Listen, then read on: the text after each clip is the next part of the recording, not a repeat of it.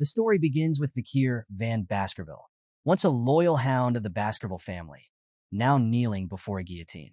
Betrayed and falsely accused of colluding with the demon clan, Vakir faced execution. As the blade hovered over him, he vowed that if given another chance, he would never live as a submissive hound again. To his astonishment, Vakir awoke moments later, not in the afterlife, but in the fragile body of an infant. Disoriented and weighed down by his tiny form, he found himself surrounded by the wails of other babies.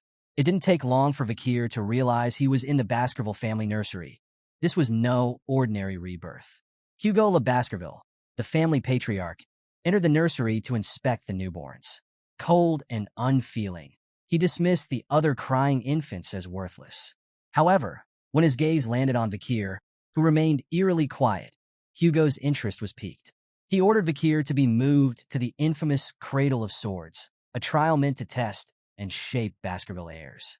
Vakir, carried to the cradle, locked eyes with Hugo, his hatred burning brighter than ever. It was clear to him now. Hugo was the architect of his downfall in his previous life. As the memories of his past life rushed back, Vakir realized the full scope of his predicament.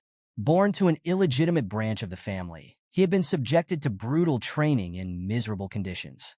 Despite his unwavering loyalty and willingness to dirty his hands for the family's sake, he had been repaid with betrayal and execution, all because he knew too much.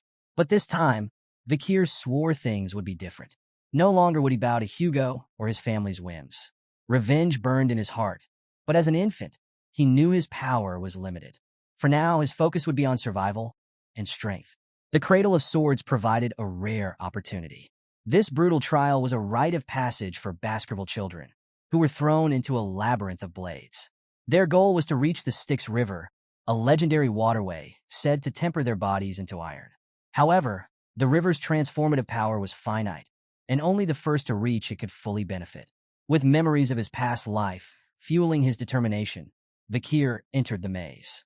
He recalled how his siblings had once sabotaged him, ensuring he missed the river's blessing. Not this time. Crawling through the razor-sharp labyrinth, he pushed forward, ignoring the pain that tore through his small body. His resolve paid off. He tumbled into the Styx River. The water seeped into his wounds, saturating his bones and flesh with excruciating agony. Yet, Vakir endured. This pain was nothing compared to what he had suffered in his past life. The longer he stayed submerged, the more his body absorbed the river's legendary strength. Outside the maze, his attendants grew frantic, begging him to surface before the river claimed his life. Meanwhile, Hugo observed with an air of amusement. He asked John Barrymore, the family's butler, how long Vakir had been in the water. When informed it had been 7 minutes, Hugo chuckled darkly, commenting that the boy might not survive. The attendants pleaded with Hugo to intervene, but the patriarch merely watched, his gaze a mix of curiosity and expectation. Hugo called out to Vakir, signaling that it was time to leave the river. But Vakir paid no attention. He was too focused on absorbing every drop of the Styx River's power. To him, this was an opportunity too rare to abandon. Even as the water began to fill his lungs and his strength waned, he repeated a single mantra in his mind. Endure, endure, endure. His body was at its limit, and it seemed as though he might drown, but he refused to surrender. Just as his consciousness began to fade, Hugo pulled him out of the water. The patriarch's smug smile betrayed a mix of amusement and satisfaction. He mockingly commented on Vakir's greed, noting how the boy had even tried to drink the river's water.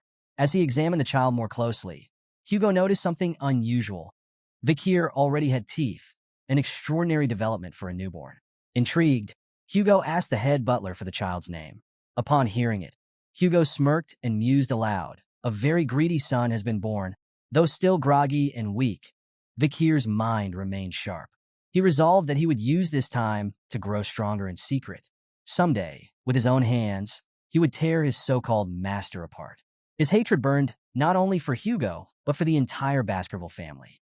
He swore to make them vanish into history, just as they had tried to erase him. Vakir's mind drifted momentarily to the truth of his past life.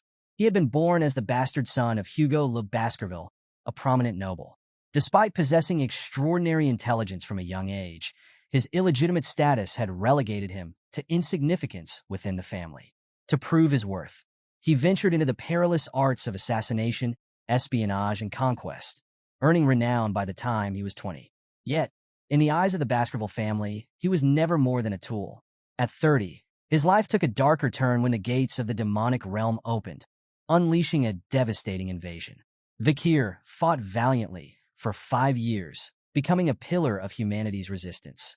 When the war finally ended in victory, he expected recognition for his sacrifices. Instead, he was met with accusations and betrayal, ultimately leading to his execution. But this time, he vowed things would end differently. As Vakir awoke fully, lying in the nursery, he realized he had successfully absorbed the power of the Styx River. This achievement gave him a significant advantage, a stronger starting point than he'd had in his previous life. However, his thoughts were interrupted by the sound of a door opening. A maid entered the room, seemingly startled to see him awake. She muttered to herself about an unusual request from Madame to place something on Vakir's bed. This piqued Vakir's curiosity. A gift? From someone in the Baskerville family? The thought was absurd. He was an illegitimate child, hardly deserving of any favor. The maid left, leaving behind a small box. As the lid creaked open, Vakir's curiosity turned to shock. 2 venomous mambas slithered out, their crimson eyes fixed on him. It didn't take long for Vakir to deduce the intent behind this gift. One of the few women in the Baskerville family addressed as Madam had sent these snakes, likely to eliminate him. The reason was simple: competition. If the snake succeeded, not only would Vakir be gone, but the other infants in the nursery could also fall victim to their lethal fangs. Vakir's hatred boiled over as he caught the venomous mambas with his bare hands, their writhing forms no match for his cold determination. Filled with rage, he thought of how he would one day bring down the entire Baskerville family with his own 2 hands. By morning, the scene in the nursery shocked the Baskerville household. The young child lay peacefully asleep, the 2 mambas lifeless beside him. Panic swept through the manor, and suspicion ran high. The nannies who had been on duty that night were subjected to brutal interrogations and executed for failing their responsibilities. Despite the chaos, the reason for the Viper's appearance remained a mystery to all, except Vakir. Only he knew the truth. 8 years passed, and Vakir sat in a classroom, his mind wandering as his teacher lectured on the hierarchy of swordsmanship. The instructor explained the stages. A sword beginner could not yet imbue their blade with mana. A sword expert could infuse their blade with a small amount. At the sword graduate level, the blade emitted a liquid-like aura of mana. Finally, at the pinnacle of mastery, the sword master could form and shape solid mana freely. The students gasped in awe upon hearing that Sir Hugo, the strongest of the Baskerville family, had achieved the rank of swordmaster. Yet Vakir, lost in thought, barely noticed their astonishment. He focused instead on regaining the immense power he had held before his regression. His coming-of-age ceremony loomed on the horizon, and he knew time was of the essence. The teacher, noticing Vakir's distracted demeanor, viewed him with admiration. Vakir's strong physique, forged by his unparalleled endurance in the Styx River as a baby, had not gone unnoticed. The teacher believed the patriarch Hugo would be pleased with his progress, though Vakir's thoughts were elsewhere. He silently calculated how many years it would take before he could kill Hugo and exact his revenge.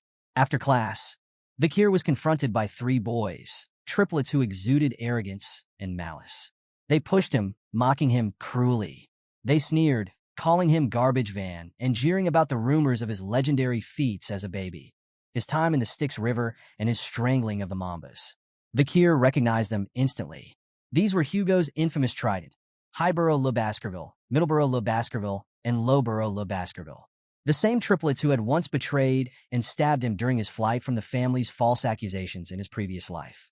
All 3 were 9 years old, full of youthful bravado but devoid of wisdom. Their taunts continued, but Vakir's mind was calculating. He knew these boys would grow into dangerous opponents in the future, and he considered whether it might be prudent to deal with them now. The triplets' leader brandished a knife, smirking as he referenced the legend that staying in the Styx River made one's body impervious to blades. With mockery dripping from his voice, he ordered one of his brothers to grab Vakir. One of the triplets held Vakir from behind, covering his mouth. "Let's see if the rumors are true," he sneered. "If he can endure this for 3 minutes, I'll eat my hand." The others laughed in agreement, eager to test the claim. What followed left the triplets stunned. 1 minute passed, then 3. then 10. Despite their attempts to harm him, Vakir remained completely unharmed. The knife could not pierce his skin. Frustrated and bored, they released him, muttering about how the legend was real.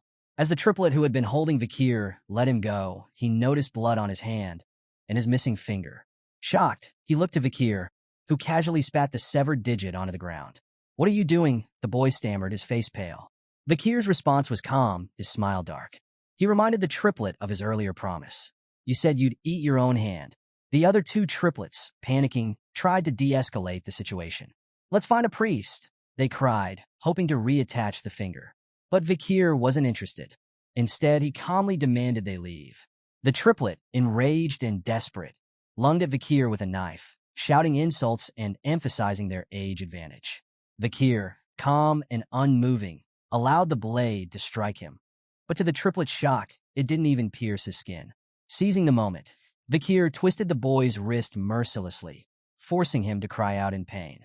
With a cold, menacing tone, Vakir reminded them that in the Baskerville family, power and talent always overshadowed something as trivial as age. An evil glint in his eye, Vakir taunted the triplets, suggesting they continue their game until its bitter conclusion. The first triplet's cries grew louder as Vakir twisted his arm further. Terrified, the other two watched, frozen in place. But their paralysis didn't last. One of the remaining triplets charged Vakir in a blind fury, only to be met with a devastating punch that sent him sprawling to the ground. The third, unable to contain his rage, lunged as well. Vakir swiftly countered with a kick to the face, knocking him down as effortlessly as the others. The room fell into an eerie silence, broken only by the pained groans of the triplets. Vakir stood over them, his gaze icy and unforgiving. He told them with chilling detachment that while their wounds could heal with treatment, they would have to endure the pain of their battered bodies for now.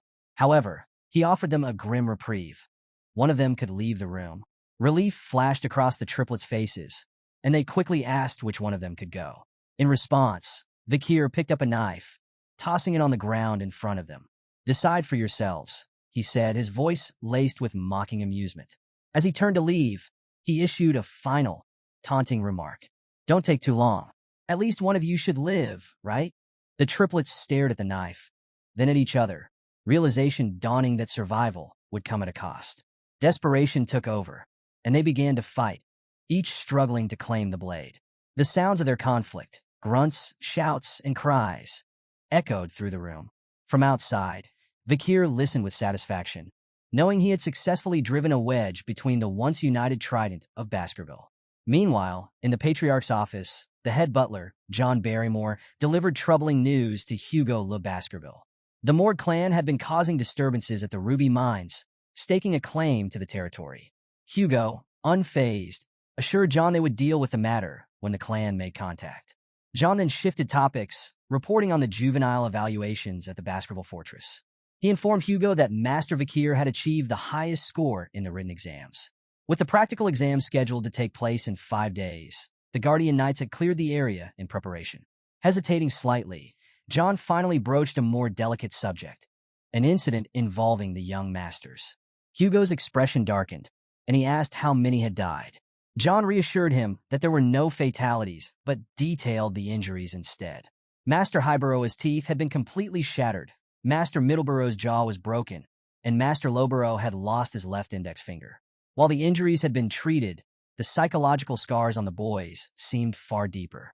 Surprised, Hugo remarked that the Trident of Baskerville, known for their close bond, wouldn't have fought among themselves without a significant reason. John revealed that the friction stemmed from an encounter with another young master, an 8-year-old named Vakir. Not only had Vakir inflicted the injuries, but he was also the highest scorer on the written exam. Hugo, intrigued and slightly concerned, ordered Vakir to be summoned to his office. Vakir entered Hugo's office with a calm smile, giving off an air of quiet confidence. The patriarch greeted him, remarking on how much he had grown since their last encounter. However, Hugo wasted no time addressing the matter at hand, the incident with the triplets, who were now both physically and emotionally scarred. Hugo pointed out that while their physical injuries had healed with proper treatment, the wounds inflicted on their bond as brothers were far more severe. With a steady voice, Hugo asked Vakir if he thought his actions had been wrong. Vakir, unflinching, responded with a question of his own. What did I do wrong? This answer made Hugo narrow his eyes slightly, as he elaborated that Vakir had turned his brothers into a complete mess.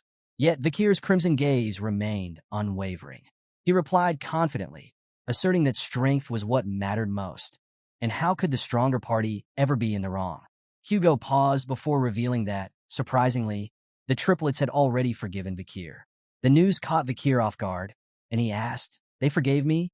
At that moment, an old memory surfaced in his mind, a scene from his past life. A young woman, the last surviving member of a family destroyed by the Baskerville clan, had come to Hugo as a nun. Despite the pain inflicted on her family, she forgave him, citing her faith. Hugo's cold response to her echoed in Vakir's mind. Forgiveness is merely an excuse for the weak, who lack the strength to seek revenge. Drawing from this memory, Vakir repeated the same sentiment to Hugo now, stating that forgiveness was nothing more than a way for the powerless to cope with their inability to retaliate.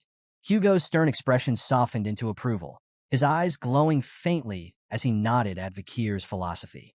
Without a hint of disapproval, Hugo turned to his head butler, John Barrymore, instructing him to allow Vakir to take whatever snacks he wanted from the food storage, so long as he could carry them himself. Grateful, Vakir made a simple request: chocolates. As he turned to leave with the butler, Hugo addressed him one last time, calling him son and urging him to perform well in the upcoming evaluation, particularly against the direct descendants of the Baskerville bloodline. Vakir acknowledged the advice with a nod, but his face betrayed his lingering hatred. As Vakir and Barrymore arrived at the storage room, the butler began explaining the premium quality of the chocolate available, noting that the Morg clan had gone to great lengths to procure it. The chocolate was highly prized, even among noble circles. However, Vakir interrupted him, his tone firm, and said he didn't want anything processed. The head butler, momentarily taken aback, sought clarification. Vakir clarified that he wanted cacao beans, specifically ones with a rich aroma. Though perplexed, Barrymore complied, having the beans brought to Vakir. As Vakir placed one in his mouth, a nearby chef explained that the beans were bloody beans, renowned for their potent aroma and extraordinary yield. Just one bean could produce up to 100 liters of chocolate. The head butler watched in bemusement as Vakir chewed the bitter bean without hesitation. Barrymore assumed Vakir had an unusual love for chocolate, thinking this unorthodox approach was a means to secure more of it in the future. The chef offered to process the beans and deliver the finished product to Vakir's room, but Vakir declined, insisting on taking the raw beans with him. His peculiar request left the staff scratching their heads, unsure of his intentions. What no one realized was that Vakir had no interest in eating the chocolate. He had a far more devious plan for the cacao beans, one that would play a pivotal role in the practical exam in just 5 days. Unbeknownst to anyone, the seeds of chaos had already been planted, and a catastrophic event loomed, one that would go down in history as a defining moment for the Baskerville clan. The Baskerville family, infamously known as the Berserker family, has earned its reputation through the brutal training and evaluations imposed on its children. From the moment they take their first steps, their lives are shaped by grueling tests designed to push their limits. One of the earliest challenges requires them to climb a steep mountain without rest, save for carefully allocated breaks. When night falls, rest is no reprieve. They must sleep alongside the corpse of a monster to steel their nerves against fear and prepare them for hostile environments. This unrelenting regimen produces warriors who are both feared and respected, but it is at the age of 8 that the true trial begins, the deadly evaluation. This rite of passage defines the Baskerville family's legacy and their iron grip on the land's respect. On the outskirts of Baskerville territory looms Le Rouge Edel Noir Mountain, a treacherous peak teeming with monsters. It is here that the young hounds, those undergoing the evaluation, gather for their test. Shadow Dog Pavlov van Baskerville, an instructor renowned for his sharp instincts and formidable presence, stood before the group of eager but wary young masters to explain the rules of the exam. The task was simple but merciless. Survive for a month on the mountain while hunting large and strong monsters. The scoring system, however, added layers of strategy and danger. Survivors earned 10 points, with an additional 30 points if they avoided any permanent injuries. Felling another contestant earned 50 points, while defeating a monster added 70 points. Fulfilling all these conditions garnered 90 points, but no one could achieve a perfect 100. Sir Hugo's decree served as a reminder that a swordsman who becomes arrogant is destined to fall. Additional points could also be earned by stealing the badge issued to each participant, but death meant 0 points. A grim but clear ultimatum. Shadow Dog Pavlov cautioned against leaving the designated area, warning of the uncharted and dangerous terrain within the restricted parts of Le Rouge Edel Noir Mountain. While the monsters in the designated area had been subjugated to some extent, the mountain's forbidden zones held untold dangers.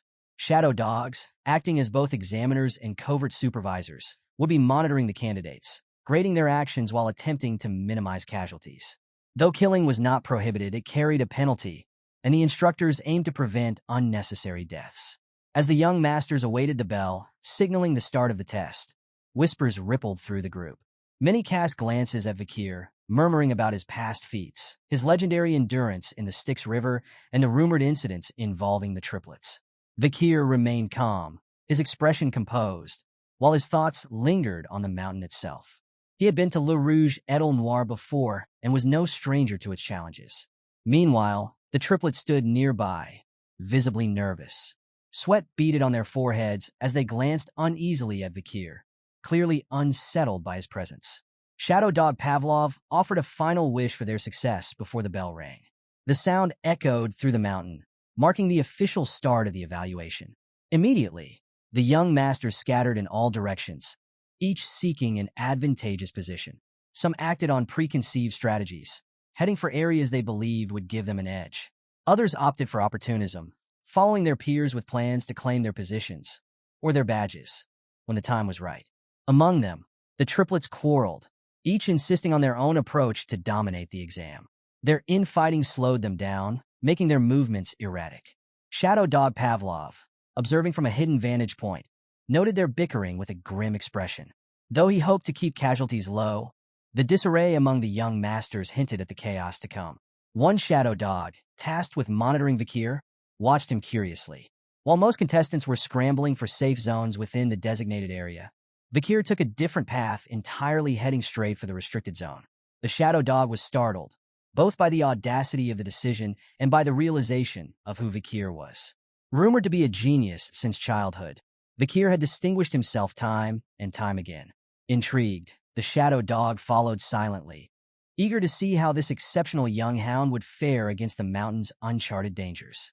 Vakir approached a large tree, carefully observing his surroundings. The soft ground seemed like an ideal spot to set up camp for a while. He decided to rest, a choice that puzzled the shadow dog who had been tailing him. While the other participants were busy fighting monsters or stealing points from each other, Vakir focused on more mundane tasks, gathering wood, digging small holes, and practicing with a wooden stick.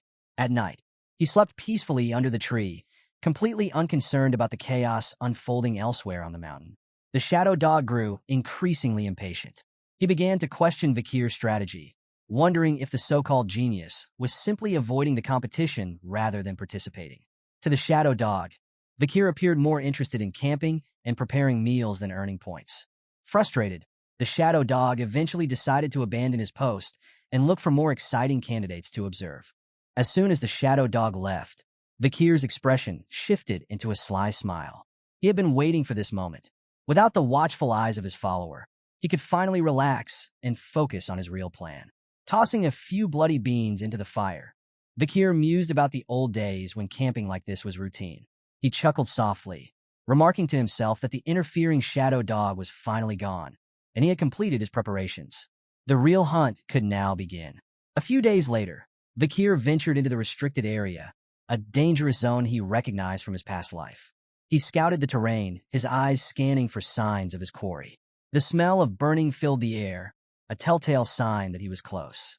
As he moved deeper, he noticed scorched tree roots and, finally, burning stool. The sight confirmed what he already suspected. His target was nearby. Towering before him stood a hellhound, a monstrous beast with flames spewing from its mouth and eyes. The creature was a nightmare given form, standing 3 meters tall and radiating sulfuric heat. Its flames could ignite anything, and once its victims caught fire, they would burn until completely reduced to ash. With a risk rating of B+, the hellhound was a living disaster, capable of wreaking havoc wherever it went. For a moment, Vakir's confidence wavered. In his past life, he had barely survived an encounter with one of these beasts at the age of 18. Now, as an 8-year-old, He knew facing the hellhound directly was suicide. But he wasn't here to fight the beast head-on. He had a plan. As the hellhound lunged toward him, flames flaring wildly, Vakir dodged to the side, narrowly avoiding its bite. He recalled its first critical weakness. Hellhounds could only move in straight lines. Their massive bodies and incredible speed made sudden changes in direction nearly impossible. Quickly, Vakir poured water onto the ground, creating a shallow puddle. The hellhound, charging at full speed, hesitated, forced to take a longer route to avoid the water. Vakir smirked, shouting out the hellhound's second weakness. Like all canine monsters, it was unable to cross water, even at shallow depths. This bought him precious time to reposition himself. Despite the advantage, Vakir knew he wasn't out of danger. The hellhound was relentless, its movements driven by bloodlust. As it lunged toward him again, Vakir executed the final step of his plan. He hurled a bloody beam directly into the beast's open mouth as it roared. The hellhound began to whimper, its body trembling as it collapsed to the ground, unable to move. Vakir smirked, explaining to himself that chocolate was toxic to canines. And the bloody bean, capable of producing 100 liters of chocolate from a single seed, acted like a concentrated poison for the hellhound. With the beast immobilized, Vakir drew his sword and aimed for its weak spot, the area near its kidney where no ribs offered protection. With a swift and decisive strike, he plunged his blade into the hellhound's vulnerable side, ending its life instantly. As the hellhound's energy, or karma, flowed into him, Vakir felt his body grow stronger. His sword felt lighter in his hands, and he could sense himself getting closer to reclaiming the power he'd held before his regression, all while being just an 8-year-old child. Standing over the fallen hellhound, Vakir allowed himself a moment of satisfaction. He imagined the look on Hugo's face when he returned to the clan with the head of a B+ rank monster. Cutting off the hellhound's head as proof of his kill, he felt assured that he had already secured first place in the practical exam. But his triumph was short-lived. A low growl broke the silence, and Vakir turned to see a group of hellhounds approaching, their flaming eyes fixed on him. It was clear they had come seeking revenge for their fallen comrade. Despite the odds, Vakir remained calm. He knew their weaknesses well and had enough bloody beans to turn the situation to his advantage. Gripping his sword tightly, he prepared to face them. Before the hellhounds could strike, however, they suddenly began to whimper, shrinking back in fear. This reaction immediately caught Vakir's attention. Hellhounds were infamous for their relentless aggression and never backed down, even when facing death. Something had terrified them far more than Vakir's bloodlust. Turning around, Vakir's eyes widened as he saw the source of their fear. Towering before him stood a monstrous, three-headed creature, Cerberus, the legendary guardian of the underworld from Greek mythology. The beast was massive, at least 7 meters tall, and radiated an aura of unmatched menace. With a risk rating of A+, Cerberus was a creature of unparalleled power, far beyond the hellhounds Vakir had just faced. Vakir's mind raced. What is a Cerberus doing here? These monsters typically resided on the 7th ridge of Le Rouge Edel Noir Mountain, far from the designated area of the exam. But as he observed the creature more closely, he noticed something critical. Cerberus was bleeding. Multiple arrows were lodged in its massive body, and its movements were slower than usual. It was clear that someone or something had been hunting it, driving it to this lower ridge. Realizing the opportunity before him, Vakir quickly assessed the situation. Despite its legendary strength, an injured Cerberus was far more manageable. He decided to attack. Drawing his sword, Vakir charged forward, channeling all his expertise into the fight. His body, strengthened by the Styx River, moved with precision and agility, and his weapons, carefully chosen for this exam, proved effective even against the mighty beast. Landing several strikes on the Cerberus, Vakir's confidence grew. He relied on the swordsmanship he had honed through countless battles against the demon clans in his past life. With each hit, he pushed the massive creature closer to defeat. An injured Cerberus. This is doable, he thought, determination blazing in his eyes. As the Cerberus roared in pain and lashed out, Vakir knew the battle was far from over, but his chances of killing the A+ rank monster seemed within reach. In a single moment of carelessness, Vakir found himself at the mercy of the Cerberus. With lightning-fast precision, the beast struck. The first swipe of its claws shattered Vakir's sword, sending fragments scattering to the ground. The second blow hit him with tremendous force, hurling him through the air like a rag doll. Vakir's flight ended abruptly as his body slammed into a tree trunk with a sickening thud. Blood poured from his mouth as he crumpled to the ground, motionless and battered. For a moment, everything was still. Then, Vakir's eyes fluttered open, panic rising within him as sharp pain radiated through his left arm. His first thought was that the Cerberus had torn the limb clean off, but to his relief, his arm was still attached, though badly injured. He grimaced, realizing that the magical properties of the Styx River likely saved him from complete devastation. Grateful for its protection, he reminded himself that even its blessing had limits. He wouldn't survive another direct hit. The Cerberus advanced again, its three heads snarling in unison. Vakir's survival instincts kicked in as he narrowly dodged its next strike. He knew that brute force wouldn't save him now. His years of hunting experience screamed at him to retreat, to find another way. Sometimes the best move was to live and fight another day. Swallowing his pride, Vakir turned and ran, his mind racing for a plan. As he sprinted, scanning the terrain for options, he spotted salvation, a weathered iron fence just a few yards ahead. If he could cross it, he'd be out of the restricted area and closer to the safe haven he'd prepared before this battle. Summoning every ounce of strength, he pushed himself forward, his feet pounding the ground as the Cerberus roared behind him. Reaching the fence, Vakir threw himself through the gate, barely making it to the other side. Relief surged through him, but he knew the fight wasn't over. He had to reach the next phase of his plan. Moving quickly, he scanned the woods, searching for his prepared trap. The sound of the Cerberus's pursuit drove him onward until he finally spotted it, a deep pit concealed beneath foliage. As the Cerberus lunged, its massive jaws snapping shut just behind him, Vakir dived out of the way.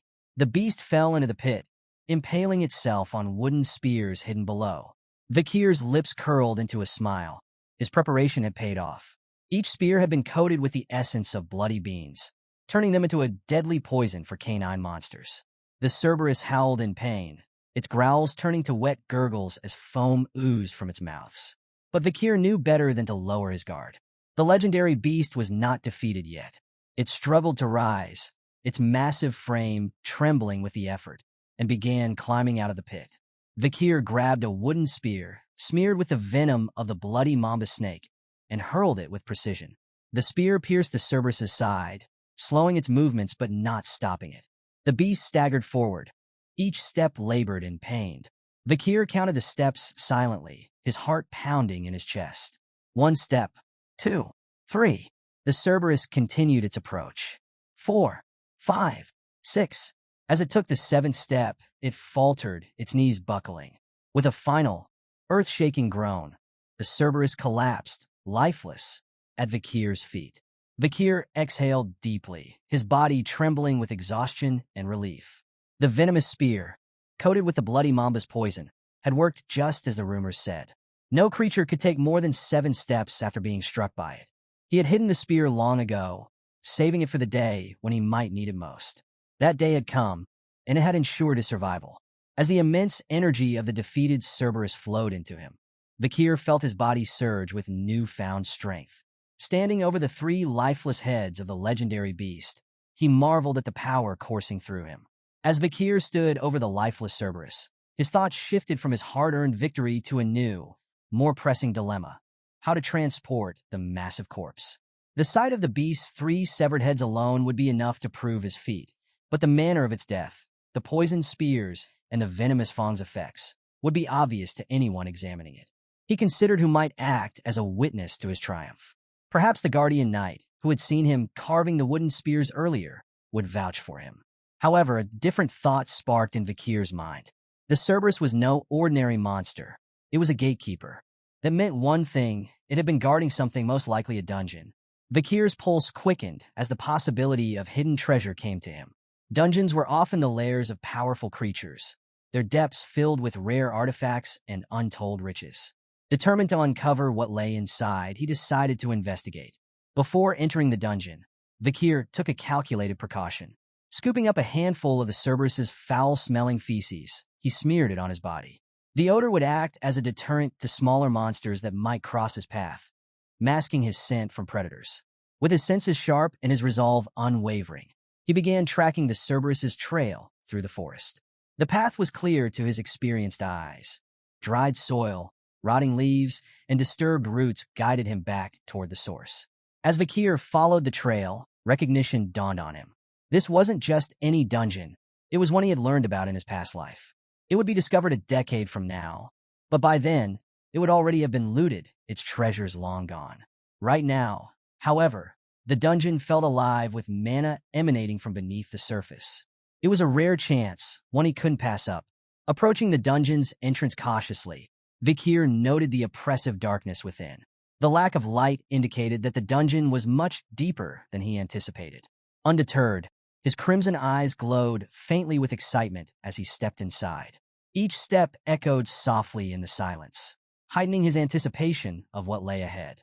The deeper Vakir ventured, the more wonders he encountered. Scattered throughout the dungeon were veins of ruby minerals, their faint glimmers illuminating the walls. He deduced that these veins were likely connected to the nearby Red All Mountain, a renowned source of precious gems. As he pressed forward, a glimmer of light appeared ahead, spurring him to quicken his pace.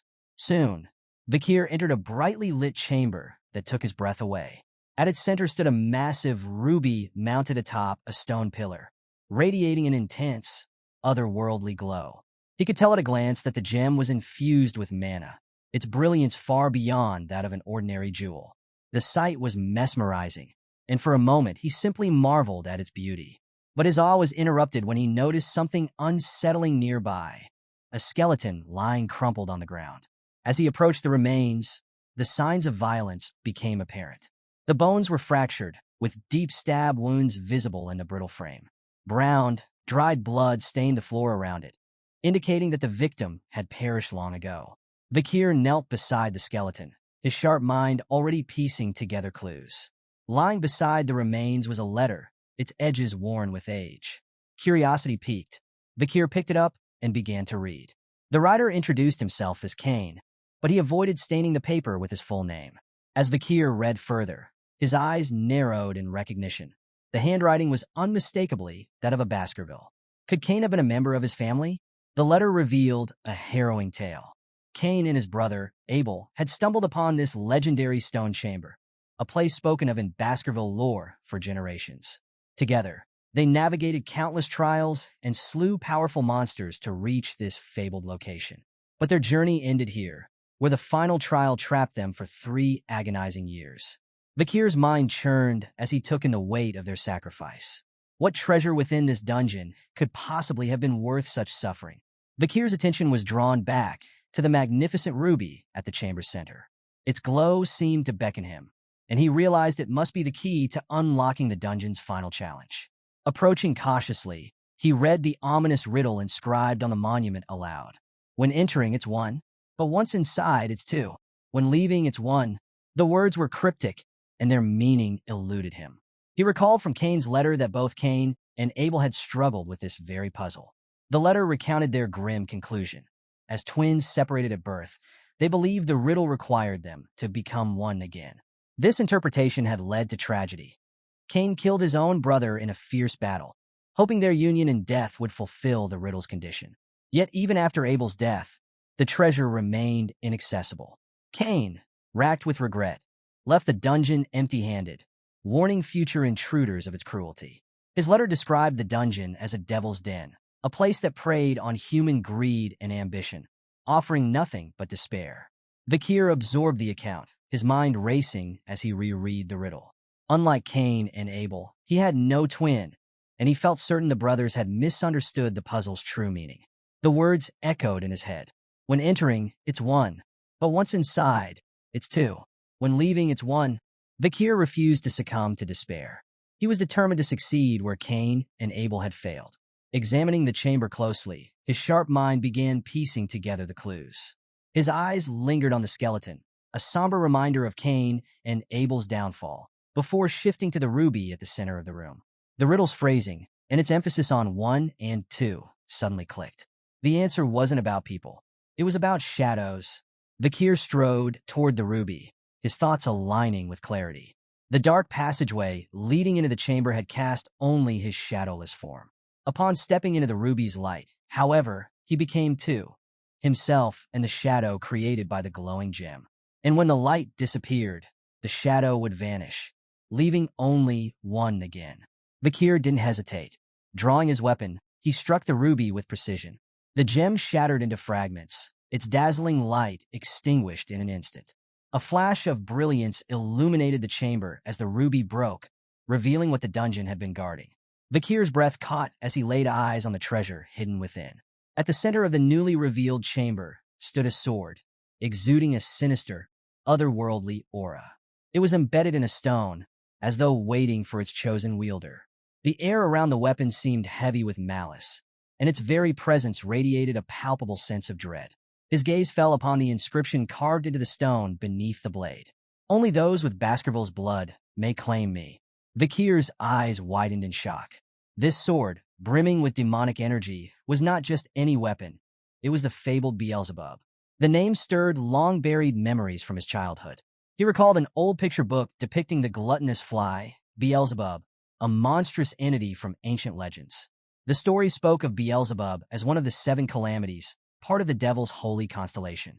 According to the tales, the 7 great families, including the Baskervilles, had risen to combat these cataclysmic entities, each family facing a fragment of their immense power. The first Baskerville patriarch had battled Beelzebub, sealing its remnants within the family's lands. Most dismissed these accounts as myths, but Vakir now knew the truth. The sword before him, imbued with Beelzebub's malevolent energy, was proof that the legends were real. The realization hit Vakir like a thunderclap. This weapon, steeped in demonic power, was both a symbol of his family's legacy and a harbinger of immense danger. Vakir's eyes remained fixed on the blade before him, recalling the blood-soaked history tied to its edge. This weapon, Beelzebub's sword, had once been wielded by the demon clans, leaving a trail of countless human deaths across battlefields. Determined to ensure it would never fall into their hands again, Vakir reached for the hilt, declaring, "This sword is mine now." As he grasped the hilt, an intense energy surged through his body, catching him off guard. With a gasp, he felt the blade respond to his touch, disappearing from sight only to reappear moments later, fused to his hand. Vakir marveled as the blade seemed to emerge directly from his palm, radiating a faint but ominous aura.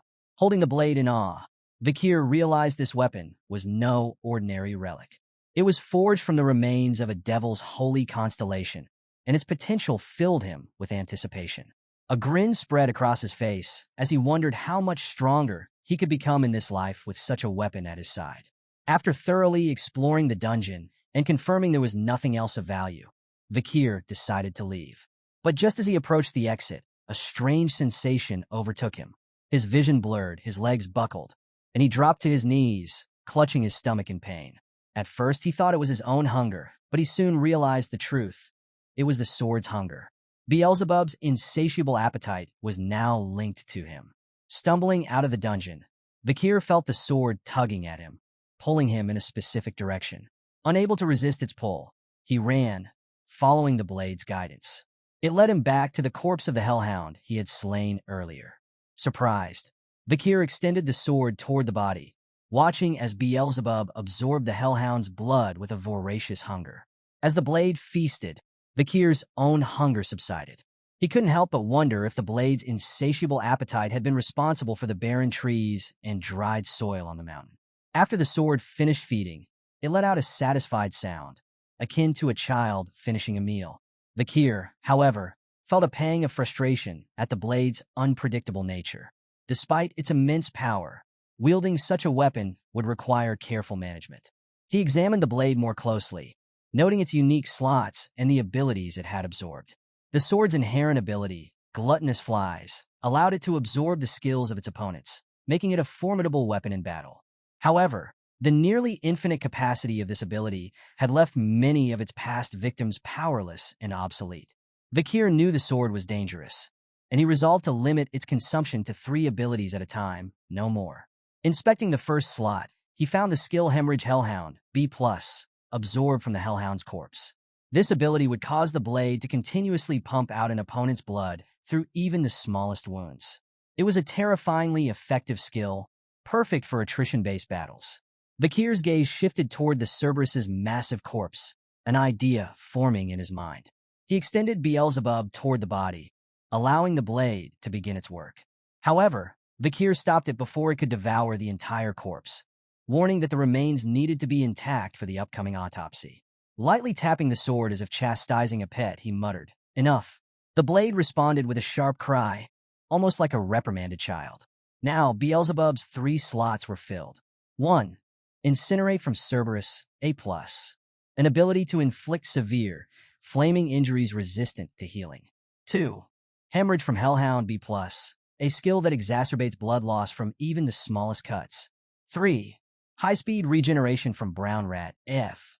A minor regeneration ability, likely from an unknown foe. Vakir was momentarily puzzled by the sudden acquisition of the high-speed regeneration ability until he noticed a crushed sewer rat under the massive Cerberus. Realizing that Beelzebub had absorbed the rat's skill alongside the others, he felt a mix of amusement and practicality. Though minor compared to the burn injury Cerberus or hemorrhage Hellhound skills, the regeneration ability could still prove useful. He also reflected on the incredible power of the Incinerate Cerberus ability, knowing that thermal injuries caused agonizing pain far worse than the effects of hemorrhage. With his preparations for the exam complete, Vakir decided to remain near the Cerberus's remains until the practical exam officially ended. When the young hounds returned to Baskerville, the clan elders began evaluating their performances. Each hound received a reward crafted from the remains of the monsters they had hunted, a sword, shield, or necklace symbolizing their success. However, one hound stood out from the rest, leaving an indelible impression on all who witnessed the evaluations. In his office, Patriarch Hugo Van Baskerville sat in his chair, eyebrows raised in surprise. Turning to his head butler, John Barrymore, he asked who caught what. Barrymore responded dutifully. Master Vakir Van Baskerville, the 8-year-old hound, hunted the Cerberus, a high-ranking A+ monster that accidentally wandered into the restricted area during the exam. Hugo's surprise deepened. Even the family's guardian knights often avoided facing such dangerous creatures, yet Vakir had managed to bring one down. Barrymore continued, explaining that the Cerberus had been wounded by the barbarian tribe before Vakir encountered it. The young hound had then applied poison to his wooden spear, ensuring the beast's defeat. However, the exact nature of the poison was unknown, and Vakir had provided no explanation in his hunting journal. When Hugo asked why Vakir hadn't clarified this detail, Barrymore noted that the boy had retired to his dorm, claiming he was tired. Amused, Hugo chuckled, remarking, "The little brat is already so sly. Information is power, and power has its value." Barrymore, still astonished, voiced his thoughts. "It's surprising that such talent comes from a hound named Van, rather than Lon." Hugo dismissed the implication of bloodline with a smirk. "I do not judge hounds by their lineage. I raise them for their talent and their spite. Even mutts can rise to greatness." His tone made it clear that in Baskerville, skill and ambition outweighed noble birth. Though Barrymore considered whether Hugo was worried about his second son, who was currently undergoing isolation training, he chose not to voice his speculation. Instead, he simply apologized for his earlier comment. Hugo waved it off, mentioning that he needed something to lift his spirits. Barrymore immediately offered to summon Vakir, which Hugo agreed to with a nod. When Vakir entered Hugo's office, he appeared composed and self-assured. Hugo wasted no time, questioning Vakir about his success in hunting the Cerberus. With calm precision, Vakir revealed that he had used chocolate as a poison, exploiting its lethal effect on canine monsters. The explanation left Hugo momentarily stunned. He quickly connected the dots, realizing that Vakir's earlier request for chocolate had been part of his strategy. Barrymore, standing nearby, was equally taken aback. However, his attention shifted to the unspoken tension between the two. The lack of formal greetings struck him as odd, leading him to wonder if this was truly the interaction of a father and son. The conversation continued, with Hugo inquiring why Vakir had refused to provide an explanation to Barrymore earlier. Vakir's response was curt but pointed. "The butler is not my master." Hugo raised an eyebrow and asked, "Then who is your master?" Without hesitation, Vakir replied, "I belong to the clan. The master of the clan is my master as well." Hugo smirked as he addressed Vakir, congratulating him on his exceptional performance during the practical exam. As a reward, Hugo declared that the Cerberus's corpse and all associated materials would belong solely to Vakir. Furthermore, as the highest scorer, Vakir was granted a special privilege, the chance to make a wish. Vakir's eyes lit up at the prospect. Without hesitation, He requested access to the 10,000 book library, one of the largest and most prestigious repositories of knowledge in the Empire, located deep within the Baskerville clan's territory. The library was a bastion of forbidden techniques and secrets, accessible only to the patriarch, the second-in-command, and their direct descendants. Hugo's eyebrows rose at the unexpected request. He reminded Vakir of the strict rules governing access, making it clear that illegitimate children were not permitted entry. Undeterred, Vakir coolly replied that he would accept the decision if access was denied, though inwardly, he was already devising a plan to sneak in if necessary. To Vakir's astonishment, Hugo granted him permission, leaving him momentarily speechless. But Hugo didn't stop there. He instructed Vakir to specifically seek out the Baskerville 6 technique, located in the 6th restricted zone of the library, a place even legitimate children of the family rarely ventured. The weight of the moment wasn't lost on Vakir. No illegitimate child had ever been granted access beyond the 4th technique, much less the 6th. Though he kept his composure, his mind raced as he tried to discern Hugo's intentions. Why would he give me this opportunity? Even so, Vakir reminded himself that the 6th technique, while impressive, was still far below Hugo's own level. Before his regression, Hugo had mastered the Baskerville 7th technique and wielded the legendary power to bear 9 fangs. Vakir, however, had no intention of stopping at the 6th or even the 7th technique. His goal was clear: to surpass Hugo and claim the ultimate prize, the textbook of swordsmanship, containing the teachings of the first Baskerville patriarch who had subdued the 7 great disasters. This was the foundation of the clan's unparalleled legacy, and Vakir knew it held the key to his success. Hugo smiled faintly, wishing Vakir good luck. Bowing in gratitude, Vakir thanked him.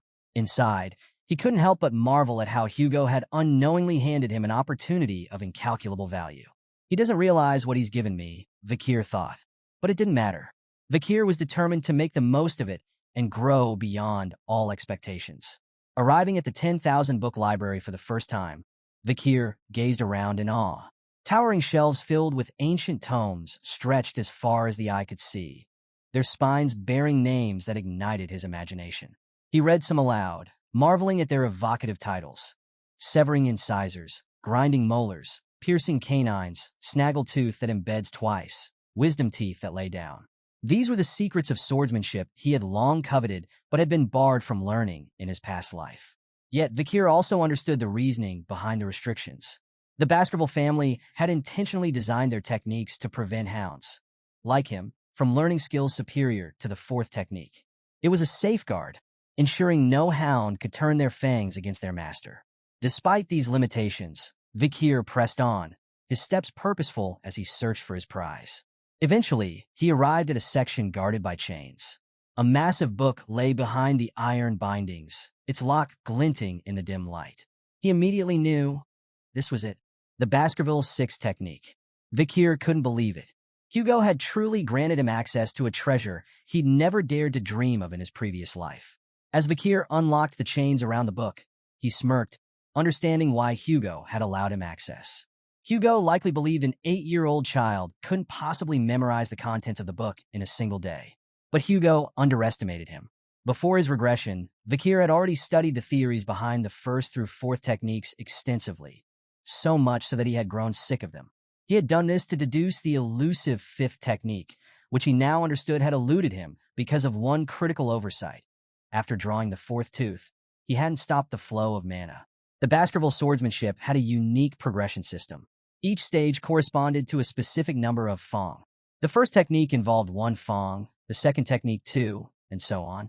With every new technique, a special trait emerged: the appearance of a distinct red sword energy.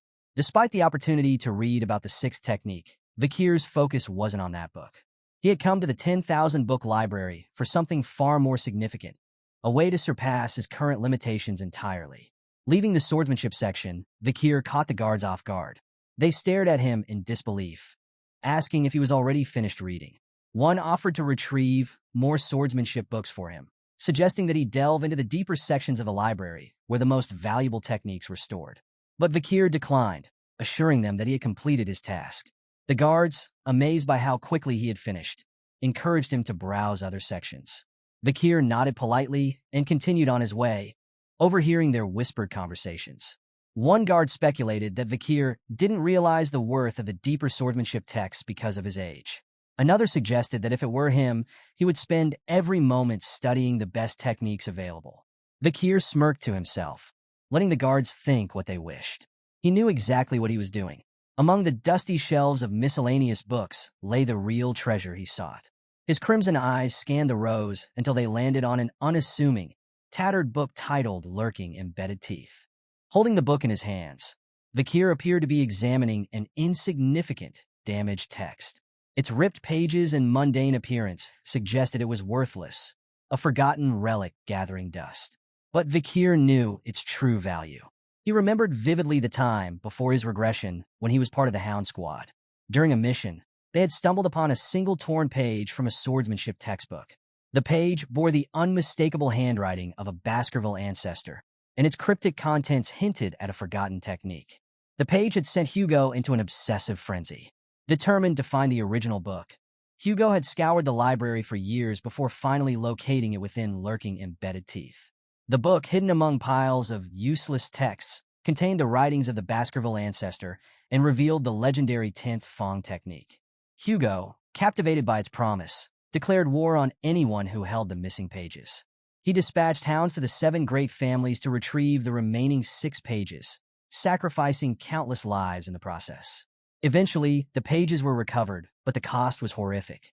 The bodies of loyal hounds piled high, drenched in blood. For their unimaginable sacrifice, Hugo's only acknowledgement was a simple phrase: "Good job."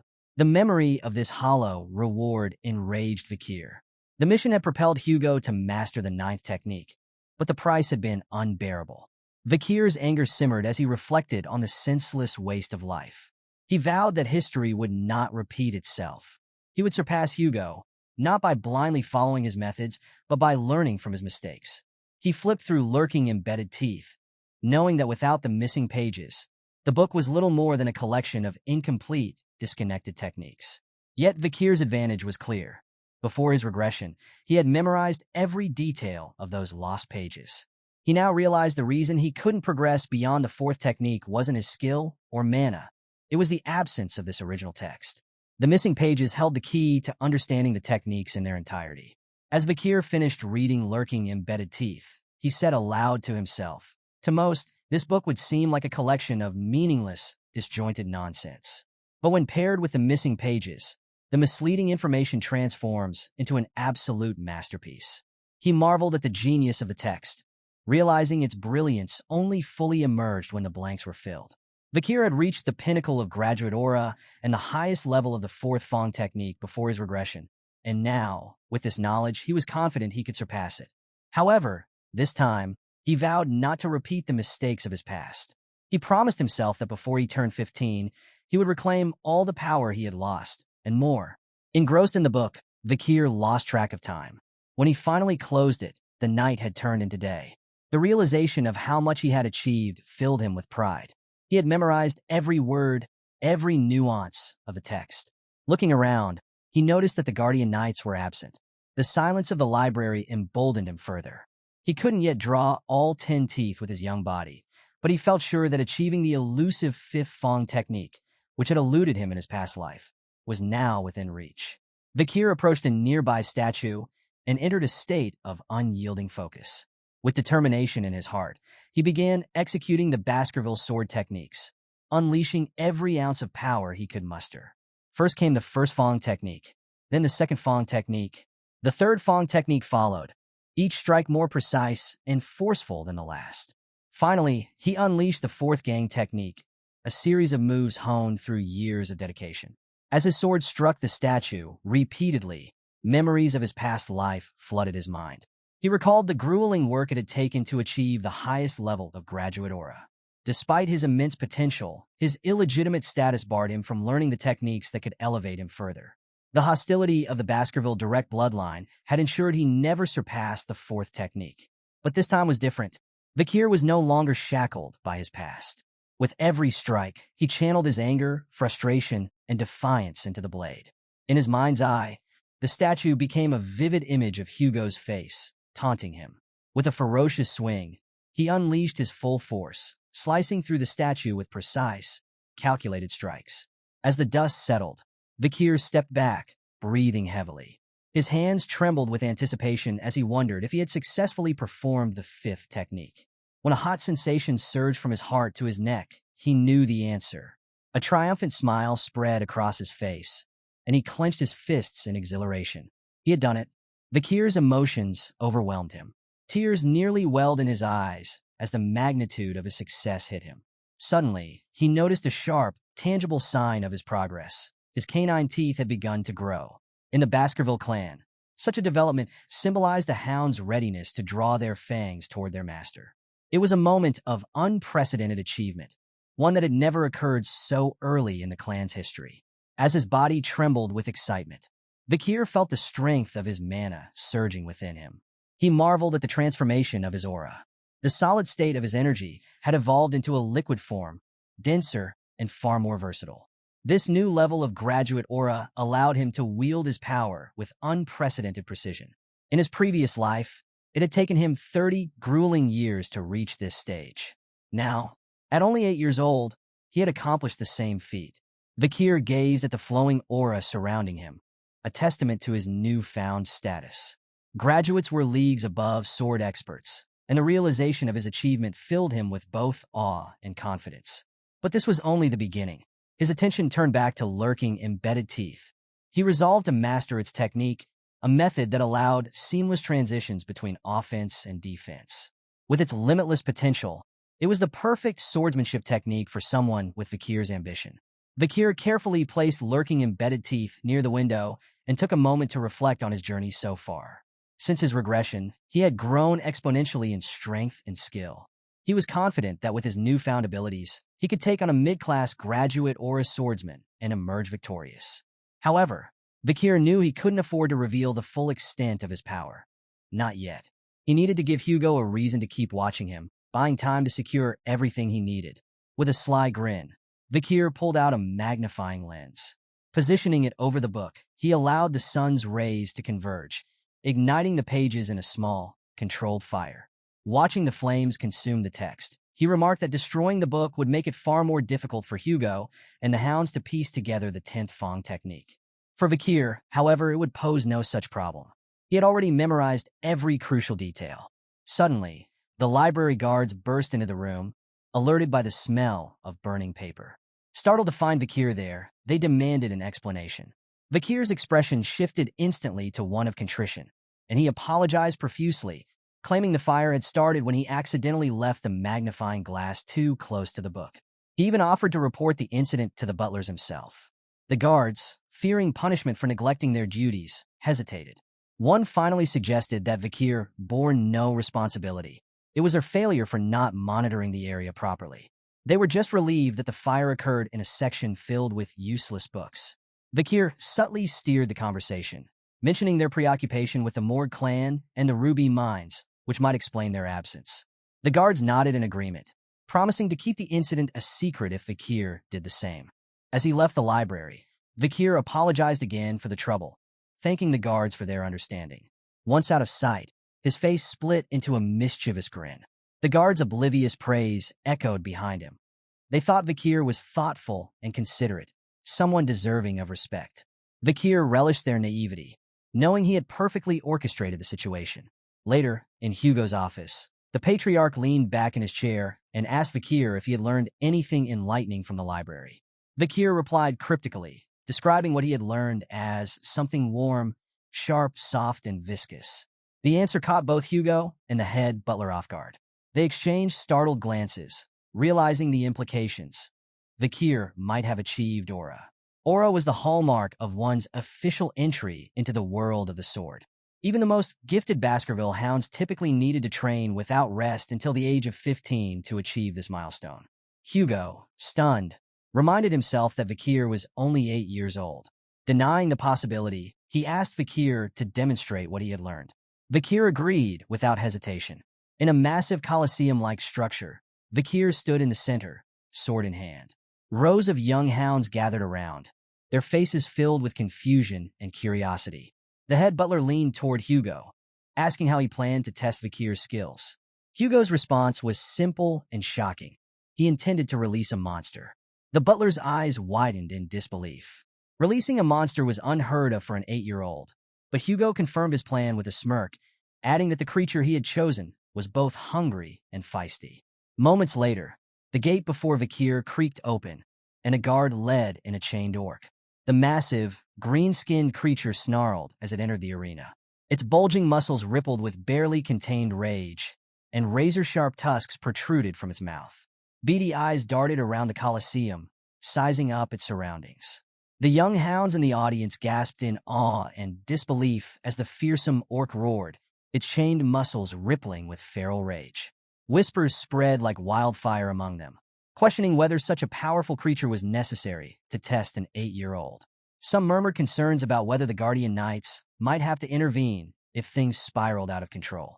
But while the crowd doubted, Vakir stood calm and composed, his sword steady in his grip. He was unshaken, his sharp eyes fixed on the orc as Hugo gave the order to release the chains. The orc let out a deafening roar and charged at Vakir, its massive bulk barreling forward with terrifying speed. Vakir waited, his body still and poised, timing his move perfectly. As the orc lunged, he swung his sword with blinding precision, slicing off the creature's arm in a single, fluid motion. The orc stumbled back, roaring in pain and shock, while the audience sat frozen in stunned silence. Without hesitation, Vakir followed up with another swift strike, severing the orc's leg cleanly. The monster collapsed to the ground, growling in agony. The audience couldn't believe what they had just witnessed. How could an 8-year-old hound display such skill and strength? Some muttered that it seemed impossible to achieve such precision without using mana. Meanwhile, Vakir stood composed, analyzing the situation. He noted that the orc appeared confused, as though it had never bled before. Vakir knew why. It wasn't just the severed limbs. The hemorrhage ability in his blade was preventing the orc's famed high-speed regeneration from activating. A C-class monster like the orc couldn't overcome the lingering effects of a B-class hellhound's curse. From the sidelines, Hugo watched intently, his face unreadable. Vakir met his father's gaze and recognized the look. Hugo wasn't simply evaluating the fight. He was trying to decipher what Vakir had learned in the library. Deciding to show his father what he was capable of, Vakir prepared for his final move. Hugo's eyes began to glow faintly, a sign of heightened interest. The head butler gasped, his voice trembling as he exclaimed, "That's an aura blade!" Before the orc could recover, Vakir's sword began to radiate a brilliant red light. Without hesitation, Vakir charged forward, his blade slicing cleanly through the air. With a single, devastating strike, he decapitated the orc. Its massive head tumbled to the ground as the red glow from Vakir's sword dissipated into the silence of the Colosseum. The audience erupted in astonishment. The young hounds could barely comprehend what they had witnessed. Even the head butler turned to Hugo, exclaiming, "It's the aura of a low-class sword expert. We've just witnessed the birth of a genius. There will never be another like him across all the families in the Empire." Despite the head butler's praise, Hugo's attention remained fixed on the pool of blood spreading beneath the orc's lifeless body. The creature's legendary regeneration had been completely nullified. He only won because the orc was weak, Hugo remarked, though his tone betrayed his intrigue. Before Hugo could say more, Vakir's calm voice interrupted him. With a polite but innocent smile, Vakir asked, "Is there anything stronger than this orc?" The audience collectively held their breath. An 8-year-old asking for a stronger opponent after defeating an orc? Even the young hounds who had doubted him moments earlier were now rendered speechless. Vakir had his reasons. He wanted to demonstrate his rapid progress, not just to Hugo, but to the entire clan. If he could prove himself in front of everyone, he hoped he might be acknowledged, perhaps even sent to a prestigious academy or dispatched to a remote area, away from Hugo's direct oversight. Hugo, observing his son with newfound curiosity, chuckled. "It seems the orcs I brought from afar are not enough to satisfy my son's hunger." He turned to the head butler, who stood nearby, and asked, "Do we have anything stronger? Something suitable from the creatures captured during the barbarian raid?" The head butler hesitated before replying. "There is one left, my lord." Hugo nodded, his smirk growing. "Bring it in." The Colosseum fell into a tense silence as the massive gate creaked open once more. Every pair of eyes was glued to the entrance as the ground trembled beneath heavy footsteps. The crowd gasped as a troll emerged, bound in chains. Vakir stood calmly in the arena, his gaze fixed on the towering troll before him, a creature twice his size, with rippling muscles and a fearsome presence. Seeking Hugo's approval to begin, Vakir nodded slightly when the patriarch gave the go-ahead. The chains binding the troll clattered to the ground, and the beast roared ferociously, lunging forward with a massive punch aimed directly at Vakir. But Vakir was too quick. With graceful agility, he sidestepped the attack, the troll's fist smashing into the ground with a thunderous impact. Swiftly moving behind the troll, Vakir exploited its momentary confusion. From the audience, a young hound exclaimed, "That's the perfect moment to attack. Why didn't he take it?" Hugo's voice cut through the murmurs, calm and instructive. Trolls have extraordinary regenerative abilities. Only fatal attacks are worth it. Anything less is a waste of effort. A proper plan is essential to hunt a troll. The troll charged again, its movements powerful yet sluggish. Vakir danced around its attacks with ease, evading every swing, swipe, and stomp. The audience watched in awe as the 8-year-old displayed remarkable poise, but their curiosity grew. Why wasn't he fighting back? Some speculated that he was tiring the troll out, while others whispered that Vakir must be waiting for the perfect opportunity to strike. After several minutes of evasion, Vakir began to grow bored with the tedious exchange. He decided it was time to act. Fully aware that he could end the fight quickly with his true strength, Vakir deliberately chose a more calculated approach. He needed to ensure his victory seemed plausible, not overwhelming. As the troll launched another attack, Vakir seized the moment. With a precise swing, he sliced into the troll's arm, nearly severing it from its shoulder. Gasps filled the Colosseum as the audience momentarily believed the fight was over. However, their astonishment turned to unease as they watched the troll's arm begin to heal rapidly. Within moments, the severed tissue reconnected, and the limb was as good as new.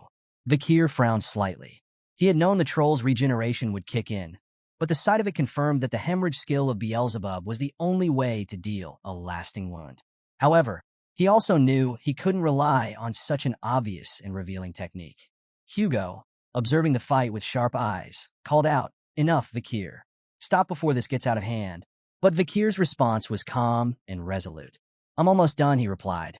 "If I can't finish it with the next attack, I'll give up." The troll growled, its beady eyes glowing with rage as it prepared another charge. Vakir's mind raced. He knew exactly how much power he was willing to reveal, and the scenario he wanted to create. He would make it seem as though he'd had a sudden breakthrough, a leveling up moment during the heat of battle. Not only would this impress Hugo, but it would also allow him to conceal the true extent of his strength.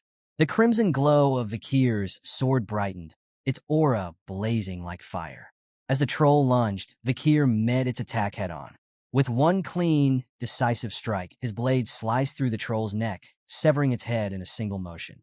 The massive creature's body collapsed with a deafening thud, its head rolling across the arena floor. The Colosseum fell silent, every pair of eyes wide with shock. Even the head butler, who rarely showed emotion, gasped audibly. "The second technique," the butler whispered, barely able to believe his own words. "He's achieved the second technique of the Baskerville clan at 8 years old. That's unheard of. Most don't reach this level until they're at least 18. In the center of the arena, Vakir stood with an innocent smile, as if unaware of the weight of his accomplishment. "I did it," he declared cheerfully. Hugo, however, remained seated, his expression unreadable. Inside, he was reeling. What he had just witnessed defied everything he knew about swordsmanship and training. An 8-year-old performing the second technique? The implications were staggering. A week later, Vakir sat in the Baskerville dining hall, staring at a bowl of unappetizing meat porridge. Around him, the atmosphere was tense. None of the other hounds dared approach him, avoiding his gaze entirely. This reaction didn't surprise Vakir. In the Baskerville family, power was everything, and his recent display had placed him far beyond the reach of his peers. As he ate, Vakir noted with satisfaction that even Hugo seemed unsettled by his performance. Reflecting on his progress, Vakir considered what he had revealed so far, his mastery of the second technique and his rank as a medium-ranked sword expert. Yet the truth remained hidden. He was, in fact, a low-ranked sword graduate who could weakly perform the fifth Fong technique. Vakir sat at the dining table, reflecting on the skill he had gained from the troll. Super speed regeneration with a C+ rating, now occupying Beelzebub's third slot. With it, he felt stronger than the average graduate or a swordsman. though he noticed his appetite had increased significantly since acquiring the ability. As he continued eating, his thoughts were interrupted by the sudden appearance of the triplets behind him. Surprised and wary, Vakir turned cautiously. He had no interest in dealing with them again, so he returned to his food, hoping they would leave. However, the triplets quickly blurted out their reason for approaching him. They wanted to tell him how cool he was during his fights with the Cerberus and the troll. Vakir was so shocked by their unexpected praise that he spat out his porridge. The triplets, concerned, asked if he was okay, but Vakir remained suspicious, questioning their motives. Could this be some kind of two-faced technique? Or maybe a deceitful policy? He thought. For a brief moment, he considered beating them up preemptively, but decided to observe them further. Before he could act, the head butler, Barrymore, appeared behind him and called his name. Vakir turned in surprise, wondering what had brought the butler here. Barrymore informed him that the patriarch had summoned him to the office immediately. Intrigued, Vakir quickly finished his meal and made his way to Hugo's chambers. In the Baskerville patriarch's office, Hugo sat in his chair, exuding his usual air of authority. He greeted his visitor, Adolphe Morg, the Morg clan's patriarch by proxy. The Morg clan, a renowned mage family, had a tense history with the Baskervilles, an iron-blooded sword clan. Despite their rivalry, they were bound by the Emperor's decree to conduct annual joint training sessions for children between the ages of 8 and 15. "It's been a while," Hugo said curtly. Adolphe nodded. "Indeed. I hope this year's event goes smoothly." Hugo's tone was casual. "The joint training has always been handled without issue."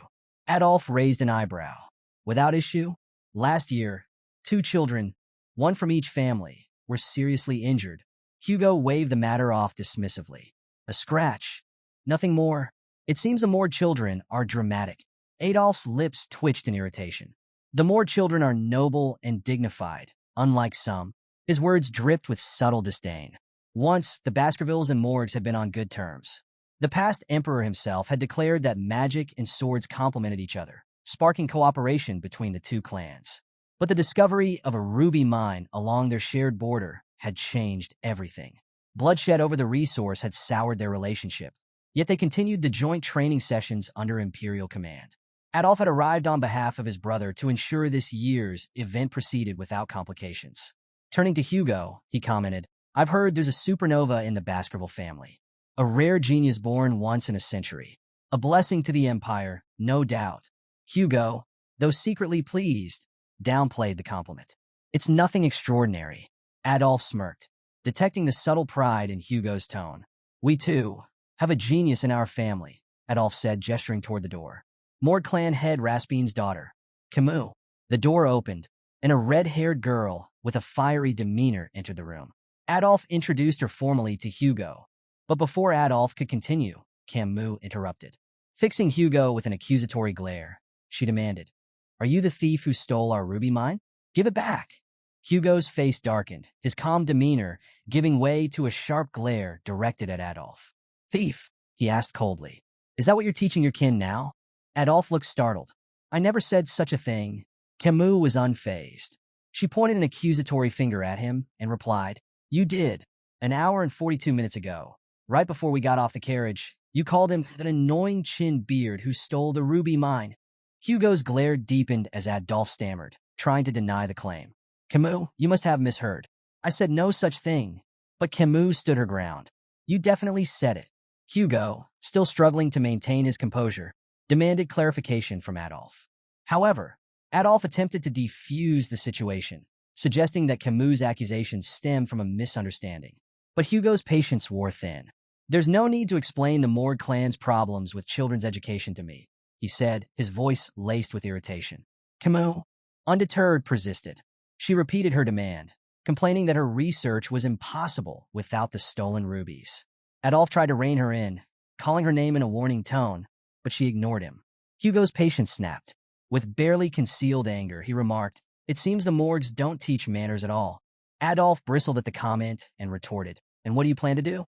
Threaten an 8-year-old girl?" His words struck a nerve, leaving Hugo momentarily speechless. The proud Baskerville patriarch couldn't stoop to such behavior without tarnishing his dignity. Before the tension could escalate further, a calm but cutting voice broke through the heated exchange. "It seems the Morgs don't teach their children not to envy what belongs to others." The speaker was Vakir, who had just entered the room with the head butler. The butler formally announced Vakir's arrival as Hugo turned to see his son, standing with a composed demeanor. Adolf, startled by Vakir's sudden appearance, quickly deduced that this boy must be the rumored Baskerville supernova. His thoughts were interrupted when he realized that Kimu, who had been sitting beside him moments ago, was no longer there. Kimu had moved swiftly, confronting Vakir directly. Her fiery disposition on full display, she demanded to know what he had just said. Adolf called her name, trying to stop her from causing a scene, but Kimu ignored him. Vakir, meanwhile, remained unruffled, studying her intently. As Vakir observed Kimu, he recalled the stories of her future self, the Morg clan's legendary iron-blooded empress. Renowned as the genius of geniuses, Kimu would one day rise to prominence, creating an era of unrivaled power for the Morg clan. She was infamous for her ferocity, having single-handedly eradicated the monsters and barbarians from Le Rouge Edel Noir Mountain, forming the infamous border of blood and ashes. Her political prowess would even allow her to manipulate the imperial family, earning her the moniker of Fire Goddess of Authority. But for now, Vakir reminded himself, Kimu was just a child, a fiery and talented one, but still far from the legend she would become. Kimu interrupted his musings, snapping, "Why does the ruby mine belong to you?" Remaining calm, Vakir countered her tantrum, calling her behavior childish. Kimu bristled at the remark and began casting a spell.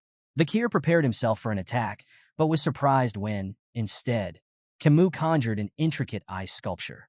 She pointed at the sculpture and began explaining her point, her tone laced with defiance. Using the ice sculpture as a visual aid, Kimu illustrated the contested geography of the ruby mine. She pointed to a small cave on the sculpture and explained, "This is the joint security area. The mine entrance lies within Morg territory, but the vein itself runs beneath Baskerville land.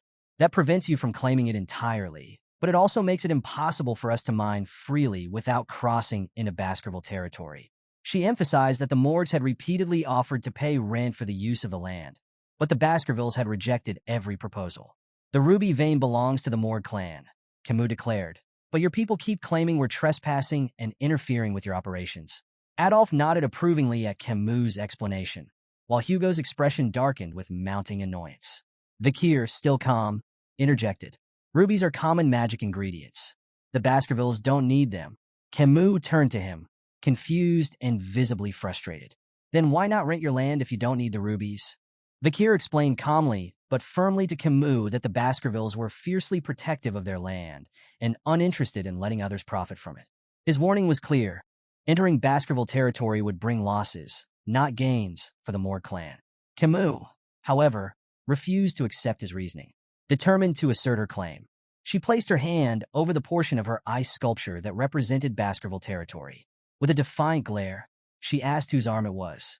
Vakir swiftly caught her arm in his grip, his expression shifting to a confident smile. "It's my arm," he said coolly. "Because it's in my land." Kimu's face flushed with embarrassment. The unexpected response caught her off guard, leaving her flustered. She stuttered, "What are you talking about? How could I belong to you?" Vakir, clearly amused by her reaction, tilted his head with a mischievous grin. "Who said you're mine?"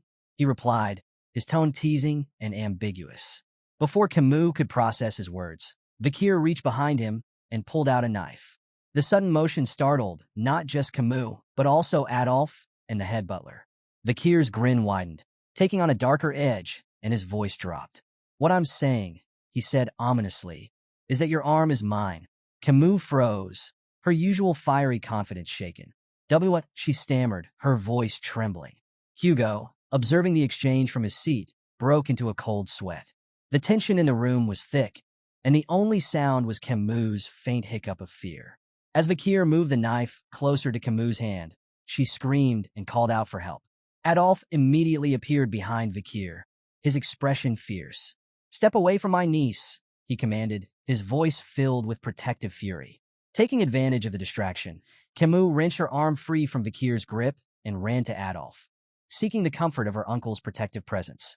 Adolf glared at Hugo, his anger barely contained. "What is going on here?" he demanded. Hugo, still sweating, turned his gaze to Vakir. "You've gone too far with your joke," he said in a reprimanding tone. Vakir chuckled and revealed the truth. The knife was just a toy, one commonly given to Baskerville children to play with from a young age.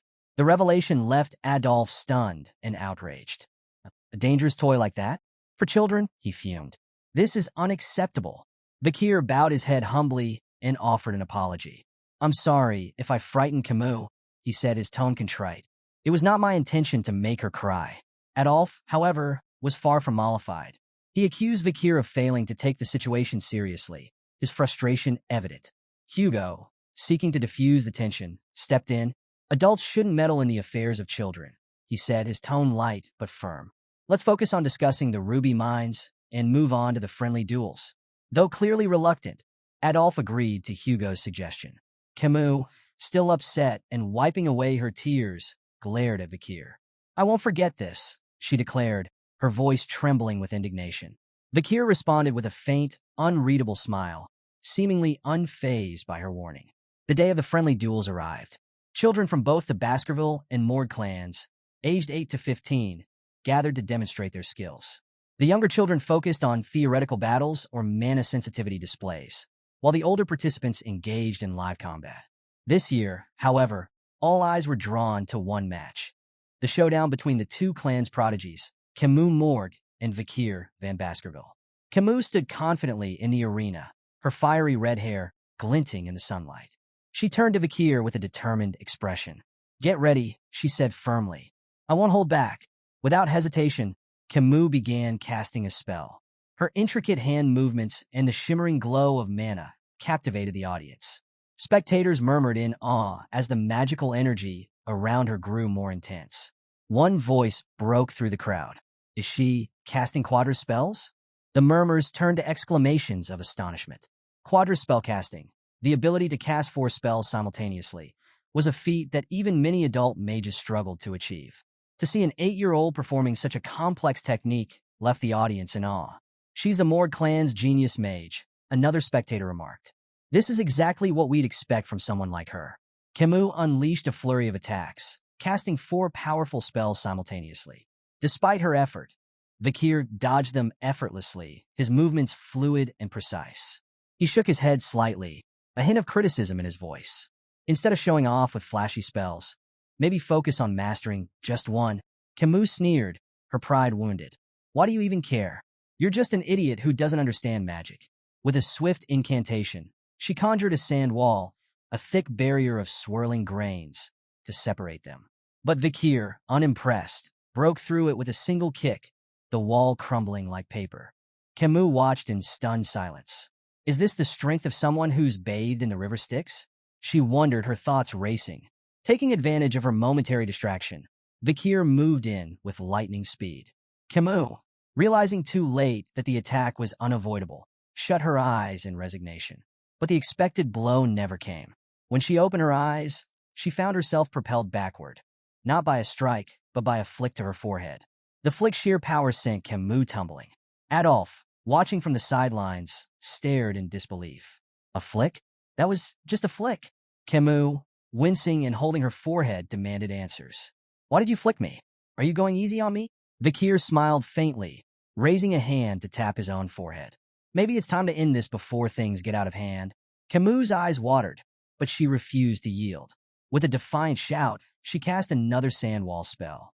This time, she created 2 walls, layering them for extra protection. Try getting through this, she declared confidently. Vakir, still unbothered, considered simply walking around the walls but decided to humor her. Drawing back his fist, he punched straight through both barriers, creating a clean hole. Kimu froze, astonished, as Vakir stepped through. As he approached her, he mimicked a flicking motion with his hand. Whose arm crossed the wall? He asked, his tone calm and deliberate. Before she could respond, he answered for her with another flick to her forehead. The stronger one. The force of the flick sent Kimu sprawling to the ground again, growling in frustration. Still, she got up, ready to continue the fight. Vakir sighed inwardly, thinking, dealing with children is harder than I thought. I could end this in 0.1 seconds if I wanted to, but that would cause a whole new set of problems. While dodging Kimu's relentless attacks, Vakir's eyes wandered to the arena behind him, where 2 other contestants were locked in a duel. A sword apprentice was cutting through a mage's spells with precise, powerful strikes. An idea sparked in Vakir's mind. They might be useful for this. Meanwhile, Kimu's frustration boiled over. Stop running away and fight me, she yelled, her voice trembling with anger. Vakir, sensing the perfect opportunity, warned her, you might want to have a defensive spell ready. Kimu blinked, confused by his sudden comment. Then she noticed the mage behind Vakir preparing a large-scale attack. Adolf, observing the unfolding scene, understood Vakir's plan and shouted in alarm. Kimu, watch out. The mage's spell erupted in a massive, fiery blast that engulfed the arena. Gasps and cries of surprise rippled through the audience as the flames consumed the battlefield. The heat, light, and force of the spell left everyone momentarily blinded. In the midst of the chaos, Kimu activated a defensive spell, narrowly avoiding any severe injuries. But as the dust settled, she realized her clothes had been burned away by the flames. Tears welled up in her eyes as the horrifying reality sank in. She had been exposed in front of the entire audience. Amid the gasps and murmurs from the crowd, Kimu heard her uncle Adolf calling her name. She froze, torn between her instinct to hide and the overwhelming shame of the situation. How could this happen? She thought, her hands trembling as she tried to cover herself. As the smoke cleared, Vakir stepped forward, his calm figure emerging from the dissipating dust. He approached Kimu and, to the audience's surprise, offered her his jacket to cover herself. Kimu stared at him in shock, unable to comprehend why her supposed enemy was showing her kindness. You'll need this, Vakir said simply, his voice steady as he draped the jacket over her. Kimu protested weakly, flustered by the gesture. But you'll be exposed if you give me your only jacket. Vakir brushed off her concern with a faint smile, his composure unwavering. It doesn't matter. Kimu, still reeling from the chaos of the fight, couldn't understand why Vakir was taking care of her despite their earlier enmity. Her confusion deepened when she noticed a thin line of blood trailing down Vakir's arm. She pointed it out. You're hurt. Vakir glanced down, his expression momentarily surprised. He hadn't expected his body, strengthened by the river Styx, to be scratched. Examining the wound, he realized the sword of the opposing swordsman must have carried some lingering aura to pierce his defenses. As the dust fully settled, the scene became clear to the audience. Kimu sat on the ground, wrapped in Vakir's jacket, while Vakir stood shirtless, a small but noticeable wound on his arm. Adolf sighed in relief, seeing that his niece was unharmed. Meanwhile, the crowd murmured in awe, marveling at Vakir's impressive physique. Despite his young age, his toned muscles and disciplined build stood as a testament to his rigorous training. Among the spectators, admiration for Vakir was growing, but Kimu's reaction was more complicated. She continued to steal glances at him, her cheeks dusted with a light blush. Why am I feeling like this? She wondered, her earlier anger now replaced with something unfamiliar. Even as Adolf hugged her protectively, Kimu's gaze kept drifting back to Vakir.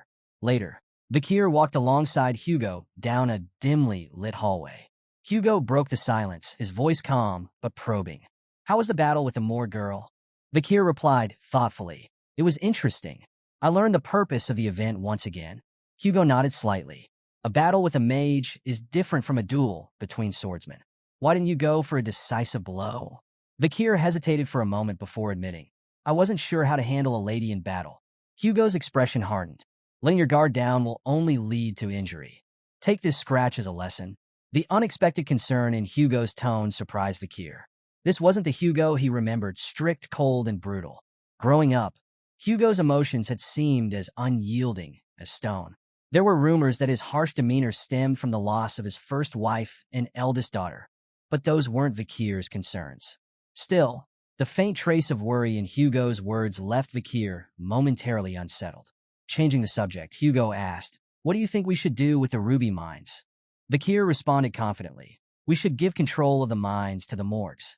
Hugo's eyebrows shot up in surprise. And your reasoning? Vakir explained, the Baskervilles' main task is territorial expansion. The monsters and barbarians around the mines will become obstacles if we move into that region. By allowing the Morgs control of the mines, we can use them to minimize our losses. Their presence will draw those threats into the area, allowing us to handle everything at once. Hugo listened carefully, a slow smile spreading across his face. Interesting. Once the Morgs assign a large number of people to the mines, we'll push the monsters and barbarians into that region. The ruby veins will be soaked in their blood, and the Morgs will think twice before stepping onto our land again. Placing a hand on Vakir's head, Hugo acknowledged, "Your idea aligns with about 90% of what I had in mind." Impressive. Vakir accepted the praise silently, knowing the truth. This plan was originally Hugo's idea, a strategy he had carried out on Hugo's orders in his previous life. Yet, seeing it unfold from this perspective brought a sense of satisfaction. To conclude, Vakir suggested, "We should keep a close eye on the Morg's movements." Hugo dismissed the concern with a wave. "There's no need. I've already increased the number of hounds scouting the area." Vakir nodded, but kept his thoughts to himself. As Hugo and Vakir walked through the hall, Adolf's voice rang out, stopping them in their tracks. Turning toward the source, they saw Adolf approaching with a serious expression. "Hugo, I have something to discuss before I leave," Adolf said. Hugo nodded, gesturing toward a nearby room. Once seated, Hugo inquired, "What is it you want to talk about?" Adolf wasted no time. "I think it's time to resolve the issues surrounding the ruby mines peacefully," he began. "The fees for usage are just one suggestion. I have another idea, an engagement between the Morg and Baskerville children." As the two patriarchs discussed the potential union, Kimu sat nearby, her gaze occasionally drifting toward Vakir, her cheeks faintly flushed. Hugo, noticing this, leaned forward and asked Adolf which children he had in mind. Adolf smiled confidently. "The eldest son of the Baskerville and the eldest daughter of the Morg clan. My niece, Kimu. She's an exceptional child, both beautiful and intelligent. She lacks nothing and would make an ideal match." Hugo raised an eyebrow. "My eldest son is 25 years old this year. That's a 17-year age gap." Adolf waved the concern away. "What's a mere 17 years? It's nothing in the grand scheme of things." Before Hugo could respond, Kimu interrupted. Her voice was firm as she declared, "I will not marry anyone weaker than my mother. And I don't want a significant age gap in my partner." Adolf's face twisted in frustration as he tried to reason with her. "Kimu, if you insist on marrying someone stronger than your mother, you'll be alone for the rest of your life. That's not a realistic demand." Hugo, clearly displeased with Kimu's attitude, added, "Engagements aren't a buffet where you can pick and choose. You must consider the bigger picture." But Kimu, confident in her stance, crossed her arms. "I have no intention of playing around," she stated, her voice unwavering. Suddenly, her face flushed a deep red, and she looked away, catching the attention of both Hugo and Adolf. Adolf followed her gaze, his eyes narrowing as he realized where, or rather, at whom, Kimu was looking. Vakir. Shocked, Adolf cursed silently. "This can't be happening." "Not him." Adolf leaned toward Kimu and whispered harshly, "Don't even think about it. Vakir is of the Van surname, not from the Lu descent. He's a small fish in a big pond. This is absurd." Hugo, noticing the growing tension, sighed and decided to intervene. The most important thing in an engagement is the opinion of those involved. "Let's hear what Vakir has to say." All eyes turned to Vakir. Kimu looked at him expectantly, her blush deepening as she awaited his answer. The room fell silent, and Vakir met her gaze before calmly stating, "I accept." Adolf's face turned beet red upon hearing Vakir's response. Adolf opened his mouth to object, but before he could say a word, Vakir continued, "To do as I'm told." Adolf's outrage doubled. What kind of attitude is that toward the Morg's clan's daughter? Kimu, on the other hand, was completely flustered. Her face turned crimson as she tried to decipher Vakir's cryptic response. Is he shy? Is he secretly okay with this engagement? Her mind raced with possibilities. Hugo, clearly amused by the situation, interjected with a composed tone. "In the Baskerville household, names and titles hold little meaning. Greatness comes from ability, not bloodline. Even those of Van descent can rise to prominence." Adolf's expression remained skeptical. His eyes narrowed as he turned to scrutinize Vakir, standing before him.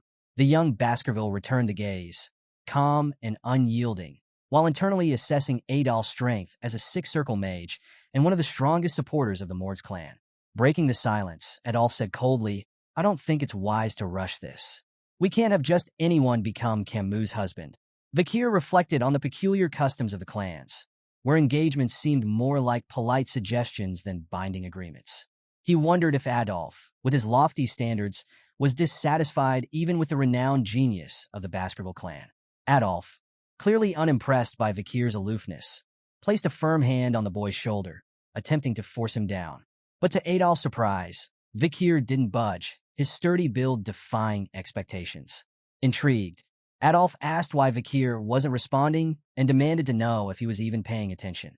Vakir's blunt reply caught everyone off guard. He hadn't been listening since Adolf first suggested it was unwise to say certain things to him. Kimu, standing nearby, was utterly shocked. Her uncle, one of the most powerful mages in the clan, had been dismissed by a child. Meanwhile, Hugo struggled to stifle his laughter, finding humor in the mounting tension. Adolf, instead of anger, responded with a dark, booming laugh. Turning to Hugo, he expressed his desire to have a more in-depth conversation with Vakir. Suspicious, Hugo questioned Adolf's intentions, teasingly asking if he intended to scold an 8-year-old. Adolf laughed again, explaining that he was approaching this as an uncle, not as the deputy patriarch of the Morg's clan. After all, Vakir might one day marry his niece. Kimu pleaded with her uncle to drop the idea, but Adolf ignored her, claiming such moments were inevitable. With some hesitation, Hugo allowed the conversation, but it quickly became clear this wasn't going to be a talk, it was a duel. The scene shifted to the arena. Vakir and Adolf stood face to face, while Hugo and Kimu observed from the sidelines. Adolf declared he would test Vakir's abilities and demanded the boy show him everything he was capable of. Vakir, ever confident, thought to himself that revealing his full potential might actually knock Adolf out cold. To start, Adolf cast an intricate spell. Using fire, earth, and water magic in flawless harmony, he crafted a clay pot, a display of his incredible control. Kimu explained to Hugo that this was typical of her uncle's unmatched skill. Adolf filled the pot with water, balanced it on his head, and issued his challenge. If Vakir could make even a single drop of water spill, he'd be victorious. Vakir studied the pot and analyzed his chances. The duel presented a rare opportunity to gauge Adolf's true power, but Vakir knew he had to be cautious. A head-on fight offered only a slim chance of success. With a plan forming in his mind, Vakir charged forward, sword in hand, racing straight for Adolf. Kimu shouted in disbelief, warning that such a direct approach would surely fail. As Vakir's sword came crashing down, Adolf calmly cast a barrier spell, easily blocking the attack. Amused, Adolf asked Kimu why she was helping Vakir, remarking that shield magic was the perfect counter to swordsmen. Vakir clicked his tongue in annoyance, frustrated by the failed attempt. Adolf, now on the offensive, unleashed a barrage of spells. But Vakir's agility and quick reflexes allowed him to evade effortlessly.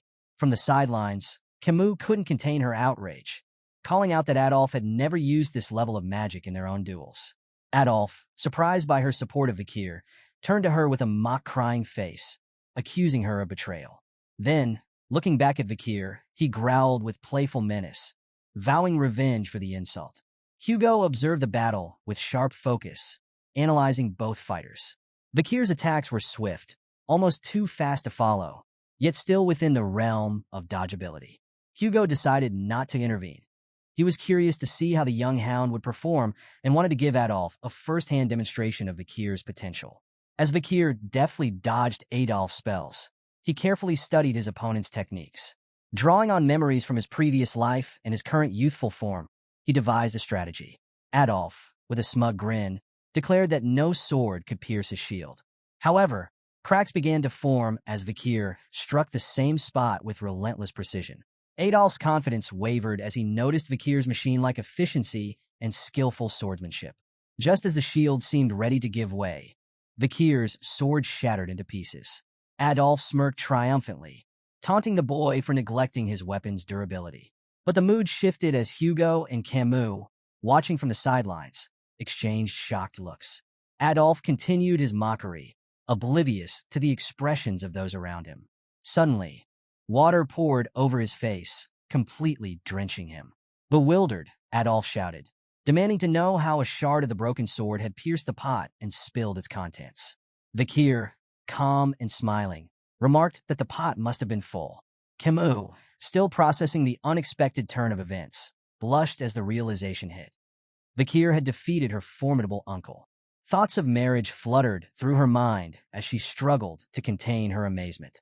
Meanwhile, Hugo stood silently, his thoughts racing. This wasn't just luck or coincidence. Vakir's victory showcased incredible talent and strength. Hugo couldn't help but wonder if he was raising a hound far more powerful than he had ever imagined. Years passed, and the young hounds continued their training. 7 years after their initial step into the Baskerville training grounds, they faced a new challenge, a monstrous horned bear. As the creature charged, the hounds attacked in unison, their swords striking one after another. From the sidelines, Staffordshire Baskerville, a shadow hound of the Baskerville clan and their instructor, carefully observed. He knew that such battles were grueling for the young fighters. With a commanding voice, he urged them to aim for the monster's hind legs to slow it down instead of wasting energy targeting its vital points. Among the group were the triplets, who executed coordinated strikes with remarkable efficiency, leaving the beast exhausted. Staffordshire nodded in approval, noting how well their dark crimson auras complemented the Baskerville fighting style. With the monster weakened, the rest of the young hounds launched their attacks, finally taking it down. Staffordshire applauded their efforts, congratulating them on becoming lower-rank sword experts and mastering the first Baskerville technique. However, his tone turned serious as he reminded them of the harsh reality awaiting outside the training grounds. This monster was caged and predictable, but the wild oxbear on life engulfing forest would be a different story entirely. Death could come quickly in the real world, and survival would require their bloodline strength and the experience they would build over time. With these words, the 7-year training came to a close. Staffordshire congratulated the hounds on their graduation, wishing them luck in their future endeavors. With their training successfully completed, the young hounds were buzzing with chatter. 2 of them struck up a conversation about their preferences for the Baskerville clan's 7 night orders, each specializing in tasks like guarding, searching, assassinating, and all-out warfare. The first hound revealed his admiration for the Wolfhound order, while the second listed his top picks, Doberman, Pitbull, and Rottweiler. Their discussion soon turned to a certain someone sitting atop the carcass of a slain oxbear, Vakir. Curious, the second hound asked who his companion was referring to.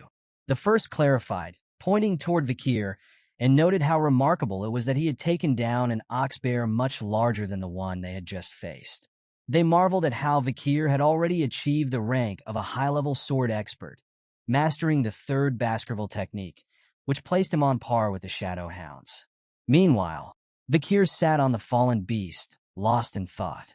Though he had made significant progress, reaching the 5th Baskerville technique and graduating as an intermediate-rank swordsman, he was frustrated. The journey had taken longer than he anticipated, and his growth felt agonizingly slow. His musings were interrupted by the arrival of the head butler, Barrymore, who addressed him as Master Vakir. Barrymore informed him that the patriarch was looking for him, and that his assignment had been decided. With a serious expression, Vakir simply replied, "All right," entering the patriarch's office. Vakir greeted Hugo, only to be met with a curt grunt. He immediately noticed a small cut on Hugo's nose and asked about it. Hugo explained that he'd been subjugating barbarians on life-engulfing forest and had been outmatched by an archer, though he made sure to leave a matching scar on her face. After a brief silence, Hugo congratulated Vakir on his graduation. Yet his tone was foreboding as he added that things would only get tougher from here. Vakir suspected this was about his new assignment, and his thoughts wandered back to his previous life. Before his regression, he had been a junior knight of the Pitbull Order, sent to the treacherous life-engulfing forest. For 21 harrowing months, he faced death relentlessly, little more than an expendable soldier thrown into battle. At the time, Baskerville children were divided into 2 categories upon turning 15, elites and expendables. The expendables were cannon fodder, sent to the front lines to die, while the elites received education in politics and administration. Over time, surviving expendables gained experience and became bodyguards for the elites, while the elites honed their skills in leadership. Vakir understood the 5th Baskerville technique was designed to help the elites catch up with the experience gained by expendables in real-life combat. Yet before his regression, his swordsmanship had stagnated at the 4th technique, and he knew Hugo would never allow an illegitimate child like him to walk the elite path. His thoughts were abruptly cut short as Hugo spoke again. This time, Hugo suggested that Vakir should try his hand at the lower house of parliament. Perplexed, Vakir asked for clarification. Hugo explained that the lower house of parliament handled the Baskerville clan's regional administration, assisting with legislation, law enforcement, and economic matters. They invited businesses, managed infrastructure, and oversaw everything from small community issues to large-scale governance. In essence, it was a role that balanced politics with practicality, a far cry from the blood-soaked battlefield Vakir was familiar with. Vakir was taken aback when Hugo, the patriarch of the Baskerville clan, selected him, an illegitimate child, for the elite course. Hugo explained that Vakir's achievements by the age of 10 had already surpassed those of children hailed as geniuses, and he deserved to be treated accordingly. Hugo revealed the position Vakir would take, Deputy Consul of Underdog City. Both the Consul and Deputy Consul positions there were currently vacant, and Hugo asked Vakir if he wanted to give it a try. After weighing the offer, Vakir decided to accept. But before moving forward, he brought up a matter involving the Morg's clan and the ruby mines. Hugo, unsurprisingly, already seemed familiar with it and commented on how Vakir had outsmarted Adolf Morgs. Vakir nodded and, with confidence, made a bold request to borrow his reward from the incident. Although the specifics of what Vakir wanted weren't clear, the head butler accompanying them was visibly shocked by the audacity of the request. Hugo, however, remained unfazed. Stamping a document, he assured Vakir that he trusted him not to do anything reckless. Vakir promised not to disappoint, though he couldn't shake the odd feeling of hearing Hugo call him son. It was a term that would have been unthinkable before his regression. As Vakir and the head butler walked down the hallway, the butler spoke in a grave tone. He highlighted how highly Hugo regarded Vakir, pointing to the unprecedented appointment of a consul prior to a battle assignment. Referring to this as the disciplines of kingship, the butler implied that Vakir was being groomed for even greater responsibilities. Vakir, however, wasn't content to rest on his laurels. He understood that success wasn't guaranteed and resolved to take his new role seriously. For him, this was a chance to hone his skills in a relatively safe environment. Despite not being particularly invested in current events, memories of his previous life still haunted him, especially the vivid sensation of his head being severed by a guillotine. That memory fueled his resolve. Someday, he vowed, he would make Hugo La Baskerville feel the same chill of despair. Elsewhere in Baskerville territory, preparations were underway at a large villa in Underdog City. A bald man barked orders at two workers, instructing them to ensure the villa was spotless by the next day for the arrival of the new deputy consul. The workers acknowledged his orders, though one later expressed curiosity about the newcomer. He hoped the new deputy consul had business experience. The other worker, however, revealed with some disbelief that the new appointee was only 15 years old. As they speculated, a young boy approached the villa. Not recognizing him, one worker placed a hand on his shoulder, asking whose child he was and whether an employee had brought him. The boy, looking irritated, ordered the worker to remove his hand. Pulling out a document, he revealed his identity as none other than Vakir, the newly appointed deputy consul. The workers were stunned by the verification, but also confused. Why had he arrived a day early? Unconcerned by their confusion, Vakir promptly ordered them to prepare food and drinks for a party. As he strode into the villa with purpose, the workers exchanged puzzled looks, wondering why their new deputy consul seemed intent on celebrating so soon. The party was in full swing, and the villa buzzed with energy. Tables were piled high with food and drinks, and nobles mingled, enjoying the lively atmosphere. But not everyone was celebrating. Chihuahua Baskerville, the general secretary of Underdog City, paced nervously in his office, clearly agitated. From his window, he could see the young deputy consul hosting a party right at the workplace. Chihuahua could hardly believe it. The city was already struggling with the reputation of corrupt officials. Every deputy consul before Vakir had been dismissed for accepting bribes. And now, this new appointee was drinking and partying on the job? Chihuahua was ready to burst with frustration when, to his shock, Vakir suddenly appeared behind him. "Are you the general secretary?" Vakir asked, startling Chihuahua so badly that he nearly jumped out of his skin. Turning to face the unexpected visitor, Chihuahua stammered a response, wondering how long Vakir had been standing there. Introducing himself as Vakir Van Baskerville, the new deputy consul, Vakir greeted Chihuahua with a calm confidence. Chihuahua, regaining his composure, introduced himself in return. Vakir repeated Chihuahua's name, pausing when he noticed something peculiar. Chihuahua had no middle name. Chihuahua winced internally, expecting ridicule. In the Baskerville hierarchy, a lack of a middle name often marks someone as an outsider, an employee, not a blood relative. Chihuahua had endured years of discrimination from Baskerville officials because of this, and he braced himself for more of the same. But instead of mocking him, Vakir placed a hand on Chihuahua's shoulder and simply said, "Nice." Caught completely off guard, Chihuahua could only respond with a confused look. Vakir continued, explaining that he had reviewed Chihuahua's personal background on the way over. He acknowledged that Chihuahua was born and raised in Underdog City, then praised his hard work and assured him that he wouldn't interfere with how he managed his responsibilities. Chihuahua, still baffled, muttered an awkward, "Okay." He couldn't help but wonder if this was some bizarre new form of harassment. After all, why would Vakir, the same person who ordered the party, be here to discuss work? But Vakir's tone shifted as he got down to business. He noted that while the personal law system seemed functional, there were glaring issues with Underdog's judicial system. The real problem wasn't just the illegal businesses. It was that the underground economy wielded more power than the law itself. Simply shutting down these businesses wouldn't solve the issue. The heads of these operations needed to be removed. As the deputy consul, Vakir explained his job was to create and enforce laws. While he respected the current system, he intended to introduce a new law to deal with the underground economy. Chihuahua was stunned. "A new law?" he asked, his voice filled with surprise. Vakir nodded, stating that within a week, he would ensure the underground economy was in shambles. However, he needed a cause, something that would justify the creation and enforcement of this new law. Chihuahua was puzzled. Why did Vakir need a cause to deal with illegal businesses? Vakir clarified that as a young and newly appointed deputy consul, he needed a strong performance to establish credibility. He then glanced out the window, his expression twisting into a sly grin. To put it simply, Vakir said with an air of mischief, "I'll lay out poop for the flies." Chihuahua was left speechless, unsure of what Vakir was planning. The next day, Vakir arrived at Dort Smile Street in downtown Underdog City. The area was bustling with people, and a large crowd had gathered, their conversations buzzing with curiosity.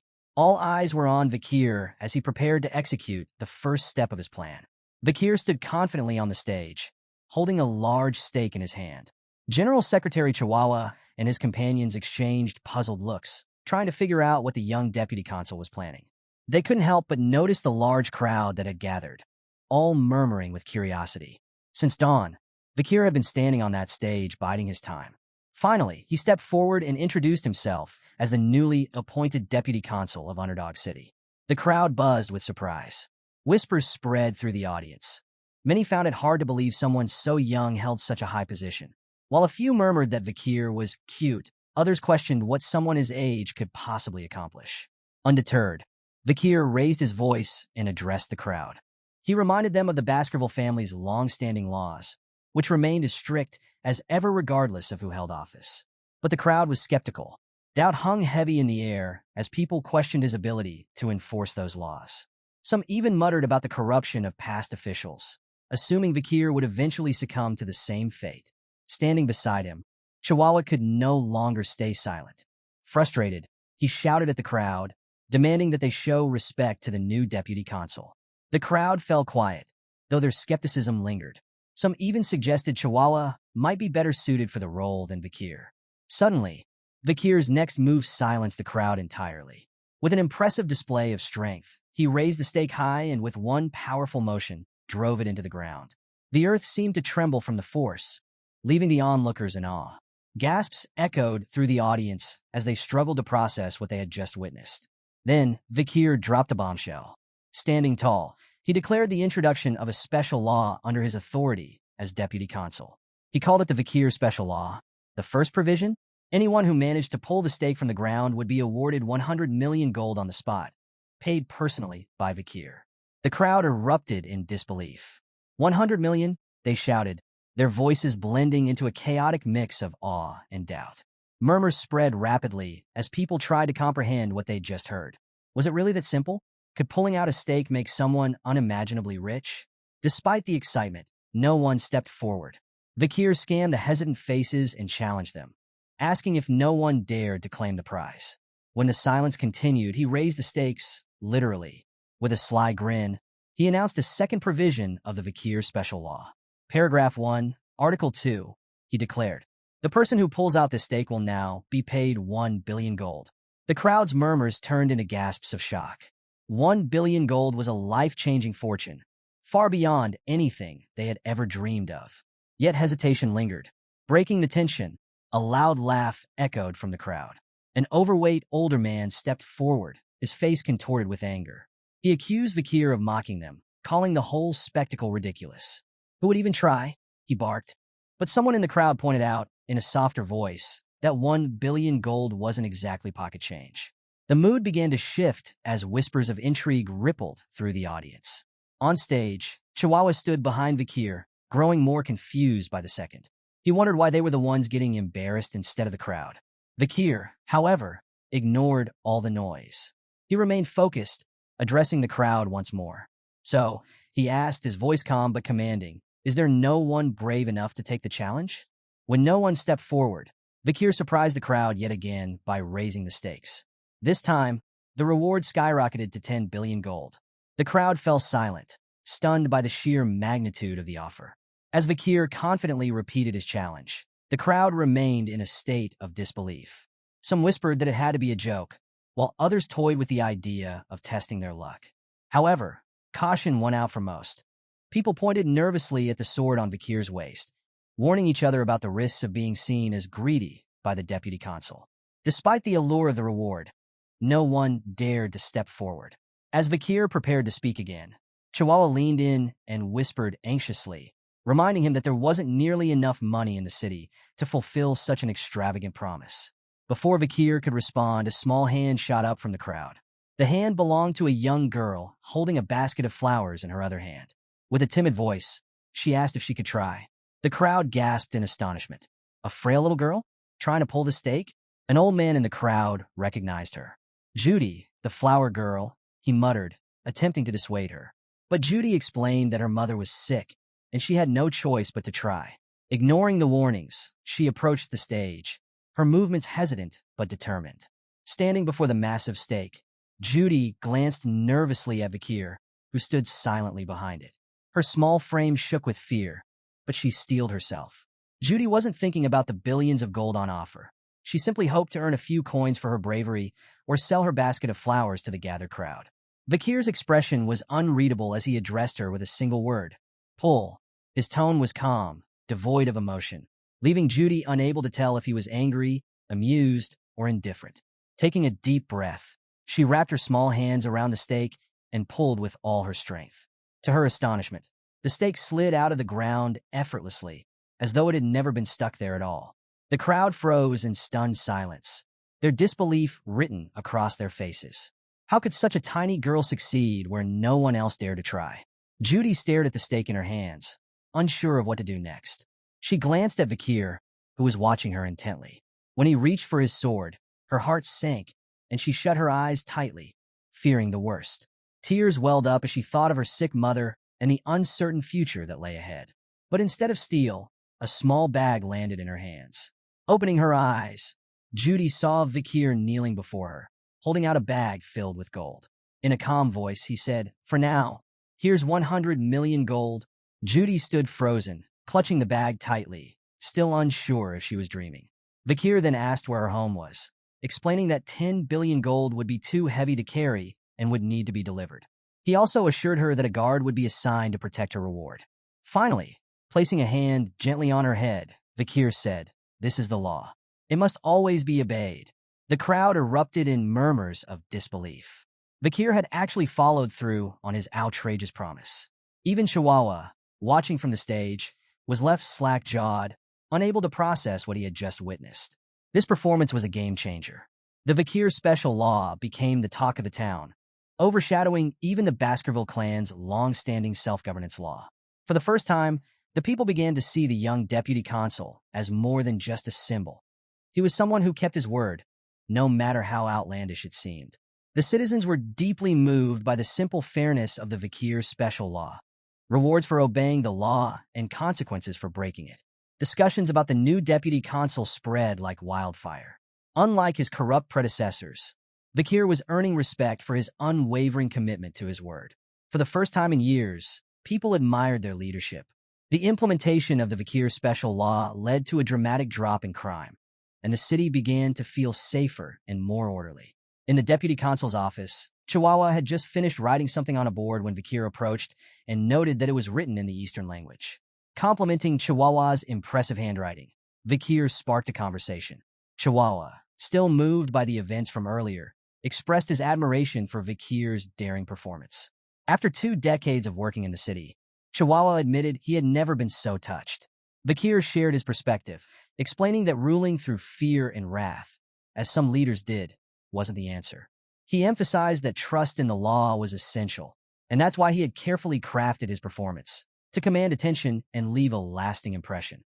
Chihuahua, overcome with emotion, pledged his loyalty to Vakir, promising to follow him for the rest of his life. Vakir tried to calm him down, but his thoughts drifted elsewhere. Reflecting on the success of his plan, Vakir couldn't help but compare it to a future he once knew, one shaped by Kimu Morgs. While she had reduced crime rates to a mere 1%, her methods had relied heavily on fear, leaving her unpopular among the people. Vakir was determined to take a different path. He turned his attention to the map laid out before him, marking several locations. These were potential hideouts or operational bases for illegal groups. The real problems are just beginning, he mused. The 10 billion gold reward had already been spent, and now they needed to recover those funds. Pointing to the marked areas, Vakir explained his plan to maintain surveillance and confiscate the dirty money flowing through these criminal networks. Chihuahua, intrigued, asked how Vakir knew where these groups operated. Tapping his nose with a smirk, Vakir quipped, "I can smell them." The truth, of course, lay in his memories from before his regression. Vakir knew these areas intimately, having already surveyed them in his previous life. Chihuahua was impressed by Vakir's investigative skills, marveling at how thorough he seemed. Their conversation was interrupted by a staff member bursting into the room. Addressing Vakir, the Staffordshire reported that the Village Hall's Youth Autonomy Association had requested a meeting. Chihuahua, unfazed, commented that it was probably about time for such a meeting. Vakir, on the other hand, referred to the group as arrogant bastards and questioned their motives. Chihuahua explained that the Youth Autonomy Association was composed of members from various clans. It was founded by the second and third generations of Baskerville's 7 native families. Despite its formal name, Chihuahua dismissed it as little more than a rowdy social club. He speculated that its young, entitled members likely had opinions about the Vakir special law. Vakir's response was sharp and cutting. "The dung flies have started to smell the bait," he said with a grin. His blunt statement caught both Chihuahua and the staff member off guard, leaving them momentarily speechless as Vakir prepared for his next move. Vakir smirked coldly, suggesting it was time to deal with the pests gnawing away at the city's foundations. Deep within the burning suspension, a high-end club located in Underdog City's most luxurious hotel, a raucous party was underway. The VVIP lounge, rented out for an eye-watering 10 million gold for a mere 6 hours, was bustling with the 7 key members of the Youth Autonomy Association. These were the second and third generation heirs of Baskerville Territory's most influential families, each one steeped in power and privilege. The atmosphere was lively as the group entertained themselves by building a pyramid-shaped tower of glasses and pouring expensive wine over them, letting the liquid cascade dramatically. The blonde ringleader of the group turned to the waiters and, with a smirk, instructed them to drink the wine spilled on the table. Without hesitation, the waiters complied, lapping up the liquid like obedient dogs, and even thanking him for the privilege of tasting such a fine drink. Reclining on a plush sofa, the blonde man boasted about his wealth, claiming that no matter how recklessly he spent, his money always seemed to replenish itself. One of his companions chimed in, attributing their fortunes to the Baskervilles. He noted that the Baskervilles' focus on territorial expansion created an endless supply of barbarians to kidnap and sell as slaves. Another companion laughed, agreeing that the Baskervilles' ambitions were a blessing. "They're like our personal hunting dogs," one remarked. "Always there to protect us." The blonde man scoffed. "Protect us? They're just sword-wielding idiots, easily manipulated." He recounted how they had orchestrated a conflict between Mesamadrano clan and Baskerville clan, which resulted in the Baskervilles wiping out the latter. The group laughed heartily, mocking the Baskervilles for their naivety. Amid the laughter, one companion brought up the new deputy consul, Vakir Van Baskerville. The blonde man sneered, asking if anyone had heard of him before. When they all replied no, he suggested teaching the boy a lesson.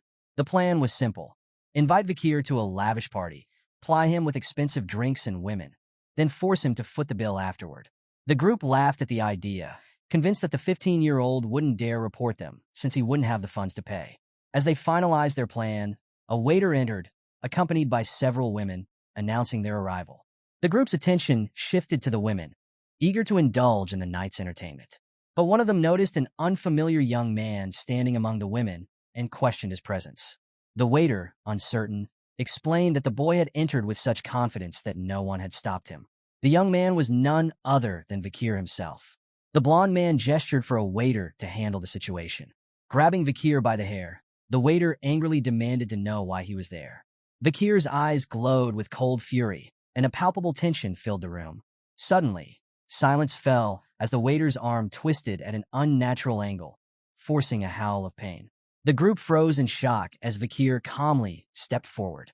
One of the companions, still reeling, stammered in disbelief, recognizing Vakir as the deputy consul. "Why are you here?" he asked. Vakir's reply was simple and cutting. "You invited me." The blond man, realizing the situation was spiraling out of control, forced a laugh. "Well, isn't this amazing?" he exclaimed, trying to diffuse the tension. "The deputy consul himself has graced us with his presence at our party." Vakir sat silently, watching as the blond man leaned in to whisper to one of his companions. Their hushed conversation wasn't subtle enough to escape his sharp ears. The blond man suggested they go ahead with their plan, to keep Vakir there and force him to pay for the entire party once it was over. His companion nodded in agreement, eager to see how Vakir would handle the situation. Vakir had heard enough. Slamming his hand down on the table, he interrupted their scheming. The entire table suddenly exploded, sending glasses of expensive drinks crashing to the floor. The explosion startled everyone in the room. The blond man's eyes widened in disbelief. Watching the champagne tower shatter and fall, he couldn't help but wonder if Vakir had used mana manipulation to destroy it with a mere touch. His thoughts raced as he realized something troubling. Vakir wasn't just an ordinary 15-year-old. He was a graduate of the Baskervilles' intense training. The blond man's companion was equally stunned. Whispering angrily, he admitted they had underestimated Vakir, thinking he was just a child. "Do something," the blond man snapped at his companion, but the latter shook his head, terrified. He knew they'd stand no chance against Vakir. Suddenly, Vakir placed a firm hand on the shoulder of one of the companions. The man froze in fear and, in a panic, blurted out that they would pay for all the drinks themselves. Vakir's gaze darkened as he questioned the man directly. "Were you planning to force me to pay for everything?" The man's expression shifted from panic to regret as he realized his massive mistake. Another companion tried to defuse the situation, nervously asking who would even dare try such a thing. The blond man joined in, laughing awkwardly, claiming it was all a misunderstanding. He explained that their intentions had been noble. They simply wanted to test Vakir to see if he was strong enough to resist the city's corruption. The blond man's companion quickly added, "It looks like you've passed. You're exactly the kind of leader Underdog City needs." But Vakir wasn't convinced by their feeble excuses. Without warning, he lunged at the man sitting closest to him, delivering a devastating palm strike that resembled a claw attack. His hand clutched the man's stomach with crushing force as he leaned in and spoke firmly. "An owner can test their dog, but a dog should never test its owner. No matter the situation." The room fell into an uneasy silence as Vakir's eyes swept across the group. He asked if they were so unmoved by his actions because they had grown complacent with their wealth and power. He warned them that they had no idea what true fear looked like. Without hesitation, Vakir threw the man to the ground and stomped on his face. Looking back at the others, he asked coldly, "Do you even know why I'm doing this? If you don't, then perhaps you'll need the same treatment." The blond man's face turned pale with fear. Stammering, he insisted that they understood perfectly why Vakir had acted this way. But Vakir wasn't satisfied. He kicked the man whose face was beneath his boot and replied, "If you really knew, you'd understand what comes next." Anger bubbled up among the group. The blond man called Vakir a bastard, while another companion sneered, questioning if Vakir really thought he could get away with this. In a flash, Vakir appeared right in front of the second man, his expression cold and unyielding. "You're guilty of abduction, kidnapping, illegal slave trafficking, and insulting Baskerville," he said sharply. The group froze, their faces reflecting pure shock. How did he know about their crimes? Before they could process his words, Vakir punched the second man with brutal force. Animals don't learn until you teach them, Vakir said, his voice dripping with disdain. His expression twisted into a sinister grin as he added, "And now, it's time for me to teach you disobedient creatures a lesson." In the dimly lit confines of a prison cell, two men stood in stark contrast to one another. Deputy Consul Vakir appeared calm and composed, while General Secretary Chihuahua's face betrayed a mix of shock and unease. Before them, a blond man with a battered face screamed profanities, his voice echoing off the stone walls. The blond man's tirade was relentless. He accused Vakir of orchestrating some underhanded scheme that would provoke his father into retaliation. With venom in his tone, he promised to kill them both the moment he was released, vowing never to forgive them for what they'd done. Chihuahua, visibly distressed, turned to Vakir, questioning the severity of the man's injuries. "Did you really have to go this far?" he asked. Vakir, his expression indifferent, replied with a faint smirk. "Do you think I overdid it?" Chihuahua's answer was an emphatic yes. He couldn't fathom how anyone could inflict such brutal injuries on another human being. He likened the man to a meat bag, battered beyond recognition. But Vakir remained unfazed. With a cold smile, he strode toward the cell, assuring Chihuahua that he hadn't even started yet. Chihuahua's disbelief deepened. "What are you planning to do?" he asked cautiously. Vakir's response was chilling. "I'm going to execute all the wicked civil servants who've turned into a hideous organization." He gestured toward the prisoners. "Just look at their arrogant faces. They've completely ignored the authority of the Baskerville clan. This is the result of a lack of proper education." The blond man and his companions, sensing the gravity of their situation, abandoned their bravado. They begged for mercy, offering Vakir everything they had if he would spare their lives. Chihuahua, ever pragmatic, voiced his concern. "You do realize their families won't sit idly by, right? They're cowardly, yes, but daring enough to seek revenge. This could spiral out of control." Vakir's confident smile didn't waver. He reassured Chihuahua that the families wouldn't dare retaliate. "These men are tied to the criminal underworld of Underdog City," he explained. "Their families are just as complicit. They wouldn't dare raise a complaint." Chihuahua pressed further. "But what about the evidence? Without proof, this could backfire." Vakir, unfazed, replied cryptically, "I have my ways of finding evidence. And if there isn't any, I'll make my own." Vakir's calm demeanor masked a deeper calculation. He wasn't concerned about what might happen next. The world was on the brink of a sudden shift, and he knew he would soon be dispatched to battle. Even if that didn't happen immediately, his departure for the academy was inevitable. Standing before the prisoners, Vakir's voice turned cold and methodical as he listed their crimes: human trafficking, kidnapping, bribery, blackmail, assault through intermediaries, and murder. His words fell like hammer blows in the eerie silence. The blond man, desperation written across his face, denied everything and demanded evidence. Vakir's only response was a smirk. "If I present evidence," he asked, "will you accept your punishment?" The blond man lowered his gaze, his guilt apparent. His defiance gave way to a silent plea, as if he were thinking, "I'll never bring shame to my family, even if I die here." Suddenly, the tense atmosphere was interrupted by the arrival of a bald man carrying a bag. The man greeted Vakir with a casual air, as though nothing out of the ordinary was happening. "Your custom order is ready," he announced, placing the bag at Vakir's feet. Vakir nodded, thanking the man for his timely delivery. The bald man chuckled and stepped back as Vakir opened the bag, revealing an array of tools.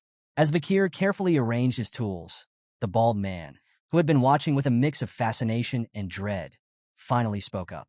He admitted that despite 30 years of experience in torturing people, he had never seen anything like the tools Vakir was preparing.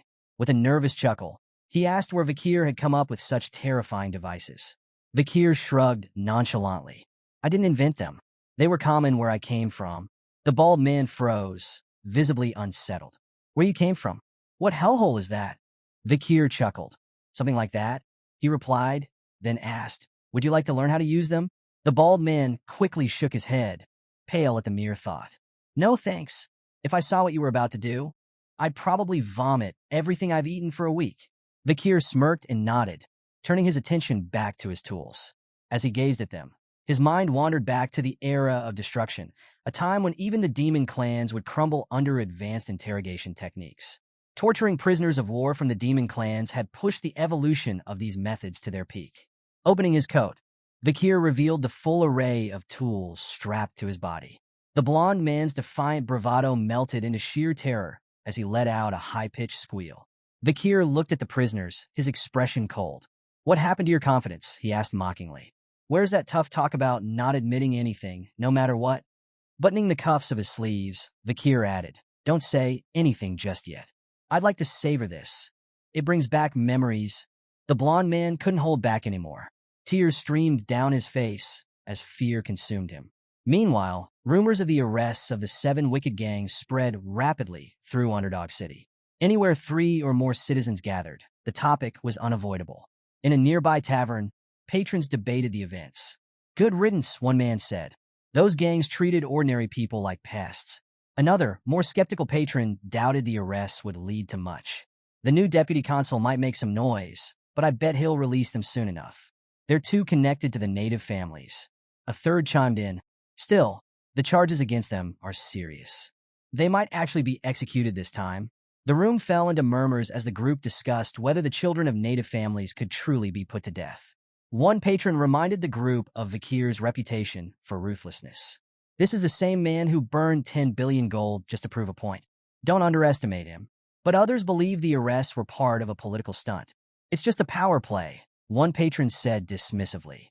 "The native families will apologize, and the gang members will walk free once everything's smoothed over." Initially, events seemed to follow those predictions. The Mablink, Pyre, Luib, Chanel, Duragamu, Hermes, and Prada clans issued formal apologies to Deputy Consul Vakir. The gesture, however, wasn't enough to save the gang leaders. In the heart of the city's central square, 7 severed heads were hung on display. Salt preserved the grotesque expressions of agony etched on their faces, a chilling testament to the suffering they endured before their deaths. Above the heads, a public notice detailed the punishments meted out under the Baskerville Family Autonomy Constitution, renowned for its strict laws and merciless penalties. Clause 1. The banning of illegal brothels. The punishment? Tattooing the symbol forced sex all over the criminal's face. Clause 2. The banning of illegal gambling. The penalty was wrist amputation, carried out 72 times at regular intervals, matching the number of offenses. Clause 3. The banning of illegal private loans. The punishment was eye removal, though in this case, the punishment was suspended in response to pleas from the criminal's victims. Clause 4. The banning of illegal lobbying. The penalty? Exile. Since the criminals were already dead, their headless bodies were thrown outside the castle walls. The crowd stood frozen, staring at the grisly sight before them. The severed heads of the 7 gang leaders and the detailed punishments described in the notice left everyone in shock.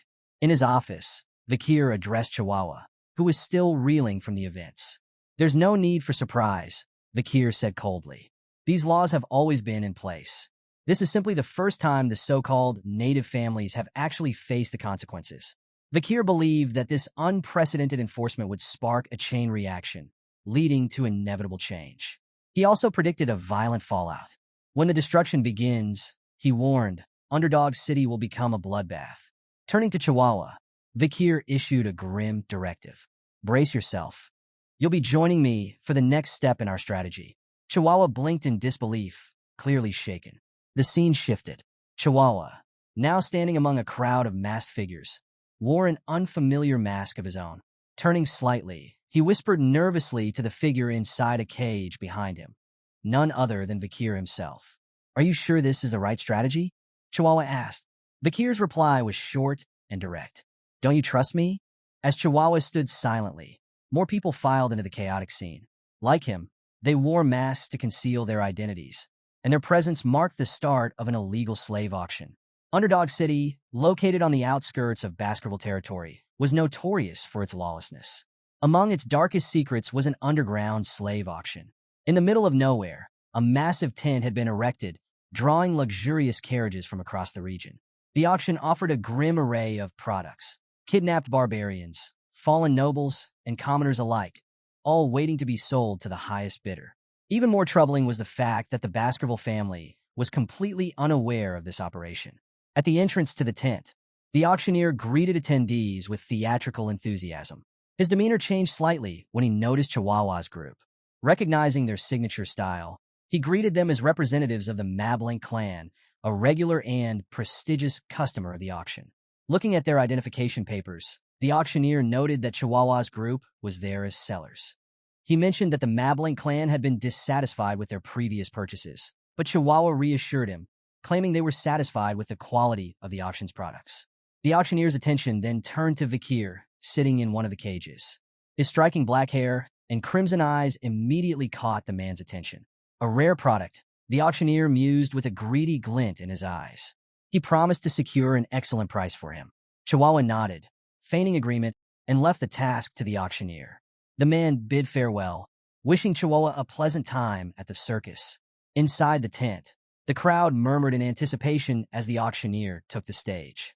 The attendees, a mixture of criminals and the wealthy elite, discussed their preferences for the slaves on offer. Some were drawn to mysterious or exotic appearances, others to beauty and tragedy, kidnapped nobles or fallen aristocrats with heartbreaking backstories. Everyone agreed on one thing. They hoped for an exceptional lineup of products. The auctioneer began with an impressive first item, an A-rank monster known as the Mercy Lego. This fearsome, cow-like creature from the depths of hell was said to possess 19 hearts, making it nearly impossible to kill without destroying them all. The auctioneer enthusiastically listed the uses for the Mercy Lego. From its leather to its meat, bones, and intestines, nothing goes to waste, he proclaimed. He started the bidding at 100 million gold, and the price skyrocketed as the crowd eagerly raised their offers. 140 million, 200 million, and finally 250 million gold. When no further bids came, the auctioneer slammed his hammer down with dramatic flair. Sold for 250 million gold, he declared, his voice echoing through the tent. The auction continued, showcasing a variety of items, each with unique qualities and uses. The crowd eagerly placed bids, hoping to secure valuable purchases. This underground slave auction remained a dark and hidden spectacle, thriving far from the reach of the law. As the auctioneer introduced each product, a worker whispered something into his ear. His eyes widened in surprise before announcing an unexpected addition to the lineup, a rare item. From the battle tribes of the barbarians at life engulfing forests, he declared, a fierce barbarian girl brought from the depths of the jungle. The girl was brought onto the stage, her presence commanding attention despite the chains binding her. The auctioneer played up her untamed nature, encouraging the crowd to bid on this wild slave and test their ability to tame her. He started the bidding at 5 million gold, but the room was silent. Undeterred, the auctioneer lowered the price to 3 million, then finally to just 1 million gold, but still, no one showed interest. The crowd began to lose focus, murmuring their disinterest. Frustrated, the auctioneer instructed the guards to remove the girl and bring out the guaranteed crowd pleasers instead. As the guards moved to take her away, the girl struggled violently, attempting to break free. But her rebellion was cut short when one of the guards struck her in the stomach, rendering her unconscious. She was dragged backstage as the auctioneer quickly apologized for the disruption. To make up for that minor incident, he announced with a flourish, "We will now present the best product of the day." The atmosphere shifted as the spotlight turned to Vakir, sitting calmly in his cage. The auctioneer described him with great enthusiasm.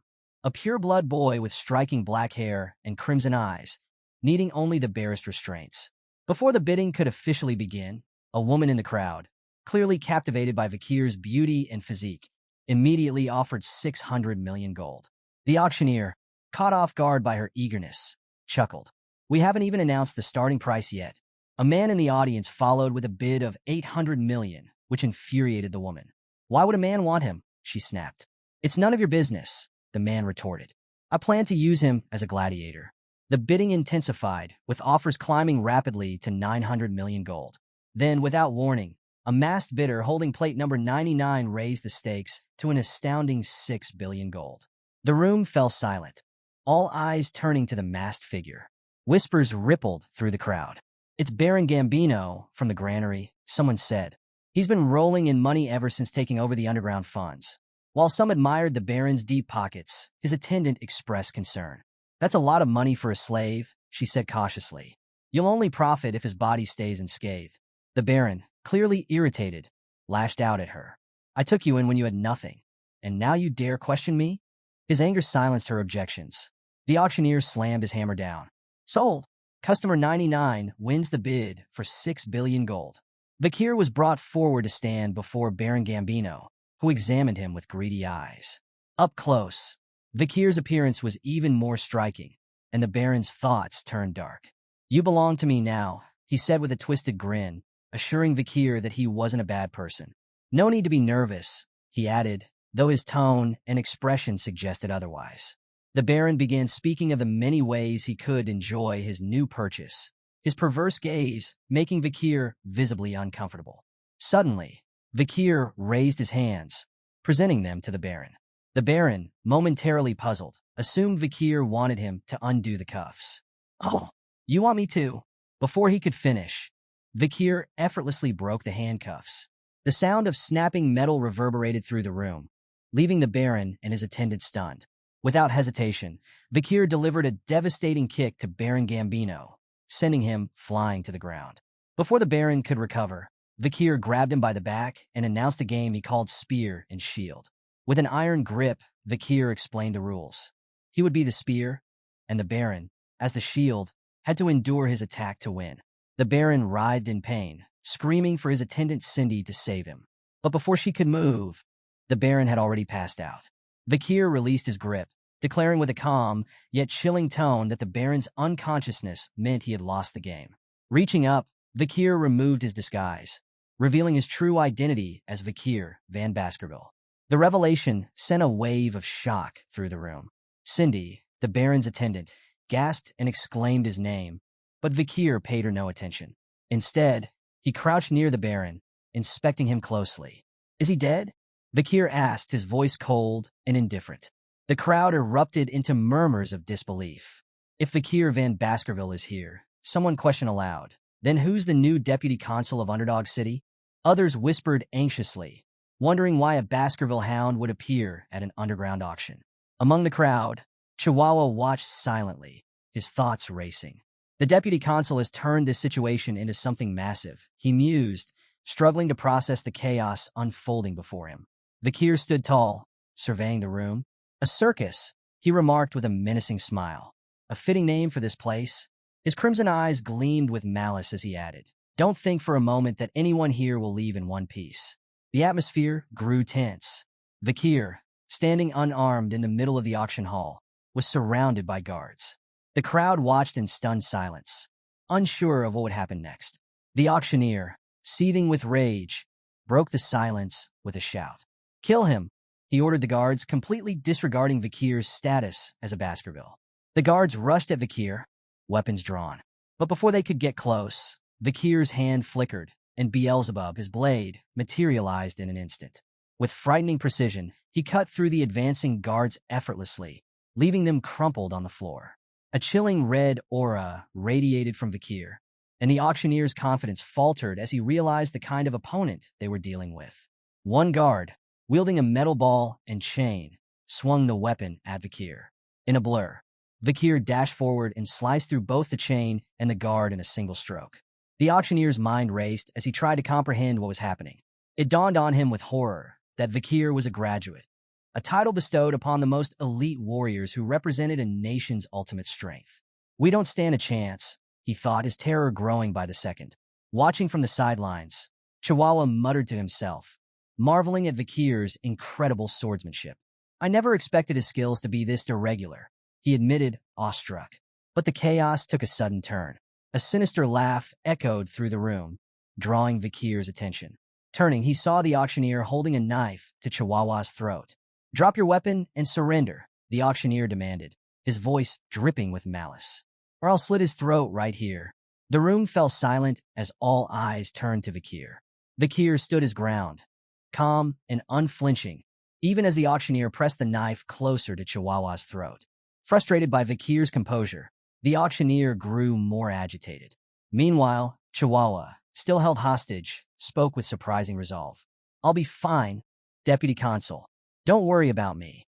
"Take care of yourself," the auctioneer snarled, trying to silence Chihuahua, but his words only further demonstrated his loyalty to Vakir. Amused, Vakir laughed softly. "You've impressed me, Chihuahua," he said, his tone light but purposeful.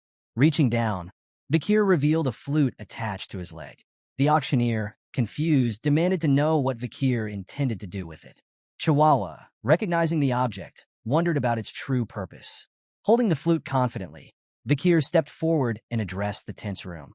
Without warning, he placed it to his lips and blew with all his might. The piercing sound echoed through the auction hall, reverberating with such intensity that the crowd cried out in pain. Covering their ears, they tried desperately to block out the deafening noise. When the sound ceased, an eerie silence fell. The crowd exchanged uncertain glances, unsure of what had just occurred. The auctioneer, seemingly unaffected, let out a nervous laugh. "Is that all? A scare tactic," he sneered. "Even a graduate can't change anything here." But before he could say more, his words were abruptly cut short. A blade pierced his throat from behind, silencing him mid-sentence. Blood sprayed as the auctioneer's head was severed from his body. His lifeless head tumbled to the ground, eyes still wide in shock. Standing behind him was a hooded figure, their presence radiating menace. Chihuahua stared at the scene, paralyzed with disbelief. A guard nearby, attempting to regain control, rushed at the hooded figure. But with a single flick of the intruder's sword, coated in a dense red aura, the guard was shredded to pieces. The remaining guards froze in terror, their fear palpable. Vakir, watching the chaos unfold, smirked in satisfaction. Suddenly, more hooded figures appeared throughout the auction hall. There were dozens of them, each exuding a chilling, powerful aura. Their cold, unrelenting gazes seemed to pierce through the souls of those who dared meet their eyes. One guard, trembling, whispered, "Oh, who are they?" Another muttered a prayer, desperate for hope. Cindy Wendy, the Baron's attendant, recognized the distinctive teeth insignia on their chests. Her face drained of color. "The Pitbull Order," she murmured, her voice quivering. "The Baskerville clan's most brutal knights, the annihilation experts." The crowd erupted into panicked whispers. Everyone knew the Pitbull Order was made up entirely of graduates, warriors who represented the pinnacle of strength. Before Cindy could react further, one of the knights appeared behind her, sword poised to strike. Her heart raced as she thought, "I can't die here, not like this." But just as the blade was about to fall, Vakir stepped in, stopping the knight with a commanding presence. "Leave her alive," he ordered. The knight immediately backed off and knelt, showing deference to Vakir. "Rip the rest of them to shreds," Vakir commanded coldly. "But don't kill those lying down obediently. If they so much as flinch, kill them without hesitation." The knight nodded and vanished with terrifying speed, disappearing into the shadows. The hall descended into chaos as the Pitbull Knights carried out Vakir's orders with ruthless efficiency. The cries of those being cut down echoed throughout the area, their pleas for mercy drowned out by the sound of blades tearing through flesh. Among the survivors, a man lying prone on the ground trembled in fear. "Don't move. Don't even breathe," he thought. "Just stay down, and maybe I'll survive this." A Pitbull Knight appeared in front of a trembling man lying on the ground. The man squealed in terror, begging for mercy. "I'll wear the cuffs. I'll do whatever you want," he cried. The knight stared down coldly. "We don't carry cuffs," he replied bluntly. Confused, the man stammered, "Then what will happen to me?" Without another word, the knight's blade flashed. The man screamed in agony as his legs were severed. "Those sentenced to execution don't need legs," the knight said emotionlessly before moving on, leaving the man writhing in pain. Nearby, a man with a cigar stood beside Vakir. It was Boston Terrier Le Baskerville, commander of the Pitbull Knights. He glanced at Vakir, his gaze appraising, and asked, "How are you finding the Pitbull Knights? Satisfied with their performance?" Vakir nodded. "They're effective." Smirking, Boston Terrier offered further assistance. "If there's anything else you need, just say the word." Taking a long drag from his cigar, Boston Terrier studied Vakir more closely. No wonder Brother Hugo is so interested in him, he thought. At just 15, he's already this fierce and cruel. Placing a hand on Vakir's head, Boston Terrier invited him to join the Pitbull Knights. "Come to us," he said with a grin. "I'll raise you properly." Vakir hesitated before replying. "I'll think about it." Then, excusing himself, he added, "There's an urgent matter I need to handle." Boston Terrier watched him leave, a slight frown crossing his face. "He's ignoring me," Boston Terrier thought, but instead of feeling insulted, it only deepened his resolve. "I want it even more now." Vakir made his way to a dimly lit storeroom. His sharp eyes scanned the area as he muttered to himself. It has to be here somewhere, he said, searching purposefully. His gaze landed on a large safe tucked in the corner. Approaching it, he wondered if it held the payments from the nobles. For a moment, he considered taking the money to City Hall for taxation, but dismissed the thought. That's not why I'm here, he murmured. Turning his attention away from the safe, Vakir spotted a cage nearby, draped with a cloth. His expression hardened with determination as he approached it. Pulling off the cloth, he revealed a battered and bruised girl lying inside. The girl's body bore visible signs of torment, and tears streaked her face as she whimpered softly. Vakir clicked his tongue in disapproval, reaching into his pack to retrieve a potion. You're lucky enough to get this, he muttered. The potion, a gift from the Pitbull Knights, had extraordinary healing properties. Vakir poured it carefully into the girl's mouth. Almost instantly, her wounds began to mend, and the bruises on her body faded. The girl's eyes fluttered open, but upon seeing Vakir, she recoiled in fear. Perplexed, Vakir asked, "Why are you so afraid?" She didn't respond, only staring at him with confusion and caution. Rising to his feet, Vakir unlocked the cage door. Speaking in halting barbarian, he ordered her to leave. The girl seemed to understand but continued to look at him, hesitant. Vakir thought back to his battles with barbarians before his regression, where he had picked up some basics of their language. Pointing to the exit, he repeated his command in barbarian. Run away. The girl spoke something in her native tongue, her tone soft but incomprehensible to Vakir. He admitted, I'm not fluent in your language. As she turned to leave, the girl paused at the doorway and looked back at him. She spoke again in barbarian, her voice carrying an emotional weight Vakir couldn't decipher. Though he didn't understand the words, Vakir concluded from her tone and expression that she was thanking him. Vakir removed another cloth, revealing the true reason he had come to the storage area, Mercy Lego's corpse. Stepping closer, he examined the A-rank monster's remains with satisfaction, pleased to see it was still intact. A red aura began to radiate from his hand, and Beelzebub emerged with a faint grin, exuding a sinister presence. It's been a while since you've feasted on an A-rank monster, Vakir said to Beelzebub, his tone almost conversational. You'll get your meal soon, but you need to finish quickly. The Pitbull order is due to arrive shortly.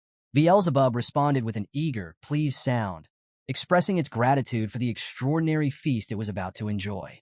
As the sun rose, news of the new deputy consul's ruthless actions against the criminal underworld spread like wildfire. Whispers circulated that the nobles and others involved in the illegal slave auction were now prisoners, their limbs torn off, held in Underdog City's prison. The notorious club burning suspension, once a den for illicit activities, had been burned to the ground, reduced to ashes. Heads of the club's VIPs were displayed publicly, creating a chilling warning against criminal behavior. The 7 original clans, whose heirs had been among those executed, sent written protests to the administrative office. Vakir's reply was blunt and unwavering.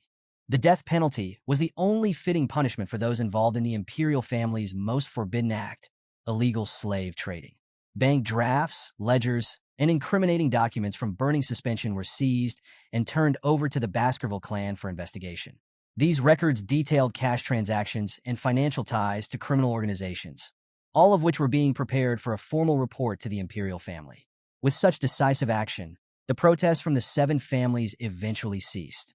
In an unprecedented move, the patriarchs of the 7 clans came personally to plead with Vakir at the administrative office.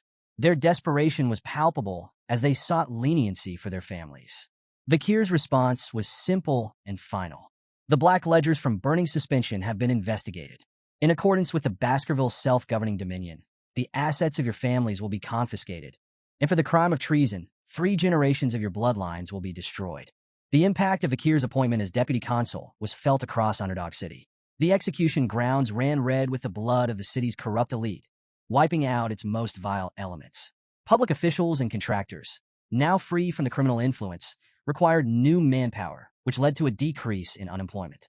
The collapse of the underground auction house resulted in a surge in tax revenue, improving the city's welfare and revitalizing its economy.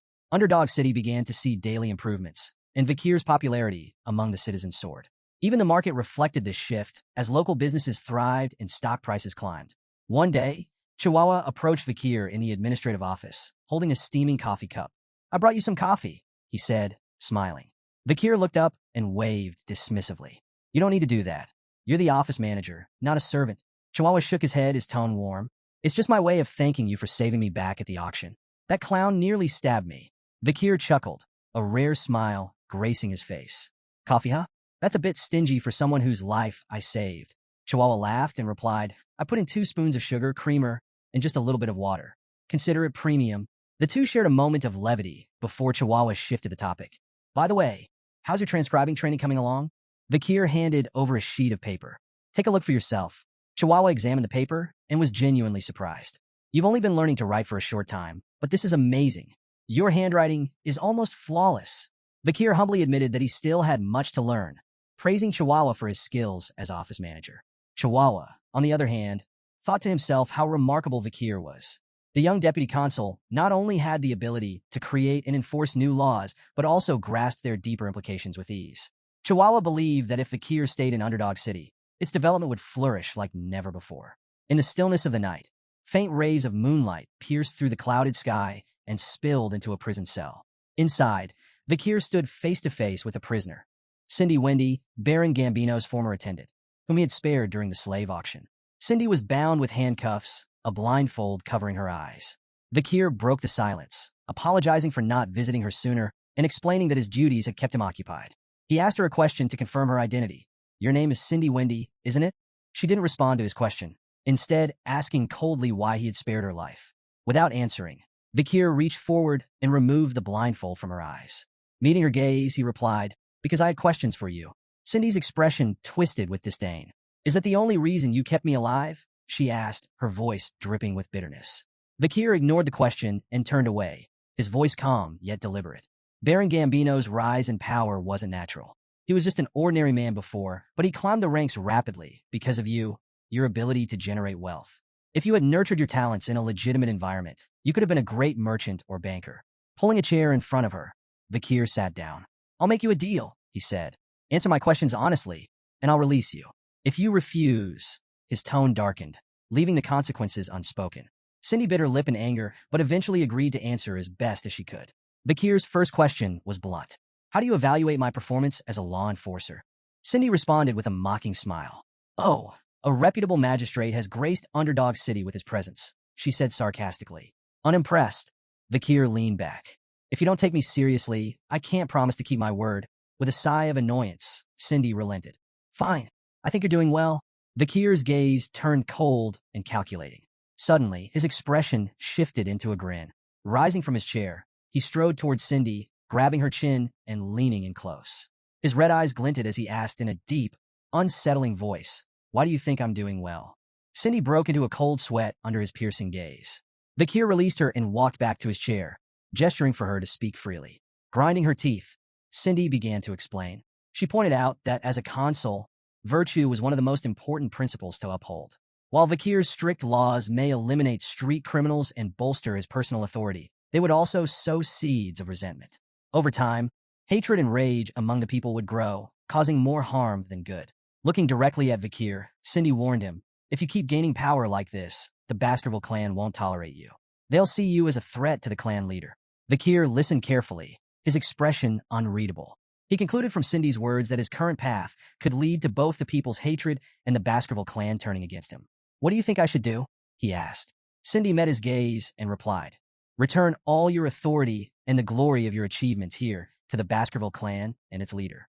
If you keep the spotlight on yourself, it'll only bring more trouble. She paused, then added, go somewhere where your power and status won't stand out.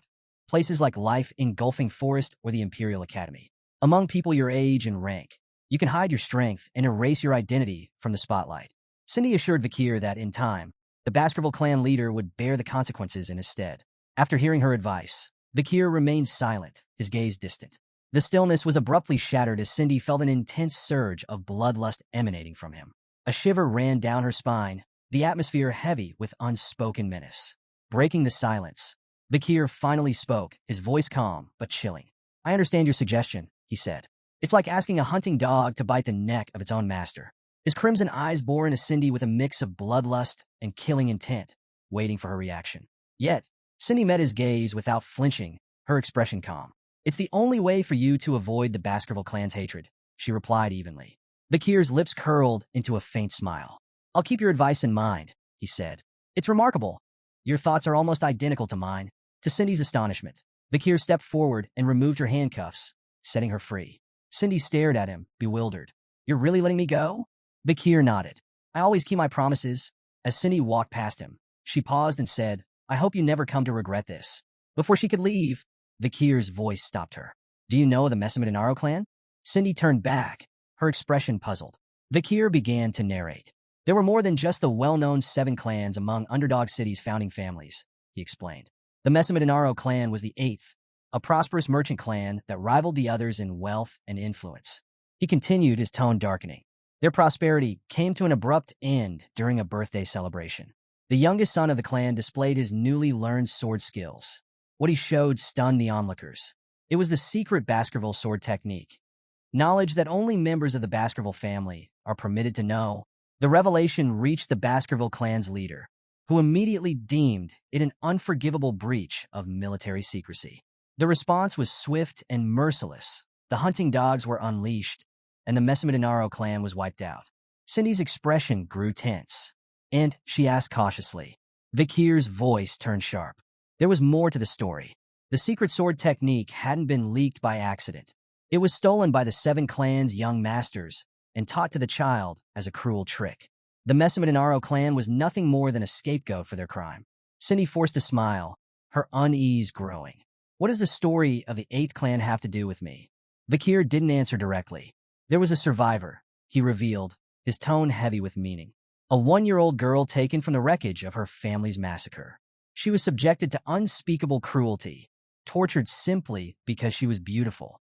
What they did to her, he paused, the weight of the story too grim for even him to elaborate. Cindy clenched her fists and turned away, anger flashing across her face. I don't want to hear any more of this, she snapped, walking toward the exit. But Vakir's voice pursued her. The story doesn't end there, he said. A new deputy consul brought the truth to light and exacted justice. The 7 masters who orchestrated the Messamidinaro clan's fall were captured, tortured, and forced to admit their crimes. Vakir's expression darkened. Before they died, they expressed remorse. Their last words were, I'm sorry for committing such a heinous crime. Cindy stopped in her tracks, tears streaming down her face. Turning back to face Vakir, she choked out a question. Who? Who were they apologizing to? Vakir looked at Cindy with calm resolve and answered. They should apologize to the young girl who used the fake name Cindy Wendy, the sole survivor of the Messamidinaro clan. Cindy's tears continued to flow as she stared at him, her voice trembling. How am I supposed to believe you? She asked. You took them, tortured them. How can I trust they truly apologized? Without hesitation, Vakir picked up a torch. The easiest way for you to believe me, he said evenly, is to see it with your own eyes. He led Cindy to the prison cell where the 7 young masters had been held before their executions. Gesturing toward the floor, he urged her to take a look. Cindy's eyes widened as she took in the sight. Written in blood on the ground were the prisoners' final, desperate words of apology. We were the ones who brought devastation upon the Messamidinaro clan. Forgive us for our crimes. The message was a pitiful plea for mercy, born from terror in their last moments. Overwhelmed by the gruesome scene, Cindy clutched her stomach and vomited. Tears streamed down her face as she trembled. Vakir approached her, his voice steady. Even though they all died painful deaths, the vengeance of the Messamidinaro clan isn't over yet. There's still one more clan that needs to answer for what they've done. He knelt slightly to meet Cindy's gaze. Despise the Baskervilles. You have more than enough right to do so. As a survivor of the Messamidinaro clan, Cindy wiped her mouth, her tears refusing to stop. Why are you helping me? She asked, her voice raw. You're part of the Baskerville clan yourself. Vakir smirked faintly, his crimson eyes glinting. You're asking the wrong question. Cindy got to her feet, brushing herself off. She began to walk away, but paused, turning back to face him. I understand now, she said softly. Vakir Van Baskerville, I owe you a debt. Her tone shifted, firm with resolve. No matter what you choose to do with your life, I'll make sure you never have to worry about money again. As she disappeared down the hallway, Vakir stood in silence, watching her go. After a moment, he muttered to himself, I'll hold you to that promise. The next morning, Chihuahua burst into Vakir's personal quarters, eager to wake him up for work. Deputy Consul, it's time to, he began, but the words died in his throat. The sight before him was surreal. Vakir lay peacefully sleeping amidst blood-soaked sheets, with corpses scattered across the room. Vakir stirred, rubbing his eyes. He greeted Chihuahua with a casual, "Good morning." Chihuahua's jaw dropped. "Good morning," he exclaimed. "What about the bodies all over the place?" Vakir glanced lazily around the room and shrugged. "I'm not sure. It seems I killed them in my sleep." Chihuahua stared at him, horrified. "Are you serious?" Vakir laughed lightly. "Relax. It was just a joke." As they walked down the hallway, Chihuahua hesitated before asking, "Deputy Consul, what was your childhood like?" Vakir smirked. "Didn't find my earlier joke funny?" "That's not what I meant," Chihuahua replied, exasperated.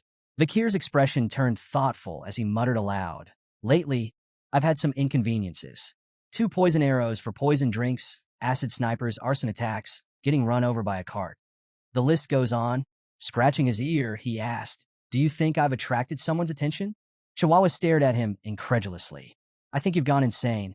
Vakir's focus shifted as he contemplated Beelzebub, the weapon summoned from his arm. He thought about its newest skill, Hellish Buffalo's Tough Life, which he had obtained at the last illegal auction. Though it carried a high risk rating, its effectiveness had exceeded his expectations.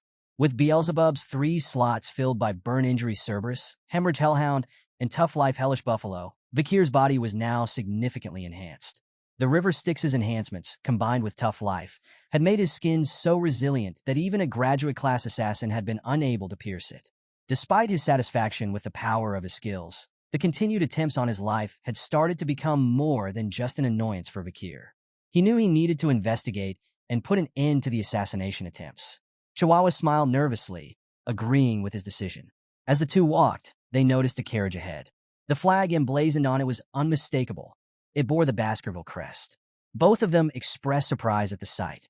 "They've sent someone from the main family," Vakir said, his tone serious. The carriage door opened, and a figure began to descend. Chihuahua immediately started to sweat profusely. Standing stiffly at attention, he nervously wondered if this was who he thought it was. Vakir, on the other hand, remained calm, watching the guest with measured eyes. The new arrival was none other than John Barrymore, the head butler of the Baskerville household. John greeted Vakir with a warm smile. "It's been a long time, hasn't it?" Vakir inclined his head slightly, acknowledging the greeting. "You're looking much better these days, head butler," he remarked politely. The butler chuckled lightly as he approached. "Do you really think so?" he replied playfully. "I had no doubts that you'd do well ever since you left the main residence." "Just luck," Vakir said modestly, though his composed demeanor betrayed little emotion. Chihuahua, standing nearby, couldn't contain his awe. The head butler, John Barrymore, wasn't just any servant. He was the best of the Barrymore family, having served the notoriously terrifying Baskerville family for 4 generations. For Chihuahua, being in his presence was like meeting a living legend. Vakir interrupted Chihuahua's starstruck thoughts with a direct question. "What brings you all the way here, head butler?" John's smile remained as he explained. "The patriarch has been following your progress closely and is quite pleased. He's ordered you to return to the main residence." Vakir blinked, momentarily surprised.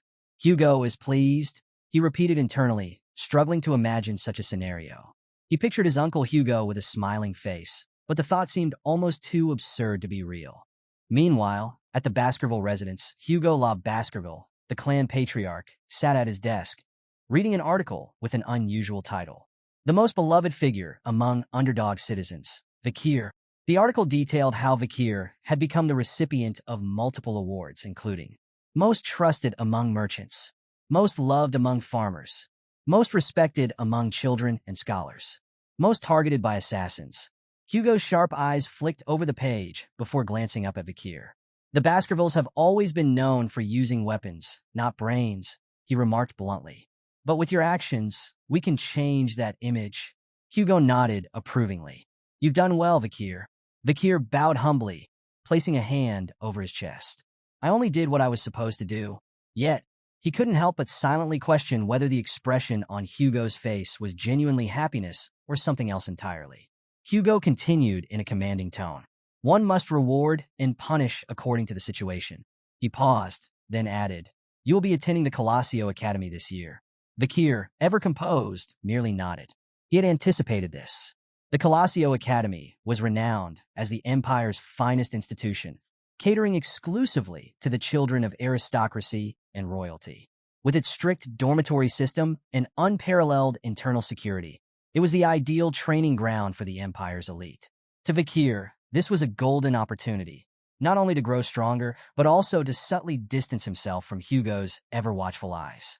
As Hugo continued, he mentioned his intention to send additional companions with Vakir to the academy, but admitted he hadn't yet decided who they would be. He then asked Vakir directly if there were any siblings he would prefer to attend with. Vakir responded that he was closest to Highborough, Middleborough, and Lowborough, though inwardly, he thought of them more as convenient sandbags. Hugo, seemingly satisfied with the choice, agreed to send those 3 along. He then asked Vakir if he remembered the plan they had devised when Vakir was just 8 years old.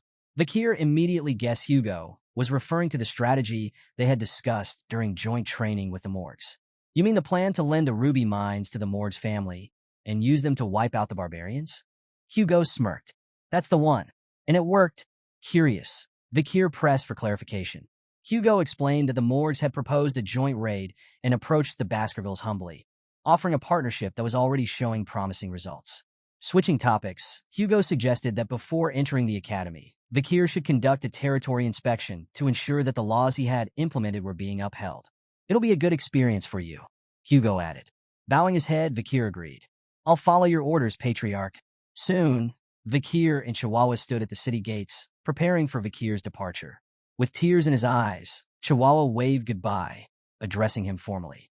"Deputy Consul, I'll do my best to manage the administrative work while you're away." Vakir turned back to glance at the teary-eyed secretary and thought to himself that this parting would likely be permanent. As Vakir and his group traveled some distance from the city, he abruptly called out, instructing someone to reveal themselves. In response, dozens of figures dressed in black emerged from hiding spots all around the group. One of them even appeared beside Vakir, removing his head covering to reveal himself. The man introduced himself as Staffordshire Baskerville, a knight of the Pitbull Order. Vakir greeted him and apologized for the wait, explaining that he wanted their departure to proceed in an orderly fashion. Staffordshire assured Vakir that their mission was to safely escort him to the Morg's family's juvenile fortress.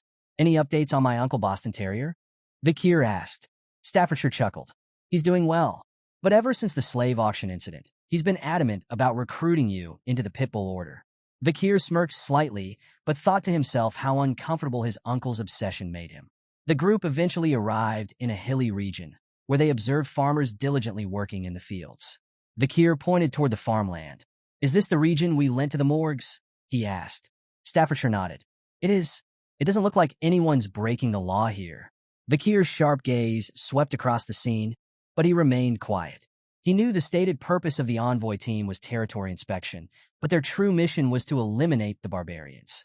Staffordshire continued, informing Vakir that the Morg's family had assembled a substantial force. 3 delegates, 30 members of the lower house parliament, and about 100 mages unaffiliated with the legislature. Vakir noted the effort and remarked inwardly that the Baskervilles, in contrast, had sent only a dozen knights and himself, a lone member of the lower house parliament, while the elite forces were stationed on standby beyond the mountains. He recalled Hugo's words of advice before his departure. "It wouldn't be a bad idea to observe the barbarians' lifestyle for yourself." As Vakir and Staffordshire continued their journey, a fortress came into view in the distance. The sight around it was grim. Dead trees dotted the landscape, and skeletons hung from their branches like eerie decorations. Vakir observed the scene and remarked to Staffordshire, "A mage must have done this. It's clearly meant as a message to the barbarians from the Morgs." Staffordshire nodded, shuddering slightly. "It's a terrifying warning." But Vakir's mind wandered to Kimu Morgs, wondering how much she had changed and grown since their last meeting. As they approached the fortress gates, 3 figures appeared above them. A stern voice called out, demanding to know who they were. Vakir and Staffordshire looked up in surprise. Standing atop the gates were 3 identical girls, all wearing expressions of equal defiance. One of them spoke confidently, declaring, "No one passes without our permission." The other 2 immediately echoed her words in perfect unison. Vakir instantly recognized them as the Morg's family's infamous 3 flowers, the triplets High Sis, Middle Sis, and Low Sis. Their reputation for chaos and madness was well known, with people often saying that their combined insanity could reach the heavens. Steeling himself, Vakir introduced himself as part of the Baskerville envoy team, sent to inspect the territory and strengthen relations. His voice was firm as he demanded the gates be opened. High Sis, however, refused. I need to report to the person in charge first, she said. You'll get your response tomorrow. Vakir frowned, irritation flickering across his face. You're denying me entry into my own land? The triplet smirked. Tenant protection law, High Sis retorted smugly. Don't look down on us just because we're renters here. That law, it was made by your family. Her mocking tone made Vakir's temple throb with annoyance. He felt a familiar red aura beginning to flicker around his hand as his irritation grew. For a moment, his anger threatened to boil over, but he took a deep breath and managed to suppress it. Keeping his voice calm, Vakir responded, I've amended the law. It now allows me to evict tenants I dislike. His words were icy as he reiterated his demand. Open the gates. Now. A wave of killing intent surged from Vakir, slamming into the triplets with a force that made them falter. Fear flickered in their eyes as they hesitated, caught off guard by the bloodlust emanating from him. But the tension reached a breaking point when High Sis, unable to contain her anger, cast a spell at Vakir. I've heard about the psycho kid running Underdog City, she sneered, but we've dealt with enough lunatics to know how to handle you. The spell struck the ground near Vakir, causing his horse to rear in fright. From her vantage point, Low Sis shouted again. You'll wait right there? Don't step foot onto Morg's territory without permission. Her insults grew sharper. Stupid swordsman. You think you can handle us? I'd love to test the so-called rising star of the Baskerville family. Staffordshire instinctively drew his sword, his expression dark. This won't end with words, he said grimly. Vakir agreed, signaling his readiness to fight. But before they could act, one of their group members shouted angrily, These girls don't even know their place. Two others echoed his sentiment, their voices full of disdain. Their words are absurd. The familiarity of their voices caught Vakir's attention. He glanced toward his companions, his thoughts churning. Those voices, I've heard them before. The three sisters, unfazed by the outburst, exchanged amused glances. High Sis was the first to speak, her tone condescending. Mere underlings, she scoffed. Middle Sis chimed in, smirking. Do you think your ranks are higher than ours? Low Sis finished, her voice dripping with disdain. You don't even know your place. The three members of Vakir's group stepped forward to confront Morg's three flowers, firmly denying their accusations by repeatedly saying, Not us. Removing their hoods, they revealed their identities. It was none other than the Baskerville triplets, High Burrow, Middle Burrow, and Low Burrow. Standing confidently, they pointed at Vakir and declared in unison, He is the symbol of Baskerville. The triplets turned to Vakir with matching grins. Leave this to us, they assured him, radiating confidence. Vakir's expression twisted into one of exasperation. Great. My annoyance has just increased to the power of 2, he muttered to himself. As the scene unfolded, Vakir couldn't help but find the triplets' behavior both puzzling and irritating. Their over-the-top antics left him bewildered, though he understood their motives. High Burrow glanced back at Vakir, his tone brimming with gratitude. Thanks for recommending us to the Academy. Don't worry, we got this handled. Vakir's thoughts raced as he pieced together their intentions. It was clear that their eagerness stemmed from their connection to the Academy, though to him, they were little more than glorified sandbags. Despite their lack of intelligence, Vakir recognized that with proper training, they could become effective soldiers, mindless but obedient. With a faint smile, Vakir decided to humor them. Fine, I'll leave this to you, older brothers. The triplets practically beamed with joy at Vakir's words, clearly proud of the trust he had begrudgingly placed in them. Meanwhile, Morg's three flowers watched the exchange with disdain. High Sis sneered, ignorant fools, clinging to each other like helpless children. The Baskerville triplets, unfazed by the taunts, retaliated by flipping them off in unison. No, you're the fools, they shot back defiantly. Morg's three flowers bristled with anger at their insolence. High Sis, Middle Sis, and Low Sis vowed to discipline the Baskerville triplets for their audacity. Vakir's thoughts drifted as he recalled his memories from before his regression. He remembered the Morg triplets as formidable mages with unique attributes, water, earth, and nature. Their magic was highly compatible, and when combined, it amplified the effects of their spells exponentially. It was this synergy that earned them the title of Morg's Three Flowers. As if to prove their reputation, the Morg triplets combined their magical abilities, summoning a colossal vine barrier made of soil and plants. High Sis perched atop the wall of vines, bursting into laughter. "Let's see you try to get through this," she taunted. Middle Sis and Low Sis joined in, mocking their adversaries and questioning whether they could overcome the formidable obstacle. Undeterred, High Burrow drew his sword. "It's nothing," he said coolly, dismissing the plant barrier as insignificant. With practiced precision, High Burrow executed the Baskerville First technique, slicing through the massive vines effortlessly. The barrier crumbled under his strike, leaving a trail of destruction in its wake. Staffordshire, who had been observing from a distance, couldn't help but marvel. A flawless execution of the first technique. However, before High Burrow could fully recover, he sensed danger. A vine whip lashed out toward him with incredible speed. High Burrow managed to block the strike with his sword, but the sheer force of the attack sent him staggering backward. High Burrow, Middle Burrow, and Low Burrow called out in worry as they saw their brother pushed into a defensive position. Low Sis smirked from her perch. "Your pathetic swords will never reach us," she sneered, her confidence unwavering. The Baskerville triplets were visibly enraged, their expressions resembling hunting hounds ready to pounce. Their anger burned brightly as the tension between the two sides grew. Staffordshire turned to Vakir, observing his calm demeanor. "Are you enjoying this?" he asked, a trace of amusement in his tone. Vakir raised an eyebrow, puzzled. "What exactly are you referring to?" Staffordshire gestured toward the ongoing clash between the Morg's triplets and the Baskerville triplets. The eternal debate, magic versus swordsmanship. Magic channels the surrounding mana to amplify and reproduce elemental powers, while swordsmanship focuses a warrior's own energy and mana for explosive, enduring strength. "It's fascinating, don't you think?" Vakir sighed. "If you put it that way, I'm part of this debate, too." Staffordshire smirked. "True, but you've already surpassed everyone else your age." Vakir, however, was unimpressed with the fight, expressing his frustration. "They're all a waste of time. I wish they'd just wipe each other out already. I've got more important things to deal with than watching children squabble." His thoughts drifted to his growing workload and the responsibilities piling up since finding a supervisor. Suddenly, a fiery spell erupted onto the battlefield. A powerful voice, filled with anger, rang out.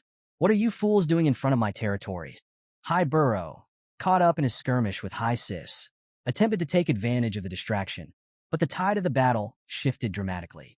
A massive wall of fire burst forth, engulfing the area. The resulting explosion left everyone stunned.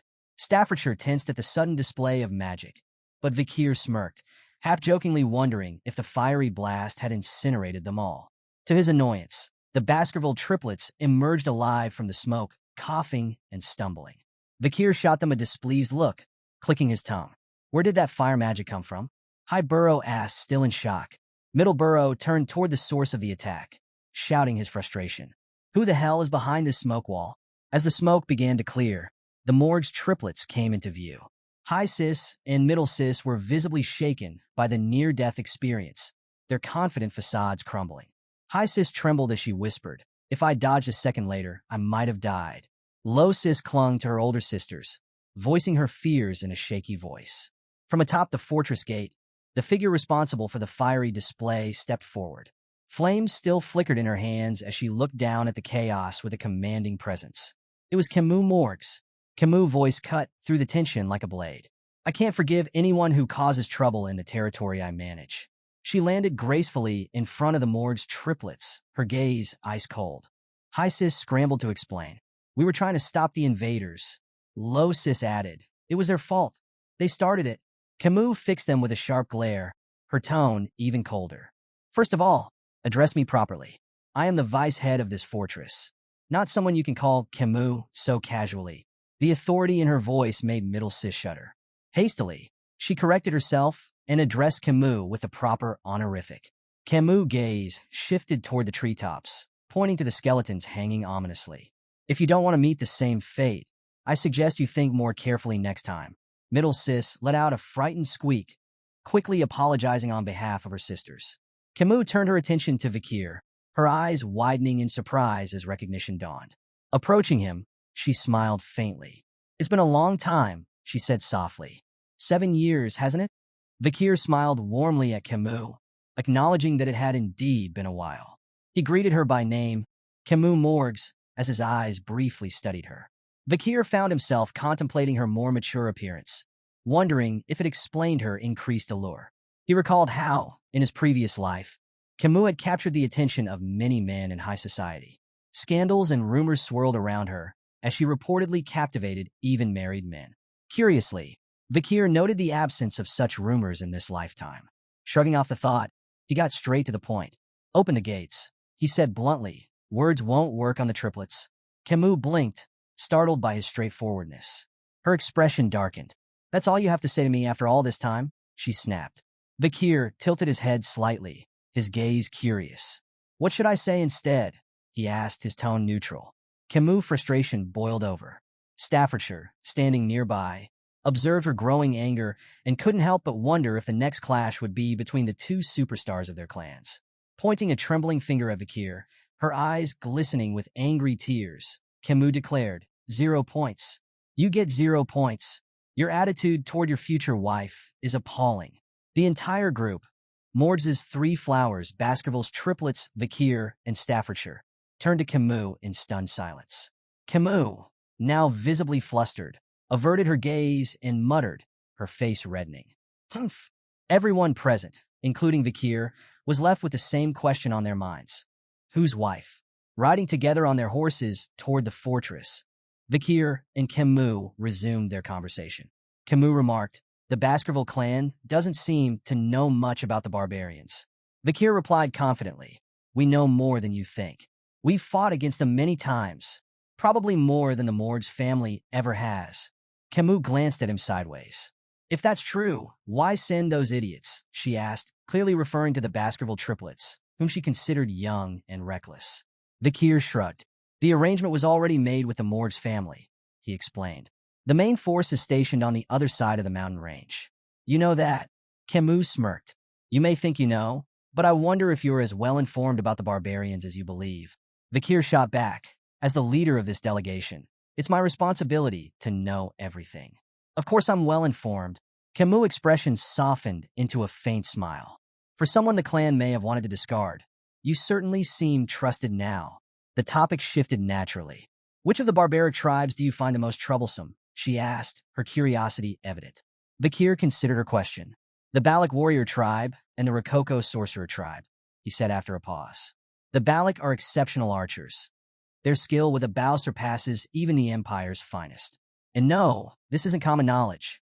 Kimu nodded, clearly impressed by his answer. 8 points, she said, scoring him with her own unique system. 8 points? Out of what?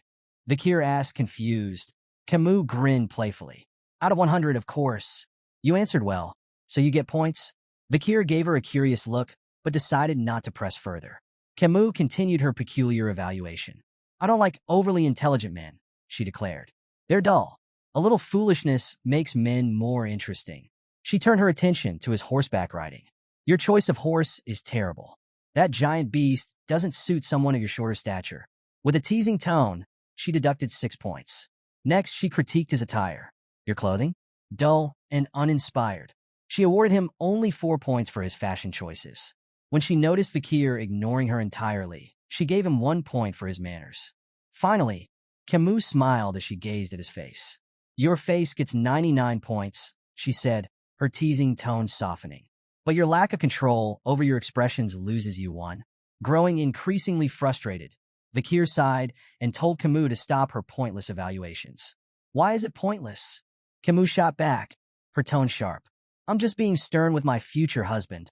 Vakir froze, his confusion evident. "Future husband? What are you talking about?"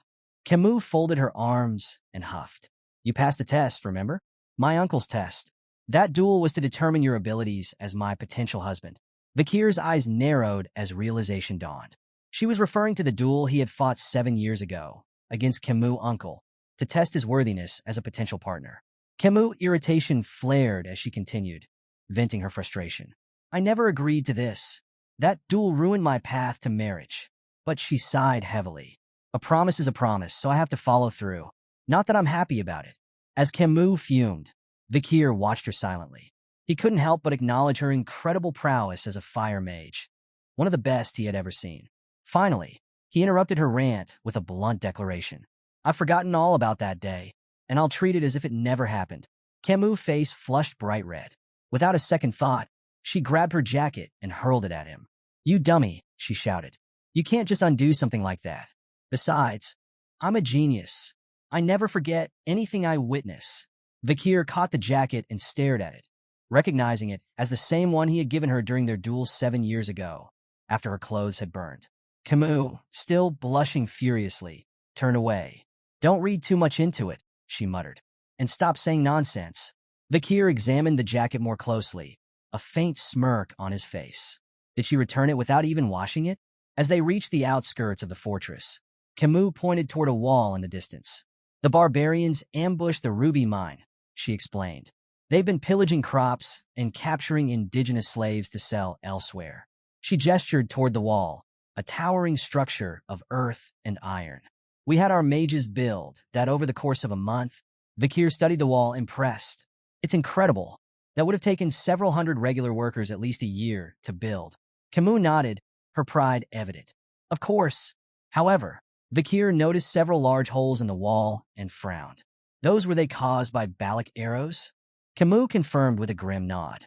"Yes, their arrows carry a strong aura. We've suffered heavy casualties, especially during night guard duty. They can pierce through walls 2 to 3 meters thick." She glanced at Vakir. "Even my uncle wasn't spared. One of those arrows broke through his magic shield and hit him in the chest. He survived, but his pride didn't." Vakir's brow furrowed as he recalled a similar incident involving Hugo, the Baskerville patriarch. A Balak arrow had grazed Hugo's nose bridge, leaving him furious. "Do you know who's behind these attacks?" Vakir asked, his tone serious. Kimu hesitated. "It's hard to say. Their faces are painted black, so it's difficult to identify them, but I think it's a woman."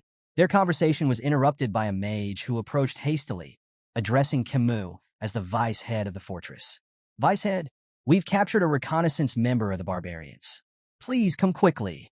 Curious and concerned, Vakir and Kimu followed the mage to a large tent. Inside, they found the captive, a disheveled barbarian restrained and surrounded by guards. Vakir's sharp eyes narrowed as he studied the captive. After a moment, he spoke with certainty. "This one's from the Rococo sorcerer tribe." Kimu turned to the mage with a firm expression. "Have we been able to extract any information from him?" The mage shook his head. "He's uncooperative. His strong sorcery makes him resistant to psychic magic. We've been unable to read his mind." Frustrated, Kimu directed her attention to the captured barbarian. "Tell me about the ambush on the Morg's clan's fortress. How many people did you kidnap?" The barbarian remained silent, his expression unreadable. Kimu pressed on, her voice laced with anger. "Among those taken was Rose, a daughter of the Morgs. She's my 6th cousin. Tell me, what have you done with her?" A twisted smile spread across the barbarian's face as he muttered something in his native language. Kimu frowned and turned to the mage. "What did he say? Is there anyone here who can translate?" The mage replied hesitantly. "There's no one available at the moment who understands his language." Suddenly, Vakir spoke up. "I know a little of the Rococo language." Kimu raised an eyebrow, surprised. "Is there anything you don't know?" "I'm not fluent," Vakir clarified. "I just understand the basics." "Then ask him," Kimu said, her voice steady but strained. "Ask him where my cousin is. She's 12 years old, with red hair, red eyes, and white skin." Vakir nodded and posed the question in the barbarian's tongue. The barbarian's smile grew darker, and he gave a short reply, his tone mocking. Vakir's expression turned grim as he closed his eyes for a moment. Then, he looked at Kimu and relayed the devastating news. "Your cousin is dead." Kimu's face twisted in anger and anguish. Her hands balled into fists as she declared, with the senator of the audience hall being treated and the senator of the temple away on inspection. "The decision falls to me." She straightened her posture, her voice ringing with authority. "I, Kimu Morgs, a member of the Middle House and the vice head of this fortress, declare the verdict: immediate execution." In an instant, a sharp spike pierced the barbarian's body, and flames consumed him. As the barbarian burned, he uttered something in his language. Kimu coldly dismissed his words. "After this war, your language will only be spoken in hell." The barbarian's cries faded as the fire reduced him to ashes. His companion, restrained nearby, watched in silent horror at the brutal execution. Still fuming with rage, Kimu turned abruptly and ordered Vakir to follow her. As Vakir exited the tent, he saw Kimu some distance away, her shoulders trembling as she cried aloud. He approached her slowly, recognizing that despite her formidable exterior, she was still just a 15-year-old girl. "Were you close with your cousin?" Vakir asked gently. Kimu nodded through her tears. "Very close. She was pure, so unlike the cold-hearted nature of our clan. She didn't belong in a place like this." Vakir tried to comfort her. "I believe she left this world peacefully." Kimu turned to him, her tear-streaked face filled with doubt. "Don't lie to me," she said softly. "I'm not stupid. I'm a genius." I understood a little of what he said.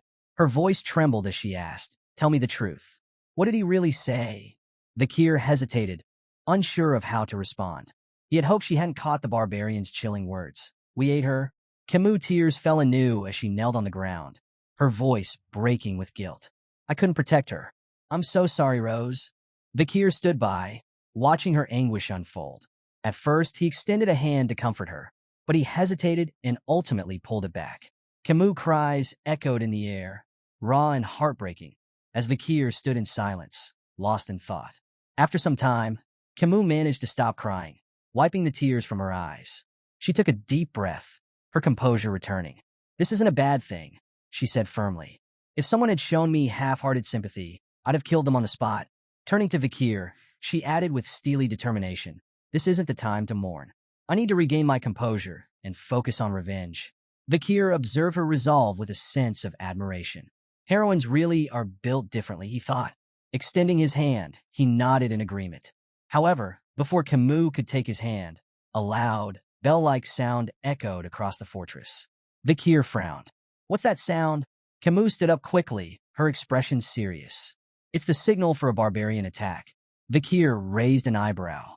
"Your time for revenge seems to have come sooner than expected." Outside the fortress, a group of barbarian girls sat astride white wolves, armed with bows and arrows. Their leader knocked an arrow, aimed toward the guards on the fortress walls, and released. The arrow flew with deadly precision, causing a massive explosion that left the guards scrambling in disarray. The leader commanded her companions, "Attack." The barbarian girls, accompanied by their ferocious wolves, launched into battle. The wolves leapt at their prey with terrifying speed, while the barbarians themselves slashed at the soldiers of the Morg's clan with relentless ferocity. Ropes flew through the air as they lassoed soldiers by the neck, swiftly incapacitating them. The scene was one of utter chaos when Vakir arrived, taking in the gruesome battle unfolding before him. His sharp eyes scanned the battlefield. "Did I get here too quickly?" He wondered, assessing the situation. Suddenly, a rope shot toward him, wrapping tightly around his neck before he could react. Vakir turned his gaze forward, only to see two barbarian girls skillfully holding the ends of the rope. In their native language, one of them said, "We've caught a good one. This hunt for husbands is going well." Vakir quickly realized their intention. The barbarians were capturing men to breed stronger offspring for their tribe. With a flick of his wrist, Vakir grabbed the rope and swung it powerfully, sending the two girls flying through the air. "Sorry," he said dryly, "but I'm not available. I might already be engaged." The girls slammed into the ground with a thud, drawing shocked gasps from the male barbarians nearby. "What? Who is this guy?" one of them asked in disbelief. The others quickly prepared their arrows, uncertain of whether Vakir was friend or foe. Despite the tension, Vakir didn't back down. His mind briefly flashed to Hugo's instructions: avoid engaging in a fight before meeting up with the main force. Vakir considered waiting, but ultimately decided otherwise. Drawing his sword, he advanced fearlessly toward the incoming arrows.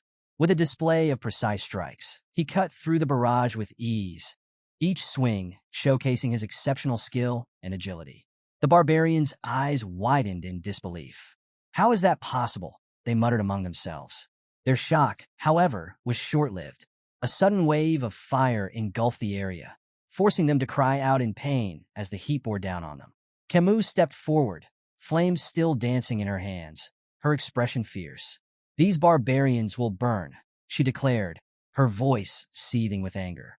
Vakir turned to her in astonishment, realizing that she had turned the battlefield into a sea of fire. Kimu turned to Vakir, her expression sharp. "Are you using liquid aura?" she asked, clearly recognizing his abilities as a graduate. Her words carried a tone of acknowledgement, one rarely given. You're the only man I could ever recognize, she added. Vakir confirmed calmly. I received an order from the patriarch to avoid battle until regrouping with the main force. Kimu wasn't deterred. Beginning to cast multiple spells, she questioned. An order from Baskerville's patriarch? Is that supposed to stop me? Her voice was filled with defiance. A Baskerville should refrain from intervening, she declared. I will handle this myself and eliminate every last barbarian here. Unleashing a series of powerful fire attacks, Kimu set the battlefield ablaze. Vakir stood back, astonished. He immediately recognized her spell, burned, a potent fire spell. His sharp eyes caught the details of her casting method. She was employing a quadra-casting technique, 4 simultaneous casts of burning spells, which exponentially increased the lethality of her attacks.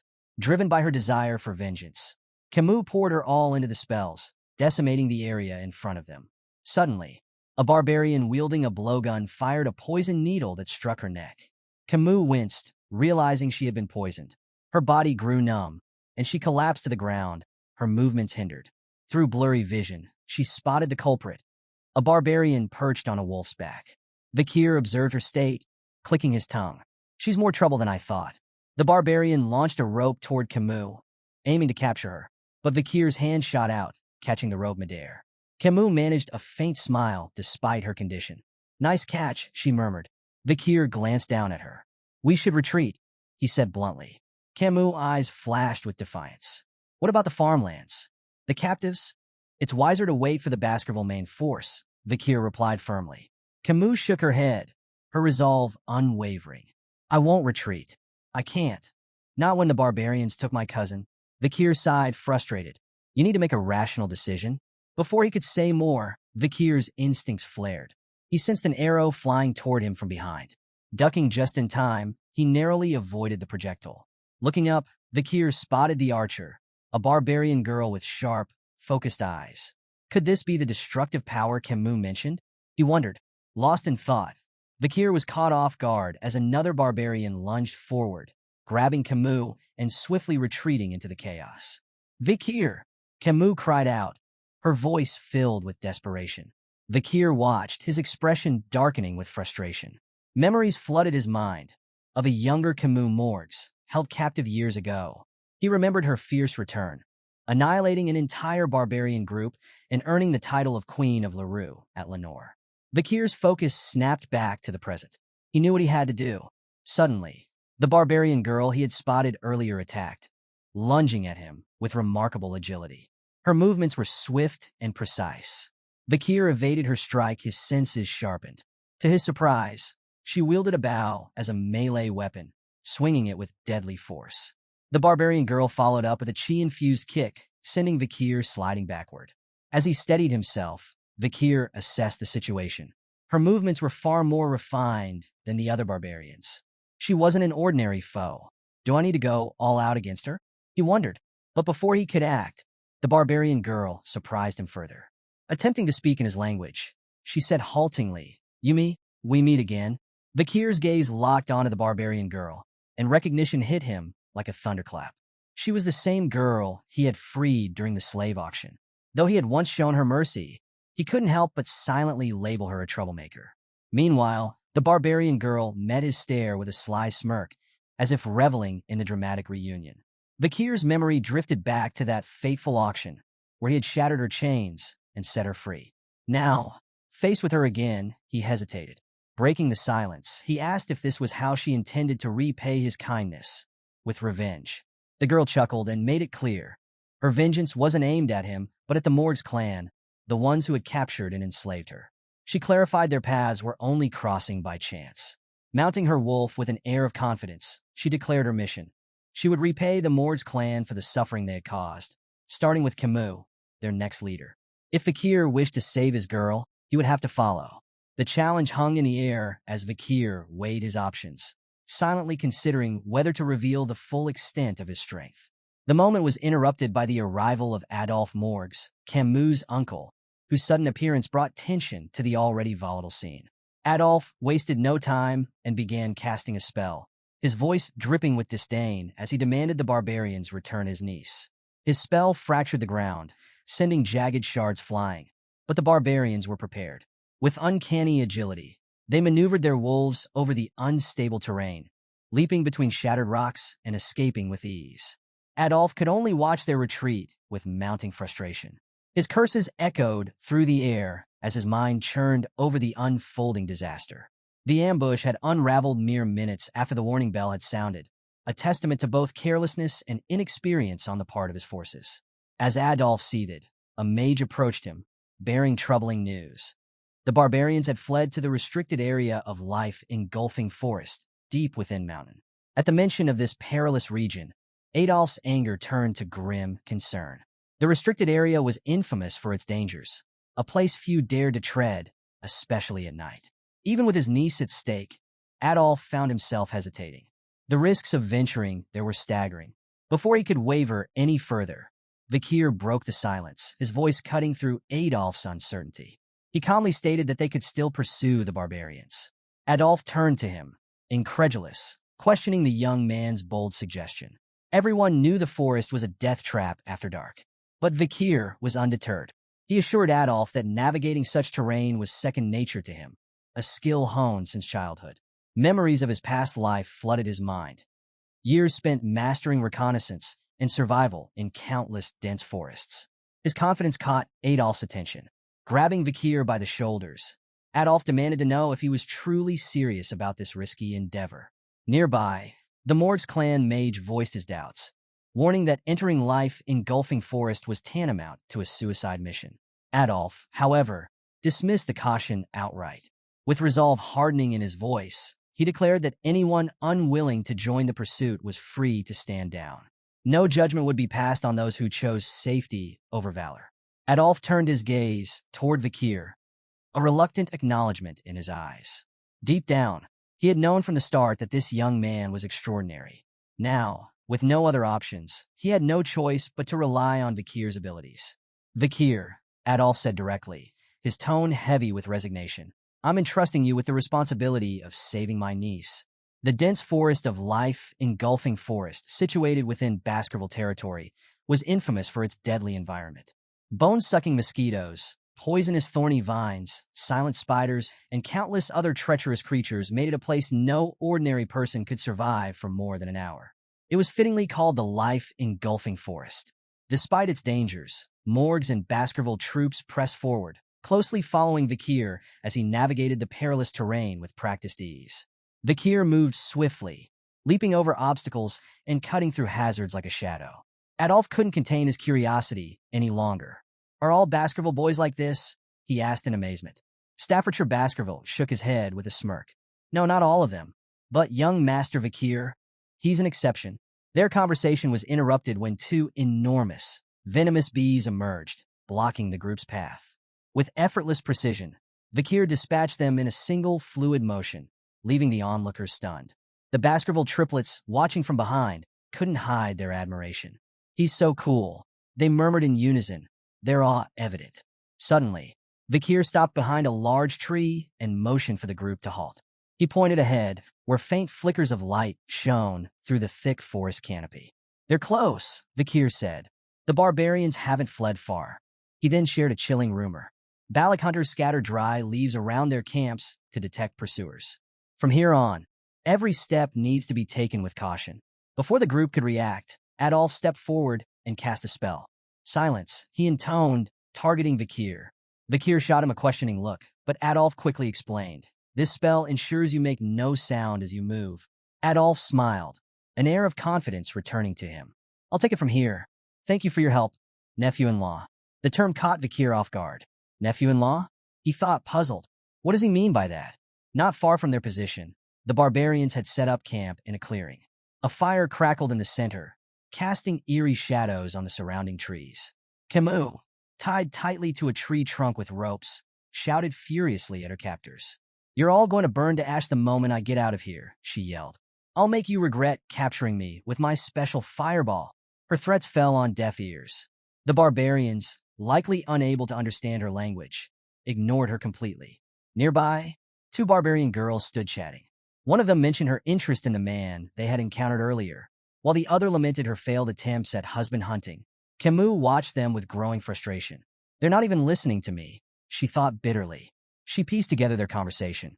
Husband hunting? Wife hunting? Is that why they've been ambushing our group this whole time? Her thoughts were interrupted by the arrival of the male barbarian who had captured her. With a smirk, he addressed Kimu in his native language. An excellent catch like you. Every male in our tribe will want you. Kimu glared at him, her fiery spirit undiminished. You perverted bastard, she shouted back. If that's what you're planning, just kill me already. The barbarian scratched his ear, feigning confusion as he remarked, I don't understand what you're saying. Yet, with a cruel grin, he grabbed Kimu's chin, forcing her to look at him. But I can tell you're talking back just by looking into your eyes, he sneered. With an unsettling expression, he raised the arrowhead in his hand and licked its tip, his intentions clear. This arrogant slave needs to be disciplined, he said menacingly. Before things could escalate further, another barbarian arrived, a familiar figure. It was the barbarian girl whom Vakir had saved during the slave auction. Stay away from my slave, she commanded sharply, addressing the male barbarian as a Hun. Taken aback, a Hun stammered, Commander Ian. His tone shifted to one of pride as he added, but I was the one who captured her. Commander Ian shot him a cold glare. Lower your voice, she snapped. Defensive, a Hun attempted to explain. I shot the paralyzing arrow. I set the trap. Ian cut him off, her expression unyielding. If it weren't for me stepping in, you'd be dead right now. That boy with the sword would have taken your head in an instant. Silenced by her words, a Hun hesitated before muttering. So this woman, she's your prize now. That's right, Commander Ian confirmed, her tone leaving no room for debate. Kimu observed the tense exchange with growing curiosity. Is there an internal dispute brewing among these barbarians? She wondered. Her limited understanding of the barbarian language allowed her to piece together bits of their argument. She caught the name, Ian, and deduced that the girl held a significant position, likely their commander. A Hun, still defensive, pointed at Commander Ian and exclaimed, You may be a commander, but you're still just a woman. Commander Ian's eyes burned with fury as a blue aura erupted around her. Fixing Ian with an icy glare, she retorted, And what difference does that make? If you have a problem, come at me. I'll turn you into a bloody mess. A Hun's bravado quickly melted into fear as his body broke into a cold sweat. Raising his hands in surrender, he stammered, I'm not angry. You do as you please. With that, he retreated, thoroughly cowed. Kimu, still bound, watched the scene unfold. Looks like she's won the argument, she thought, observing the respect, or fear, the other barbarians had for their commander. Commander Ian turned her attention to Kimu, her gaze appraising. Good eyes, strong physique, as expected from the future leader of the Morg's bloodline. But her tone shifted as she kicked Kimu without warning. Unfortunately, you Morg's bastards sold me into slavery, Ian said bitterly. I was lucky to escape, thanks to some kindness along the way. But you won't be so lucky. Leaning closer, Ian's voice grew more menacing. I'll tame you to the point where you'll feel it in your very bones and soul. Menial tasks, like licking the space between my toes, will become your daily routine. Before Kimu could respond, a piercing scream shattered the tension.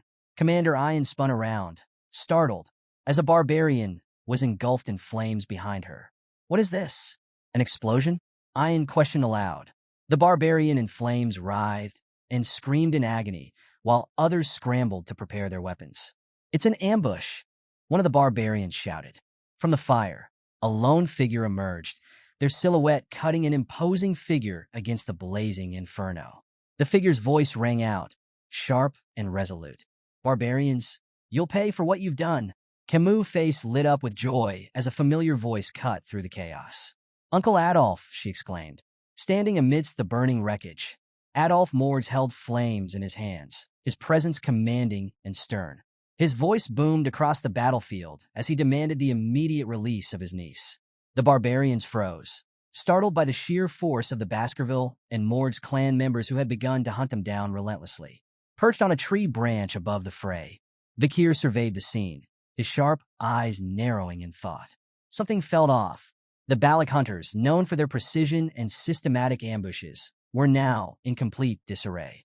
Meanwhile, the barbarian girls, riding their wolves, voiced their frustration at the chaos caused by the Baskerville and Morg's forces within the dark forest. Adolf, witnessing several barbarians attempting to flee, roared, No one escapes. Eliminate every last one of them. Kimu, still tied to a tree, smiled with satisfaction as she watched the pandemonium unfold.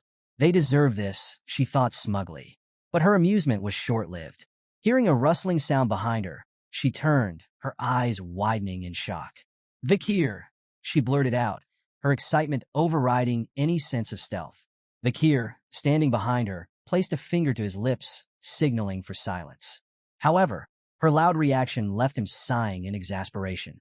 Quickly, he cut the ropes binding Kimu to the tree and helped her to her feet. Kimu beamed, happiness radiating from her. "You came to save me," she exclaimed. Vakir, slightly irritated, replied, "Do you not understand the meaning of silence?" As the two began to retreat, Ayan, the barbarian commander, suddenly appeared before them. Her sharp eyes gleamed with anticipation as she regarded Vakir. "I expected you to come," Ayan said, her voice calm, yet commanding. She praised his exceptional skills, his speed that allowed him to cover great distances, his composure in navigating the treacherous forest, and his unwavering resolve to save Kimu. With a smile, Ayan added, "I won't ask about your past, but you've passed." Vakir, confused by her cryptic words, frowned. "Past what?" At that moment, Kimu and Ayan locked eyes, engaging in a silent battle of wills. Their intense gazes conveyed their unspoken intentions. Vakir tightened his grip on Kimu, realizing that concealing his abilities in this encounter might no longer be possible. Yet, he couldn't shake the feeling that Ayan was somehow familiar. Could she be related to the one who scarred Hugo's nose? He wondered, recalling the infamous Balak archer, Night Fox. However, after studying her movements, Vakir dismissed the idea. No, she's too young and inexperienced to be the Night Fox. Perhaps she shares the same bloodline. Suddenly, a barbarian launched a surprise dart attack. Vakir raised his hand, effortlessly blocking the projectile, which shattered upon impact. It was the same barbarian who had kidnapped Kimu. His eyes widened in disbelief, stunned that Vakir had anticipated the attack. Vakir wasted no time. Sweeping Kimu into his arms, he said, "Things have gotten troublesome. I'll take you to your uncle." Kimu, blushing furiously, nodded. "All right," she stammered. Her surprise deepened as she noted his formal tone. Is it the poison making him act like this? She wondered. Vakir moved swiftly through the dense forest, carrying Kimu toward Adolf's position. Behind them, Ayan watched with a mix of disappointment and determination, expressing her desire for Vakir to return to her willingly. As they advanced, Vakir glanced at Kimu. "Are you sure the poison isn't too severe?" he asked. Kimu, uncertain, replied hesitantly, "I think maybe it is." Before they could continue, two barbarians fired arrows at them, but Vakir skillfully deflected the projectiles with precision, ensuring their safety. Meanwhile, Ayan readied her bow, her expression cold and resolute. Taking careful aim at Kimu, she questioned aloud, "Should I eliminate the girl from Morg's?" Without hesitation, she released the arrow. It streaked through the air, leaving a bluish aura in its wake, its trajectory unerringly aimed at Kimu. Vakir's glowing red eyes caught the arrow's path as it sped toward them. Reacting instinctively, he twisted to shield Kimu. Sensing the sudden movement, Kimu turned to look behind her just as the arrow came dangerously close, only 2 inches from her eye. But before the arrow could strike, it froze midair. A shimmering ice wall materialized, halting it in its tracks. "Are you hurt, my dear niece?" Adolf's voice rang out, filled with worry. He stood nearby, flames still burning faintly in his hands, the protective ice spell already in place. "Uncle!" Kimu cried out, relief washing over her as she called his name. Adolf approached quickly, taking hold of Kimu and casting a spell, "Cure poison." "It's a severe numbing poison," he explained. "I've managed to slow its effects, but we'll need to visit the divine Quo Vadis for complete treatment once we return." However, Kimu pushed his hand away. "Let go for a moment," she demanded, surprising Adolf. Confused but compliant, Adolf stepped back. To his shock, Kimu ran toward Vakir, leaping into his arms and embracing him tightly. "Thank you for saving me again," she said earnestly, her voice filled with gratitude. Adolf stood frozen, his eyes wide with disbelief and tears welling up. "Kimu!" he shouted, attempting to gather his composure. "I did my best too." But Kimu turned to him, her expression full of indignation. "And yet, you show up now," she retorted angrily. "I'm telling Mother about all of this." Before Adolf could respond, a rope suddenly shot through the air, wrapping tightly around Vakir's neck. It was Ayan. Come with me willingly, Ian demanded, pulling on the rope in an attempt to drag Vakir toward her. It'll be easier for both of us. I don't have much time. Despite her efforts, Vakir didn't budge. His feet remained firmly planted, his strength unyielding. Ian's frustration grew as she struggled to comprehend how Vakir could resist so effortlessly. Kimu, witnessing the scene, gasped in recognition. "It's you again," she exclaimed, her disbelief evident. Vakir, calm and focused, broke the rope around his neck with ease, snapping it like a twig. But Ian's words stuck with him. "No time, what does she mean by that?" He pondered, sensing a deeper urgency behind her actions. Suddenly, an overwhelming wave of killing intent swept through the forest. Birds took flight in a panic, and an oppressive sense of dread blanketed the area. Ian's face turned pale as she looked upward, horror etched into her features. "It's noticed us," she whispered, her voice trembling. Vakir glanced at her, confused, when a sharp buzzing sensation radiated from his hand. Looking down, he saw the red lines etched on his skin glowing ominously. Beelzebub, the hidden blade within his arteries, was issuing an intense warning. Ian's trembling voice broke the silence. "She's coming," she said, her words heavy with fear. Vakir's expression hardened as he processed her cryptic statement. "She? Who's she?" He wondered, his instincts sharpening. Ian, now drenched in cold sweat, uttered the name in a hushed tone, Madame Eight Legs. Suddenly, a towering pillar-like structure emerged from the heart of the forest, its presence dark and ominous. The barbarians froze, their faces pale with recognition. "It's the Madam. The Madam is here," they cried out in terror. Kimu gazed at the colossal structure, questioning aloud, "Is that just a pillar?" Vakir's sharp gaze fixed on the mysterious form. His voice was firm as he denied the possibility. "No way," he muttered, shrouded in an eerie purple aura. The so-called pillar began to split apart, revealing 8 long, spindly appendages. Like massive tree branches, the legs descended with terrifying speed, anchoring themselves into the ground. Adolf, overcome with concern, voiced his disbelief. "How could such a monstrous thing be hidden here?" he exclaimed, his usually composed demeanor faltering. Vakir's face turned grim, his mind racing.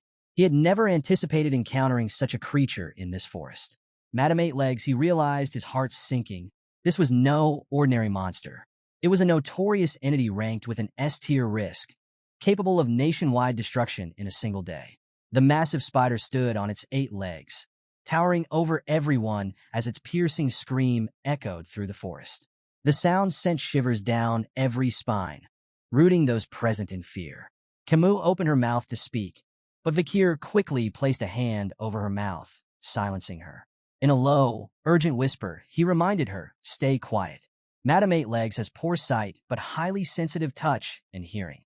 Vakir's thoughts drifted back to an old native's warning he had heard before his regression, a chilling legend of the Madame of 8 Legs who haunted the depths of the forest. It had seemed like just another horror story at the time, but now it felt all too real. The Empire's monster dictionary, even after several revisions, documented this creature as a catastrophic threat. Its name alone struck fear into the hearts of all. Madame Eight Legs. Suddenly, the creature let out another ear-piercing scream, and from its mouth spewed a stream of greenish liquid. The corrosive substance rained down, hissing as it melted tree branches upon contact. Vakir skillfully dodged the falling poison, his movements precise and calculated. Adolf, acting quickly, conjured a protective barrier to shield himself and Kimu from the acidic onslaught. Not far away, a Hun, one of the barbarians, screamed in terror as some of the poison landed on his hair. In a panic, he grabbed a knife and cut off the affected strands, falling to his knees and panting in fear. Ian, however, glared at him with disgust. Her voice was low and sharp as she berated him. "Stop screaming in front of Madame Eight Legs." With a cold glance at the monstrous spider, Ian added darkly, "If you weren't the shaman's grandchild, I'd kill you myself." She then turned back to the other barbarians, her expression fierce as she barked an order. "Retreat," she commanded, her voice steady despite the chaos. Adolf, still carrying Kimu, echoed the sentiment. "Make a run for it," he instructed quietly, his tone leaving no room for argument. As the forest seemed to pulse with the overwhelming presence of Madame Eight Legs, The group knew they had no choice but to flee. Madame Eight Legs emitted playful, almost mocking noises, seemingly entertained by the chaos unfolding around her. As the fleeing groups scattered, the Balak barbarians split into smaller clusters while the Baskerville and Morg's clans retreated together in a more organized formation. Their distinct methods of escape seemed to help Madame decide whom to target. With terrifying speed, Madame Eight Legs charged toward the Baskerville and Morg's forces. Adolphe, visibly frustrated, questioned why the creature had chosen to pursue them. One of the Morg's mages, brimming with confidence, stepped forward. "Leave it to me," he declared boldly. "Fire attacks are a bug's weakness." He began casting a powerful fire spell, summoning an explosion that engulfed Madame Eight Legs in a sea of flames. For a brief moment, the mage turned to Adolphe with a triumphant grin, ready to boast about his success. But his victory was short-lived. Without warning, one of Madame's massive legs pierced through the air and impaled a mage standing beside him. Blood splattered across the confident mage's face as he froze, trembling with fear. The fire spell hadn't even scratched the monstrous creature. Adolphe, Kimu, and Vakir continued to retreat. Kimu, her voice filled with disbelief, expressed her shock at the monstrous sight before them. Meanwhile, Vakir, lost in thought, came to a sudden realization. Abruptly, he stopped running and turned to face Madame Eight Legs. His unexpected movement caught everyone off guard. Staffordshire, alarmed, shouted after him, "What are you doing?" Vakir's response was firm and unyielding. "If no one acts, we'll all be annihilated," he stated. He proposed that someone had to tie down the creature's legs to buy time. When Staffordshire volunteered, Vakir immediately cut him off. "Do you really think you have what it takes to restrain those legs?" he questioned bluntly. Vakir turned to Adolphe and emphasized that they couldn't afford to let Madame Eight Legs follow them back into the territory. "I'm the best person for this job," he declared. His hand gripped the hilt of his sword tightly as he turned to face Adolphe. "There's no time left," Vakir said, leaving the final decision in Adolphe's hands. Kimu called out to Vakir in disbelief, her voice trembling. But Vakir pressed on, urging the group to flee without him. Adolphe, clearly torn, finally made the call. "We run," he ordered, ensuring that Vakir's sacrifice wouldn't be in vain. Tears welled in Kimu's eyes as she pleaded with Vakir to return with them. But Adolphe pulled her back, forbidding her from moving. As the group retreated, Vakir stood his ground, the weight of his choice heavy on his shoulders. His grip on his sword tightened, but then he paused, letting out a slow, resigned sigh. Vakir considered the situation. He had no personal stake in the survival of the Baskerville territory, nor did he believe the Allied forces could stop Madame Eight Legs' growing power. Yet, he saw a rare opportunity for himself. If he could feign his death here, he would finally escape Hugo's watchful eye. This deception would buy him precious time to master the 10th technique, a skill that lingered, unrefined, in his mind. With that mastery, he could perfect his ability to conceal and control his power. Then, when the time was right, he would return to the clan, stronger and more prepared than ever. A radiant red aura began to envelop Vakir's hand as Beelzebub emerged from within. He knew that if he didn't use every ounce of strength and skill he possessed, this battle would be his last. With unwavering resolve, he committed to unleashing all his resources, including the vast reserve of mana bestowed upon him by the River Styx's blessing and the ethereal aura reserved for the highest-ranking Baskerville swordsmanship techniques. In his grasp was the demonic sword Beelzebub, its blade cloaked in a menacing red aura. Vakir's eyes glowed fiercely, mirroring his determination. With swift and calculated movements, Vakir dashed toward Madame Eight Legs, the monstrous spider that loomed before him. He leaped high into the air, the red glow of his aura intensifying with every passing second. Hovering momentarily above the terrifying creature, Vakir locked eyes with Madame Eight Legs as she let out a piercing, otherworldly scream.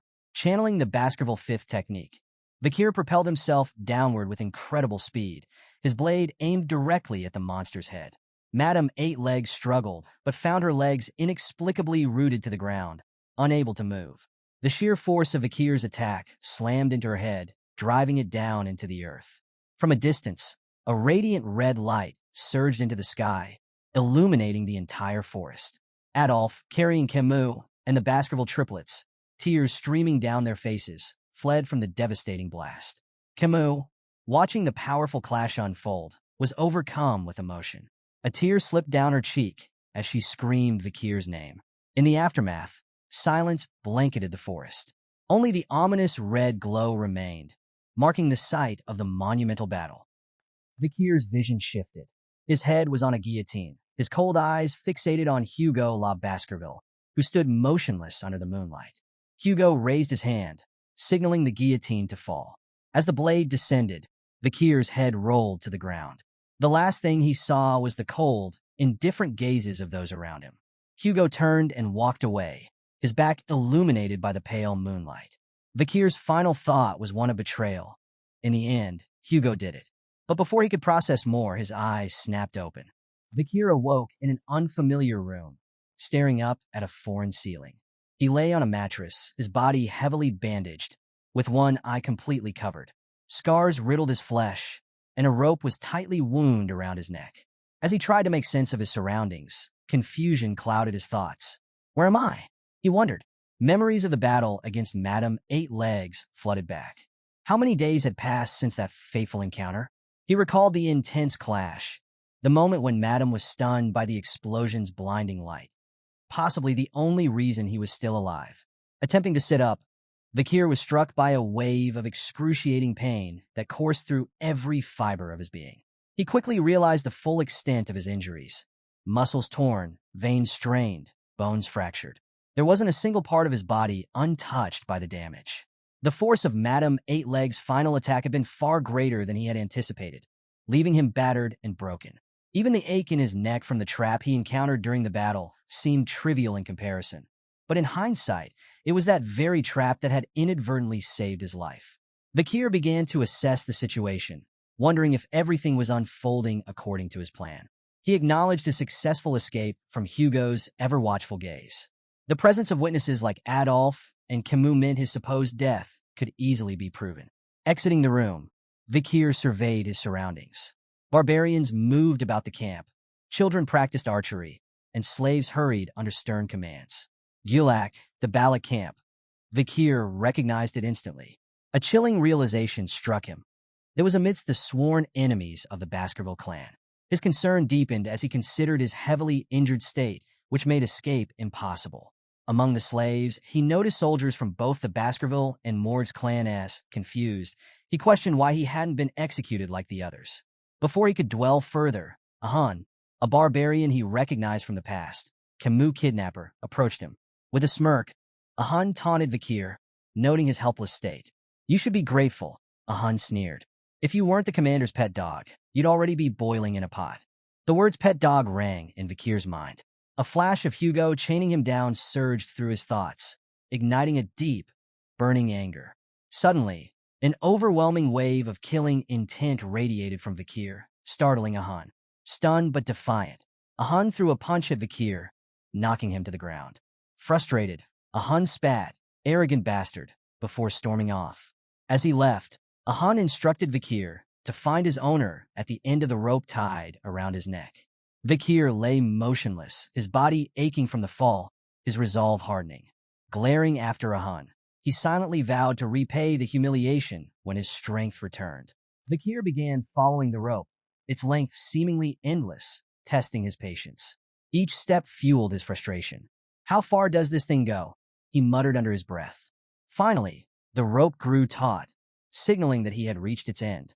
What he saw next caught him off guard. Ayin, the barbarian girl he had encountered before, stood bathing in a small pond, holding the other end of the rope. Vakir froze at the edge of the pond, unsure of how to proceed. Ayin smiled at him mischievously and instructed, "Lie down."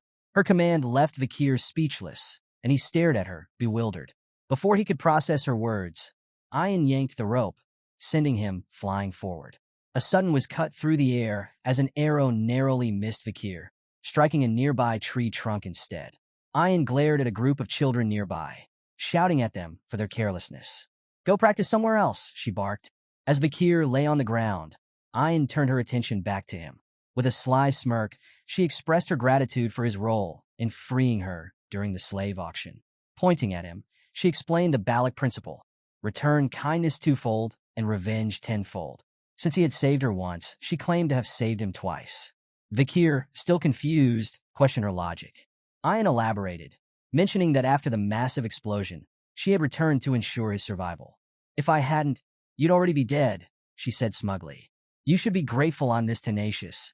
Her response made Vakir uneasy, and he couldn't help but ask about the rope around his neck and why she was keeping him alive.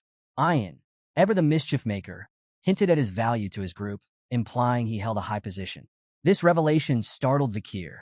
She went on, speculating aloud about how much his party might pay for his safe return. Vakir froze as he realized the implications. If the Baskerville clan got involved in hostage negotiations, his carefully laid plan to escape Hugo's watchful eye would fall apart. Panic threatened to creep in, but Vakir remained outwardly calm, strategizing his next move. Ayan, clearly enjoying his discomfort, flashed a mischievous grin. Don't get any ideas about returning to your party, she teased. You're going to be my slave. With a flourish, Ayan pulled out a dagger and severed the rope around his neck. Vakir internally sighed in relief, taking this as a sign that his plan might still be salvageable. However, she quickly turned the tables again, pointing the dagger at him. With an amused tone, she suggested they decide on their new titles. You can call me Master, she added smugly. Vakir stood in silence, his face emotionless as Ayan seemed to revel in his quiet defiance. I like those rebellious eyes, she remarked with a smirk. It'll make taming you all the more satisfying.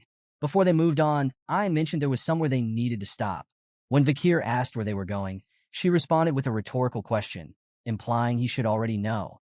She explained that in the Balak way, it was customary to offer greetings when stepping onto someone else's land. Their destination was the village head, the matriarch. Inside the matriarch's tent, a throne decorated with the heads of fierce predators, bears, jaguars, alligators, and other deadly creatures, stood prominently. Each head bore an arrow lodged firmly between its eyes, showcasing the matriarch's prowess. As they walked toward the tent, Ayan turned to Vakir and shared more about their way of life. If you don't have a place to sleep, you can use a friend's hammock. If you're hungry, you can rely on the generosity of someone wealthier, she said. Ayan emphasized that this sense of communal sharing was what defined the Balak lifestyle, creating a tight-knit, homely community. Vakir, however, observed that it seemed the Balaks placed little importance on private assets. Ayan, unfazed, led the way toward the grand tent. Stopping outside, she gestured toward it and said, "We've arrived." She entered first, announcing their arrival with confidence. "Mother," she addressed the matriarch seated on the throne. The word sent a jolt through Vakir, startling him. He quickly began to piece together the connection between Ayan and the matriarch, wondering just how deep their ties ran. The matriarch rose gracefully from her seat, her commanding presence filling the tent. She acknowledged their arrival, remarking that Ayan had brought the young boy who had been the subject of much discussion. Ayan, visibly taken aback, immediately denied any involvement in such conversations, her confusion evident. Meanwhile, Vakir's sharp mind worked quickly. He realized Ayan was the matriarch's daughter and connected the dots about her lineage. His gaze shifted to the matriarch as recognition dawned. This was the Night Fox, the infamous female Balak warrior responsible for scarring Hugo's nose bridge. Memories of the challenges he had faced in the past flooded back, particularly how her influence had made traversing the treacherous Lu Rogue life engulfing forest impossible. Vakir considered what might have happened had his past self confronted her. Assessing the situation pragmatically, he concluded that a direct fight or assassination attempt against her had a 0% chance of success. His only feasible option was escape, which offered a slim 20% chance of survival. These calculations weighed heavily on his mind as he stood before her, aware of the danger she represented. The matriarch turned her piercing gaze toward Vakir, remarking that his face seemed familiar. Vakir's thoughts raced, wondering if her instincts had detected his connection to Hugo. However, Ayan interjected, brushing off the comment by claiming that most imperial men looked alike. The matriarch's curiosity deepened, and she inquired about Ayan's intentions for Vakir, describing him as no different from a stray dog. Ayan, quick to respond, asserted that Vakir could prove useful with proper treatment, emphasizing his role in the attack on Madame Eightlegs. The matriarch offered a cautionary remark, warning her daughter about the consequences of acting impulsively without understanding her place. Her focus shifted back to Vakir, and she coolly stated that his physical state didn't matter as long as his seed was intact.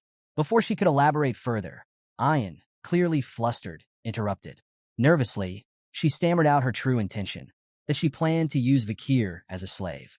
This sudden change in her story surprised the matriarch, who raised a questioning brow at Ayan's inconsistent statements. Ayan hurriedly clarified, claiming she needed a slave to assist her during hunts. The matriarch chuckled softly, gently patting Ayan's head. "It's the owner's prerogative to decide what to do with their slave," she remarked. Ayan, her face tinged with a faint blush, cast a shy glance at Vakir.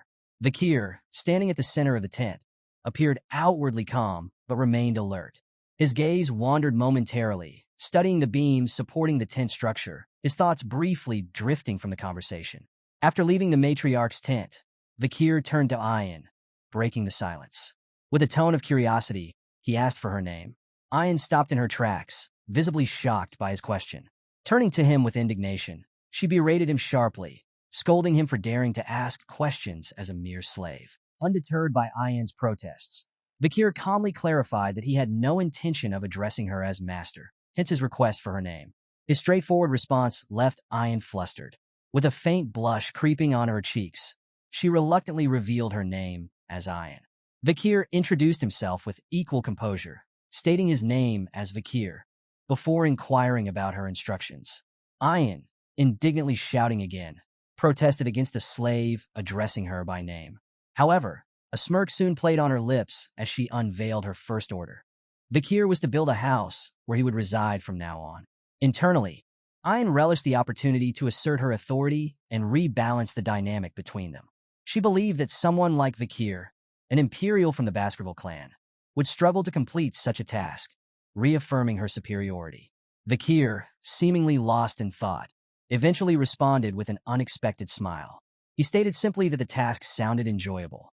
Time passed, and Ayan found herself standing in shock, staring at the results of Vakir's efforts. Before her stood a perfectly constructed tent. Her expression betrayed her disbelief as she wondered how Vakir, despite his injured state, had managed to create something so flawless. She glanced at the tools she had provided, realizing how useless they seemed in the hands of someone as skilled as Vakir. Meanwhile, Vakir worked with quiet efficiency, his expression calm and focused. Reflecting on his past, he thought about how swordsmen during times of destruction were often limited by their reliance on swordsmanship alone. To survive extreme conditions, one had to master a variety of survival skills, a lesson Vakir had learned the hard way. Noticing the expertly crafted drains surrounding the tent, Ayn couldn't help but remark on their perfection. However, Vakir shifted the conversation, pointing out an observation about the matriarch's tent. He explained that its structure appeared unstable. Taken aback, Ayn questioned him further. Vakir detailed his concern. During the rainy season, the ground beneath the central pillar would likely shift, leading to potential water leakage. He offered a solution, proposing to mix lime-rich dirt with gravel from a nearby hill to create bricks. These bricks, once reinforced with oil and fired, would stabilize the structure. Impressed by his insight, Ayn gave her approval for the plan, instructing Vakir to proceed. Methodically, Vakir collected soil, poured it into a container, and prepared the necessary materials. Using a cast, he shaped the bricks and dried them with fire. Once ready, Ayn accompanied him to the matriarch's tent, explaining their intentions to her mother. After the repairs were completed, the matriarch examined the tent with astonishment. She vented her frustration over countless previous failed attempts to fix the roof, realizing now that the issue had been with the central pillar all along. With a smile, the matriarch turned to Ayn and commended her, acknowledging that her daughter had found herself a truly useful male. She then issued an official order to Vakir, assigning him the responsibility of handling such tedious matters around the barracks from then on. Later, Vakir stood by a water source washing clothes. Ayn approached him, her tone casual as she struck up a conversation.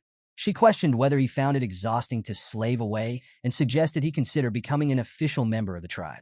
Without missing a beat, Vakir replied that it wasn't too bad. Internally, however, he reflected on how this peaceful life, though filled with menial tasks, was far preferable to the chaos and treachery of his days with the Baskerville clan or in the corrupt streets of Underdog City. Ayn observed Vakir for a moment and acknowledged that he seemed disciplined, remarking that such composure must make it difficult for a slave to complain. Vakir maintained that it truly wasn't so bad, but Ayn disagreed. She insisted that tough and tedious work couldn't possibly be easy. As they headed back, Ian urged him to drop his complacent attitude and follow her lead. She offered to help him adjust to the tribe and survive among the Balak people. If he performed well, she promised to untie the rope that bound him. Vakir glanced at her with curiosity and asked what she wanted him to do. Ian smiled slyly, declaring that he was finally being honest. She then challenged him to go on a hunt and capture some large prey. Intrigued, Vakir pressed her for details about the hunt. An explained that the tribe's warriors had struggled to bring in big game recently, leaving the growing children without meat. She emphasized that if Vakir managed to catch a large enough prey, it wouldn't be unrealistic for his title to change from slave to commoner. Playfully slapping Vakir on the back, Ian joked that he should be honored to serve as the slave of the Balak's esteemed hunting commander. Vakir winced slightly from the force of her slap, but considered her words. After a brief moment of thought, he agreed to go along with her plan. Ian's face lit up with a smile, and a faint blush colored her cheeks. She quickly recomposed herself, denying that she had been smiling when Vakir questioned her expression. Unbeknownst to the two, their conversation was being watched. Hidden among the shadows, Ahan observed Ian happily engaging with Vakir. Jealousy and anger burned in his chest as he glared at Vakir, whom he silently cursed as a disgusting bastard. Meanwhile, at the tribe's central gathering, the Balak shaman, a human, began a traditional hazing ceremony. With a solemn demeanor, he withdrew his hand from a pot of charcoal and gestured for the hunters to form a line. One by one, the hunters approached him to receive his blessing. A human spoke with authority, emphasizing the importance of his blessing for a successful hunt and warning that those who refused would face misfortune. Ian, standing nearby, explained the purpose of the charcoal markings to Vakir. She told him that the Balak hunters used the markings to conceal their faces from the god of death, believing it a necessary gesture of guilt for taking the lives of their prey. Vakir observed the ritual, noting that even the fierce Balak warriors had a shaman among them. Nearby, a barbarian girl whispered skeptically about the shaman's constant nagging. Her male companion suggested letting it slide, reasoning that a human needed to assert his position. The girl expressed her doubts about the shaman's blessings, remarking on their ineffectiveness in past hunts.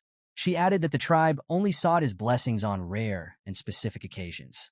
Vakir quietly absorbed the conversation, realizing that even in this remote tribe, hierarchies and skepticism were not so different from other places he'd seen. Ian stood before Vakir, her face humorously adorned with uneven charcoal markings. Vakir stifled a laugh and teasingly remarked on her comical appearance. Flustered, Ian furiously wiped the markings from her face and retorted angrily, stating that she didn't get along with the shaman. In her embarrassment, she handed Vakir a collar, which he held up with confusion. "Is this a dog collar?" he asked flatly.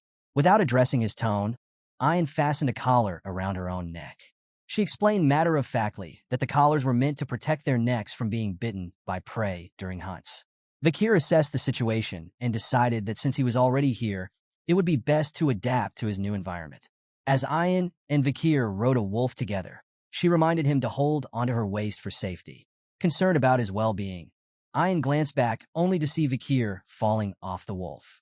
Playfully, she chided him for his stubbornness, warning him about the consequences of not following her advice. Dusting himself off, Vakir wondered if he could even manage to get back up in his current state. Suddenly, he noticed someone approaching them. It was none other than Hound, the barbarian who had been secretly tailing them. Ian dismounted from the wolf and called out to his name. Hound then told her that she seemed to be very free and accused her of neglecting his duties in favor of playing around. Ian ignored his remark, Hound striding closer to her with a smug expression.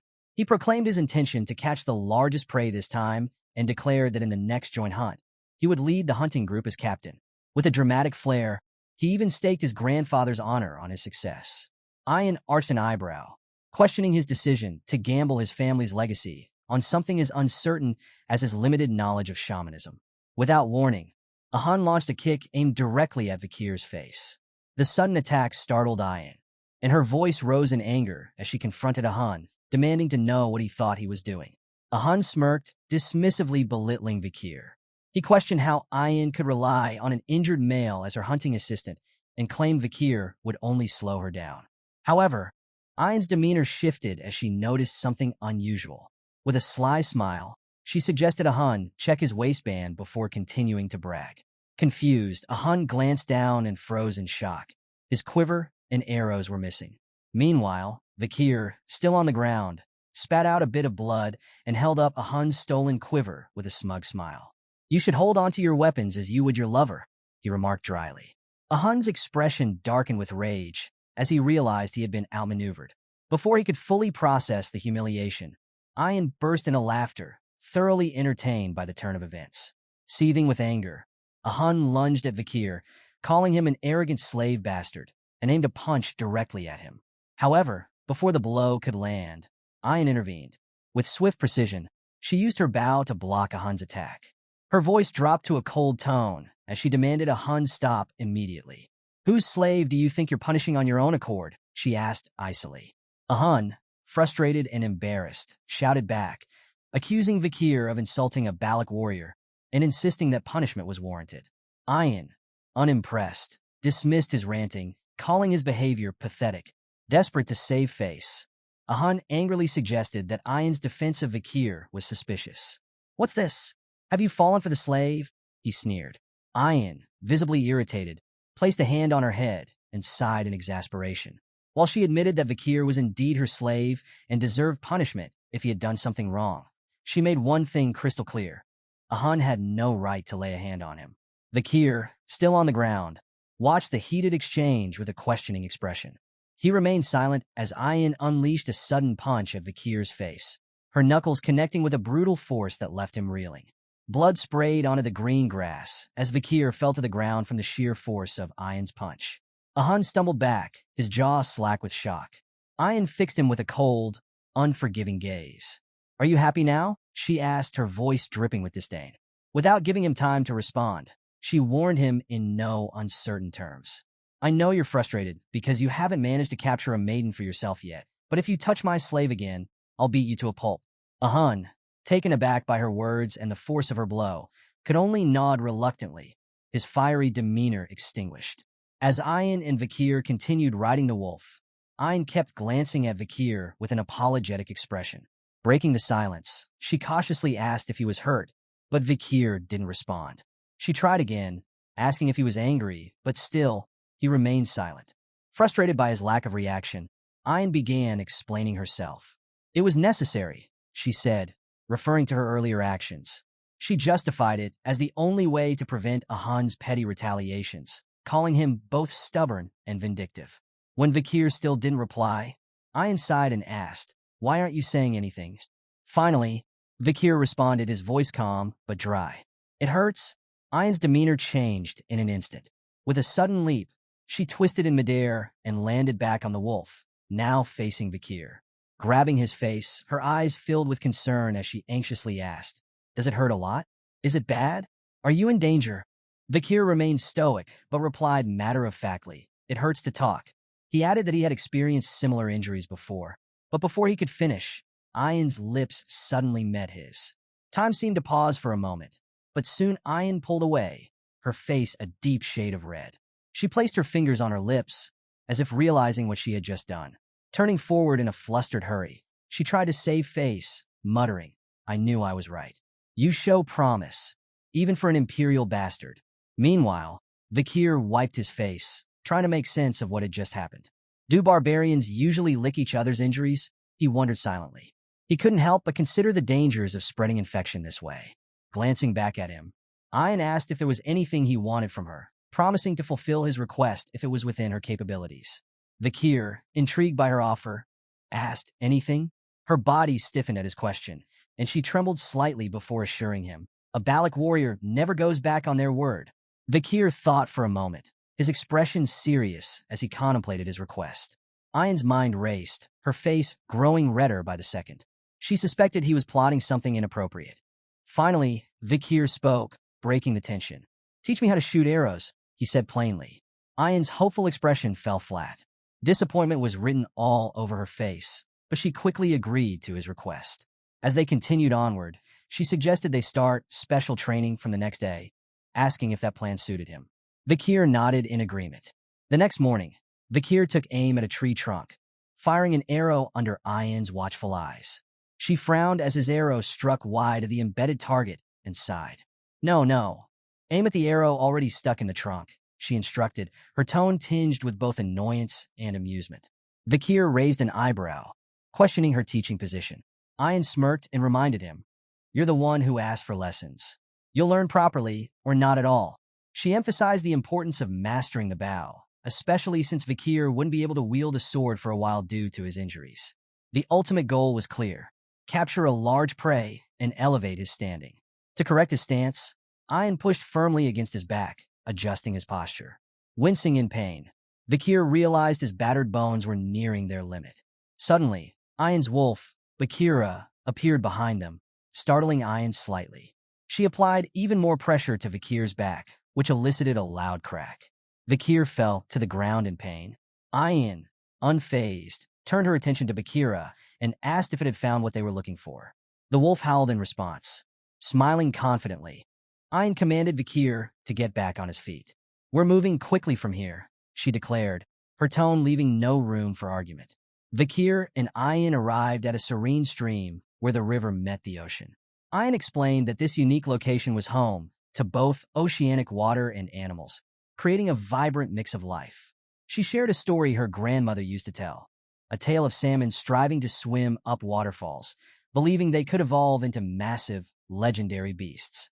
However, most salmon failed, falling onto sharp rocks below and becoming prey for ox bears. As Vakir observed the massive bear before them, he asked if it was one of these ox bears, noting that it looked far more formidable than the ones he had encountered before.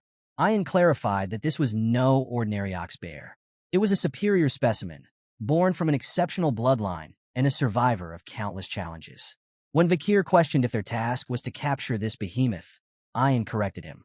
She revealed that their actual target wasn't the dominant female, but the smaller male bear attempting to court her. The pair watched as several male bears approached the towering female, each trying to win her favor. One by one, she dismissed their advances with brutal force, sending them scurrying away in fear. Intrigued by this behavior, Vakir asked what kind of mate the female bear was searching for. Ian corrected him with a smirk, explaining that the female wasn't looking for strength. To Vakir's surprise, a much smaller male approached her, and instead of rejecting him, she interacted with gentle gestures.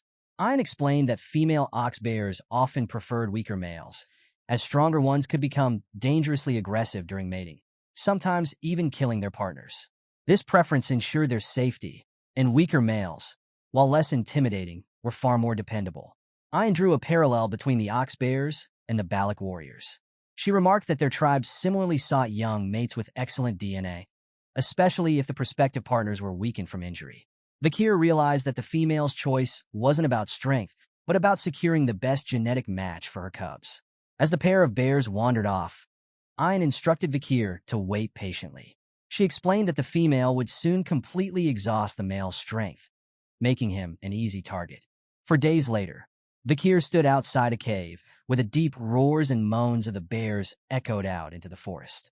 Reflecting on their strategy, he thought about how he had been leaving food for the ox bears, helping facilitate their courtship. Ian approached him, holding a small fruit in her hand.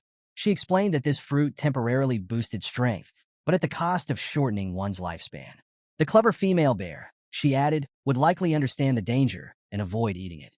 The male, however, would eat it without hesitation, desperate to keep up with his partner. Ian's strategy became clear to Vakir. The large, strong female bear would completely deplete the male's energy, making him the perfect target. She handed Vakir a bowl of soup, explaining that it would help him recover. As Vakir sipped the soup, he commented on how the ox bears were mating with remarkable intensity. Ian, with a teasing smirk, remarked that this was typical for male Balak, but likely unusual for imperial males like Vakir. She jokingly attributed his reserved nature to his origin from a geeky country. Then, leaning in close, Ian playfully asked if Vakir could perform with the same vigor as the bears. Vakir raised an eyebrow, clearly unamused. But before he could respond, their conversation was cut short by a loud roar echoing from the cave. Ian quickly refocused, alerting Vakir that it was time to move. She pointed out that the female bear had completed her mating and let out a deafening scream. The exhausted male bear bolted from the cave, his strength spent. Vakir and Ian observed the scene from a nearby tree as the female chased him off. Vakir, intrigued, asked why the female was so aggressive toward the male after mating. Ian explained that once the ox bear's mating was over, the female became highly territorial and a dangerous predator. Her fierce display was a warning to the male never to return to her domain. Vakir noted with some amusement that the male seemed desperate for sleep, having been drained of strength and rest over the last 4 days. Ian agreed, adding that the male would now seek a remote and safe place to recuperate. Their plan was simple: follow the male bear until it finally succumbed to exhaustion, then make their move. The pair trailed the bear deep into a cold, unforgiving environment. Vakir remarked that the bear must be utterly fatigued, but its persistence suggested otherwise. Ian explained that ox bears were highly intelligent creatures. They didn't merely rely on instinct, but also on acquired knowledge, which allowed them to make calculated decisions, like seeking this cold environment where blood-sucking insects couldn't survive. As they pressed on, Vakir began to feel the icy chill biting at his already weakened body. He tried to conceal his discomfort, but Ian noticed. She offered to share body warmth, suggesting they huddle together to keep his body from stiffening and compromising their hunt. Though reluctant at first, Vakir ultimately relented, seeing the logic in her argument. Without warning, he hugged Ian from behind. Caught off guard, her face turned bright red, and she fumbled for an explanation, insisting this was purely about her duty as a master to ensure her slave's health. Their moment of awkward warmth was interrupted when Ian's wolf, Bakira, stopped abruptly, growling while fixating on something ahead. Ian immediately noticed something amiss. The ox bear's tracks had disappeared. Before she could finish her observation, a thunderous growl erupted nearby. The massive ox bear, which had been hiding in ambush, charged at them with terrifying speed. Meanwhile, back at the Balak camp, a group of barbarians gathered around a massive boar. Their eyes gleamed with excitement as they admired the beast, recognizing that its meat could feed the entire tribe abundantly. A male barbarian stepped forward, addressing a Hun directly and praising his feat of hunting such a remarkable boar. The female barbarian chimed in, suggesting that a Hun should be made the tribe's new hunting commander, given his success. Another male joined in, agreeing with the sentiment. He noted that even the skilled Ian couldn't handle every Hun alone and remarked on her decision to take a slave on her recent hunt.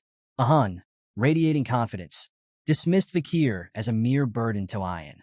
He confidently predicted that she would return empty-handed, not even managing to catch a single rabbit.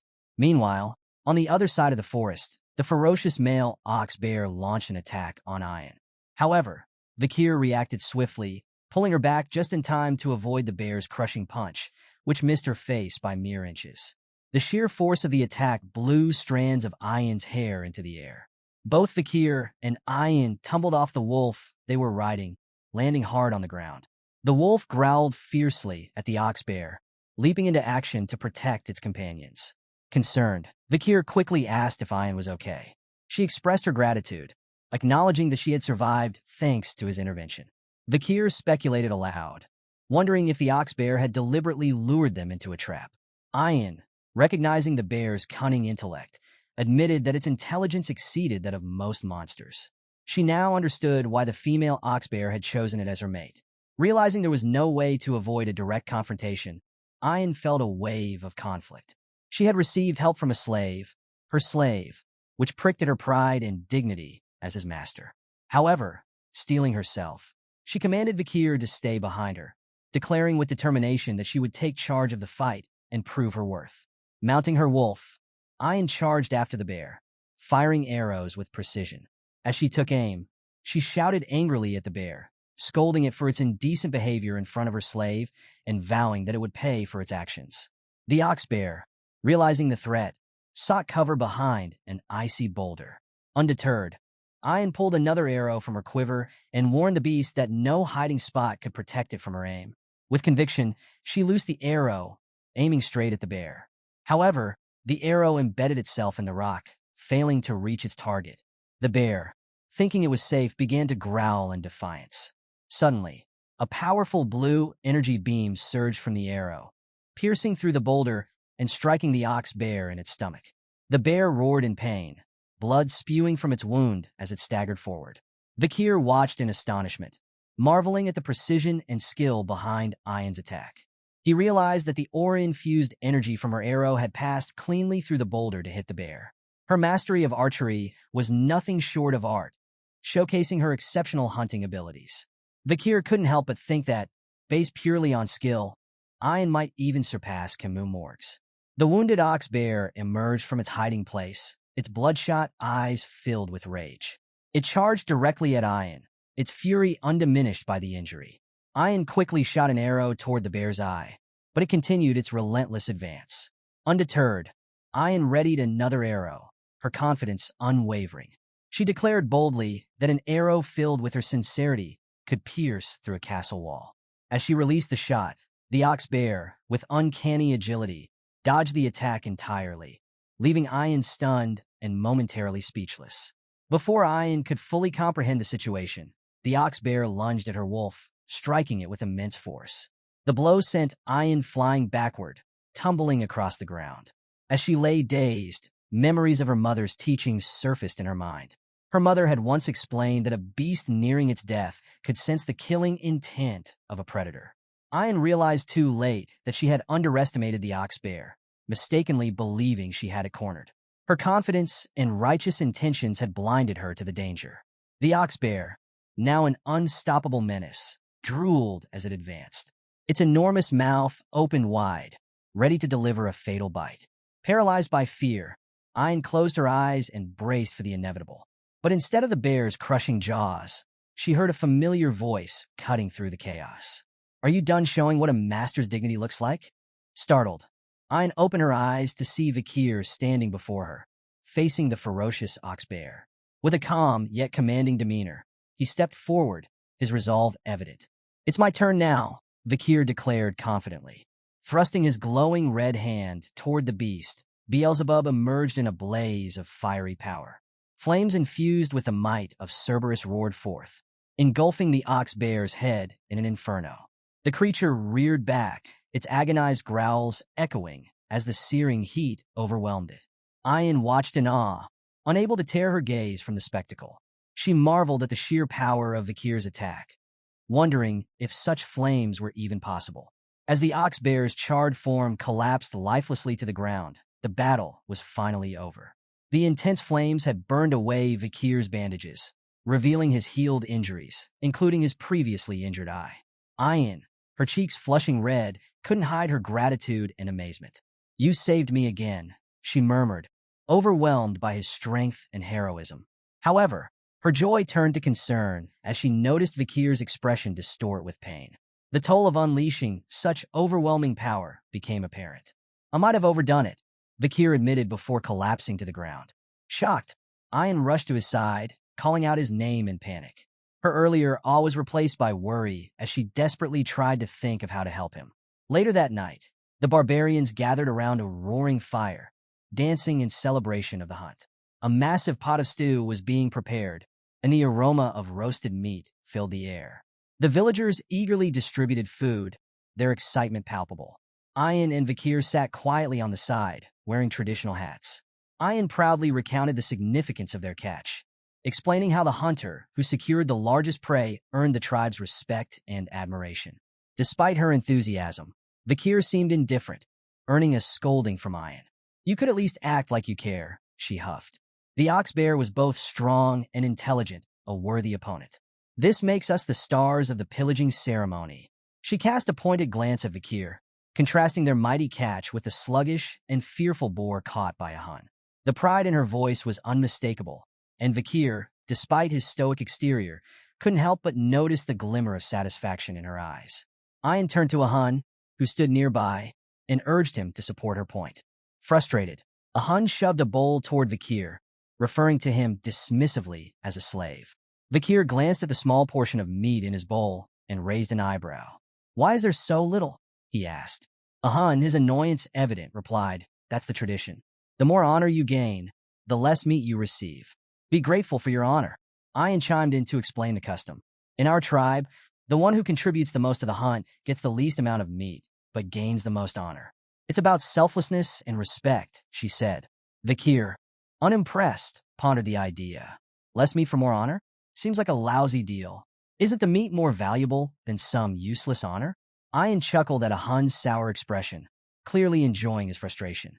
Vakir, meanwhile, stared down at his hands, contemplating the 600-kilogram hammer he'd obtained from Beelzebub after defeating the ox bear. He wondered if he could increase his weight by 600 kilograms while holding his breath, a new skill he seemed to have developed. Taking a sip of his soup, Vakir reflected on his recovery.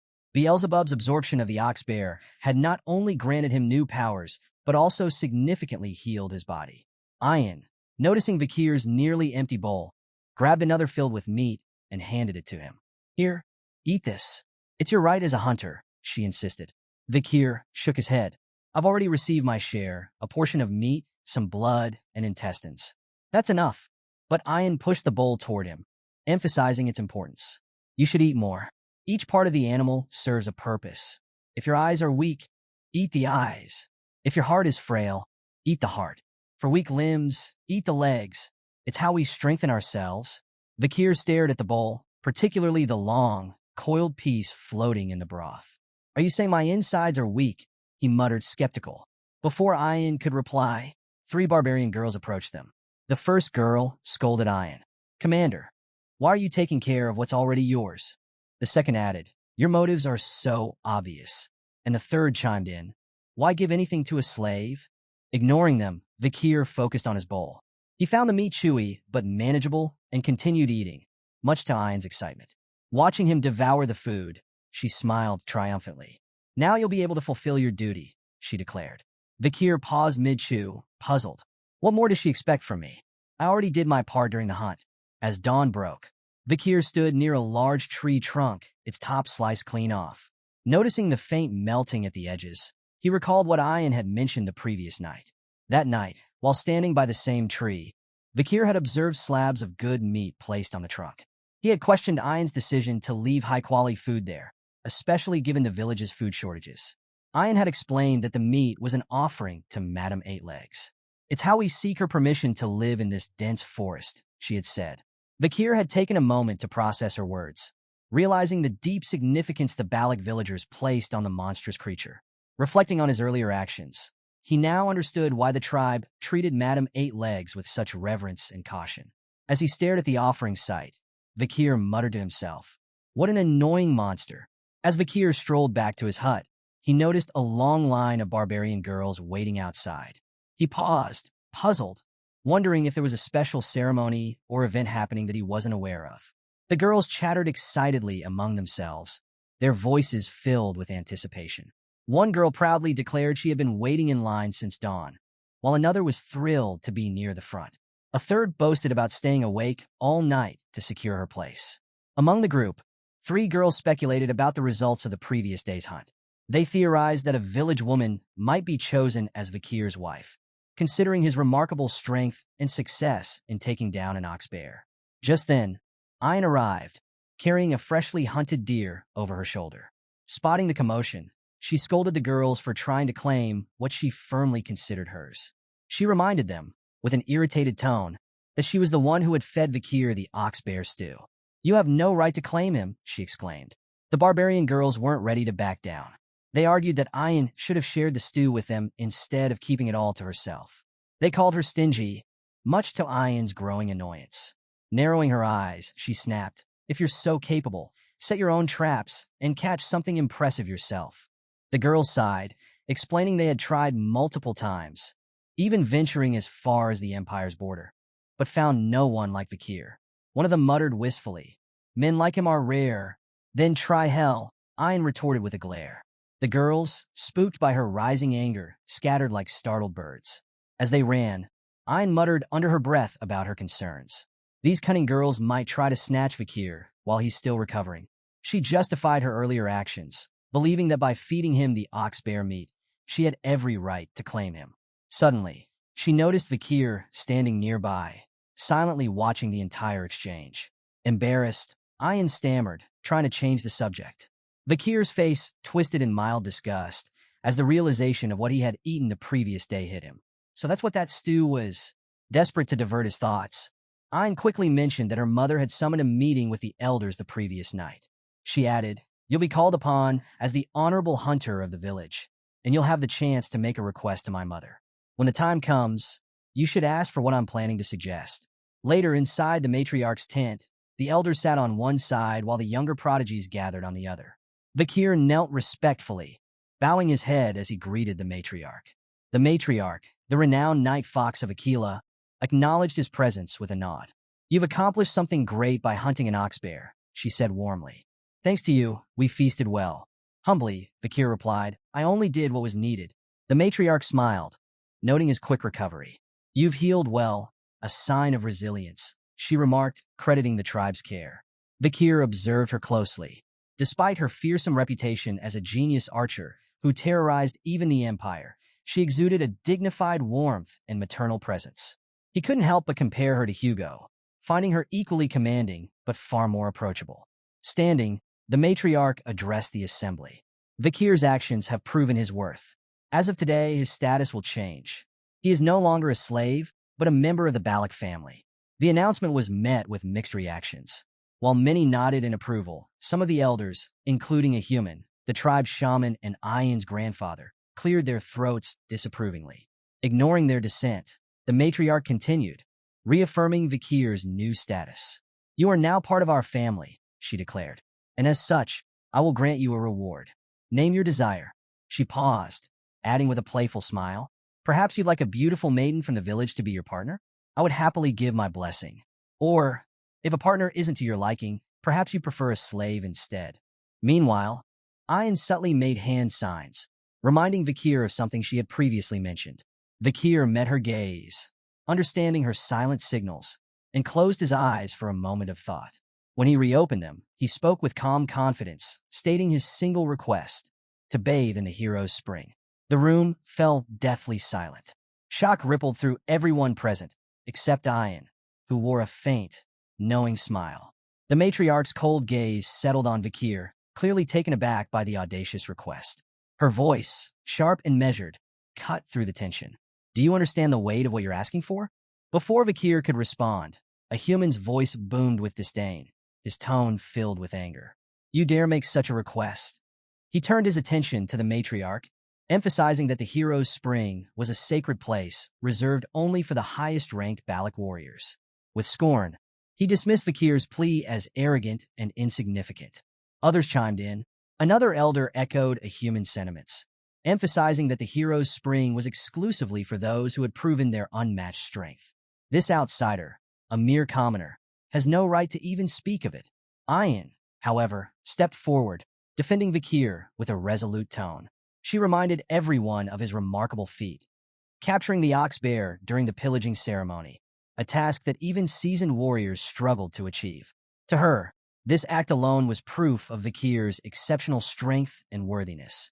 The matriarch studied Vakir carefully, her gaze piercing. "Do you truly understand the significance of the hero's spring?" she asked. Fearless, Vakir met her gaze and nodded. He explained his understanding of the sacred spring. The hero's spring is no ordinary shrine. Its waters possess remarkable healing properties, capable of mending both internal and external injuries. Only the mightiest of Balak warriors have the honor of being submerged in its waters. The matriarch's expression remained unreadable as she listened. Meanwhile, the elders debated fiercely. The first elder objected strongly. "The hero's spring is reserved for our strongest," allowing a mere... The second elder, however, countered. "Perhaps this is an opportunity. If Vakir truly holds potential, granting him a single visit could motivate him further. His strength may yet prove invaluable." The debate continued, with arguments volleyed back and forth. Some feared diluting the spring's exclusivity, while others saw the wisdom in rewarding Vakir's efforts and acknowledging his battered state. The matriarch's internal struggle was evident. She wanted to honor Vakir's request, but was constrained by the shaman's staunch opposition and the tribe's traditions. Frustration flickered in her eyes as she weighed her options. Suddenly, the sound of a bell echoed through the room, breaking the tense atmosphere. Vakir's sharp gaze darted toward the sound. "What's the meaning of that bell? Does it signal an attack?" Ayan quickly clarified. "No, that sound marks the arrival of a guest, not a threat." With the discussion interrupted, the matriarch took the opportunity to adjourn the meeting. "Return to your duties," she instructed firmly, before rising and leaving the tent. As the tribe dispersed, a human remained behind, his expression dark and brimming with disapproval. A soft, disdainful sound escaped his lips as he watched the matriarch's departure, his unease with the unfolding situation evident.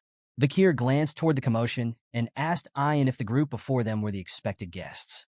Ian confirmed with a nod, explaining that the newcomers were merchants who brought goods from beyond the forest, a visit the Balak tribe eagerly anticipated. However, Vakir's attention was drawn to a symbol emblazoned on one of the merchant flags. He immediately recognized it as belonging to the bourgeois family, one of the 7 powerful merchant families. Perplexed by their presence, Vakir silently pondered how they had managed to reach this remote region. The route to the Balak territory required crossing either the Baskerville or Morg's family lands, both of which were unlikely to grant safe passage to outsiders. It made him wonder if the bourgeois family had found a way to smuggle their goods through hidden paths or forbidden agreements. As the merchants began to set up their colorful stalls, their leader, a jovial man resembling the head of the family, addressed the crowd in the Balak language. With a booming and cheerful tone, he announced the opening of the 5-day market and encouraged bartering. The Balak tribe, eager to trade, buzzed with excitement. The merchants wasted no time showcasing their wares. One displayed a glass orb, claiming it could induce sweet dreams when placed near a bed. Another promoted an array of cosmetics and grains. Vakir observed the bustling market with a critical eye. While the items on offer were common across the empire, the merchants were bartering them for rare forest treasures that held much higher value. The imbalance was glaring, and Vakir silently questioned whether the bourgeois family was exploiting the Balak tribe's lack of knowledge about current market prices. Yet, not wanting to draw undue attention to himself, he decided to stay quiet and let the Balak navigate this situation on their own. Nearby, Ian's voice rang out, sharp with frustration. "How is this fair? A diamond for corn?" she shouted, her tone full of indignation. Vakir glanced at her, feeling a faint sense of relief. At least someone in the tribe recognized the absurdity of these trades. However, his relief was short-lived. Moments later, Ian's anger transformed into joy as she proudly secured 2 ears of corn in exchange for her diamond. She smiled triumphantly, as though she had struck a great bargain. Vakir pinched the bridge of his nose, frustration boiling within. Hopeless, he muttered to himself, watching her cheerfully celebrate her victory. Elsewhere, 3 Balak tribesmen were in heated negotiations with the merchant leader. "I'll trade this pearl clam for 2 radishes," one warrior demanded, firmly believing it was a fair deal. Another haggled over cabbage quality, eventually exchanging it for a deer antler. The persistent bargaining wore down the merchant leader, who reluctantly gave in, offering extra items to appease the warriors. The Balak members beamed with pride, oblivious to the fact that they had still been outmatched in the trade. The merchant leader, meanwhile, smirked inwardly, clearly amused by their ignorance of the true value of their goods. Amid the bustling market, a small Balak girl timidly approached the merchant leader. Her eyes sparkled with hope as she politely asked for one of the glass orbs. The merchant leader, exuding a self-assured demeanor, smiled down at her. "And what do you have to offer, little one?" Excitedly, the girl reached into her pouch and presented a sun larva. It's rare, delicious, and full of nutrition," she said proudly, holding it up for him to see. However, the merchant leader's face twisted in disgust. With a sneer, he slapped the larva from her hand. "Disgusting," he spat, glaring at her offering as though it were an insult. The sun larva fell to the ground, and the little girl's face crumpled with heartbreak. Tears welled up in her eyes as she stared at her rejected gift. As the merchant leader turned to leave, he glanced back at the girl with a sly smirk. "For a primitive barbarian, she's quite pretty," he muttered to himself, considering her attractive enough to fetch a high price as a slave. The girl, still clutching the sun larva, stared at it with teary eyes, her small figure trembling in quiet sorrow. Suddenly, a hand gently rested on her head. She looked up to see Vakir standing beside her. His expression was calm, but his eyes burned with quiet anger. "This trade is invalid," Vakir declared, his voice steady but firm. The merchant leader paused, then turned back with a mocking laugh. "And what would you know about valid trades?" he sneered, though there was a hint of unease in his tone. "Surely you don't understand the complexities of imperial language and customs. Perhaps there's been a misunderstanding." Vakir's sharp gaze cut through the merchant's feigned ignorance. "A misunderstanding?" he asked, his tone growing colder. "Are you referring to your intention to sell a Balak child as a slave?" The merchant leader's smirk faltered, but he quickly recovered, waving his hand dismissively. Now, let's not jump to conclusions. These trades are sacred, sanctioned by the Balak shaman, a proxy of the forest god, no less. It's not your place, boy, to interfere in such matters. Vakir ignored the merchant's attempt to assert authority. Instead, he redirected the conversation with calculated precision. I demand the cancellation of all trades conducted today. They are blatantly unfair. The merchant leader's brow furrowed in mock confusion. Unfair, you say? And who decides what's fair? You. Indeed, Vakir replied coolly. Fairness is determined by market value, which your trades blatantly disregard. He began breaking down the prices of the items being exchanged, his voice steady and authoritative. That corn you've so generously bartered? Each ear is worth 100 gold. The diamond given in exchange, however, is valued at 2 million gold. Then there's the ox bear horn, properly crafted into a billiard ball. It fetches no less than 1 million gold, on par with a goblin bud mushroom, a coveted medicinal item banned for export outside the empire.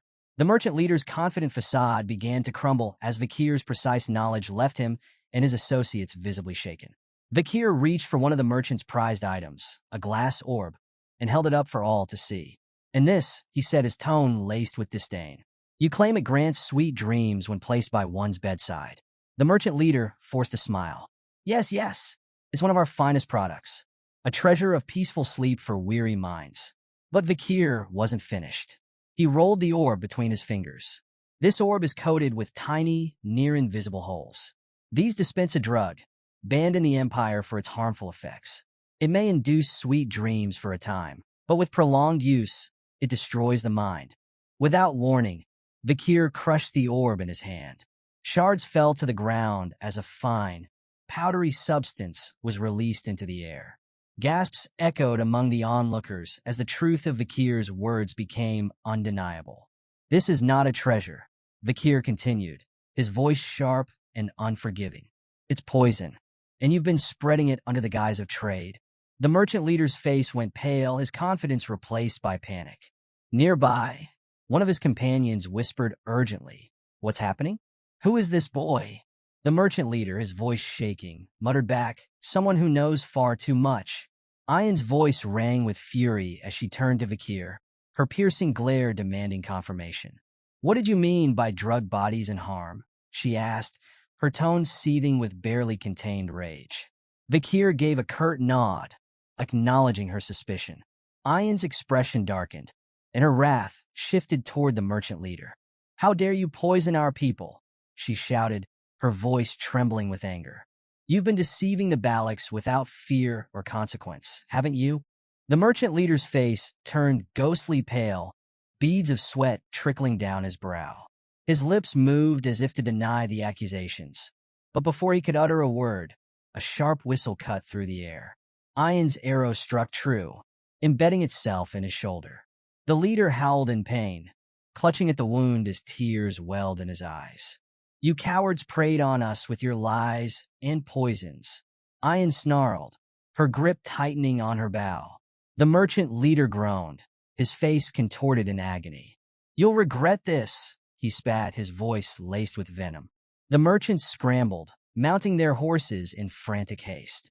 They shouted orders to gather their wares, clutching their ill-gotten gains as they fled into the night. Vakir observed the chaotic retreat and turned to Ayan. You're letting them go? He asked, his voice calm but questioning. You know they'll regroup to recover their losses. Why not finish it here?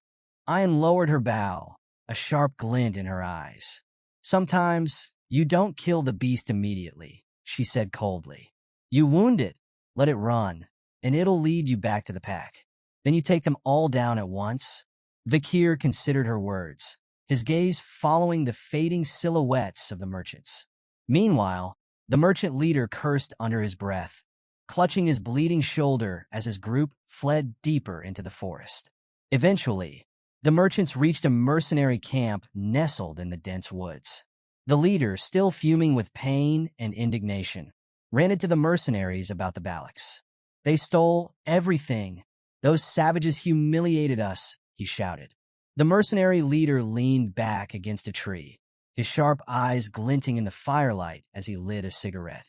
Sounds like words won't cut it with this lot, he said, exhaling a plume of smoke.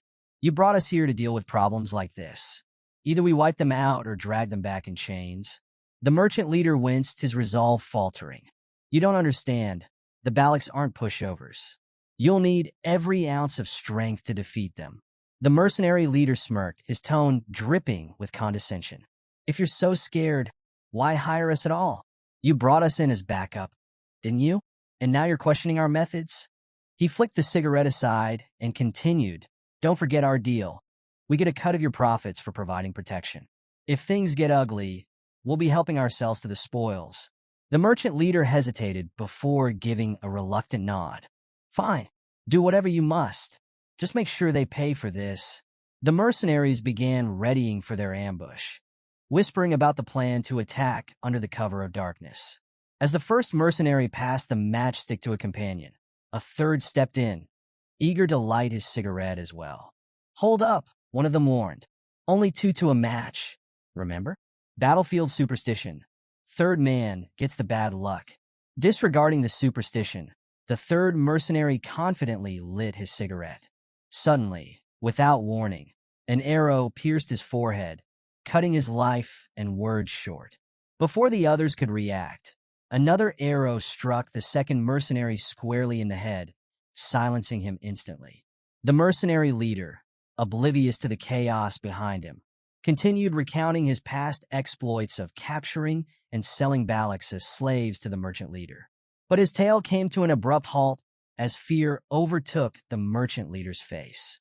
An arrow embedded itself into the mercenary leader's forehead, ending his story and life in one swift moment. Panic spread through the camp as the merchant leader shouted, warning everyone to extinguish their cigarettes. At a distance, Ain's expression was fierce as she ordered her warriors to aim exclusively for the heads of their targets, showcasing the fearsome precision of the Balacs.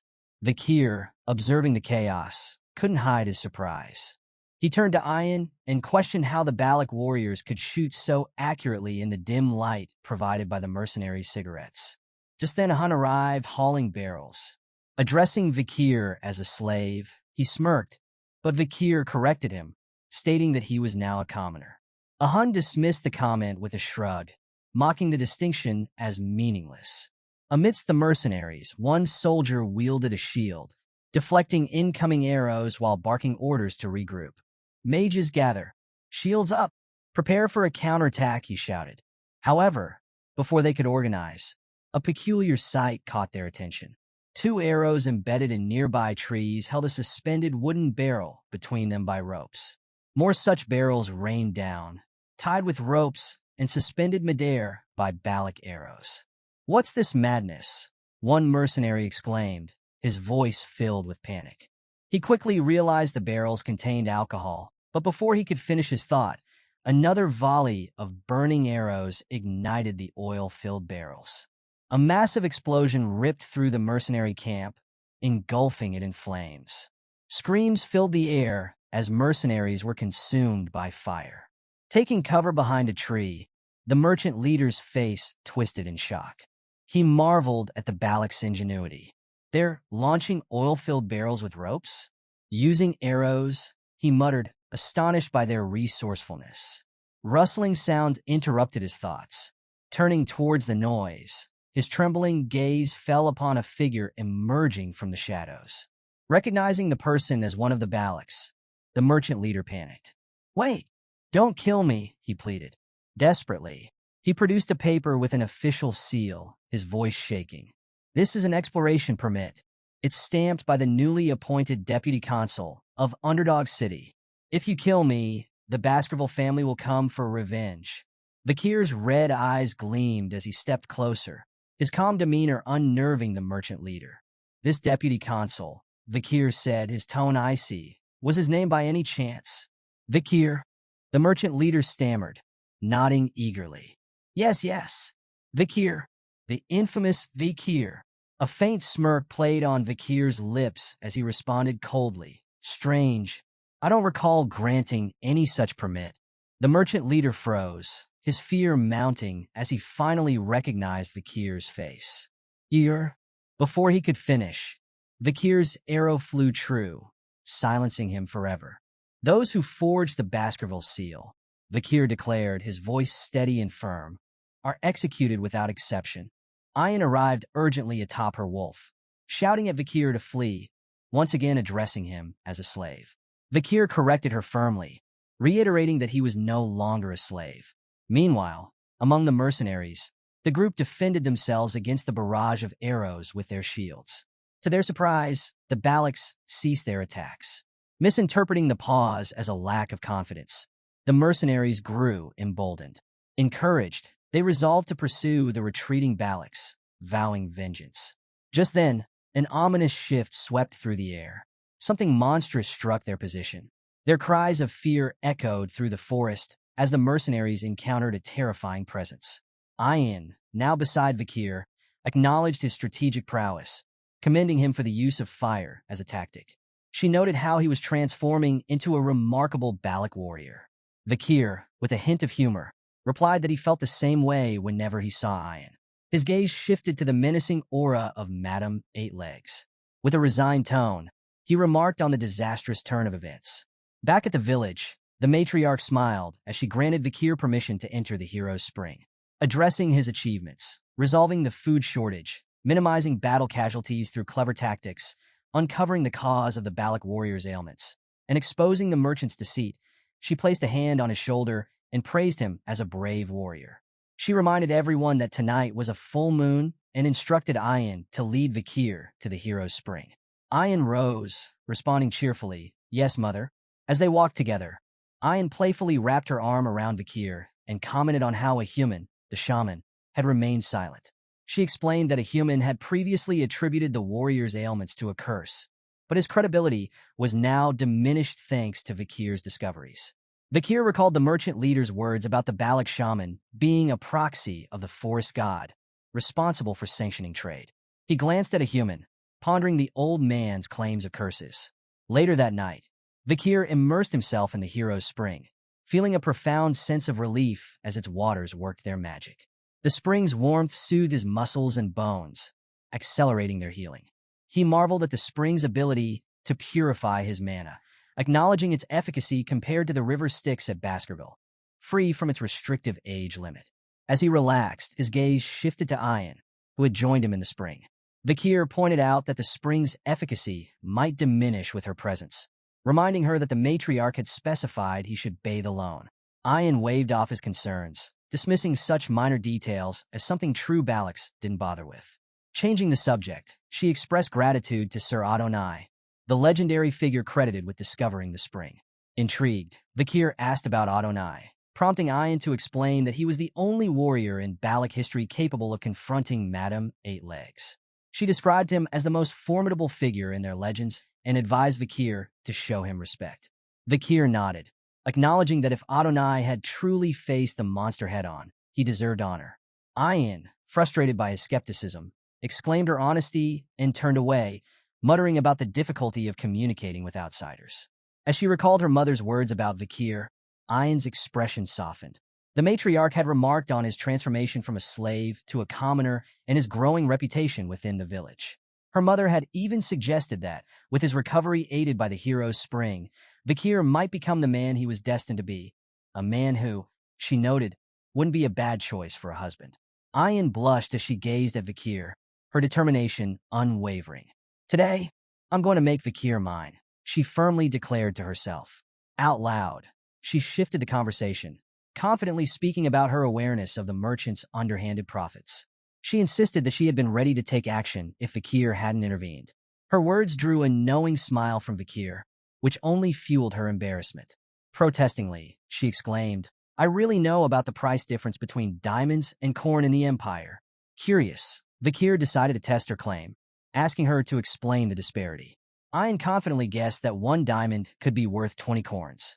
When Vakir remained silent, she quickly revised her estimate to 30 corns. Her confidence crumbled when Vakir finally revealed the truth, the astronomical number of corns a single diamond could exchange for in the Empire. Ayan's jaw dropped in shock, her face a mix of disbelief and awe. "That's insane," she blurted, quickly covering her mouth. Attempting to save face, she dismissed her outburst and pretended she knew all along. "The Empire's logic is strange," she muttered, trying to brush it off. "What do they even do with those stones, anyway?" Vakir, unimpressed by her evasions, told her none of that mattered. He then presented her with a choice. She could address him by his name or as a slave. I don't like ambiguity, he added firmly. Ayn considered his words seriously, standing up and moving closer to him. Her piercing gaze locked onto his as she asked softly, "You don't like ambiguities?" She then took hold of his chin, lifting his face gently to meet hers. With a playful yet intent expression, she leaned in closer. "Then I'll call you neither slave nor Vakir," she whispered, moving her face ever closer to his. "What I want to call you is—" Before she could finish, their moment was broken by the joyful arrival of children splashing into the spring. The kids, brimming with excitement, ran up to Ayn, addressing her as commander. "Vakir's brother, Vakir," they exclaimed, their grins wide as they jumped into the water. Ayn spun toward them, startled. "How did you even get here?" she asked, though the children paid her no attention. Instead, they invited her to join in their fun, their energy lighting up the tranquil spring. Vakir, meanwhile, mulled over her unfinished words. "If it's not my name or slave," he wondered, "then what does she want to call me?" Flustered, Ayn exclaimed at the kids, "Rascals. If you enter the spring, its efficacy will be halved." But Vakir seized the opportunity to tease her, reminding her of her own words. "Didn't someone say a true Balak wouldn't be stingy about such things?" The kids quickly echoed him, playfully chiming in, "Yes, stingy Ayn." One of the older children, standing with a small girl beside Vakir, added an explanation. "It was the matriarch's command for the sick children to enter the spring," they said. "It'll help them heal from the effects of the merchant's drugs." Ayn paused, stunned by the turn of events. "Mother planned this, didn't she?" she muttered, wondering if her mother had set this up to humble her. Behind Vakir, one of the children's siblings stepped forward, her expression filled with gratitude. "Thank you for helping my little sister," he said softly, while the small girl nodded shyly, adding her thanks as well. Hound turned to Vakir, his face showing a mix of frustration and humility, and apologized for misunderstanding him all this time. Vakir gave a simple response. "Yeah." Annoyed by his lack of enthusiasm, Ayn shouted in frustration. "We're apologizing here. Is that all you have to say?" she exclaimed. Vakir, unfazed, responded calmly. Ahan's just got too much anger in him. Ayn couldn't help but smile as she looked at Vakir. Warmth spread across her face as she thought to herself that they still had plenty of time together. She then called out to him with a cheerful grin. "Congratulations on becoming an official Balak member, Vakir." A loud, solid punch landed squarely on Ahan's face, sending him sprawling to the ground with a painful grunt. As he lay there, his attacker, now a 17-year-old Vakir van Baskerville, stood tall and remarked with a hint of amusement, "You're more of a crybaby than I thought." Ahan, determined to spite the blow, wiped the blood from his nose and challenged Vakir for another round. However, Vakir, calm and collected, began to walk away. "That's it for today," he said casually. Ahan accused him of running away. Vakir didn't even look back. "I'm going for a stroll," he replied simply. As soon as Vakir left, Ahan's two friends rushed over to help him up. Frustrated, Ahan groaned. "He's so annoying. That guy's a monstrous opponent, stronger than ever since he recovered." One of his friends nodded, mentioning, "I heard Vakir's marksmanship is now on par with Commander Ayn." The other friend scoffed at the idea. "On par? How could he compare to Commander Ayn? I could probably make his nose bleed with one punch." Ahan, surprising them, revealed, "His punch didn't even hit me. It stopped right in front of my face." His friend froze in disbelief. "Wait, you're saying the wind pressure from his punch made your nose bleed?" Sweat dripped from Vakir's brow as he exhaled deeply. He stood before a wall riddled with enormous holes, each one evidence of his relentless training. Finally, he muttered to himself, "I can execute the sixth technique perfectly." Pride flickered in his eyes as he assessed his progress. At just 17, he had mastered the Baskerville six-fong technique, a feat many swordsmen couldn't achieve even in their prime. However, he reminded himself there was still a long road ahead before reaching the pinnacle of the 10th technique. Beyond his swordsmanship, Vakir had also cultivated 6 mana circles, elevating him to the level of a high-rank graduate. He silently reflected on the blessings he had received. The river Styx's power coursing through him, the fearsome demonic sword Beelzebub, and the deadly marksmanship and assassination techniques honed among the Balaks. With these combined abilities, he realized he could now stand toe-to-toe with even the most elite graduates. 2 years had passed since Vakir first entered the deep forests. He stared into the distance, contemplating his next steps. Once my preparations are complete, will it be time to leave the Balax? He wondered. Later, Vakir and Ayan navigated the dense forest together. Vakir's keen eyes caught sight of a trail on the ground. He crouched down, running his fingers along the faint impressions in the dirt. These are tracks of the deep forest snake, Masasu, he said, his voice calm yet alert. It's a large, ancient one. Ayan nodded, acknowledging his observation. Vakir added, if we manage to catch it, it'll provide enough food for the village for at least 4 days. But as he turned to her, he noticed something off. Ayan seemed distracted, her eyes distant, her expression clouded. You seem lost in thought, Vakir remarked, narrowing his gaze. Are you thinking about something other than the hunt? Caught off guard, Ayan's face flushed, and she stammered out a denial. Of course not, she blurted, her tone unconvincing. In an obvious attempt to change the subject, she quickly pulled out a knife. Anyway, another hunting group wanted me to ask you about something. Vakir raised an eyebrow, suspicion flickering in his eyes. It was clear she was avoiding the topic. Ayan held up the blade for him to inspect. They found this on an imperialist who trespassed into the forest, she explained. Do you recognize the emblem? Taking a closer look, Vakir nodded. I do. It's a famous emblem. His tone grew serious as he added. It belongs to the Leviathan clan, one of the 7 imperial clans, alongside the Baskerville clan. Ayan's face darkened as she absorbed the information. At first, we thought it might have belonged to someone from the mercenary group we took down 2 years ago, she said, but it seems that's not the case. She hesitated for a moment before continuing. Something about this feels wrong. We've been finding traces of a red liquid in different locations around the headquarters. It's poured from glass bottles, left behind by unknown intruders who always retreat before we can catch them. Vakir's eyes sharpened at her words. Ayan sighed and added, the hunting group did manage to capture someone, but they swallowed poison before we could interrogate them. This dagger, she gestured to the knife, is all they left behind. Ayan hesitated again, her demeanor suddenly growing more serious. Vakir, she said quietly, her gaze locking onto his. Do you want to return to your hometown? Her question caught him completely off guard. His brows furrowed as he studied her expression. Why are you asking me this now? He asked, his voice calm but wary. Ayan's tone shifted, tinged with frustration. I don't like secrets or lies, Vakir, she said earnestly. Be honest with me. Her next words made his heart skip a beat. Another imperialist entered the deep forest recently, she revealed. I believe they're here for you. Vakir froze, his mind racing. Ayan didn't miss the flicker of shock in his expression as she leaned closer, her voice dropping to a whisper.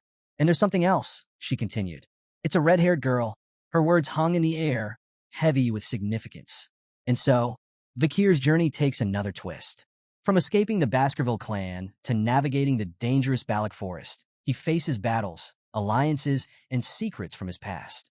With the arrival of a mysterious red-haired girl, new challenges and revelations await. What lies ahead for Vakir? Ayan reflected honestly on the events of the past 2 years, recalling her confrontation with Madam and how the girl, accompanied by a search party, had ventured into the deep forests. Ayan suspected that the girl was searching for traces of Vakir.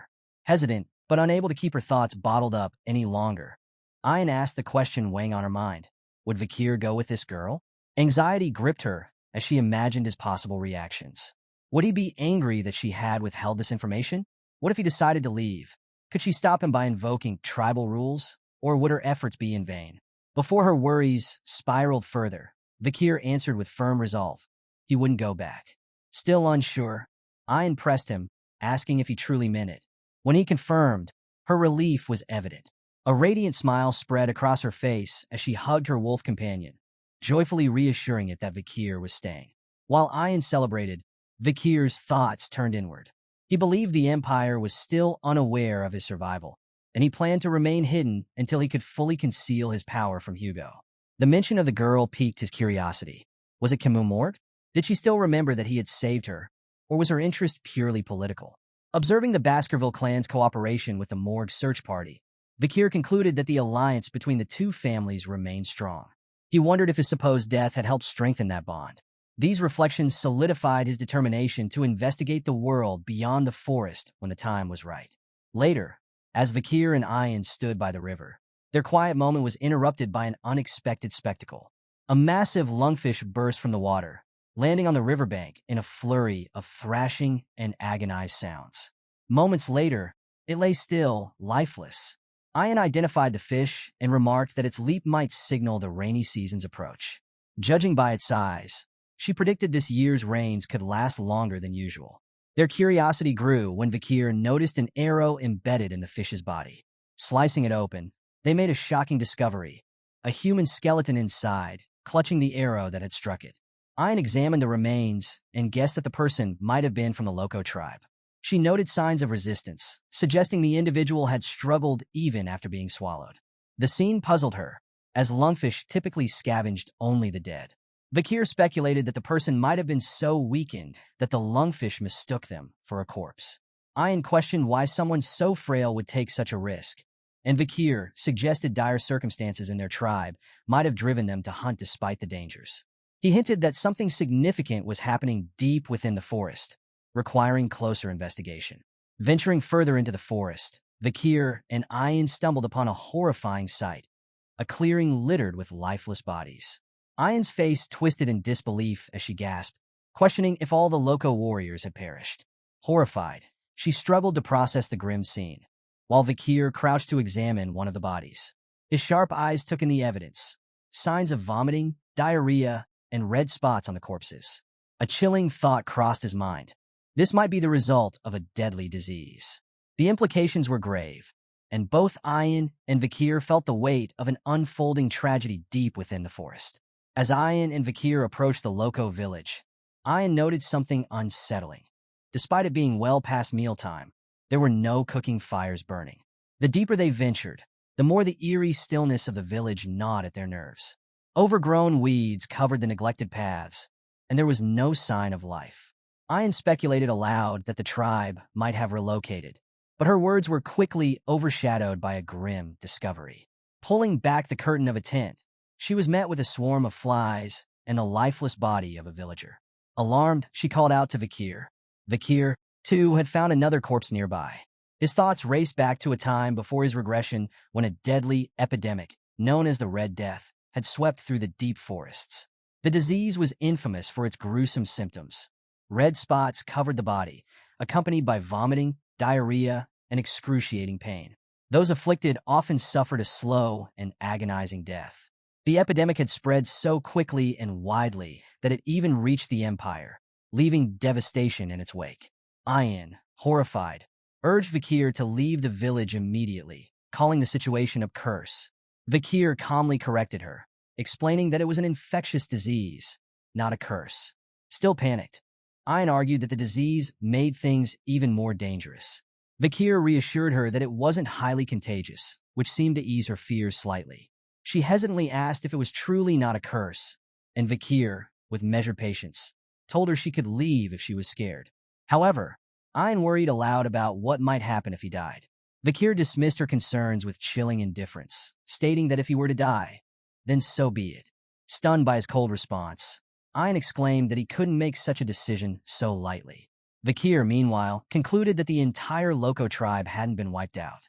It appeared they had relocated, leaving behind their deceased and sick. He decided to search the barracks for supplies and advised Ian to find a safer place to wait. Frustrated by his lack of sensitivity, Ian turned to leave, but was suddenly paralyzed with fear. She screamed, her voice echoing through the forest and grabbing Vakir's attention. Rushing to her, he found her on the ground, trembling and pointing ahead. Tears filled her eyes as she cried out about a curse. She pointed toward a child standing nearby and urged Vakir to run away. Though terrified, she promised to follow him if he left.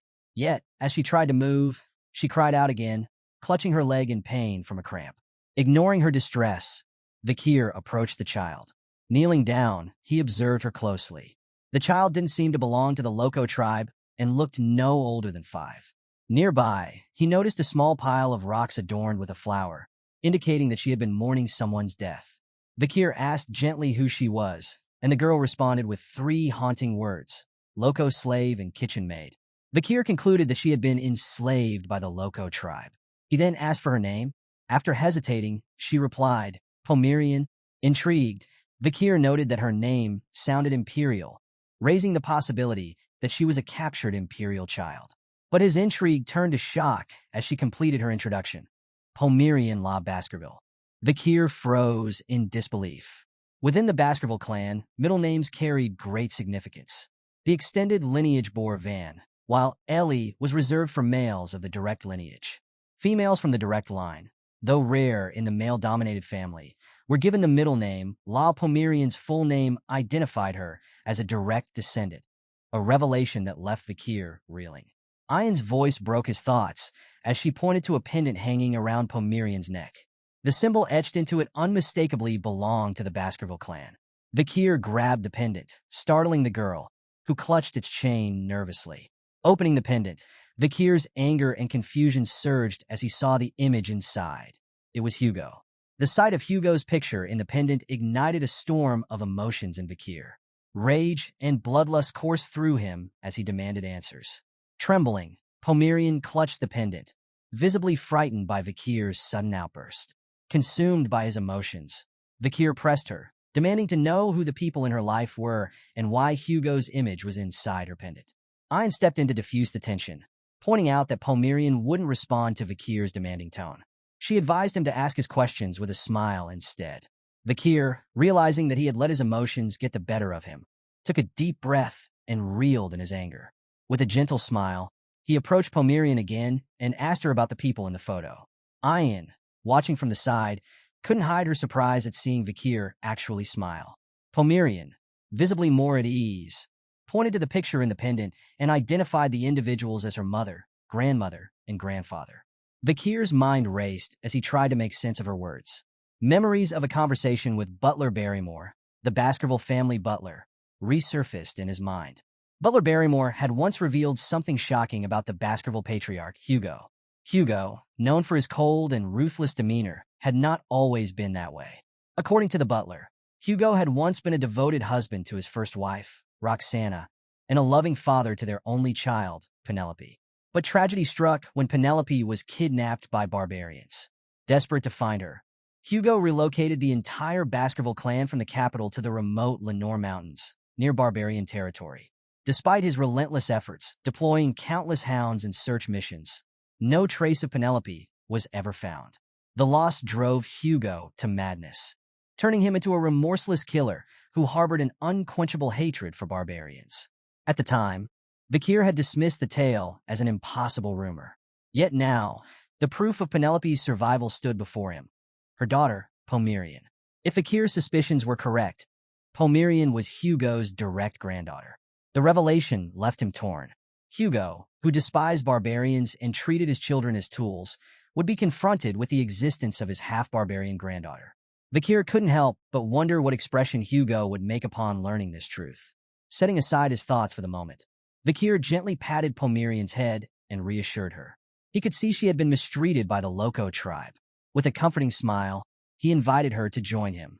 Pomerian studied him carefully before pointing out that his hair and eyes were just like her mother's. Vakir acknowledged the similarity, explaining with a playful tone that all Baskerville hounds tended to look alike. He even referred to himself as her uncle, which brought a spark of recognition to Pomerian. She then mentioned her mother's advice. If she ever encountered someone with red eyes, she should follow them. With a sudden burst of resolve, she clung to Vakir and declared her desire to go with him. In that moment, the two stragglers of the Iron-Blooded Sword clan found their paths crossing. The next day, Pomerian emerged from the tent and asked where Vakir was heading. He explained that he had a meeting to attend, one called by the clan's matriarch. Without hesitation, Pomerian ran to him, insisting she wanted to go too. Climbing into his arms, she clung to him tightly.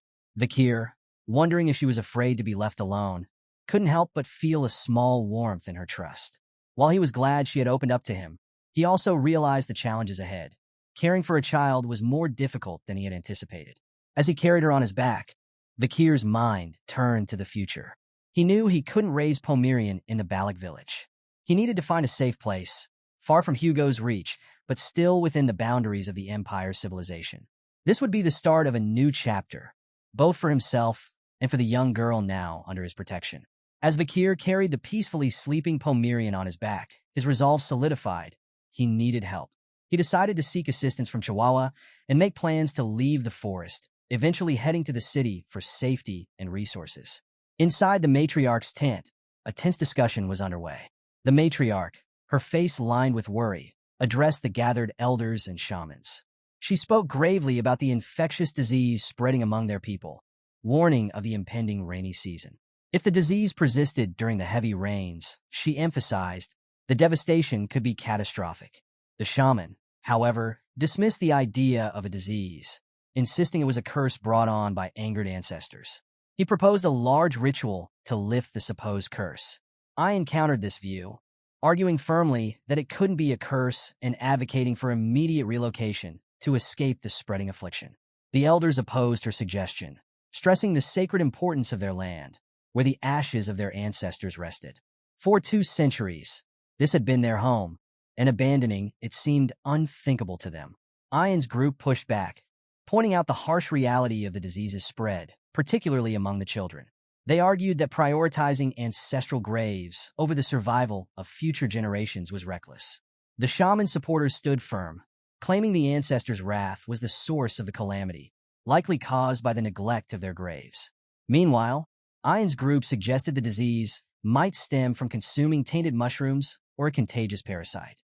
The community's emotions ran high, and the debate grew heated. All eyes eventually turned to the matriarch, waiting for her to make a decision. Yet, even she seemed torn, struggling to navigate the complexities of the crisis. In the back of the meeting, Vakir sat quietly, reflecting on the dire situation. He recalled the Red Death, a disease as devastating as the Black Death that had once ravaged the Empire. Key figures had been instrumental in combating its spread. Kimu of the Morg clan had used a powerful firewall to contain the infection, and Dolores, a saintess from Quo Vadis, had purified the afflicted with her divine powers. However, these interventions had been limited to the Empire. The barbarians living in the Lenore Mountains had been left to fend for themselves, and most had perished. Ironically, this tragedy had benefited the Baskerville clan. With the barbarians' numbers dwindling, low-ranked monsters overran the forest, disrupting its ecosystem and increasing civilian casualties. The Baskerville clan, tasked with protecting the Empire's borders, received resources and support to combat the threat, allowing Hugo to solidify his political power. Vakir clenched his fists, determined to ensure Hugo wouldn't exploit this crisis to gain more influence. Suddenly, he raised his hand, capturing the matriarch's attention. With quiet confidence, he announced that he knew how to stop the Red Death. Later, Vakir's method was tested. A goblin, bound and suspended upside down, was submerged in water drawn from an infected source. After a few moments, they pulled the goblin out. To everyone's horror, red spots rapidly appeared on its body, a clear sign of the disease. Without hesitation, the barbarians threw the infected goblin into a fire, destroying it to prevent further spread. Ian turned to Vakir, her face a mix of shock and realization. She confirmed that every goblin exposed to the contaminated water had shown symptoms of the Red Death, validating Vakir's warnings. She then asked if the disease could truly be transmitted through water. Vakir nodded, explaining that the infected water was indeed a primary source of the contagion. However, he reassured her that boiling the water would effectively eliminate the threat, giving them a practical solution to begin containing the outbreak. Ian, observing the results of their experiment, sought clarification from Vakir about the safety of boiled water. To test further, they placed a goblin directly into boiling water. The result was immediate. The goblin didn't survive. Ian pointed out the unfortunate outcome, and Vakir, maintaining his composure, suggested they try cooled, boiled water instead. Realizing her oversight, Ian agreed to the adjustment. They proceeded to place 2 goblins in water that had been cooled after boiling. This time, there were no harmful effects. The barbarians, watching closely, concluded that boiled water was safe and effective in combating the spread of the Red Death. One barbarian, curious, asked if drinking boiled water could prevent infection. The matriarch approached Vakir to express her gratitude. She acknowledged that his efforts had brought hope to their dire situation. However, Vakir remained cautious, explaining that the Red Death could still spread through the respiratory system and contact with the eyes or mucous membranes. He urged the group to stay vigilant, especially during the early morning hours when the fog was thickest. Ian, glancing at the shaman, couldn't resist a jab. With a sarcastic tone, she remarked about someone once calling the Red Death a curse. The shaman, visibly annoyed, responded by questioning how they planned to avoid water entirely with the rainy season fast approaching. Vakir agreed that the rain posed a challenge, as the overflowing river and increased humidity would complicate their preventative measures. He proposed a bold solution, relocating the village. The shaman was shocked and reminded Vakir that he had already stated the elders would never allow them to leave the land where their ancestors rested. Vakir, unfazed, revealed an alternative. They wouldn't need to relocate entirely, but could adapt their current village to withstand the rainy season. As the rainy season arrived, the Lenore Mountain River swelled, flooding vast areas of the deep forest. The torrential rains transformed the landscape into swampy terrain. However, thanks to Vakir's plan, the Balak village remained unaffected. The tall trees in the territory became a natural fortress against the flooding. Barbarians worked tirelessly to construct elevated bridges and platforms. 2 barbarians strained against the ropes, ensuring they were tightly secured as others stabilized fences to prevent collapse. When the work was complete, a series of interconnected bridges allowed movement between houses built atop the towering trees. One barbarian marveled at their achievement, remarking that even with such heavy rains, the village hadn't flooded.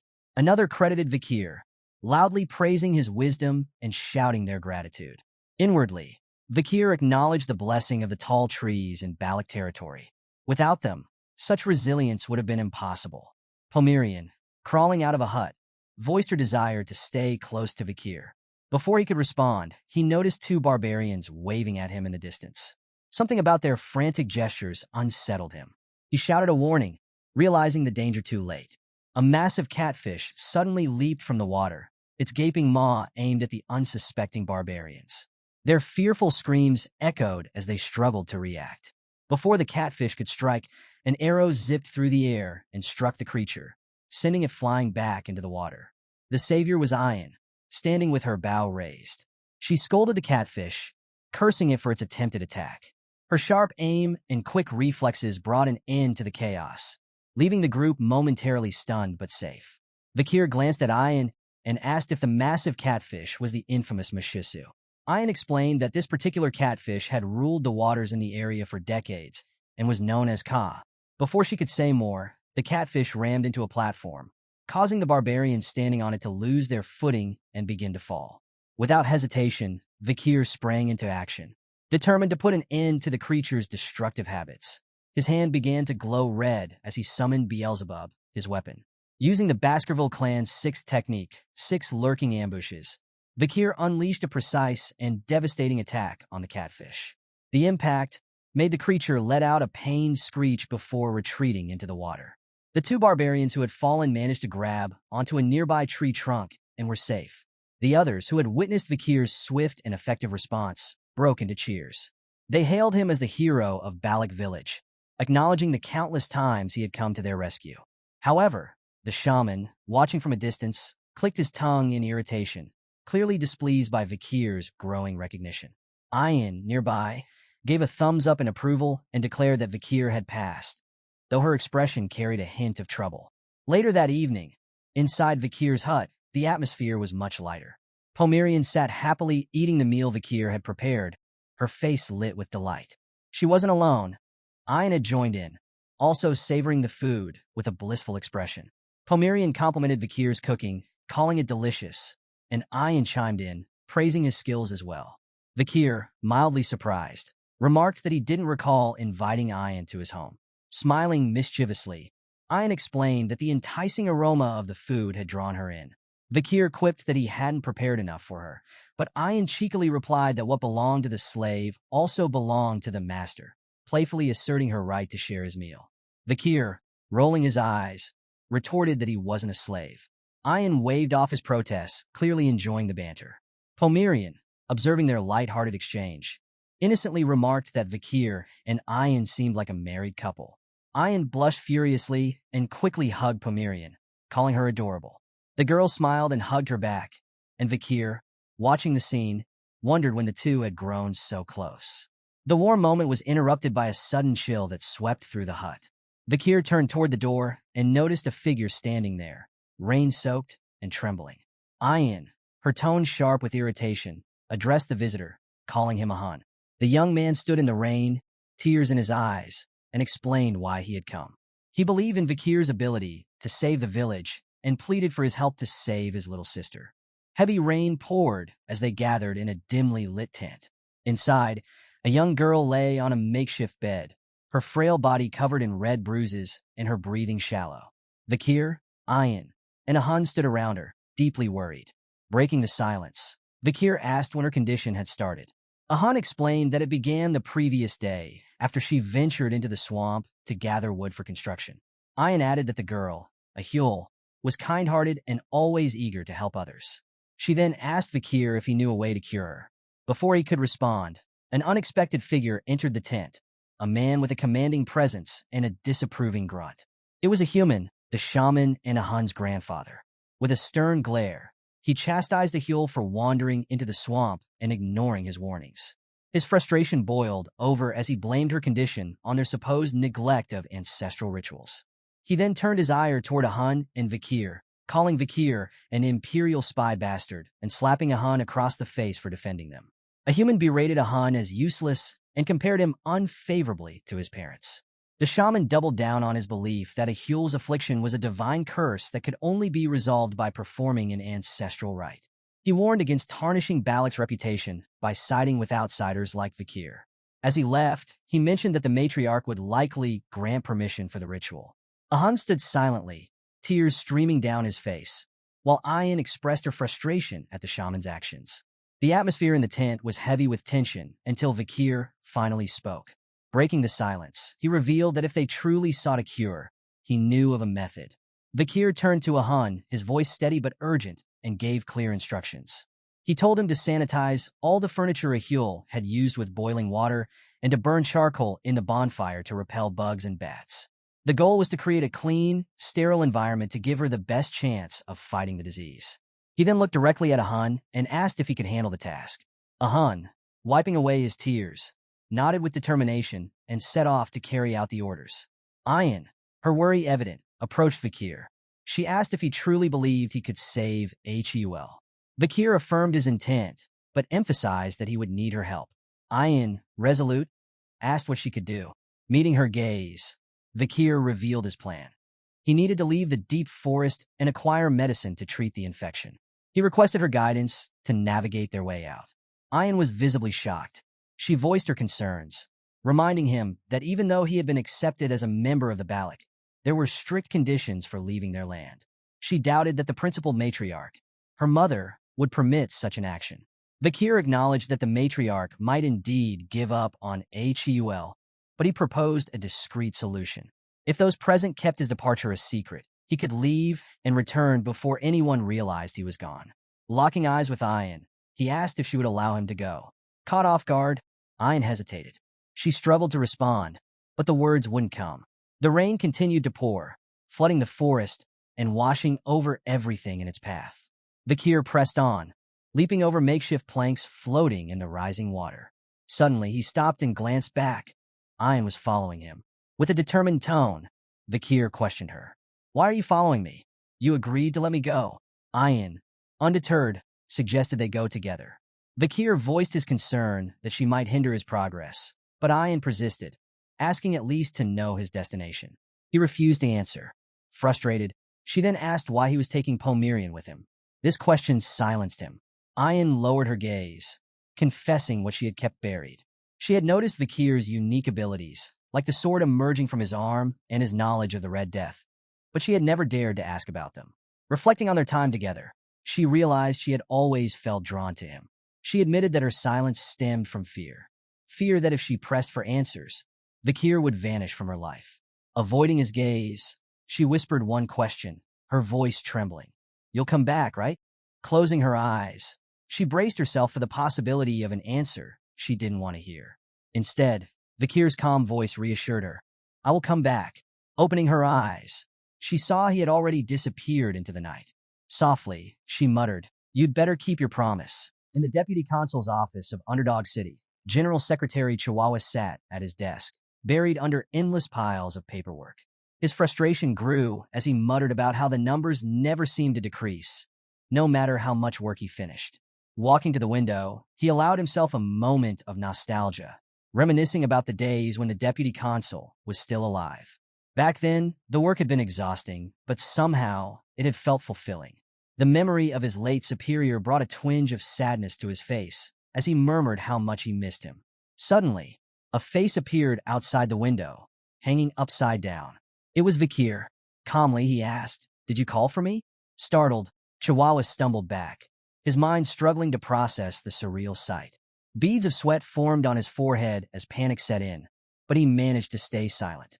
Vakir gracefully landed at the window and stepped inside with a faint smile. "How have you been, General Secretary Chihuahua?" he asked, sipping tea as if nothing was amiss. Chihuahua, still reeling, began to stammer. His mind raced with questions. Had Vakir encountered a monstrous entity in the deep forest? Had he suffered severe injuries? Or had he been in the company of barbarians? Yet, as Vakir sat there calmly, his composed demeanor only deepened Chihuahua's confusion. Vakir calmly confirmed the details, maintaining his composure as the conversation shifted. Chihuahua, still processing the situation, hesitated before asking with a mix of disbelief and relief if Vakir was truly alive and not some ghost. Vakir chuckled, teasing him for being so shocked for so long. He reassured Chihuahua, commenting that he was still the same Secretary General. Chihuahua, however, couldn't hold back his emotions any longer. Tears welled up in his eyes as he expressed immense relief that Vakir had survived. But his attention soon shifted to Pomerian, the child who bore an uncanny resemblance to Vakir. With a puzzled tone, he wondered aloud if she might be Vakir's daughter with a barbarian. Vakir, anticipating the misunderstanding, clarified that their similarities stemmed from their shared bloodline, but firmly denied Chihuahua's assumptions. With his emotions settling, Chihuahua wiped his tears and focused on the task at hand, his curiosity about the situation now heightened. Recognizing the need to ensure Pomerian's safety, Vakir entrusted her care to Chihuahua during his absence. He emphasized the importance of providing her with a basic education. Chihuahua accepted the responsibility eagerly, remarking that it had been a while since he'd received a direct order from Vakir. He assured him that the task would be handled with utmost care. However, Vakir expressed concern about Chihuahua managing Underdog City's affairs alone. He suggested seeking assistance from Cindy Wendy, Messam, or Mag Juno if necessary. Chihuahua recalled Cindy Wendy, a criminal Vakir had released 2 years ago in a plea deal, but admitted he had no idea how to locate her. He asked for guidance. Vakir reminded him of the time he'd given 10 billion to a flower girl named Judy. He explained that since no one else had been supporting her, she would likely still be accessible, and Cindy Wendy might have stayed with her. If Cindy refused to cooperate, Vakir instructed Chihuahua to tell her he was alive, confident that her sense of debt to him would secure her help. Chihuahua smiled, acknowledging the plan, and promised to carry out the mission. Before parting, he asked Vakir when he would return. Vakir gave a faint smile, replying that he would come back once his mission was complete. As he gazed out the window, he reflected on a promise he still needed to fulfill. He considered how quickly the Red Death could be cured with a single drop of holy water from a particular clan. Meanwhile, Pomerian woke up, her childish curiosity leading her to tug at Chihuahua's beard, much to his surprise. Vakir, standing near the window, solidified his resolve. His next destination was the religious and holy city of the Quo Vadis clan. At the city gate, 2 guards stood watch, their spears crossed as a precaution. Suddenly, a carriage approached. The guards moved to inspect the vehicle, addressing the driver, Sir Joseph, manager of the oil shop on the first floor. They asked about the contents of the carriage, prompting Joseph to produce a document stating it carried oil, as permitted.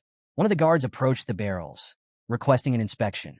Frustrated by the formalities despite his frequent visits, Joseph argued that such checks were unnecessary.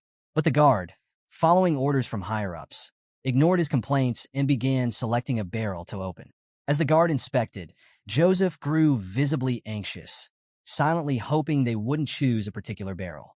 The guard chose to inspect the very barrel Joseph had hoped he wouldn't. Joseph's anxiety was palpable as the guard opened it. Inside, however, there was nothing but oil. Declaring everything in order, the guard returned to his post and allowed Joseph to pass. As Joseph entered the city, the guards welcomed him to Saint Mecca. He made his way to a quiet, deserted street, glancing nervously at the barrels in the back of his carriage.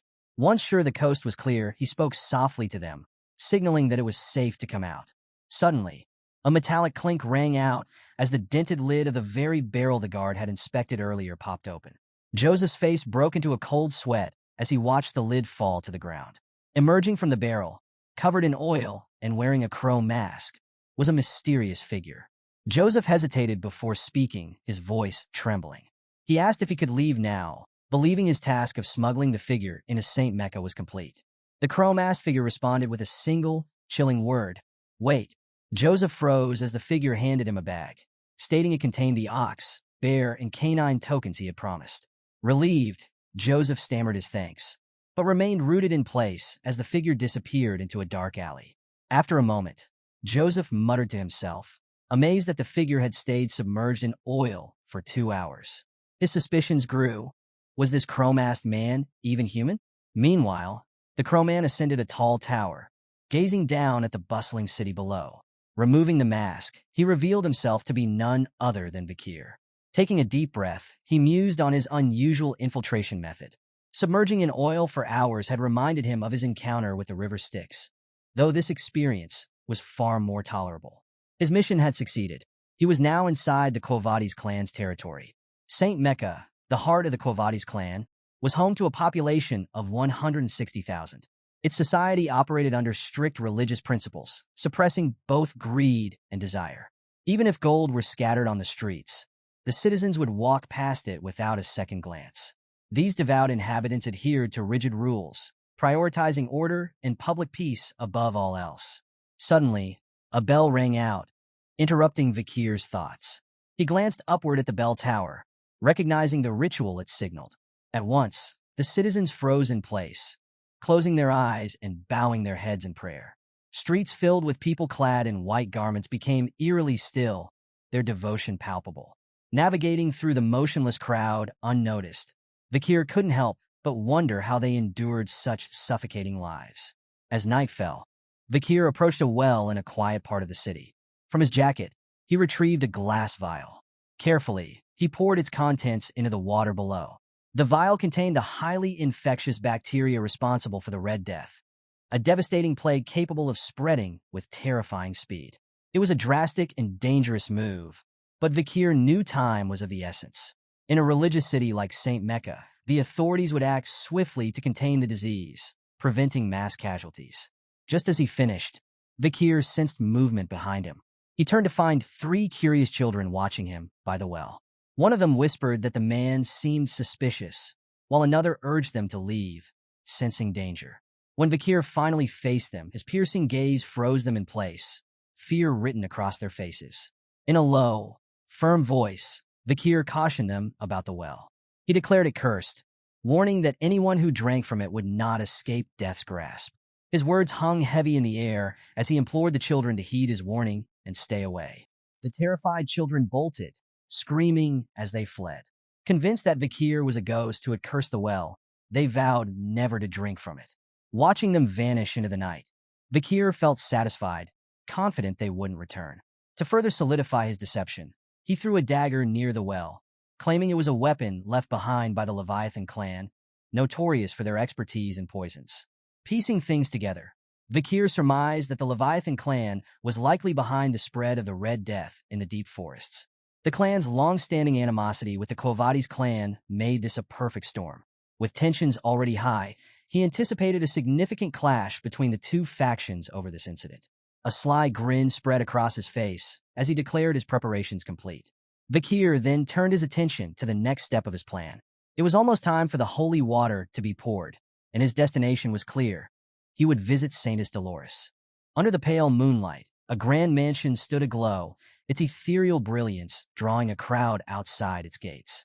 The gathered masses were abuzz with hopeful murmurs, desperate for an audience, with the saintess rumored to reside within. Voices merged into a chorus of pleas, each seeking her miraculous healing. Their cries echoed against the mansion's doors, where the saintess was said to be. Suddenly, a calm, authoritative voice emerged from beyond the doors, questioning the late-hour visit. The crowd recognized it instantly as the saintess herself, and excitement rippled through them. Nobles and wealthy merchants stepped forward, each eager to showcase their influence and riches, hoping to gain her favor. One young man, the lord of the Dortsmile region and eldest son of the Jonathan clan, highlighted his family's military contributions and his connection to the prominent Alphonse clan. Another individual boasted of his role as the overseer of the Ipsen Guild Association, managing the bourgeois family's exports. He also proudly revealed his service as a knight under Count Boston La Baskerville. An older man, desperate for healing, made the grandest offer of all: a productive granary, a beachfront villa on the southern shore, and even exclusive carriages. Despite their impressive credentials and lavish offers, the Saintess remained unmoved. Her voice, steady and firm, dismissed the crowd, stating that wealth and status alone did not justify disturbing her at such an hour. Respecting her decision, the crowd slowly dispersed into the night. But one figure lingered, standing apart from the others. It was Vakir, his crow mask gleaming under the moonlight. He remained rooted in place, lost in thought. Memories of the Saintess flooded his mind. He had seen her before his regression, tending to the wounded on the battlefield. Her once pristine white garments had been soaked in blood, yet her divine powers glowed unwaveringly as she worked tirelessly. He remembered her disdain for wealth and power, traits that separated her from others. Just then, the Saintess's voice interrupted his thoughts. From behind the door, she asked about his identity and purpose. Vakir knelt, his voice steady yet humble, and replied, "I am but a lost lamb seeking guidance." Silence followed his words, but he held his position. After a moment, the door creaked open, and a radiant golden light spilled out, bathing the area in its brilliance. The Saintess's voice, calm yet commanding, invited him inside. As Vakir stepped into the grand hall, he was greeted by a dazzling sight. The space was illuminated with warm, golden light. At its center stood an elegant indoor fountain adorned with an angelic statue. The Saintess's voice emanated from the fountain itself, inquiring how he had lost his way. For a brief moment, Vakir wondered if she would refuse to meet him in person. Given his suspicious attire, he realized it made sense. Remaining calm, he placed a leather pouch on the edge of the fountain. Explaining his purpose, he reported the epidemic spreading through the slums and presented water from their well, which was contaminated with a wicked, dark energy. Vakir placed the pouch of contaminated water by the fountain, confident that if the Saintess truly possessed divine powers, she would sense the malevolent energy within. However, the statue remained silent until the Saintess's voice suddenly rang out, accusing him of lying. The echo of footsteps quickly filled the chamber as knights poured into the room, positioning themselves on an upper level overlooking Vakir. The air grew tense, the leader of the knights stepping forward to address him. With a cold, commanding tone, he noted that Vakir's words were far too assertive for someone claiming to be a lost lamb. He demanded to know Vakir's true identity. Vakir stayed silent, but in his mind, he recognized the knight immediately. It was Pietro Quo Vadis, an old comrade from his previous life. Pietro was infamous for his unyielding commitment to justice, often employing methods more ruthless than those of demons. Vakir himself had learned many interrogation techniques from Pietro, methods brutal enough to break the 7 young masters of Underdog City. Finally, Vakir spoke, expressing mild surprise at seeing Pietro here. Pietro, however, seemed confused by the comment. Acknowledging the epidemic report Vakir had delivered, Pietro questioned his suspicious attire. He ordered Vakir to remove his mask, stating that showing one's face was a matter of respect when meeting the Saintess. Unwilling to comply, Vakir turned to leave, declaring that his task of reporting was complete. But just as he moved toward the exit, an object flew past him, narrowly grazing his mask. Vakir glanced back to see Pietro standing firm, holding an open book. With a stern voice, Pietro declared that he could not allow someone so suspicious to leave. Vakir realized that Pietro had attacked using a page from the book infused with divine energy. Intrigued, Vakir marveled at the creativity of using Holy Scripture as a weapon. Before he could dwell on it further, Pietro leapt from the upper floor, landing in front of him. He accused Vakir of carrying pouches of water tainted with wicked energy, insinuating that he might be the one spreading the epidemic. Vakir defended himself, arguing that it made no sense for the culprit to report their own crime. But Pietro remained skeptical, suggesting that it could all be a ploy to lure the Saintess out. Inwardly, Vakir couldn't deny the accuracy of Pietro's words. Without further warning, Pietro launched an attack, using the divine-infused pages as projectiles. Vakir dodged with precision, leaping from one spot to another, evading the relentless assault. He contemplated activating his aura to gain the upper hand, but hesitated. Doing so would risk exposing his identity as a member of the Baskerville clan. Instead, Vakir capitalized on an opening, propelling himself off the wall to deliver a powerful kick aimed at Pietro. The knight swiftly raised his arm guard, topped with his book, to block the blow. The impact was so forceful that the ground beneath Pietro cracked. Staggered, he looked at Vakir in astonishment, unable to comprehend how such immense strength could come from Vakir's seemingly small frame. Wasting no time, Vakir used his other leg to push off Pietro, propelling himself away. As he landed, he reflected on a technique he had developed 2 years ago after defeating the oxbear, a method called 600 kilogram stability. This was his first time testing it in combat, and he was impressed by its effectiveness. Seizing the momentum, Vakir charged forward, unleashing a rapid barrage of punches. Pietro used his book as a shield, deflecting the blows. But the relentless assault began to turn the tide against him. For the first time in the encounter, Pietro realized that the so-called lost lamb was anything but weak. Vakir, no longer holding back, unleashed the Cerberus flame, sending a torrent of fire straight at Pietro. The flames engulfed his book and spread to his hands, forcing him to throw the burning tome aside. With a pained cry, Pietro plunged his hands into the fountain's flowing water, desperate to soothe the searing agony. Calm and composed, Vakir asked if Pietro wanted to continue. Pietro, though visibly shaken, remained defiant. Without warning, he charged at Vakir, accusing him of irreligion for using sorcery. In response, Vakir swiftly kicked the burning book, sending it flying straight at Pietro's face. Momentarily blinded, Pietro staggered, giving Vakir the perfect opening. Seizing the opportunity, Vakir delivered a devastating punch to Pietro's chest. The impact reverberated through the room, shattering Pietro's armor and sending him hurtling backward. He crashed into the fountain statue, breaking it apart before slamming into the wall with a sickening thud, coughing up blood. Above, the knights were frozen in shock, struggling to process what they had just witnessed. One murmured in disbelief, wondering aloud if this was all a dream. Another insisted it was impossible. Pietro Quo Vadis, the unyielding warrior, had been defeated. As Pietro lay crumpled and dazed, several knights rallied to his side, forming a defensive line with their shields and swords raised, ready to confront Vakir. Vakir, not wanting to escalate matters further, addressed them, stating he was prepared to continue if necessary. Before he could finish, however, a commanding voice cut through the tension. Enough! The saintess had arrived. Her presence silenced the room as she took a moment to survey the scene.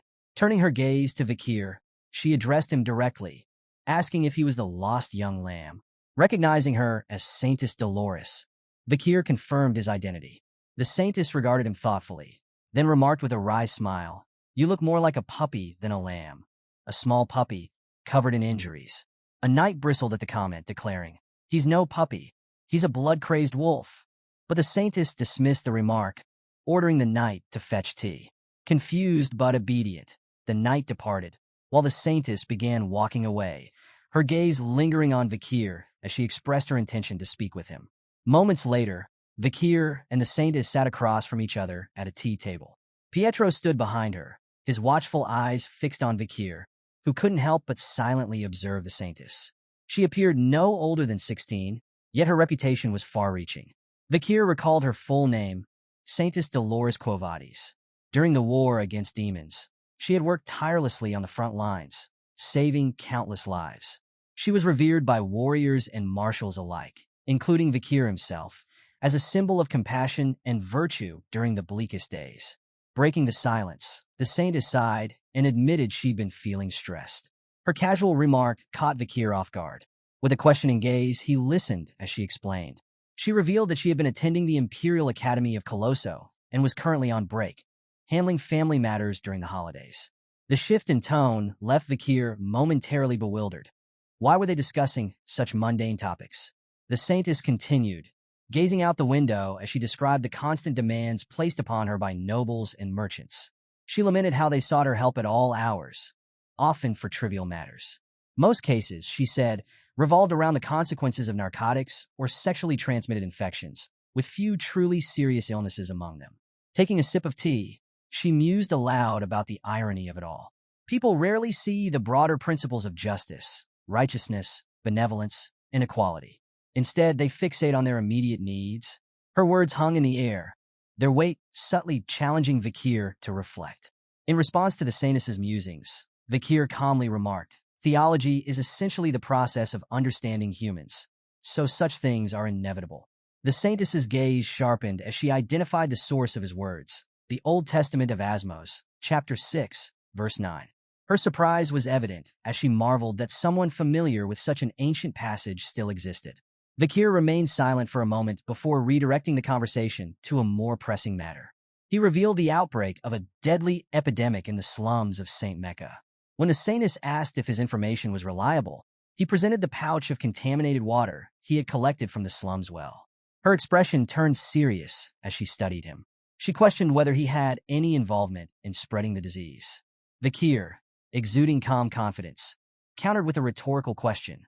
Why would he have come forward if he were the culprit? He acknowledged, however, that suspicion was natural in such circumstances and began contemplating his next move. As Vakir raised his hand, Pietro immediately sprang into action, placing himself protectively in front of the saintess. Urging her to take cover, he prepared for what he expected to be an attack. But instead of aggression, Vakir extended his hand, which began to glow with a radiant golden light. "I dislike harming innocent people," he stated firmly, "especially since this place is my hometown." Both the saintess and Pietro were visibly stunned. The saintess, in particular, couldn't hide her astonishment as she recognized the divine power emanating from Vakir. "Are you a believer of Lun?" she asked, her voice tinged with disbelief. Maintaining his composure, Vakir calmly replied, "Now, will you hear me out?" He proceeded to recount his observations, revealing that he had seen suspicious individuals pouring liquid from glass bottles into the slum's water supply. He identified these individuals as the true culprits behind the epidemic. The saintess, taken aback by the gravity of his revelation, asked what motive these perpetrators could have. Vakir laid a map on the table, pointing to two key locations as he explained his deductions. His reasoning implicated the deadly and poison-wielding Leviathan clan and the powerful bourgeois family conglomerate. He elaborated further, explaining how the Leviathan clan stood to gain by using the epidemic to collect samples for their research, advancing their nefarious pursuits. Moreover, with the potential collapse of the Quo Vadis family, their longtime rivals, the Leviathan clan would secure a strategic advantage. Turning his attention to the bourgeois family, Vakir detailed how their gains would come in the form of financial opportunities. During an epidemic, laborers perish, leaving landowners bankrupt. Fields, factories, and stores become vacant, creating the perfect conditions for the bourgeois family to expand their real estate empire and diversify into new ventures. He concluded that the Leviathan clan was likely the orchestrator of the outbreak, with the bourgeois family acting as opportunistic accomplices. To further mask their schemes, the native people of the deep forest were being framed as scapegoats. This insidious plan allowed both factions to reap immense benefits at the expense of others. As he finished his explanation, Vakir noticed the stunned expressions on both Pietro and the saintess. They were clearly grappling with the sheer magnitude of what he had just laid out. The saintess's mind raced with questions, marveling at the plausibility of his deductions. She couldn't help but wonder how someone could so accurately predict the motivations and actions of others. Unable to contain her curiosity any longer, she finally asked, "Just who on earth are you?" Vakir responded to the saintess's question with a cryptic reply, suggesting they call him Night Bloodhound. The saintess found the name foreboding, while Pietro dismissed it as blasphemous, remarking that it suited Vakir's dark attire all too well. Despite the ominous tone, the saintess acknowledged that everything Night Bloodhound had said was plausible. She decisively told Pietro they needed to investigate the epidemic in the slums and report their findings to her father. Pietro readily agreed, impressed by her resolve. Vakir, observing her determination, silently reflected that meeting the saintess was fortunate. He was confident that with her involvement, progress would now be swift. Meanwhile, the saintess studied Vakir closely, finding his small and battered appearance incongruent with the power he had displayed in defeating Pietro and the Holy Knights. She sensed something primal emanating from him, a mix of blood, oil, steel, violence, and anger. Yet beneath this storm of emotions, she detected a profound sadness. Lost in her thoughts, she found herself questioning the true nature of this enigmatic figure. When they arrived at a church in the slum area, the sisters greeted the saintess with visible relief. One of them, tears streaming down her face, pleaded for her to save their community from the devastating epidemic. The saintess was visibly shaken as she saw the afflicted, individuals lying in anguish, bearing the unmistakable marks of the disease. She couldn't help but acknowledge the accuracy of Night Bloodhound's information. Vakir observed the infected with a heavy heart. He regretted involving civilians in his plans, but given the urgency, there had been no other choice. He was relieved, however, to see no children among the afflicted and mused that his earlier scare at the well may have protected them. Recognizing that the disease was still in its early stages, Vakir knew it was now up to the saintess to help these people. With compassion radiating from her, the saintess addressed the suffering patients. She assured them that God's sublime love would heal them. Bowing her head, she began to pray, her voice trembling with emotion as she called upon the light of her life and the fire of her soul to bear witness to the suffering before her. A tear slipped down her cheek, and as it touched the ground, a golden radiance burst forth. The light filled the room, seeping through the windows and doors of the church, blanketing everything in its glow. The miracle unfolded before their eyes. An elderly man, gasping for breath and covered in red marks, suddenly stabilized. His labored breathing eased, and the red marks faded from his skin. Around the room, others experienced similar recoveries, their pain lifting as their conditions improved. The sisters were overjoyed, showering the saintess with gratitude for her divine intervention. Vakir watched in silence, his gaze steady and thoughtful.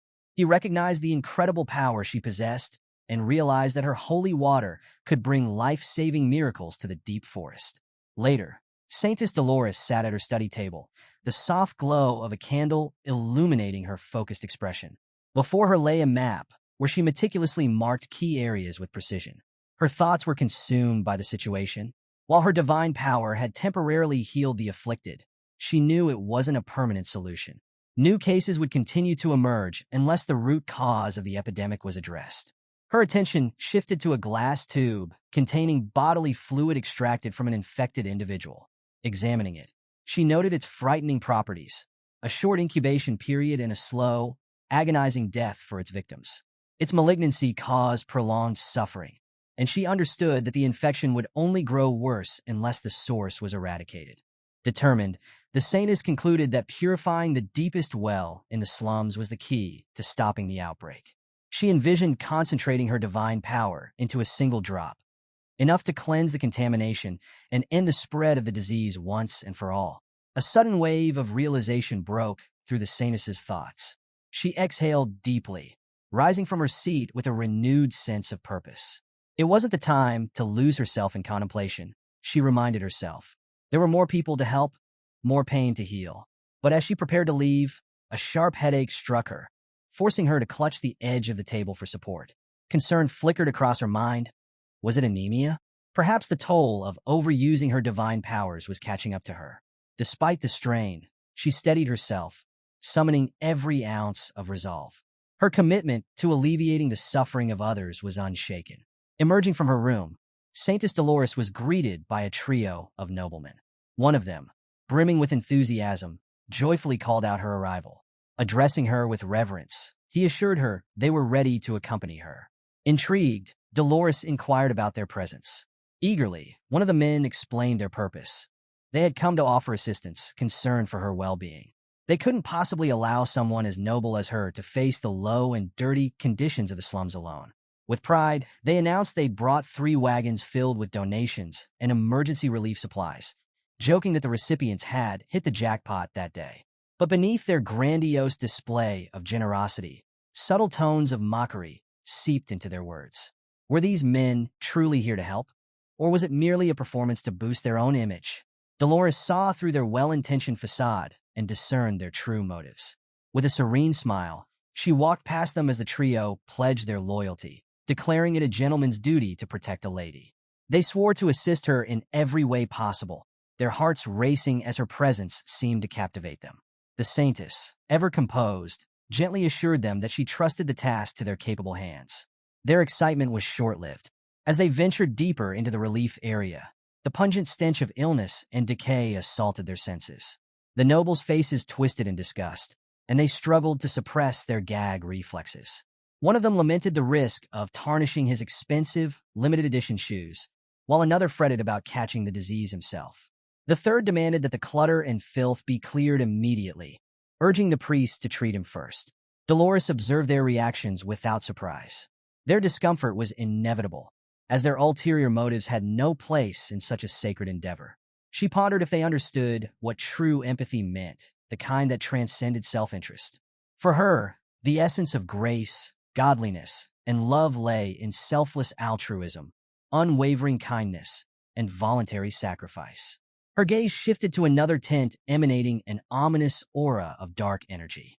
Inside, she knew, were the most critical patients, those battling both the disease and the despair that came with it. The clergy and the afflicted within would all be enduring unimaginable pain. Resolutely, Dolores approached the tent. Silently, she sought forgiveness for not being there sooner. Drawing back the curtain, she stepped inside and declared, "I am here now. Let me help."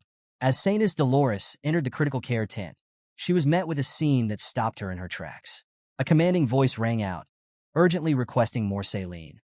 Behind the doctor tending to a patient, a priest stood frozen in astonishment, witnessing something he thought impossible.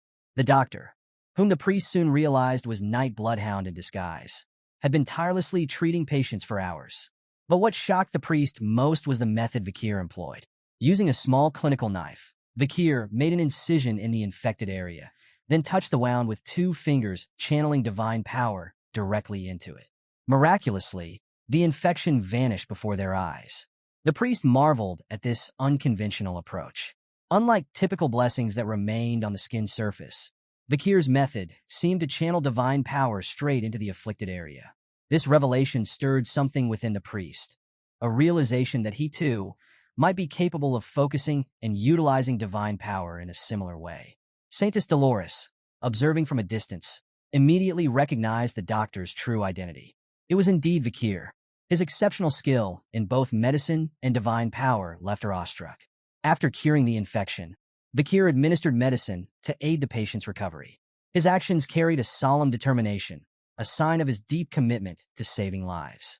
Vakir placed both hands on the patient's chest and channeled divine power into their body. He understood that divine power was typically drawn through a cleric's prayers to a god.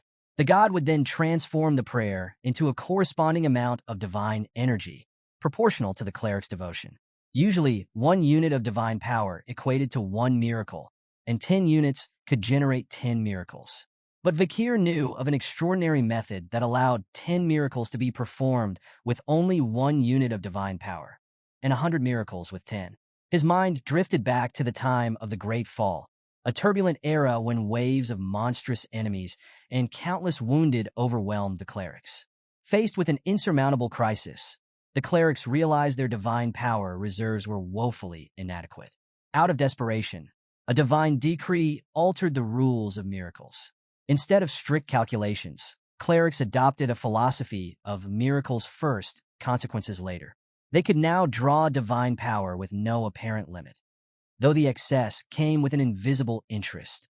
This phenomenon, dubbed advanced divine power, allowed even non-clerics to harness divine energy if they vanquished monsters in acts of faith. Vakir, with a soul steeped in karmic energy from his past, could tap into advanced divine power within this holy region. It was this remarkable ability that allowed him to accomplish feats others deemed impossible. Just then, a distressed little girl sobbed near her ailing mother, crying out for her to wake up. Having completed his previous treatment, Vakir approached the child with calm reassurance. He promised her that her mother would recover soon. Handing the girl a gold coin, he advised her to use it to buy food, firewood, and anything else her mother might need. A priest who had been observing intervened, cautioning Vakir. Material assistance, he said, was not permitted, as monetary demands were endless. If Vakir continued, he risked giving away all his resources. Vakir, unshaken, posed a philosophical question in response. If demands are endless, then what defines their limit? What truly is limitless? The priest was left speechless, struggling to grasp the depth of Vakir's words. As silence fell between them, the sound of the little girl's sobs softened, replaced by a flicker of hope as she clutched the coin tightly. Vakir stood calmly, explaining that while he could give all the money he had in his pocket to the needy, there was a limit to how much he carried. His words carried weight, but it was his next action that left an impression. He paused, looking at a sick mother before him, and then softly apologized. The Saintess Dolores, observing this, felt a flicker of curiosity. She couldn't help but wonder, why was he apologizing? What could make someone as composed as Vakir say sorry? Reflecting on his earlier words about theology being a pursuit of understanding, she began piecing together the reasoning behind his apology. Perhaps she thought it was similar to her own feelings, a deep regret for not being able to do more to help those in need. Her thoughts raced, and her heartbeat followed suit, thundering in her chest. Saintess Dolores, though only 16 and still inexperienced in many ways, found herself overwhelmed by the presence of the mysterious man before her. After tirelessly aiding the victims of the epidemic, Vakir stepped outside for a brief respite. Sitting down, he let out a tired sigh, lifting his mask momentarily to take a sip of water. However, his break was interrupted as he noticed Saintess Dolores approaching. Quickly lowering his mask, he greeted her and asked if she was all right. She settled beside him, requesting a moment to talk. Vakir agreed without hesitation, and she used the moment to thank him. With his help, they had managed to treat all the epidemic's casualties. Ever modest, Vakir dismissed her praise, saying he had simply done what needed to be done. The Saintess smiled, almost as if expecting that answer. Yet, an awkward silence soon followed. Breaking the stillness, she clutched her clothes tightly, a sign of the inner turmoil she was about to confess. She admitted her doubts, lamenting that someone as strong as Vakir should have been born with divine power. She spoke of her own fortunes, how she was blessed with divine power, but burdened with a frail body, weak faith, and an uncertain mind. She questioned why a higher power had chosen her, a flawed person, to carry the weighty title of a saintess, especially when so many others, with greater faith, were overlooked. Vakir's response startled her. With a calm smile, he explained that her anguish and guilt were exactly why she was chosen. He said the world didn't need unshakable perfection. It needed a light capable of piercing even the darkest and fiercest places. His words moved her deeply, and tears welled in her eyes as she sought reassurance, asking if she could truly become the person he described. Vakir's answer was steady and full of confidence. She could. Later, as the clergy of the Quo Vadis family gathered to pray, the culmination of their efforts bore fruit. A divine essence, distilled into 3 concentrated drops of holy water, was produced. Each drop carried the power to purify all those infected in the slums. These precious drops, stored in small glass bottles, were named Planie de la Verge, commonly referred to as the Saintess's Tear. In a grand hall, Saintess Dolores sat before a podium holding the box containing the 3 sacred bottles. As she began her prayer, a radiant divine light filled the space. Her voice resonated with conviction as she spoke of the woman chosen to nurture the only son of a higher power. She recounted sleepless nights of anguish, the heartache that outpaced her endurance, and the immeasurable sorrow carried in silence. Declaring the day as one of profound suffering, she channeled all her emotions into her prayer. As she concluded, the divine light descended upon the podium, enveloping it in a luminous glow. Not long after, holy knights entered the hall, reverently carrying the box containing the 3 saintesses' tears, a testament to her strength and unwavering resolve. The holy knight carefully closed the box containing the saintesses' tears, expressing gratitude for her dedication and reassuring her that the sacred items would be securely stored in the basement safe. Saintess Dolores entrusted them with this solemn responsibility, watching as they departed. Alone, she began contemplating her next steps. Nearby, a priest knelt in solemn prayer before a statue of the goddess, his focus unwavering. Saintess approached him quietly, addressing him with respect as father and indicating her need to report something regarding the epidemic known as the Red Death. The priest, Cardinal Humbert Lon Quo Vadis of the Loon Church, turned to her with a warm expression, affectionately calling her his fairy and his daughter. He invited her to come closer, placing a firm but gentle hand on her shoulder. With a smile, he commended her for the remarkable offering she had made this time, noting it as fitting for someone of her stature. Humbly, the saintess accepted his praise and acknowledged his boundless generosity. The cardinal urged her to share the details of her findings, and the saintess began outlining their plan. She explained that they intended to use the newly created saintess's tear to purify the contaminated water flowing beneath the holy city of St. Mecca. At this, the cardinal leaned in, asking if the source of the infection had been identified. Saintess confirmed that it had. She reported that the contamination originated from an unregistered well in the slums, adding that children in the area had claimed a spirit had cursed the well. Their investigation revealed the well to be severely infected, and they had uncovered evidence, a glass bottle used by the perpetrator to store and spread the infection.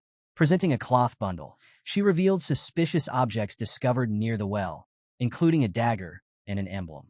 The cardinal's expression darkened as he examined the items, his gaze freezing on the engraved emblems of Leviathan and Bourgeois. This confirmed his worst fears. The two factions had collaborated to create an artificial virus. A surge of holy aura erupted from the cardinal, his voice echoing with righteous fury as he denounced the audacity of those who dared to insult divinity. With a burning resolve, he declared a holy war against the perpetrators, referring to them with scorn as poison addicts and misers. Throughout his outburst, the saintess maintained a calm and composed demeanor.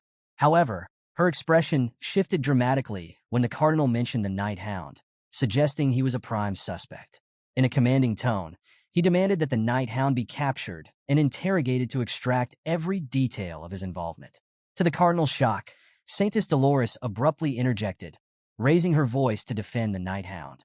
The room fell silent as she passionately argued for his innocence. She emphasized that the night hound had worked tirelessly to treat the infected, and his actions had prevented countless casualties. Resolute and unwavering, she declared that someone who had dedicated himself to saving lives could not possibly be evil. The cardinal regarded her with a mix of surprise and displeasure.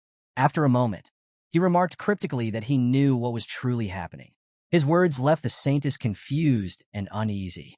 He then raised his hand toward the heavens, declaring that the night hound was ultimately to blame for the situation. The saintess's defiance, the first time she had ever gone against him, only solidified his conviction. With a determined gleam in his eye, the cardinal declared that he would personally interrogate the night hound to uncover the truth. Suddenly, an overwhelming pressure emanated from Cardinal Humbert, causing Saintess Dolores to cry out in alarm. A radiant beam of divine light shot skyward from his raised hand, illuminating the entire city with an awe-inspiring glow. With a tone of finality, the cardinal informed the saintess that her opposition was futile. He had already dispatched the paladins to capture the night hound. At an inn where Vakir had been staying for the past few days, a group of holy knights surrounded his room.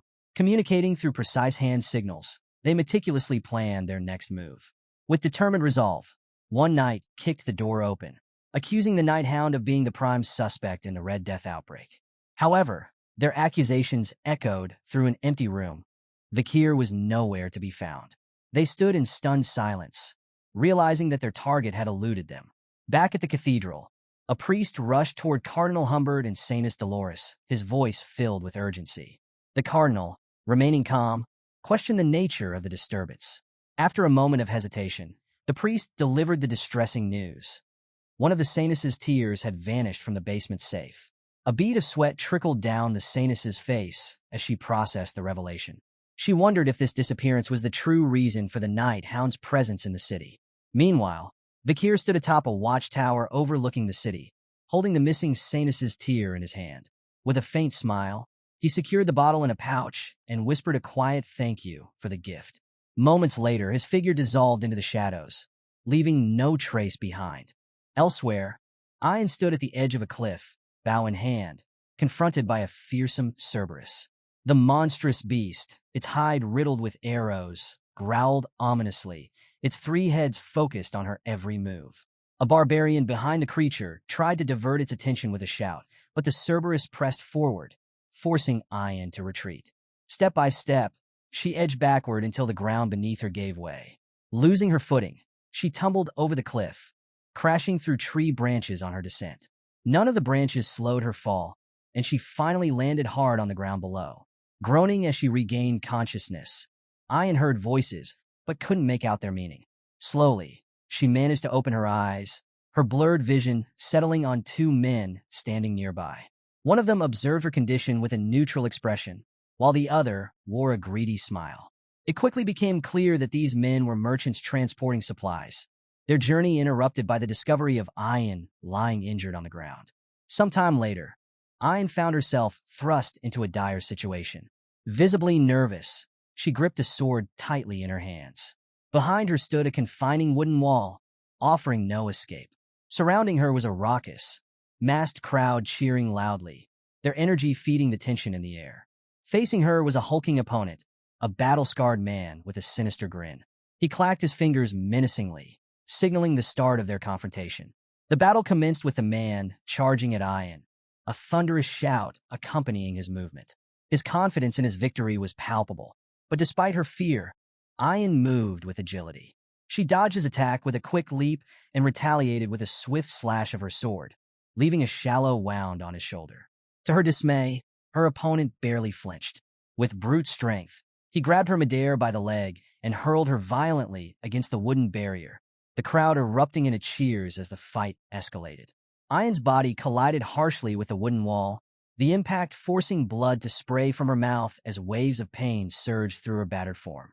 Tears welled in her eyes, not only from the agony, but from the humiliation of her defeat. The masked onlookers erupted into boisterous laughter, their cruel amusement echoing through the arena.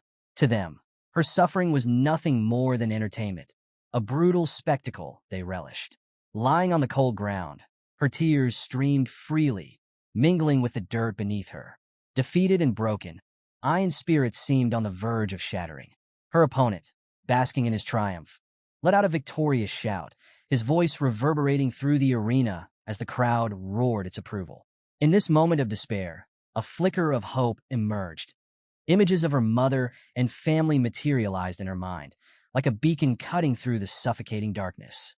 Summoning every ounce of strength, Ian resolved to rise. She clawed her way to her feet, ignoring the burning pain in her body. The crowd, once indifferent, now took notice of her defiance. The murmurs grew louder as the masked observers speculated about her determination and what it could mean for the unfolding battle. Finally standing tall, Ian smeared lines of dirt mixed with her blood across her face, a symbol of her inner fire. Her gaze locked onto her opponent, fearless and unyielding. The arena buzzed with anticipation, the spectators licking their lips in excitement at the prospect of a second round. Ian's unwavering resolve made it clear. She was ready to face her adversary again, no matter the odds. Years later, Ian's life had taken a grim turn. She now sat imprisoned behind cold steel bars, her once fiery spirit seemingly extinguished. Her eyes, once a reflection of defiance, now carried the weight of hopelessness.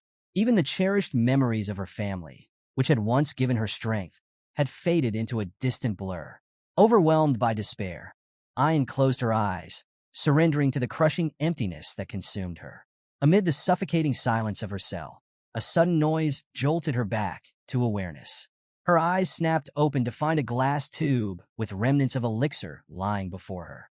She recoiled instinctively, fear gripping her as she noticed a figure standing just beyond the bars. The shadowy figure stepped closer. It was none other than Vakir. Without a word, he opened her cell door and, in the rough, guttural language of the barbarians, instructed her to leave. Reality abruptly shifted. Ian awoke, gasping for breath, her face wet with tears. The torment she had experienced wasn't reality, but a vivid, haunting dream. As she lay on her mother's lap, the matriarch gently inquired if Ian had been dreaming. She mentioned that even in her sleep, Ian had called out for Vakir. The dream wasn't the only source of pain, however. With a trembling voice, Ian confided in her mother about the agony that consumed her. Her chest ached, her body burned, and a strange, suffocating dryness had taken hold of her heart. She feared she might be afflicted with the Red Death and, through tears of anguish, admitted that the pain was so overwhelming it made her regret being born into this world. The matriarch, seeing her daughter's despair, sought to comfort her. Placing a gentle hand on Ian's trembling form, she began to recount a tale, her voice soft and soothing, like a balm for Ian's wounded spirit. The matriarch's voice softened as she recounted a story from long ago. She and Ian's father had planted a small seed together. He buried it in the soil while she faithfully watered it every day. Before long, the seed sprouted and grew into a healthy, beautiful flower. When the time came, they harvested the flowers, extracted their sap, and smoked it. What followed was a euphoria that brought them joy, and it was during this time of happiness that Ian came into their lives. However, the story took a somber turn. Due to a grave misdeed, Ian's father was executed by her grandfather. The matriarch paused, observing her daughter's pained expression. Ayan, grappling with her worsening health, expressed her despair. The matriarch, with a gentle smile, reminded her that life is unpredictable, filled with both trials and triumphs. She urged Ayan to endure these hardships and hold on to hope, assuring her that Vakir would return with a cure. But Ayan, lost in her despondency, rejected her mother's comfort, voicing her doubt that Vakir would ever come back. Just as she finished speaking, a sudden shout from outside shattered the quiet atmosphere. The exclamation was clear. Vakir had returned, and he had brought the much-needed medicine. The matriarch's face lit up with a smile as she reassured Ayan, affirming that her faith in Vakir had been right. However, when she turned to share her joy with her daughter, Ayan was already gone, having bolted outside. The matriarch, slightly annoyed, muttered to herself, wondering if Ayan truly had the Red Death after all. Meanwhile, Ayan raced through the settlement, her heart pounding with both hope and desperation. Her thoughts flashed back to when Vakir had helped her escape a life of slavery. She recalled his fearless stance against Madame Eight Legs and the lesson he had imparted through his actions, the power of facing one's fears head-on. It was Vakir's example that had given her the strength to rise above her own pain and fear. Finally, Ayn arrived at the gathering of barbarians, her eyes locking onto Vakir. There he stood, resolute and calm. Vakir expressed surprise at seeing her, remarking that he had heard she was afflicted with the Red Death. Ayn didn't answer with words. Overcome with emotion, she ran straight at him and leaped into a powerful hug, sending both of them crashing to the ground. As she held onto him tightly, Vakir groaned in mock protest, joking that her first hug might have broken his back had he not reinforced himself with mana. He then asked how someone supposedly afflicted with the Red Death could muster such strength. Ayan, still clinging to him, confessed that as soon as she heard he had returned, her body felt lighter. Confused but relieved, Vakir inquired if she was truly fine. Ayan reassured him with a smile, admitting she might be pretending to feel better, but her joy was genuine. She then welcomed him back, her face glowing with happiness. Vakir smiled warmly and replied, "I'm back." Inside a nearby tent, Ahul lay gravely ill on a bed, her breaths labored and her condition dire. Vakir sat beside her, surrounded by concerned barbarians. Their faces were tense, the air thick with anxiety. Determined to act, Vakir opened a pouch, revealing the Sanus's tear. A brilliant golden radiance spilled from the vial as he held it up, bathing the room in a warm, healing light. The golden aura cascaded over Ahul, and the group watched in astonishment as the red spots on her body began to vanish. Gasps and exclamations erupted from the barbarians as they witnessed the seemingly miraculous cure. The Sanus's tear had eradicated the Red Death from Ahul, leaving her breathing easier, her color returning to normal. The barbarians, their gratitude palpable, began to praise Vakir, hailing him as the bringer of the cure. Vakir, however, remained focused. He asked Ayan about the number of patients in their tribe, and she reported that including Ahul, there were around 30 infected. Vakir's expression grew grim as he inquired about the situation in other tribes. Ayan admitted that it was dire. Many tribes were on the brink of annihilation. Vakir estimated that there could be as many as 10,000 infected individuals. Resolutely, he urged her to send word to the other tribes, instructing them to gather their sick in preparation for treatment. The battle against the Red Death had only just begun. Ayan, concerned about the magnitude of the crisis, hesitantly asked Vakir if there was truly enough of the cure to go around. Vakir reassured her with calm confidence, stating that there was more than enough. He added that this was a perfect opportunity to showcase their tribe's strength and capabilities to others. His words inspired awe among the barbarians, who couldn't contain their admiration. They hailed him as nothing short of amazing. Remaining focused on practical matters, Vakir shifted the conversation to another pressing issue, a swamp monster named Ka. He revealed that he had defeated it during his journey and instructed the barbarians to retrieve the creature for sustenance. Once again, murmurs of amazement rippled through the crowd, as the barbarians marveled at his feats, realizing how far beyond their abilities Vakir truly was. Refocusing the group, Vakir urged the tribes to gather near the river catchment area for the next phase of the plan, emphasizing the need for swift action.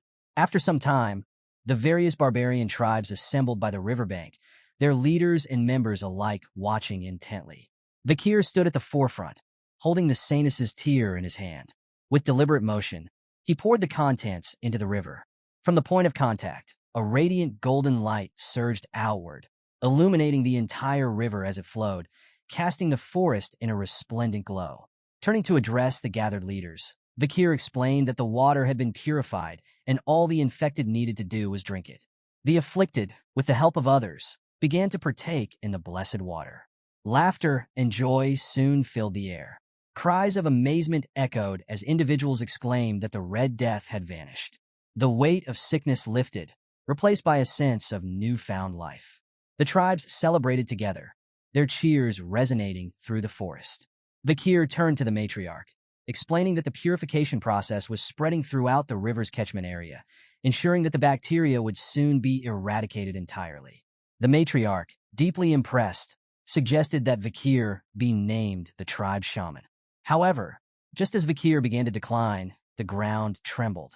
A resounding thud shook the earth as one of the tribe leaders stomped his foot, creating a visible crack in the ground. All eyes turned to the source of the commotion. With a thunderous voice, the leader called out, asking the people of the deep forest, "What is the name of the hero who purified our land?" In unison, the barbarians pounded their feet rhythmically and chanted, "Vakir." Another tribe member stepped forward, asking, "Who saved our families from the Red Death?" Again, the crowd answered with a resounding, "Vakir." The leader of a third tribe posed the final question, "Who has brought hope and a bright tomorrow to the deep forest?" The reply was the same, Vakir's name. Spoken in unison, a thunderous chorus of gratitude and acknowledgement. The forest resonated with the chants of Vakir's name. The tribes united in celebrating the man who had brought healing and hope to their home. Amid the jubilant atmosphere, Vakir's mind was already calculating his next steps. The actions of the Poison Clan, while destructive, had inadvertently created an advantageous situation. Winning over the Deep Forest tribes was not just a victory. It was a strategic blow to the Baskerville clan.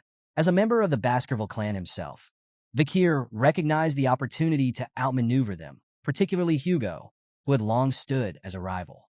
A sinister smile tugged at his lips as he plotted his next move, knowing the loyalty of the mountain natives might just turn the tide in his favor. The matriarch joyfully announced the commencement of a festival to celebrate their newfound hope and victory over the Red Death.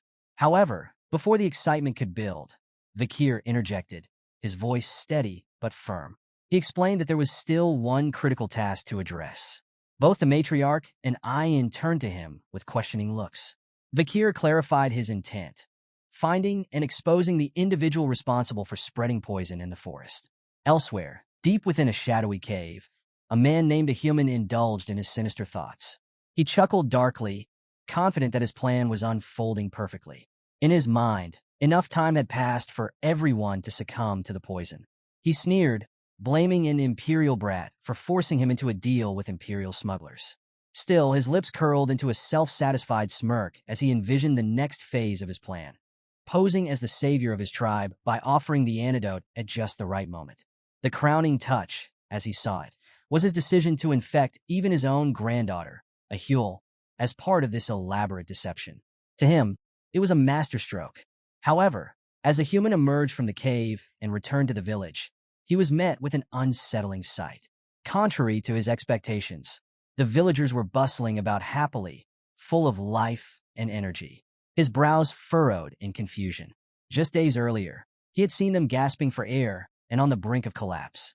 His bewilderment deepened further when he saw Huel, his supposed victim, cheerfully cooking food.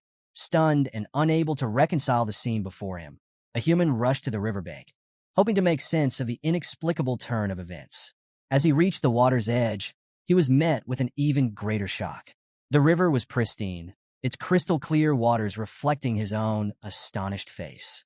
He stared, slack-jawed, wondering how the water had become so pure and how the fish in the river were alive. Despair etched itself across his face as the weight of the realization began to settle in. Before he could process his thoughts, a voice broke through his daze. "Clear water, isn't it?" The casual remark came from Vakir, who had materialized behind him. Startled, a human recoiled, hissing in frustration as he referred to Vakir as an imperial bastard. Internally, he scrambled, wondering when Vakir had arrived and what he knew. But his unease deepened further as he noticed Vakir wasn't alone. A group of barbarians stood behind him, their expressions grim and their stance firm. Vakir's sharp gaze locked onto a human, confirming what he had long suspected. A human was the culprit behind the spread of the Red Death. Memories of his past life flooded Vakir's mind. Before his regression, there had been stories of an old man in the forest who had orchestrated a horrible tragedy. The man had poisoned his own tribe in a twisted bid for heroism, but failed to cure them, resulting in the deaths of most of his people. Now, standing before a human, Vakir realized he was face to face with that same man. Meanwhile, a human's mind raced, trying to comprehend how his plan had unraveled so quickly. He clung to disbelief, refusing to accept that Vakir could be aware of his devious scheme. Desperately attempting to divert attention, he addressed the gathering sarcastically, his voice dripping with mockery. "Ah, has everyone come to greet the old shamans?" But the barbarians were not amused. Their stony faces and tense silence spoke volumes, as a human's facade began to crack under the weight of the undeniable truth. Vakir, calm yet menacing, stood unshaken, his presence a looming reminder that the game was over for the old man. The matriarch stepped forward, her piercing gaze fixed on a human as she questioned him about the completion of the supposed ceremony. Struggling to maintain his composure, a human feigned confidence, asserting that the infection would soon disappear. However, the matriarch pressed further, sharing troubling news about a war brewing in the empire. The conflict stemmed from the discovery that the Red Death had been artificially created and intentionally spread. Yet, she found it perplexing. The deep forest had no connection to the imperial clan. So how could the infection have reached their isolated home? A human hesitated, his voice wavering as he claimed ignorance, insisting that he had only come to perform the rites for the tribe's recovery. The matriarch's sharp instincts picked up on his evasiveness. Her tone grew more pointed as she questioned why a human had been at the catchment area instead of staying in the village. Her eyes briefly met Vakir's, silently acknowledging the truth of his earlier observations about a human's suspicious movements. Meanwhile, a human, still clueless about the conversation's subtext, began to sweat under the scrutiny. Turning back to a human, the matriarch stated to Vakir, "Let's see if the rest of his claims hold true." A human, now visibly trembling, nervously asked what she meant. The matriarch didn't mince words. She recounted Vakir's earlier assertion that a human planned to exploit the Red Death crisis to portray himself as the tribe's hero, ensuring he had the cure in his possession to gain unquestionable influence. Suddenly, a chilling aura emanated from the matriarch, her authority palpable. A human tensed, his body betraying his fear. The matriarch's voice cut through the tension like a blade as she demanded to see the contents of his pouch. As the scene unfolded, Vakir's mind drifted to a conversation he'd once had with Ayan, where she shared fragments of a human's mysterious past. A human wasn't a native of the Balak tribe. His origins were cloaked in secrecy. Long ago, he had arrived as a slave under the control of the previous shaman. But fate took a dark turn. A human orchestrated a coup, killing the shaman and stealing his sorcerous powers. For his role in the rebellion, he was elevated from a lowly slave to the tribe shaman. Despite his new title, a human's journey within the tribe wasn't easy. To integrate himself into the community, he undertook the dirtiest of tasks, including cleaning excrement and serving as bait for dangerous prey during hunts. Years of menial labor and humiliations followed before he finally earned respect in his old age. Now, as Vakir observed a human, he wondered if the aging shaman's hunger for power stemmed from those years of denial and suffering. Perhaps a human's ambition had led him to overstep the matriarch's authority in a bid to seize control of the entire forest. The matriarch's sharp tone broke Vakir's thoughts as she once again demanded a human's pouch. The old man, trembling, stammered an excuse. He claimed the pouch contained nothing more than flour he had saved for consumption after the ceremony. But as he reached for the pouch to prove his innocence, it slipped from his shaky grasp and tumbled into the river. Everyone watched in stunned silence as the pouch dissolved into the water. A human's eyes widened in horror, and he immediately tried to cover up his blunder, blaming his old man's tremors for the accidental loss. But the damage was done, and suspicion now hung heavy in the air. The truth that he had fought so hard to conceal seemed perilously close to being revealed. The matriarch turned to a human, her expression cold and measured, and acknowledged Vakir's earlier suspicions. She remarked on the suspicious nature of the pouch's disappearance, stating her disbelief that a human would throw it into the river. Vakir, unfazed, observed that with the pouch gone, its contents could no longer be verified using conventional means. A human, visibly rattled, erupted in anger. He loudly denied possessing any antidote and accused Vakir of framing him. With a theatrical flourish, he pointed an accusatory finger at Vakir, demanding that the matriarch punish him for disrespecting an honorable shaman. The matriarch responded with deliberate calm, agreeing that accusations without evidence could not be acted upon. Since a human believed himself innocent, she promised to uphold his honor and pride. A human smirked, feeling untouchable, confident that his manipulations had put him beyond reproach. But his confidence faltered when the matriarch ordered an Iliad. An Iliad was a long-standing Baloch tradition, a trial by combat used to resolve disputes when arguments reached an impasse. The victor of the trial was deemed competent and righteous, while the loser faced the consequences of their incompetence or guilt.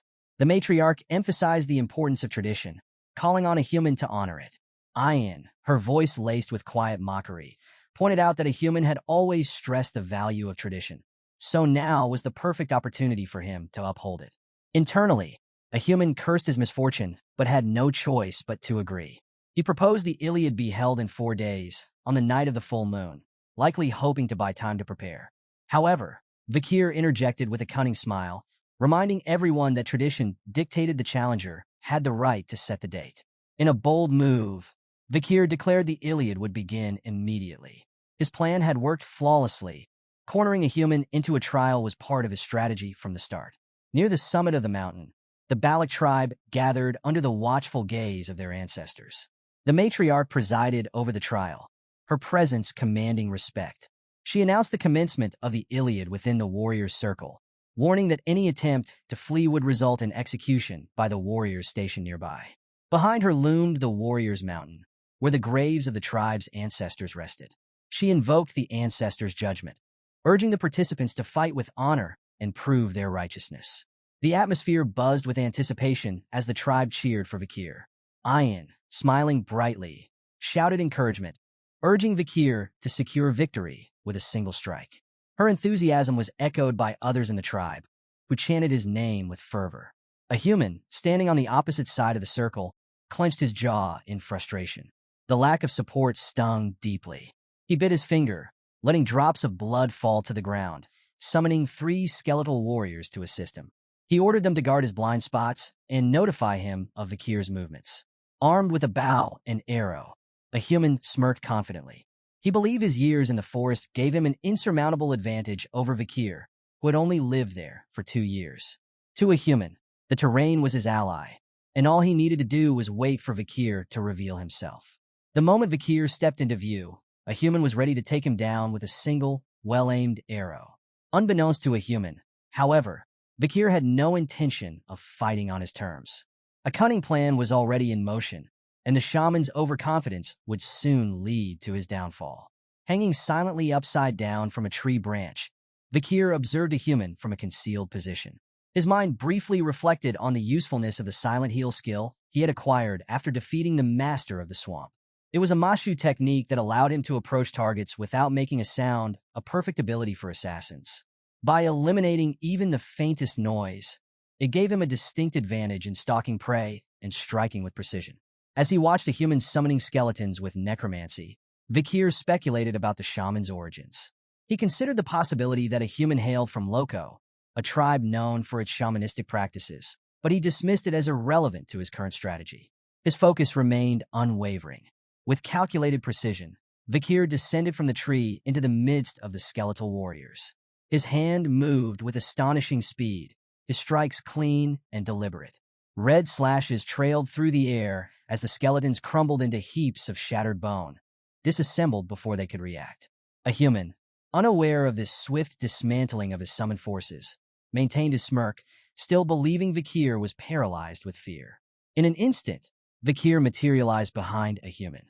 With no warning, he thrust Beelzebub, his blade, into the shaman's chest. A human's smirk vanished, replaced by confusion and pain as he gasped and coughed, struggling to comprehend the sudden turn of events. He hadn't even heard a single footstep on the fallen leaves. With a powerful shove, Vakir sent a human sprawling to the ground. The shaman's vacant eyes stared upward as he writhed in agony. Vakir retracted Beelzebub with calm precision, his victory decisive and swift. Ayin rushed toward him, her face alight with joy at the outcome. The surrounding barbarians, still reeling from the confrontation's brevity, began murmuring in awe. One elder remarked that the ancestors had deemed a human's words unworthy of consideration. The Iliad had concluded in a manner so swift and resolute that the silence of the mountain summit was broken only by the soft rustling of leaves in the wind. A human lay on the ground, writhing in pain, the burning sensation of his wound consuming him. Fearful of death, his thoughts spiraled into the bitterness of his past. Memories of humiliation and survival in the Balak tribe flooded his mind. The injustice of his life overwhelmed him as he fixated on his resentment toward Vakir, the Balak tribe, Loco, and everyone who had scorned him. In his anguished perspective, they all bore the blame for his downfall. Vakir, observing a human's suffering, turned to Ayin and suggested that ending the shaman's pain might be the more merciful course of action. Ayin, however, refused. His face hardened as he declared that a human, despite being his grandfather, didn't deserve pity. The near loss of a Huel, because of the Red Death, still weighed heavily on him, and in his eyes, a coward like a human deserved to endure his pain. Unbeknownst to everyone, a human, clinging to the last vestiges of his life, was scrawling something on the ground with his own blood. As his drawing neared completion, a foreboding purple aura began to emanate from the ancestral graves. The oppressive energy made the coffins creak open, sending chills through those present. Simultaneously, the sky darkened, and the ground pulsed with eerie, malevolent energy. The barbarians froze, their celebratory mood evaporating in an instant. Alarm rippled through the crowd as the ominous power radiated outward, its source undeniable. The matriarch's gaze snapped toward the graves, her expression shifting to one of deep concern. Among the witnesses, Ayin appeared particularly shocked, his face paling as he observed his grandfather's cryptic actions. "What is he doing?" Ayin shouted, his voice trembling as the unnatural energy from the graves intensified. The ancestral mountain, once a place of reverence and pride, now loomed under an ominous, otherworldly shadow. The barbarian's triumph turned to dread as the consequences of a human's final act began to unfold. Vakir, noticing the shock on Ayin's face, turned his attention to a human who lay on the ground. To his surprise, a human was still moving, despite Vakir being certain he had pierced the shaman's lungs. The barbarians nearby erupted in anger, accusing a human of desecrating the sacred graves and invoking the wrath of their ancestors. A human, now with glowing purple eyes and an ominous aura surrounding him, let out a chilling laugh. He mockingly questioned if he was truly the one who should fear the ancestors. Sensing something was gravely wrong, Vakir sprinted toward a human, urgently shouting that he needed to be killed immediately. But just as he reached him, an explosion of dark energy erupted, throwing him backward. Vakir landed with a grim expression, questioning himself if he had acted too late.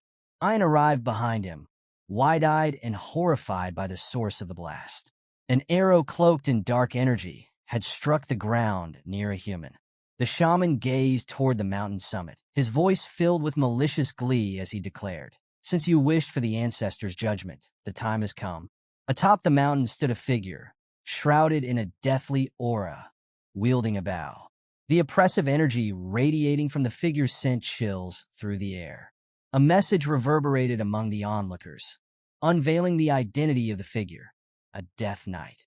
Its risk rating ranged from A to S, a testament to the immense danger it posed. Death Knights were individuals who had reached the pinnacle of their lives only to be corrupted and transformed into powerful undead beings. Their souls and physical bodies were used to harness dark mana, which coursed through their veins and muscles, granting them devastating strength. Ayin's voice trembled as she questioned if the Death Knight was truly one of their ancestors. Meanwhile, Vakir analyzed the situation with grim focus. The thought of resurrection sorcery being used on a Balak ancestor seemed far beyond a human's abilities. His mind raced, pondering the horrifying possibility. Had a human turned himself into an undead being to gain such power? A human, his aura pulsating with dark energy, summoned a wave of skeletons to his side. With a mocking tone, he taunted the barbarians, asking if they truly believed he had lived among the Baloks without preparing countermeasures. He sneered as he revealed that their shock was premature, for there was not just one grave on Warriors Mountain. Moments later, numerous Death Knights began emerging from the surrounding graves, each emanating a chilling presence that sapped the resolve of those watching. Amid the chaos, a human climbed into a skeletal carriage, a grotesque creation of bone and dark mana. Laughing maniacally, he fled the scene, mockingly urging the barbarians to do their best in the fight against their resurrected ancestors. Ian, now seething with anger, drew his bow and aimed at his fleeing grandfather. "How low can you sink?" he shouted before releasing an arrow. But just before it could reach a human, another arrow shattered at mid-flight. Startled, Ian turned to find the source.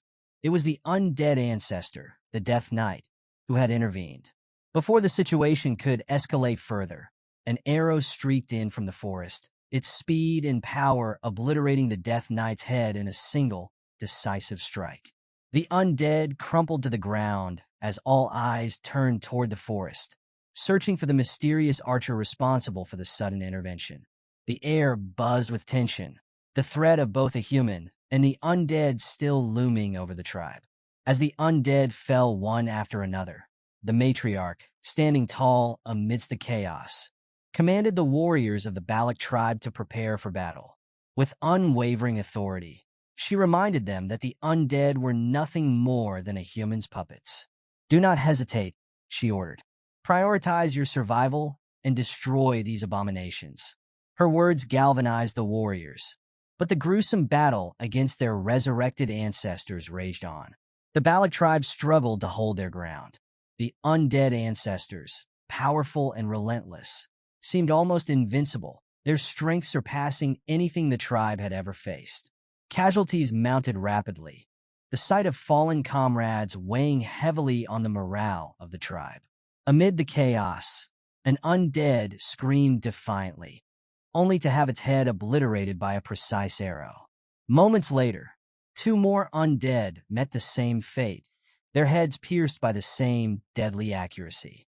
Vakir's sharp eyes observed the matriarch herself as she dispatched the Death Knights one by one with single, well-placed arrows.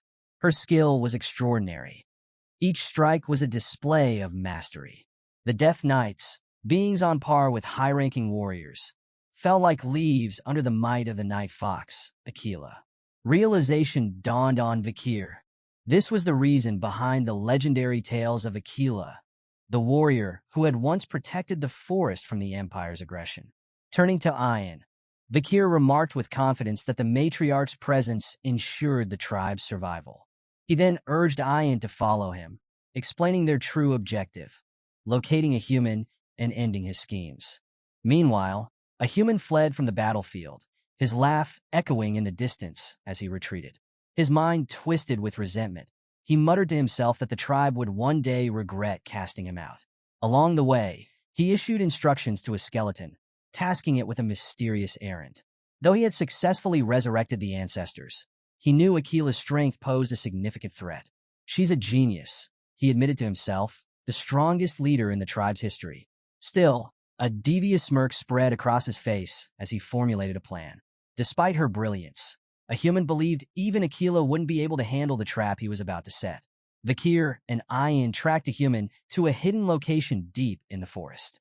They discovered him sitting in the center of an elaborate magic circle, chanting an incantation.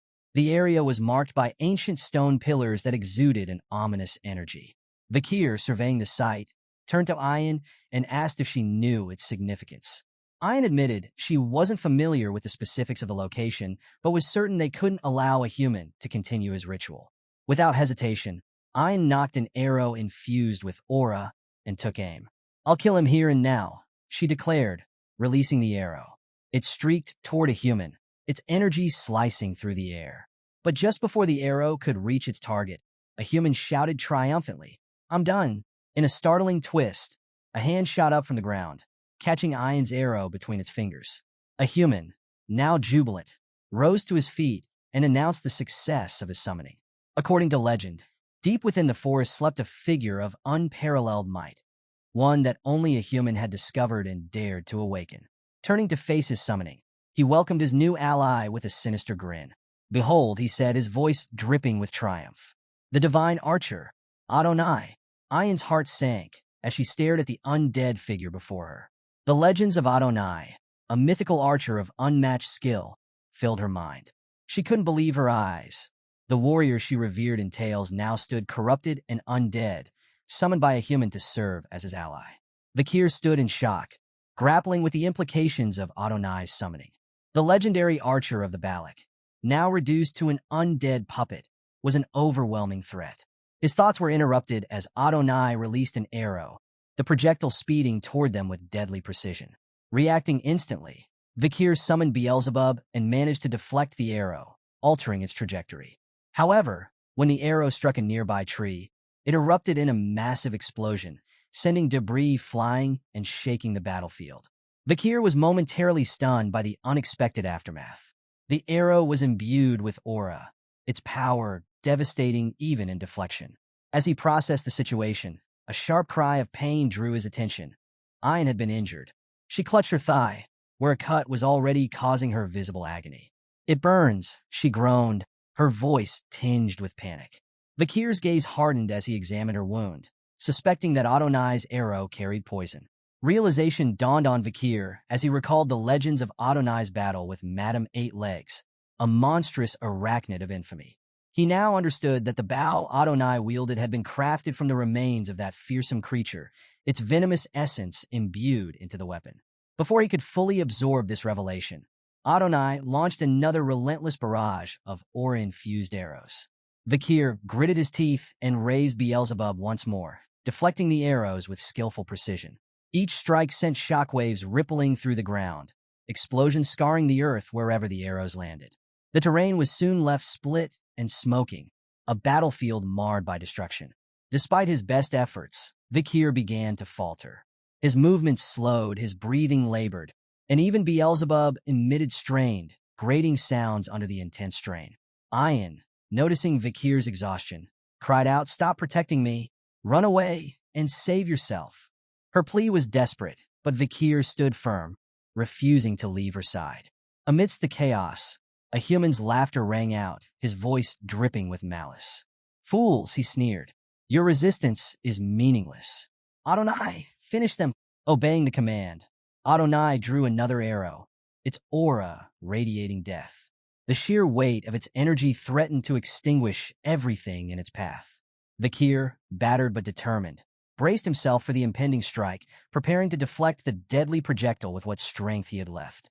But before the arrow could reach them, an unforeseen twist halted its trajectory. A figure appeared between them and the arrow, catching the projectile with a bare hand. The battlefield fell silent as everyone, a human, Vakir, Ian, and even Adonai, watched in stunned disbelief. From the shadows emerged the matriarch, Aquila, holding the deadly arrow with ease. Her presence exuded an unshakable aura of strength, and with a single motion, she crushed the arrow in her grasp. The shards disintegrated into harmless fragments, her gaze fixed on Adonai. Her voice carried across the battlefield, calm but commanding. "This ends now." As matriarch Aquila squeezed the arrow in her hand, the deadly aura dissipated instantly, leaving a human with a chill running down his spine. Her piercing gaze locked onto him, and she said with a tone that froze the air around them, "Let's have a talk." Ian, overwhelmed by her mother's sudden arrival, called out to her with a mix of relief and shock. Aquila explained calmly that she had sensed the powerful aura emanating from the battlefield and had decided to intervene. Now, standing amidst the chaos, she knew it was the right call. A human, still reeling from her presence, stammered out her name in disbelief, the confidence he once exuded now replaced by fear. Ian urgently informed her mother about the poisoned arrow, insisting she seek immediate treatment. The matriarch glanced at her hand, now visibly affected by the poison, and nodded. Without hesitation, she extended her hand and clenched her fist tightly. A faint explosion rippled within her aura, and as she opened her hand, the poison dripped away like water. Vakir, watching intently, was stunned.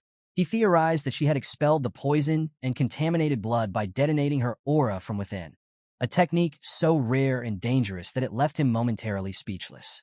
Turning her attention back to a human, Akila's voice was cold and commanding. "Answer me." A human, trembling, tried to shift the blame, accusing her of driving him into a corner. But she ignored his excuses, her gaze shifting toward the undead figure.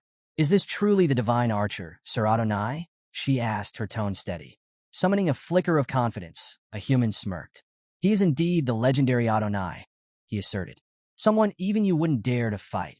The matriarch's lips curved into a faint smile as she acknowledged his answer. Turning to Vakir and Ayan, she praised their efforts and instructed them to stay back. Then, facing Adonai, she spoke with respect despite the circumstances. "It is an honor to meet you. Even like this," she said. "Let us settle this with a duel, to see who is the superior warrior." The forest grew eerily quiet as the battlefield was set. On one side stood Akila, the night fox, her aura radiating confidence and strength. On the other side was the undead divine archer, Adonai, whose very presence seemed to darken the atmosphere. Without hesitation, Akila took the initiative, releasing 5 aura-infused arrows with astonishing speed. Adonai's response was equally swift. His movements were flawless as he dodged every arrow with ease, his speed almost inhuman. Countering, he knocked a dark aura arrow and fired it at Akila. She twisted her body gracefully, dodging the projectile with remarkable agility. The duel escalated as explosions from the arrows lit up the forest, leaving the ground scorched and splintered.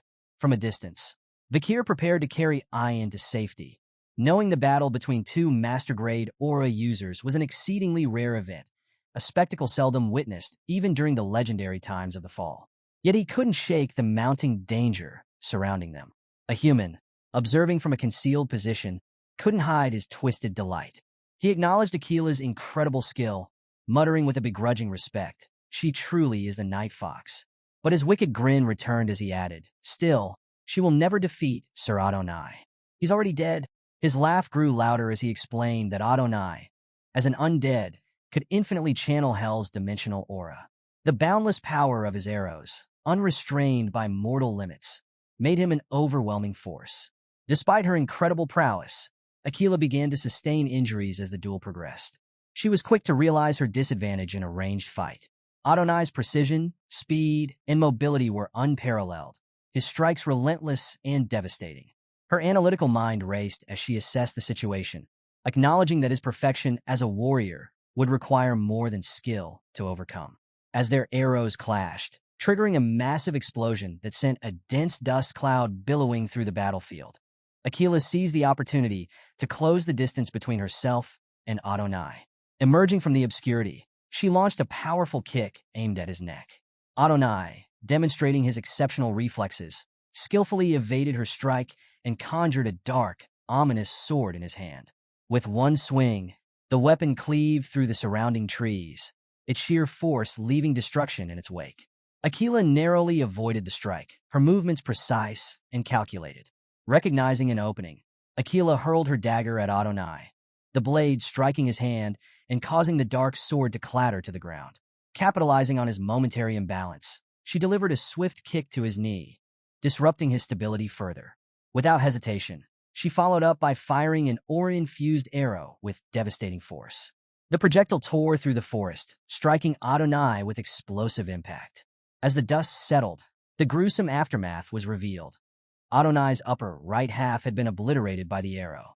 Akila addressed him with respect, calling him Great Ancestor, and questioning whether his reluctance to fight stemmed from his undead state or a desire to spare his descendant. Regardless of his intentions, she declared her resolve to free him from his corrupted form. She knocked another arrow and fired it, aiming to end his suffering. However, just as the arrow neared his face, a dark, aura-infused arm materialized, catching it mid-flight. Adonai let out an agonized scream as the dark energy began reconstructing his missing half, merging with his undead form. Meanwhile, a human, now fully in control of Adonai, expressed astonishment at the archer's ability to resist the necromancy spell.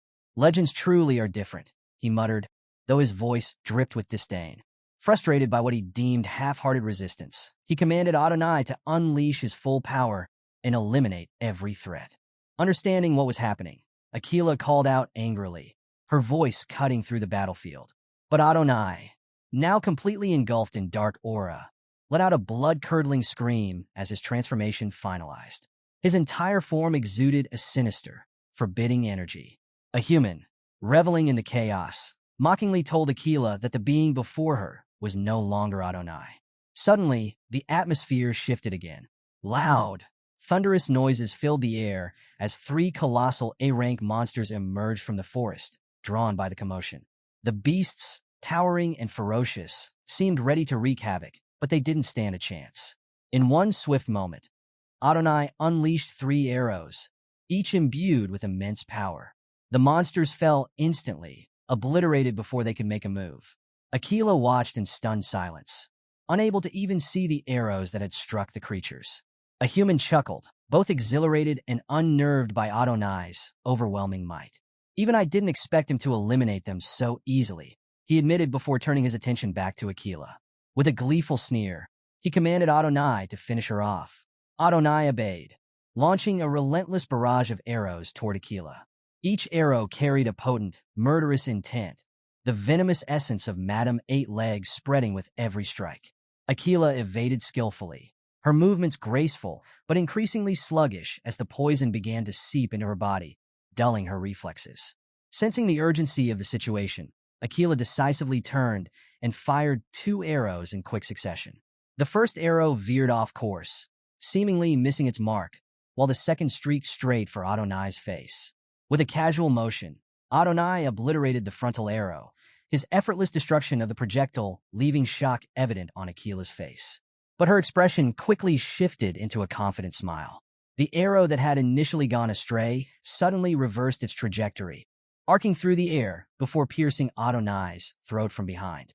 The unexpected maneuver caught everyone off guard, even a human, whose triumphant smirk faltered as the tide of the battle began to turn. Aquila, her voice steady despite the chaos, explained her unique arrow technique to Adonai. It may look like the first arrow missed, she said, but the second one hitting the target is a setup. The moment the opponent blocks the second arrow, the first, which reaches maximum rotation midair, reverses and strikes from behind. She revealed it was a skill she had developed after studying Adonai's legendary fight against the Imperial Knight. However, the satisfaction on her face evaporated as Adonai calmly extracted the arrow from his throat, appearing completely unscathed. His undead body shrugged off the attack as though it were nothing. From his vantage point, a human sneered mockingly. "It doesn't matter how strong-hearted a warrior you are, Aquila," he taunted. "You've never fought a corpse before. Sir Adonai is already dead. Nothing as trivial as an arrow to the throat can defeat him." Some distance away, Ayan anxiously watched the explosions echoing through the forest. Her concern for her mother grew with each tremor that shook the ominous landscape. She wanted desperately to rush to Aquila's aid, but held back, recalling Vakir's instructions to remain hidden. She trusted Vakir to handle the situation, to confront a human and nullify his necromancy. Meanwhile, Vakir sprinted through the forest, piecing together a human strategy. He concluded that a human was terrified of Aquila, and it was almost certain he was hiding behind Adonai, using the undead archer as a shield against her. Finally, Vakir spotted a human crouched behind a tree, his eyes darting nervously toward the battle. Without hesitation, Vakir charged at him, intending to end the shaman's schemes with a single strike. But just before he could reach his target, a death knight materialized before him, launching a devastating kick. The force of the attack shattered the ground, sending debris flying. Vakir, nimble and quick, evaded the strike, retreating to a safe distance to assess the new threat. The commotion caught a human's attention, and he turned toward Vakir, his face twisting with recognition. "Vakir!" he bellowed, cursing him with a triumphant sneer. A human revealed that he had anticipated such interference and had summoned skilled death knights in advance. "These warriors," he bragged, "were so powerful in life that they were buried in the warrior's grave. You'll find them more than a match." Under a human's command, the death knights swarmed Vakir, their movements swift and coordinated. Meanwhile, on the battlefield, Adonai's next arrow struck true, embedding itself in Aquila's waist. She collapsed to her knees with a cry of pain, her aura flickering as the venom from Madame Eight Legs coursed through her body. A human, witnessing her fall, relished the moment. He taunted her mercilessly, proclaiming his vision of ruling the forest as a reward for enduring the unfair treatment he believed he had suffered throughout his life. "I'll kill every clan member who ever looked down on me," he declared, his voice dripping with malice. But before he could revel further in his imagined triumph, a deadly aura materialized behind him. In an instant, Vakir unleashed the Baskerville clan's sixth technique. His movements were precise and lethal, slicing through the Death Knights with ease. The undead warriors dissipated into nothingness, their defeat absolute. Turning to a human, Vakir remarked, "Your plan has one flaw. The people of the forest aren't just obstacles, they're my support system." A human's mouth fell open in disbelief. He struggled to comprehend what he had just witnessed. The Death Knights he had summoned, warriors surpassing the strength of high-ranking graduates, had been eradicated in moments. "Is this child stronger than a high-ranked graduate?" he muttered, his confidence unraveling in the face of Vakir's overwhelming power. Vakir's cold, unyielding eyes locked onto a human, cutting through the shaman's feeble facade of confidence. His voice was calm, yet piercing as he asked, "Have you truly perceived every desire?" The question struck a human like a blade. Fear gripped him so tightly that he almost lost control of his senses. Desperate, he called out for Adonai, pleading for the undead archer's intervention. Adonai responded to the command, preparing to release a deadly arrow aimed at Vakir. But before the shot could be fired, Aquila intervened. Appearing behind Adonai, she delivered a powerful kick that disrupted the archer's aim. The arrow missed by mere inches, whistling past Vakir's back. Seeing the relentless killing intent in Vakir's eyes, a human's desperation peaked. He cried out once more for Adonai to act. But before another command could escape his lips, Vakir struck with ruthless efficiency. A human's hands were severed in an instant, and before he could even comprehend the agony, his head was sliced cleanly from his shoulders. His face, frozen in death, bore an expression of bewildered confusion, unable to process the rapid and decisive end to his life. Elsewhere, the Balak tribe continued their fierce battle against the relentless Death Knights. The tide of the fight was turning against them, with the undead warriors proving too powerful to overcome. In one dire moment, a Death Knight severed a girl's bow and prepared to hurl it at her as a weapon. Before it could act, however, its body began to crumble into ashes. A chain reaction followed. The entire legion of Death Knights dissolved into nothingness, reduced to smoldering remains. Across the battlefield, Aquila stood over Adonai's fading form, her breaths labored but her presence unwavering. Watching him disintegrate, she placed a gentle hand on the remnants of his shoulder and whispered softly, "Rest in peace." On the other side of the clearing, a human's maniacal laughter rang out, his voice echoing with frustration and despair. He lamented his failure to claim the forest, cursing Vakir for interfering. His accusations carried a venomous edge as he spat. "You child of the Empire, you've ruined everything." Vakir met his gaze with icy calm, his thoughts briefly drifting to a human's wasted potential. For all his twisted ambition, a human had achieved an impressive mastery of necromancy, commanding Death Knights and even controlling Adonai. Vakir couldn't help but wonder how different things might have been if a human had chosen the path of a true shaman instead of descending into corruption.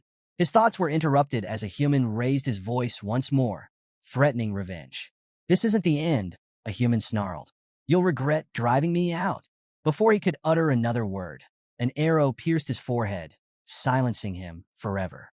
The shaman's dark saga came to a conclusive end. Vakir turned toward the source of the shot and saw Ahan holding a bow, panting heavily. Ahan, his expression a mixture of regret and relief, approached Vakir. "If only I had listened earlier," he admitted, his voice laden with guilt. "This could have been avoided." Vakir placed a reassuring hand on Ahan's shoulder. "It wasn't your fault, Ahan," he said firmly. "You did well." With the main threat finally eliminated, a sense of collective relief swept through the group. Zir suggested returning to the village, and the group began their journey back, eager to put the nightmare behind them.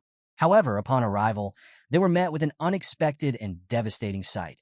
The once thriving village had been reduced to ruins, its remnants scattered like debris across the ground. A stunned silence fell over them as they took in the aftermath of the chaos that had unfolded. Ayan exclaimed in disbelief. her voice trembling as she surveyed the ruins of the village. "What happened here?" she asked, her heart sinking. The matriarch, visibly shaken, recalled that those who hadn't joined the Iliad had stayed behind in the village. With teary eyes, Ahul stepped forward and explained that Madame Eight Legs had arrived.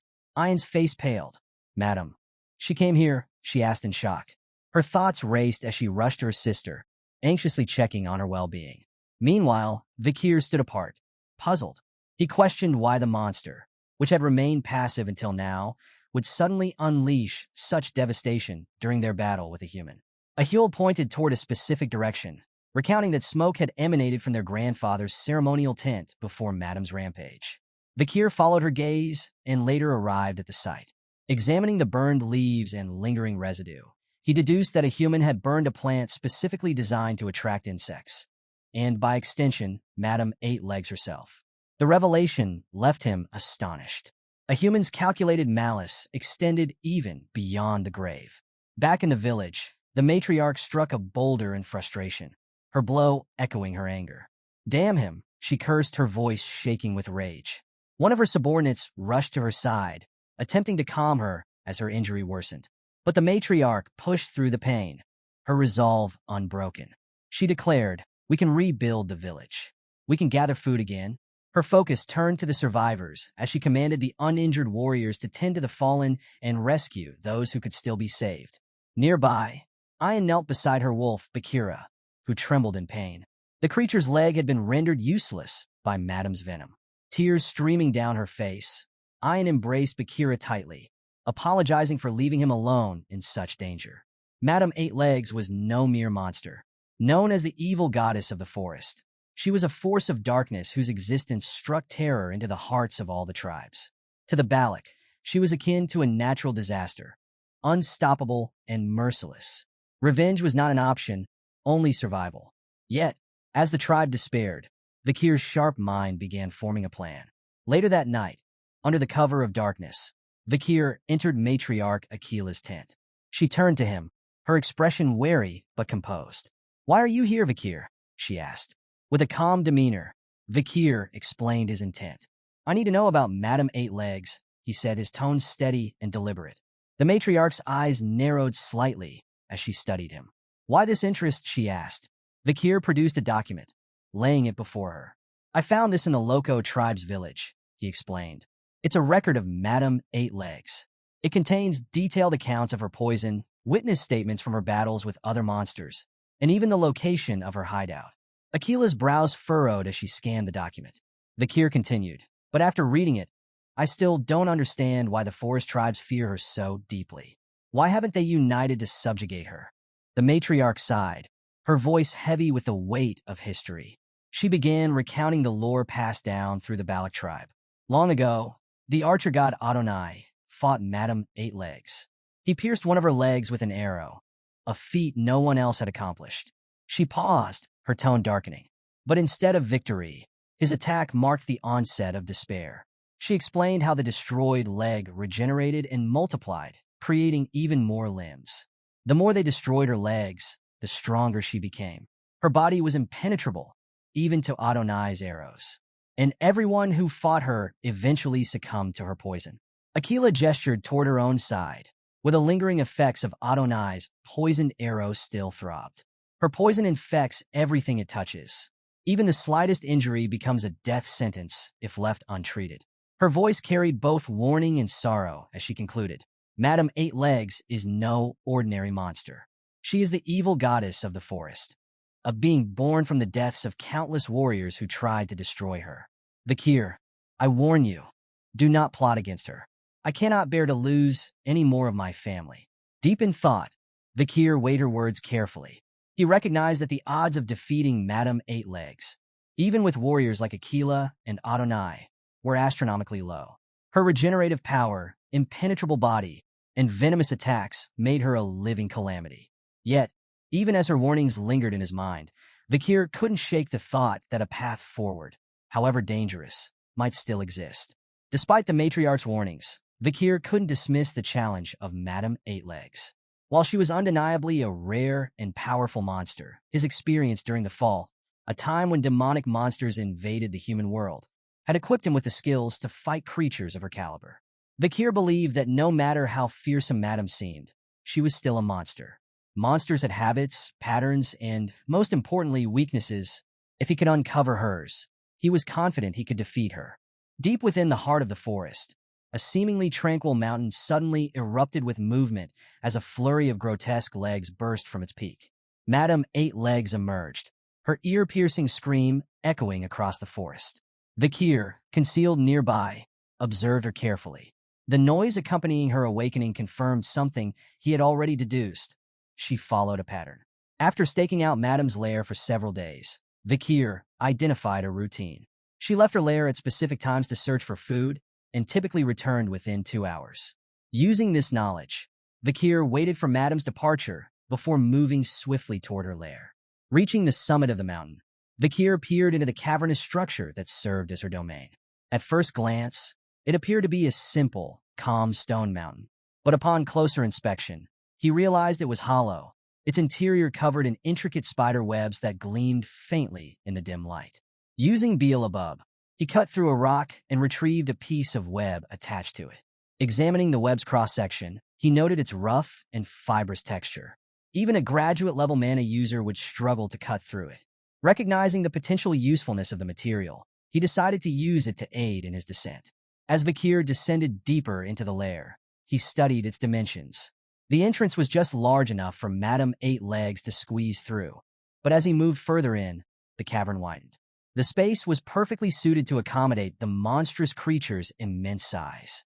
Deeper within, he came upon a chilling sight: figures entwined in the spider webs. Victims of Madame Eight Legs, the macabre scene included both humans and monsters. Some bodies were untouched, preserved in horrifying detail, while others were decomposed beyond recognition. Vakir couldn't determine if these were trophies, warnings, or simply brought here for Madame's amusement. Pushing aside his unease, he reminded himself of the urgency of his mission. Continuing his exploration, Vakir's attention was drawn to a cluster of eggs adhered to a wall. He plucked one, studying its translucent shell. It was unmistakably one of Madame's eggs. He realized this was the origin of the spider demons that had plagued the world during its collapse. Determined to analyze it further, he secured the egg, careful not to damage it. Suddenly, Vakir froze. Madame Eight Legs had returned. She emerged at the top of her lair, her massive legs clinging to the walls as she scanned the cavern. Vakir concealed himself behind layers of webbing, holding his breath. For a tense moment, her gaze swept the lair, her movements deliberate and probing.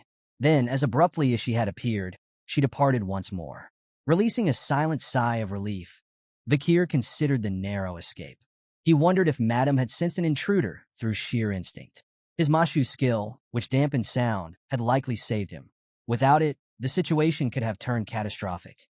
Deciding not to push his luck, Vakir swiftly concluded his investigation and prepared to leave the lair before Madame's routine shifted.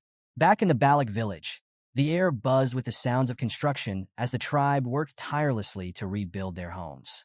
Amid the activity, someone in the crowd asked, "Any news about Vakir?" A villager replied, "He's been holed up in the lodging he built for himself. Hasn't come out in days." Another chimed in, "Actually, I saw him heading to another tribe at dawn. Wonder what he's up to." The question lingered in the air, but those who had come to know Vakir understood one thing: he always had a plan. A peculiar observation began circulating among the villagers. There was a faint scent of burning emanating from Vakir's lodging. While some expressed curiosity about his activities, others dismissed any concerns, confident in Vakir's meticulous planning and strategic thinking. However, a more pressing issue emerged. Vakir had yet to meet with Commander Ayan.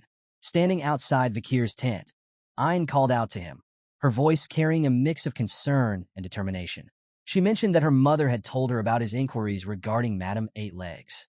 With teary eyes, Ayan cautioned him against attempting to fight the formidable monster, emphasizing that no warrior had ever been able to defeat it. Pausing, Ayan shared heartbreaking news. Vakira, her loyal wolf, had to have his leg amputated due to Madame's poison. "He might not be able to run like before," she said, her voice trembling. "If something happens to you too, I might not be able to bear it." Before she could finish, Vakir called out from inside the tent, inviting her in. He mentioned that he had something important to share. Hesitant but curious, Ayan stepped inside, and was greeted by the sight of numerous documents pinned to a large board. Perplexed, she inquired about their contents. These are records, Vakir explained, collected from tribes across the forest. They contain information about Madame Eight Legs, her habits, her weaknesses, and observations gathered from my research on the materials I obtained from her lair. He gestured to samples of the spider web, skin, and even the egg he had brought back. Ian's worry deepened. Did you go into her cave? She asked, alarmed. Are you planning to confront her directly? If so, I'll come with you. Vakir shook his head and pointed to the lingering injury on her side from their battle with Adonai. You're still recovering, he said firmly. You'd only be a burden. With determination in his voice, Vakir revealed something that caught Ian off guard. I'm leaving the forest soon, he said. There's something I must take care of. I need to return to Baskerville. Ian's expression fell, crestfallen but unsurprised. I already knew, she admitted softly, sadness lacing her words. Interrupting her sorrow, Vakir reassured her with a gentle tone. I'll come back here after I've finished what I need to do. This place, it's somewhere I want to protect, somewhere worth returning to. He disclosed that his strategy to hunt Madame Eight Legs was finalized. I won't let what happened to Bakira be in vain, he vowed. His choice of words struck Ian. The audacity of calling it a hunt made her heart swell with both admiration and worry. She thought back to the challenges Vakir had faced, helping during the poison outbreak, confronting a human, and overcoming countless insurmountable odds. Despite it all, he had always returned with solutions. With a small, hopeful smile, she took his hand. If you're calling it a hunt, she said, then I can't help but expect great things. Is it all right for me to look forward to the outcome? Vakir, his voice soft but resolute, replied, It's more than all right. You should. As night fell, heavy rain poured over the forest, the rhythmic sound of raindrops filling the air. Amid the storm, Vakir found himself face to face with a giant salamander. The creature lunged at him with its massive jaws, but Vakir remained unfazed. With one precise swing of Beelzebub, he sliced through its arm effortlessly, his focus unshaken by the raging storm or the beast's ferocity. The rain poured harder, the forest alive with tension, as Vakir pressed forward on his path, one calculated step closer to his ultimate goal. To Vakir's surprise, the salamander's severed limb regenerated within moments, its ability to heal confirming what he had suspected. If the creature's head remained intact, its regeneration would continue indefinitely. Fixing his cold gaze on the salamander, Vakir declared, This is the last thing I need to confront Madam. With unyielding determination, he demanded the salamander bestow its regenerative power upon him. Meanwhile, back in the village, a Hun wiped the sweat from his brow as he admired the completed house he had built. One friend, visibly impressed, expressed shock at a Hun's unexpected skill in construction. Another asked, Is this for Vakir? A Hun proudly explained, Of course. Vakir's like a brother to me. Building this house is just an act of brotherly duty. His sincerity earned laughter from his friends, who teased him, reminiscing about how he initially disliked Vakir. Brushing off their jokes, a Hun highlighted how Vakir's efforts had brought the village back to its original state. Feeling eager to share the news, the group headed toward Vakir's tent, only to find it empty. One friend suggested he might be out, but a Hun, a bit disappointed, confessed he had hoped to see Vakir's reaction. Another friend, more skeptical, chuckled and asked, Do you think Vakir's even capable of looking touched? From a distance, Ian observed the scene with a bittersweet smile, fully aware that the day everyone had anticipated had arrived. She knelt in quiet prayer to the god of the forest, seeking blessings for the warrior who was about to confront disaster. Far from the village, Vakir stood near Madame Eight Legs' lair, his eyes scanning the ominous clouds gathering in the sky. Rain was imminent, but Vakir's focus was unwavering. He was certain Madame was asleep, making it the perfect moment to begin his hunt. Having meticulously accounted for dozens of potential variables, he felt confident in his plan. It was time to set everything into motion. Leaping into Madame's lair, Vakir declared, The hunt begins. Inside, Madame Eight Legs slumbered peacefully, her monstrous form radiating an aura of quiet menace, completely unaware that her doom was fast approaching. Moving with precision, Vakir employed the Baskerville clan's 6 technique and severed one of her legs in a single, decisive strike. The cavern filled with her agonized scream as her once peaceful slumber was shattered. Landing gracefully, Vakir observed as the severed leg rapidly regenerated, splitting into 2 new limbs. just as the records from Adonai had described.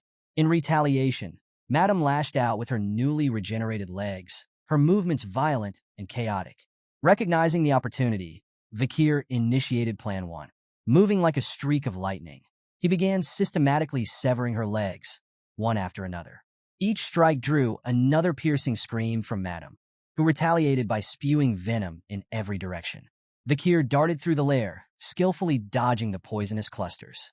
Despite his agility, he couldn't avoid the venom forever.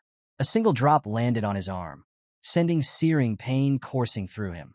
A grunt of pain escaped his lips as he realized the poison was spreading rapidly through his body.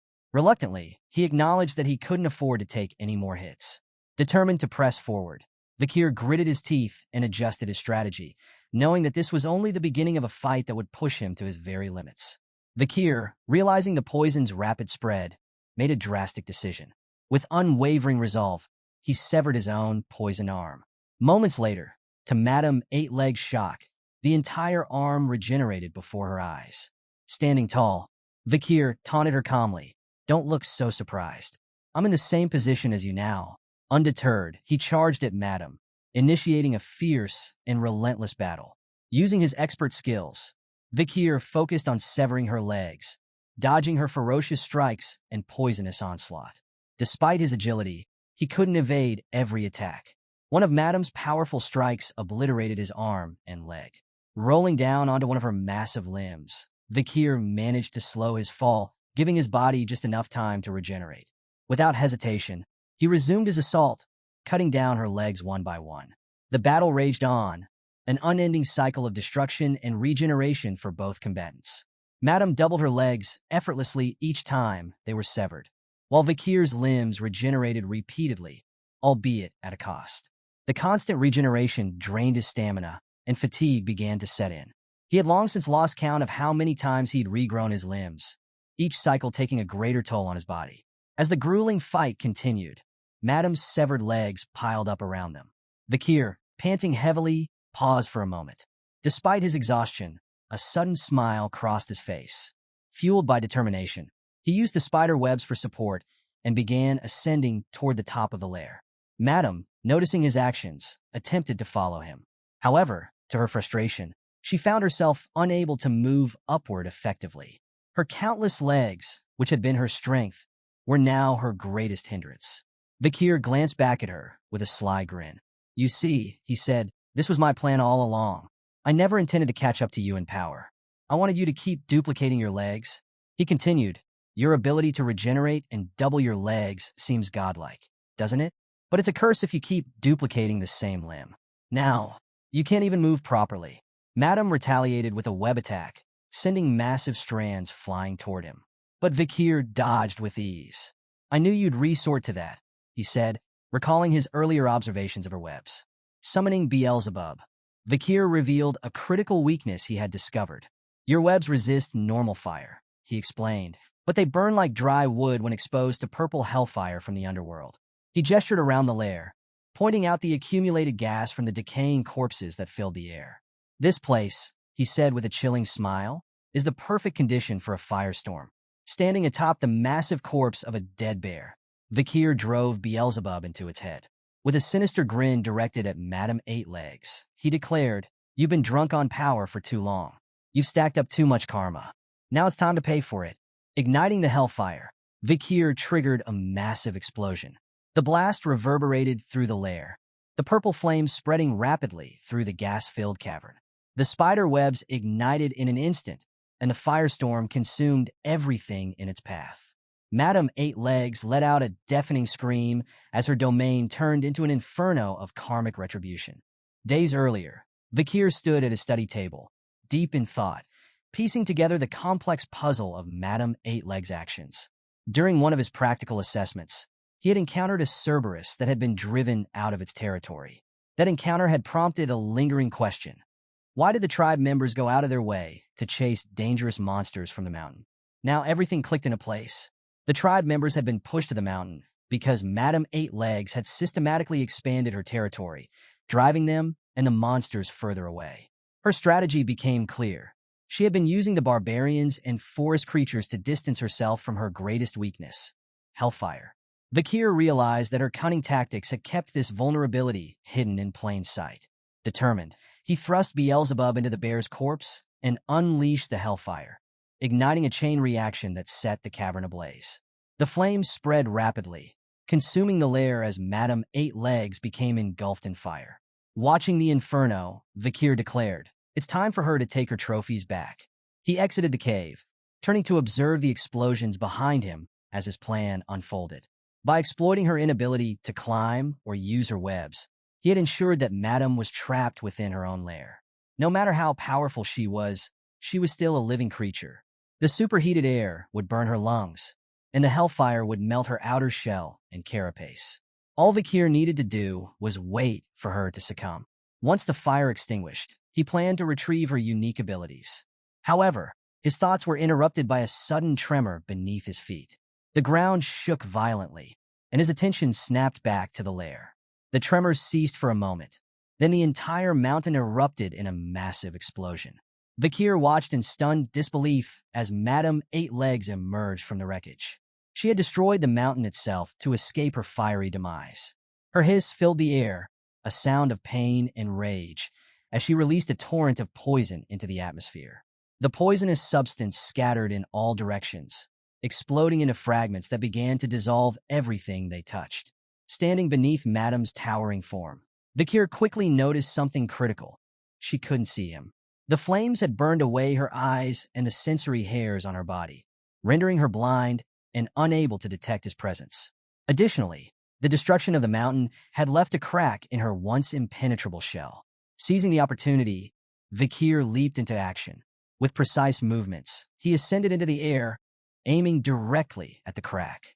As he descended, he aligned Beelzebub with the weakened spot and executed the Baskerville's sixth technique.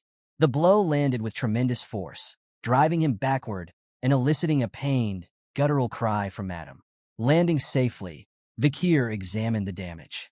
The crack had deepened, but was not fully destroyed. A single blow wouldn't be enough.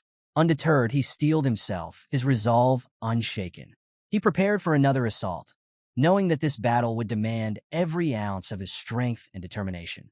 Vakir's carefully laid plans came to a grinding halt as the impossible unfolded before his eyes. Madame's charred skin and burned eyes peeled away, only to regenerate moments later. This unexpected development left him stunned, but he had no time to process it. One of Madame's massive legs slammed into him, sending him hurtling through the dense forest. Crashing to the ground, Vakir groaned in pain. His legs had been obliterated, and as he lay there, he noticed his regeneration was slowing. Fatigue clawed at him, each attempt to heal draining more of his dwindling energy. Struggling to rise, he realized his critical mistake. He had underestimated Madame. He hadn't accounted for her ability to regenerate selected parts of her body with such precision and speed. As Madame closed in, her monstrous form looming over him, Vakir panted heavily, his mind racing for a solution. Suddenly, a familiar voice echoed in his head, cutting through the chaos. It was sharp, cold, and laced with contempt. "What are you doing here?" the voice demanded. "Why waste your time fighting this monster? You should have already left the forest to fulfill your true goal." An image of his older self from his past life materialized before him, radiating a chilling aura. This spectral figure cast a disdainful gaze upon the present Vakir. "Your only thoughts," the older Vakir continued, "should be about revenge. Hugo." His throat slit. "The despair you'll inflict upon him. That's your purpose." The past self, steeped in bitterness, admonished the current Vakir, accusing him of losing focus and growing weak. "You've grown sluggish and dull since entering this forest," the older Vakir bellowed. "Do you remember the seething hatred you once harbored for Hugo? Or has that fire been snuffed out?" The older Vakir's words were cutting, relentless. He recounted the singular purpose of their existence, carrying out missions assigned by their master, no matter the cost. The mission was more important than life itself, he spat. "That's what we were taught. That's the only way we felt fulfilled." But as the older Vakir spoke, his expression darkened, reflecting the despair he had endured. "When I was beheaded by Hugo," he admitted, "I realized how futile and vain my life had been. My existence as a tool, a weapon, was meaningless." The ghostly figure's voice rose with fury. "Yet here you are, messing up the plan, ruining everything. You exist for one reason: to to kill Hugo and destroy Baskerville. Nothing else matters. Vakir, still on the ground, grappled with these accusations. He pondered the essence of his existence, questioning whether he had ever defied Hugo's will in his previous life. Searching his memories, he found the answer. There had been one moment, one fleeting instance when he had gazed into the forest and entertained the idea of breaking away from his team. But that moment had passed quickly. He had remained behind his comrades, following orders like the obedient bloodhound Hugo had trained him to be. I was never free, he realized. I simply followed the path dictated by my chains. Yet now, something within Vakir stirred. A spark of defiance ignited, and he made a bold declaration. No more. He resolved to break free from the shackles of Hugo's commands and the consuming thirst for vengeance that had defined his existence. I refused to let them dictate my life any longer. With newfound clarity, Vakir embraced the regret he had carried since his execution by Hugo. He vowed not to repeat his past mistakes. I am not just a hunter chasing prey, he declared to himself. I am my own master. Madame Eight Legs let out an ear-piercing scream, launching an attack with one of her colossal legs aimed directly at Vakir. But this time he was ready. With a fierce determination burning in his eyes, Vakir rose to meet the challenge. No longer a mere instrument of vengeance, but a warrior fighting for his own purpose. Vakir's fingers clenched the soil beneath him as he voiced his deepest desire: freedom. With a burst of agility fueled by desperation, he narrowly evaded Madame Eight Legs' devastating strike. Amidst the chaos, his mind wrestled with the duality of his existence, the yearning for revenge against Hugo and the longing to safeguard the home and people he had come to cherish. These aspirations converged into a singular, unyielding desire to live life on his own terms. Steeling his resolve, Vakir focused ahead, determined to take control of his fate. As Madame's colossal leg descended, he rallied himself, screaming internally to rise and fight, refusing to be controlled by anyone or anything ever again. Before Madame's attack could land, an arrow streaked through the air, piercing one of her legs and shattering it. A barrage of arrows followed, raining down with unrelenting precision and drawing agonized screams from the monstrous foe. Vakir, astonished, turned his gaze to a distant hill where two familiar figures stood, their intervention a welcome relief in his dire situation. On the hill, Ayan and the matriarch stood side by side, armed with bows.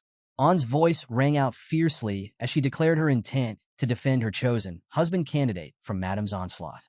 She called out to Vakir, declaring their alliance and their readiness to fight alongside him. Her rallying cry ignited a spark among the Balak warriors, who raised their weapons and prepared to support Vakir against the seemingly unstoppable Madame. The air buzzed with determination as they joined forces, united by their resolve to aid the hero of the forest. As arrows continued to pelt Madame, her frustrated hisses filled the air. Meanwhile, Vakir's legs regenerated, restoring his ability to move. Empowered, he climbed on a Madame's massive back, determined to end the battle. Though exasperated by Ayan's disregard for his warnings, he couldn't deny his gratitude for her timely intervention. "You saved me," he muttered, pressing forward with renewed determination. Reaching the cracked spot on Madame's shell, Vakir drove Beelzebub into it with all his strength.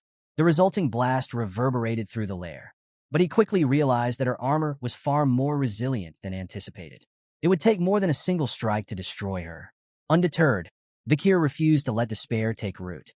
With his resolve burning bright, he vowed to persist until he overcame the seemingly indestructible obstacle before him.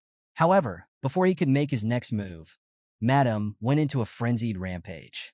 Her legs stamped the ground with destructive force, causing massive explosions that sent shockwaves through the area. The Balak warriors retreated to a safe distance, warning one another of the impending danger. An, observing Madame's erratic behavior, saw the truth in the chaos. "She's cornered," she shouted, urging her comrades not to falter. "This is our chance. Keep fighting." The matriarch, standing atop the hill, watched the battle with labored breaths. To her, Madame had always been an untouchable disaster, a force of nature that could not be defeated. Yet the young warrior in front of her was proving otherwise, showing her that fear could be overcome and disaster could be defied. Inspired, she resolved to act, even if it meant worsening her injuries or pushing herself to the brink. Channeling her aura, the matriarch's muscular physique shone with energy. With immense focus, she unleashed an arrow imbued with her power. The projectile tore through the air at incredible speed, striking Madame with explosive force. The impact elicited a resounding scream from Madame as she recoiled, momentarily stunned. Vakir seized the opportunity, moving with lightning speed, covering the vast distance in an instant. He reached the cracked spot on Madame's body. Gathering all his strength, he executed the Baskerville first technique, deeply piercing Fong. The ferocious attack triggered a colossal explosion, rupturing Madame's shell and creating a gaping opening. Aghast in shock as she realized what Vakir had done, he had entered Madame's body through the opening. But this was only the beginning of his onslaught. Inside Madame, Vakir unleashed a relentless series of techniques with surgical precision. Transitioning seamlessly, he followed the second technique, biting Fong with the third technique, slicing Fong. His attacks flowed into the fourth technique, tearing Fong before culminating in the devastating fifth technique, shredding Fong. Each strike sent shockwaves through Madame's body, her agonized screams echoing across the battlefield. Blood gushed from her mouth, a grim testament to the internal injuries Vakir inflicted. Despite the overwhelming odds, his power and determination burned brighter than ever as he pressed on, unrelenting in his mission to bring the monstrous Madame Eight Legs to her end. Vakir refused to remain a bloodhound shackled by chains. With every strike he delivered, the bindings that had constrained him for so long began to break. Finally, as he executed the Baskerville Six technique, crushing Fong, the final decisive blow shattered those chains completely. Madame Eight Legs let out a piercing, guttural scream, her massive body convulsing under the relentless onslaught of Vakir's techniques. Her monstrous eyes bulged unnaturally, and in a surreal moment, Vakir burst forth from one of them, emerging from within her body. The Balak warriors stood frozen, their faces a mixture of awe and disbelief. Ian exclaimed in shock, unable to comprehend the sight of Vakir emerging from Madame's eye. As the massive creature collapsed to the ground, a cloud of dust rose, blanketing the battlefield in silence. Vakir lay motionless near Madame's body, his breathing ragged as pain racked his exhausted form. Poison coursed through his veins, burning him from within. Realizing the source of his suffering, he concluded it must have come from Madame's blood during his assault. His thoughts returned to the writhing Madame, who twisted and thrashed in her final moments, clinging desperately to life. Vakir knew he needed to act swiftly to purge the poison from his body. However, before he could make a move, darkness enveloped him, and his vision faded. Amid the black void, his hand involuntarily rose, and Beelzebub emerged from his grip. The cursed blade pierced Madame's body, initiating its gruesome feast. Madame Eight Legs found herself transported to a strange, unfamiliar space. Confused by the sudden shift, she barely had time to process her surroundings before being confronted by Beelzebub and three monstrous entities absorbed by the blade. Among them was Cerberus, whose three heads lunged at Madame with ferocious bites, tearing into her legs. Under Beelzebub's command, Madame's soul was devoured, the weapon's insatiable hunger consuming her completely. Back on the battlefield, Ian's voice cut through the heavy silence as she desperately called out to Vakir. Others warned her to keep her distance, cautioning against the lingering poison, but she pushed forward, her urgency overriding their pleas. She knelt beside him, tears streaming down her face, and pleaded, "Hold on, Vakir." Despite her efforts, Vakir's eyes remained shut, his body lifeless. Moments later, he stirred, his voice weak as he whispered her name. Slowly opening his eyes, he met her tearful gaze with mild annoyance. "Can you keep it down?" he muttered. "You're too loud for me to rest." Ian, overwhelmed with relief, began to scold him gently. "You idiot," she said, tears flowing freely. "Do you have any idea how much you worried me?" As the battle against Madame Eight Legs came to a close, Beelzebub emitted a satisfied, sinister slurp. The blade now possessed three formidable abilities: the deadly poison of Madame Eight Legs, the silent healing of Masasu, and the regeneration of the swamp salamander. Each ability added to its already dangerous repertoire, making it an even deadlier weapon in Vakir's hands. Some days later, the Balak warriors sprawled across the village grounds, intoxicated from days of relentless festivities. The matriarch, along with the chief of another tribe, sat atop Madame's massive head, raising their cups in a celebratory toast. Vakir, watching the revelry unfold, couldn't help but marvel at the villagers' ability to celebrate with such enthusiasm. He wondered how many days had passed since the festival began. Approaching Vakir was greeted by the wolf's cheerful expression despite his missing leg. Vakir knelt beside him and praised his resilience. "You've done well, Vakira," he said, "overpowering another wolf and finding your partner despite losing a leg. That's no small feat." Stroking the wolf's fur, he reassured him, "I've avenged you. Rest easy now. Justice has been served." As Vakir reflected on his growth since defeating Madame Eight Legs, he realized just how much he had changed. Though unskilled, he had managed to wield the Baskerville 7th technique during the battle. He wondered if this was the result of the achievement effect gained from killing Madame, or simply a deeper understanding of martial arts born from his life-or-death experience. Despite his progress, Vakir remained grounded, acknowledging the gap between his technique and Hugo's mastery of the 7th technique. "It's still imperfect," he admitted to himself. But as he stood amidst the echoes of celebration and his own quiet triumph, one thing was clear. Vakir was no longer the same bloodhound shackled by vengeance and obedience. He was carving his own path step by step. Facing Hugo, a master swordsman, head-on was no easy feat yet. Vakir knew he had grown considerably stronger since their last encounter. With newfound determination, he broke the garland around his neck, signaling his readiness to move forward. His purpose in the village was fulfilled, and it was time to return to Baskerville. A few days later, Vakir, now fully prepared, bid farewell to the village. He expressed his heartfelt gratitude to the matriarch for her understanding and support. In response, she reassured him that his bond with their family would endure, regardless of the distance. As far as she was concerned, he would always be a Balak hunting commander, tied to their legacy. With a smile, Vakir acknowledged her kind words and glanced at the crowd that had gathered to see him off. However, he noticed that Ayan was absent. Realizing she might have chosen not to face his departure, he accepted her decision without resentment. The villagers surrounded him, offering words of encouragement and pledging their support whenever he might need it. They urged him to aim high and to remember them on his journey. Among them, Ahan, his eyes brimming with emotion, assured Vakir he would always be welcome and hoped to see him again. Ahul, ever practical, asked Vakir to keep in touch while he ventured into the wider world. Their voices echoed as Vakir departed, their heartfelt goodbyes carrying him forward. But as he made his way out of the forest, Vakir paused. Ahead, someone stood waiting. It was Ayan, holding something in her hands. She approached him, questioning whether he was truly leaving. Vakir's response was silent, but she pressed on, handing him the item she had been holding. Examining it, Vakir was puzzled by the gift. With a shy expression, Ayan explained that it was Anubis, a bow once wielded by Adonai, which she had painstakingly adjusted for him. Vakir realized this was why she had been absent in recent days. Then, surprising him further, she placed a choker around his neck. Vakir inspected the choker, noticing its broken chain. Ayan revealed she had crafted it, inspired by his delirious talk of bloodhounds during a past collapse. However, she firmly declared that he wasn't a bloodhound. To her, he was a wolf, strong, independent, and free. The choker was her way of rejecting the idea of him being bound like a hound, acknowledging his unique strength instead. Her words touched Vakir deeply, and he smiled warmly at her thoughtful gesture. He began to thank her, but before he could finish, Ayn took hold of the choker's chain and pulled him closer. Their lips met in a tender kiss, a moment heavy with unspoken emotion. When the kiss ended, Ayn stepped back, tears glistening in her eyes. Without looking back, she began walking toward the village, her voice trembling as she said her goodbyes.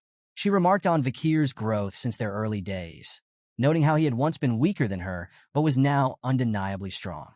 She urged him to take care and bid him farewell. Vakir, still smiling, couldn't help but comment on her claim that this was a customary way to say goodbye in the Empire. He promised her that they would meet again, parting with a hopeful next time. Hearing his words, Ayan paused, wiping away her tears. She turned back to him with a soft smile and replied, "See you next time." After leaving the forest behind, Vakir arrived at a bustling city. From a high vantage point, he looked out over the familiar sight of Red AWL Castle. Time hadn't touched its imposing appearance. He noticed the Morg clan's flag fluttering proudly on the city walls, a clear sign they were still present, likely overseeing the ruby mining operations. This confirmed their continued alliance with the Baskerville family. As he took in the view, an image of Kimu Morg flickered in his mind. He wondered if she was still here, and braced himself for the sharp words she might have for him if they met. With a resigned sigh, he leaped down from the city wall, landing gracefully. The late hour prompted him to search for an inn where he could rest. However, his attention was soon captured by something unexpected, a towering gold statue. Intrigued, Vakir studied the massive structure, speculating about its origins. A monument of this scale would have required immense resources and approval from both the Morg and Baskerville families. Could Hugo have signed off on this? His musings were interrupted by a stern voice. A guard nearby warned him not to approach the statue too closely, cautioning against touching it and advising him to admire it from a distance. Curious, Vakir turned to the guard and asked who the statue depicted. The guard, visibly surprised, asked if Vakir was a foreigner, astonished that anyone within the empire wouldn't know of the figure it honored. The guard's tone turned reverent as he explained, his admiration evident. He spoke of a hero who had slain countless barbarians with a single sword and demonstrated unmatched bravery. This hero had plunged into a deadly situation to save the Morg family's beloved daughter, buying precious time for allied forces to escape while he single-handedly battled a massive monster. The guard's recounting grew more fervent as he described the Morg family's gratitude, which had led to the creation of the golden statue. As the pieces fell into place, Vakir's mind raced. The guard's story reached its crescendo as he declared the name of the hero, Vakir van Baskerville. Caught off guard, Vakir worked hard to conceal his reaction, though a bead of sweat formed on his brow.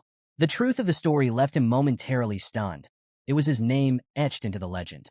Yet, the tale didn't entirely align with his Morgese, leaving him questioning how much of it was exaggerated or rewritten by time. Elsewhere in the city, in a lively bar, the three Morg sisters, Hysis, Midsis, and Losis, were reminiscing about their encounters with Sir Vakir. With the help of some strong drinks, Hysis confessed she had been captivated by him from the moment they met. Midsis and Losis agreed, acknowledging the undeniable charm he exuded. Nearby Morg soldiers chuckled, amused by the sisters' shared infatuation and admiration for the famed figure.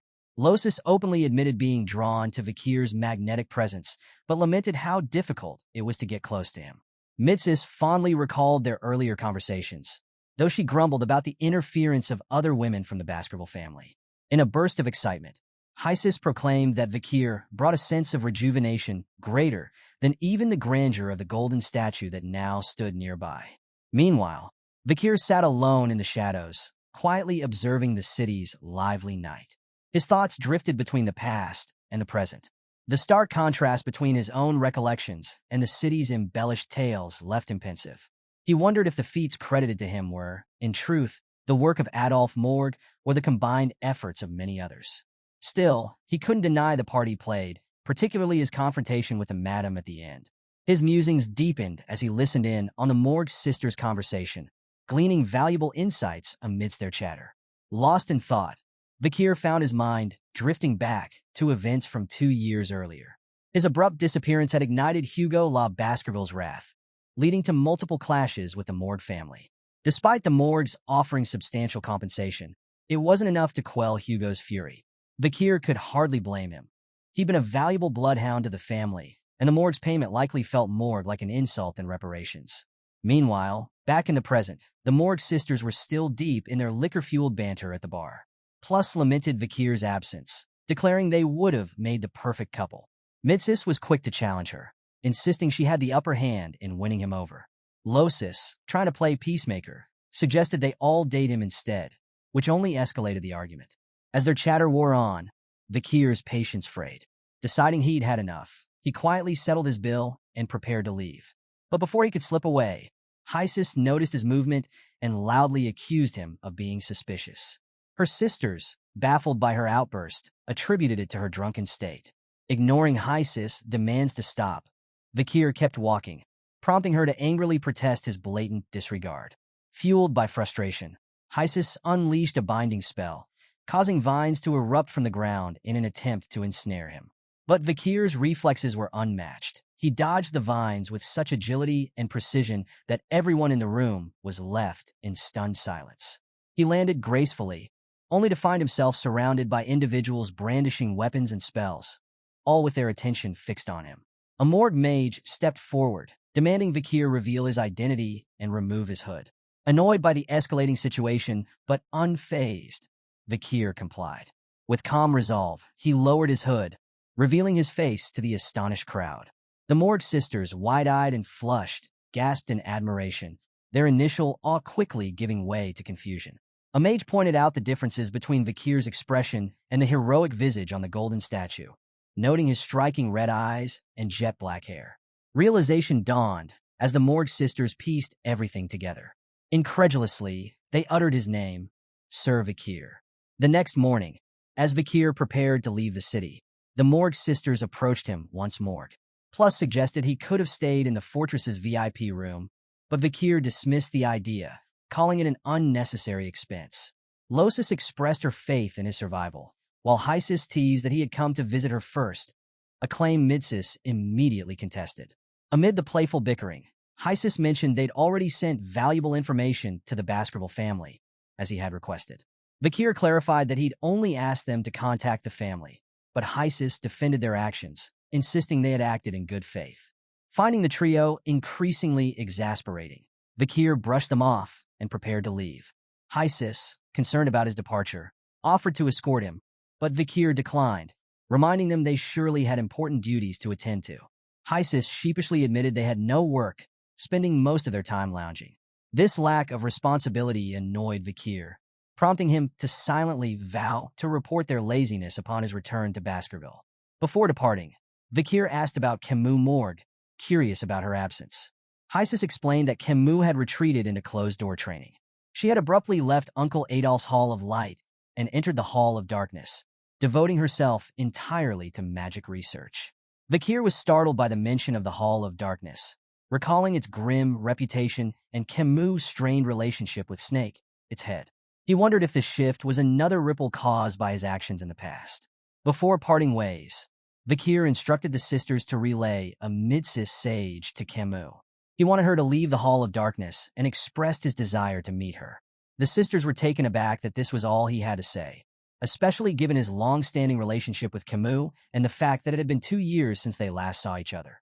News of Vakir's return spread like wildfire throughout the Empire. Reactions poured in from every corner. Chihuahua shed tears of joy upon receiving the news, while Wendy couldn't hide her smile. Adolf Morg remained stoic, silently absorbing the information. At the Baskerville estate, an informant burst into the patriarch's chambers, delivering the urgent update. Hugo's fiery gaze burned with intensity as he interrogated the Midsis sender, demanding confirmation of the news. It wasn't long before the entire empire was abuzz. Vakir van Baskerville had returned. Chihuahua greeted Vakir with a cheerful smile, noting his uncharacteristic choice of entering through the main door instead of his usual dramatic window approach. Vakir sighed, brushing off the comment, and asked about the commotion outside. Chihuahua explained that news of his return had spread like wildfire across the empire, drawing a crowd eager to welcome him back. Vakir frowned, already feeling the exhaustion of facing the enthusiastic masses. Before they could discuss further, Pomerian burst into the room, her voice ringing out as she called him Daddy. Vakir gently corrected her, reminding her that he was her uncle. Unfazed, Pomerian proudly held up a dead mouse, beaming as she showed off her latest catch. Amused, Vakir praised her efforts but cautioned her about the dangers of the Black Death, even if her catch seemed harmless. Turning back to Chihuahua, Vakir inquired about the state of affairs in Underdog City. Chihuahua praised Wendy's exceptional competence, noting how her introduction had resolved many lingering issues. However, there was one case that even she couldn't crack, a troubling string of child disappearances from the slums. Chihuahua handed Vakir a document detailing the alarming trend. The case was disturbing. The children had vanished without a trace, no ransom demands, no links to the black market, and no signs of monster attacks. Chihuahua suspected there was a single perpetrator behind the abductions, but had no evidence to support the theory. As Vakir read through the report, his expression darkened.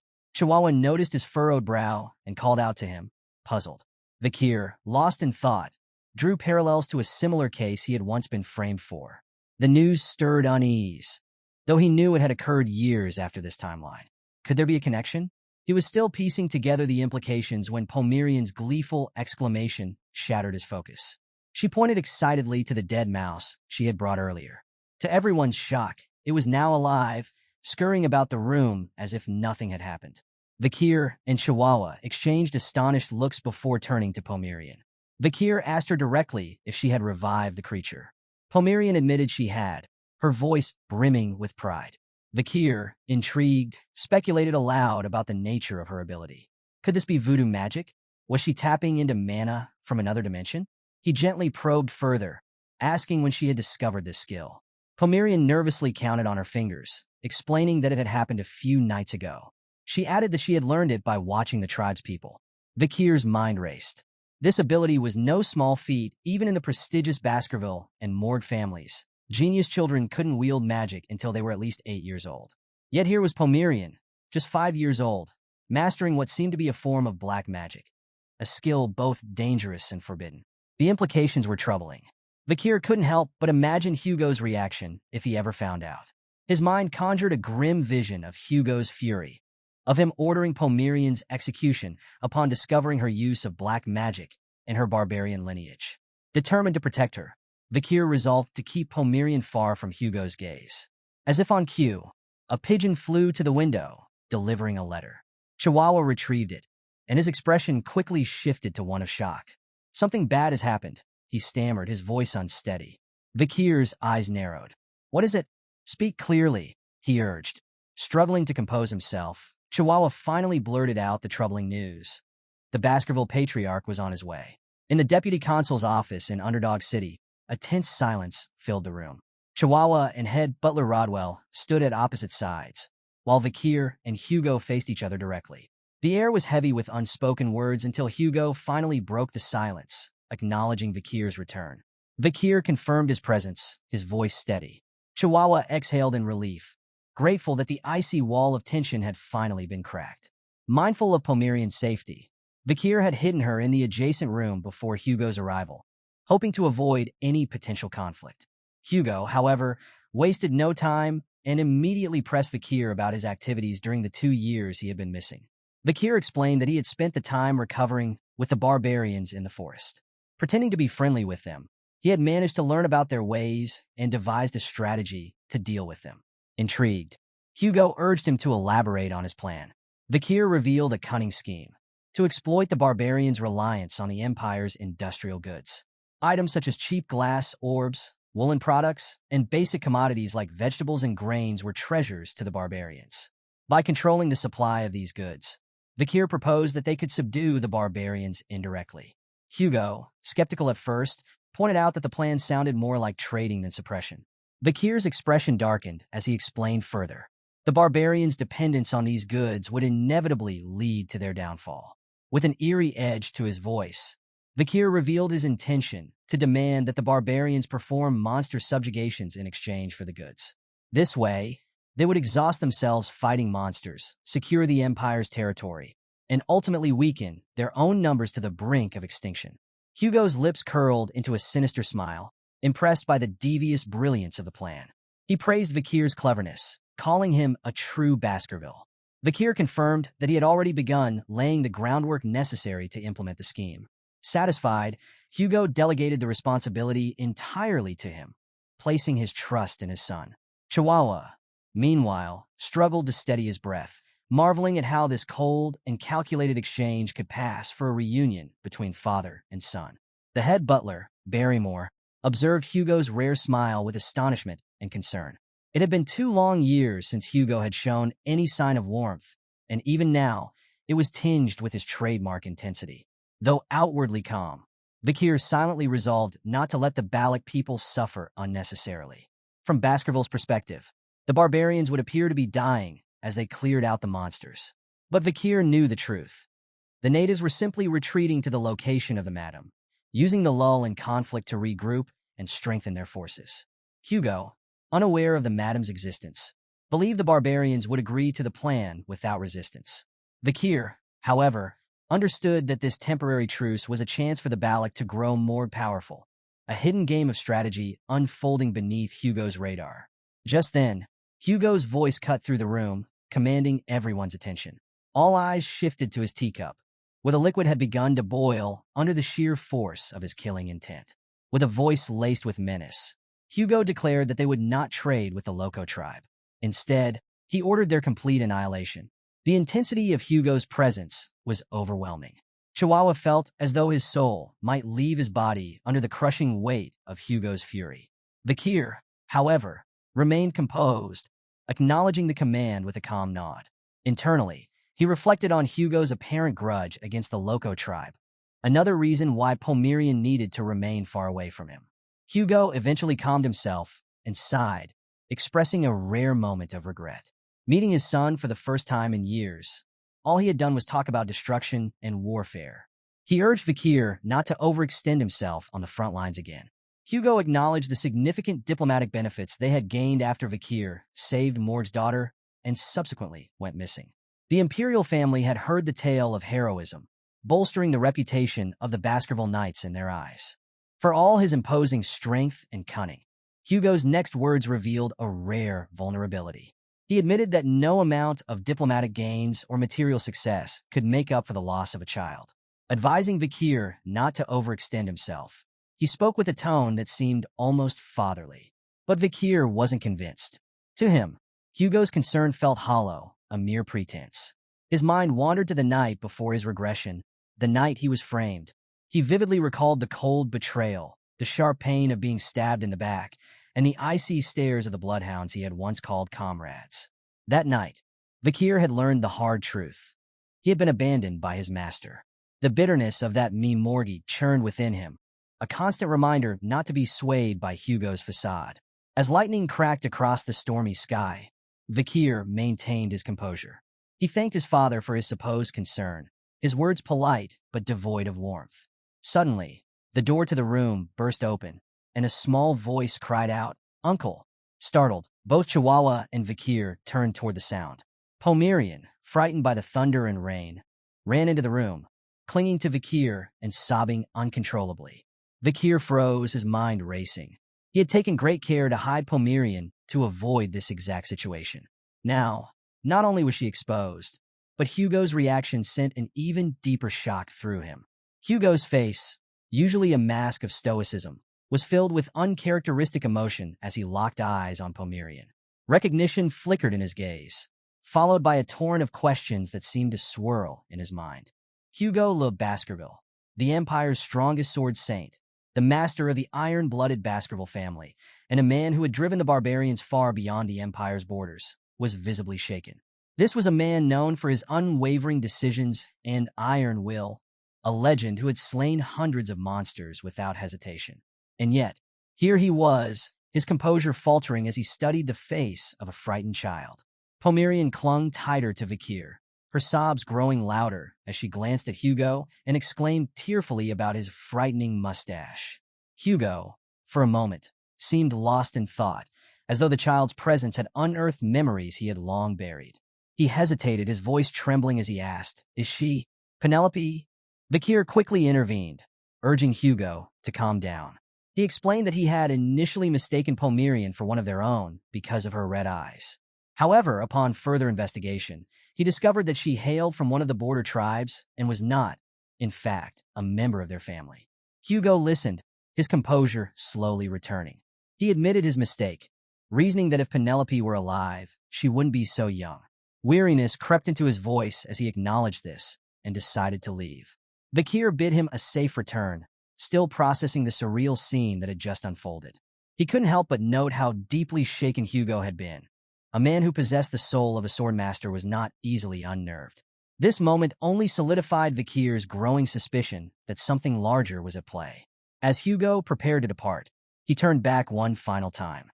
His voice regained its authority as he instructed Vakir to attend the upcoming grand banquet. With that, Hugo left, his imposing presence lingering even in his absence. The following day, Chihuahua was left speechless by the news. Vakir had been invited to an exclusive dinner, a privilege reserved for only the closest descendants of the Baskerville family. For most members, attending this banquet was nothing short of a lifelong dream. Vakir, unfazed by the weight of the invitation, assured Chihuahua he would be present as per Hugo's command. However, as Hugo left the room, he cast one last lingering glance at Pomerian, his expression unreadable. That night, Vakir lay on the floor near his bed, staring at the ceiling. Though he now had the comforts of a hot shower and a soft mattress, sleep evaded him. His body, hardened by 2 years among the Balak warriors, seemed unwilling to adjust to such luxury. His thoughts wandered back to Hugo's unexpected reaction earlier that day. Should he report Pomerian's presence and the pendant to his father? After careful reflection, Vakir decided to wait until after the grand banquet to gauge Hugo's state of mind.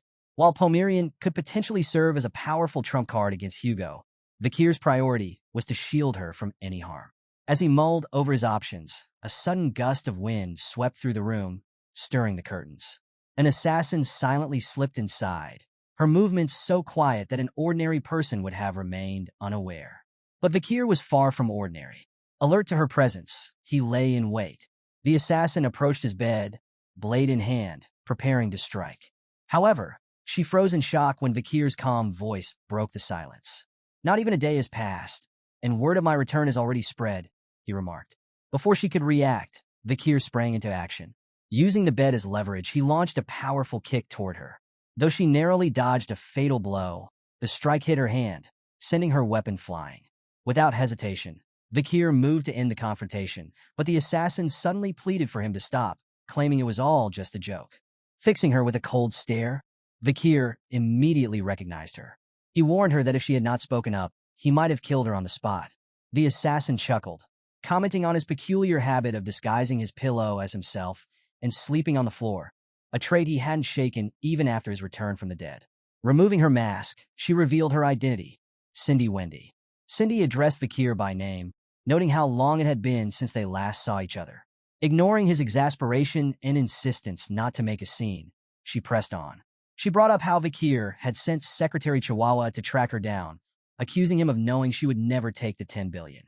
Vakir responded flatly, pointing out how she had an uncanny knack for using her financial planning skills to generate wealth for capitalists, build trust, and then squander it all through reckless decisions. Cindy bristled at the accusation, calling his remark rude.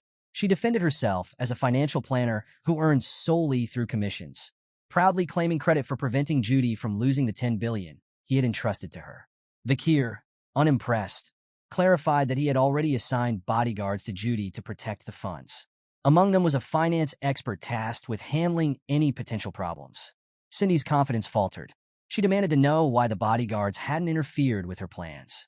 Vakir calmly explained that he had instructed them to stay out of her way, letting her work without obstruction.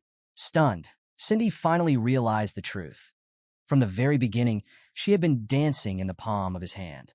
Vakir shifted the conversation, asking Cindy Wendy about the information he had requested. With a mischievous smile, she produced a stack of mid-cis SY, disorganized documents and handed them over. Vakir raised an eyebrow at the chaotic state of the papers, barely concealing his disbelief. Noticing how her personality had changed slightly since their last meeting 2 years ago, he advised her to present her documents in a folder next time.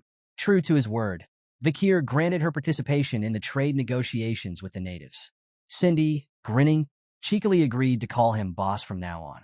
Vakir knew the documents contained information about the attendees of the grand banquet scheduled for tomorrow, a prestigious event to which he had already been invited, thanks to his significant contributions. He began by skimming through the first document, which provided details about Hugo Le Baskerville. As the family patriarch, a marquis, and a renowned swordmaster, there was nothing new for Vakir to learn here, so he moved on without much thought. The second document contained a list of notable attendees. Among them were 2 unexpected names, Boston Terrier Le Baskerville and Great Dane Le Baskerville.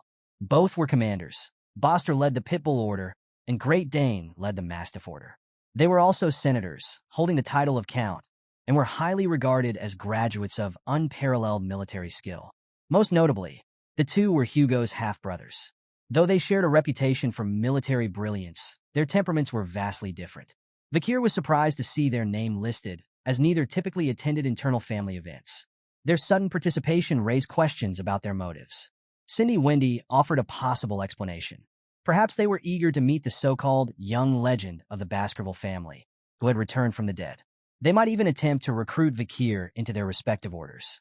Reflecting on this, Vakir braced himself for what promised to be a taxing day. He turned to the next document, which detailed Osiris Le Baskerville, Hugo's eldest son and first in line for succession. Osiris, a viscount, was known for his striking resemblance to Hugo and his exceptional swordsmanship, said to rival the Seven Counts of the Empire. Cindy Wendy pointed out that Osiris was on the verge of being elevated to the rank of Swordmaster. Vakir recalled Osiris from his past observations.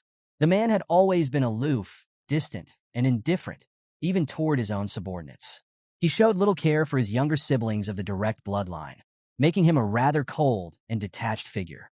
Cindy speculated that, apart from the patriarch and the Seven Counts, Osiris might be the strongest individual within the Baskerville clan. She couldn't resist asking Vakir who he thought was stronger, himself or Osiris. Vakir dismissed the question with a warning not to try measuring their combat abilities. The comparison was unnecessary and irrelevant, as far as he was concerned. Next, Vakir came across an entry that surprised him. Cerberus Baskerville, Hugo's second son and second in line for succession. Reportedly in isolation for training, Cerberus' inclusion on the list was unexpected. Unlike his older brother, Cerberus lacked talent in swordsmanship and had always been physically weak. His personality, too, set him apart from the typical Baskerville mold. He was gentle and kind, traits that earned him scorn within the family. Vakir remembered how Set had been persecuted by Hugo for his perceived frailty. While most Baskervilles viewed the dying bloodhounds with disdain, Cerberus had been the only one to cry for them.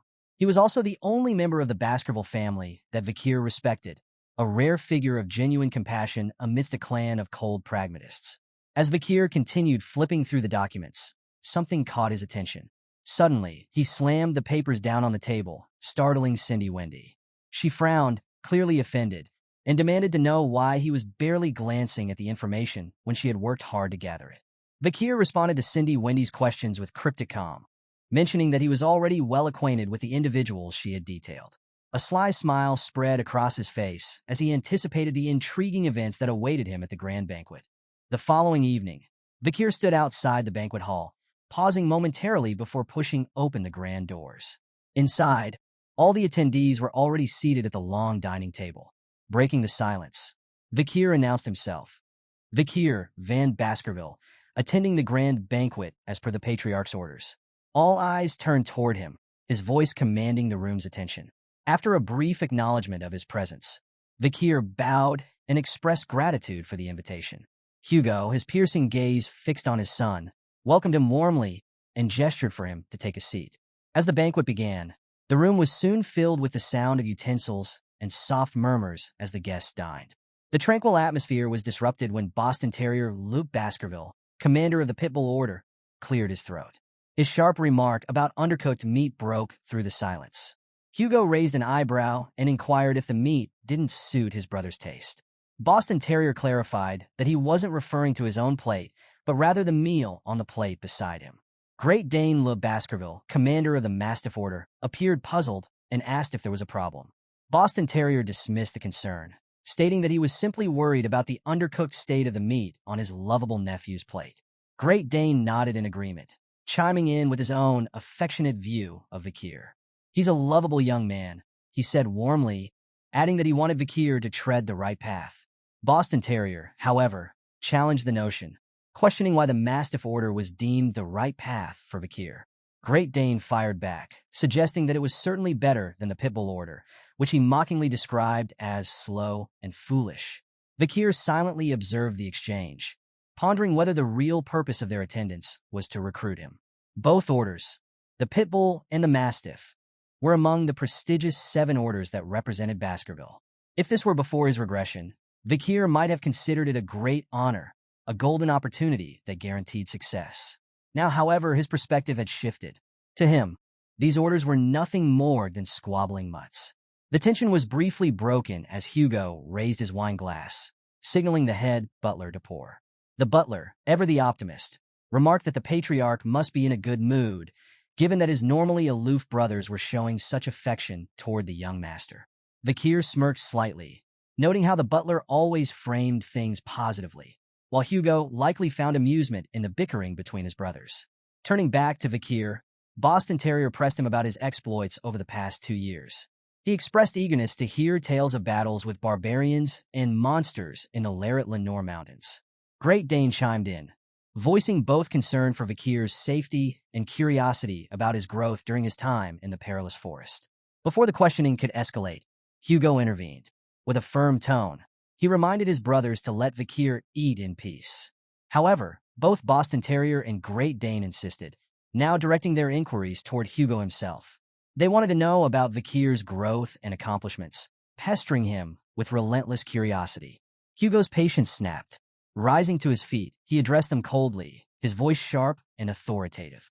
"I do not repeat myself," he warned, silencing the room. Boston Terrier quickly apologized, while Great Dane fell quiet with a grunt. Seizing the opportunity, Vakir rose confidently. In a steady voice, he assured everyone that proving his achievements would not be difficult. Hugo, his expression softening slightly, acknowledged Vakir's long and arduous journey. However, he expressed concern that his son might be too fatigued to visit the drill hall after such travels. Vakir calmly reassured Hugo, stating that he was fine. Resting a finger lightly on the table, he remarked that one's skills could be displayed anywhere, at any time. Daily life itself was an extension of training. As if to prove his point, Vakir noted Boston Terrier's overflowing wine glass and Great Dane's slightly undercooked steak. Without hesitation, he channeled his aura through the table. In a swift display of precision, the steak was perfectly cooked and the excess wine evaporated in an instant. Great Dane stared in amazement at his now perfectly seared meat, while Boston Terrier chuckled, amused by the sight of his now balanced wine glass. Boston Terrier commented on Vakir's impressive use of mana, marveling at his ability to perform such a feat at the mere age of 17, a level of skill typically attained by those in their 30s. Turning their attention to Hugo, the brothers praised him for having such an accomplished son, suggesting he must feel immense pride. But Hugo remained silent, quietly sipping his wine, his expression unreadable. Meanwhile, Vakir found the situation perplexing. 2 years ago, he had already displayed his mid-ranked graduate abilities during his confrontation with Madame. Yet it seemed no one here was aware of his accomplishments. He couldn't help but wonder why the triplets, who had witnessed his capabilities firsthand, hadn't reported his status. The silence was broken by Osiris Baskerville, the first in line for succession and Hugo's eldest son. With a composed demeanor, Osiris commended Vakir's hard work and achievements, encouraging him to continue on this path. Vakir responded respectfully, thanking his elder brother, though internally, he was taken aback.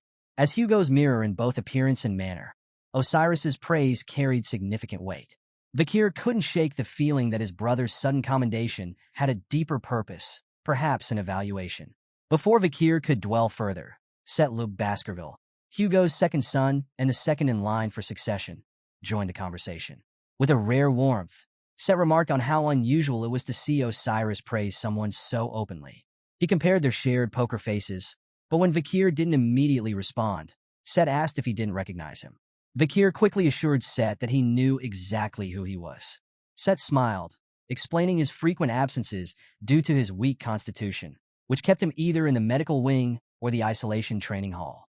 He mentioned that his training hall was near Underdog City, where Vakir had served as deputy consul, and expressed an eagerness to visit soon to hear about Vakir's experiences in the forest. Despite Set's frailty, his attitude remained bright and kind, traits uncharacteristic of the typically cold Baskerville family. Vakir reflected on their shared past. During the fall, he had served under Set amidst chaos and bloodshed. While others turned their backs, Set had been the one to comfort the dying bloodhounds, offering solace even in the darkest moments. When Vakir himself had been wrongly accused and drenched in blood on the battlefield, it was Set who stood by him and defended him until the bitter end. For Vakir, Set was the only person in the Baskerville family he truly respected. Seeing Set again brought him an unexpected sense of relief, and Vakir realized he had subconsciously hoped to meet him at this banquet. But the moment was short-lived. Vakir's expression suddenly darkened as a familiar, revolting stench wafted through the hall. A stench only he could recognize, one that no one else here would notice. It was the horrific, unmistakable scent of demons. Tension gripped Vakir as he realized the truth. There was a demon hiding among them. Vakir's mind raced as he scanned the banquet hall, his senses attuned to the disgusting stench of demonic presence. His sharp gaze darted from one attendee to another, searching for its source. Closing his eyes momentarily, he steadied his thoughts before locking onto Set Baskerville. To Vakir's alarm, Set seemed to be shrouded in an ominous aura of demonic energy. Noticing Vakir's stare, Set smiled warmly and inquired if there was something he needed. His demeanor was friendly and familiar, marked by light-hearted conversation and a cheerful engagement with the servants. Despite these efforts, Vakir couldn't shake the unsettling feeling radiating from him. Set casually remarked on Vakir's recent appointment as deputy consul of Underdog City, even mentioning how some citizens admired him so much that they protested for him to remain in charge permanently. He expressed eagerness to collaborate with Vakir when he returned as consul. Vakir, masking his suspicions, raised his wine glass in acknowledgement. Set cheered, emphasizing his reliance on Vakir's support. But then, Vakir noticed something chilling. Set's reflection was absent from the glass. A dreadful thought crossed his mind. Could Set already be dead? His body now a vessel for a demon? Despite his growing unease, Vakir refrained from exposing his suspicions. Accusing Set without solid evidence would invite scrutiny and weaken his position. Resolving to investigate further, Vakir chose to remain silent for now. Set, seemingly unaware of Vakir's inner turmoil, continued speaking. He reminisced about his childhood admiration for the Doberman Order's uniform and asked Vakir which order he intended to join. Meanwhile, Vakir struggled to endure the suffocating stench emanating from Set. Before the conversation could continue, Osiris intervened, cutting off Set mid-sentence. With a cold tone, Osiris urged Set to focus on finishing his meal rather than indulging in idle chatter. Set, taken aback, stared at his older brother in confusion. Vakir, however, felt a wave of relief, silently thanking Osiris for breaking the interaction and providing him a reprieve from the unsettling aura. Hugo then turned the conversation toward Vakir, asking if he was satisfied with the meal and inviting him to the main house for a private discussion. Though surprised by the abrupt invitation, Vakir agreed. After the banquet, Vakir strolled beneath the moonlight, releasing a sigh of relief. The 5-hour ordeal had been mentally taxing, especially with such peculiar company. As he walked, he reflected on the banquet and Hugo's invitation, speculating that it might be related to the official papers for his academy entrance, which had recently arrived. Suddenly, a shadowy figure appeared behind him atop the castle wall, launching a surprise attack. Vakir recognized the move immediately. It was the Baskerville clan's sixth technique. He considered overpowering the attacker, but reminded himself that he was maintaining the guise of a mid-ranked skill level. Revealing too much power would be unwise. Using the Baskerville fourth technique, Vakir intercepted the strike, intending to absorb the force with the blessing of the river Styx and his own aura. To his astonishment, his counterattack not only stopped the assault, but completely overpowered it, dispersing the energy in a display of force that surprised even him. From atop the wall, Boston Terrier Le Baskerville chuckled as he leapt down. Impressed by Vakir's resilience, he complimented his nephew's growth, marveling at his ability to handle such an attack despite the two-tier difference in their techniques. Before Vakir could respond, Great Dane Le Baskerville emerged from the shadows behind him, rebuking Boston Terrier for drawing his sword within the main house. Dane condemned the act as reckless and warned that Hugo would not take such behavior lightly, hinting that Terrier could face probation if the patriarch found out. Boston Terrier defended his actions, claiming it was merely an expression of uncle-like concern for his nephew's safety. He insisted that he had adjusted the strength of the attack to ensure Vakir wouldn't be harmed. Boston Terrier scoffed at Great Dane, telling him to mind his own business and stop meddling in Pitbull Order affairs. Great Dane, unfazed, shot back, questioning when Vakir had ever belonged to the Pitbulls. He insisted that Vakir was clearly better suited for the Mastiff Order, and he couldn't possibly let his precious nephew associate with punks like them. Their playful banter quickly escalated, with Boston Terrier mocking Great Dane for crying over minor injuries, calling him soft. In return, Great Dane jabbed at Terrier for his stocky build, sarcastically suggesting that he probably didn't have enough flesh to cut in the first place. The exchange turned competitive as both commanders openly declared their intent to recruit Vakir, each claiming it was for his well-being. Feeling annoyed by the childish squabbling, Vakir decided he'd had enough. He left the two uncles to their argument, finding their bickering tiresome. As he walked, his mind returned to the earlier attack. Reflecting on Boston Terrier's attempt, Vakir felt it hadn't been particularly strong, even though it was a demonstration of the 7th count's strongest technique, the highest-grade graduate Baskerville 6th technique. Confident in his abilities, Vakir reminded himself that he, too, was a highest-grade graduate. Coupled with the river Styx's blessing and the demonic sword Beelzebub, he mused that he could easily hold his own against at least one count. After reconsidering, he allowed himself a slight smirk, thinking he might even be able to contend with two. His thoughts were abruptly interrupted when he came face to face with the Baskerville triplets. Their hands rested on the hilts of their swords, ready to draw at a moment's notice. A surge of anger flared within Vakir. The audacity of these three, he thought, still daring to challenge him despite knowing the vast difference in their power. A part of him wanted to teach them their place. However, Vakir's fury quickly turned to confusion as the triplets suddenly knelt before him, placing the tips of their swords at their feet. Vakir immediately recognized the gesture, the pledge, a symbol of absolute submission. In this vulnerable position, a single press of their swords would pierce their own feet, signifying their willingness to place their lives in his hands. Perplexed, Vakir demanded an explanation. In unison, the triplets expressed their desire to repay him for past debts. Highborough recounted his childhood fear of Vakir after witnessing his strength in an attack when he was 9. Middleborough spoke of Vakir's prowess during the hunt for Cerberus. Lowborough, meanwhile, admired Vakir's feat of slaying the troll. The triplets continued, recalling their awe during the giant forest monster battle. Barely escaping with their lives, they had decided that day to dedicate themselves to Vakir. From that moment, they swore to become the three spears of Vakir van Baskerville, offering their loyalty forever. Vakir's memories of the triplets before his regression were less flattering. They had been instrumental in capturing him when he fled after being framed, loyal bloodhounds who acted solely on Hugo's orders.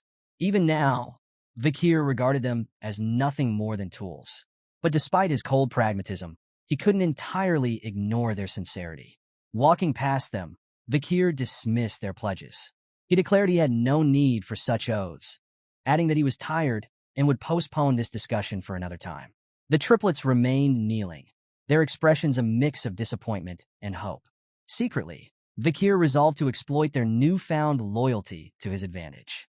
Before departing, he emphasized the importance of discretion regarding their association and any future plans. The triplets eagerly agreed, their faces lighting up with smiles of anticipation. Vakir's thoughts churned as he considered the unsettling possibility that Set Luke Baskerville's body had been overtaken by a demon.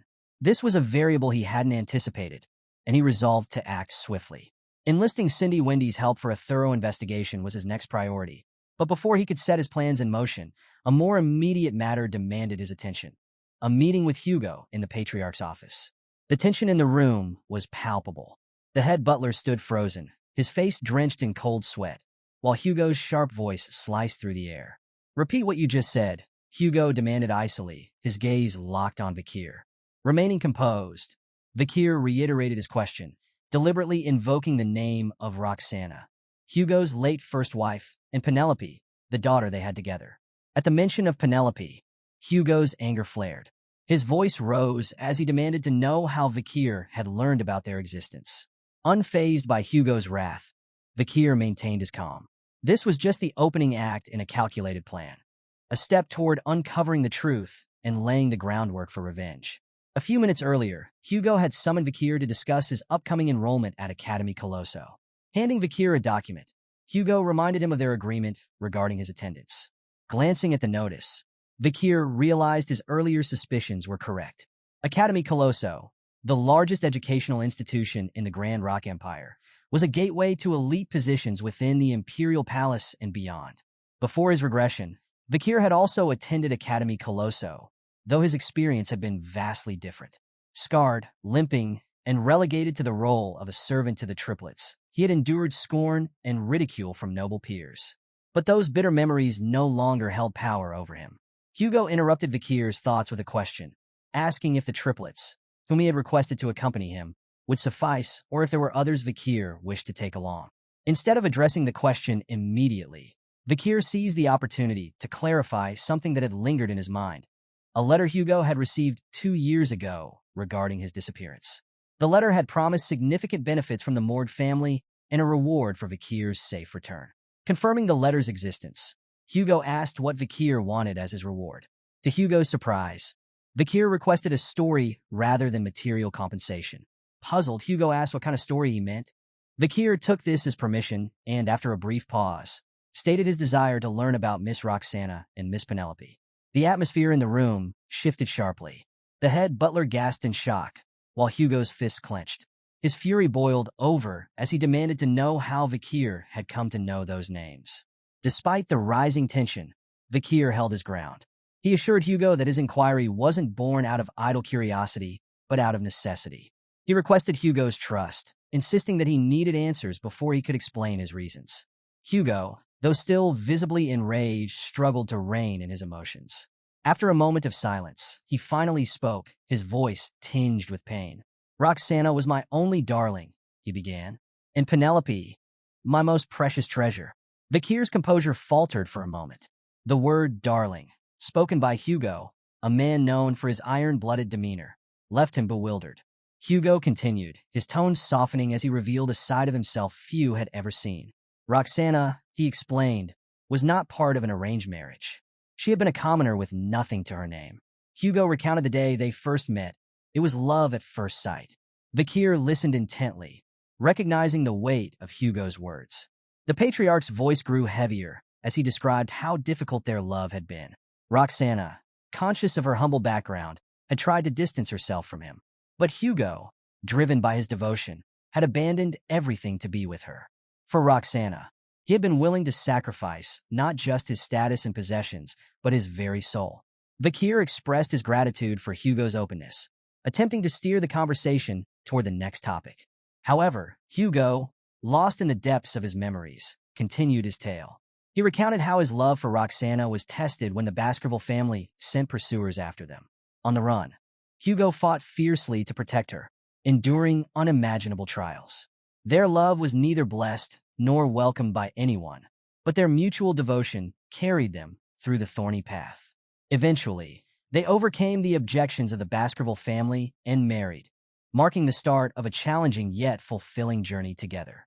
From their love, Penelope was born, bringing a happiness Hugo had fought hard to protect. But their joy was short-lived. Roxana's health deteriorated rapidly after Penelope's birth, and she passed away, leaving Hugo to raise their young daughter alone. Despite the loss, Penelope grew into a bright and charming child, inheriting her father's sharp mind and her mother's loving heart. She became the light of the Baskerville family, receiving affection from everyone. But Hugo's expression darkened as he recounted the tragedy that would forever alter his life: Penelope's abduction by the Loco tribe. While on a simple walk, Penelope vanished without a trace. To this day, Hugo could not fathom how the barbarians had infiltrated the heart of Baskerville territory to kidnap his daughter. That single event ignited Hugo's relentless campaign to expand the Empire's reach. Under the guise of seeking the Empire's glory, Hugo sought to both locate Penelope and crush the barbarians who had stolen her. To bolster his efforts, Hugo arranged multiple marriages and produced numerous offspring to grow the Baskerville family into a formidable force. He stationed himself at the border and created the iron-blooded Baskerville family, a powerhouse no one could overlook.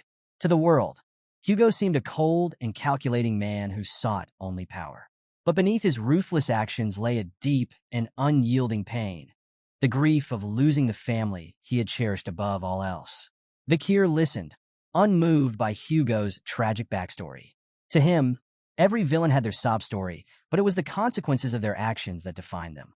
In Vakir's eyes, Hugo was a heartless man who mass-produced offspring and sent them to the battlefield as pawns in his schemes. Still, Vakir could not ignore just how much Roxana and Penelope had meant to Hugo. Hugo's cold gaze bore into Vakir as he concluded his story. "Now it's your turn," he said sharply. "Why did you ask about them?" Vakir silently reached into his pocket and retrieved a pendant, placing it on the table before Hugo. "Take a look," Vakir said, his tone measured. Hugo's expression shifted as he picked up the pendant. He immediately recognized it. It was the one he had crafted for Roxana and Penelope. His hands trembled as he opened the locket, revealing a picture of himself, Roxana, and Penelope inside. Vakir's next words struck Hugo like a thunderbolt. If Penelope's successor was alive, what would you do? Hugo froze, his mind reeling. "What are you talking about?" he demanded, his voice laced with confusion. Vakir turned toward the door, delivering the bombshell. "Miss Penelope's daughter, your granddaughter, is alive." Before Hugo could fully process the revelation, the door burst open, and Pomerian entered the room, clutching Vakir's hand. "Uncle," she called out, her voice bright. Hugo stared at the child in shock. The recognition hit him instantly. She was the girl he had seen in Underdog City. The room fell silent as Hugo's emotions churned, the reality of her identity slowly dawning on him. Vakir, his voice calm, yet deliberate, confessed to Hugo that he had lied. While in the forest, he had encountered a child deep within the Loco tribe's territory. That child, he revealed, referred to the person who gave her the pendant as Mommy. Hugo, visibly shaken, stared at the pendant in his hand and then at Pomerian. His hand trembled with emotion as he struggled to process the implications. Vakir watched Hugo intently, hoping to see him consumed by confusion and despair. Pomerian, this innocent child, was a living mix of the bloodline of someone Hugo loved and something he despised.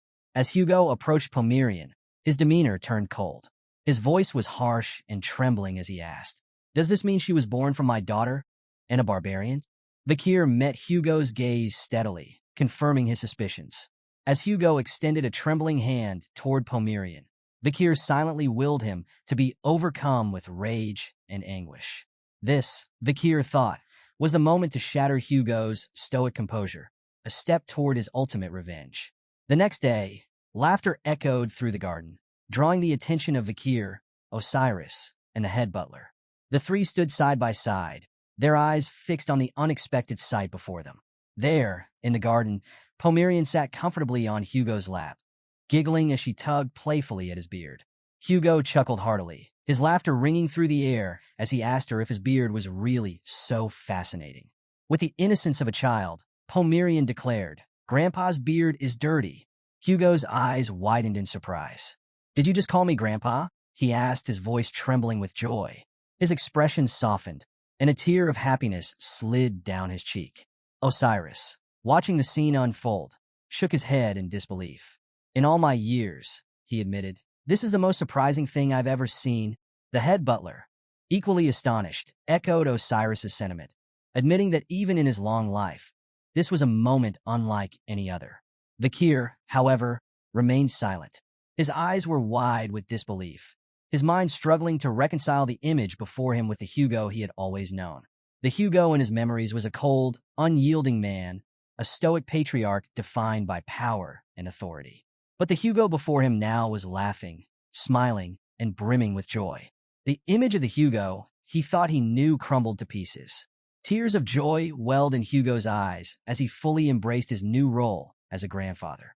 For the first time in years, he looked vulnerable, even human. Vakir's gaze lowered, his face contorted in a mixture of anger and confusion. This was not how it was supposed to go. His plan, meticulously crafted, was unraveling before his very eyes. Why? He thought bitterly. Why does Hugo Le Baskerville have that expression on his face? 15-year-old Vakir Van Baskerville, after regressing, had spent years planning for this pivotal moment. As he stood before Hugo now, he grappled with a daunting question that had haunted him. Could he assassinate Hugo? But he knew the resolute answer. Impossible. Swordmasters like Hugo had minds that were unshakable and nearly impenetrable. Even in his daily life, Hugo left no openings, making any assassination attempt a near-impossible feat. Resigned to this reality, Vakir had abandoned the notion of killing Hugo directly. Then, fate had led him to discover Pomerian, Penelope's daughter, and the key to unraveling Hugo's stoic exterior. He had known that the mere presence of Pomerian could stir emotions in Hugo, potentially exposing the cracks in the Swordmaster's unyielding resolve. With the assistance of Beelzebub, the demonic sword, and the Madam's poison, Vakir believed he could finally exploit these vulnerabilities. Today, he thought, was meant to be the moment everything changed, the day Hugo Le Baskerville would fall. But now, as Hugo laughed with Pomerian in the garden, Vakir's carefully laid plans seemed to falter. His carefully nurtured hatred clashed with the unexpected scene before him. A wave of uncertainty washed over him, leaving Vakir to ponder if his revenge was still within reach. As Vakir gazed at Hugo's face, now glowing with joy, a wave of confusion overtook him. Why was Hugo laughing as though he were truly happy? He couldn't comprehend it. Why hadn't Hugo been bewildered or enraged the previous day when Vakir revealed Pomerian's identity? Hugo's reaction played in Vakir's mind. He had approached Pomerian with a hesitant hand, asking if she was truly Penelope's child. Pomerian, seeing his outstretched hand, caught his finger in her small grasp. "Mommy's name was Penelope," she said in her innocent voice. "She always said she missed her daddy and kept looking at her necklace. Then, meeting Hugo's eyes, she asked, "Are you my grandpa?" Hugo froze at her words. Memories of Penelope's cheerful face flooded his mind, overwhelming him. Tears poured down his face as he collapsed to his knees, letting out a raw, anguished scream of grief. Back in the present, the head butler glanced at Vakir, his expression one of gratitude. Vakir, perplexed, asked what he meant by this acknowledgement. The butler explained, his voice thick with emotion. It had always been a far-fetched dream of mine to see the patriarch smile like that. But now, it's finally happened. Thanks to you. Vakir said nothing, his gaze fixed on Hugo's cheerful demeanor. He couldn't shake the feeling of helplessness growing within him. There Hugo stood, seemingly vulnerable, with numerous openings. Openings Vakir had waited years to exploit. Yet for reasons he couldn't understand, Vakir felt paralyzed. Later that night, Vakir lay on his bed, staring at the ceiling with wide, sleepless eyes. His thoughts drifted back to memories of the Hugo he once knew, the man who had condemned him. He remembered kneeling before Hugo, begging for his innocence, pleading for the patriarch to listen. "Why won't you hear me out?" he had asked. "Are you really going to put the blame for Baskerville's sins on me?" Hugo, however, remained cold and indifferent. His gaze was like ice as he accused Vakir of crimes he hadn't committed, consorting with demons in secret, kidnapping innocent children, and offering them to demonic forces. Vakir had desperately denied these accusations, but his protests were silenced by Hugo's swift, unforgiving blade. With a single stroke, Hugo severed Vakir's tongue. As Vakir writhed in agony, Hugo's expression didn't waver. "You have no right to speak with that filthy tongue," he had said, branding Vakir as trash, a sinner unworthy of redemption. Those memories, seared into Vakir's mind, swirled in a storm of conflicting emotions. This man, the one who had executed him and condemned him to a life of disgrace, was now laughing and crying with joy. For years, Vakir had dreamed of revenge. Yet now he hesitated. Vakir's thoughts were interrupted as Cindy Wendy entered the room through the window, her presence as casual as always. She glanced at him and quipped, "It's rare to see such a lethargic expression on your face." Crossing her arms, she added, "Why are you lying in bed? Weren't you the one who called me here?" Vakir stayed silent for a moment, lost in thought, before finally asking, "Why are you here?" Cindy Wendy stormed into the room and unceremoniously tossed a stack of documents onto Vakir's face. "Here," she snapped, "the results of my investigation into Set Le Baskerville." She began detailing her findings. Under a false identity, Set had sponsored numerous orphanages and taken charge of their adoption processes. However, there was no trace of the adopted children, nor any information about their supposed adoptive families. Cindy grimly speculated that if Set truly was a demon, as Vakir suspected, the implications were dire. The missing children were likely being used for demonic purposes, either as sacrifices or as food. Cindy linked Set's activities to the recent disappearances of children in Underdog City. The connection was chilling. Vakir, scanning the documents, suddenly clenched them tightly. The realization hit him like a thunderbolt. If the current Set was a demon, then the Set he had served before his regression had also been one. Memories of his past life flooded his mind. It had been Set who first informed him that Hugo planned to frame and kill him. Set, who had visited him in prison, feigning sympathy while orchestrating his downfall from the shadows. Vakir's body shook with rage. The comforting figure he had once trusted had been nothing more than a puppet master, using Vakir as a scapegoat. Meanwhile, in the depths of a dark forest, a man carrying a lantern led a confused child toward a foreboding destination. The child, uncertain, asked where they were going. The man's response was cryptic. "Your new home?" The child hesitated, mentioning that the headmaster had promised he'd been adopted into a good family. But instead of a warm house, they stood before a cold, empty cave.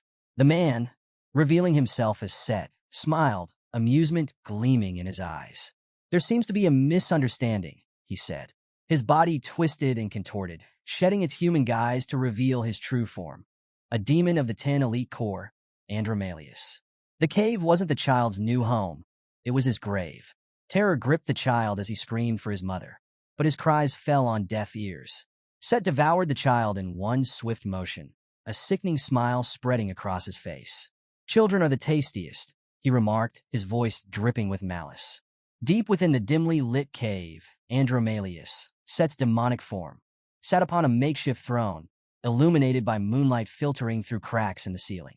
A crow perched on a nearby table as Set mulled over his plans. He spoke aloud, lamenting the dwindling supply of humans and pondering the idea of cultivating humans as livestock. Such an organization, he mused, could sustain their needs. The crow, addressed as 8, was another member of the 10 elite corps. 8 voiced his dissatisfaction with Set's reckless ideas, cautioning against drawing too much attention.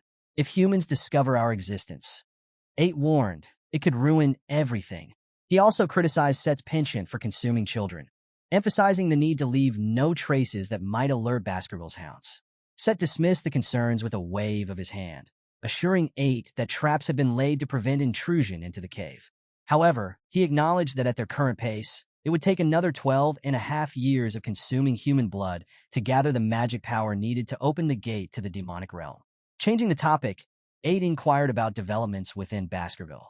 Set assured him that everything was proceeding smoothly and reminded 8 to handle the Morg family's affairs. Confident, 8 assured Set that he would fulfill his duties, emphasizing that the 10 elite corps needed to remain focused on opening the gates to bridge the human and demonic realms. After 8 departed, Set sat alone in the cave, brooding. His thoughts turned back to Baskerville. Unspoken to 8 was the unsettling reality of Hugo's transformation. The patriarch had become an emotional fool for his granddaughter. Set scowled, frustrated. For their plan to succeed, the Baskervilles needed to remain cold and ruthless. If Hugo continued to treat the young Baskervilles as expendable, they could quietly take them without causing suspicion. But with Pomerian in the picture, Set's confidence wavered. The once perfect plan now seemed fragile. Set's eyes gleamed with malice as his thoughts settled on one name, Vakir van Baskerville. To Set, Vakir was the root of many setbacks. His hatred burned as he resolved to crush Vakir and the obstacles he represented. In the depths of the dark forest, Set seethed with frustration. His thoughts churned as he recalled Vakir surviving the venomous snake attack in his childhood, an event that should have claimed his life. Worse still, when Set had believed Vakir to be dead after disappearing into the forest, he returned, with Hugo's granddaughter in tow, no less. Set's plans to destroy Hugo were unraveling before his eyes, and his frustration was palpable. With hostility etched on his face, he vowed to eliminate every obstacle in his path, starting with Vakir. The persistent nuisance posed by Vakir and others who dared to thwart his ambitions would soon meet their end. The following morning, Vakir walked alongside Hugo through a quiet hallway. His mind raced with suspicion. Although Hugo had invited him, their walk had been silent for over 5 minutes, and Vakir couldn't help but wonder why he had been summoned. He observed Hugo's demeanor carefully, noting that the patriarch seemed full of openings, an exceptionally rare occurrence. This would be the perfect moment to kill him, Vakir thought fleetingly, but he quickly suppressed the notion. Assassinating Hugo wasn't feasible, not even now. Just then, Hugo broke the silence, admitting, "I know you hate me." Vakir was taken aback, wondering if Hugo had somehow sensed his murderous intent. But Hugo continued, his tone solemn. He acknowledged that he had referred to his sons as bloodhounds and repeatedly placed them in dangerous situations. "I've always thought my sons despised me for it," he admitted. He confessed that he had been especially cruel to Vakir, despite Vakir excelling in every task given to him.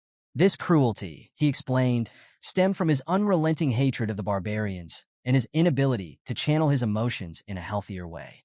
Vakir's caution deepened. Why would Hugo speak ill of himself? It had to be a test, Vakir reasoned. But the next moment, Hugo did something Vakir never expected. He bowed. Hugo apologized and thanked Vakir sincerely. "Pomerian told me that Penelope was happy until the end," he said. Learning that his daughter had not been unhappy in her final moments lifted a heavy weight from his heart. Hugo admitted that he felt as though Vakir had saved him and expressed his gratitude, not as a reward for a bloodhound service, but as a genuine gesture of thanks. Vakir was left speechless, his mind swirling with conflicting emotions. Memories resurfaced of moments when Hugo had shown him unexpected kindness or trust. For the first time, Vakir questioned whether this Hugo was different from the one he had known. Could the cold, calculating Hugo of his past truly be gone? Had something shifted after his regression? For the first time in 17 years, Vakir felt the faint stirrings of forgiveness. Still, Vakir reminded himself that Hugo had been the one to order his execution. The man who branded him a sinner was still Hugo. Torn between revenge and forgiveness, Vakir pushed his emotions aside. There was still a task to complete. Urging Hugo to lift his head, Vakir confirmed that he could ask for anything. Hugo agreed without hesitation. Internally, Vakir resolved to deal with Hugo's fate once his objectives were achieved. In a serene garden, Pomerian chatted happily with a man who tied her hair. She remarked on how wonderful Baskerville was, especially with Uncle Vakir, Grandpa Hugo, and Uncle Osiris all present. The man, Setla Baskerville, gently asked if she had forgotten another uncle. After a brief moment of thought, Pomerian smiled brightly and pointed at him. Uncle Set, she declared. Their exchange was interrupted by a maid, who reminded Set that he hadn't begun his isolation training as instructed by the patriarch. Set admitted he couldn't resist seeing his niece one last time, but asked the maid to keep his visit a secret. Pomerian eagerly promised to do the same. Set, noticing Pomerian's hair, remarked that it resembled her mother's, Penelope's. The maid, startled, questioned how Set would know this since, to her knowledge, he hadn't even been born when Penelope was alive. Set froze for a moment, processing the implication of the maid's words. Then, with chilling precision, his demeanor shifted. His head transformed into a demonic visage as he leaned toward the maid, informing her that Hugo was looking for her and urging her to hurry to him. The maid, overwhelmed by fear, froze in place, unable to speak or move as tears of terror streamed down her face. Pomerian, noticing the maid's absence, asked where Grandma had gone. Set quickly changed the subject, attributing the maid's departure to an urgent matter. He then asked Pomerian if she liked Grandpa Hugo. When she replied with a smile that she did, Set's eyes gleamed maliciously. Grandpa likes you very much, too, he said, his voice dripping with sinister intent. You remind him of his wife and daughter. Extending his claws, Set reached for Pomerian, savoring the thought of the devastation her demise would bring Hugo. Before he could act, Osiris Luke Baskerville arrived, his voice sharp as he questioned Set's presence in the garden and the whereabouts of the maid. Set, realizing his plan had been foiled, grunted in annoyance and withdrew, his sinister intent momentarily thwarted. Upon hearing Osiris's voice, Pomerian turned with a bright smile and greeted him. Uncle Osiris. Set, maintaining a calm demeanor, explained the situation. He claimed the nanny hadn't been present when he arrived, so he decided to watch over Pomerian himself. Osiris frowned, expressing concern over their father's potential fury if he found out about the incident. He suggested they keep it a secret. Set nodded in agreement, promising to resume his isolation training the following week. Internally, however, his thoughts burned with resentment. One day, I'll exact revenge on Osiris. Osiris, unaware of Set's inner turmoil, patted him on the shoulder and expressed worry that he might be overexerting himself. If you ever need help, just ask, he offered sincerely. Set froze for a moment, taken aback. Was Osiris worried about me? He wondered, but his hatred quickly bubbled to the surface. Set despised Osiris, resenting the constant comparisons between them. To Set, Osiris was the golden child, a genius who embodied their father's expectations. If Osiris didn't exist, Set thought bitterly, his life would have been far better. Osiris's voice snapped Set out of his spiraling thoughts. Realizing his emotions had nearly slipped out of control, Set quickly masked his face with a composed expression. Excusing himself, he cited Osiris's presence as the reason for his departure. After Set left, Osiris sighed deeply. This is the first time I've ever admitted I'm worried about him, he realized. As the vice-patriarch, Osiris had always felt compelled to mirror Hugo's cold demeanor. That was how he was taught, following in his father's stoic footsteps. But witnessing Hugo's newfound emotional openness made him wonder, could I ever express these awkward feelings too? Patting Pomerian on the head, Osiris smiled warmly. This is all because you came to Baskerville, he said, grateful to his niece for bringing change to their family. Meanwhile, back in his cave, Set vented his frustration, slamming his foot in anger. Hugo's constant presence by Pomerian's side had thwarted his plans, and Osiris's interference had robbed him of a golden opportunity. Set cursed Osiris under his breath, but reassured himself. There's still plenty of time before the gate opens, he thought. He realized it might be more impactful to kill Pomerian when she was even more valuable to Hugo. Sinister thoughts swirled in his mind as he considered how best to execute her when the time came. Should I poison her as I did with Roxana, making it appear like an illness? Or should I use the barbarians, just as I did with Penelope? A wicked smile crept across Set's face as he imagined inflicting an even crueler fate upon Pomerian. Outside the cave, Vakir stood, summoning Beelzebub, the demonic sword. With a single, powerful slash, he struck at the cave's entrance, causing a crack to form in the trap Set had carefully laid. Inside, the sound of shattering echoed through the lair, jolting Set out of his thoughts.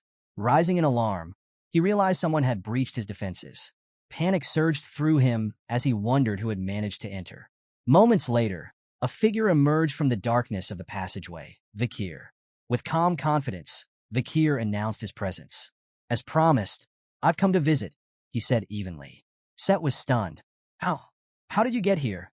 He demanded, trying to mask his growing unease. Vakir smiled faintly. I followed you, he replied. You didn't notice because you were so lost in thought. Set's mind raced. How had a mere mid-grade graduate managed to crack my traps? More troublingly, does he know the truth about my identity? Vakir, his gaze sweeping the cave, noted the bones scattered around. With a mocking tone, he asked, What have you been doing in such a chaotic place, Set? Looks to me like you're the demon behind the missing children in Underdog City. Set froze for a moment before letting out an evil laugh. So, you knew everything from the start, he sneered. Tell me, how did you figure it out? Vakir fixed Set with a cold, unyielding gaze, silently acknowledging that the demon had no intention of hiding his true nature any longer. Set, undeterred, advanced toward him, drawing his sword with malicious intent.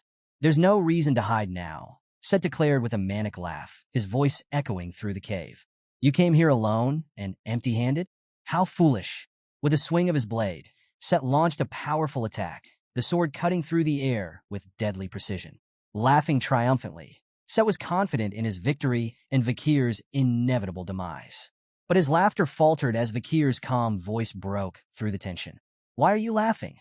Confusion clouded Set's mind until his eyes followed Vakir's gaze toward his own severed arm. Horror dawned on Set as he realized his hand was missing. The blade he had been wielding now lay useless on the ground some distance away. Set collapsed to his knees, clutching his severed arm in agony. A guttural scream tore from his throat as the pain seared through him, feeling as though his very soul had been ripped apart. His eyes darted to Vakir, his thoughts racing. When did he even draw a weapon? It was then that Set noticed the gleaming blade in Vakir's hand. Beelzebub, the sword of gluttony. Set's shock deepened. How do you have that? He demanded. That's the relic of the Grand King of Flies, the holy constellation of the ancient devil. Vakir smirked coldly. You demons seem to know yourselves well, he said, his voice cutting like ice. But tell me, should I call you Setla Baskerville? Or should I refer to you as one of the 10 elite corpses sent to this world to open the gate to the demon realm? Set's composure crumbled further. The revelation shook him to his core. How do you know about that? He shouted, his voice tinged with panic. But then his gaze fixed on Vakir, and his eyes widened in terror. What is your soul? Set stammered. Why does it smell like the blood of our kind? Have you been to hell before? Vakir's gaze burned with fury, his hatred radiating from him like a storm. He had pieced it all together. Set was the one who had framed him in his past life. The same Set who had feigned sympathy, who had manipulated him into thinking he was an ally, had orchestrated his downfall and execution. Vakir's lips curled into a sinister smile as he spoke, his voice dripping with malice. Wake up, demon. I won't let you die comfortably. Memories of the fall surged through Vakir's mind. Before his regression, the world had been thrown into chaos when the gate, a portal connecting the demon realm to the human world, appeared in the sky. The demons had poured through, marking the beginning of an apocalyptic invasion. The gate had been opened by the 10 elite corpses, high-ranking demons who first descended to Earth. Vakir remembered the prolonged war that followed, a desperate battle for survival. In one such battle, Vakir had faced one of these formidable beings. The result had been catastrophic. Of the 671 warriors who stood against the demon, 666 perished. Only 5 survivors remained, and 4 of them were left unconscious. In truth, there had been only one practical survivor, Vakir himself. The demons had spared him not out of mercy, but because they wanted to match the symbolic number of 666 victims. The overwhelming power of the elite corpses was destruction incarnate. These beings were calamities in themselves, their mere presence bringing devastation. Yet here Vakir stood, face to face with one of them once more. Vakir stood face to face with Set, now fully revealed as one of the 10 elite corpses, demons of immense power who had once brought ruin to the world. What unsettled him most was the timing. He hadn't expected to confront such a being a decade earlier than anticipated. His gaze swept across the cave, falling on the skeletons scattered around, the remains of children Set had devoured. Fury surged within him, but Set sneered, sensing his emotions. Why so upset? Set mocked. Don't worry. The children are still alive in my stomach, he added with a wicked grin, extending his hand. Haunting cries of children echoed through the cave, their voices calling for their mothers. Without hesitation, Vakir swung Beelzebub, the sword of gluttony, severing Set's arm before the demon could continue his taunts. Set howled in agony, but Vakir's voice was cold and unyielding. Shut up. The dead can't return, Vakir declared, his glare piercing through Set's pained expression. Clutching the stump of his arm, Set wailed in grief, but his cries quickly turned to laughter. His sly grin returned as he raised his now regrown arm. My regeneration's complete, Set announced, standing tall once more. He then shifted his tone, eyeing Vakir with curiosity. You and I, Set said, both harbor many secrets. He reflected on Vakir's unusual growth. Even Osiris, hailed as a genius, had reached mid-rank graduate at 30. Yet Vakir had achieved the same at 17, a feat unheard of. Set's gaze flickered to Beelzebub, the devil's holy constellation. You're an irregular, he mused. A wild card. Someone like you could be a significant threat in the future. With a sly grin, Set declared, I'll eliminate you now. Vakir, unshaken, returned Set's gaze with icy resolve. No, he said. You'll die here today. Set lunged, his attack swift and deadly. But Vakir deftly blocked the strike, their swords clashing in a flurry of sparks. As their duel intensified, Set smirked, believing he held the upper hand. His confidence stemmed from a Baskerville rule. Collateral and illegitimate members of the family were only taught up to the 4th technique. Set, a master of the 6th technique, believed it was impossible for Vakir to match him. He unleashed the Baskerville 6th technique, aiming to overwhelm his opponent. But to Set's shock, Vakir countered with the exact same advanced move. The realization struck Set like a thunderbolt. Vakir knew the 6th technique. Set stumbled backward, his disbelief palpable. How could you know that? He stammered. Vakir gave no answer, only pressing the attack. But Set recovered quickly, his twisted grin returning. You've still got secrets, don't you? He muttered. Feigning a frontal clash, Set launched a hidden strike, aiming for Vakir's blind spot. Just as Set's blade was about to hit, Beelzebub erupted with a surge of aura, stunning the demon. Taking advantage of the moment, Vakir executed the Baskerville 7th technique, sending Set flying. The demon crashed into the cave wall, coughing up blood. The 7th Fong? Set gasped, clutching his chest. How? That's a technique reserved for the patriarch. Vakir didn't hesitate. Charging forward, he drove Beelzebub into Set's chest, pinning him against the wall. With a cold sneer, Vakir mocked the demon. You demons think you're above humans, don't you? Look down on us with your big heads. Fooling you lot is easier than I thought. As Set writhed in pain, Vakir reflected on the coming fall, the cataclysm that had devastated the world before his regression. Back then, the 10 elite corpses had already amassed overwhelming power, and even the heroes who closed the gate couldn't hunt them all down. But now, the fall hadn't begun. The 10 elite corpses were scattered, weakened, and in hiding. This time, things were different. Leaning in close, Vakir whispered into Set's ear. His murderous intent was palpable as he spoke. You demons plan to bridge the human realm and the demon realm. You want to bring about the fall? His voice dropped to a chilling tone. Maybe killing you and your companions now would bring me some relief. Set's entire body shuddered, fear gripping him for the first time. How could a human, just a human, make him feel such terror? Grinding his teeth, Set roared in fury, his voice trembling with anger. Damn you, human, he spat.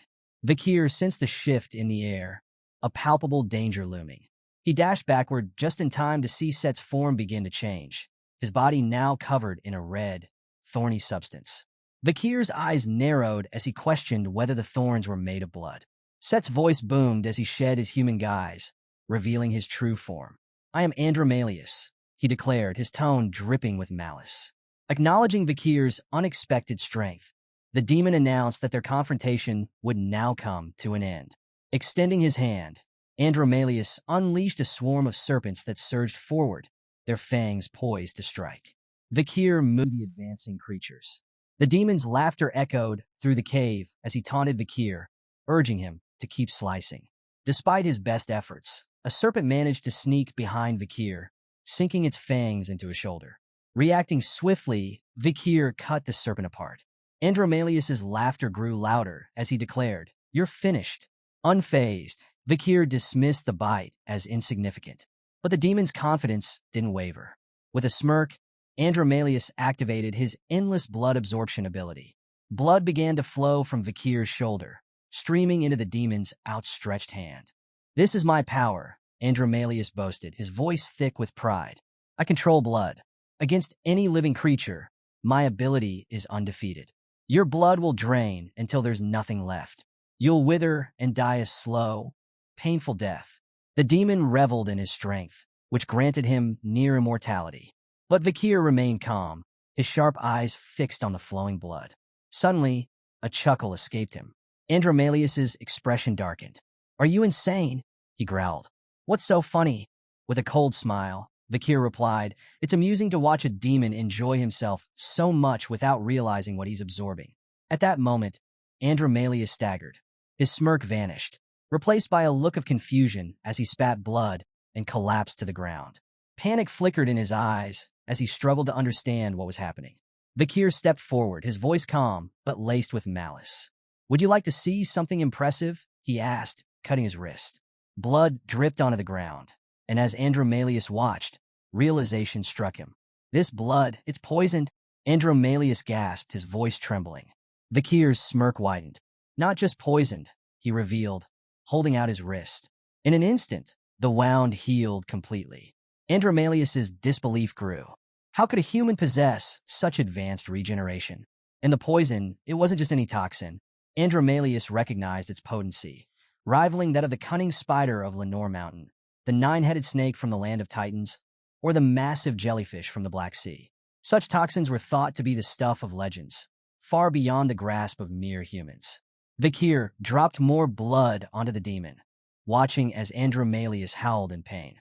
"The madam's poison works well, even on the 10 elite corpses," Vakir remarked, satisfied. Beelzebub emitted a faint sound, and Vakir understood its midsis sage. The madam herself must have been furious that her poison alone hadn't killed Andromalius outright. Vakir's realization confirmed his belief. With the Baskerville 7th technique and Beelzebub's power, even the 10 elite corpses could be defeated. Seizing the moment, Vakir slashed Andromalius with his sword. The demon reeled, coughing blood and bewildered by Vakir's monstrous strength. How had this human become so powerful? But Andromalius's thoughts quickly shifted to survival. His instinct screamed at him to escape and warn the other corpses. He needed to reclaim his scattered mana. Desperate, he dispersed the barrier protecting the cave. Vakir noticed the shift immediately. He watched as Andromalius raised his hand, commanding the water in the cave to transform. The liquid floated into the air, swirling before turning blood red. "This ability," Vakir muttered, his eyes narrowing. He recognized it as Andromalius's power to turn water into blood. Even weakened and incomplete, the demon's strength as a high-ranking elite corpse was formidable. The battle was far from over. Despite Andromalius's display of power, Vakir remained calm and confident. He believed that even with the ability to turn water into blood, Andromalius wouldn't be able to absorb it. Andromalius, however, sneered. "You misunderstand," he said, his voice dripping with malice. "This isn't for absorption." With a command, Andromalius summoned blood knights. From the pools of blood on the ground, armored figures began to form, each one radiating a menacing aura.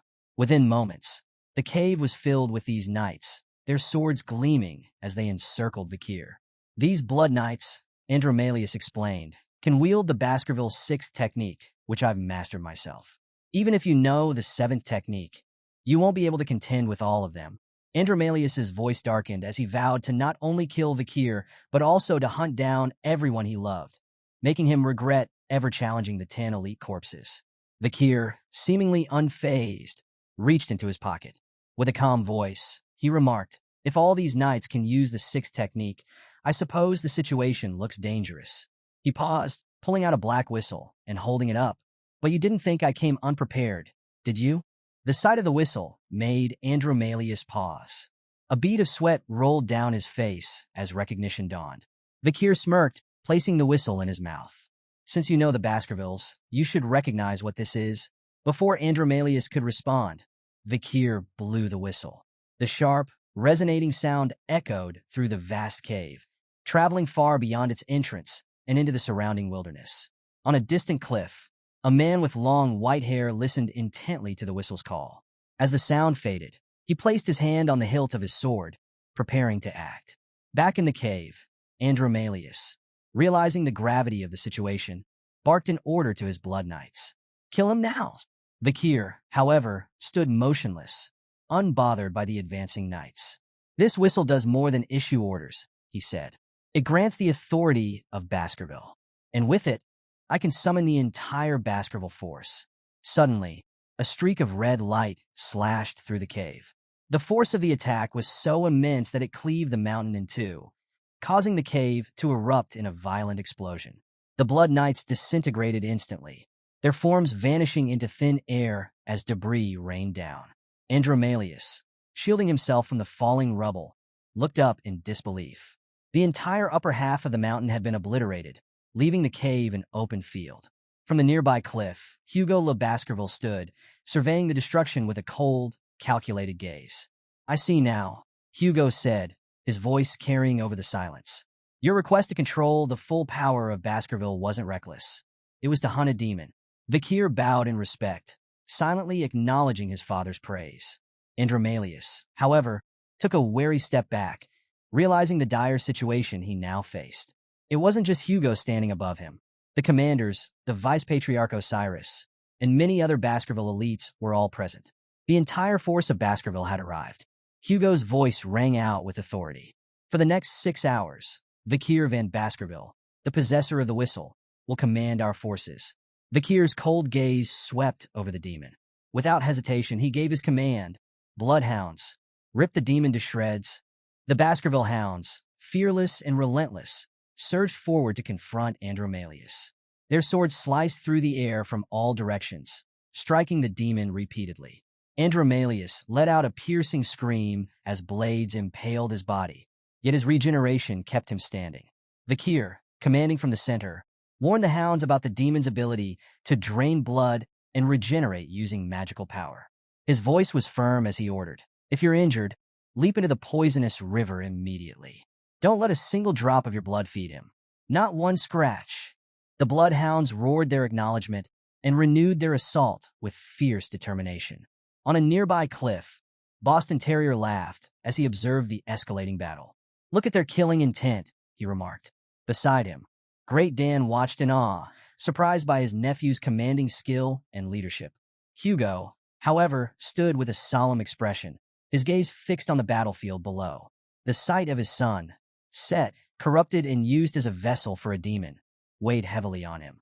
He couldn't help but wonder if this was the grim reality of the Baskerville bloodline. Amid the chaos, Andromalius lashed out at the bloodhounds with his snake-like arms, cursing their persistence. Despite his regeneration, their relentless attacks were depleting his magic power faster than he could recover.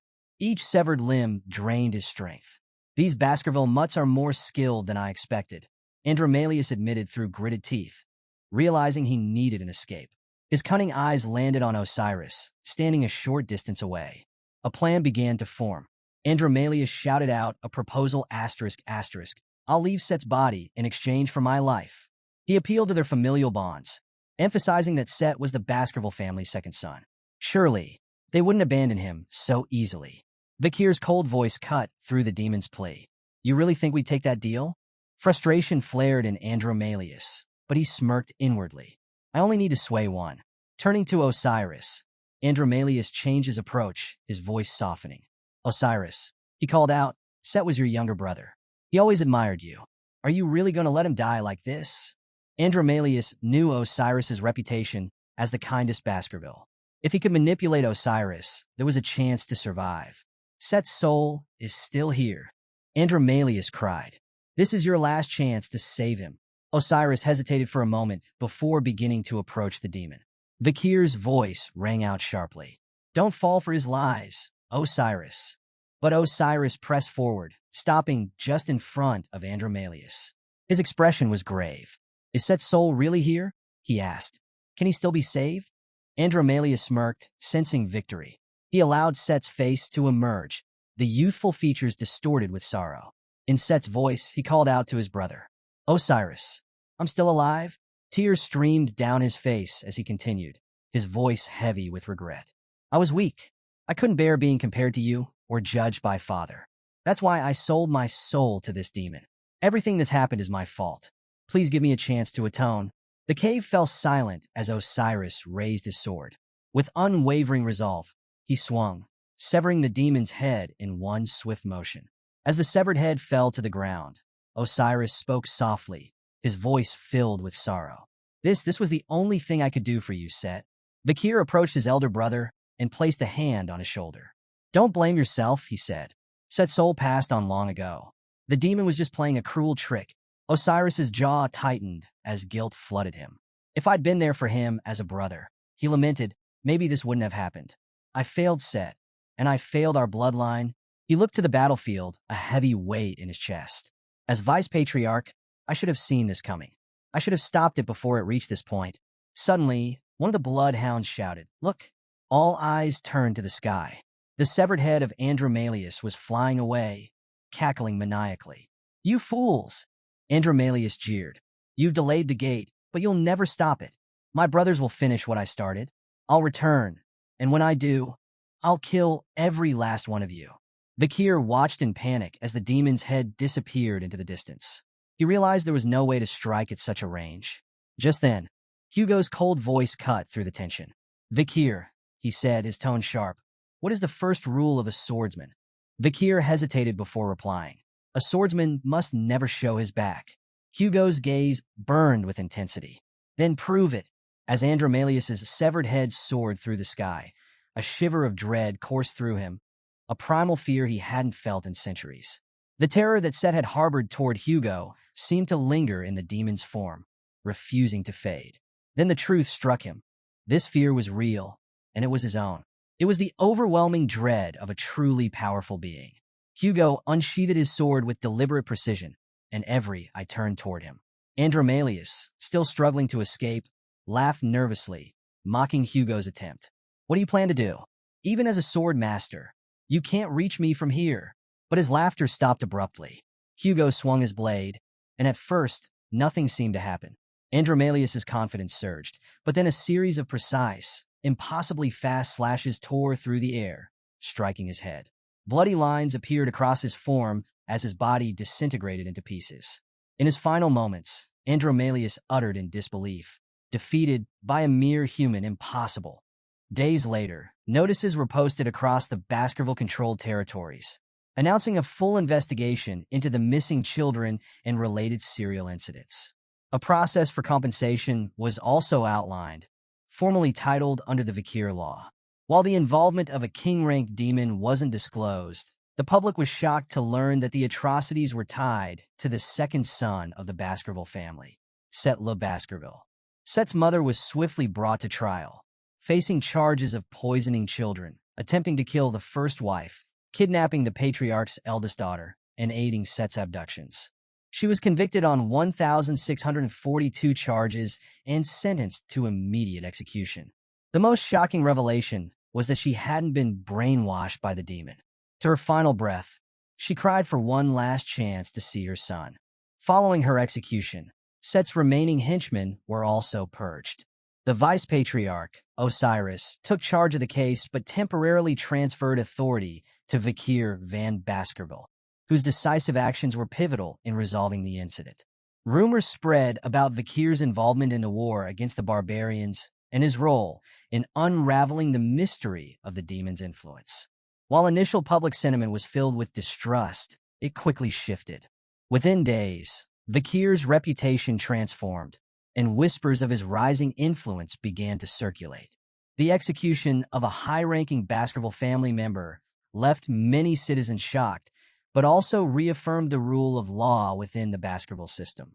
No one, not even the family's elite, was above its reach. At the villa, Hugo turned to Pomerian and asked, "What's different about me now?" Pomerian tilted her head in thought before replying, "Grandpa's beard is gone." Hugo chuckled and asked her opinion on his new look. Pomerian innocently remarked, "It looks so empty." Vakir observed the playful scene, momentarily feeling as if the chaos of recent events had never happened. He realized that, with everyone and everything connected to Set purged, the traces of the demon had vanished from Baskerville territory. Now, Vakir turned his focus to the future.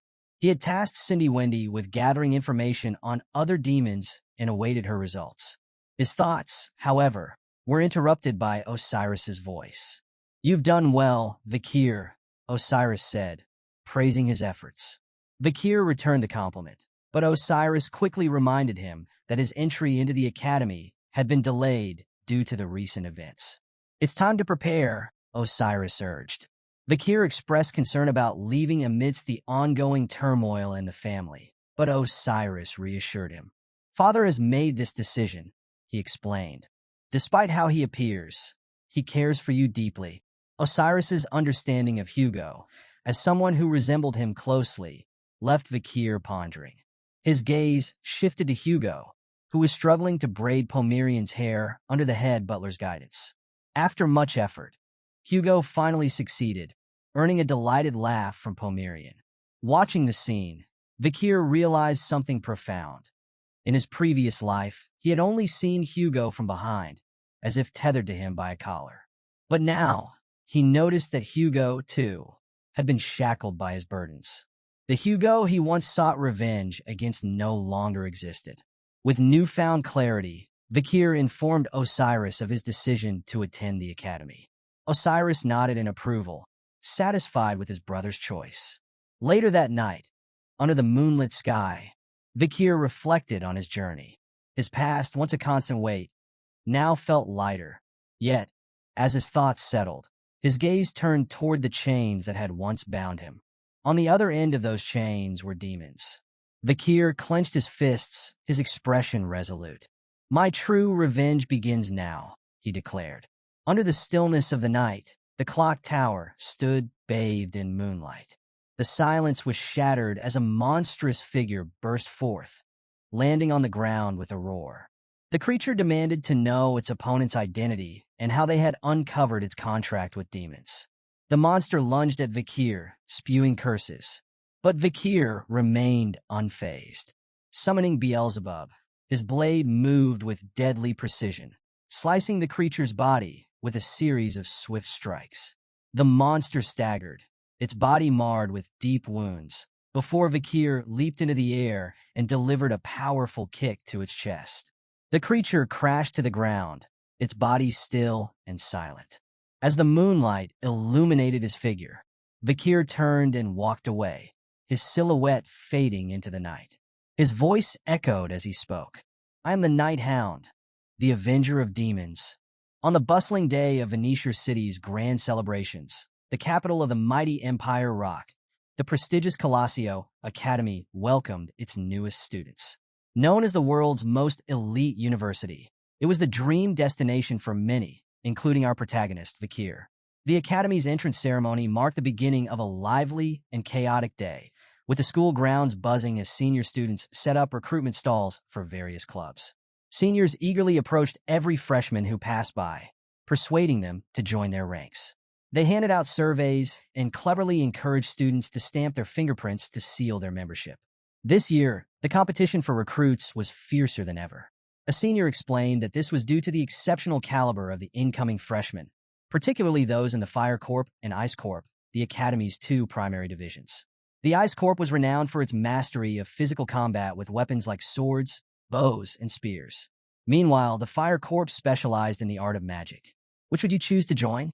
Beyond their core specialties, students spent their 4 years mastering a range of general knowledge, making them well-rounded and formidable.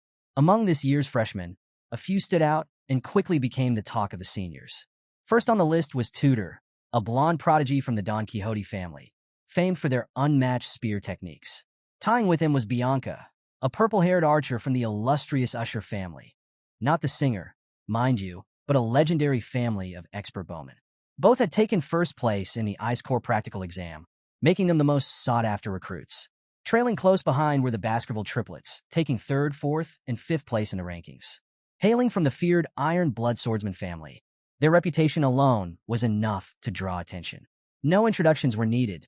Their names said it all. Over in the Fire Corps, another rising star had captured everyone's attention. Sinclair, a freshman with striking ash-gray hair, had dominated the practical exam and placed second in the theory exam. Her exceptional skills made her an undeniable force.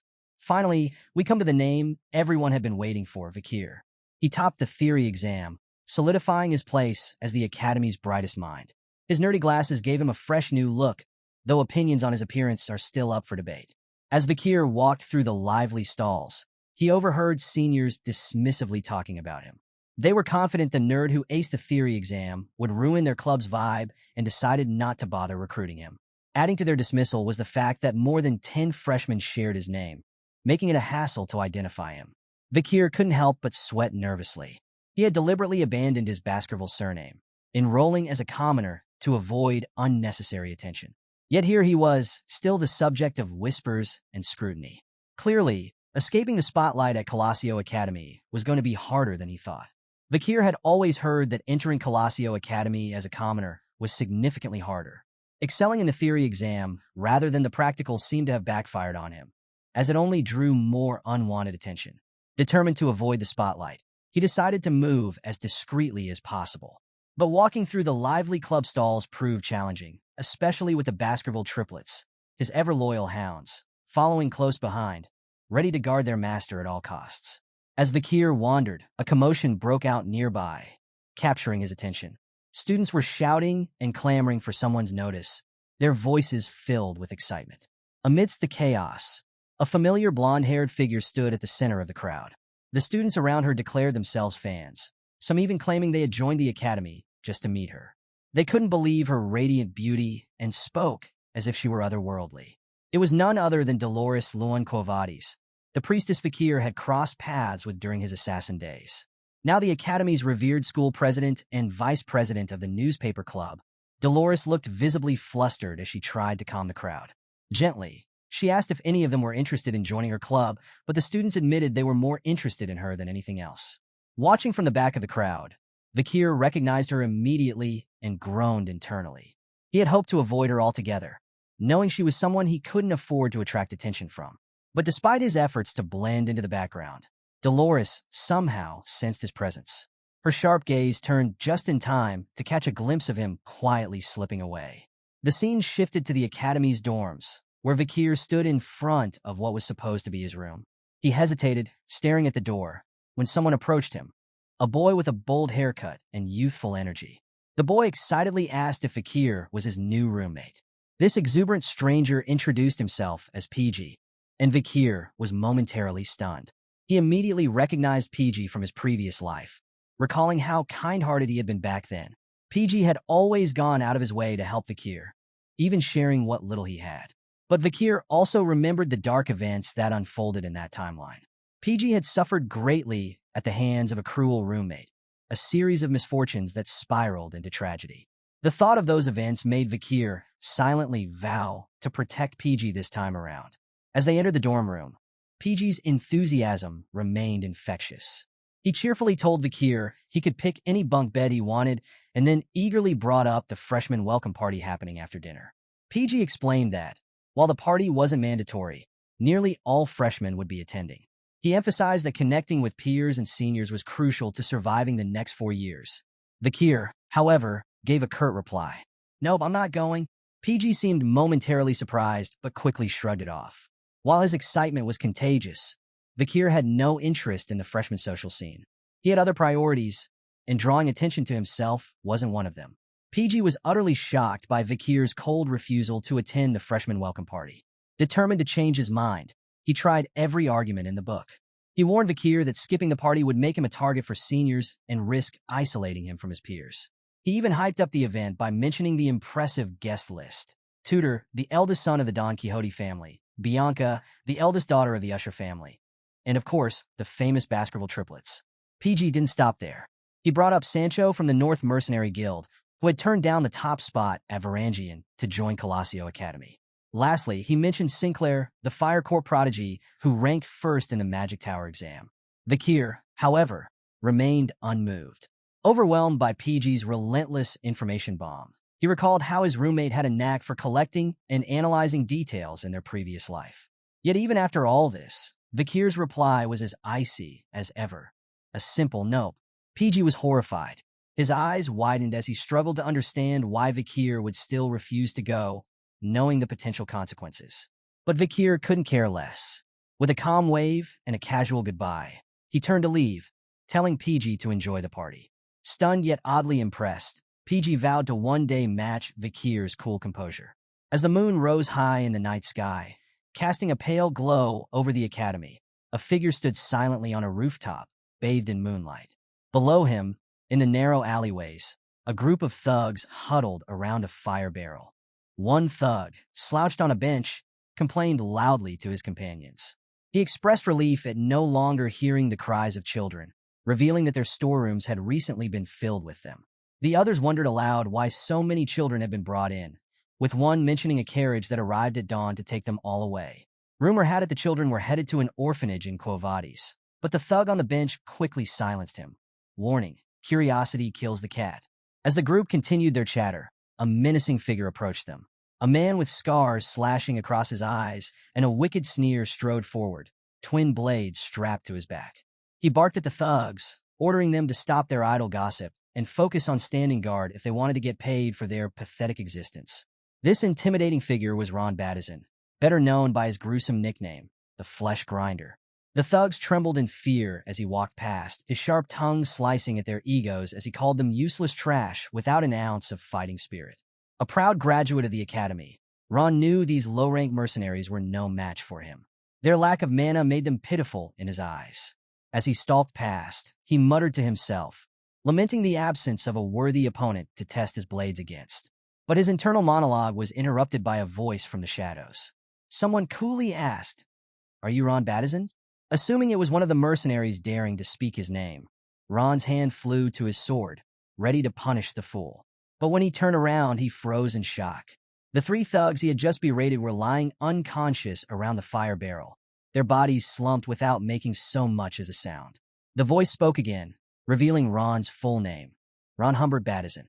The speaker began recounting Ron's dark past, describing how, for years ago, he had murdered a neighboring family and used them as sacrifices to form a contract with a demon. The shadowy figure continued, exposing Ron's crimes with chilling precision. After his heinous act, Ron had joined the Northern Guild Association and passed along intelligence to his demonic master. As the accusations piled up, fear began to creep into Ron's heart, his confidence shaken by this mysterious assailant who seemed to know everything about him. The mysterious voice revealed more of Ron's heinous acts. During his time as a guard for the Mankind Allied Forces, Ron had betrayed his own by secretly extracting information. Using a simple hand mirror, he exposed the location of the platoon's camp to the enemy, leading to their massacre. Despite the damning accusations, Ron dismissed them as useless chatter and demanded the voice show itself. Agreeing to his request, Vakir stepped out of the shadows, clad in his Assassin Creed outfit, and stood right behind Ron. He coldly stated that it was because of Ron's betrayal that the Allied platoon was slaughtered. Realizing too late that someone was behind him, Ron reacted instinctively, swinging his twin swords with all his might. For a brief moment, he thought he'd struck something. It felt too easy. Confusion dawned as he realized why. In the blink of an eye, both of his arms were severed cleanly at the shoulders. Ron screamed in agony, falling to the ground as blood poured from his wounds. Vakir, calm and efficient, stood behind him, his weapon, Beelzebub, already sheathed in his hand. Ignoring Ron's cries for mercy, Vakir grabbed him by the hair and forced him to face his gaze. Ron begged, claiming he didn't know anything about the Mankind Allied Forces. But Vakir's chilling reply froze him. "You don't know because it hasn't happened yet." Vakir demanded information about Ron's contract with the demon. But before Ron could fully respond, his face began to distort grotesquely. In an instant, Ron's head swelled and exploded, leaving a bloody mess behind. Vakir sighed, muttering that this made yet another demon worshipper whose head had exploded before revealing any useful information. Pulling out a worn notebook, Vakir opened its pages. Some names were crossed out with thick black strokes, others with blood. He added Ron's name to the list, marking him as the third in a row. This notebook, known as the Blacklist, was something Vakir had created using memories from his previous life, alongside investigations led by Cindy. The Blacklist documented every known demon worshipper who had betrayed mankind before the fall. Vakir had made it his mission to eliminate each one, ensuring their betrayal wouldn't repeat in this timeline. However, every demon worshipper he'd encountered so far had died the same way, with their heads exploding before divulging anything. Vakir concluded that this was a skill tied to the demon's contracts, likely triggered by one of the 10 elite demons hiding in the capital. Later that night, as the bell of a distant church chimed solemnly, the sound of slashing filled the darkness. In a nondescript building, Vakir stood on a balcony, blood dripping from his blades. Behind him, the remains of 29 demon worshippers littered the floor. Blood painted the walls and ceiling, evidence of his relentless battle. Absorbing Beelzebub back into his hand, Vakir reflected on his progress. Despite the sheer number of demon worshippers he'd slain tonight, he still hadn't uncovered any leads on the elite demon's whereabouts. The fight, he realized, was going to be long and arduous. Crossing out the names on his blacklist with a pen this time, he noted the lack of progress with frustration. He hadn't expected much on his first day, but the slow pace was disheartening. Still, he knew he had no choice but to persist. As the night wore on, Vakir leaped across the city's rooftops, returning to the academy. Landing gracefully on the branch of a tree overlooking the well-lit hall, he saw the freshman welcome party still in full swing. Dusting himself off, Vakir donned his nerdy disguise once again. With a quiet sigh, he decided it might be a good idea to stop by the party just in case. Inside the lively freshman welcome party, the atmosphere was buzzing. Students mingled, laughter echoed, and the buffet table was under siege as everyone helped themselves to the feast. Even the Baskerville triplets were in their element, chugging massive mugs of beer one after the other, leaving the crowd around them in awe of their drinking prowess. Dolores was, as usual, at the center of a loud fan frenzy. Her admirers were practically falling over themselves to proclaim their undying love for her. Meanwhile, Tudor, the blonde playboy, had no shortage of admirers as he was surrounded by swooning ladies. Bianca, ever composed, was busy pouring glasses of wine for her seniors, offering her respect with graceful precision. Standing quietly in the back, Vakir observed the scene with a keen eye. Among the crowd, he spotted Tudor and Bianca, two individuals he hadn't expected to see here. In his previous life, these two were among the great heroes who had led humanity to victory during the fall. Tudor, from the illustrious Azure Spearman family, had commanded the front lines of the battlefield with unparalleled courage and skill. Bianca, from the mystical Archer family, was an unparalleled markswoman who had slain countless demons. Yet, here they were, casual, carefree, and completely unaware of the grand destinies that awaited them. As Vakir scanned the room further, he recognized other familiar faces from the battlefield. A small smile tugged at his lips as he took it all in. It felt surreal seeing these future heroes in such a lighthearted setting. He briefly wondered if another key figure, Kimu Morg, was also among them. While Vakir mused, an uneasy situation was unfolding across the room. PG, his roommate, was trembling as a group of seniors circled around him, pressuring him into singing. The timid boy tried to refuse, but the seniors weren't having it. A female senior approached, carrying an enormous jug of alcohol, and sneered at him. If PG didn't want to sing, she said he'd have to drink the entire jug in one go.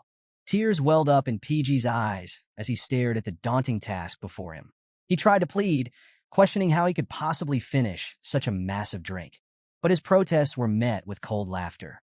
The seniors pushed him, repeating their demand with no sympathy for his distress. Realizing he couldn't back down, PG reluctantly lifted the jug and began chugging, determined to do as they said. The seniors laughed louder, mocking him as he struggled to down the heavy liquid.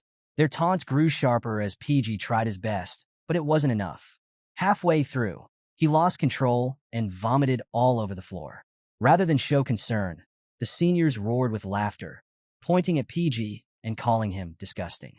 They quickly coined a cruel nickname for him, the Vomit Pig. Tears streamed down PG's cheeks as he tried to catch his breath, humiliated and defeated. Vakir appeared from the shadows, his calm demeanor unshaken. Without a word, he swept his cape across the floor, covering the vomit and shielding PG from further humiliation. The seniors froze, stunned by the sudden intervention of this nerdy-looking boy. "Who is this guy?" one of them muttered, disbelief etched on their faces. Vakir didn't bother to answer. Standing tall, his presence radiated a quiet authority that silenced the jeering crowd. For PG, it was as though a lifeline had been thrown his way. His hero had arrived. Vakir glanced at PG, his expression unreadable but his thoughts heavy. Memories of his previous life surfaced, where PG's time at the academy had been cut short. Unable to endure relentless bullying, PG had dropped out, taking on a tough life as a low-ranking government official while caring for his parents. Despite his struggles, PG had shown incredible courage when the fall began, volunteering to fight on the front lines. His brilliant strategies and analytical mind had saved countless lives, including Vakir's. This little man was one of the few people Vakir had truly respected as a friend. Watching him suffer now ignited something within Vakir, who couldn't stand idly by. He calmly told PG to head back to the dorm, promising to handle things here. As PG hesitated, a senior placed a hand on Vakir's shoulder, demanding to know if he was crazy for interrupting them. The senior took it further, repeatedly slapping Vakir across the face until his cheek turned red, mocking him for stepping in so confidently. The situation escalated when the Baskerville triplets arrived. Their eyes burned with a bloodhound-like intensity as they witnessed their master being struck. Their anger filled the air, but before they could act, Vakir's calm, icy demeanor held them in check. Pushing his glasses up, his own bloodhound eyes lit up with a cold fire, silencing the triplets. They instantly remembered his warning. Revealing his true identity at the academy would result in their deaths. A female senior intervened, telling her friend they shouldn't be so rough on the freshmen. Instead, she suggested a fair way to settle things. Giggling, she proposed that if Vakir could drink an entire jug of alcohol, they would let both him and PG go. PG quickly protested, not wanting Vakir to get dragged into his problems. But Vakir ignored him, grabbing the jug without hesitation. To the shock of everyone, he began drinking, gulping down the potent mix of vodka and rum as if it were water. The female senior smirked, confident that no ordinary human could handle such a concoction. Yet, as Vakir continued to chug without stopping, her smirk faded, replaced by disbelief. The other seniors were equally stunned, their expressions frozen in awe. Finally, Vakir slammed the now empty jug onto a nearby table, wiped his mouth, and calmly grabbed PG by the arm. Without giving the stunned crowd a second glance, he said a single word, "Bye." The pair turned to leave, but the same senior who had slapped Vakir earlier grabbed his shoulder once again. That was a mistake. The moment he touched Vakir, a wave of crushing pressure filled the air.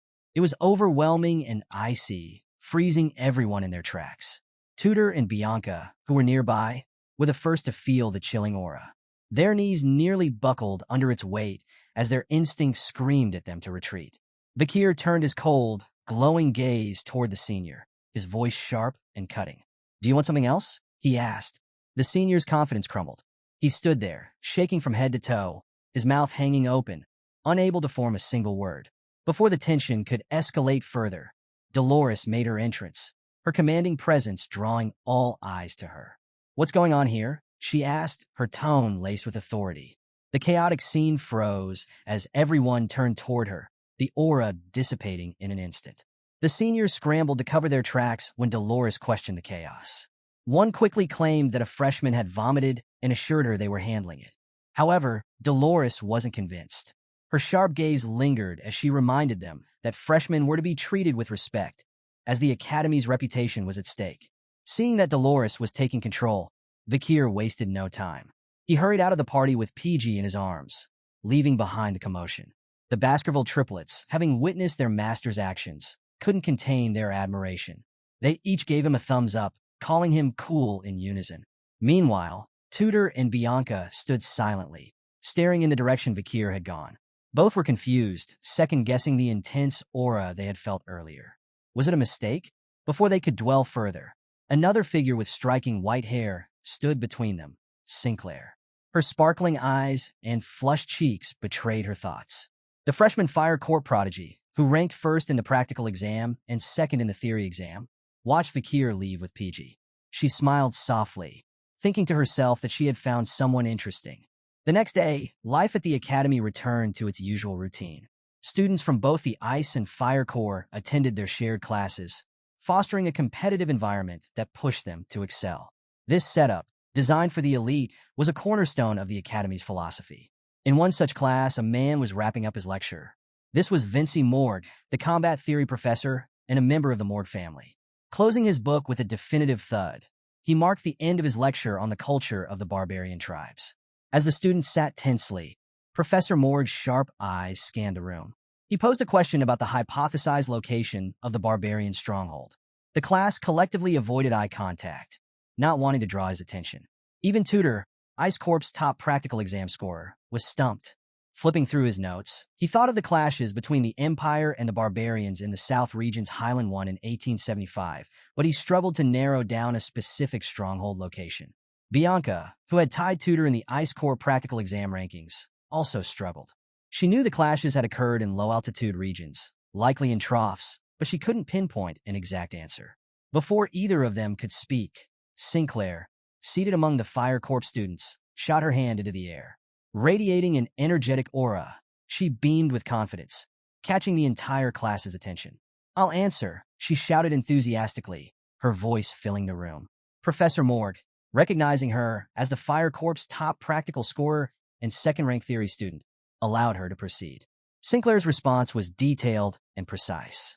She explained that, according to military academia, the key clashes with the barbarian tribe had occurred in Highlands 1 for 5, 7, 8, 30, 75, and 207. She went on to note that, except for Highland 8, which was located on a mountain peak, all the other battle sites were in troughs. Using this data, she confidently deduced that the barbarian stronghold must also be in a low-altitude region. While the class absorbed Sinclair's thorough answer, one student seemed entirely unfazed. Vakir, sitting one row behind her, he sat with his eyes closed, deep in thought. PG glanced at him, wondering if Vakir was asleep, but he couldn't have been more wrong. Vakir's mind was consumed with last night's events. The 29 demon worshippers he had slain had all shared two horrifying traits: a demonic stench and a gruesome end where their faces exploded before death. Piecing together the pattern, Vakir concluded this was likely tied to the skills of the elite demon corps hiding in the capital. His thoughts narrowed to one potential location where the demon could be lurking. Determined to confirm his theory, Vakir resolved to contact Cindy for help investigating the area. As Vakir sat lost in thought, PG tapped him on the shoulder, whispering his name to grab his attention. Opening his eyes, Vakir realized the entire class was staring at him. Professor Morg, furious, wasted no time calling him out.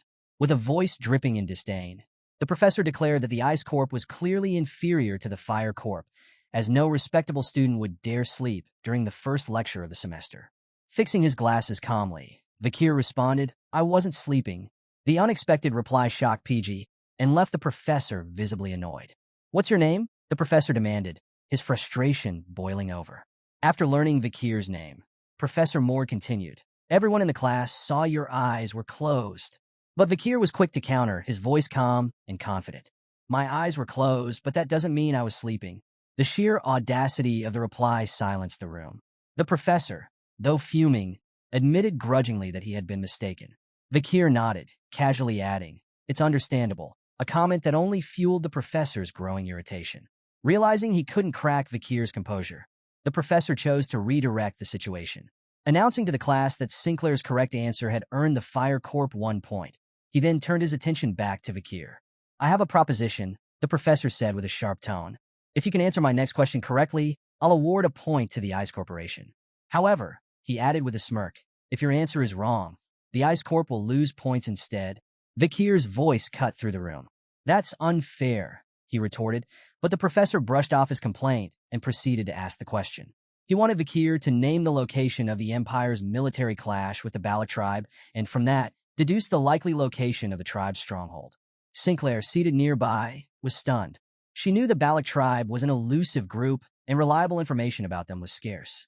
The question was designed to be nearly impossible. Bianca, however, was seething. Silently cursing Vakir, she thought his arrogance would doom the Ice Corp, labeling him an idiot for bringing this mess upon them. Unbothered by the rising tension, Vakir closed his eyes briefly, recalling a vivid memory. He pictured the Balak tribe dancing around a campfire, laughter echoing through the night as they held meat in their hands. They were more than just a distant tribe to him. They were family in another time, people who had shared precious moments with him. A small, nostalgic smile crept onto his face before he opened his eyes and confidently delivered his answer.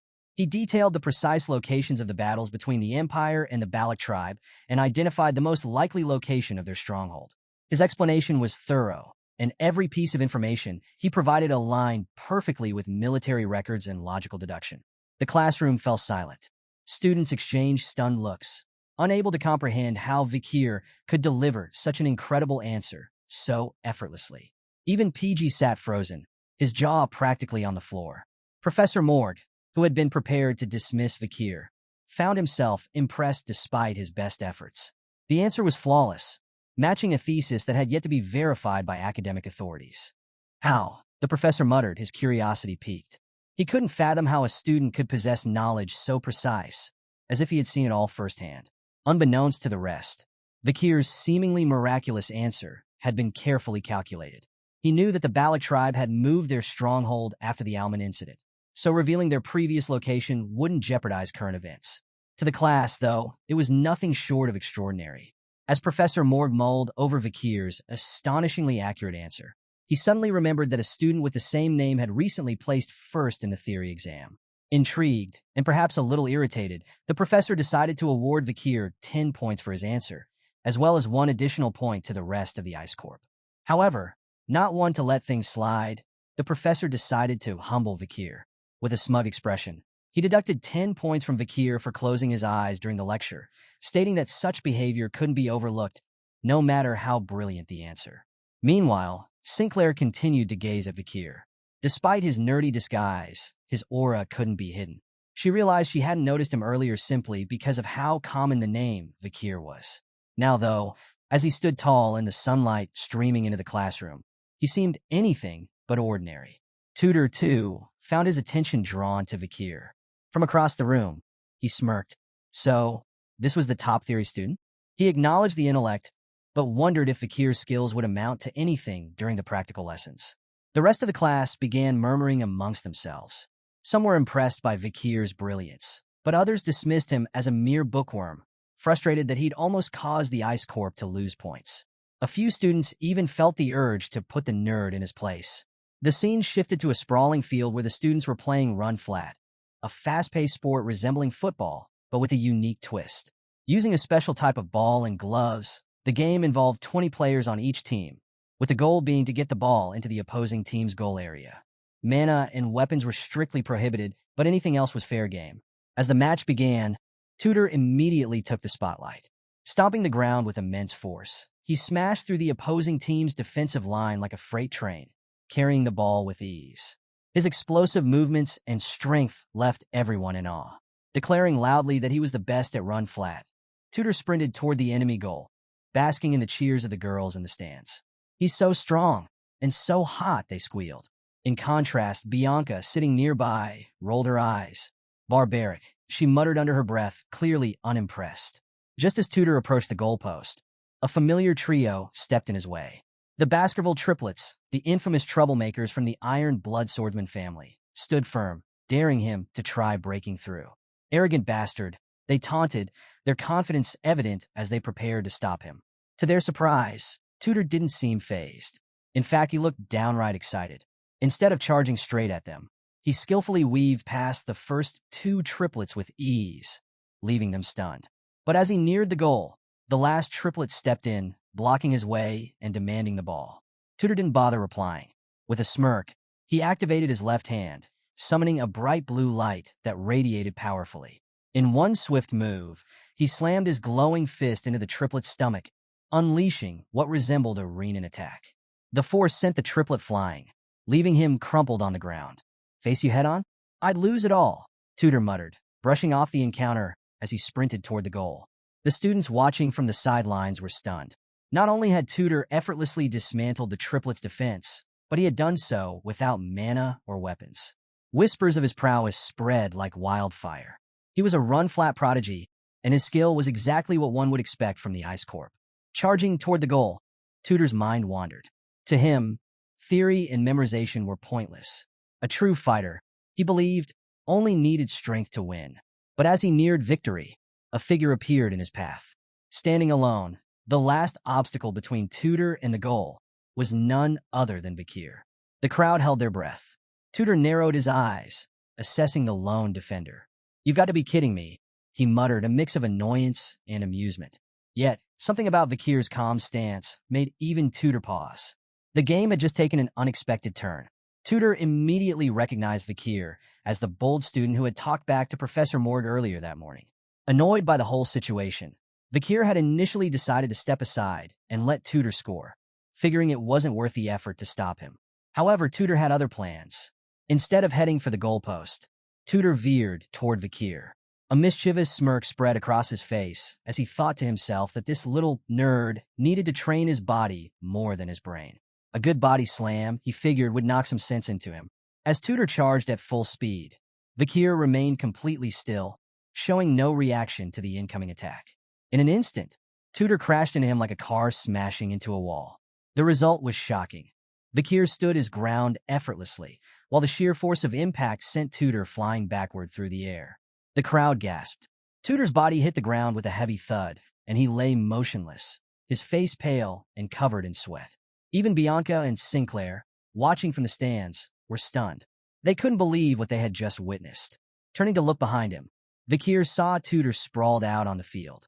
He furrowed his brows, wondering why this blonde kid had decided to ram into him in the first place.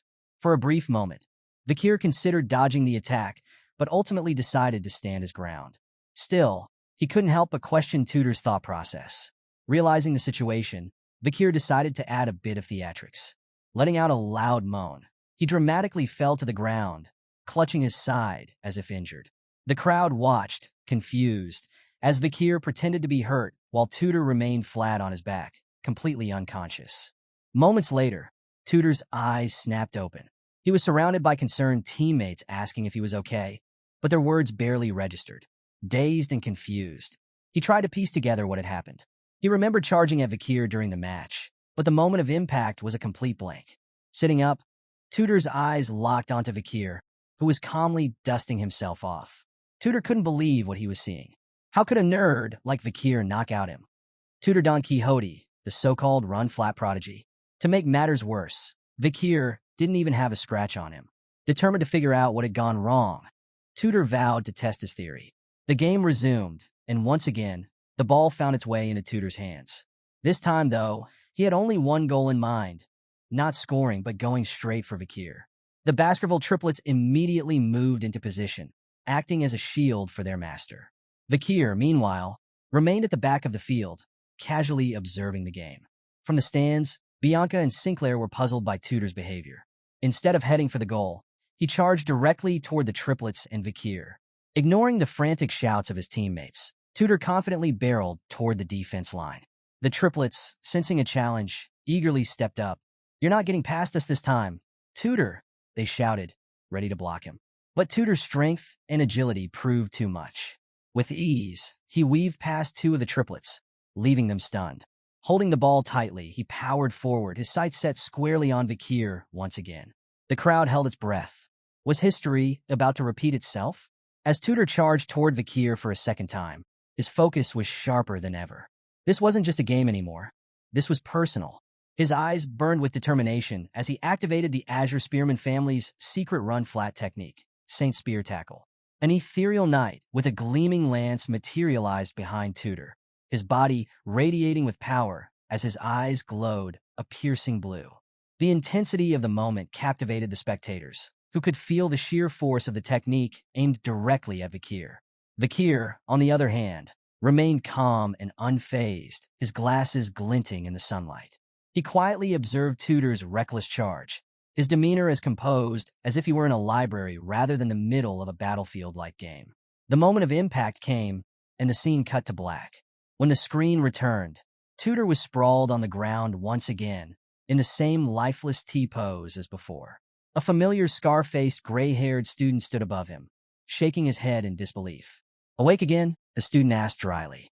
Tutor jolted upright, his confusion evident. What just happened? Did I faint again? As he tried to make sense of his second failure, the muscular student next to him, Sancho Barataria, calmly explained. You used your family's killer technique, slammed straight into Vakir at full speed, and got bounced off. Again, the students watching were in stunned silence, realizing that even Tutor's most powerful move couldn't faze Vakir. Sancho, tightening his headband, looked at Tutor with newfound determination. I get it now. This guy, Vakir, he's hiding something, and I can't just sit back and watch a friend get knocked out twice in a row. Sancho, a transfer student from the North's Mercenary Guild Association, wasn't your average player. His towering physique and raw strength were so overwhelming that he wasn't even allowed to compete in his age group back home. This run-flat match was supposed to be beneath him, but after seeing Vakir casually neutralize Tutor's attacks, he couldn't resist joining the fray.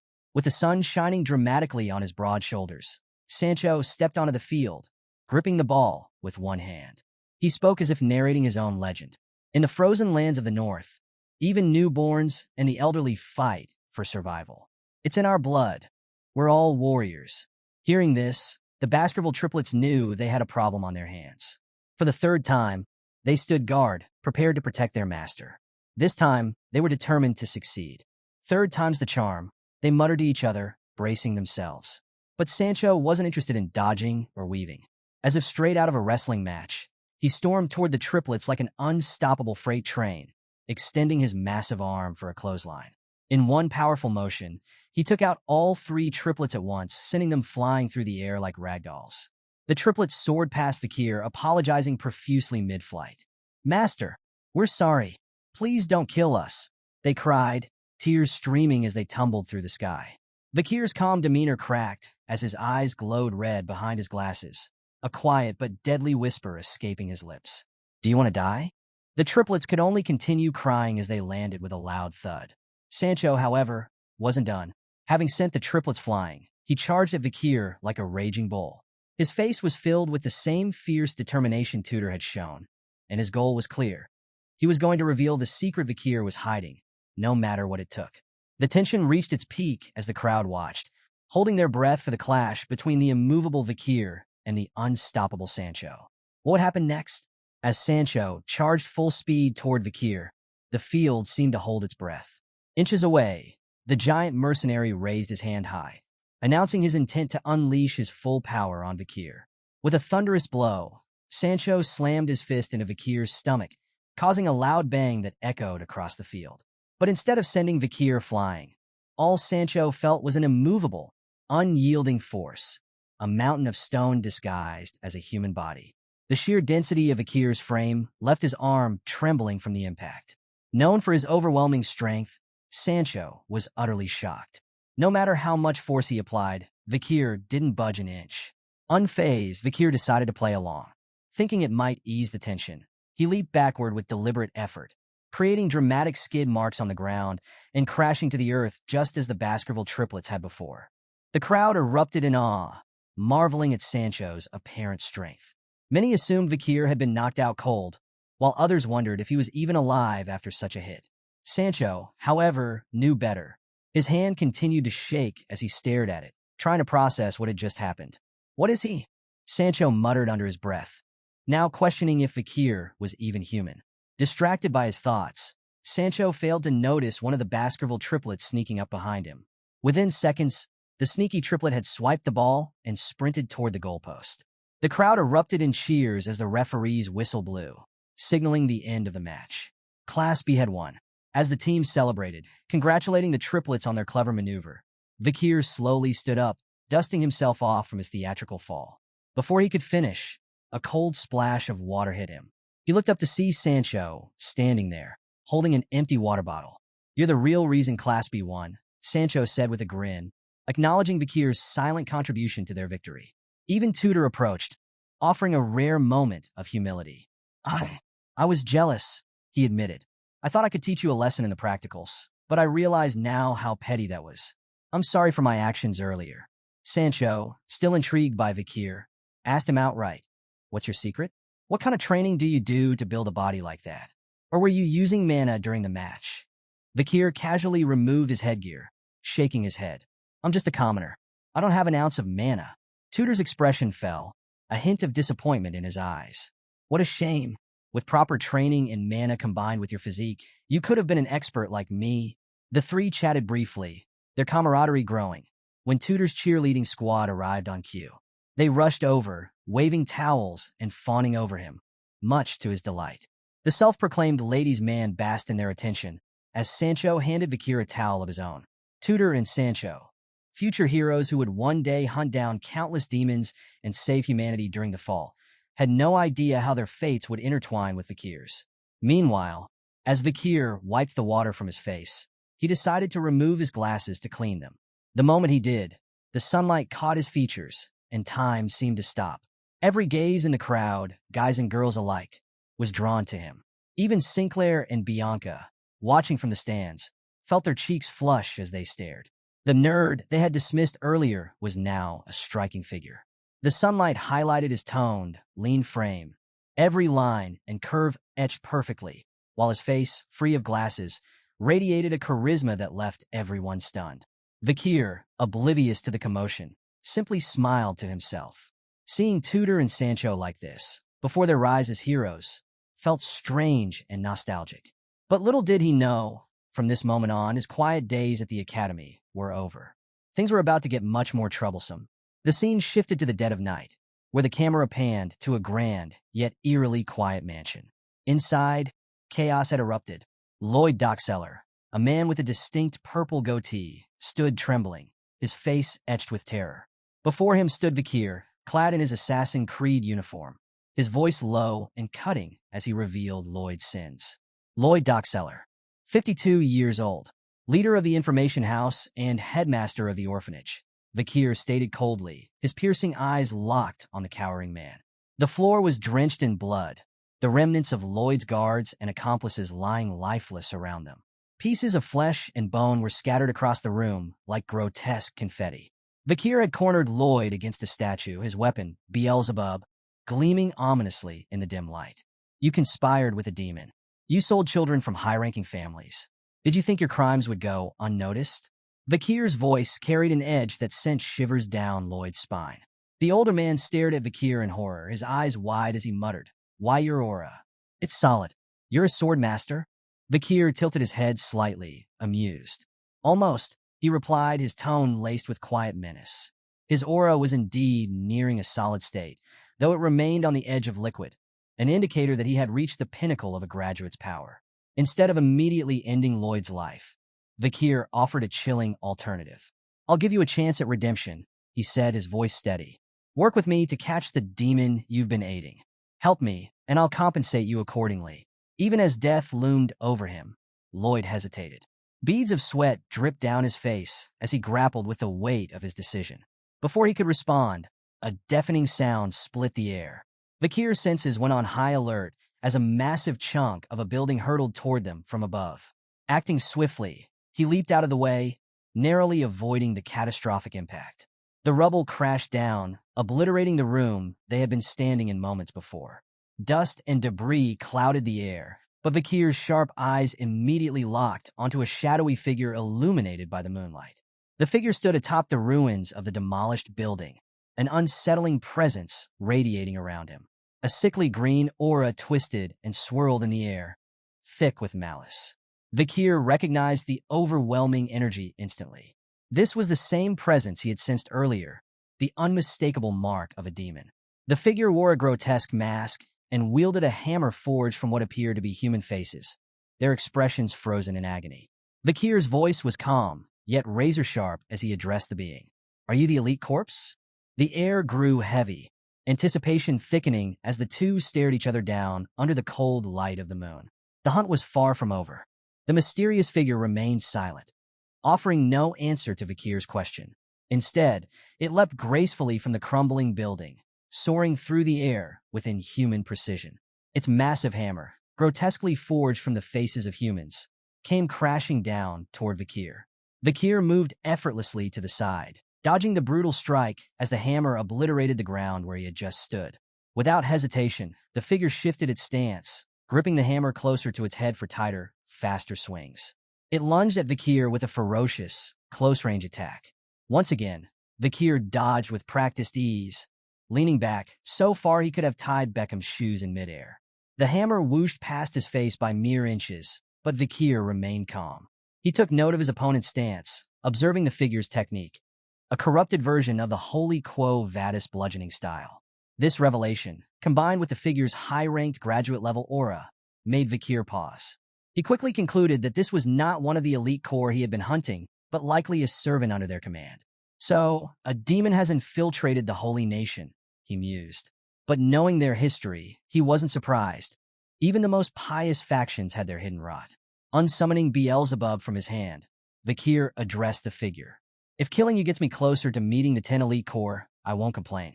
You made my job easier. The masked figure responded with action, leaping into the air once more and bringing its hammer down with tremendous force.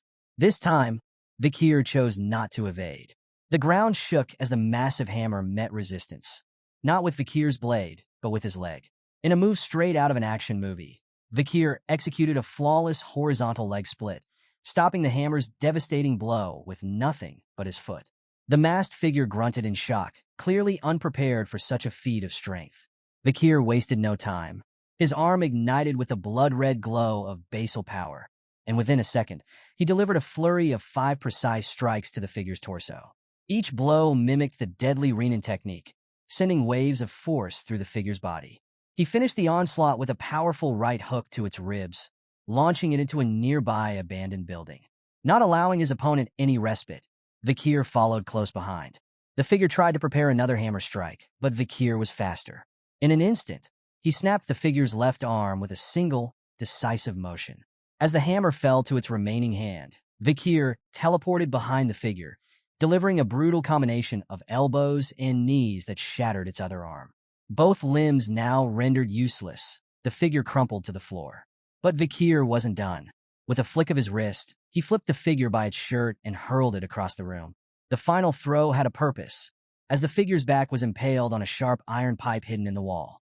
Pinned and unable to move, the figure let out guttural grunts, the only sounds it could muster.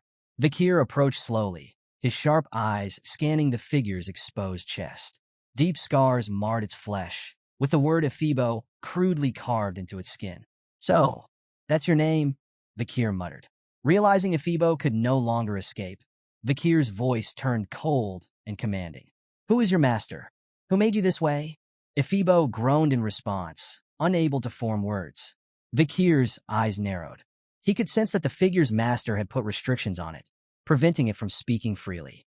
Gripping the iron pipe impaling Ephibo, Vakir twisted it mercilessly. "Interrogation doesn't have to rely on words," he said with chilling precision. "Your blood, your mana, your bones. Everything in your body will give me the answers I need." Ephibo writhed in agony as Vakir prepared to extract the truth by any means necessary.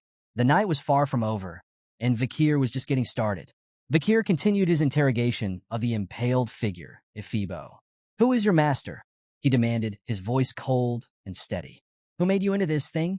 Ephibo groaned in pain, his mutilated body twitching as if trying to respond.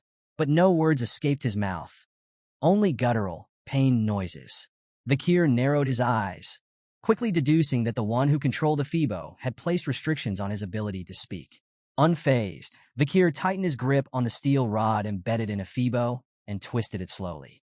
Ephibo's muffled cries filled the air, but Vakir's tone remained calm and methodical. "Words aren't the only way to get answers. Your blood, your mana concentration, even the breaks in your bones. They'll tell me what I need to know." With a chilling resolve, Vakir leaned closer. "Your interrogation starts now."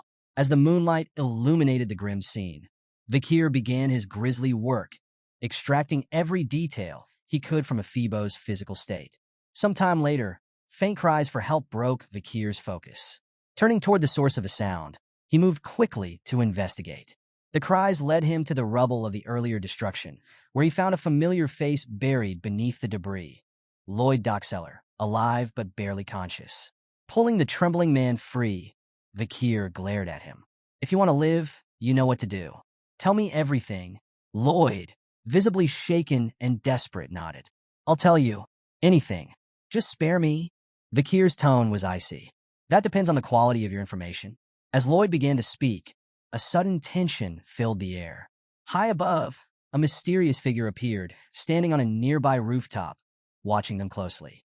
Vakir's sharp senses locked onto the figure. It wore a familiar academy uniform, its presence exuding an ominous aura. Distracted for a moment, Vakir turned his attention to the rooftop, but the figure vanished before he could fully assess it. There was something unsettlingly familiar about that presence. Returning his focus to Lloyd, Vakir realized something was wrong. Lloyd's body convulsed violently, his mouth opening unnaturally wide. To Vakir's disgust, Lloyd began regurgitating 3 severed heads, their lifeless expressions frozen in horror. "Ew," Vakir muttered, his voice tinged with both irritation and disgust. Before he could intervene, a bright green light emanated from Lloyd's body. The light intensified rapidly until, in an instant, a massive explosion erupted, leveling everything in its path. The sound of the explosion echoed throughout the city, causing bells from a nearby church to ring. Panicked citizens poured into the streets, shouting in alarm. Smoke rose into the sky as a battalion of soldiers rushed toward the scene of the destruction. Among the soldiers was Dolores Linquovadis. Arriving at the crater left by the explosion, she immediately began questioning her men. "What happened here? Were there any casualties?" One soldier stepped forward. "We're still investigating, Saintus, but the blast was so powerful that there's almost no evidence left behind." Dolores, unfazed, started meticulously exploring the area. The destruction, while extraordinary, didn't distract her from the smaller details. The traces of a battle etched into the remains of the orphanage. Her mind raced with questions. What kind of evil had been fought here? As she scoured the area, her eyes caught something on the ground. It was a small, broken piece of a mask. Recognizing it immediately, Dolores quickly knelt down and covered it with her skirt, ensuring no one else saw it. A nearby soldier noticed her strange behavior. "Saintus, are you all right? You look unwell." Dolores, still kneeling, replied shakily, "I'm fine. Just feeling a bit sick. Don't worry about me." The soldier nodded, adding that there were no reported casualties. "You shouldn't push yourself, Saintus." Dolores nodded absently, but was internally in turmoil. The piece of the mask belonged to the night bloodhound. She had no doubt about it. Her mind raced with conflicting emotions. The man she had once seen as a savior to the poor, the one who had treated the slum dwellers with devotion during the Red Death outbreak, was somehow involved in this incident. Had the night bloodhound really committed such atrocities? Or was there another truth hidden in the shadows? Covering the masked fragment further, Dolores resolved to find answers. But for now, she was forced to maintain her composure, hiding her growing fears and doubts from the soldiers around her. The scene opened back in the classroom, where Professor Morg, perpetually irritated, stood next to a massive, scorpion-like creature known as a Venompian. Its sheer size, enough to take up half the table, made it a chilling sight. The professor's sharp eyes scanned the class as he held up a report, demanding to know which student had written it. When it was revealed to be none other than his least favorite student, Vakir, the professor's irritation turned to disdain. The report claimed that the Venompian had a second venomous fang hidden in its abdominal exoskeleton, an assertion the professor dismissed as absurd and likely fabricated. Deciding to make an example of Vakir, he declared that if this claim turned out to be false, he would deduct 10 points from every ICE core student. Hearing this, Vakir felt a flicker of panic. He realized that while his report was correct, the information hadn't been discovered in this timeline. He watched tensely as the professor grabbed a scalpel, determined to prove the claim false. The professor approached the Venompian with theatrical precision, the scalpel gleaming in the classroom light. With exaggerated care, he made an incision in the creature's exoskeleton. At first, only a trickle of blood seeped out. Then, in a flash, a needle-like fang shot out from the creature's body, covered in purple venom and aimed straight for the professor's head. The classroom erupted into gasps as the projectile zipped through the air. For a moment, it seemed like the professor's life was over, until the venomous fang stopped mere inches from his face. The professor stumbled back and fell to the floor with a high-pitched scream, his face pale and drenched in sweat. Vakir stood calmly in front of him, his book raised like a shield. He had intercepted the fang just in time. Lowering the book, he looked at the professor with a calm expression. "Is that enough proof for you?" he asked dryly. The room fell silent as the professor processed what had just happened. Not only was the second venomous fang real, but its existence explained the mysterious deaths that had baffled researchers for years. The professor's shock quickly gave way to an awkward attempt at salvaging his dignity. Clearing his throat, he announced that all Ice Corps students would receive an additional point for Vakir's groundbreaking discovery. He then invited Vakir to his research lab after class to provide more details on his report. Vakir nodded nonchalantly and returned to his seat at the back of the classroom. As Vakir walked past, whispers erupted among the students. "Did you see that? He saved the professor. And he was right about the Fong. How did he even know that?" For the first time, Vakir's classmates began to see him in a new light. Many who had dismissed him as a nerd now viewed him with a mix of awe and respect. "He's good at academics and sports," someone murmured, recalling his performance during the run-flat match against Tudor and Sancho. Reaching his seat, Vakir was greeted by PG, who whispered, "Nice work." Vakir ignored the praise, closing his eyes and retreating into his thoughts. The explosion from the previous night replayed vividly in his mind. The orphanage had been obliterated, and Vakir had suffered severe injuries. The blast had burned away his skin, leaving raw muscle exposed, and even blown off his hand. Though his abilities allowed him to regenerate almost instantly, the pain had been unbearable. The only thing he had salvaged was a ledger from the headmaster's safe. Its contents listed the locations of children used as food for demons, but the locations were scattered and seemingly unconnected. This raised a chilling possibility. There could be multiple elite corps hiding in the capital. Yet what troubled Vakir most was the shadowy figure he had seen on the rooftops during the chaos. Wearing the same academy uniform as him, the figure had watched with an unsettling grin before vanishing. The thought lingered in Vakir's mind. Could one of the 10 elite corps be sitting in this very classroom? Within the walls of the academy, a certain club had an influence far beyond its modest appearance. The Lyceum Newspaper Club, renowned across the capital, published a daily paper that sold out like hotcakes. Its reputation for uncovering stories of intrigue and excitement was thanks to the efforts of its meticulous leader, Dolores Luan Quo Vadis. Dolores, a third-year academy student with her signature blonde hair and wing-like head accessory, was welcoming the newest members of the club with her usual enthusiasm. Joining Lyceum wasn't easy. It demanded persistence and skill. So every new recruit represented untapped potential. With a smile that carried equal parts excitement and authority, Dolores called for introductions to begin. The first to step forward was Tutor La Mancha Don Quixote, a first-year Ice Corps student. His introduction was ambitious as he declared his intention to become an elite, not just in his class, but also within the club. Next was Sancho Barataria, the towering figure from the Fire Corps. Sancho's voice boomed as he expressed his frustration with being perceived as nothing more than a brute. He had joined the club to prove his intellectual side, a statement that earned a few chuckles from the group. Sinclair, a fire-haired prodigy and Fire Corps' top freshman, confidently explained her reason for joining. "Money and information are power," she said, her tone pragmatic. However, she clarified that her true focus was on the importance of gathering and managing information. The fourth recruit, Bianca Pa Usher, gave a much simpler introduction. Coming from the illustrious Usher family, she stated matter-of-factly, "I chose the club with the clearest vision. I'll do my best." Her concise approach drew nods of approval. Fifth in line was PG, a nervous first year who stuttered through his introduction. Despite his nerves, he managed to shout enthusiastically that his love for gathering and analyzing information made the Lyceum Club a perfect fit for him.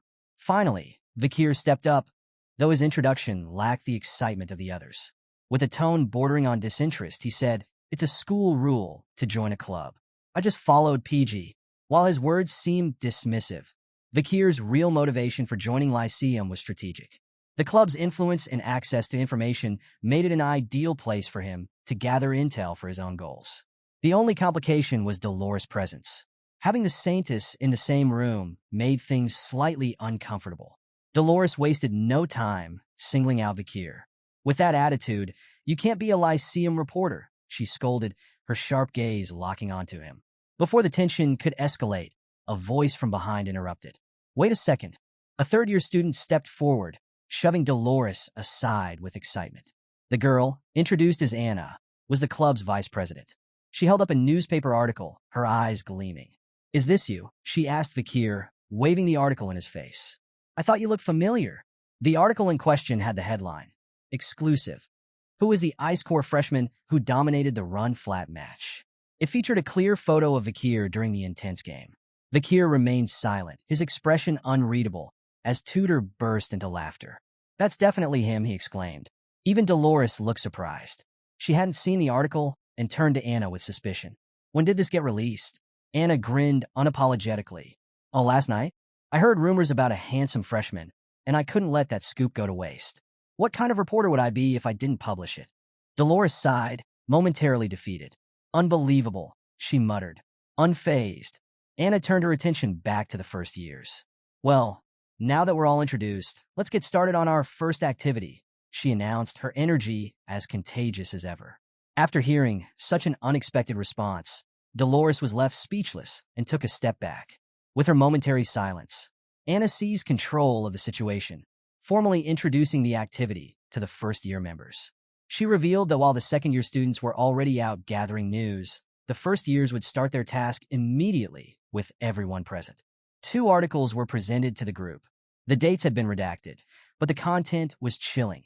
A suspicious, unidentified assailant had burned an orphanage to the ground during the early hours of the previous night. Everyone in the club gathered around a table, scanning the grim details.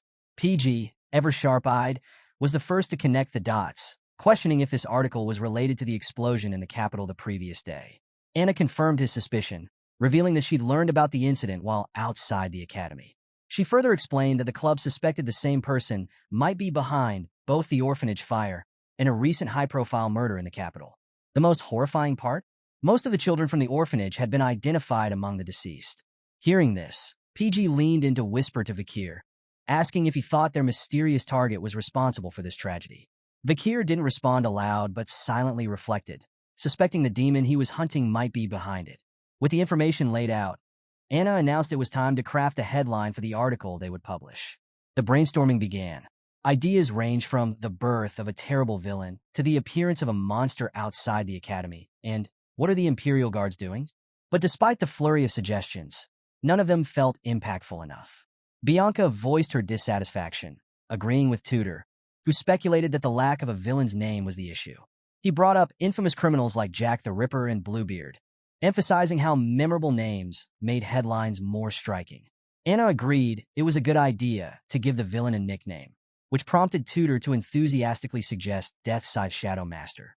Anna rejected it instantly, sending Tudor into a spiral of self-pity. The group continued tossing out nicknames. Ideas like the explosion demon that brings misfortune, too long, and the orphanage killer, striking but too direct, were thrown around. Someone even joked about Mr. Terrorist, sparking a heated debate. Meanwhile, Dolores remained eerily silent, observing the discussion without a word. Finally, she broke her silence, murmuring a name, the Night Bloodhound. Her quiet utterance caught everyone's attention. She explained that the name came to mind after recalling a mask she had picked up at the crime scene, one that undoubtedly belonged to the elusive figure. Dolores remembered seeing this mysterious individual before, a selfless figure who had once helped the poor in the slums, even risking exposure to the Red Death to treat the sick. She had believed this person's motives were noble, but now their presence at the crime scene made her question everything. Could this same person have killed the orphanage's children? Could they really be a cold-blooded murderer? Before Dolores could process her thoughts, Anna seized on the nickname. The group was captivated by the name's raw, barbaric edge. They quickly agreed that the Night Bloodhound was perfect, gloomy, violent, and intimidating. Embarrassed by her slip, Dolores covered her mouth, but the decision had already been made. Anna proposed the headline. Who is the Night Bloodhound, the terror of the capitals? But Dolores immediately objected, reminding Anna that their articles must be rooted in truth. They couldn't label someone a criminal without confirmation. As the two leaders debated, Tudor turned to Vakir, asking for his opinion. Did he think the Night Bloodhound was evil? Vakir gave a curt reply. He didn't care. Not satisfied, Tudor pushed further, demanding an answer. Reluctantly, Vakir relented, admitting, what I know for certain is that they're not virtuous. So, they're evil. Just as Tudor was about to agree, Dolores slammed her hand on the table, startling everyone. Standing upright, she demanded to know how Vakir could be so sure. Her intense gaze locked on him, and Vakir, caught off guard, was utterly confused. Even Tudor's hand, still resting on Vakir's shoulder, began to sweat from the sudden tension. It was clear they were treading dangerous waters. This chapter opens with Dolores confronting Vakir pressing him to explain why he believes the Night Bloodhound isn't a good person. Her relentless questioning made everyone on Vakir's side visibly uneasy, their nervousness betrayed by beads of sweat. Dolores's sharp gaze bore down on Vakir, her eyes almost cross-shaped in intensity, as she demanded an answer. Despite her persistence, Vakir remained silent, leaving Tudor to wonder if he'd unintentionally caused this tense situation. Frustrated by the lack of a reply, Dolores turned her attention to the entire club. She criticized them for basing their assumptions on nothing more than speculation, warning them that as reporters, their words carried weight. Publishing unfounded claims, she reminded them, could ruin innocent lives. Tudor interjected, pointing out that the city's guards had testified that the Night Bloodhound was responsible for the orphanage fire and the headmaster's death. But Dolores wasn't buying it. She dismissed the guards' testimonies as mere deductions with no concrete evidence. She also highlighted unresolved questions surrounding the children's corpses found in the orphanage basement, emphasizing the many inconsistencies in the case. Her determination to uncover the truth left the girls and the club stunned. They couldn't believe how impartial Dolores was being, especially since the orphanage was connected to her own family. Seeing no further objections, Dolores directed Anna to revise the article to ensure it remained objective and unbiased. Anna, frustrated, complained that such a rewrite would leave them with little to report. However, Dolores stood firm. She insisted that while it wasn't too late to release a critical report, they couldn't accuse the Night Bloodhound of anything without solid evidence. Her voice softened, and sadness flickered in her eyes as she added that if the Night Bloodhound did turn out to be evil, they could condemn him openly and justifiably. Vakir, hearing this, couldn't help but glance at Dolores through his thick glasses. Her unwavering commitment to the truth seemed to resonate with the room. Just as the group was absorbing Dolores's words, a club member burst into the room, interrupting the discussion. The member informed Dolores that the club advisor had requested to see her, demanding that she edit the report to explicitly label the Night Bloodhound as a villain. The news visibly stressed Dolores, but she didn't waver. She told the member that she would speak to the advisor herself, remarking with frustration about his tendency to sensationalize headlines. Leaving the room with the member, Dolores set off to handle the matter directly. As she exited, Tudor, clearly impressed, called her a girl boss. Vakir, unexpectedly, chimed in, saying Dolores had always been that way. Tudor was left puzzled by the remark, but in Vakir's mind, he was recalling a version of Dolores from his past life. In his memories, Dolores was a commanding figure leading the Holy Knights on the battlefield during the fall. Clad in mighty armor, she radiated an almost divine brilliance.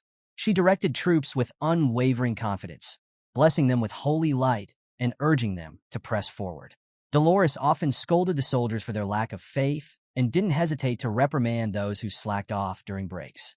She reminded them of her generation's unshakable resolve, where facing demons head-on was a given. Lost in these memories, Vakir couldn't help but smile to himself. He had expected Dolores to judge his actions harshly in this life, deeming them wicked. But in this moment, he felt a strange comfort. Knowing that someone was committed to uncovering the truth about him didn't feel so bad after all. Silently, Vakir thanked the saintess for her effort to defend justice. The argument between Dolores and the club advisor heated up. The advisor, who turned out to be none other than Professor Vinci, was adamant about his request. But as the morning light broke, the scene shifted, and a loud siren blared through the academy grounds. PG groggily woke up to the sound, still half asleep and rubbing his eyes. Sitting upright, he was greeted by Vakir, who was already dressed in his school's exercise uniform and doing his morning stretches. PG muttered a sleepy good morning back, clearly still in a daze.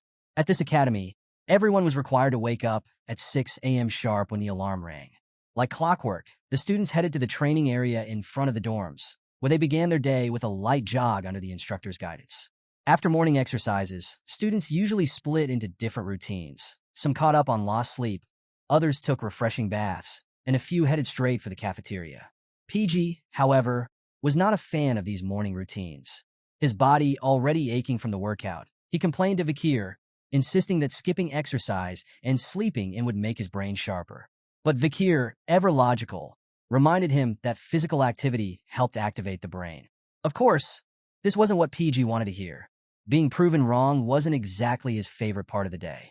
Tudor soon joined the conversation, teasing Vakir for being too logical and suggesting he try a more empathetic approach, starting with PG. PG, however, immediately nixed the idea, wanting no part in Vakir's practice session. Switching gears, Tutor came up with a new plan, a trip to the city over the weekend. PG lit up at the suggestion, mentioning that there was a book he needed to buy. Even Sancho chimed in, excitedly sharing that he'd heard of a restaurant in the city he'd been dying to try.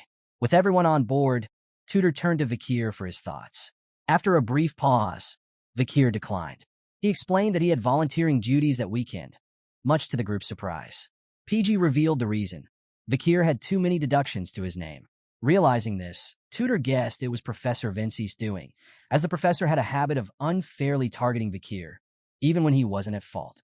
Vakir remained silent through the discussion, eventually excusing himself and urging the group to enjoy the city without him. But as he walked away, his friends quickly decided they couldn't leave him to volunteer alone. PG called after him, declaring that they'd all join in. Sancho added, "The more the merrier." The group trailed closely behind Vakir, who didn't seem to protest their sudden change of plans. As they walked, Tutor noticed something peculiar. Turning to Sancho, he pointed it out. Vakir had an air about him, like a natural older brother figure. Sancho nodded, agreeing wholeheartedly. Despite Vakir's quiet demeanor, he had what Sancho called Sigma Riz, a quiet charisma that commanded respect. Sancho went on to explain that, during his time as a mercenary, he'd often seen people like Vakir become natural leaders. Even PG couldn't help but smile at the truth in their words. Deep down, he admired Vakir too. After all, there was just something about their friend that made him extraordinary. Vakir often found himself surrounded by remarkable people. Tutor from the prestigious and physically gifted Don Quixote family, and Sancho, a skilled transfer student from the Northern Mercenary Guild, were among the first to approach him. And then there was PG, who admired Vakir deeply. After all, Vakir had been the one to help him through a tough time at the entrance party. Beyond that, he was flawless in both academics and training. PG couldn't shake the feeling that, as long as Vakir was by his side, anything in life was possible. But as they walked along the academy's corridors, something unsettling happened. Vakir's bloodthirst, the aura of a hunter, leaked out. His eyes glowed a menacing red, his presence suffused with murderous intent. Standing right beside him, PG froze in fear, his body stiffening as he sensed the shift in Vakir's demeanor. Ignoring the growing tension among his friends, Vakir focused on the disgusting aura wafting through the hallway. It was unmistakable, the stench of demons. His attention locked onto a group of 3 students walking ahead, one guy flanked by 2 girls. As the group moved away, Vakir turned to PG, knowing his friend's encyclopedic knowledge of their peers might hold the answer. "Do you know that guy?" Vakir asked, his voice low. PG jolted at the sudden question, but quickly realized who Vakir was referring to. The boy walking between the 2 girls. "That's sophomore Bane Kaudzak," PG explained. "He's the most handsome guy in school." Vakir's jaw tightened, his teeth gritting in frustration. He couldn't believe it. Right in front of him was a member of the infamous 10 elite corpses. Demons like this shouldn't have been blending into society so easily. As sophomore's group moved further away, Vakir debated his options. He could attack now, but with so many students around, the collateral damage would be too great.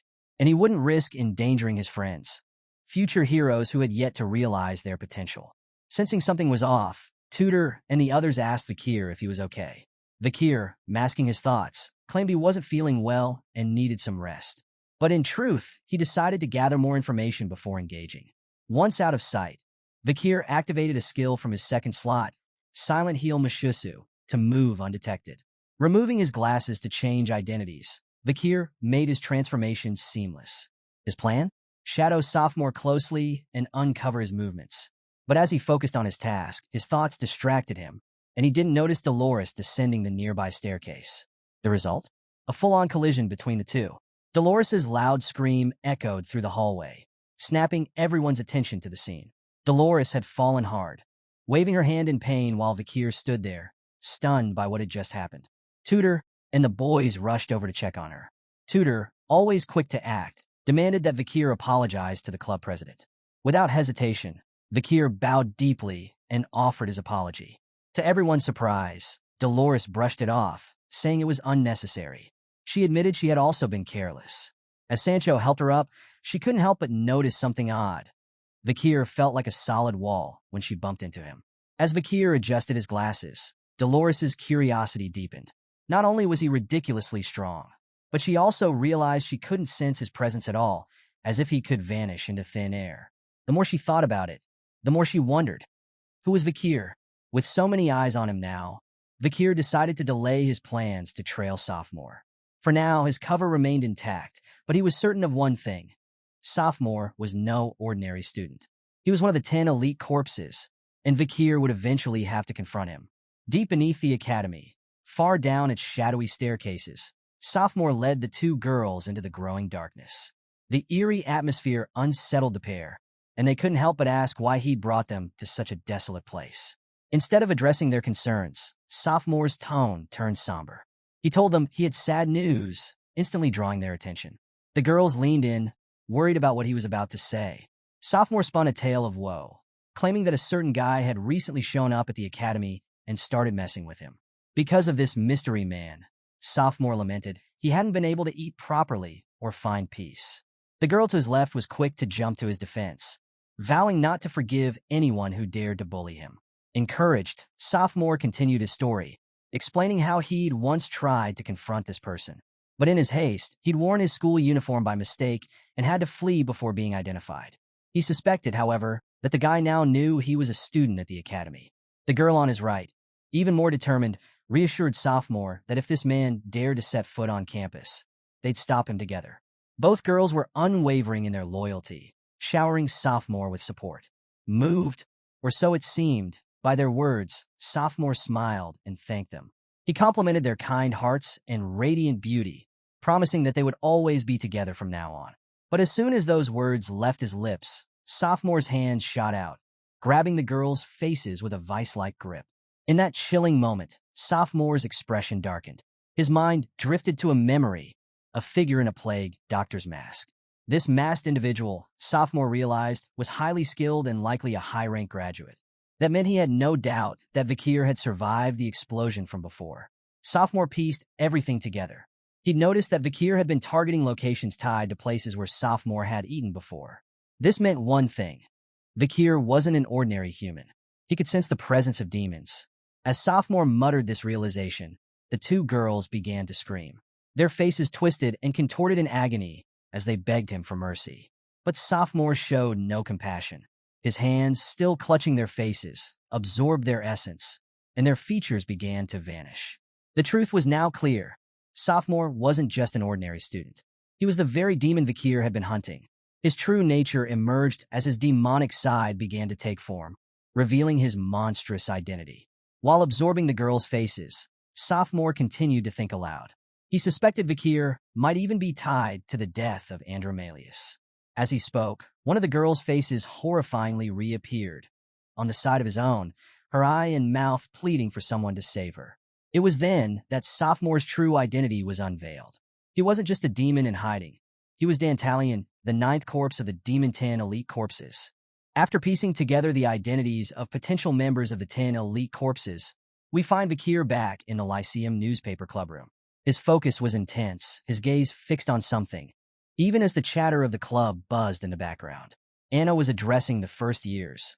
Her tone exasperated as she spoke about the string of troubling incidents in town.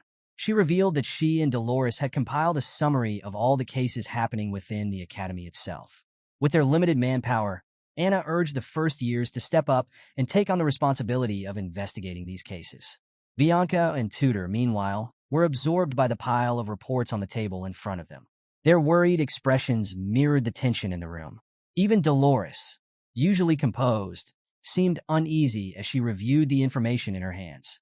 Anna continued giving instructions, telling the new recruits to pick a case from the table, gather information, and write an article to bring back to the club. As the first years sifted through the papers, PG felt his nerves spike. This would be his first article since joining Lyceum, and the pressure was getting to him. Bianca, flipping through several reports, was overwhelmed by the sheer number of cases. She couldn't help but wonder what was happening in the capital to cause such chaos. The stack of reports detailed a variety of unsettling incidents. The terrorist forewarning. A warning that the river in Venetia, the capital city of rock, would be poisoned. Missing handsome theater actor. Mr. B, a famous actor, had disappeared after his latest play, with suspicions pointing to a stalker fan. A mysterious murder case. The head of a family had vanished under strange circumstances. The murder that shall not be named. A person set to be executed for attacking multiple people in the streets claimed innocence, insisting their face had been mysteriously altered. A rapid increase in missing people. Venetia was facing an alarming rise in disappearances, with no suspects in sight. Some speculated that the Nightblood Hound might be involved. Vakir, silent as ever, scanned the reports before finally selecting one. The report he chose detailed a missing person case within the academy. According to it, 3 students who were always seen together had vanished. Witnesses suggested they might have run away for love. But as Vakir read the report more closely, his demeanor changed. His bloodhound aura began to rupture, filling the room with an oppressive tension. His eyes glowed with fury as he fixated on the name of one of the missing students. He recognized him. This student was the very person he had been tracking the day before, a potential member of the 10 elite corpses. The scene shifts to the dead of night. Inside an unassuming building, a husband and wife lay in bed, the wife soundly asleep. But the husband was wide awake. Quietly, he rose from the bed, careful not to disturb her, and moved to sit in a chair by the window. It was here we saw the truth. His eyes weren't normal. They glowed green, a telltale sign of his connection to the Demon 10 elite corpses. Looking across the dimly lit room, he spoke, revealing that he wasn't alone. 4 figures stood before him, each one a subordinate of his. The man asked them if they had discovered anything about the masked vigilante who had been interfering with their plans. One of the subordinates, Ephibo, the same demon Vakir had fought in the previous nights, muttered his report. Another, Geronto, with fiery red hair, gave his own update. The third, HEV, clutched an enormous scissor-like weapon as he quietly relayed his findings. The last subordinate, Fido, stood silently, offering no words. It was then that the truth was revealed. The man wasn't just any member of the Demon 10 elite corpses, he was Dantalion, the 9th corpse. As Dantalion processed their reports, it became clear that none of them had seen the pandemic mask-wearing vigilante since their last encounter. This made one thing evident. The masked man was being far more cautious now. With a grim resolve, Dantalion transformed his hand into something truly grotesque. Eyes and noses sprouted from the flesh of his palm, an unsettling display of his demonic powers. He muttered that there was no other choice. They would need to widen their scope. In an instant, something shot out from Dantalion's mutated hand, striking each of his subordinates in the face simultaneously. Their features began to twist and morph, shifting into new identities that he had chosen for them. Once the transformation was complete, Dantalion issued his next command. He instructed his team to venture into brighter, more populated areas to find the masked vigilante. His tone was cold and calculating as he outlined the expanded plan. But just as he finished speaking, the door to the room creaked open. Standing there was his wife, now awake and visibly confused. She asked him what he was doing up so early and who the 4 strangers in the room were. For a moment, Dantalion said nothing, simply staring at her in silence before closing his eyes. When he finally spoke, his words were chilling. He admitted that he had wanted to admire her face, alive and untouched, for just a little longer. But now, with her discovering this scene, he had no choice. He gave a single command. In the blink of an eye, Fido appeared behind the wife, a blade pressed against her neck. She froze, the cold steel against her skin rendering her powerless. Tears welled in her eyes as she realized there was no escape. A sickening sound broke the silence, the unmistakable slice of flesh being cut. Blood pooled on the floor as she collapsed, unable to cry out. Silent tears streamed down her face, her life slipping away. Dantalion didn't even flinch. As though nothing had happened, he turned back to his subordinates and continued discussing their plans. He spoke of the ongoing delay in opening the gate, all caused by Andromalius's death.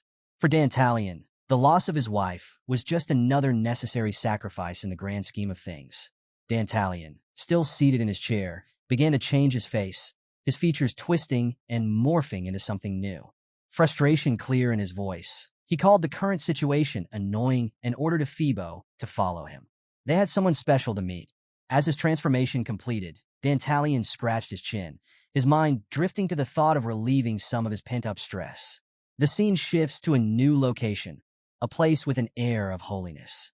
Dantalion, now dressed as a priest and wearing a cross around his neck, appeared with a sly smile on his demonic face. Standing before him was none other than Dolores, who eyed him warily. She wasn't in the mood for jokes, but Dantalion couldn't resist teasing her, calling her beauty captivating. Unamused, Dolores cut him off, addressing him as Sir Quilty.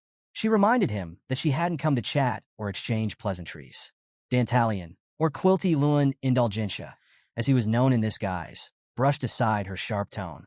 With feigned concern, he remarked that her visits had grown scarce, saying he'd worried about her. Dolores explained she'd been busy, as recent murders and disappearances in the area demanded her attention. Dantalion smiled knowingly, fully aware that he was the one responsible for the chaos. But Dolores felt uneasy, her instincts warning her about the man before her. Quilty was the head of the Indulgentia family, a collateral bloodline of the powerful Quo Vadis family. The Indulgentia family managed critical resources like orphanages, monasteries, and hospitals. They also supported the controversial exemption system, which allowed the rich to erase their sins through hefty donations. To Dolores, this man reeked of deception. Leaning in closer, Dantalion asked why she'd come to see him. Dolores didn't hesitate. She wanted the exemption system abolished. Allowing sins to be pardoned through wealth alone, she argued, was unjust. Dantalion refuted her, claiming the system was a long-standing part of the church's doctrine. He even suggested that donating large sums of money was already a significant punishment. But Dolores stood her ground, arguing that true repentance required exposing one's sins and receiving appropriate punishment. Her words carried the weight of her conviction, bolstered by the holy light radiating behind her. Her final remarks struck a chord. The people affected by the exemption system cannot be saved. For a moment, Dantalion was speechless, his mouth slightly agape. But he quickly regained his composure, turning his back to her and suggesting she take her argument directly to her father, the church's cardinal. He then advised her to return to the academy, reminding her that students were volunteering here today and that it wouldn't be wise for them to see a dispute within the Quo Vadis family. Dolores reluctantly agreed, but promised to return to discuss the matter further. As she left, Dantalion's carefully maintained facade began to slip. His transformation leaked through, his face sprouting grotesque, multi-eyed features. A wicked grin spread across his face as his demonic instincts took over. He clenched his teeth so hard they bled, trying to resist the overwhelming urge to collect her face. To him, Dolores, the saintess, was the most exquisite prize he had ever seen. He resolved to wait until the world descended into chaos, where he could claim her face in its most despairing state. Trembling with anticipation, Dantalion prayed for his brethren to hasten the descent of darkness. The scene changes again, this time to Vakir standing before a large gate belonging to a grand building. Based on the report Cindy Wendy had given him, this orphanage was connected to the 10 elite corpses. By analyzing Andromalius's ledgers, they deduced this place held ties to the demons. Vakir's sharp eyes spotted the flag flying above the orphanage, marking it as Quo Vadis' family property. If demons had infiltrated the Iron Blood family and the Holy Divine family, it stood to reason they might be hiding among the Quo Vadis as well. The Night Bloodhound's recent activity had garnered much attention, so Vakir decided to use volunteering as an excuse to investigate further. But just as he was preparing himself, 3 familiar faces appeared at his side: PG, Tudor, and Sancho. Tudor threw an arm around Vakir, grinning as he declared how lucky Vakir was to have such loyal friends willing to volunteer with him. But Vakir wasn't feeling quite so lucky. Letting out a deep sigh, he muttered that he hadn't asked them to follow him. As a nervous sweat drop formed on his forehead, Vakir realized something. This day was about to get a lot more complicated. As the Academy's 10-day-long golden holiday kicks off, the holiday, created to celebrate the school's anniversary and the Easter of the Loon Church, offers students a chance to visit their families, spend time in the imperial capital, or simply relax and enjoy themselves. However, not everyone shares in the festivities. We return to the boys as they enter the orphanage for their volunteering assignment. Tudor's voice rang out loudly, teasing Vakir about how lucky he was to have friends like them tagging along, unlike the other students who were enjoying a well-deserved break. But their motives varied. Sancho thought it was smart to knock out his volunteer hours early. PG genuinely enjoyed helping out, and Tudor? Well, Tudor was just along for the ride. For Vakir, however, their presence felt like more of a burden than a blessing. As the group looked around, Tudor remarked on the sheer scale of the place. guessing it must be the Indulgentia orphanage. PG confirmed this, explaining that it was the largest orphanage in the imperial capital. He went on to share that its headmaster, Quilty Luan Indulgentia, was not only the founder of the Orphan Foundation, but also an external lecturer at the academy. Sancho, surprised, asked who this headmaster was. PG pointed to a nearby painting showing the man's portrait. He explained that Quilty was from the maternal side of the Quo family and was a highly influential figure in the Loon Church. However, PG also revealed a key detail. There was notable tension between Quilty and the Saintess, Dolores, due to their opposing religious views. Hearing all this, Tudor groaned, not thrilled at the idea of getting dragged into any family feuds. Meanwhile, Vakir lingered at the back, deep in thought. The mention of the popular headmaster piqued his curiosity, and he decided to observe Quilty more closely during their stay. Soon, the group found themselves face-to-face with the church staff. A nun stood before them, children peeking nervously from behind her. With a warm smile, she welcomed the student volunteers and explained their task. For the next 10 days, the duration of the Golden Holiday, they would act as teachers to the orphanage's children. The nun encouraged them to care for the children with the heart of a parent, saying their kindness would leave an everlasting impression on the young ones. But as she spoke, the boys became visibly distracted, their attention fixed on something, or rather, someone nearby. Tudor broke the silence, asking why Bianca and Sinclair were also at the orphanage. The two girls approached, and Bianca was quick to take offense at Tudor's tone, responding with an annoyed grunt. She fired back, saying they were here to volunteer, just like them, and added that she should be the one questioning why they were there. Unfazed, Tudor gave her a smug reply. A hero doesn't need a reason to do good deeds. His response visibly irritated Bianca, who couldn't stand his hero complex, a classic trait of the Don Quixote family. While the two traded barbs, Vakir and PG were focused on someone else. Sinclair, the gray-haired girl, stood in front of them, her radiant smile and bright aura unmistakable. Sinclair, clearly happy to see Vakir, nervously approached him. With a slight stammer, she extended her hand, expressing her excitement at their unexpected reunion. She admitted it was a shame they hadn't spoken much before, but hoped they could get along over the next 10 days. Vakir hesitated at first, but eventually shook Sinclair's hand, echoing her sentiment that they'd get along over the next 10 days. Sinclair, however, reacted far more dramatically. She clutched her hand like a prized possession and vowed never to wash it again, basking in her newfound treasure. Meanwhile, PG leaned in close to Vakir and whispered some intriguing information. He revealed that he'd seen Sinclair earlier, speaking with the person in charge of assigning volunteers. According to PG, she had specifically requested to be placed at the same orphanage as Vakir. The supposed coincidence of her appearance here? Not so coincidental after all.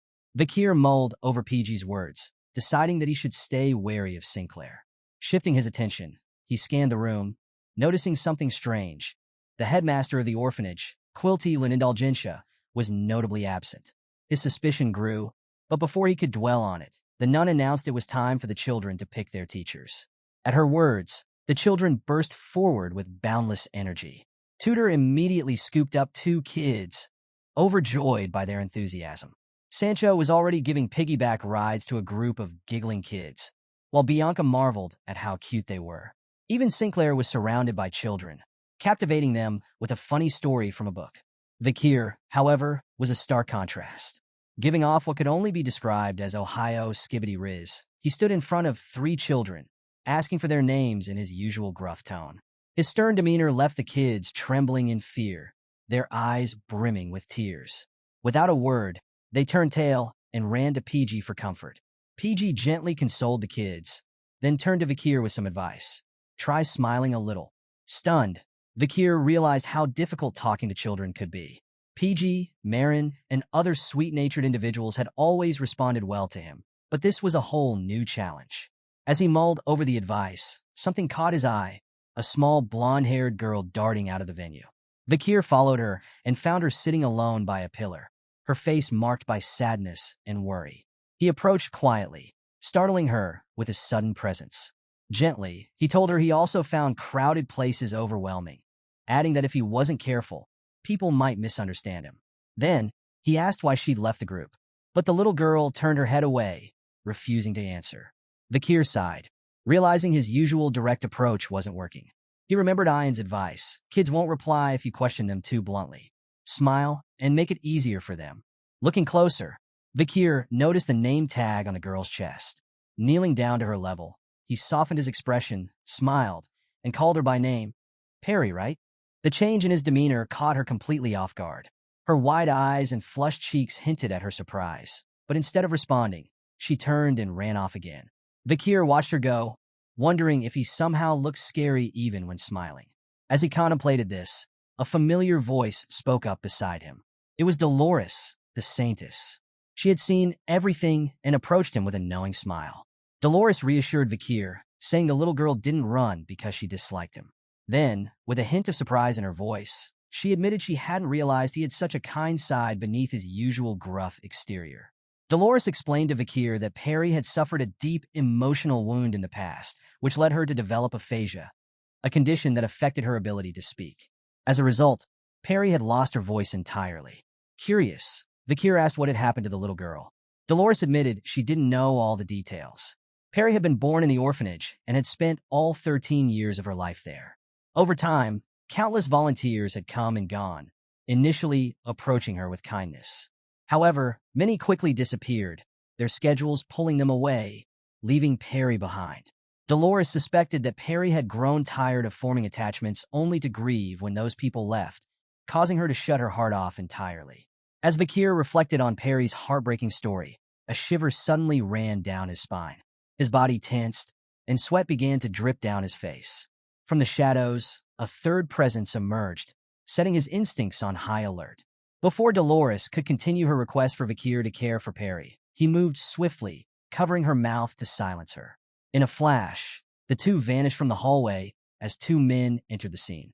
One of the men, dressed in green, complained loudly to Quilty Linindulgentia about how long it had been since they'd last met. Quilty, calm as ever, excused himself by explaining that the recent surge in face-to-face confessions had kept him busy. Standing beside him was Fido, a menacing presence who stood silently at his side. The man in green had a different purpose for being there. He stated his intention to purchase an exemption. Quilty, unfazed, asked how much time he needed pardoned. The man answered boldly, 1 billion gold's worth. The man revealed his crime. He had killed a barbarian slave he'd purchased after capturing them. While attempting to discipline the slave, he accidentally killed them. Quilty's curiosity was piqued. Even for a man of wealth, purchasing such a large exemption for the death of a single slave seemed excessive. But the man in green continued, revealing a darker truth. After killing the slave, he had been overcome with rage and, on his way back, burned down an entire village of slash-and-burn farmers. Unbeknownst to the two men, Vakir and Dolores were hiding nearby, with Vakir still covering her mouth. He quietly urged her to stay silent as his bloodhound senses activated. He focused intensely, his instincts recognizing something all too familiar. As his gaze locked onto Quilty and the man in green, Vakir caught the scent, the same one he had detected back at the academy. His mind raced, piecing the puzzle together. Meanwhile, the conversation between the two men continued, their tone casual as they discussed the atrocity. The man in green assured Quilty that 500 million of the gold was to justify his actions, while the other half was a gift to the god who would pardon him for his sins. Vakir's eyes narrowed. He now understood the depth of the darkness lurking in the shadows of this place. As Vakir focused on Quilty, his senses heightened. The distinct scent of an elite corpse was unmistakable, emanating strongly from the man standing before him. His suspicions were confirmed. Quilty wasn't just a powerful figure in the church. He was one of the 10 elite corpses. Quilty, maintaining his serene facade, reassured the man in green. As long as you make generous offerings, God will forgive your wrongdoings. His words were spoken with conviction, but to Vakir, they reeked of manipulation and deception. Meanwhile, Dolores grew increasingly uncomfortable with Vakir's sudden and forceful actions. She struggled against his grip, trying to free herself from his hold. Vakir, desperate to keep her quiet, silently begged her to stop moving. They were far too close to the enemy, and any noise could expose them. But Dolores wasn't one to sit idly by. Shifting her weight, she pushed back against Vakir, her frustration clear. She whispered sharply, demanding he let her go. Their silent struggle created a commotion, one subtle enough to draw attention, but impossible to contain. A shadow loomed over them. Ephibo, the silent and menacing subordinate at Quilty's side, appeared before them, his expression deadly serious. Vakir and Dolores froze as Ephibo appeared, spotting them hiding and listening to Quilty's conversation. The realization hit Vakir instantly. There was no escaping this. But as his mind raced, he noticed something peculiar.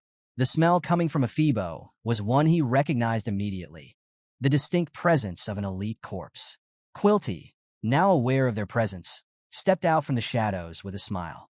His tone was deceptively friendly as he greeted them, expressing delight at seeing the saintess herself.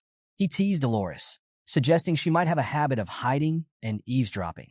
Then, with a sly grin, he implied something more scandalous. Or perhaps you were just enjoying some alone time with your fellow peer?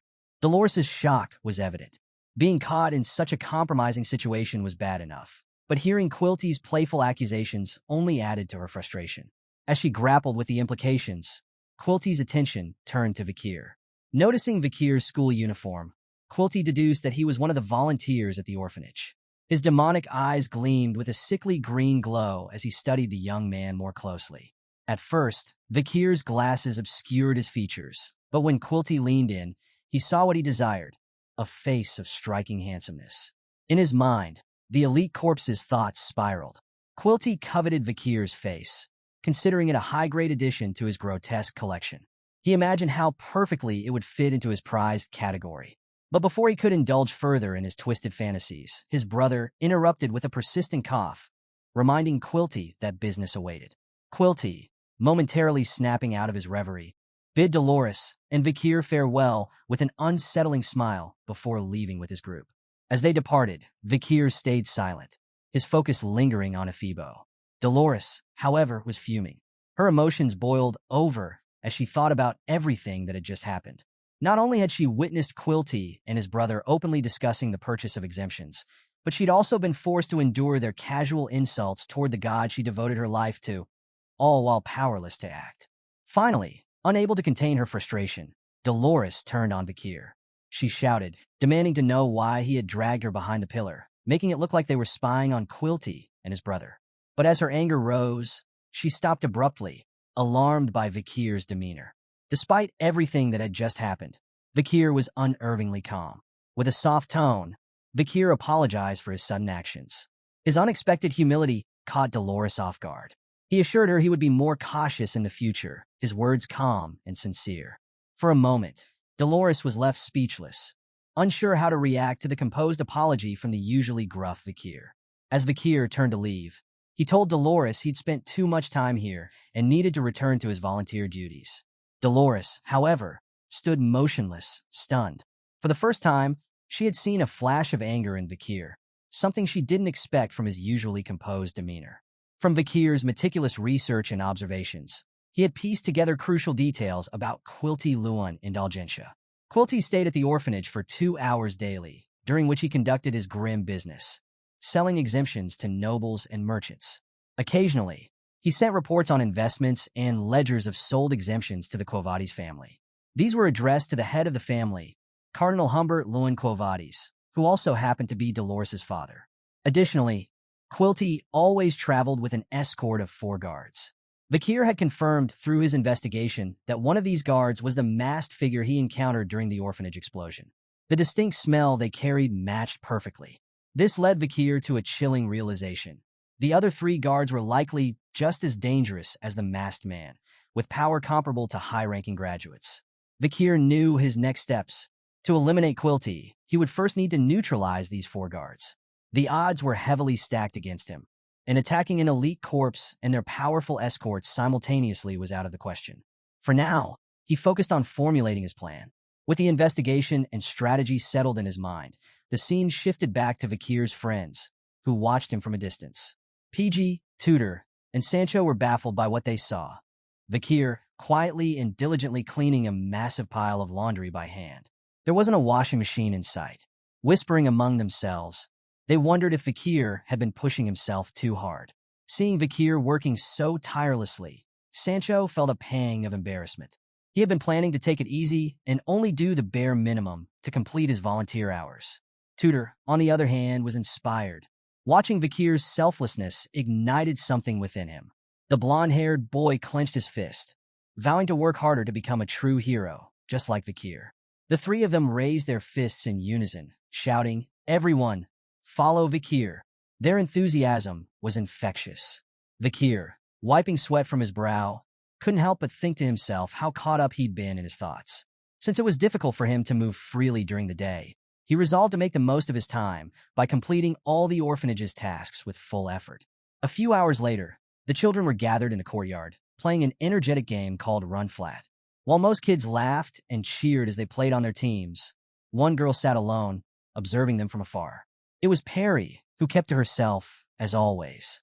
Perry's gaze shifted as the sound of a ball hitting the ground caught her attention.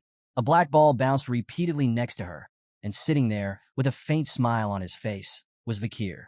He playfully spun the black ball in his hand, knowing it would capture Perry's curiosity. After all, even the most reserved children couldn't resist the allure of a bouncing ball. But this was no ordinary ball. It was the madam's egg, still unhatched. Vakir chuckled quietly to himself as he toyed with it. The egg's texture felt oddly pleasant in his hand, yet it remained as mysterious as ever. For a brief moment, Perry's eyes lit up, her attention fully drawn to Vakir and his black ball. Vakir had kept the madam's egg with him for emergencies, but he hadn't expected to use it like this. As he bounced the mysterious black orb in front of Perry, he noticed her becoming completely entranced by it. Soon enough, Perry was playing with the egg, a bright smile lighting up her face for the first time. Vakir silently celebrated. His plan had worked perfectly. As he watched Perry play, Sinclair approached from behind. Her voice broke the moment, calling out to Vakir and commenting on how kind he was.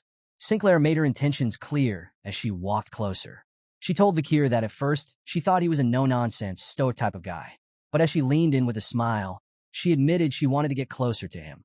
Despite being a year younger, she asked if it would be okay for her to speak more casually with him. Though Vakir gave her the bombastic side-eye, he eventually relented, telling her she could do as she wished. Sinclair's face lit up with joy at his approval. She enthusiastically declared that she would start calling him brother, but Vakir quickly shut that idea down, saying he found it uncomfortable. Undeterred, Sinclair giggled and promised to come up with a new nickname for him the next time they met. Vakir, keeping it short, simply nodded. As the two spoke, Perry continued playing with the madam's egg. But then, something unexpected happened. The egg began moving on its own, slipping out of Perry's grasp. It bounced away, heading straight for freedom. And before anyone could stop it, the egg escaped through a hole in the fence, landing in the dark and murky waters of the estuary. Perry stared in shock, her mouth wide open.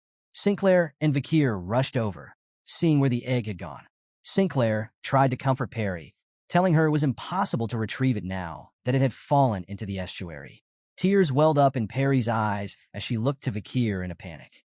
Seeing her distress, Vakir knelt down and gently reassured her, telling her not to worry about the ball. But her trembling efforts to hold back her tears left Vakir conflicted. He hesitated for a moment, then began unbuckling his uniform. He had no choice now. He couldn't leave her like this. Meanwhile, Dolores was nearby, deeply sighing as she reflected on everything that had happened earlier. Her thoughts wandered to Vakir. At first, she hadn't thought highly of him. She viewed him as someone quick to judge the Nightblood Hound, and someone reckless enough to rack up so many demerits that he needed to do volunteer work to make up for it. But her perspective had started to shift after speaking with others. Tudor had excitedly told her that when the kitchen staff needed help, Vakir was the first to volunteer.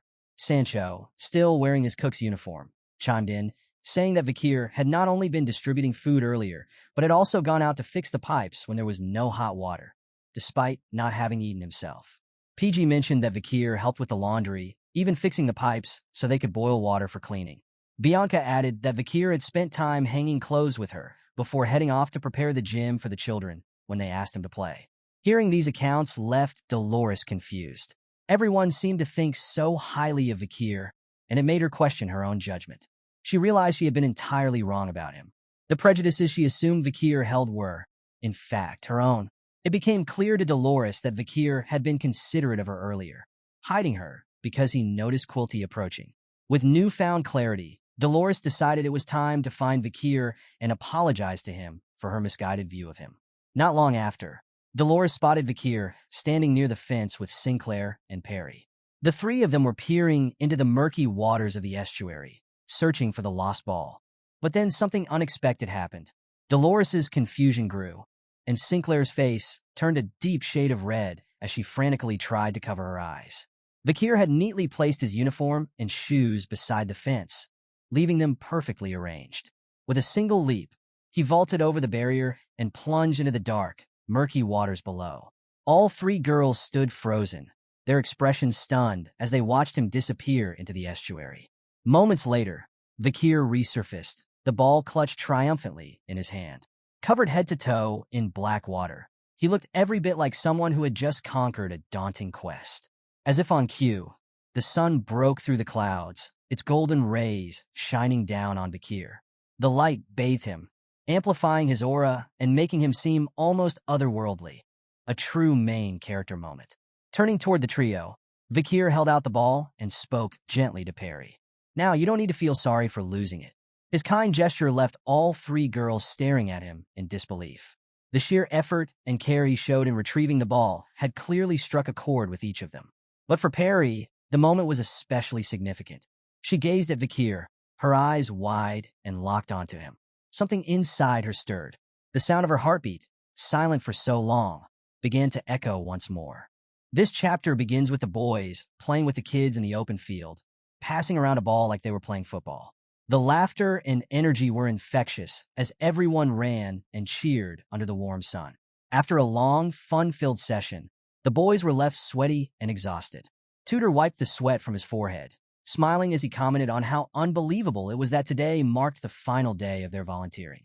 Sancho nodded in agreement, saying, "Time really flies when you're having fun." Realizing this was their last chance to spend time with the kids, the trio decided to go all out. They vowed to play until they had nothing left in the tank. Pumped up, they charged back into the field with renewed energy, determined to make the most of their final moments. Meanwhile, Vakir was seated beneath a tree, his usual spot, with Perry sitting quietly beside him. Her flushed face betrayed her nervousness as she peeked at him, holding a small bouquet of flowers in her hands. Perry's gaze lingered on Vakir, who seemed lost in thought, staring blankly into the distance. Gathering her courage, Perry moved closer to him. With a light toss, she placed a handmade flower crown on Vakir's head, catching him by surprise. He touched the crown, tilting his head in confusion as he wondered if it really was a flower crown. Before he could say anything, Perry shook her arms in the air, flustered but determined. Then, she took one of his hands in hers and began writing on his palm. Her silent message revealed her gratitude. Through her careful movements, Perry thanked Vakir for staying by her side throughout his time at the orphanage and for retrieving the ball she had lost in the estuary. Feeling the sincerity in her words, Vakir reassured her that it was nothing. He simply enjoyed sitting with her under the tree. Perry paused for a moment, her fingers hovering as she hesitated. Her expression turned shy and curious, but she continued writing on his palm. This time, her message was a question. "Can we meet again?" Vakir's mind flashed back to what Dolores had told him about Perry's past. Everyone who had grown close to her eventually stopped visiting, leaving her alone once again. He understood that her silence wasn't just a result of her condition. It was a defense mechanism, a way to shield herself from the pain of abandonment. Looking at her hopeful face, Vakir felt a pang of guilt. As someone constantly hunting demons, he lived with the reality that death could come for him at any moment. Making promises wasn't something he could do lightly. But as he gazed at this precious child, Vakir made a decision. He told Perry, "We'll meet again." Her eyes lit up with joy, her face brightening with the widest smile he had ever seen. Vakir then sincerely promised, "If there's a tomorrow for me, I'll come back." Those words filled Perry with hope. She carefully wrote her final message on his palm, calling him her older brother. Feeling the message, Vakir couldn't help but chuckle softly. With a gentle correction, he told her to call him Uncle instead. The scene shifts to the Great Hall of the Indulgentia Orphanage, where Quilty stood before the gathered crowd. His words carried a heartfelt tone, and many of the attendees were moved to tears. He spoke of the children who had been separated from their parents and now called the orphanage home. Quilty praised the volunteers, saying that the time they had spent with the children was nothing short of priceless. Through their efforts, the children had experienced what it felt like to have a parent, helping to fill the void in their hearts. Continuing his speech, Quilty expressed his hope that the children would grow up to be great people, attributing their success to the care they had received. Wrapping up his address, he mentioned the love the children had given to the volunteers over the past 10 days and urged them to share that love with others. As he concluded, a staff member rolled out a massive donation box on wheels. PG, already emotional, burst into loud wails. Meanwhile, Vakir quietly observed the scene, noticing that Quilty had finally decided to show up on the very last day. Listening to Quilty's words, Vakir was appalled. Watching the demon speak about kindness with his twisted, demonic mouth left him seething inside. Quilty skillfully tugged at the volunteers' heartstrings, stirring feelings of gratitude and responsibility toward the children, all while angling for donations. Vakir's sharp eyes quickly noted the presence of all 4 bodyguards standing near Quilty. Ambushing him now would be far more complicated than he'd hoped. His slight grin betrayed the glow of his eyes as they briefly flickered red. The odds were against him, but Vakir couldn't let the demon continue his manipulations. The preparations were complete. Today, he would hunt the elite corpse. Volunteers lined up to donate, each offering generous amounts of gold coins. As the queue moved forward, Vakir stood apart from the group. Sinclair noticed and approached him, curious. "Why aren't you donating?" she asked. Vakir responded bluntly, "I don't have any money." Sinclair was surprised. An academy student without money? But Vakir's real reason was far more resolute. He had no intention of giving gold to a demon. Her attention shifted as she reminded him of something else. She had finally come up with a way to address him. She called him brother, which Vakir simply waved off, telling her to do as she pleased. Undeterred, Sinclair pressed him further, saying that as wealthy individuals, they should help the children. But Vakir's reply was cold and direct.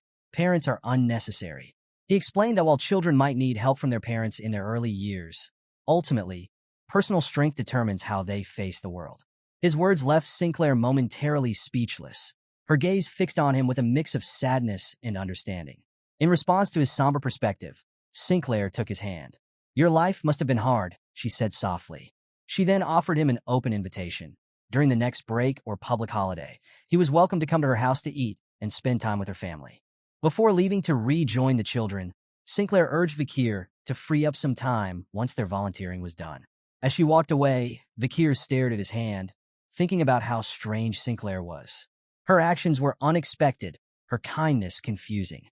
But what unsettled him more was her identity. Before his regression, Sinclair was the name she used as her academy disguise. In truth, she was the most extraordinary member of the Ice Corps, a name synonymous with excellence. She had ranked first in both theory and practicals for 4 consecutive years. Yet she vanished completely after graduation, never showing herself again. Vakir's gaze lingered where Sinclair had left, his thoughts swirling. After the donations were complete, Quilty addressed the volunteers again, announcing that it was now time for the children of the orphanage to give thanks to their parents for the love and care shown to them over the past 10 days. Tutor, tears streaming down his face, hugged the child he had cared for and made a heartfelt promise. "Until I become a great hero, I'll come here every week, and even after I do, I'll still visit you." Sancho knelt down before another child, his voice steady yet emotional. He reminded the boy of the northern belief that children are the future, telling him, "The Empire's future rests on your shoulders. Do well in life."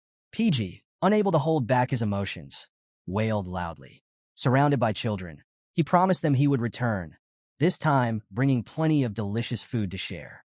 Even Bianca, who had maintained her composure all this time, felt tears prick her eyes as she gently held a little girl close. Reflecting on the past 10 days, she admitted to herself that the time felt both long and short. She couldn't believe how attached she had grown to the children. As the volunteers shared their farewells, Vakir stood apart from the group, silently observing. Glancing to his right, then his left, he spotted Dolores comforting the children by patting their heads. Quietly, Vakir approached her from behind, calling her name. Startled, Dolores spun around to face him, her cheeks instantly flushing red. The memory of him shirtless and drenched in dirty water after retrieving the ball from the estuary flashed through her mind. She wondered why that moment kept replaying in her head. Breaking the silence, Vakir told her he had a question about Perry. He asked if she had seen the girl lately. Thinking carefully, Dolores glanced around, realizing she hadn't noticed Perry among the group. She mentioned that the last time she'd seen her was earlier that morning. A wave of dread swept over Vakir as he pieced the situation together. Without wasting another second, He turned and hurried away, his urgency prompting Dolores to follow. As he rushed, Vakir's bloodhound senses activated. His gaze locked on a quilty in the distance, who wore a sinister, demonic grin.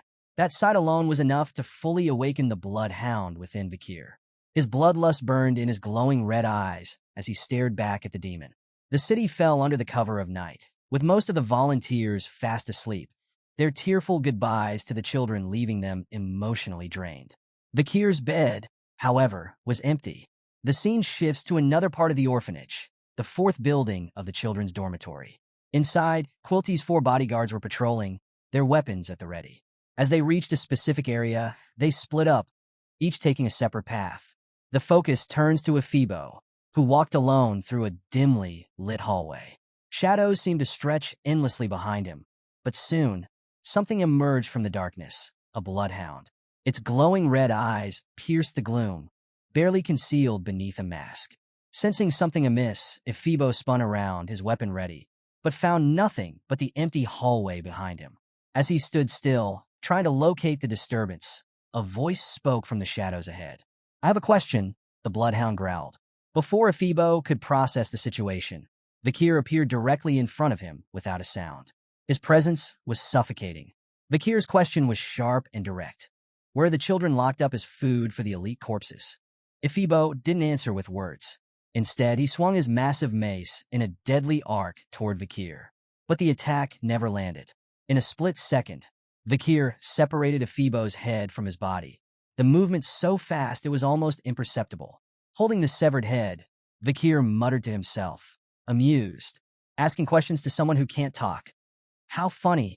With that, Vakir unleashed his demonic sword, Beelzebub. Its ominous energy radiated in the darkness. His voice, cold and resolute, echoed in the empty hall. "I don't have time to play. It's hunting time for the bloodhound." This chapter begins with Vakir holding the severed head of Ephibo, the undead bodyguard he defeated in the previous episode. But something strange was happening.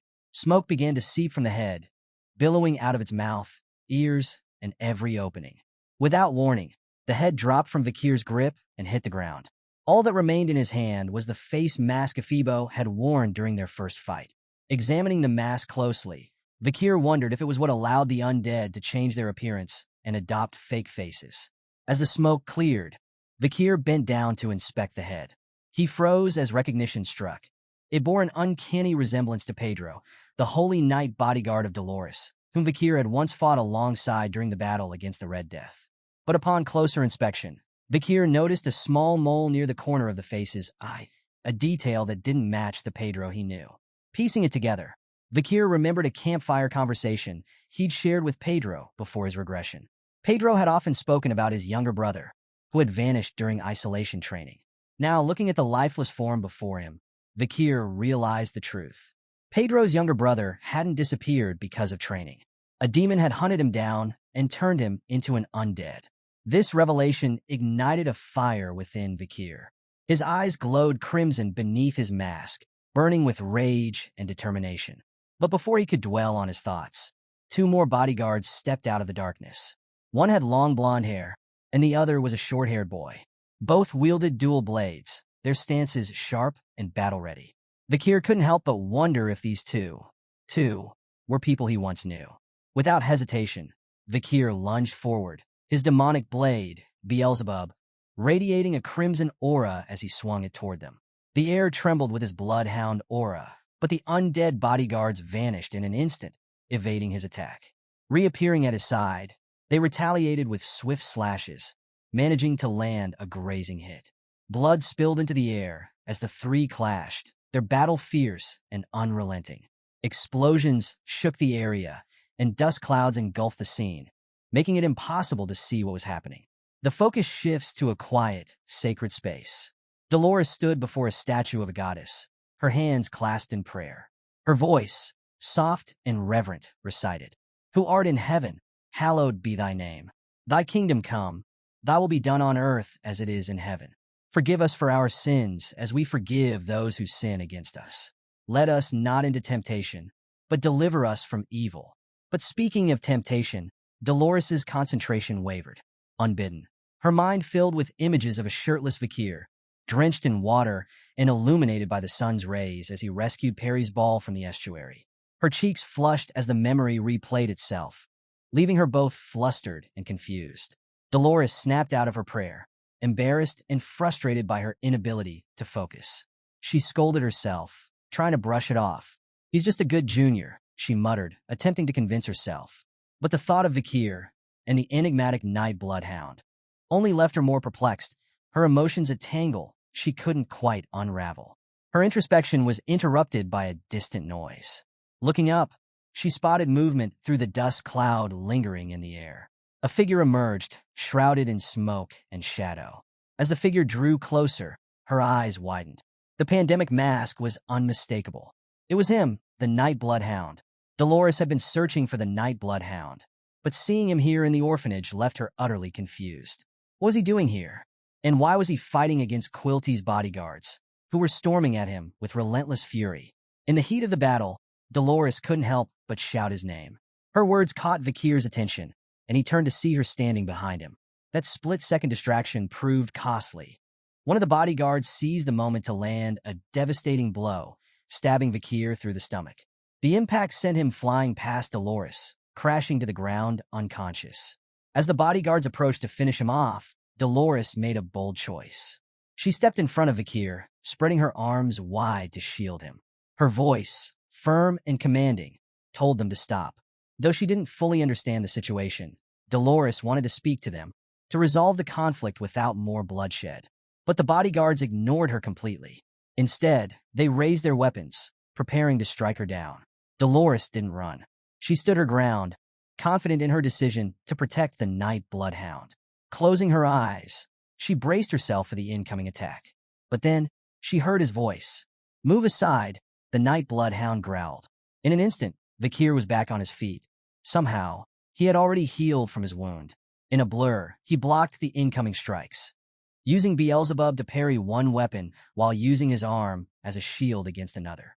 Dolores opened her eyes to see Vakir standing in front of her, taking the hits and saving her life. Relief washed over her, but it quickly turned to panic as she noticed a blade embedded in his arm. Beneath his pandemic mask, Vakir's eyes glowed blood red, signaling his killer mode. In a chillingly calm tone, he reassured Dolores. "Everything will be all right." Fueled by bloodlust and pain, Vakir retaliated with a furious barrage of strikes. His attack shattered the blade of the long-haired bodyguard, splintering it into pieces right before the undead's face. Before the bodyguard could react, Vakir plunged Beelzebub deep into his throat, slicing and tearing it apart as blood poured out like a flood. The remaining bodyguard wasted no time, attempting to strike Vakir while believing his only weapon was stuck in his companion's lifeless body. But that assumption was a fatal mistake. With a surge of bloodhound aura, Vakir charged Beelzebub, effortlessly slicing through the second bodyguard's neck in a single swing. Turning with terrifying precision, he decapitated the final attacker in one swift motion. "Get wrecked, son!" Blood splattered everywhere as the lifeless bodies of the undead guards collapsed at Vakir's feet. Dolores stood frozen, her body trembling at what she had just witnessed. The precision, brutality, and sheer force of the night bloodhound left her shaken. Vakir, now covered in blood, stared at the corpses before him, his breathing steady as if unfazed. Dolores snapped back to reality, shouting at him in concern. "Are you all right? We need to treat your arm." But Vakir brushed off her worries. "Don't concern yourself," he replied calmly. Beneath his mask, he glanced at her, quietly surprised. Why was the Sanus here so late at night? Sensing the brief lull in the chaos, Dolores questioned him, her voice tinged with confusion. "Why do the bodyguards attack me? They should know who I am." Instead of answering directly, Vakir pointed to one of the bodyguards' heads. Dolores' stomach churned as she watched the head begin to melt, smoke billowing from every opening. The sight was grotesque, and she covered her mouth to keep herself from retching. Vakir spoke coldly, explaining that Quilty's bodyguards were undead, their faces stolen from other people. Dolores was stunned by this revelation. The thought that people associated with the Quavati's family could be turned into monsters was almost too much to bear. "Why is this happening?" she asked, her voice trembling. The night bloodhound's reply was pointed and unsettling. "You should know the truth more than anyone else in the world." Those words hit Dolores like a bolt of lightning. The Sanus began piecing together the horrifying truth about Quilty. As the melting faces of the bodyguards revealed their true forms, the masks they wore transformed into the same type as Ephebos. Vakir examined the masks closely, his eyes narrowing as he recognized one of the stolen faces. It belonged to Staffordshire Baskerville, a member of the Pitbull Order. Staffordshire had once followed Vakir during his visit to the Morg clan. Memories began flooding back. Vakir recalled that Staffordshire had disappeared in the forest during his isolation training, but had managed to avoid expulsion thanks to Adolf Morg's defense. Instead, Staffordshire had voluntarily continued his isolation training. The realization infuriated Vakir.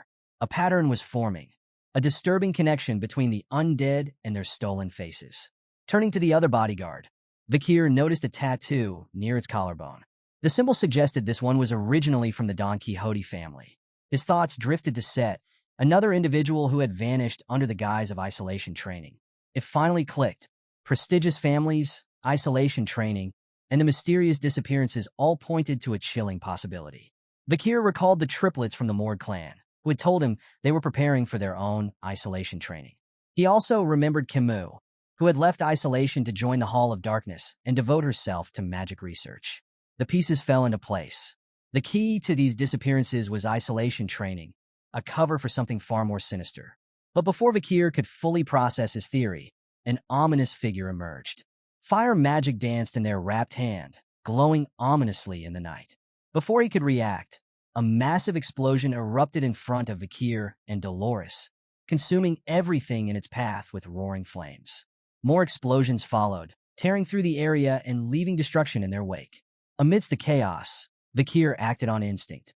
Using his cape as a shield, he protected Dolores from the fiery blasts. When the flames subsided enough to see, both Vakir and Dolores froze in alarm.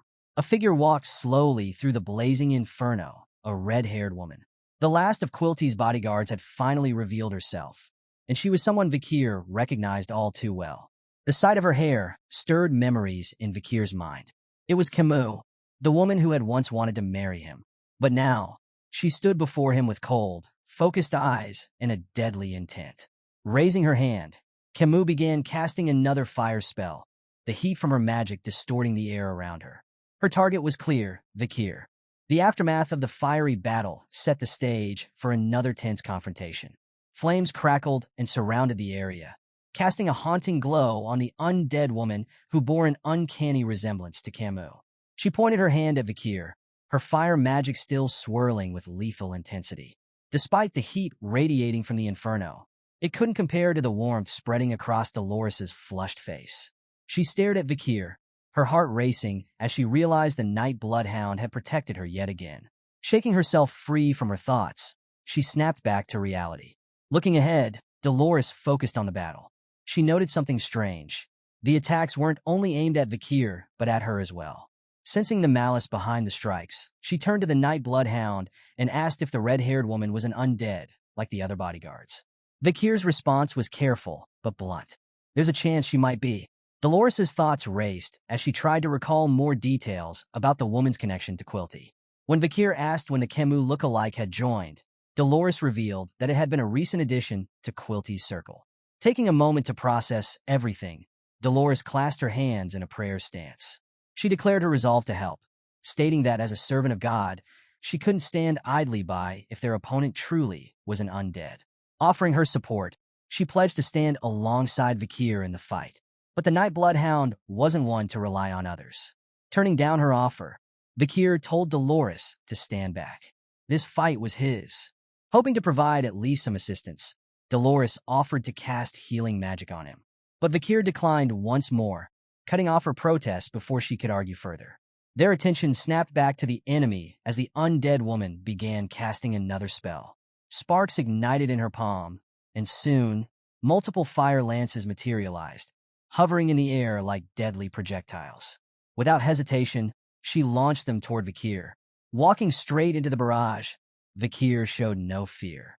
With swift, precise movements, he slashed the incoming lances apart, sending their remnants flying into the air where they exploded harmlessly. Yet he didn't falter. His focus remained locked on the undead woman. Even as fire magic erupted around him, Vakir's mind was elsewhere. All he could see was a young woman with long, straight red hair, casting magic that resembled 6th class level, a combination of steel and fire magic. It was rare for someone so young to wield this level of power, even among prestigious families like the Morg clan. The undead woman summoned another wave of steel lances, each glinting ominously in the firelight. She aimed and fired them with lethal precision. But this time, Vakir didn't cut them down. Instead, he allowed the attacks to strike him directly. A fiery explosion engulfed him. But when the flames cleared, Vakir emerged unscathed. His movements were deliberate and unyielding. Catching one of the lances in his hand, he continued his slow march toward her. Ignoring the attacks, Vakir allowed the lances to hit him. Some slashed his shoulders, while one tore pieces from his left side. Yet he pressed forward, unfazed, his determination burning brighter than the fire surrounding him. Watching from a distance, Dolores was both horrified and bewildered. She noticed that the night bloodhound was deliberately taking the hits. Why? She wondered. Was it because he recognized the undead woman? Did he know her true identity? And more importantly, what kind of relationship did the night bloodhound have with his fiery opponent? Even in the face of death, Vakir didn't stop. Vakir continued his slow march toward the undead woman, making no effort to defend himself. Each step brought him closer, but it also pulled his thoughts into the past. Flashes of memory filled his mind. Before he regressed, Vakir recalled the close bond Kimu Morg shared with her uncle, Adolf Morg. She wouldn't have left the family registry and joined the Hall of Darkness for isolation training so easily. As more memories of their childhood surfaced, regret began to weigh heavily on him. He thought of their conversations, their shared moments, and the trust they'd built. Vakir deeply regretted involving her in his plans after his regression. Kimu's once bright future as a hero was now in question, and the guilt of his actions clawed at him. Finally, standing face to face with the undead version of Kimu, Vakir's mind reeled. He asked himself, "What have I done to cause this?" Sensing an opportunity while Vakir appeared distracted, the undead woman began casting another flame spell in her hand. But Vakir was faster. He grabbed her wrist, forcing her arm down to stop the spell from reaching him. In one swift motion, his other hand reached for her face. He ripped the mask away, determined to confirm the truth behind his worst fear. From a distance, Dolores gasped, her mouth hanging open in shock as the mask was torn from the undead's face. Even beneath his pandemic mask, Vakir's reaction was visibly shaken. Whatever he saw had rattled him to his core. The undead woman, however, wasn't finished. Even without her mask, she began casting another flame spell, aiming to unleash it point-blank at Vakir. Without hesitation, Vakir drew Beelzebub and swung with precision, severing her head in one clean strike. The flames surrounding them flickered and died as the undead's head fell to the ground with a sickening thud. The battle was over. The lifeless body of the undead woman crumpled to the ground, no longer a threat. As the tension lifted, Vakir finally dropped to his knees, the pain from his injuries overwhelming him. His body trembled under the weight of the attacks he had endured without defending himself. Seeing his condition, Dolores rushed to his side. Blood seeped from his wounds, his body battered and broken from the relentless assault. She quickly cast her holy healing magic, the radiant light enveloping him as his injuries slowly began to mend. As the two of them stared at the lifeless body of the undead, Dolores broke the silence. Her voice was soft, but filled with curiosity. "Do you know who she was?" Vakir remained silent for a moment, his gaze fixed on the ground. Beneath his mask, he carefully considered his answer. Finally, he spoke, his voice steady. "No, I don't know who this undead was." Dolores sighed in relief. "Thank the goddess." With most of his injuries healed, Vakir stood up slowly, wincing as he steadied himself. He turned to Dolores and assured her, "You've done enough. I'm fine now." But Dolores wasn't convinced. She tried to argue, pointing out that he hadn't fully healed yet. Her concern was clear, but seeing his determination, she chose not to push further. Instead, her expression grew serious as she asked, "Why? Why do you fight to the point of putting yourself in this state? Are you willing to tell me the truth?" Vakir paused briefly before answering Dolores' question. With calm resolve, he revealed the truth. "I'm demon hunting." Dolores stood frozen, her eyes wide in shock as Vakir admitted this was his personal vendetta. Moving past her reaction, he walked over to pick up the mask worn by the undead woman. Holding it in his hand, Vakir inspected it closely, sensing the strong demonic energy emanating from it. It became clear The masks the guards had been wearing were the source of the dark energy. Now that he had collected all 4 masks, Vakir prepared to deal with them. But before he could act, a strange voice interrupted. "Hey, give me the relic," it snarled. Vakir and Dolores both turned sharply, searching for the source of the voice. To their horror, a grotesque mouth had appeared on the stomach of the undead corpse Vakir had just slain. The mouth spoke with an unnerving calm, mentioning names: Ibua, Hebua, and Geronto, the guards Vakir had recently defeated. The voice claimed to have borrowed them from a certain woman who was likely furious about their demise. Dolores, still in shock, could barely process the sight of the mouth on the undead corpse. Meanwhile, it continued talking, questioning Vakir. "Are you the one attacking the branches under my jurisdiction lately?" Vakir didn't flinch. "You already know the answer to that," he replied coldly. He then took it a step further, exposing the voice's true identity. "You're Quilty," he declared. Hearing this, Dolores gasped as the pieces finally clicked into place. The voice belonged to Quilty Lewin Indulgentia, the very man who had been hiding in plain sight as the orphanage headmaster. Quilty chuckled, seemingly unfazed by his exposure. Instead of fear, he exuded amusement. "Caught by the saintess herself? Huh," he said mockingly. "No matter. This just makes things more exciting." Quilty revealed that now that his true nature had been exposed, he would abandon his identity as Quilty. However, since Dolores knew the truth, she had made herself his next target. With her newfound awareness, he no longer had a reason to avoid laying his hands on her. Dolores began trembling as the realization sank in. Quilty was a demon. Her fear and disbelief only fueled Quilty's amusement. He grinned wickedly, hoping her expression would turn into one of despair when he claimed her face for his collection. But then, the atmosphere shifted. A golden aura began to glow around Dolores as she clasped her hands in prayer. Her trembling stopped, replaced by unyielding courage. Her voice rang out strong and clear. "The light of my life, the fire of my existence, and my sin in my soul, I will make those who are wicked feel the weight of their karma twofold." With a final cry of holy light, a massive pillar of divine energy descended from the heavens, engulfing Quilty in blinding brilliance. Quilty's screams of agony echoed through the air as the holy power burned him away. His cries grew weaker until the light faded, leaving only a pile of blackened ash where the undead corpse had once stood. Dolores stood tall, her voice filled with righteous defiance. "Reflect in the afterlife, you demon." But as she uttered those words, a sinister image flickered in the shadows, a figure licking his lips with dark delight. Before Vakir or Dolores could react, a powerful green energy blast tore through Vakir's body, sending him reeling. The attack was so swift that even Vakir couldn't defend himself in time. As Vakir collapsed, Dolores knelt beside him, trying to help. Her eyes darted up to see the attacker emerge from the shadows. It was Quilty, this time in his true demonic form. Quilty strolled forward with a mocking grin, licking his lips as he taunted Dolores. "Interrupting me with that prayer? Such bad manners, Sanus." Seeing Vakir injured, Dolores positioned herself between him and Quilty, using her body as a shield. Her voice, sharp and unwavering, lashed out at the demon. "How dare you wear the cloak of a saint while committing such wickedness?" Quilty's grin only widened as he faced Dolores's defiance. Quilty's gaze lingered on Dolores, his twisted smile never fading. When she accused him of his wicked actions, he simply shrugged, his tone dripping with mockery. "I did what any demon would do," he said before leaning closer. "But tell me, Sanus, do you really think you can fight me?" Dolores's voice trembled as she stuttered out a reply. "Yes, I'm going to fight you." Her defiance only seemed to amuse Quilty. Laughing darkly, he gestured to her and Vakir.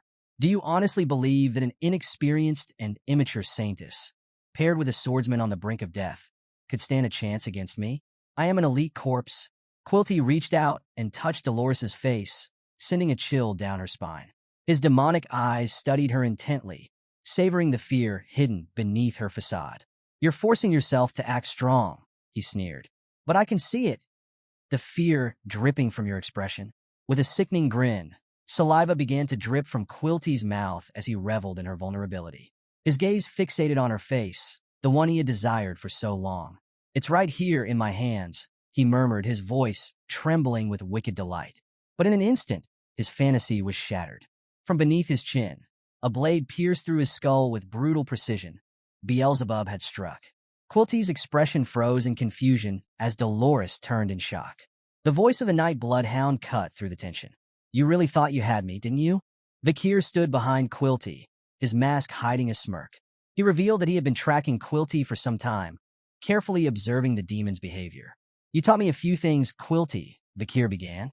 "First, you're a coward who sacrifices your subordinates without a second thought. Second, you never fight for yourself. And third," Vakir's voice sharpened, "you wouldn't reveal your true form unless you thought your opponent was too injured to resist." Vakir explained that he had staged everything. The surprise attack that seemed to leave him mortally wounded, it was all an act. He had healed the injury long ago, knowing it would lure Quilty out. The blade embedded in Quilty's head glinted in the firelight as his eyes rolled back, blood seeping from the wound. But even in this state, the demon began to chuckle, his laughter growing louder and more menacing. Quilty's bright green, demonic eyes snapped back into focus, his voice dripping with malice. "Call me Dantalion," he hissed, casting aside his former identity. Mocking Vakir, he added, "You damned method-acting brat." Dolores was frozen in shock, her wide eyes reflecting the horrifying reality in front of her. Even after having Beelzebub driven straight through his skull, Dantalion, the elite corpse, was still speaking as if nothing had happened. Vakir, holding the demon by its head, couldn't hide his surprise either. The strength of an elite corpse was far beyond what he had anticipated. The title wasn't just for show. Dantalion, seemingly unfazed by the blade in his skull, turned his glowing green eyes toward Vakir. Recognizing him, the demon smirked. "So, you're the one who killed Andromalius," he sneered, referring to the elite corpse who had infiltrated the Baskerville family. With his clergyman face damaged, Dantalion decided to reveal another one of his masks. As the flesh on his head twisted and peeled, a new face emerged, a woman's this time. Laughing wickedly, Dantalion explained his macabre ability. "I collect faces," he boasted. "When I take a face, I also gain its memories and life. It lets me play the innocent perfectly." Mocking Vakir, the demon declared, "You didn't kill Quilty Linindulgentia. He was just one of the many faces I own. Unless you destroy every face I've collected, you'll never truly kill me." Vakir's response was immediate. Without hesitation, he leapt toward the demon. "Then I'll kill every last one of them," he growled, plunging Beelzebub into the demon's stomach. But something strange happened as his blade pierced the body. The woman whose body Dantalion had stolen seemed to regain control. Tears streamed down her face as she begged Vakir for help. Blood filled her mouth, her voice desperate. "Please save me. I don't want to die." Her pleading was cut short as the possessed body collapsed to the ground, lifeless. Before Dolores or Vakir could react, the sound of ripping flesh filled the air. A new figure emerged, tearing itself free from the dead woman's corpse. This time it was a man. The man looked around, bewildered. His voice trembled as he spoke. "Where am I? The last thing I remember, I was buying meat pies for my daughter." Before he could finish, Vakir ended his confusion and his life with a swift decapitation. The man's head hit the ground with a sickening thud. "You're too arrogant," Vakir said coldly. Another figure appeared almost instantly, this time taking the form of a crying boy. His tear-streaked face reflected in the lenses of Vakir's mask. The child's voice was high-pitched and trembling. "Why are you being so mean? I didn't do anything wrong," he wailed, rubbing his eyes as he staggered closer to Vakir. "Why are you bullying me?" But Vakir didn't flinch. He wasn't swayed by the boy's cries or the innocent act. "Stop pretending," he said flatly. The memories of Andromalius flashed in Vakir's mind, a demon who had once tried similar tricks, changing faces and voices to mimic his victims.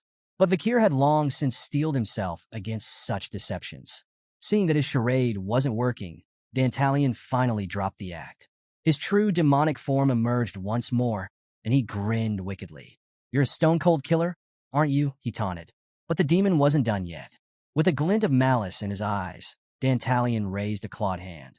His finger began to morph, elongating into something sharp. Before Vakir could react, something shot out, striking his wrist. Startled, Vakir looked down. A strange piece of Dantalion had attached itself to him, embedding into his flesh. The demon's voice, now coming from the face of a young boy, was laced with dark amusement. "A little present," he said, smirking. "From me to you." As Dantalion's current body was hurled backward by Vakir's strike, it began to twist and morph midair. The grotesque transformation continued until the demon landed, now inhabiting a new, horrifying form. Dantalion turned toward Vakir, laughter erupting from his grotesque figure, now covered with even more eyes and mouths on his face and hands. But something was wrong. Vakir's vision blurred, and an overwhelming wave of pain and nausea swept over him. Kneeling to the ground, he gritted his teeth, his breathing labored. Dolores watched from behind, concern etched across her face. Dantalion's laugh grew louder. With malicious glee, he revealed the source of Vakir's torment. The demon had planted a cursed face on Vakir's wrist moments ago. That face, Dantalion hissed, belongs to someone who lived a life of paranoia and schizophrenia, someone who killed his own precious family. The demon explained that the face was forcing its memories and emotions into Vakir, merging them with his own. How does it feel? Dantalion taunted. To have your memories clash with trauma so dark that it could tear your mind apart. Dantalion's plan was simple. Overwhelm Vakir's consciousness until it collapsed. But what happened next left even the demon stunned. Dolores gasped, covering her mouth in shock as Vakir, without hesitation, raised his blade and sliced off his own arm. The bloodied limb hit the ground, along with the cursed face that had been tormenting him. Dolores rushed forward, her voice trembling as she called out to Vakir in concern. But before she could say anything, Vakir's arm began to regenerate right before her eyes. The fresh, unblemished limb replaced the severed one as if nothing had happened. I'm fine, Vakir reassured her, his voice calm as he flexed his newly healed arm. Turning to Dantalion, he added, I'm not your average human. The demon's laughter ceased as he narrowed his many eyes, staring intently at Vakir. The realization struck him. This was no ordinary hunter. Dantalion's gaze shifted to the weapon in Vakir's hand, and his demonic grin faltered. The blade exuded dark, ominous energy. Beelzebub, Dantalion muttered. A demonic blade, and you wield it like a graduate of the highest grade. The demon now understood why Andromalius had fallen to Vakir. You're not going to be easy to kill, Dantalion admitted, his twisted mind already concocting another plan. His grotesque hand began to morph once more, transforming into something even more sinister. With a grin, Dantalion pointed a sharpened finger, not at Vakir, but at Dolores. The attack shot out at lightning speed, aimed straight for the Saintess. But Vakir was faster. In a blur, he stepped in front of Dolores, deflecting the attack just in time. Dantalion's smile widened, his plan coming into focus. So predictable, the demon sneered. The Night Bloodhound has a weakness. Realizing the advantage he had, Dantalion began launching a flurry of attacks, all aimed at Dolores. Each time, Vakir stepped in to block or deflect the strikes, his movements precise but strained. Dolores, seeing the effort it took to protect her, pleaded with him. Don't worry about me. Focus on the fight. But Vakir didn't waver. I can't let anything happen to you, he replied, his voice steady. To Vakir, Dolores wasn't just a comrade. She was the hero's pillar, an essential part of the battle against the demons. Losing her wasn't an option. As Dolores watched Vakir fighting alone, she couldn't help but feel a crushing sense of helplessness. In both his previous and future life, the Night Bloodhound had always fought alone, carrying the burden of countless battles. Would he always bear that weight without anyone by his side? Gripping her trembling hands together, Dolores knew she had to solidify her resolve. She was terrified, shaking so badly that it felt impossible to act. But despite her fear, she made the decision to jump into the fight and stand alongside him. Summoning her courage, Dolores began to cast holy light once more. The sacred energy began to illuminate her surroundings. But her concentration was shattered when a grotesque piece of Dantalion's body was hurled right in front of her. The pile of flesh, grotesquely writhing with eyes and mouths, began to speak. Sister, it whispered, its voice a haunting echo of Quilty's. Dolores froze in place as the horrifying image of Quilty's face appeared in her mind. Her hard-fought courage crumbled, replaced by a paralyzing fear. Panic overtook her, leaving her unable to continue her spell or even move. Meanwhile, Dantalion's laughter filled the battlefield as he mocked Vakir. His grotesque form shifted again, his arms transforming into tentacles covered in ghostly, wailing faces. With a sinister grin, the demon taunted, transplanting one human into another body is already agonizing. But what do you think happens when hundreds of humans are forced into one body? The tentacles, filled with the souls and memories of Dantalion's countless victims, slithered toward Vakir like an unending tide. Bracing himself for the onslaught, Vakir stood firm. His voice was cold and resolute. Then I'll cut down every single one of them. And that's exactly what he did. With Beelzebub in hand, Vakir began slicing through the grotesque tentacles, severing them one after another without pause. His blade moved like lightning, cutting down the endless wave of faces that sought to consume him.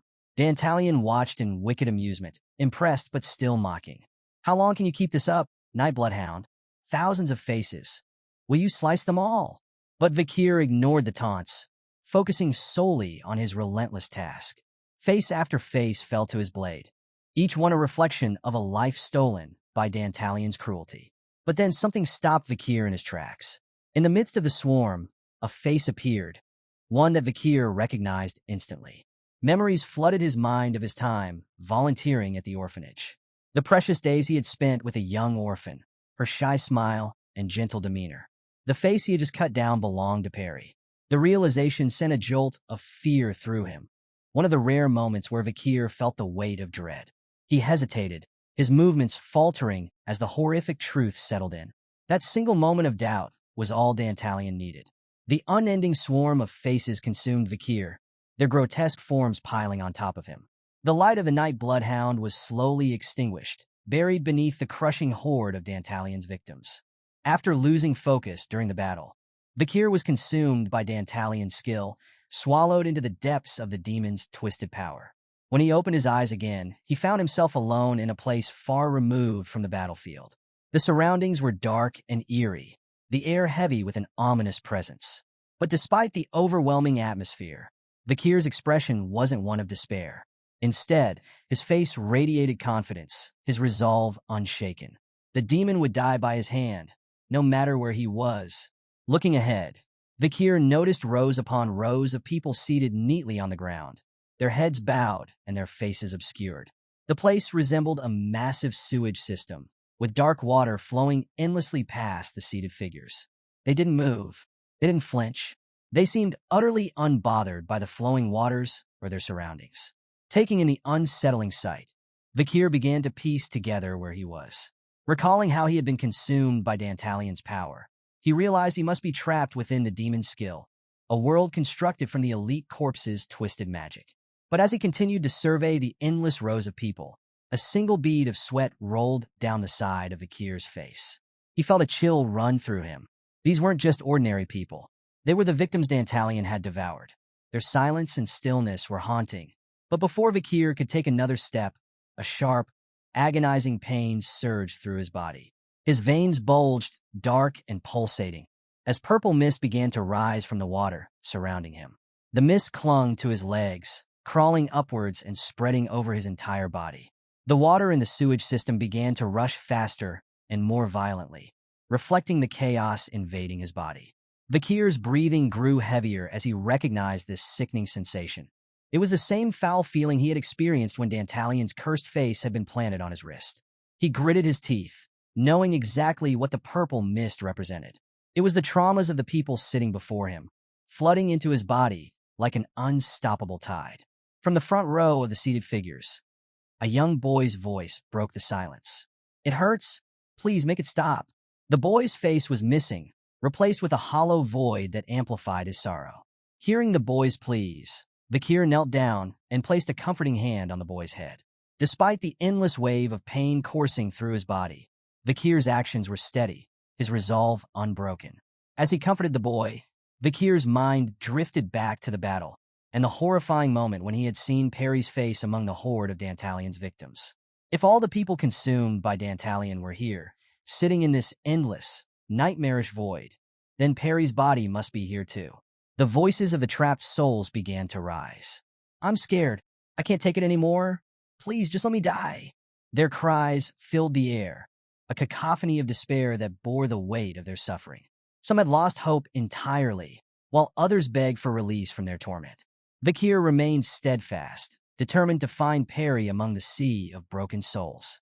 But nearby, Dolores was witnessing the same horrifying scene. She stood frozen, her eyes wide with disbelief. The endless voices of pain overwhelmed her. Each cry pierced her heart, and the sight of the tormented spirits, the vindictive souls consumed by Dantalion, was too much to bear. Her legs gave out beneath her as she collapsed to her knees, trembling. The full weight of Dantalion's evil was now clear to her. This wasn't just a battle against a demon. It was a fight to free countless innocent souls trapped in an endless nightmare. The tension escalated when Dolores spoke Vakir's name, drawing out the elite demon from the shadows. Dantalion appeared right behind her, his twisted voice cutting through the despair-filled air. "What do you think of the scene before you?" he asked mockingly, gesturing toward the endless rows of seated souls. The demon revealed that these people were the collected souls of those he had devoured, each one representing a life consumed by his cruelty. In his true demonic form, Dantalion was a horrifying sight to behold.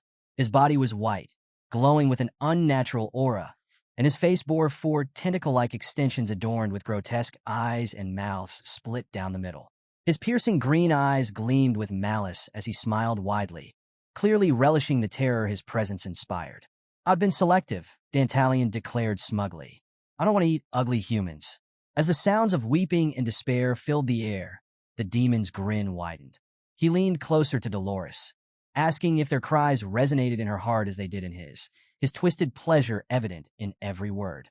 The scene only grew darker as more information about Dantalion's monstrous nature was revealed. Risk rating, S+. Natural enemy of humans. Invulnerable and immortal. One of the 10 disasters. Discovered deep underground at the Gate of the Fall, Dantalion had long been a nightmare to humanity. Summoning her courage, Dolores finally spoke out, her voice trembling with anger. She confronted the demon, demanding how he could commit such vile sins, especially against the children from the orphanage. But Dantalion shrugged off her accusations with chilling indifference. "Sins," he scoffed. "Why would I justify my need to eat? Food doesn't require an excuse." Reaching into his jacket, he pulled out a glowing holy paper, the exemption from sins. Waving it mockingly in front of Dolores, the demon laughed. "See this? It says I have no sins. Humans gave me this." His grin widened as he marveled at the absurdity of humanity's system, where sins could be sold and forgiven for money. Even demons, he said, couldn't have dreamed up such a thrilling concept. He continued, explaining his twisted logic.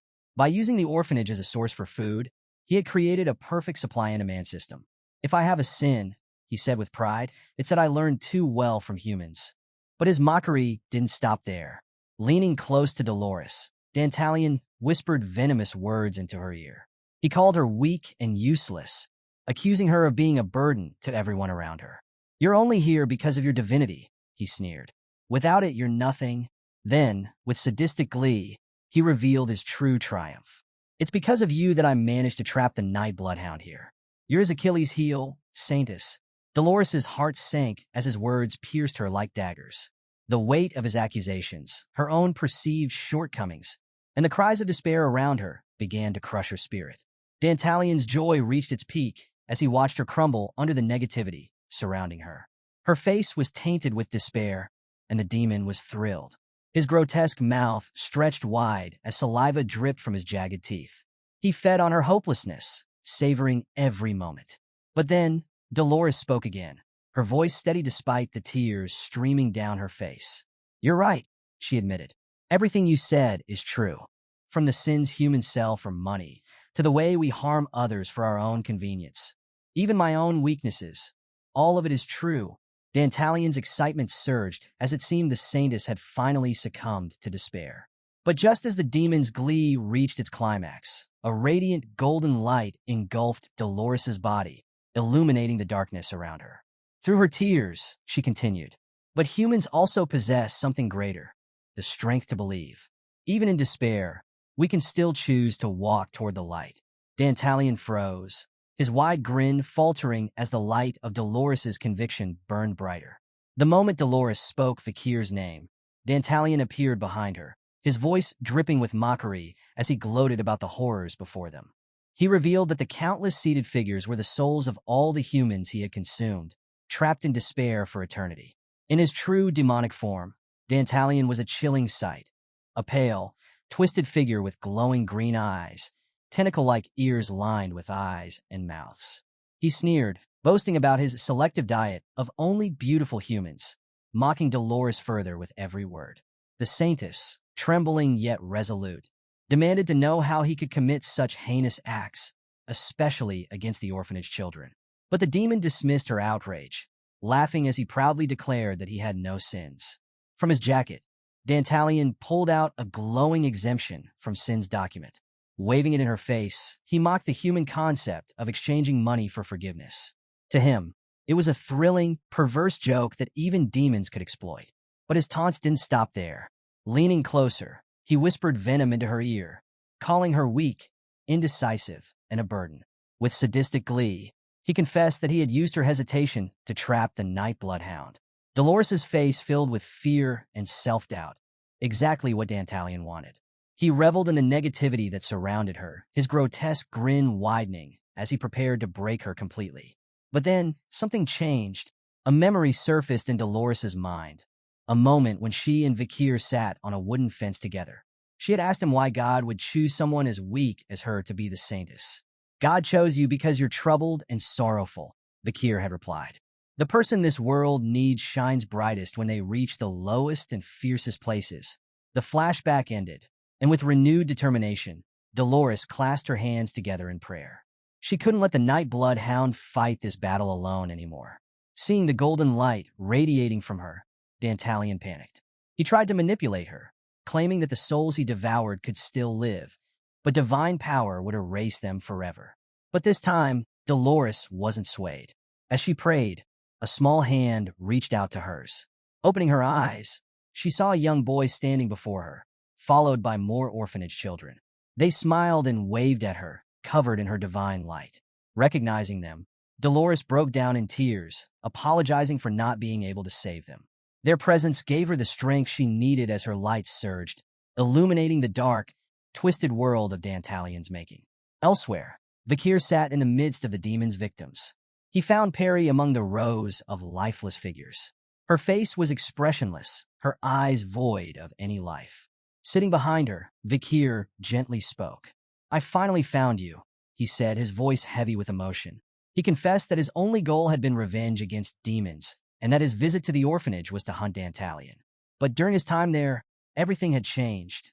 Perry's angelic smile had reminded him of what truly mattered.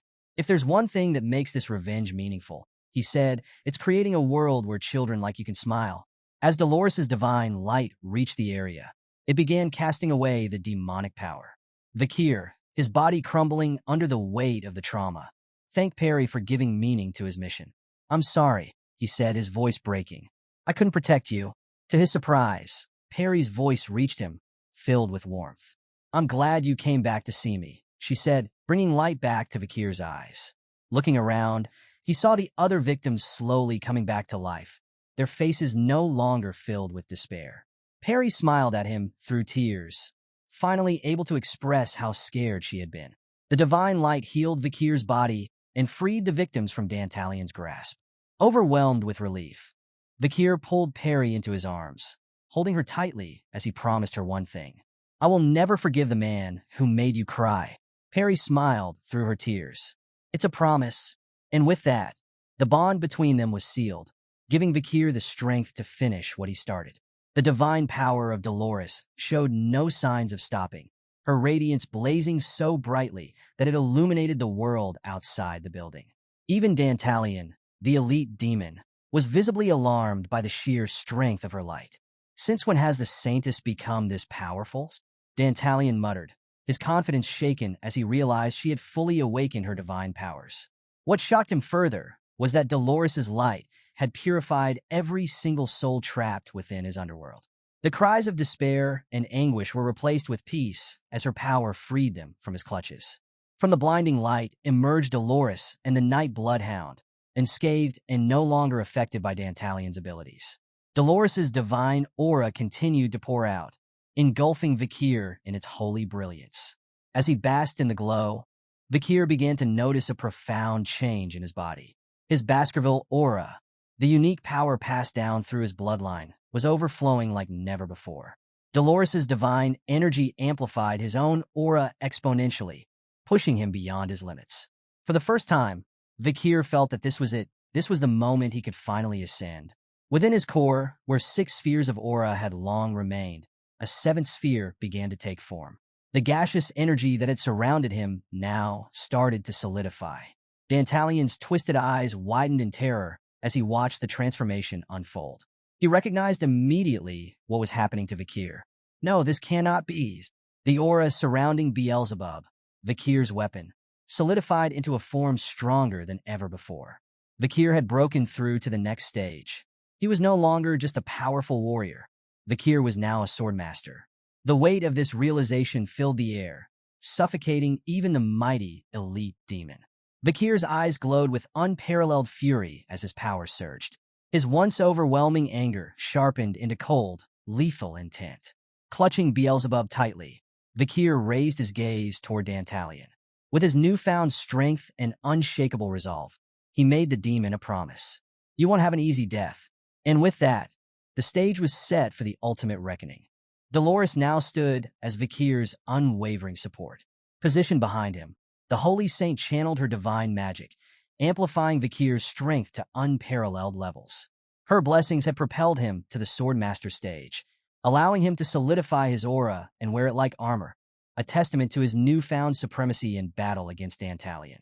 As the fight raged on, Dolores could feel it. The overwhelming sorrow of countless children sacrificed, their anger and hatred directed toward the demon who had stolen their futures, and even the determination coursing through the night bloodhound. All of these emotions resonated within her. A memory resurfaced, words spoken by the Pope long ago. The Saintess awakens by meeting her true companion. And now, standing beside Vakir, Dolores knew this was the moment. Clasping her hands together, she poured every ounce of divine power into him. The spell she cast was soul resonance, a blessing that allowed the Saintess to transfer her divine energy to the soul companion she acknowledged. It temporarily pushed Vakir's abilities to their absolute limit. As the power coursed through him, Vakir Van Baskerville reached the supreme domain, awakening as the first swordmaster of his generation. Dantalion, the once arrogant elite demon, was now gripped by fear. Sweat dripped down his grotesque face as he stared at Vakir in disbelief. Among humans, only a rare few could ascend to the rank of swordmaster, a level of power feared even by demons. But now, this young human, a mere child by the demon standards, had shattered those expectations. Dantalion's thoughts were interrupted when his view of Vakir suddenly flipped. Confused, he realized too late that his head had been severed. It flew through the air, accompanied by numerous glowing slices of aura that tore his body into pieces. With just a single swing of his blade, Vakir had sent devastating arcs of energy slicing through the air, dismantling Dantalion with precision. As the demon's dismembered form scattered, Vakir appeared in an instant, stomping on the demon's mouth to silence him. Leaning in, Vakir reminded Dantalion of a bitter truth. The souls you collected have been purified. Your tricks? Gone. You're nothing but a faceless monster now. The taunt cut deeper than Vakir's blade. For the first time, Dantalion felt the emotions he had inflicted on so many others. Fear and despair. Panicking, Dantalion realized that this might be his end. He had been tasked with saving mana to open the gate to the demon realm, a plan he believed would secure his domination of the human world. But standing in his way was one relentless human, a single, insurmountable obstacle who refused to let him succeed. Backed into a corner, Dantalion made his decision. If the plan required sacrificing his life, so be it. The demon resolved to kill Vakir, even if it meant his own destruction. The battle wasn't over yet. Vakir noticed something shifting. Dantalion's face began to morph, growing grotesque and enormous. Towering over Vakir, the demon unleashed a chilling laugh, declaring he still had one more face left to play. In this new gigantic form, Dantalion announced his final move. He would self-destruct, taking Vakir, Dolores, and everyone in the orphanage with him. The air grew heavy with Dantalion's dangerous aura. Even Dolores, who stood at a distance, could feel it pricking her skin like needles. Panic took over as she urged Vakir to act quickly to protect the area. But Vakir, ever calm, told her to relax. He had this. Vakir's confidence wasn't baseless. It was a moment he had dreamed of since before his regression. He recalled the sword strike Hugo had once demonstrated, a legendary swing that could rip the sky in half. Now, standing at the pinnacle of his power, Vakir believed this was the moment he could finally reach that level. As Dantalion's body began to glow with the unstable energy of his impending explosion, he bellowed a final message to his fellow demons, urging them to carry out the fall of the human world. But before the explosion could ignite, everything shifted. In one swift motion, Vakir unleashed his strongest strike yet, slicing through Dantalion's massive form. And his bomb-like attack, with a single swing. The force of his strike didn't stop there. A red streak of light blazed into the sky, cutting through the clouds and tearing them apart. Outside, the night sky was now fully visible, painted with stars that had been hidden moments before. The tremors from the strike shook the entire orphanage. Back in their lodging, PG woke up in confusion, rubbing his eyes as he wondered if an earthquake had hit. Meanwhile, Sinclair stared out the window, her face frozen in awe as she took in the beautiful, split night sky. She couldn't comprehend what she was witnessing, unaware it was the result of one man's incredible power. As the dust settled, Dolores opened her eyes, bracing herself for the aftermath. What she saw left her speechless. Instead of destruction, she was greeted with the breathtaking sight of a clear night sky, the clouds forcibly parted by Vakir's sword. Overwhelmed by awe, Dolores's legs gave out beneath her, and she collapsed to the ground. Vakir had done it. He had followed in Hugo's footsteps and achieved the impossible. The incident at the Indulgentia orphanage sent shockwaves through the imperial capital. Whispers of another terror attack spread like wildfire, this time targeting the Quo Vadis family's orphanage. As with the previous attack, the Night Bloodhound was immediately blamed. Crowds gathered at the scene, fear and confusion gripping the citizens. Bianca, watching the growing mob, couldn't believe the Night Bloodhound had been at the very place they were staying. Sinclair, visibly shaken, found it terrifying that such an event had occurred on their last day. PG voiced disbelief, lamenting that this chaos happened just as they were preparing to leave. Tudor, however, saw it as a missed opportunity. He grumbled about losing his chance to catch the Night Bloodhound and prove himself worthy of being a great hero. Sancho, on the other hand, found it odd that there were no reported casualties, an unusual detail for a supposed terror attack. PG reminded him that the headmaster, Sir Quilty, and all his bodyguards had been missing since yesterday, speculating they might have fallen victim to the Night Bloodhound's rampage. As Dolores walked past the group, her expression unreadable, the student volunteers assumed she must be deeply distressed by the tragedy. Walking alongside her was Pietro, struggling with the shocking truth Dolores had revealed to him. Quilty, the man he thought was merely eccentric with uncomfortable traits, had been a demon in disguise all along. To add to his disbelief, the Night Bloodhound wasn't the cause of the disaster, but the one who resolved it. Pietro stood in silence, grappling with the fallout from the Night Bloodhound's actions. While he considered the ambush of a branch of their family unforgivable, he couldn't deny the personal satisfaction he felt knowing that a rotten section had been cut away. However, Pietro also understood the complexity of the situation. Truth didn't always align with public perception. Breaking the silence, Dolores stepped forward, walking past Pietro with quiet determination. Apologizing to him softly for what she was about to do, she turned to the gathered crowd of reporters. The journalists were stunned as the Saintess took center stage, her voice calm yet commanding. She thanked them for being there and asked them to listen closely. As word spread that the Saintess had something important to say, more reporters gathered in anticipation. From beneath her robes, Dolores pulled out a hidden book.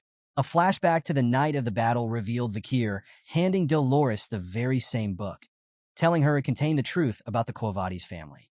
He had left the choice of what to do with it entirely up to her. Returning to the present, Dolores opened the book and began reading its contents aloud.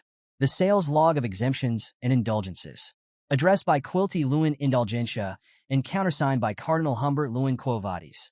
The crowd was silent, hanging on her every word. Dolores continued, listing sins and their shocking pardons. Viscount Vecoin murdered his parents to take their assets, disguising their deaths as accidents. Forgiven after paying 1.5 billion gold. Baron Legiso killed his maid after committing vile acts, burying her in a sewer. Forgiven after paying 200 million gold. Sir Feeney murdered his business partner to monopolize their investments. Forgiven after paying 800 million gold. The revelations sent shockwaves through the crowd. Many were horrified, unable to believe the depths of corruption. Yet, a few skeptics voiced doubts, defending Cardinal Humbert's character. Undeterred, Dolores pressed on, exposing even more sins. Count Azel evaded 800 billion gold in taxes, but was forgiven after paying just 300 million gold. Her voice grew stronger with every entry, and the saintess made it clear that she would no longer stay silent. Despite her fear of her father, she declared that the buying and selling of sins for money was a blasphemy against God. With tears in her eyes, she swore to the people that such injustices would no longer plague the Quo Vadis family. Far from the commotion, Vakir sat in solitude at the place where he used to spend time with Perry. Even from this distance, he could hear Dolores's words as if they echoed through the heavens. As he gazed at the afternoon sky, he marveled at her courage. Even after his regression, her righteous heart remained unchanged. Despite defeating Dantalion, Vakir's expression carried a tinge of sadness. 9 elite corpses still remained, and his path was far from over. Slowly, he rubbed the seat where Perry used to sit, her memory vivid in his mind. With a resolute voice, he swore that by the end of his journey, he would create a world where children like Perry could live and laugh freely, their hearts filled with joy. As Vakir stood to leave, the camera lingered on a small memorial, a cross bearing Perry's name tag and the flower wreath she had made for him. It was a solemn reminder that a beautiful soul like Perry had once existed in this world, and Vakir hoped, with all his heart, that she could now finally laugh in peace. The scene shifts back to a familiar place, the professor's laboratory under the supervision of Mr. Vinci Morg. Dolores, clad in her academy uniform, storms in, her face lit with frustration as she confronts the professor. Her voice rings out, questioning why the article she wrote wasn't included in the academy's newspaper. Dolores argues that she had written nothing but the truth. Yet, instead of her piece, the paper had chosen to publish an article that criticized the Night Bloodhound, painting him as a criminal. Facing her anger, Mr. Vinci Morg coolly responds. He questions whether she truly doesn't know why her article wasn't published. He pulls out the article in question and points to its bold headline. Are the Night Bloodhound's attacks truly unwarranted? The darkness behind the Holy Quo Vadis household. The professor explains that her article was politically charged, directly criticizing a powerful organization, which violated the Academy's neutral stance. Dolores fires back, insisting that everything she wrote was based on facts. But the professor shakes his head, reminding her of an undeniable truth. Her father, Cardinal Humbert, had publicly denied all allegations, and the leaders on the exemption list had also dismissed her claims as false. Feeling cornered, Dolores argues that she has solid evidence, the records of exemptions given to her by the Night Bloodhound. But to the professor, it's simply an unverified list, lacking credibility. Frustrated, Dolores changes her approach. She questions why the professor seems so intent on defending the Quo Vadis family. Is someone pressuring you to do this? She asks pointedly. Her words hit their mark. For a moment, the professor falls silent, his gaze distant. Finally, he rises from his seat and admits there's no need to lie anymore. He reveals that he had been explicitly instructed to focus the paper on portraying the Night Bloodhound in a negative light. Even the Academy's headmaster was bewildered by the unusual request. Dolores feels a chill run through her as she realizes just how far her father's influence might stretch. She voices her thoughts aloud, wondering if Cardinal Humbert is powerful enough to pressure even the Academy's leadership. The professor smirks, cutting her off. If it were only your father, I could handle it myself. Dolores's heart sinks. She understands what he's implying. There's only one person who outranks Cardinal Humbert in the Quo Vadis family. The Pope, the supreme leader of the Church, and the one considered closest to God. For a fleeting moment, Dolores clings to her belief in the Pope's righteousness. But doubts creep in as she recalls the rumors. The Pope's advanced age may have clouded his judgment, leaving him vulnerable to manipulation by Cardinal Humbert. Bringing her back to reality, the professor reminds Dolores that her article is unsuitable for publication. It openly supports the Night Bloodhound, a wanted criminal accused of committing numerous attacks. Swallowing her words, Dolores holds back her rebuttal. She knows the Night Bloodhound isn't evil. In her heart, she's certain of one thing. The real villains are the corrupted members of the Quo Vadis family, and the demons lurking within them. Dolores recalled the words of the Night Bloodhound, who had told her that demons still plagued their world. He had been fighting them alone, a lone warrior, standing against pure evil. Despite the setbacks and opposition, Dolores left the professor's laboratory with renewed determination. If the Night Bloodhound is willing to fight until his dying breath, then I'll do everything I can to help him, she thought, her resolve now unshakable. Meanwhile, we find Tudor stretching his body, grumbling about how exhausting volunteering and studying had been. As the boys made their way back to their rooms, Tudor asked Vakir if he wanted to join them for a game of Run Flat. But our boy declined, saying he needed some time alone. The words, time alone, sent a shiver down Tudor's spine for some odd reason. While Pete cheerfully announced he was heading to his room too. Tudor, in an instant, covered P's mouth, insisting that Vakir's need for solitude was important. Even though the situation seemed odd, Vakir agreed and headed to his room. Alone in his room, Vakir finally had a moment to himself. He hadn't had time to even unpack since his intense battles.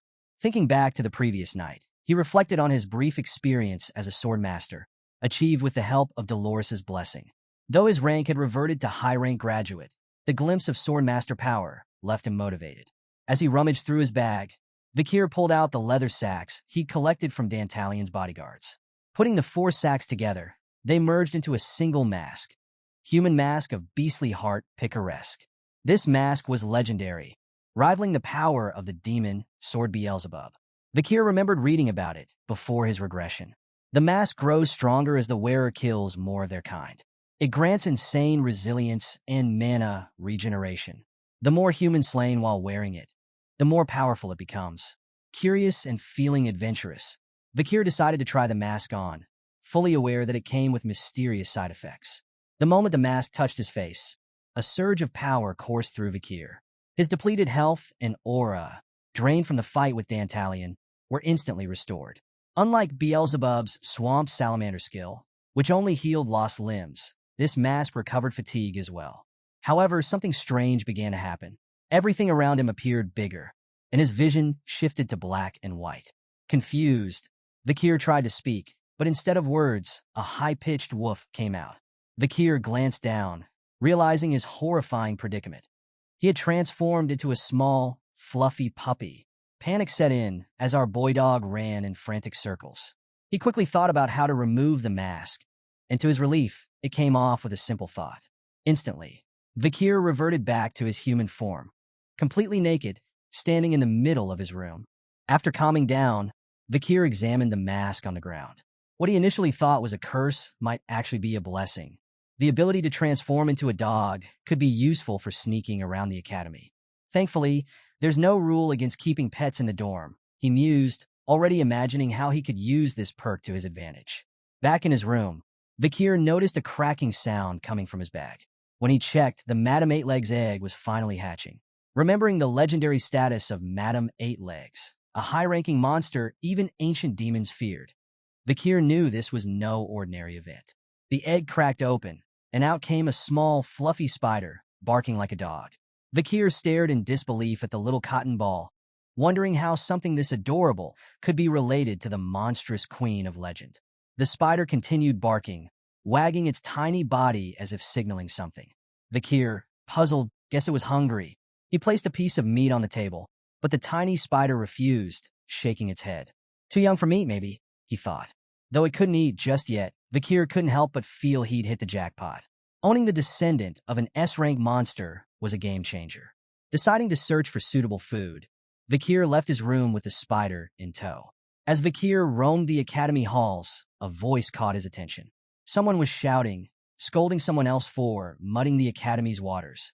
Hiding behind a pillar, Vakir observed a group of bullies surrounding PG. Recognizing the leader, Grenouille de Leviathan, a top student of the Fire Corps and a member of the prestigious Leviathan family, Vakir knew trouble was brewing. PG, ever the human encyclopedia, tried to excuse himself, claiming his friends were waiting for him. But Grenouille's goons blocked his way, sneering that a commoner like PG didn't belong at the academy. Grenouille himself stepped forward, berating PG with disgust, calling him worthless and ordering him to leave the academy. Grenouille then insulted PG's friends, assuming they were just as pathetic. That's when something snapped in PG. His timid demeanor disappeared, replaced by fiery determination. Eyes blazing, PG grabbed Grenouille by the collar, shocking the arrogant bully. With fury in his voice, PG told Grenouille to never insult his friends again. Grenouille, unbothered, ordered his lackeys to attack. One of the bullies threw a punch aimed at PG's face. PG braced himself, shutting his eyes tight, waiting for the blow, but it never came. When he opened his eyes, Tutor was standing in front of him, casually holding the bully's fist in his hand. With a calm tone, Tutor asked PG if he was okay.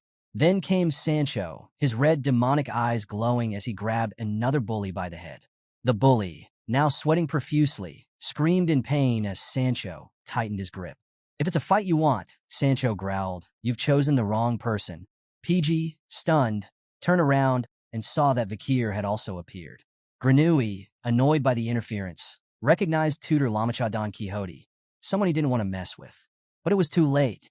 The Giga Chads, Tutor, Sancho, and Vakir, were now standing together, shielding PG. The three didn't say much, but their sheer presence spoke volumes. PG wasn't just a friend to them, he was family, and anyone who dared to lay a hand on him would face their wrath. With an intense staring match between the two groups, the air was thick with tension. On one side stood Vakir, Tutor, and Sancho radiating main character energy. On the other side, Granui de Leviathan and his gang, practically oozing random NPC energy. Granui smirked, locking eyes with Tutor. "I see your standards now," he sneered, throwing shade at the blonde hero for hanging out with commoners. Remaining calm, Tutor reminded Granui that in the academy, all students were equal, regardless of their backgrounds. But Granui wasn't having it. He dismissed the notion entirely, adding salt to the wound by mocking Tutor for being unable to do anything during the Hound incident. Tutor's face turned red as he tried to defend himself, stammering that he'd been sleeping during the event. Granui laughed it off, calling it a loser's excuse. Then, things escalated. Granui began releasing toxic gas from his body as his gang quickly put on gas masks. The smug bully claimed that if he'd been there during the Hound incident, he would have caught him easily. The group tensed up, seeing the fog of paralytic poison spreading towards them. Tutor instinctively raised his arm to block the gas, questioning Granui's logic and showing off his abilities inside the academy. But not Vakir. Standing calmly at the back, Vakir sniffed the air, analyzing the poison. Even the little cotton ball, Madame Eight Legs' descendant, began sniffing curiously. To Vakir's shock, the tiny spider opened her mouth and began sucking in the poisonous fog like a vacuum cleaner. In mere seconds, the deadly gas was completely gone. Vakir, startled by the spider's appetite for poison, quickly covered her with his hands to keep her hidden. Opening his eyes, Tutor looked around in confusion. The poison was gone, and he assumed Granui had stopped his attack. Even Granui's gang was dumbfounded, whispering among themselves about what just happened. But Granui? He stared directly at Vakir, convinced he saw the fog sucked toward him just now. Shaking it off as an illusion, he decided to play along. With a smug smile, he declared, "I've shown you generosity far beyond what you deserve." As the bully boasted, Tutor decided it was time to turn the tables. Walking towards Granui with a menacing aura, the blonde hero confronted him, declaring, "You've been looking down on us this whole time. Let's settle this once and for all." He challenged Granui to a bet on the upcoming midterms team event, threatening that the losing team would have to run around the academy naked. Granui's eyes lit up at the chance to humiliate them. Turning away with a smug grin, he accepted the bet without hesitation. "This will be fun," he muttered, already envisioning their defeat. Little did he know, the Granui weren't planning to lose. After dealing with the bullies, PG apologized to Tutor, feeling responsible for getting everyone involved in the mess. "It's my fault," he said, his head hung low. But Tutor shrugged it off, assuring him with a grin that it was fine. In fact, Tutor was eager for the chance to crush Granui's ego once and for all. Even so, PG couldn't shake his doubts. "I'm just a low-rank expert," he said, tears brimming in his eyes. But Tutor placed a reassuring hand on PG's shoulder. "You're smart," he said, "and your observation skills are amazing. That's all we need." As the group walked on, Tutor began to lay out their strategy for the midterm team event. The test required a 4-person team. Sancho and Tutor would take the front lines. PG would stay at the Spirit Tower in the middle, and Vakir, our master archer, would handle the vanguard. With this lineup, Tutor was confident they'd dominate the midterms and wipe the smug grin off Granui's face. PG, fired up by Tutor's words, declared he was all in. But just as the group's morale hit its peak, Vakir raised his hand from the back. Guys, I already have a team." The announcement hit them like a thunderbolt. "What?" Tutor, PG, and Sancho froze, staring at Vakir in disbelief. Vakir repeated himself calmly. I've already formed a team with someone else, and I can't break that promise. Promises are important to me. The boys were stunned. In their minds, they silently begged Vakir to read the room, but our clueless protagonist remained oblivious to their despair. The scene shifted to the academy arena, packed with cheering students from all branches. The crowd roared as Dolores' team took the stage. A celebrity among the students, Dolores was greeted with waves of admiration and shouts of the capital's pride. But Dolores wasn't distracted by the noise. Clad in armor, her gaze was focused and unwavering. Here's how the midterms worked. The defense test required students to defend against waves of dummy monsters, which were earth golems created by hologram magic. Teams of 4 had to hold out for 3 rounds, each lasting 20 minutes. Surviving the full hour would earn full marks. Students were protected by a shield spell, represented by a blue symbol. Each hit from a monster would reduce their HP, and the test would end if anyone's HP hit 0. Scores were based on contribution and endurance. Dolores' team was a force to be reckoned with, battling through the waves like seasoned warriors. The crowd gasped as they nearly broke the record, holding out for 58 minutes. Though they fell short of full marks, it was still the best score among the third years. Back in the stands, PG furiously scribbled notes. Since the fourth years aren't participating, Miss Dolores' team just set the bar for the midterms. He explained that most third years reach the third round, while second years usually only make it to the second. If their group held out for just 20 minutes, they'd top their year. But Tutor wasn't satisfied with just surviving 20 minutes. If we're going to crush Grenouille's ego, he declared, we'll have to make it halfway through the second round at least. At that moment, a new voice chimed in. Oh, don't worry, we'll get there. The group turned to see Bianca, their new teammate, standing confidently. It turns out she joined the boys as their archer. Make sure you tank well, she said with a smirk. Keep the monsters off me, and I'll handle the rest. You can thank me later. With their team finalized, the stage was set for the boys to take on the midterms. Would they live up to Tutor's bold promises, or would Grenouille have the last laugh? The tension was palpable as Tutor glared at their new teammate, Bianca. Her confident, almost smug tone didn't sit well with him. Listen, this is a team event, he reminded her firmly. Not a 1 princess and 3 slaves event. My dignity's on the line here, so I need you to act appropriately. Bianca rolled her eyes. Trust me, I don't want to see your naked body either. My eyes would rot. The bickering only escalated until Sancho, ever the peacemaker, stepped in. Hey, save the fighting for the monsters in the arena, not each other.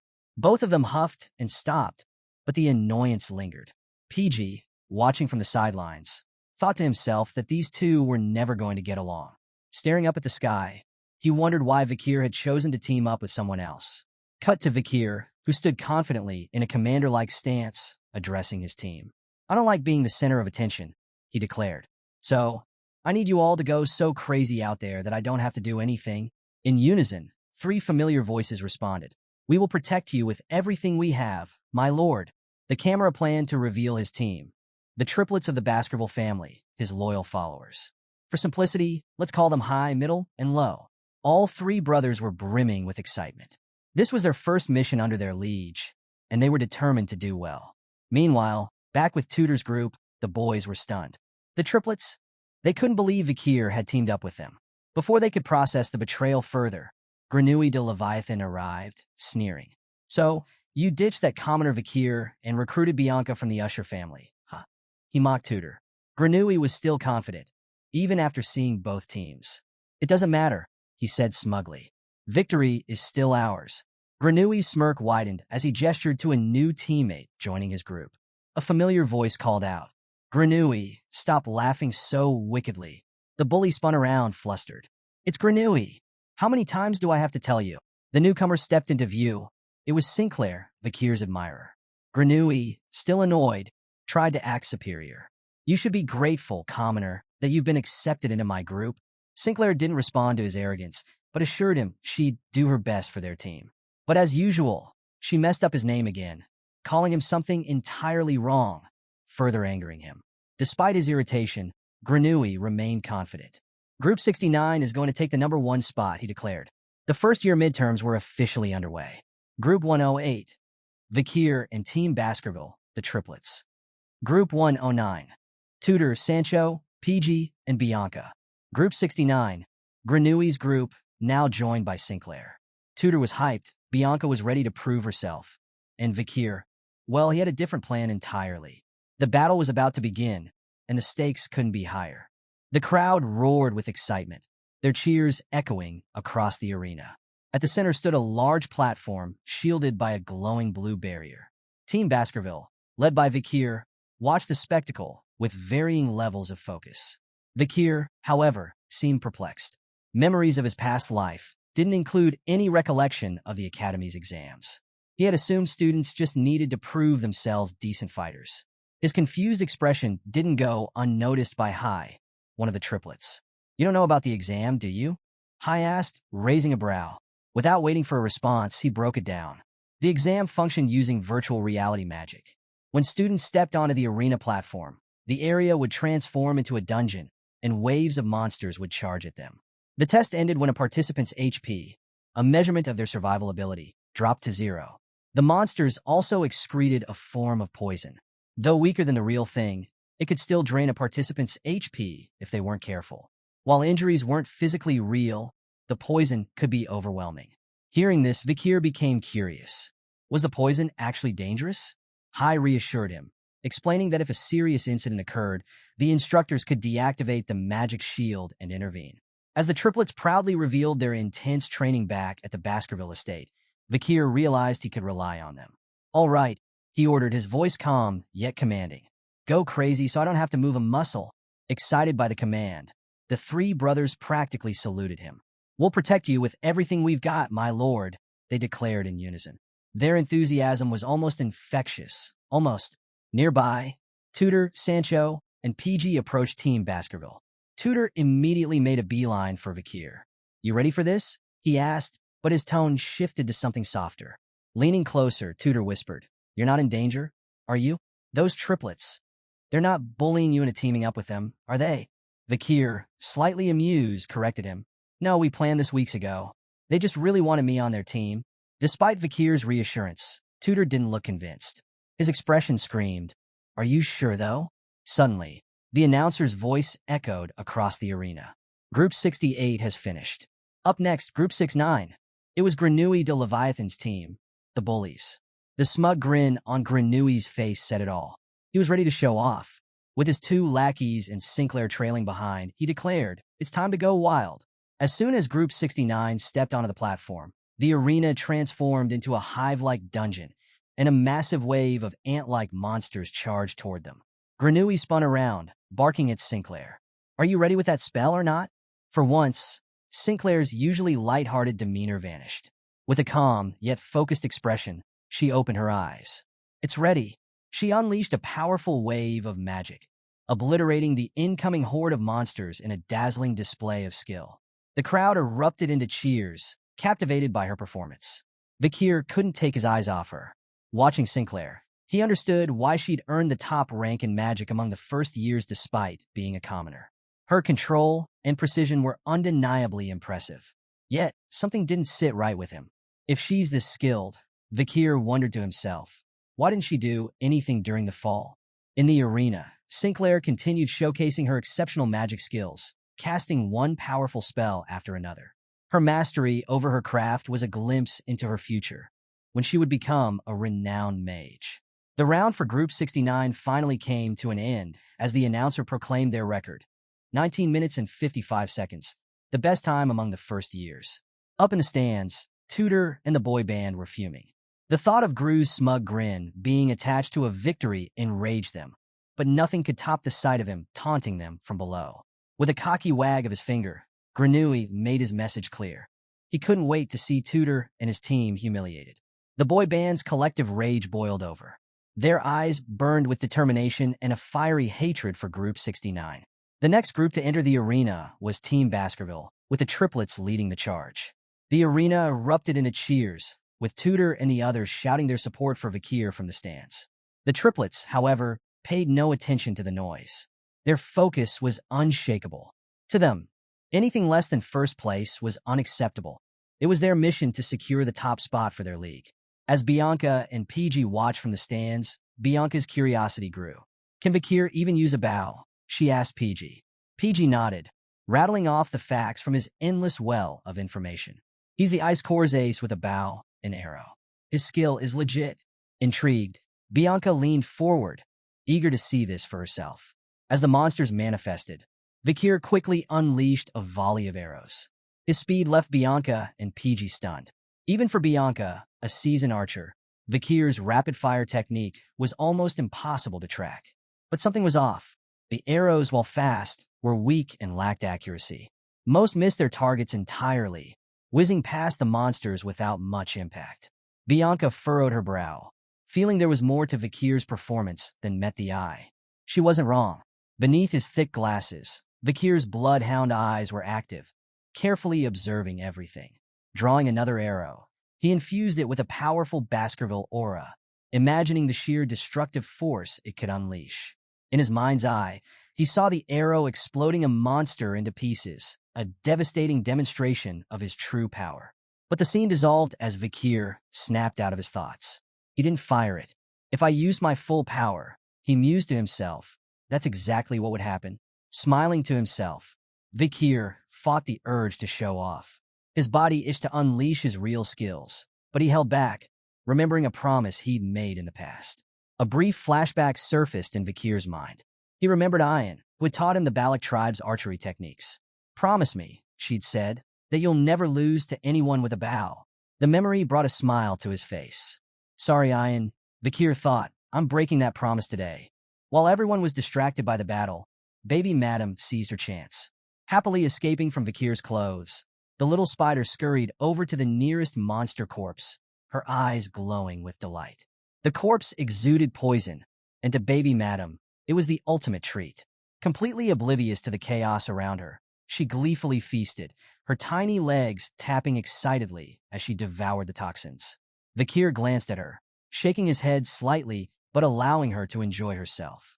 Vakir couldn't help but feel a tinge of pride as he watched baby Madam indulge in the poison-filled corpses of the ant monsters. Having heard that the monsters excreted a toxin similar to Renui, he realized the exam arena was essentially an all-you-can-eat buffet for her. Watching her feast so happily confirmed his theory, and Vakir decided to let her enjoy herself. "I'll get her after the exam," he thought, confident nothing would go wrong. The timer sounded, marking the end of Team Baskerville's turn. Unfortunately, the triplets were kneeling on the ground, devastated by their performance. Their record for the exam was 19 minutes and 50 seconds, earning them second place among the first years, just shy of Group 69's 19 minutes and 55 seconds. Meanwhile, Grenouille and his group of bullies were howling with laughter in the stands. The smug bully felt vindicated, convinced that Vakir, a mere commoner, would finally understand the gap in their abilities. As Grenouille and his cronies continued to mock Vakir loudly, Sinclair, standing awkwardly among them, chuckled nervously. She couldn't help but comment, "You look like a third-rate villain right now." Back in the arena, the triplets, consumed by guilt, drew imaginary blades to their necks, dramatically declaring their failure. "League, we couldn't bring you first place. As punishment, we will take our lives." Vakir quickly shut them down. "Stop it. Second place is still good," he told them, exasperated but amused. The announcer called the next group, Group 109, Tudor and the boy band. As the team entered the arena, they discussed Vakir's results. 19 minutes and 50 seconds was impressive, but Tudor's group wasn't aiming for second place. Their goal was to beat Grenouille's record of 19 minutes and 55 seconds, and to do that, they needed to clear the first wave entirely. When the exam began, Tudor charged forward, taking out an ant monster with a single blow from his spear. Sancho led the front line, with Tudor providing backup. PG, positioned at the rear, observed the field and directed the group, while Bianca picked off remaining monsters with her bow and arrow. Even Vakir, watching from the stands, was impressed. Their teamwork was seamless. Tudor and Sancho held the front. PG coordinated from the back. Bianca supported with long-range attacks. It was clear that Tudor's group had prepared extensively for this exam. Their cohesion and focus made it seem entirely possible that they could surpass Grenouille's record. As Vakir watched the battle, something began to bother him, a strange sense of emptiness near his collar. Instinctively, he touched it, and his eyes widened in shock. He realized what was wrong. His heart raced as he scanned the arena. Zooming in on one of the nearby monster corpses, he spotted a tiny black shape baby Madam, gleefully feasting on the poisonous remains of an ant monster. Her small body shook with joy as she devoured every last bit of poison she could find, completely oblivious to the chaos around her. Meanwhile, Vakir was in full panic mode. I've lost her to the exam arena. We ended the last chapter with Vakir discovering that baby Madam was still in the arena during the ongoing exam. From the stands, he could see her happily indulging in as much poison as her tiny body could handle. Panic was written all over his face as he realized she must have snuck back out of his jacket to feast on the poisonous corpses. To Vakir's growing concern, he noticed something else. Baby Madam had grown noticeably larger in such a short amount of time, even shedding her exoskeleton once. It was undeniable now. She was indeed the offspring of the legendary Madam Eight Legs. Unable to intervene while the exam was still in progress, Vakir could only hope her presence wouldn't disrupt the event and that Tutor's group would finish without trouble. Back in the arena, Tutor spearheaded the charge, skewering a monster with his spear and shattering it into pieces. Feeling proud of his work, the blonde hero couldn't resist striking a triumphant pose, basking in his moment of glory. Bianca, however, wasn't impressed. "You're wasting energy," she chided, criticizing him for his overkill tactics. Annoyed by her remark, Tutor challenged her, telling her to show her skills if she thought she was better. Confident in her abilities, Bianca aimed her bow, notching an arrow infused with her purple aura. "Watch the master," she said with a smirk, loosing the arrow. The projectile twisted and curved through the air, hitting its target, the skull of an ant monster, with pinpoint precision. Even Tutor had to admit her skill was impressive. But instead of backing down, it only fueled his competitive spirit. Determined not to be outdone, he charged back into the fray, crushing more monsters. Sancho, meanwhile, calmly split an ant monster in half with his axe, watching the bickering pair. He scratched his head, wondering if they were teammates or frenemies. While the team fought, PG observed their chaos with a sharp eye. "You've strayed from your positions," he shouted, snapping them back into focus. In a matter of seconds, PG devised an efficient strategy. He instructed Bianca to aim for the joints in the ant's front legs, disabling them quickly instead of wasting energy on full kills. For Tutor, he suggested smashing attacks to control dispersed monsters. And for Sancho, he emphasized pulling monsters closer instead of stopping the mid-charge. The team eagerly followed his directions, recognizing PG's sound judgment. With their improved coordination, they quickly overwhelmed the remaining monsters. As the group praised PG for his sharp tactics, the young warrior couldn't help but smile, relieved that his hard work wasn't for nothing. With their combined efforts, no monsters remained, and the group caught their breath as the timer sounded. The result: Group 109 tied for first place with a record of 19 minutes and 55 seconds. The arena erupted into cheers, but the mood wasn't the same for everyone. Up in the stands, Grenouille was fuming, calling them idiots through gritted teeth. He couldn't believe a group containing commoners had managed to match his score. As Tutor's group reveled in their accomplishment, Grenouille's frustration only deepened, setting the stage for even more tension in the rivalry between these two groups. Despite tying for first place with Gru's group, Tutor's team wasn't entirely thrilled. Bianca shook her head in disbelief, upset that they were unable to secure the top spot outright. Meanwhile, PG's soul seemed to leave his body as he lamented how they were just 1 second short of being the best. Tutor, however, was just relieved. "At least I don't have to run around the academy naked," he joked, lightening the mood. As they exited the arena, Bianca started to reflect on the exam, pointing out that their HP shield, which blocked damage, was the only thing keeping them alive. If this had been a real battle, they might not have made it out at all. Sancho, on the other hand, was inspired.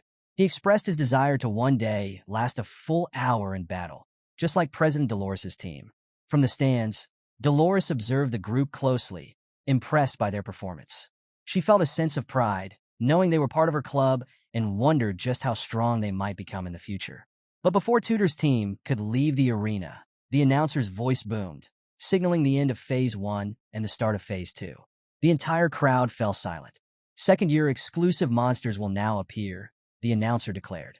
Stronger ants began swarming into the arena. The arena erupted into chaos. The students in the stands, including Vakir and Gru's group, stared in shock. Tutor's group, still inside the arena, was the most panicked. They huddled together, unsure of what was happening. Realizing the danger, Tutor took charge. "Be careful," he barked. "From here on out, any injuries will be real." The group braced themselves, understanding that their chances of meeting God had just skyrocketed. Meanwhile, in the exam control room, the professors overseeing the exam were in a state of complete panic. They realized that Phase 2 had somehow triggered early, even though the students' HP had already hit 0. One professor demanded answers. Who authorized Phase 2 for first years? As they examined the system, they discovered something unusual. Among the students, the system was detecting a strong life force still active in the arena, despite their HP supposedly being depleted. That's impossible, one professor said. Once HP hits 0, all signs of life should vanish. The professor struggled to understand what was happening, but Dolores suddenly barged into the room, demanding immediate action to save the students. The professors, however, dismissed her concerns. We only manage the waves for the exam, one explained. It's not our responsibility to fix the program's errors. Their nonchalant attitude left Dolores fuming as they continued debating among themselves about how to resolve the issue. One suggested breaking the magic wall that sealed the arena, but this required 2 keys. To Dolores's horror, it was revealed that one professor had a key, but the second professor with the additional key had gone to the bathroom and was now completely unreachable. The control room was in complete disarray, with professors scrambling to find a solution while students fought for their lives in the arena. Dolores bit her lower lip in frustration, watching the chaos in the control room. The professors were clearly incapable of doing anything to save Tutor's group, who were now facing certain death in the arena. Meanwhile, Vakir sat quietly near a window, listening closely to the conversation among the professors. He realized that the issue stemmed from an error in the magic equipment used in the exam. The system couldn't properly detect life, which likely tied back to Baby Madam's unique interference after she had consumed the poison. Turning his sharp gaze back to the arena, Vakir noticed the poison fog spreading rapidly, further endangering Tutor's group. If the academy didn't act soon, they would be unsavable. Searching for a solution, Vakir spotted something. The air circulation holes leading into the arena. While too small for a human to fit through, he had a trick up his sleeve. In the stands, the chaos escalated. Students ran around in confusion, unsure of what was happening. Sinclair, still clueless, thought the commotion was due to someone setting a new record in the exam. As she wandered, a small, fast figure barreled into her, making her scream and fall to the ground. Around her, students noticed something unusual moving on the floor. Turning to look, Sinclair froze in disbelief. It was a puppy, carrying a pair of pants. Back in the control room, a professor smacked the magic crystal repeatedly, trying to force it to work. But the others stood frozen, shocked by what they saw. Dolores wielding a sword, relentlessly swinging it toward the magic crystal. 2 professors quickly grabbed her arms, stopping her mid-swing. They yelled at her, explaining that the magic crystal was a priceless ancient artifact and far too valuable to destroy. But Dolores didn't care. She knew the only way to save Tutor's group was to sever the magic connection between the crystal and the arena. Ignoring their warnings about expulsion or even compensation demands from her family, Dolores remained focused on her mission. In the arena, PG was the first to fall. A massive ant monster sent him flying with a single strike, leaving him completely unconscious. The group shouted in panic as their friend lay motionless, but they couldn't wake him. The poison fog thickened, and a massive shadow loomed over the remaining members. A horde of gigantic ant monsters approached, their deadly intent clear. Tutor, realizing he still wasn't the hero he aspired to be, felt the sting of despair. He understood that his dreams might end here, in vain. It didn't take long for the horde to overwhelm the group. Both Tutor and Sancho were struck down, leaving only Bianca. Frozen in terror, Bianca couldn't bring herself to act. As the shadow of a massive ant monster loomed over her, she tried to hold back tears. This couldn't be how her life ended. Suddenly, a figure emerged from the poisoned fog, red eyes glowing fiercely. In an instant, a fist engulfed in red aura collided with the ant monster, obliterating it into pieces and sending it straight to hell. Bianca's life was saved, but the force of the attack was so overwhelming, it left her dazed. As she struggled to stay conscious, her mind raced. How was he here? Standing alone amidst the carnage was Vakir, completely shirtless, his body covered in old scars, exuding a calm yet commanding presence. With a determined expression, Vakir assured Tutor's group, "Nothing else is going to happen to you." In the magical control room, Several men restrained Dolores, stopping her from striking the enchanted crystal again. Her eyes blazed with determination. She was willing to destroy it at any cost to save the students. One of the men urgently warned her that if she didn't stop, the crystal would shatter. Overcome with desperation, Dolores demanded they release her, insisting she had to rescue her friends. She braced herself for another attack, but the men tightened their grip, preventing her from moving. Behind them, another man was studying a tablet displaying a map of the stadium. His eyes narrowed as he observed something unusual, and a stunned silence filled the room. Just as the Saint test was about to resume, he made a shocking announcement. An unexpected life signature had been detected inside the stadium. Dolores and the others immediately turned to face him, their eyes widening in disbelief. The revelation stunned everyone. How could someone have infiltrated the stadium despite the impenetrable virtual barrier? The bald man with glasses and the long-haired man with a mustache examined the map closely, their faces frozen in astonishment. The bald man quickly pieced it together. An intruder had breached the arena and killed a mud ant. The man with the mustache, still trying to process the situation, struggled to believe that anyone could bypass the magical barrier. On the tablet screen, a real-time projection of the stadium showed clusters of red and green dots. But beyond these markers, no one truly understood what was unfolding inside. Meanwhile, within the stadium, Piggy and Bianca lay unconscious on the ground, surrounded by a thick cloud of poisonous gas. When they had HP left, it hadn't been a problem. But now, the gas was lethal unless the ants were eliminated. Not far from them, Sancho and Tudor were also unconscious. Standing before them all was Vakir. His fists clenched tightly as he fixed his gaze on the encroaching ants, his expression unwavering. Suddenly, his body tensed. Sensing something behind him, he turned sharply. Hidden beneath the corpse of a fallen ant was a small spider. He had noticed it, yet he made no move to acknowledge it. Instead, his voice rang out, cold and firm. According to his family's creed, an untamable beast had only one fate, death. Though just a baby, the little spider instinctively understood what was coming. Fear crept over her as she realized the mistake she had made by entering the stadium. Vakir's eyes gleamed as he focused on the small spider, but instead of addressing her mistake now, he decided to save the lecture for later. For the moment, he gave her a direct order to consume all the poisonous gas in the area and protect the others. Without hesitation, she opened her mouth and began inhaling the toxic air, rapidly clearing the surroundings. Meanwhile, as Vakir remained focused, a massive ant loomed above him, staring him down. But it didn't take long for him to sense its presence. With a calm expression, he clenched his fist and questioned the beast. Did it not have even a shred of shame? The ant responded by baring its fangs, preparing to strike. However, before it could make a move, Vakir acted first. Moving with lightning speed, he activated his mana and, with a swift kick to its neck, severed its head in an instant. Back in the magical control room, the bald man and the others were left speechless.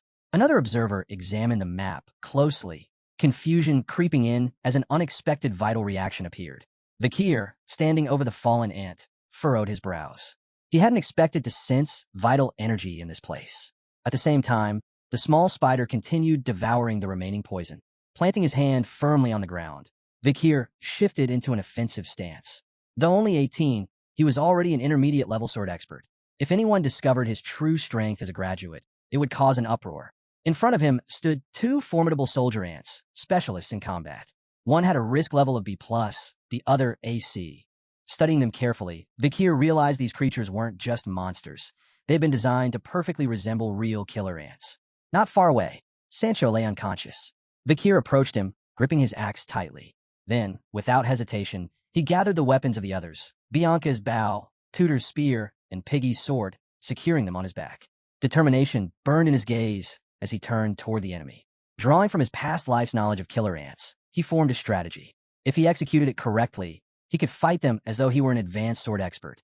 His eyes locked onto their weak point, the narrow dorsal connection between their heads and thoraxes.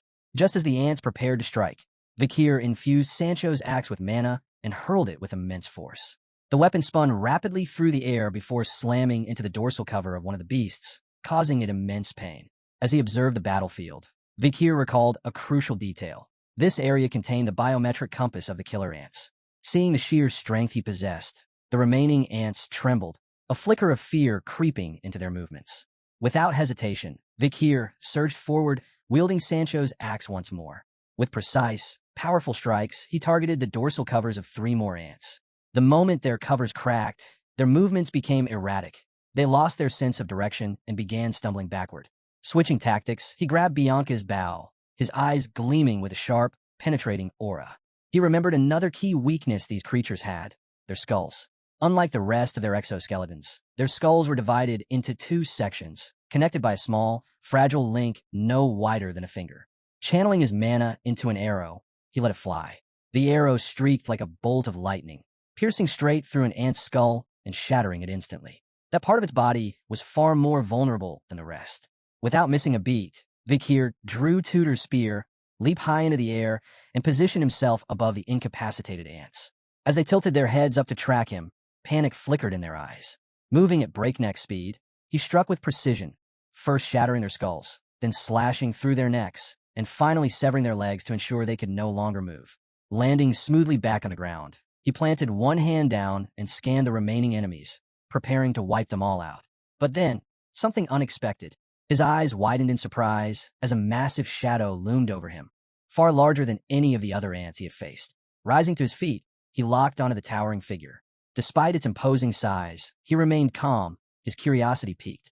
A colossal red ant emerged, its attention fixed entirely on him. Saliva dripped from its mandibles.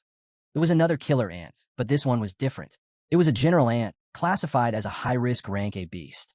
Vakir's gaze sharpened. He let Tudor's spear drop to the ground, his focus solely on the creature before him. The sight of such a formidable opponent appearing in the exam caught him off guard. But instead of fear, his heart pounded with excitement.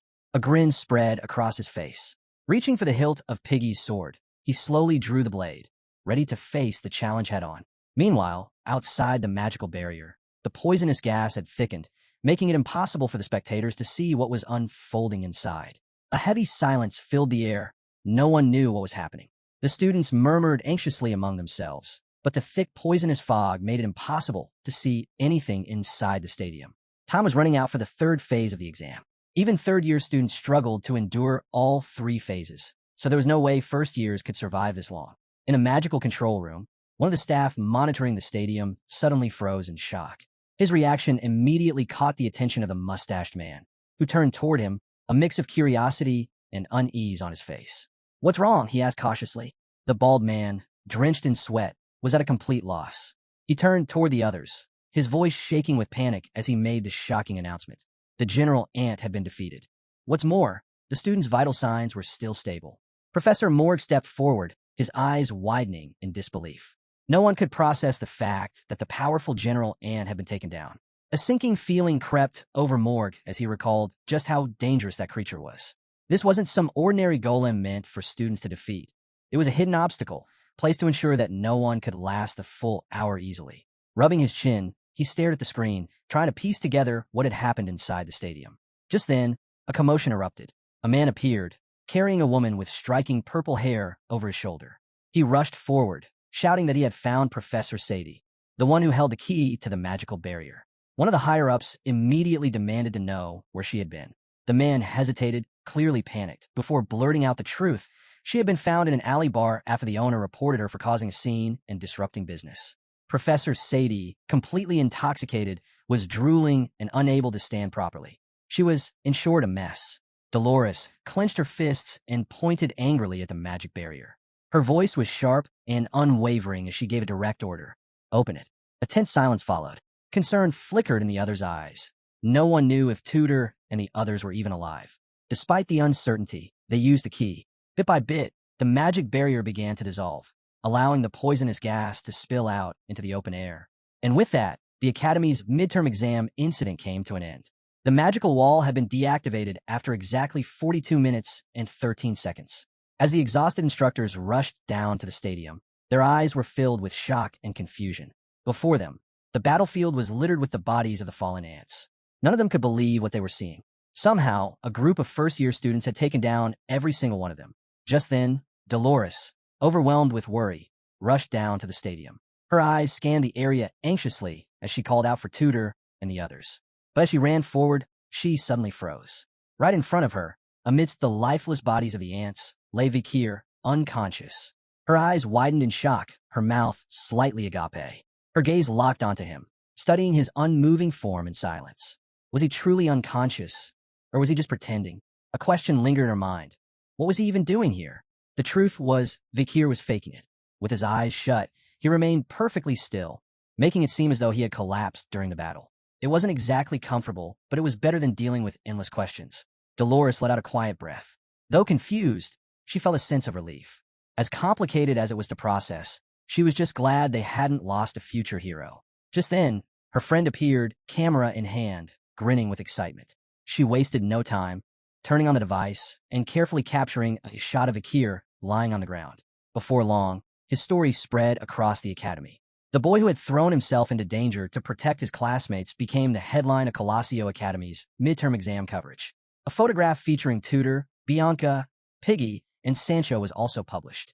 Bianca, having witnessed Vakir's incredible feats before fainting, shared everything she had seen. When Vakir was interviewed, he simply touched his chin, feigning confusion, and humbly stated that this victory was the combined effort of him and his friends. His modesty only added to the admiration he received. Another photo, one of him wiping sweat after a match, circulated widely. His reputation soared, not just for his skill, but also for his striking appearance. Soon, his rank as a swordsman was re-evaluated.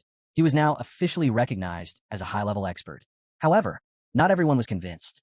The head of the Monster Research Center voiced his doubts, arguing that a swordsman of that level shouldn't have been able to defeat a general ant. Vakir, unbothered, simply explained the secret behind the killer ants. Their weak point lay in their skulls. His knowledge proved invaluable. Even the Crown Prince took notice, predicting that this revelation would significantly reduce the mortality rate of Imperial soldiers. In recognition of his contribution, the prince personally awarded Vakir a certificate of honor. Despite the recognition, Vakir's expression remained indifferent. He had no interest in fame. Before he knew it, he had been named this year's Rising Star. But to him, the title meant little. Far away, someone reading the newspaper clenched their fists, then tore it to shreds. Later that night, under the soft glow of the moon, Vakir sat atop the academy's rooftop, staring down at the ground with a distant expression. He sighed. No one, not even him, could have predicted that his once peaceful student life would spiral into something so troublesome. The baby madam suddenly appeared, her eyes closing as she bounced with excitement. A bright smile spread across her face, but Vakir quickly told her this wasn't something to celebrate. Even though everything had taken a drastic turn, he was relieved that his friends were safe. Just then, an owl swooped down toward them. Vakir tensed instinctively, confusion flickering in his eyes. Meanwhile, the baby madam froze in fear and quickly scurried into his clothes, hiding herself. The owl gracefully landed on Vakir's outstretched arm. His gaze shifted to its leg, where a small, rolled-up note was secured. He immediately recognized it. It was a routine report from Cindy Wendy. Unraveling the parchment, he carefully read through the contents. Cindy had successfully acquired the vital training records of the 10 elite corpses, but needed up to a month to fully analyze them. As for the Nighthound imitators, one seemed to be acting for personal glorification, while the motives of the others remained unclear. Osiris of the Baskerville family had left the estate, presumably heading toward the imperial capital. And finally, one of the first-year students at the academy was secretly of royal blood. Once the message was delivered, the owl took flight again. The baby madam cautiously peeked out from Vakir's collar. Her curiosity piqued. Vakir, however, was fixated on the note, his eyes narrowing in thought. Cindy hadn't found concrete clues about the 10 elite corpses yet, but the fact that she needed more time meant she was being thorough. Deciding not to leave any traces, he raised a hand and burned the note, watching as the paper disintegrated into ash. He had no intention of spreading the information. After all, it wasn't something he stood to lose by keeping to himself.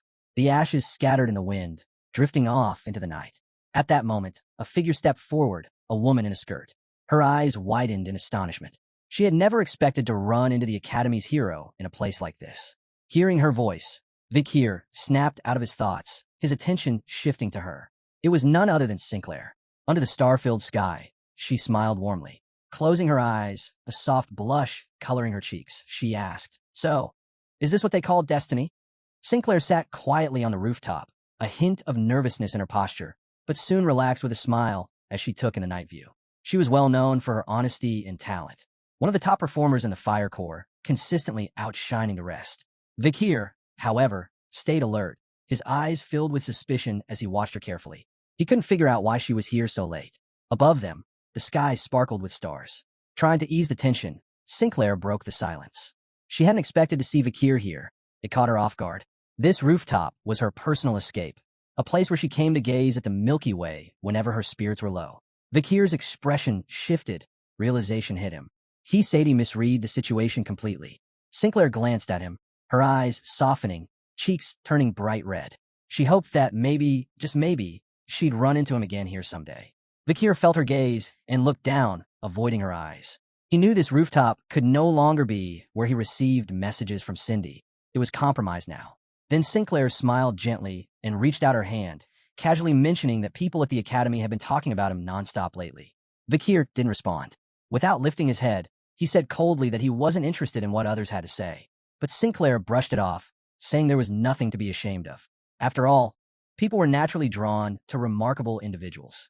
Smirking slightly, she started counting off on her fingers. Being ranked number 1 wasn't all. He had 3 research papers about to shake the academic world. He wasn't just any student. He was an irregular with an aura rivaling a seasoned expert. Vakir's eyes widened slightly, a bead of sweat trailing down his face. Her words hit closer than she realized. She added that many found him intimidating, not just because of his strength, but because of how different he was. Vakir sighed, brushing it all aside. Grades, titles, none of it mattered, he said. He warned her not to put too much value in those things. Sinclair tilted her head, puzzled. How could grades not matter at a place like this? But Vakir knew the truth better than anyone. Money, status, reputation, none of it would hold weight when the era of destruction came. The world's current systems would crumble, and all that would remain was survival. Sinclair chuckled softly, teasing that he sounded like he'd lived for centuries. Like a grumpy old man hiding in a young man's body. That comment piqued Vakir's interest. He glanced over at her, a bit surprised. He hadn't expected that from her. In his mind, she was clever, maybe even more than he gave her credit for. But Sinclair didn't linger on that. She shifted gears and, with a curious look, asked what he planned to do after midterms. Without missing a beat, Vakir held up a finger, smirked, and said he was going to focus on training, especially his back and lower body. She blinked, confused. Did you hit your head or something? She muttered, closing her eyes with a sigh. Meanwhile, Vakir adjusted his glasses thoughtfully. He hadn't forgotten. Sinclair was someone who kept her own secrets, just like him. Before her return, she graduated at the top of her class, never losing that number 1 spot. And then she vanished. Cut off everyone. No contact. No word. She'd simply disappeared from the academy's radar. Bathed in gentle moonlight, Sinclair slowly opened her eyes again. A faint smile played on her lips. It was odd. She was of royal blood origin, yet something about her felt different. Vakir couldn't shake the thought. Could she be royalty hiding in plain sight? Cindy Winnie had mentioned once that someone from the royal line had quietly enrolled in the academy. The next morning, the sun rose over the academy grounds. A tired tutor stretched his arms with a groan, clearly worn out from the long exam stretch. He slung on his backpack and joined the others heading toward campus. With a relieved grin, the tutor reminded everyone that the attack test happening today would mark the end of midterms. Walking beside him, Sancho glanced back with a serious look. He pointed out that the delay in the schedule was due to the injuries from the defense exam incident, dragging the exam period out longer than expected. Up ahead, Vakir and Piggy walked quietly, not saying a word. The tutor's gaze darkened. His eyes burned with frustration as he thought about Granui. It still annoyed him that their little wager ended in a draw. As he rubbed his shoulder, his attention locked onto someone in the group. Then, with a bright and confident grin, he declared that he'd finally figured it out. He now knew who his real rival was. The whole exam had been a revelation.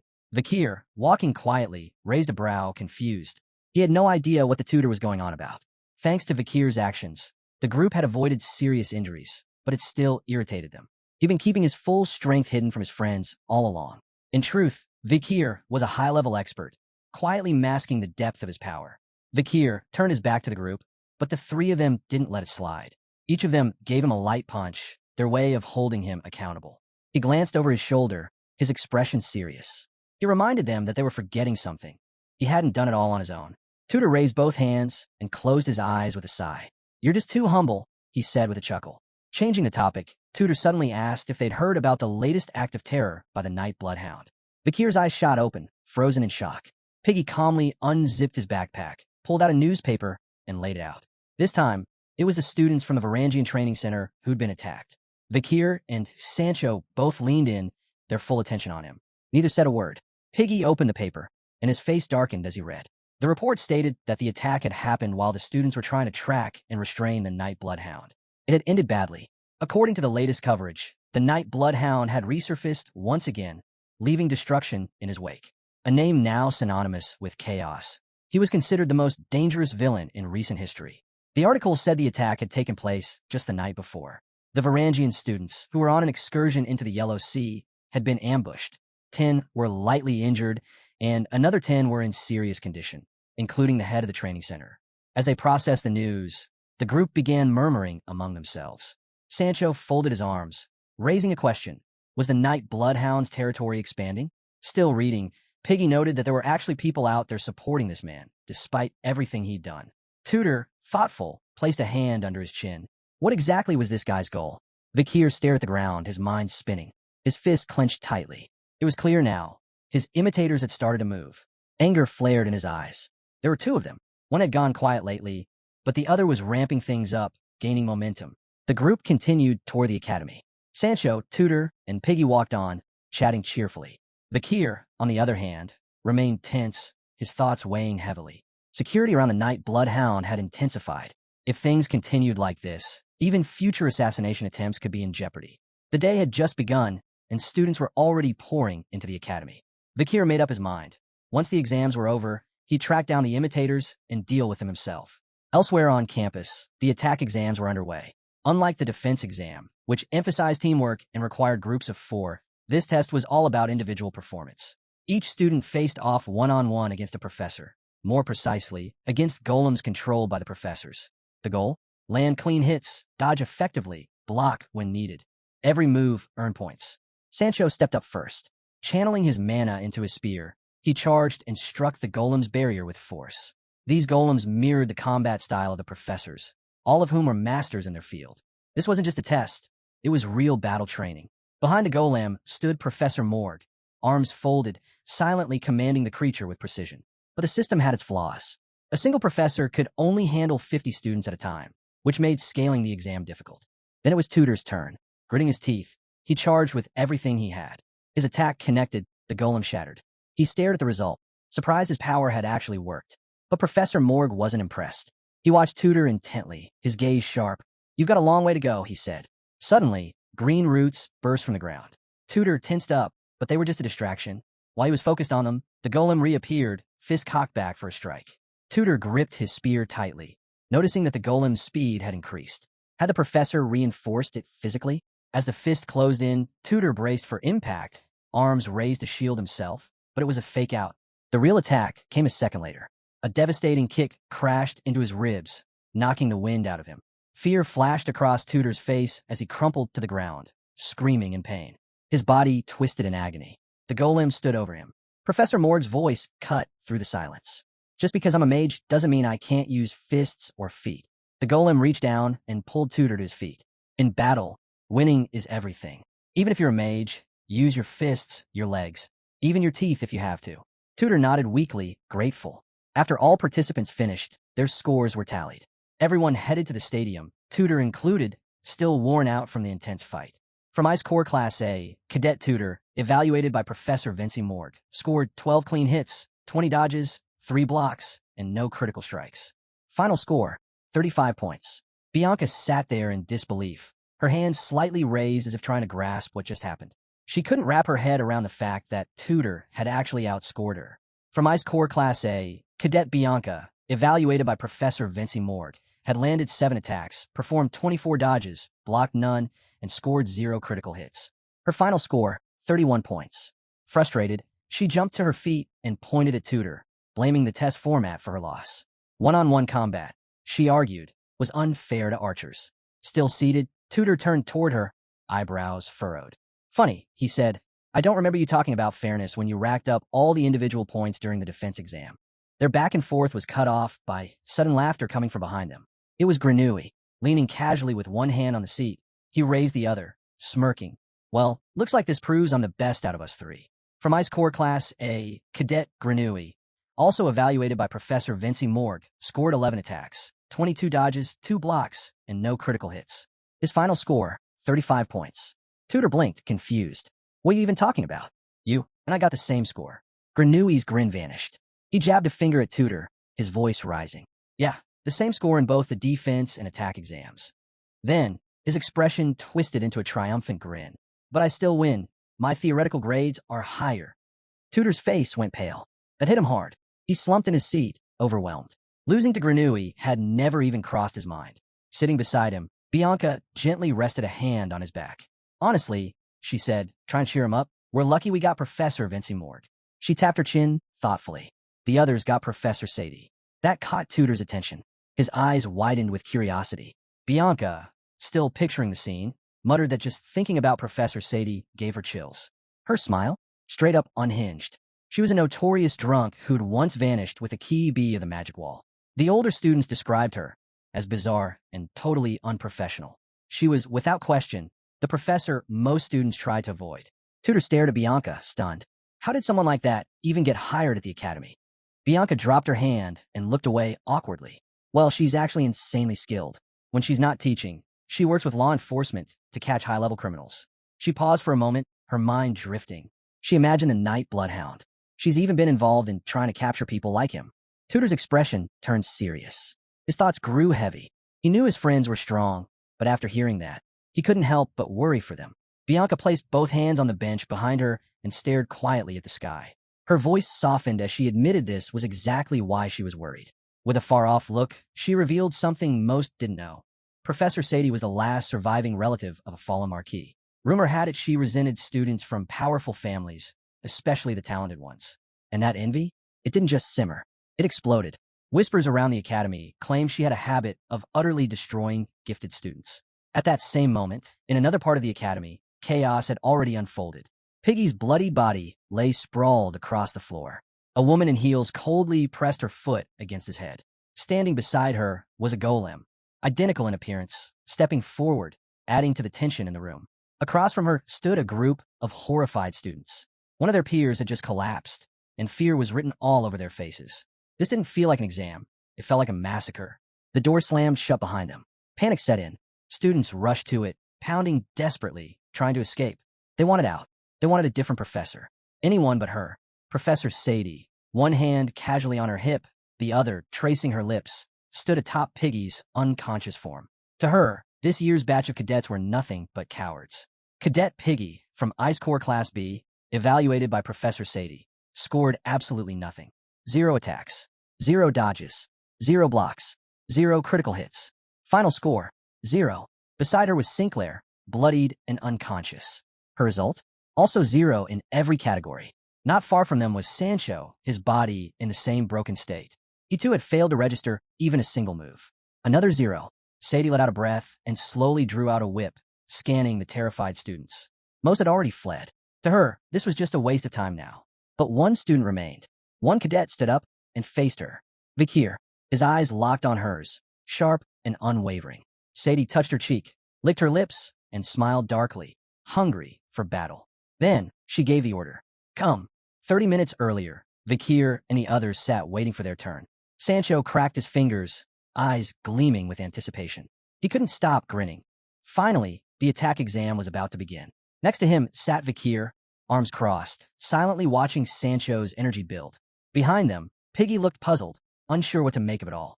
Beside him was Sinclair, who reached out slightly, noting how confident Sancho seemed. Sancho raised a finger and, with a cheerful grin, declared that one-on-one combat was the true test of a warrior's strength. He was fired up and eager to jump in a fight. Piggy turned his attention towards Sancho, surprised. Casually, he said his tutor had once mentioned that if they weren't allowed to use aura, Sancho would easily be the strongest among the Ice Corps students in hand-to-hand combat. Vakir glanced down, lost in thought, until something unexpected happened. A voice rang out, asking what Professor Sadie was doing. Piggy's head snapped up, alarmed. In front of them stood a student, eyes narrowed, fists clenched, and Professor Sadie with a bottle of wine in her hand. The boy glared at her, furious. You're drinking during an exam? Students' lives are on the line. Sadie stayed silent, completely unfazed. But the student wasn't done. He said he could smell the alcohol from across the room. She was clearly drunk. Without responding, Sadie raised the bottle and chugged every last drop. Then, with a twisted smirk, she muttered that the boy was just annoying. Suddenly, she placed one hand on her waist and, grinning like a demon, bit into the glass bottle, crunching it down like it was food. The boy's eyes widened in horror. He staggered back, panic setting in. Sadie's mouth dripped with shards of glass. She stuck out her tongue, licking up the wine that trickled down her cheek, then wiped it clean with her hand. Her eyes locked on the student with a dark, malicious stare. Calmly, She said the alcohol content was only 7.6%, so calling it alcohol was a bit dramatic.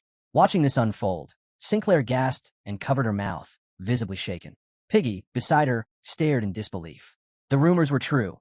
Professor Sadie was every bit as terrifying and unhinged as they'd heard. The only one unfazed was Vakir. He remained still, quiet, and composed.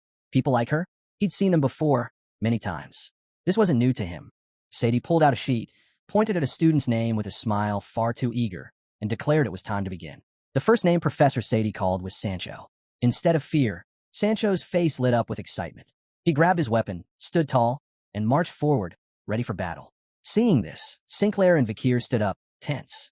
Piggy cupped his hands around his mouth and shouted, warning Sancho to be careful. There were rumors. Students who took Professor Sadie's exam often didn't return to the academy. But Sancho just smiled, confident. Don't worry, he said. I've got this. Professor Sadie summoned her golem. It materialized in front of her, towering and still. Sancho stepped closer, studying it. His grip tightened around his axe as he dropped into an offensive stance.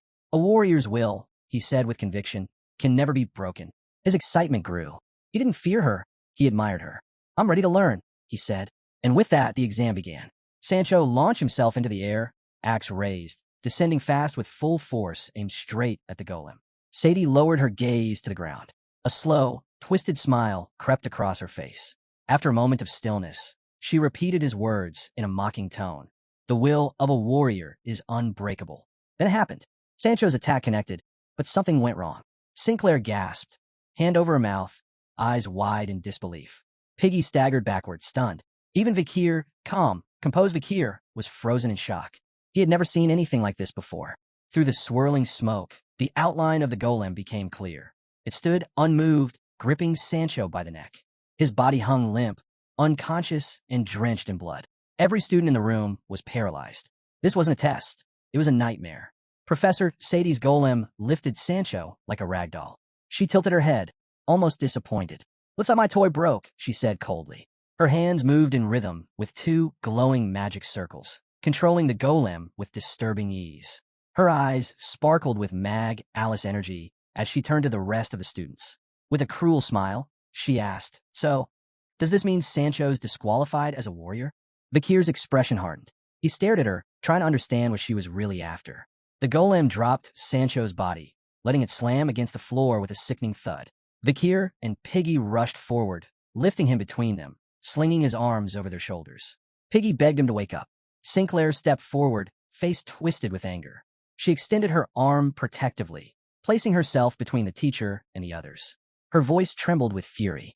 What are you doing? She demanded. How could you hit a student until they passed out? Professor Sadie didn't flinch. Calmly, she replied, The purpose of this exam is to give students a taste of the real world. Professor Sadie raised a finger, her grin unwavering. With smug confidence, she reminded everyone that these were the words of the Academy's very first president. What? Are you going to protest a real fight? She said mockingly.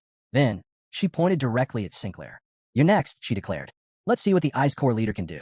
Sinclair's fists were clenched, her eyes wide with fear and confusion. She didn't know what Sadie was planning, but it was clear she was being targeted. Before she could respond, a voice behind her broke through the fog in her mind. Refuse the exam. Startled, Sinclair turned around. It was Vakir, supporting Sancho's unconscious body on his shoulder. His gaze was calm, sincere, focused entirely on her. He told her plainly, Sadie's actions weren't just unfair. If she reported this, the Academy might allow her to retake the exam under a different professor. Sinclair looked down, her thoughts spinning. Then, quietly, she thanked him for his concern. But her eyes blazed with resolve. She wouldn't run, not from the person who hurt her friend. A heavy silence settled over the room. Sadie broke it with a mocking laugh. What's with the sweet little expression? She sneered. Think that's going to help you? Sinclair's gaze snapped back up, burning with fury. Her teeth clenched, and a new wave of anger surged through her. Sadie, still smiling, locked eyes with her. Let's fix that pretty face. The exam began.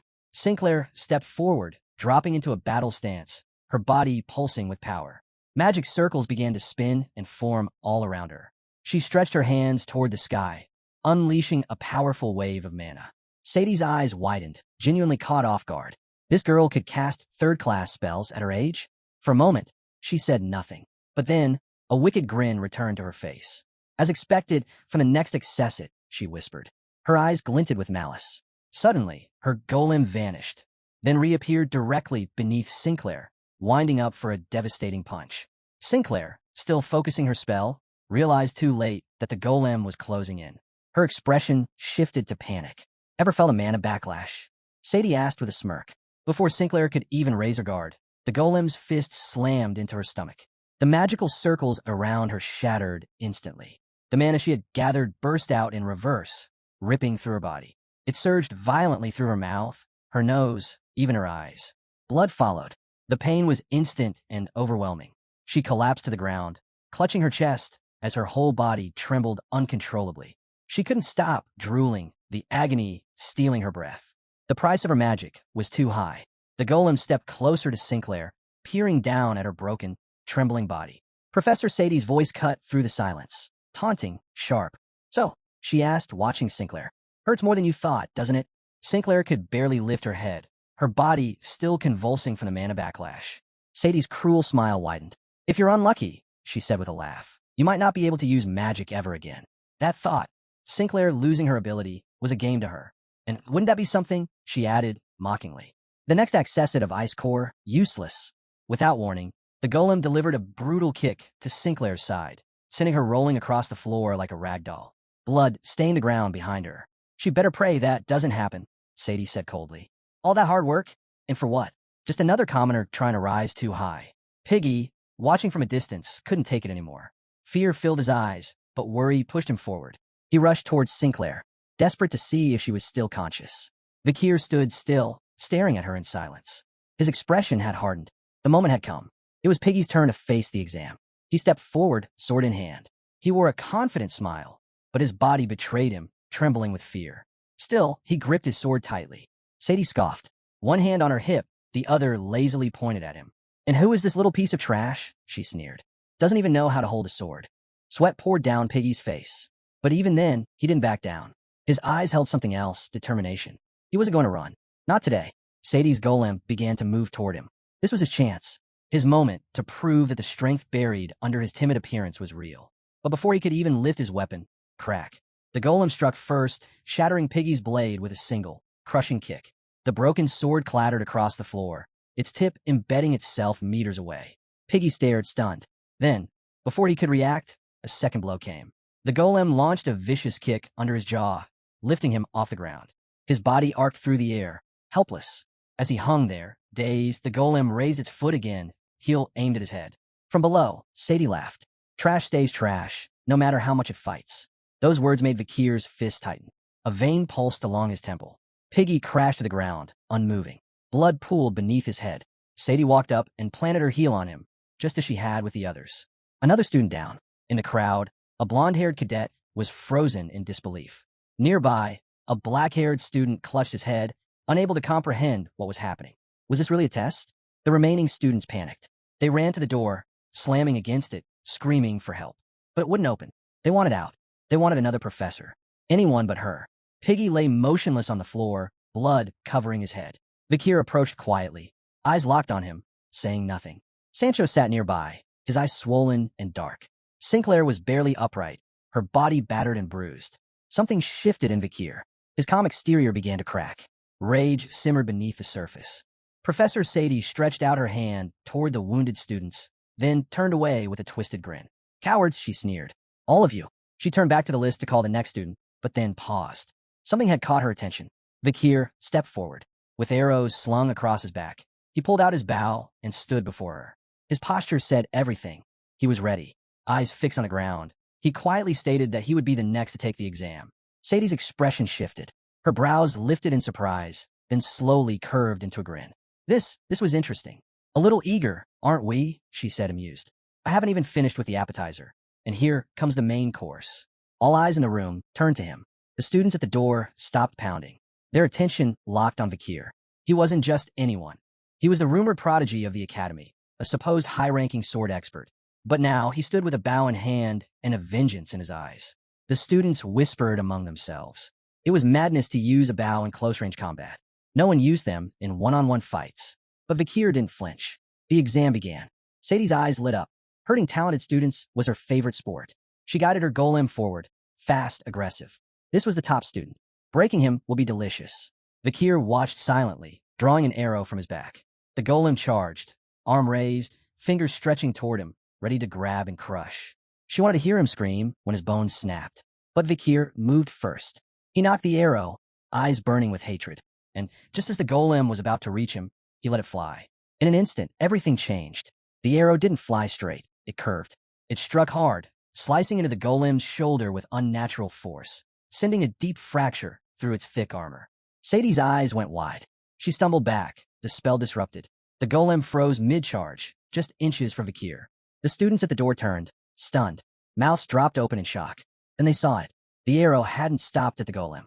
It had pierced straight through and lodged itself deep in Professor Sadie's eye. She screamed. She clawed at the arrow, blood pouring down her face. The agony sent her crashing to her knees, wailing in pain. The room fell silent, and Vakir stood still, bow in hand, unmoved. Vakir slowly lowered his bow, releasing the string with practiced calm. He stood still, soaking in the moment, silently savoring the chaos he just unleashed. But to keep up appearances, he quickly shifted his expression, feigning worry. Eyes wide, voice level, he spoke up. "I was aiming for the golem," he said innocently. "I have no idea how it ended up hitting you." His tone was clean, but behind his eyes, something darker stirred. A glint of malice flickered in his gaze. Then came a smile, slow, deliberate, cruel. "Are you okay, Professor Sadie?" he asked, the question dripping with sarcasm. Sadie's hands clutched her wounded eye, blood seeping through her fingers. She grit her teeth, every muscle in her body tensed with pain. And inside her, rage boiled. Her thoughts spiraled into pure hatred. Vakir had humiliated her, and she would never forget it. The arrow slammed into Sadie's right eye. She clutched her face, gritting her teeth as the pain intensified, erupting into a scream. Morg, still maintaining control over his golem through a magic circle, heard the cry. Alarmed, he spun around, confusion on his face. He couldn't help but wonder if that lunatic Sadie was tormenting the students again. Back inside the exam room, every student stood frozen, shock and fear painted across their faces. Moments later, Morg, clearly uneasy about what was unfolding, showed up and forcefully shoved open the previously sealed door. His eyes were blazing with fury. He raised a hand, seething at the discovery that Professor Sadie had even locked the door. He muttered, questioning whether she was mistreating the students again. Tutor, standing nearby, remained silent, unsure of what to make of the chaos. As Tutor, Bianca Dolores, and Professor Morg stepped into the room, they were met with a chilling sight. Sadie, on her knees, an arrow embedded in her eye, trembling in pain and fury. The entire room froze, stunned by the scene. Morg's gaze darted to Sadie, wide-eyed. She was bleeding, something he couldn't wrap his head around. Behind him, Tutor's eyes scanned the area and landed on something horrifying. Not far away, the unconscious, bloodied bodies of Sancho, Sinclair, and Piggy lay crumpled on the ground. Without hesitation, Tutor sprinted toward them to check if they were still alive. Meanwhile, Professor Sadie writhed on the floor in agony. Vakir, calmly holding his bow, began walking toward the group. Morg's attention locked on him. "What happened here?" he demanded.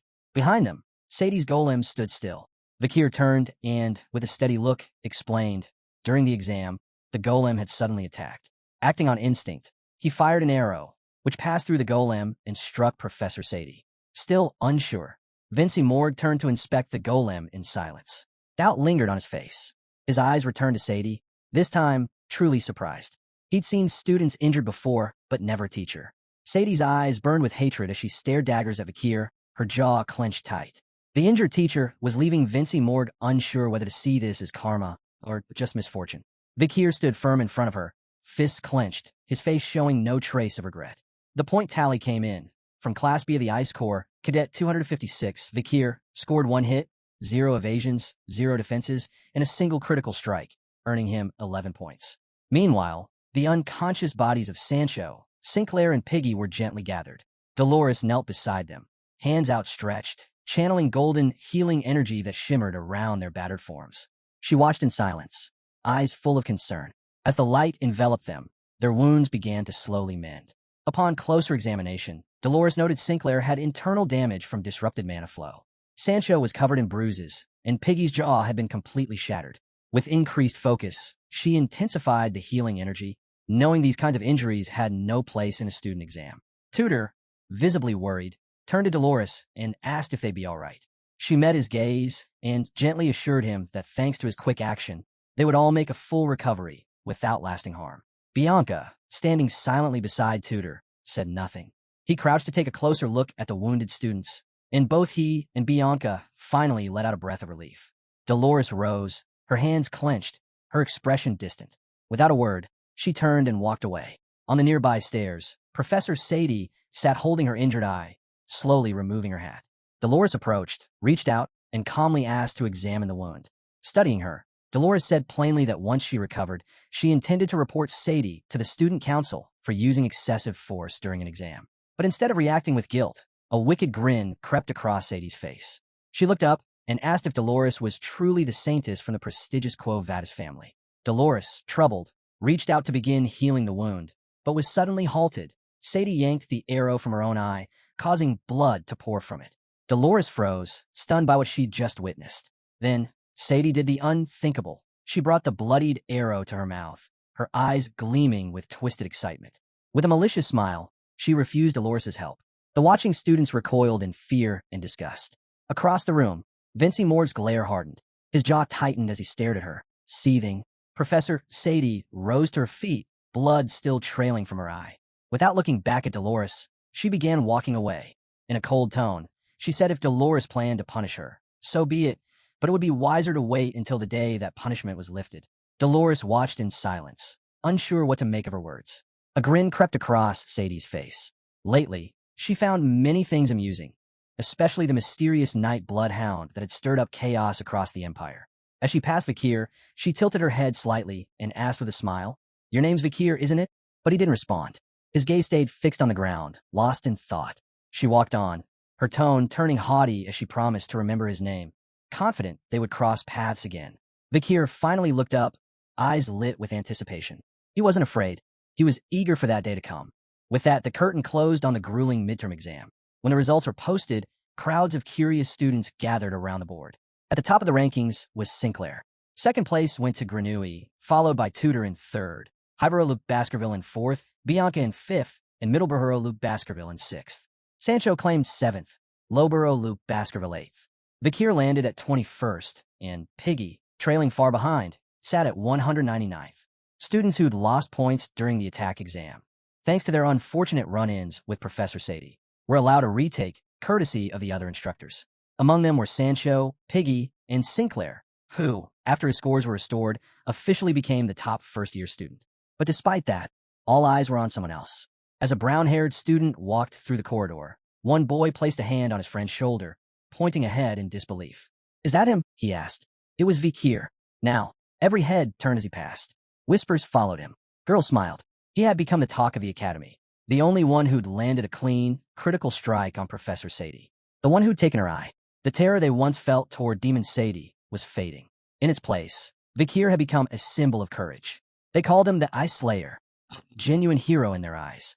Vakir, gripping his backpack strap with one hand, showed no reaction, no pride. He knew this was the cost of letting emotions get the better of him.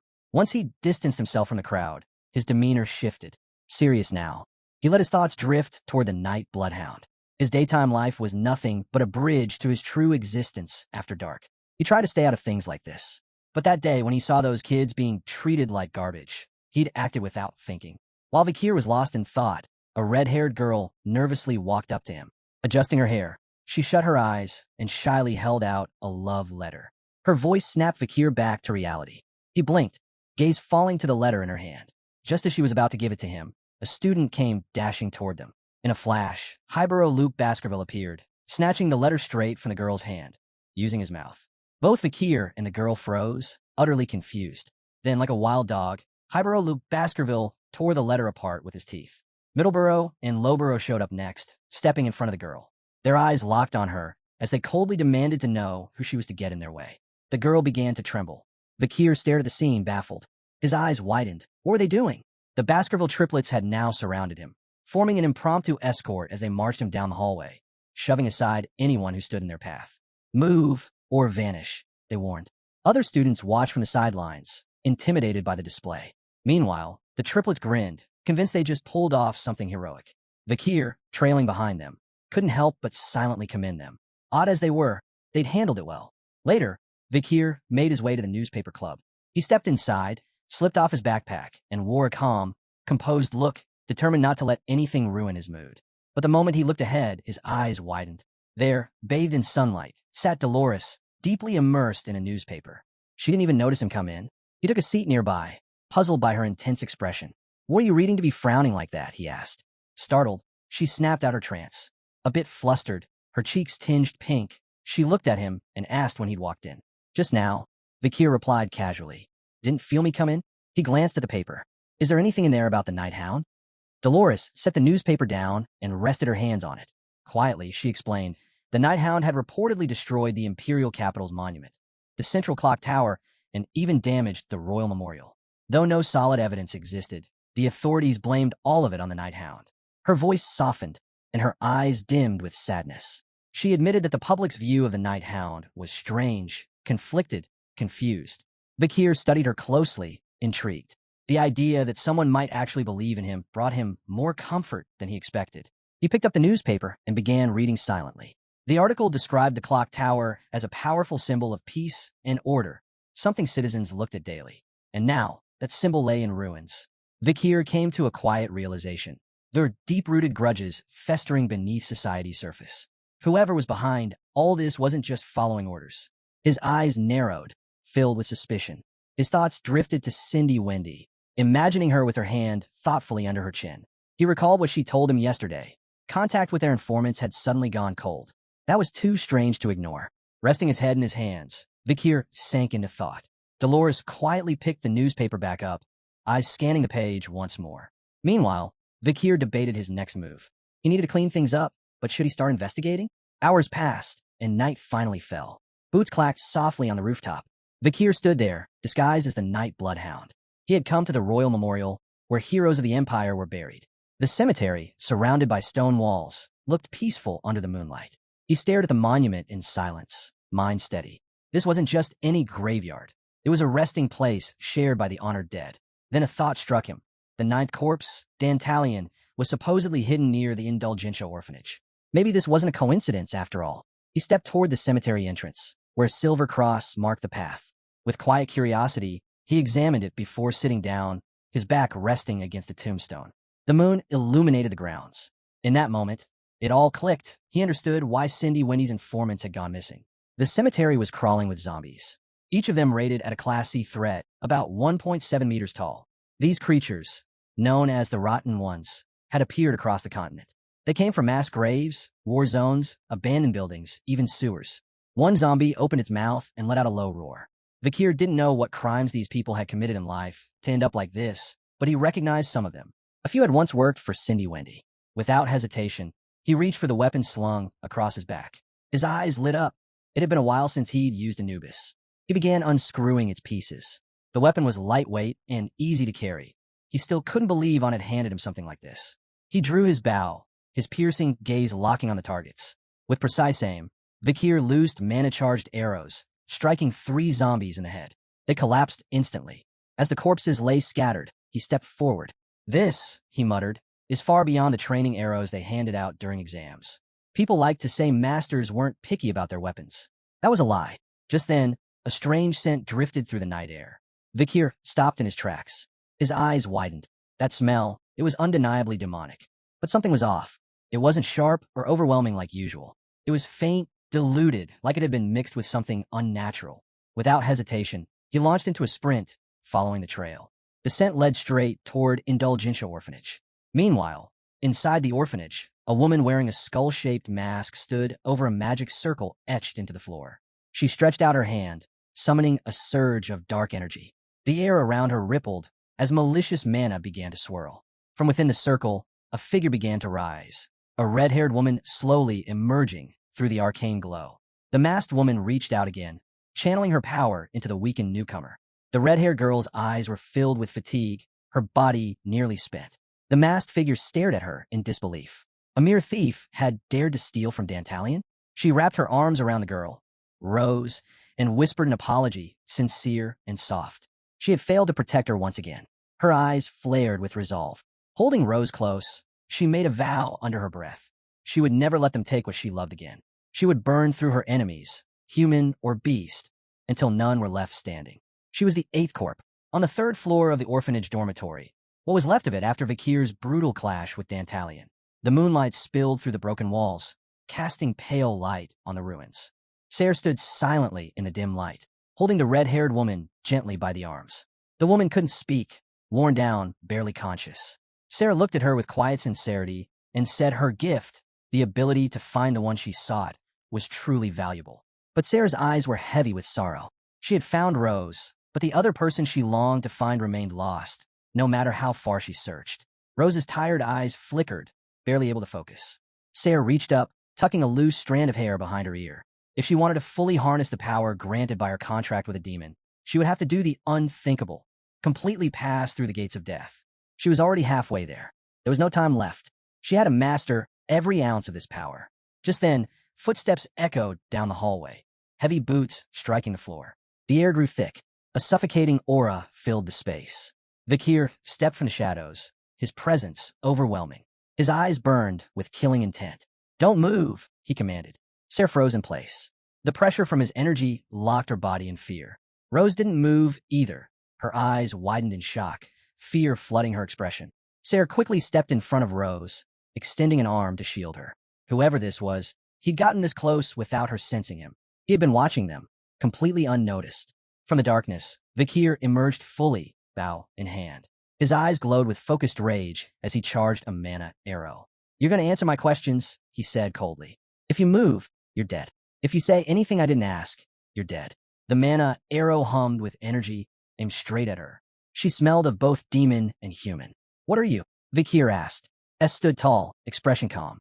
"I'm both," she answered. "Human and demon." Vakir's gaze flicked to Rose. He recognized her, Geronto, one of Dantalion's subordinates. He had killed her. So why was she still alive? Sarah noticed the doubt in his expression. With a serious look, she stated clearly, "Rose isn't Dantalion's subordinate. He took what was mine, without permission." Vakir's eyes darkened. His fury deepened. He tightened his grip on the bowstring and asked one final question. "Was the demon Sarah one of the 10 elite corps you made a contract with?" Sarah's eyes burned with fury to match his. She didn't hesitate. She nodded. "And what are you going to do about it?" she shot back. Before she could finish, the mana arrow was already flying toward her face. Her eyes widened. She barely tilted her head in time. The arrow sliced past her cheek, cutting through her hair. Still in shock, she stared at him, baffled. Who was this guy? And why? Was he this powerful? Vakir gripped his bow so tightly that smoke began rising from his hand. His eyes blazed with rage, pure hatred spilling out as he muttered his resolve. Every last demon had to die. But Sarah wasn't going to stand still and wait for it. She dropped her hand to the ground, summoning her power. Magic circles lit up beneath her, and from them, skeletons began to claw their way out. "If you've got the guts," she dared him, "come on." But then, even more skeletons surfaced, smaller ones. Children. Sarah stared at them, stunned. Her eyes widened in disbelief. Even the corpses of kids had turned into undead. Vakir's expression shifted too. His gaze locked on the skeletons, and something flickered in his eyes. With a cold voice, he apologized to the children as he raised his bow once again. The skeletons charged, but Vakir's mana arrow exploded forward with incredible force. The impact shattered part of the building, blasting it into pieces. The weaker skeletons were instantly turned to ash. Sarah didn't waste the opening. Using the explosion as cover, she grabbed Rose and leapt out of the building. But Vakir wasn't about to let her escape. With a burst of speed, he appeared right behind her midair, another mana arrow already aimed. His tone was merciless as he spoke. "Don't think you'll get to die peacefully." Hearing his voice, Sarah, still in midair, holding Rose by the arm, twisted around, her heart pounding. She clutched Rose's limp body, despair creeping into her eyes. She braced herself, whispering to Rose to hold on tight. The next moment, Vakir struck again. Another mana arrow exploded in the air. Sarah managed to block it, but part of her outfit was torn from the impact. She and Rose hit the ground hard. Moments later, Vakir landed too, creating an invisible wall of pressure in the atmosphere. Facing him, Sarah stood protectively in front of Rose, eyes downcast. She finally spoke. "That archery, what's your connection to the Balak tribe?" Vakir's glowing eyes stayed locked on her for a moment. Then, calm but sharp, he answered, "I'm one of Balak's hunters." Sarah froze. Her jaw clenched tight. Rage filled her eyes. "He should have been there that night," she muttered bitterly. Her hand rose, mana swirling. Her gaze sharpened, venomous now. She called him a barbarian and vowed to kill him. With a burst of force, she hurled a blazing ball of mana toward Vakir. He dropped down, narrowly dodging the strike. It scorched the air past him, burning away part of his cape. Vakir's expression shifted. His eyes narrowed, curiosity rising. How did she know about the Balak tribe? Sarah raised her hands again, readying another attack. Now that he was this close, he could sense her more clearly. Her body gave off the scent of a living human. He recalled what he knew. Members of the 10 Elite Corps were all Demon King class. They inhabited human corpses. Sarah unleashed another flurry of mana bursts. Vakir moved fast, sidestepping the first wave, then flipping into a sudden assault roll, dodging again. The attacks struck the building, triggering small explosions as debris rained down. He landed, but the moment his feet touched the ground, stone spikes erupted beneath him. They speared through his chest before he could react. Sarah stood before him, her face twisted with hate, controlling the spikes with deadly precision. "You're just a filthy barbarian," she spat. Blood poured from Vakir's hands as the spikes held him in place. Sarah extended her arm, eyes gleaming with twisted joy. A smile curved her lips. She wanted to hear him scream before she killed him. But then, the spikes crumbled. Sarah froze. Her eyes widened in shock. The wounds across Vakir's chest began to heal right before her eyes. Slowly, he stood up, his fists clenched, his glare sharpened. Was he even human? Vakir calmly rewound the cord on his bow and stared her down. After clashing a few times, he said coldly, "I've figured it out. You're weaker than the other elite corps." He narrowed his gaze. "You're just a half-demon." He tucked away the bow, eyes locked on her. There was nothing more to say. Sarah stood frozen, speechless. But Vakir's hatred only burned brighter. He made his intent clear. He would kill her. Sarah wouldn't let that happen. She slammed her hand against the ground. A magic circle lit up beneath her, and from it, a monstrous golem began to rise. Massive, groaning, towering at 8 meters. It was the Frankenstein golem, classified A+ in risk level. A creature pulled from the tomb of the otherworld, a disgusting mound of dead flesh pressed together into a humanoid shape. No trace of its original parts remained. It was grotesque, powerful, and alive with fury. The golem let out a deafening roar and charged toward Vakir. Sarah reached out, gathering fire energy in her palm. She smirked with confidence. The golem was just a distraction. She would burn him down with fire magic the moment he was vulnerable. But Vakir wasn't waiting around. He drew the Beelzebub sword. In a flash, just before the golem reached him, he lunged forward in an offensive stance, then unleashed a devastating slash. The golem's body split clean in half, sliced like wet clay. Vakir's eyes locked onto her, bloodlust blazing. Sarah, still channeling her fire magic, froze in disbelief. Her fireball crackled between her hands as she stared at him. His red aura, it was unmistakable. It was just like those from the Baskerville line. Panicking, she prepared to launch her fireball, but Vakir was already moving toward her, slow and deadly. Fear surged through her. "Wait," she shouted. Vakir appeared above her in a flash, eyes glowing as he activated the 7th Baskerville technique. With deadly precision, he brought his sword down in a sweeping arc. Their eyes met. Sarah froze, stunned. That aura, it was unmistakably Baskerville. But why did he have it? Vakir's blade collided with the fireball she had prepared, unleashing a violent explosion that tore through everything in its path. The shockwave shattered the area, engulfing them in smoke and light. When the dust finally began to settle, a massive crater lay carved into the ground. In its center stood Vakir, wounded, his hand pressed tightly over a bleeding arm. His clothes were torn, mask damaged. But he was still standing. Sarah, on the other hand, was on her knees, trembling. She couldn't move. Vakir studied her closely. Being half-human, the mana backlash from her failed spell had hit her hard. Her body couldn't handle it. "You lost focus," Vakir said firmly. "Right at the moment you needed to strike." Sarah looked down, dazed. Her voice trembled as she spoke, barely above a whisper. "Don't leave me." Her words hung in the air. Vakir stayed calm, silent for a moment.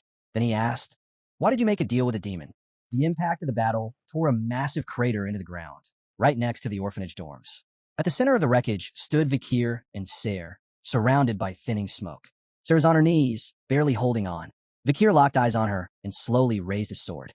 He clenched his fist, and the blade of the Beelzebub sword began to glow. His eyes gleamed with a deadly light. With a fierce swing, he launched his blade towards Sarah. Too injured to move, Sarah lowered her head, bracing herself for the inevitable. Just then, strands of red hair floated into view. As the sword sped towards Sarah, Rose stepped in, hands extended, eyes fixed on the ground. Vakir froze, his gaze locking onto her in shock and disbelief. The undead were known for their envy, driven to bite and attack the living without reason. But Rose didn't meet Vakir's eyes. Despite being undead, something about her was different, aware, conscious. Sarah remained motionless, her body paralyzed by mana backlash. Vakir didn't understand.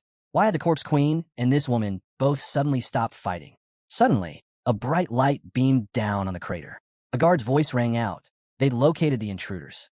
Vakir's eyes widened with alarm. He had no idea how they were discovered. Tension spiked. He turned sharply, only to realize it was Sarah's voice that had drawn the guards. While Vakir was distracted, Rose made her move. She scooped up the unconscious Sarah and raised her hand skyward. A spell surged to life, blue energy crackling around them. Vakir's eyes burned with fury. He couldn't afford to let them get away. He turned back to Rose, fire in his gaze, fists tight with rage. This wasn't just about Rose. It was Sarah he was after. He swung the Beelzebub sword again, the glowing blade racing towards Sarah. But just as it was about to hit, Rose shielded Sarah with her own body. The sword tore through her back. Blood spilled from her mouth, and her body began to go limp. But it was enough. The spell completed, and in a flash, both vanished. Vakir traced the lingering energy in the air, his anger boiling. Just then, the sharp echo of heels slamming into the ground cut through the silence. It was Professor Sadie, flanked by armed guards. As the spotlight locked onto the crater, she placed one foot forward, touched her temple, and smirked. She called out for the night blood hound to reveal himself. It was already past midnight when Sadie and the guards reached the ruined area, but Vakir was long gone. Sadie rested her hands on her hips, scanning the scene. "No one's here," she muttered. Her eyes lingered on the ground as she whispered Vakir's name. One of the nearby guards glanced at her, visibly puzzled. Sadie's composure snapped. She gritted her teeth and slammed a powerful kick into the edge of the crater, furious that they'd arrived too late and let the bloodhound slip away. She now wore an eye patch over the eye Vakir had taken. As she stood there, trying to piece everything together, something in the dirt caught her attention. Her eyes widened. It was Vakir's mask, lying abandoned in the crater. Her fury only deepened. He had gotten away again. The truth was Vakir had transformed into a dog and slipped out unnoticed. By now, he was already far from the orphanage, sprinting at full speed, a grin tugging at his face. By morning, the sun poured through the academy windows. Anna clenched her fists with excitement and declared that with exams behind them, it was finally time for the academy's biggest event, the festival season. In front of her stood Vakir, Dolores, Sinclair, Bianca, Tudor, Piggy, and Sancho. Anna beamed at them and announced that this year's festival would be unlike any before. Behind her, a clothing cart stood stacked with costumes. Her eyes sparkled with joy as she gestured to the outfits and revealed the theme. This year's concept was a haunted house. Sinclair lit up with excitement, clasping her hands as a delighted smile spread across her face. With Halloween approaching and exams out of the way, the festival was sure to draw a crowd. Dolores covered her mouth, surprised and giddy. Just imagining herself dressed as a ghost made her blush with anticipation. Bianca rested a finger on her chin, a puzzled look on her face, and mentioned that the academy had never held this kind of tradition before. Tudor, arms crossed beside her, glanced her way with curiosity. He agreed. It did seem a bit unusual. Piggy, calm as ever, looked at Sancho and explained that it was actually an ancient tradition, one even the professors couldn't escape. Sancho's eyes lit up with excitement. He cracked his knuckles and grinned, saying traditions like this were important. Anna pulled out 2 boxes and, smiling brightly, announced it was time to draw lots to decide who would play which ghost. Sinclair and Dolores immediately started chatting among themselves, giddy with anticipation. Vakir stood at the back, arms crossed, silently watching. His gaze dropped to the ground, and his thoughts drifted away. His mind returned to the moment Rose had stepped between him and Sarah, taking the blown mint for her. Sarah was the 8th corpse, the corpse queen. Letting her live, especially when she was too weak to even tap into half her power, had been a serious mistake. His memories flooded in. The Hounds of Baskerville, his battle with the demon Andromalius, when he'd needed backup from the family's knights. Then came the memory of his fight with Dantalion, where Dolores had been with him. Vakir was a top-ranked graduate, but he wasn't sure if he could take on the 8th corpse alone when she was at full strength. To eliminate demons one by one, he needed to master the 7th and final technique of the Baskervilles. Only then could he reach the rank of Swordmaster. In his mind, he pictured a mysterious book and 2 fangs hidden behind his teeth, the 10th technique. Stalking ambush, also known as 6-fong horizontal ambush, twin teeth of wisdom. To unlock it, one had to grasp the strange connection between the 6th and 7th techniques. Ultimate annihilation, an advanced theory that only made sense to those who truly understood both. The 6th technique required shedding all human emotion, while the 7th demanded regaining those same feelings. In his previous life, his body had been covered in scars, yet he never understood why he had to reclaim the emotions he'd once been forced to abandon. This was a sharp contrast to the training of basic-level graduates who were taught to suppress emotion and become killing hounds. He placed a hand under his chin, picturing his father Hugo, sword in hand, surrounded by immense mana. Vakir's mind swirled with questions. How had Hugo achieved the rank of swordmaster? While he was lost in thought, Dolores stepped up to Anna and drew a lot. Her eyes widened in surprise as she read it. Vakir snapped out of his trance and turned toward her, curiosity piqued. Dolores held up the lot, staring at it for a moment, then revealed her role with a mix of disbelief and excitement. She had to dress up as the Night Hound. Anna covered her mouth, her eyes widening with concern as she remembered. The Night Bloodhound had recently attacked the orphanage belonging to the Quo Vadis family. With a regretful look, she apologized, saying it was her fault for including that role. But to her surprise, Dolores shook her head and said it was fine. She pressed the drawing lot to her chest, closed her eyes, and blushed slightly. Deep down, she was in love with the Night Hound. Anna turned to Vakir, smiling as she told him it was his turn.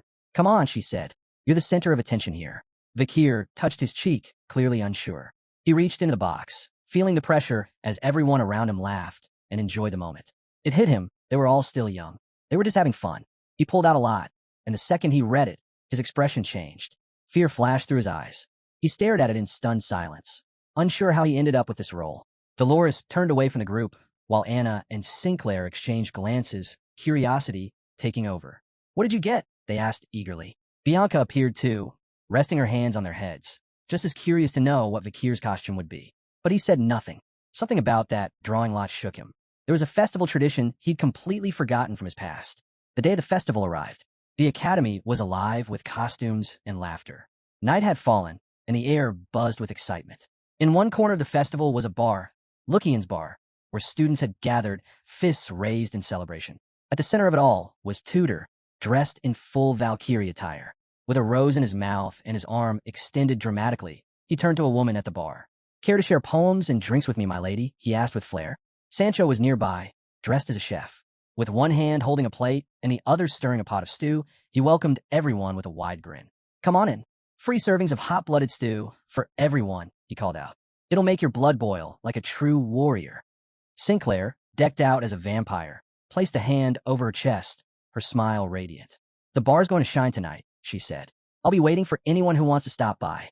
Piggy, dressed adorably as a fairy, was blushing furiously. He shuffled forward, handing out flyers with trembling hands. Please take this brochure, he mumbled to the students nearby. Seeing such a cute fairy, some students couldn't help but blush. One nervously reached out for the flyer, stammering, What's your name?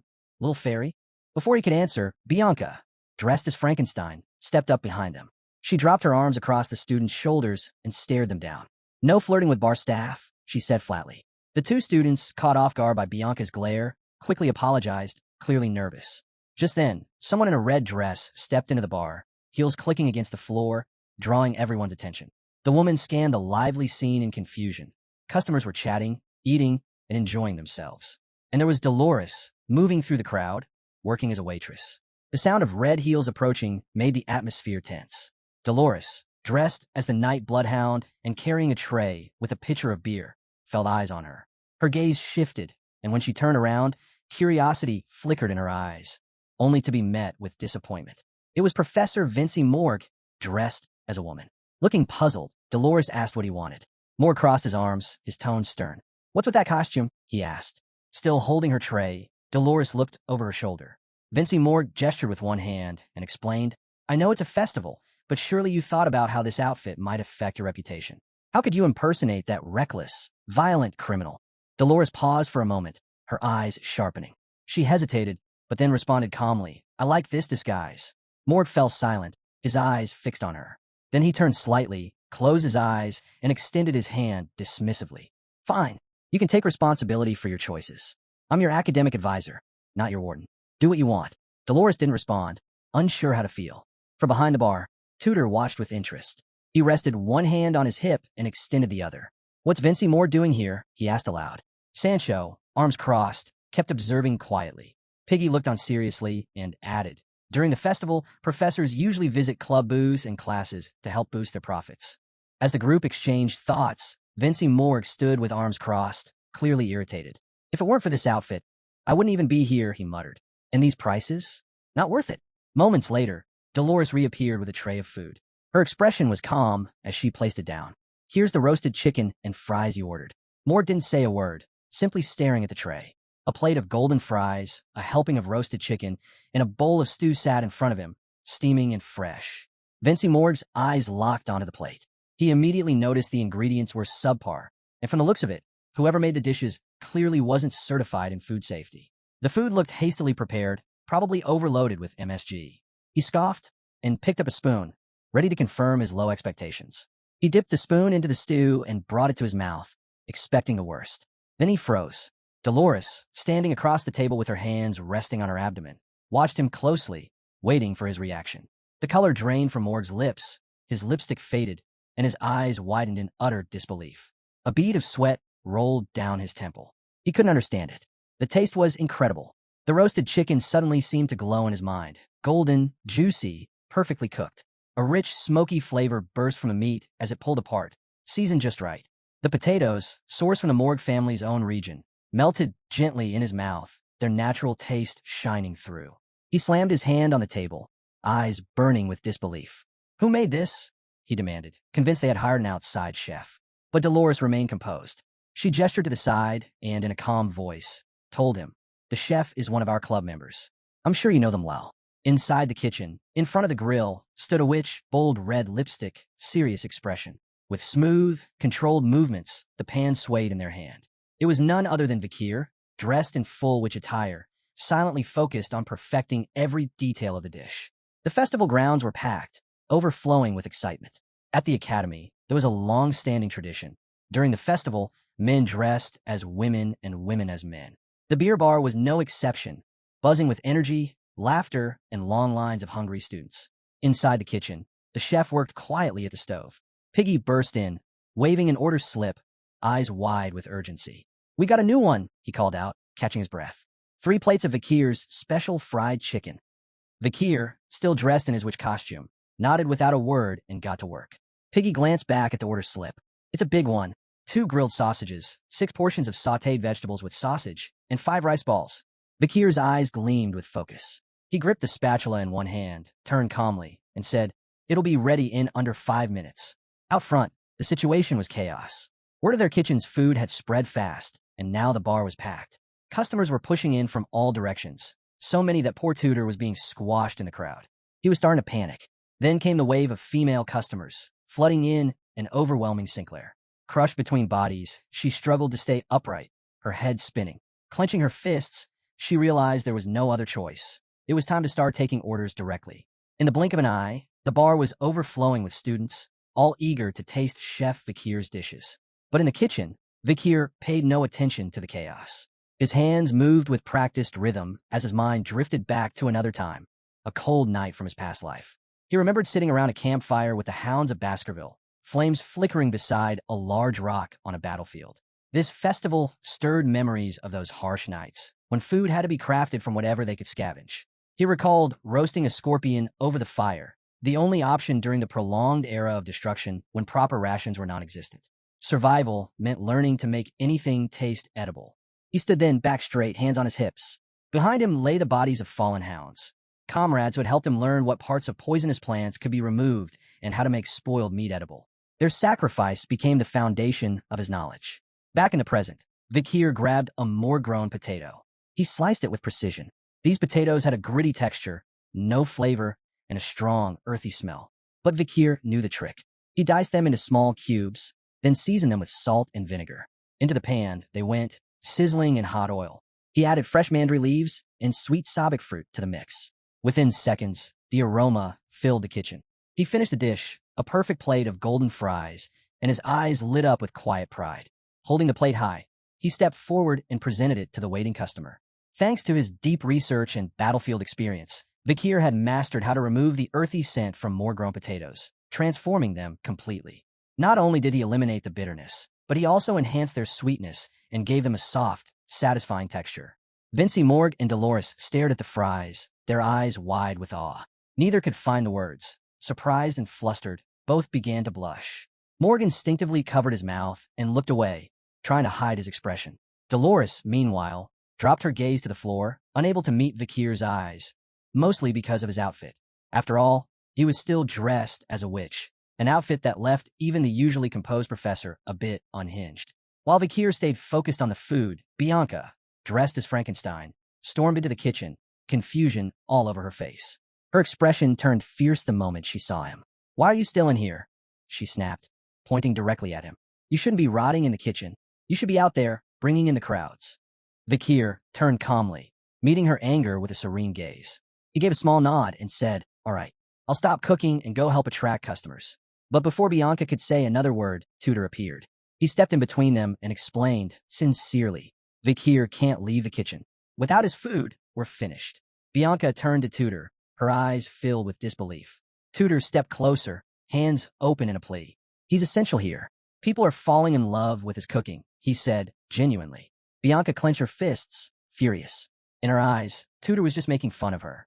If Vakir went outside, she grumbled under her breath, his beauty alone would double our sales. As their argument continued, a figure sat quietly at a corner table, wearing a cap and a mask, casually wiping his mouth with a napkin. He watched Tudor and Bianca closely, his eyes beginning to gleam. A smile crept across his face. His instincts had been right. He gently placed his knife down on the table, then started to release mana. Even inside the kitchen, Vakir felt it. His body went tense. His eyes lit up with fear as the familiar energy washed over him. He quickly turned, following the trail. Back at the table, the man released even more mana. It was him, Osiris Baskerville. He picked the knife back up, his eyes glowing with excitement. Pulling off his mask, he silently locked eyes with Vakir, observing him from across the bar. Vakir stood frozen, both confused and cautious. Why was Osiris here? Later, Vakir stepped out of the kitchen and met Osiris behind the bar. Osiris looked him over, smiling. "It's been a while since I've come to this festival," he said casually. "Back when I attended the academy, I wore a woman's outfit too, though I don't think mine ever looked as good as yours." Vakir's eyes widened, caught off guard. "Brother," he asked, "what are you doing here?" Osiris crossed his arms, his expression steady and sincere. "Isn't it a brother's job to show up when his little brother's in trouble?" Vakir stayed silent, unsure what he meant. A subtle smile appeared on Osiris's face. His cloak began to rustle. He looked directly at Vakir. "Someone's been dying to see you." Suddenly, something burst out from under his cloak and leapt toward Vakir. It was someone in a rabbit costume. Vakir's eyes went wide in shock as the person flung their arms around him. It was Pomerian. Tears welled up in her eyes as she hugged him tightly. "Uncle," she cried. Then, her mood flipped. She started hitting Vakir's shoulder, clearly upset. "Why didn't you come back home?" Vakir tried to calm her down, gently patting her back. Osiris stood off to the side, a bright smile forming on his face as he watched. "She missed you," he said warmly. "A lot." He explained that their father had granted him some time off, just so he could bring Pomerian to the academy. Vakir held her in his arms and quickly realized something. She had used the vice patriarch himself as her personal escort. Osiris laughed and added, "Lately, she's been running the whole house." He went on. "Last month, she climbed on Hugo's shoulders and pointed out trees in a chocolate bean field. Said she liked blood bean chocolate. So, naturally, Hugo destroyed the monster-infested region on the western front line and turned it into a cocoa farm. When they got home, Pomerian threw herself on the floor and cried. She missed Vakir so much, she refused to eat until she could visit him. Hugo had been sweating bullets. Her hunger strike lasted all of 2 meals, and that was enough. Hugo caved and allowed Osiris to bring her to the academy. Back in the present, Pomerian held Vakir tightly, her eyes sparkling with satisfaction. Everything had gone just as she planned. Osiris watched the two of them quietly. "You know," he said, "after you left, she was really down." His voice softened. "It's been a while since I saw her smile like this."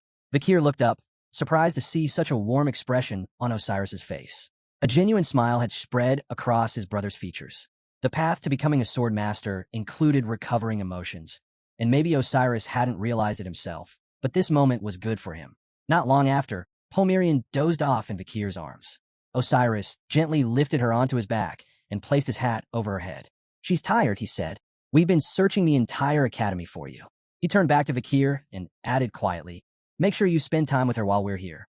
Vakir watched them silently, a soft, genuine smile forming on his face as he gave a small nod.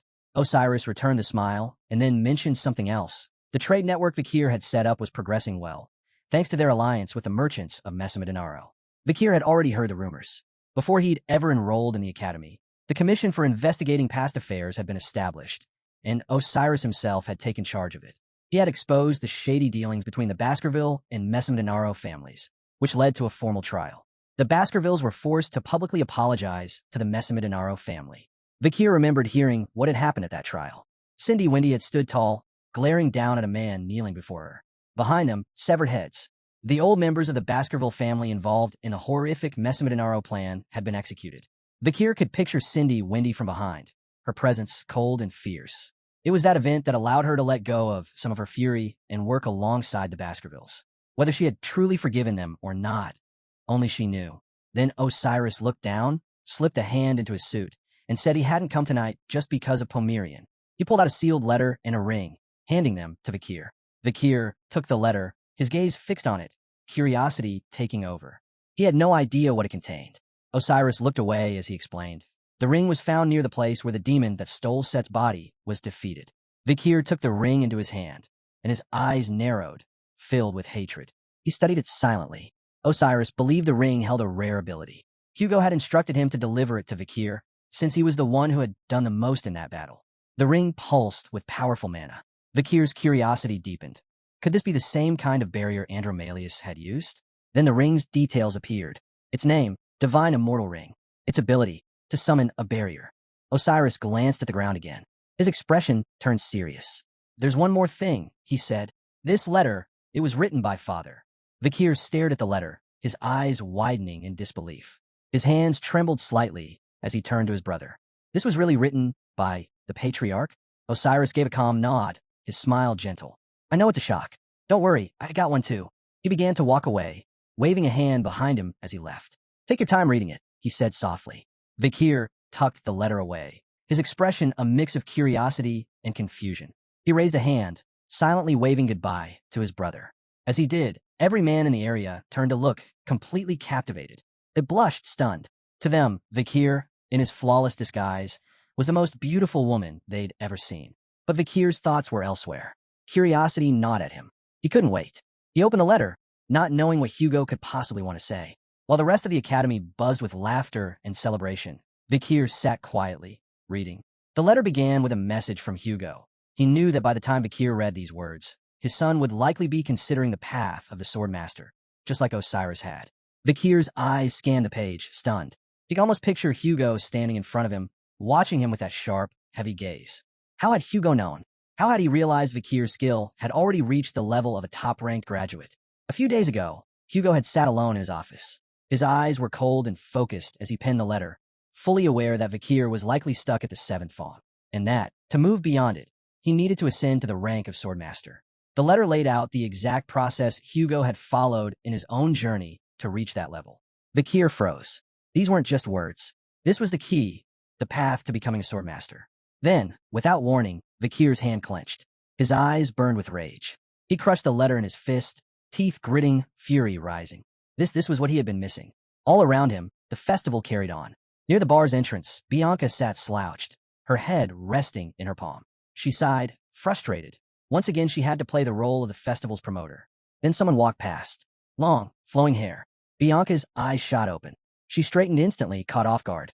Her gaze locked on the hair, her cheeks flushing. She didn't even understand why, but jealousy crept in.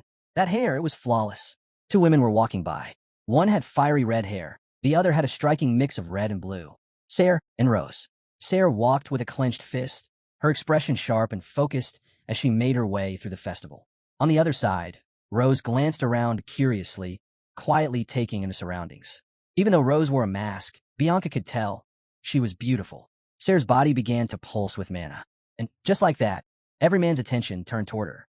The festival was alive with people buzzing with excitement. Crowds filled the streets, dressed in their best costumes, some disguised as heroes, others as animals. Amidst the celebration, Sarah and Rose quietly approached a food stall, blending into the crowd. They placed their orders without drawing attention. Rose chose a fruit skewer and a small cake stuffed with cream and strawberries.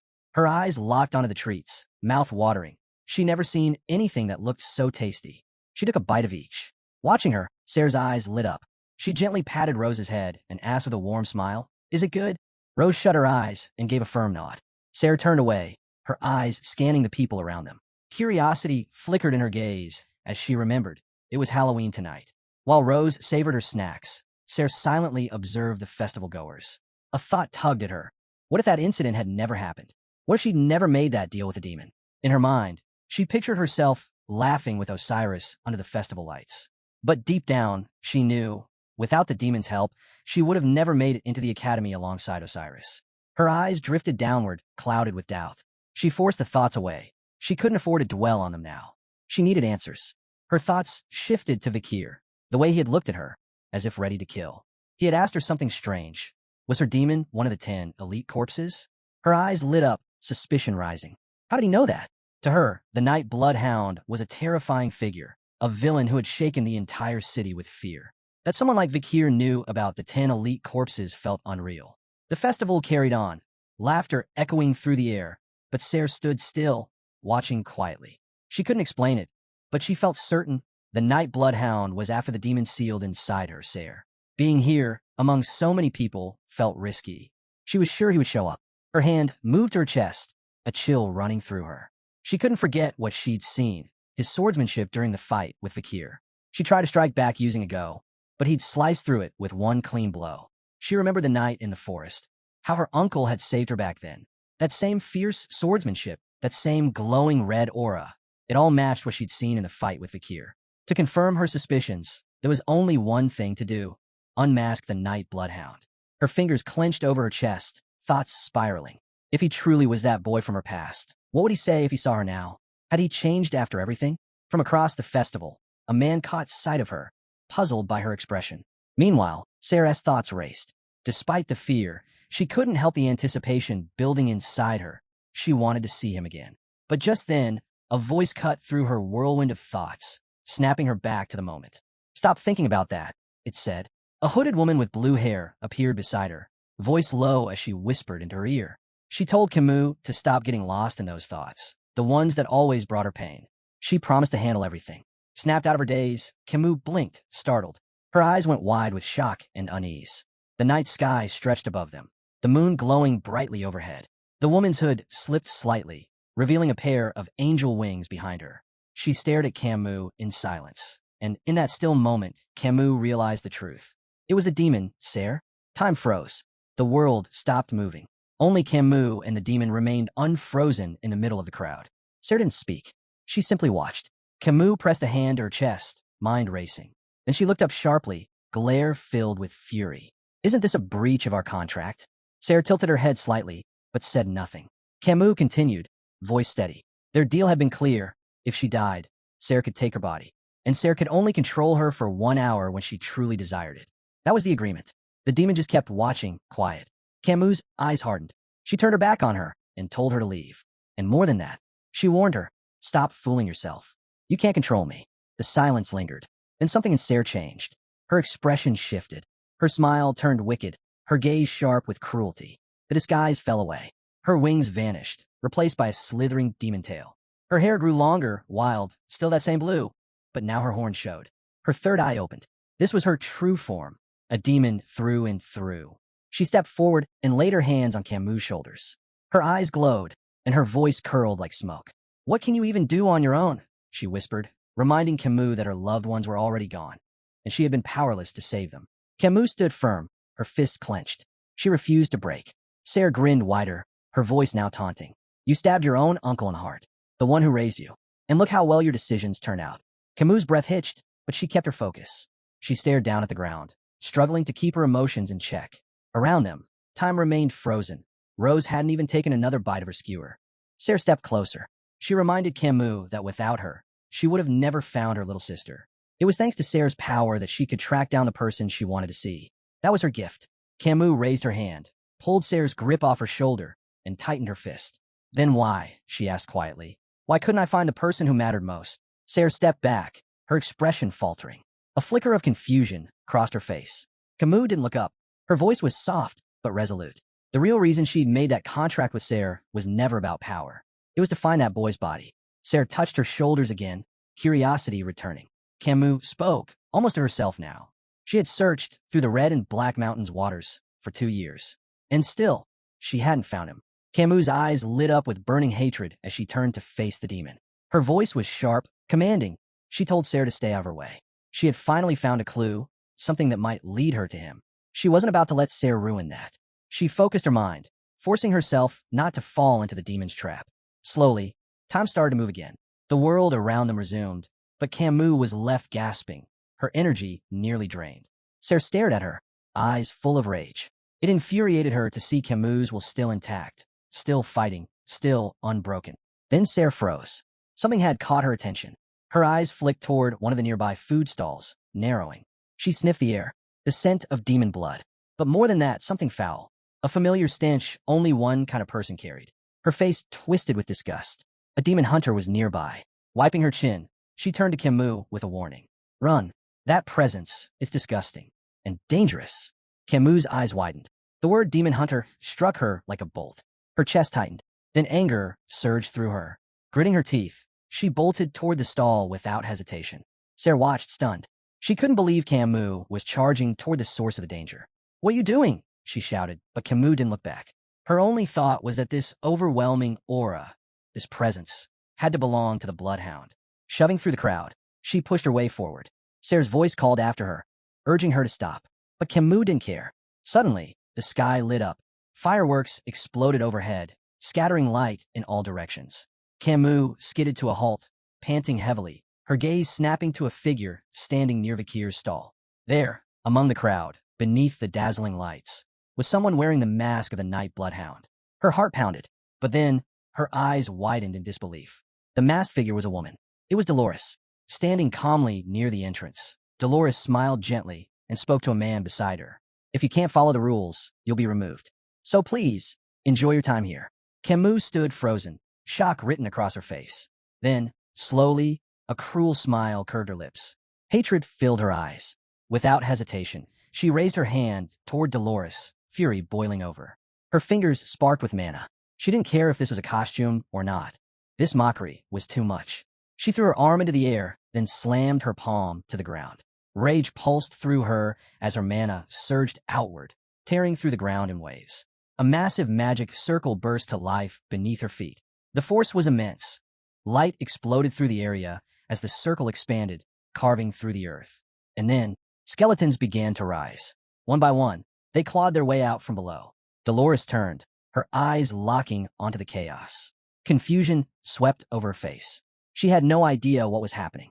In a flash, skeletons erupted from the ground, surrounding Sancho and Piggy. They raised their fists, caught off guard and unsure of what was happening. All around them, people screamed in terror, running in every direction as the undead gave chase. The skeletons then moved in on Bianca and Tudor. Tudor clenched his fists, confused, and asked if the masked woman had summoned these undead soldiers. Bianca quickly took a defensive stance, pointing out that black magic was tightly regulated by the Empire, and using it was strictly forbidden. The moment she said that, Tudor's expression changed. It hit him. This woman had to be a villain. Skeleton after skeleton clawed its way up from beneath the earth, ready to strike. But then, divine power blazed through the chaos. It was Dolores. She raised her hand toward the sky, sacred light radiating from her body. Her eyes sharp, her voice unwavering, she called out to the members of Lucayon, urging them to protect the people at the stalls.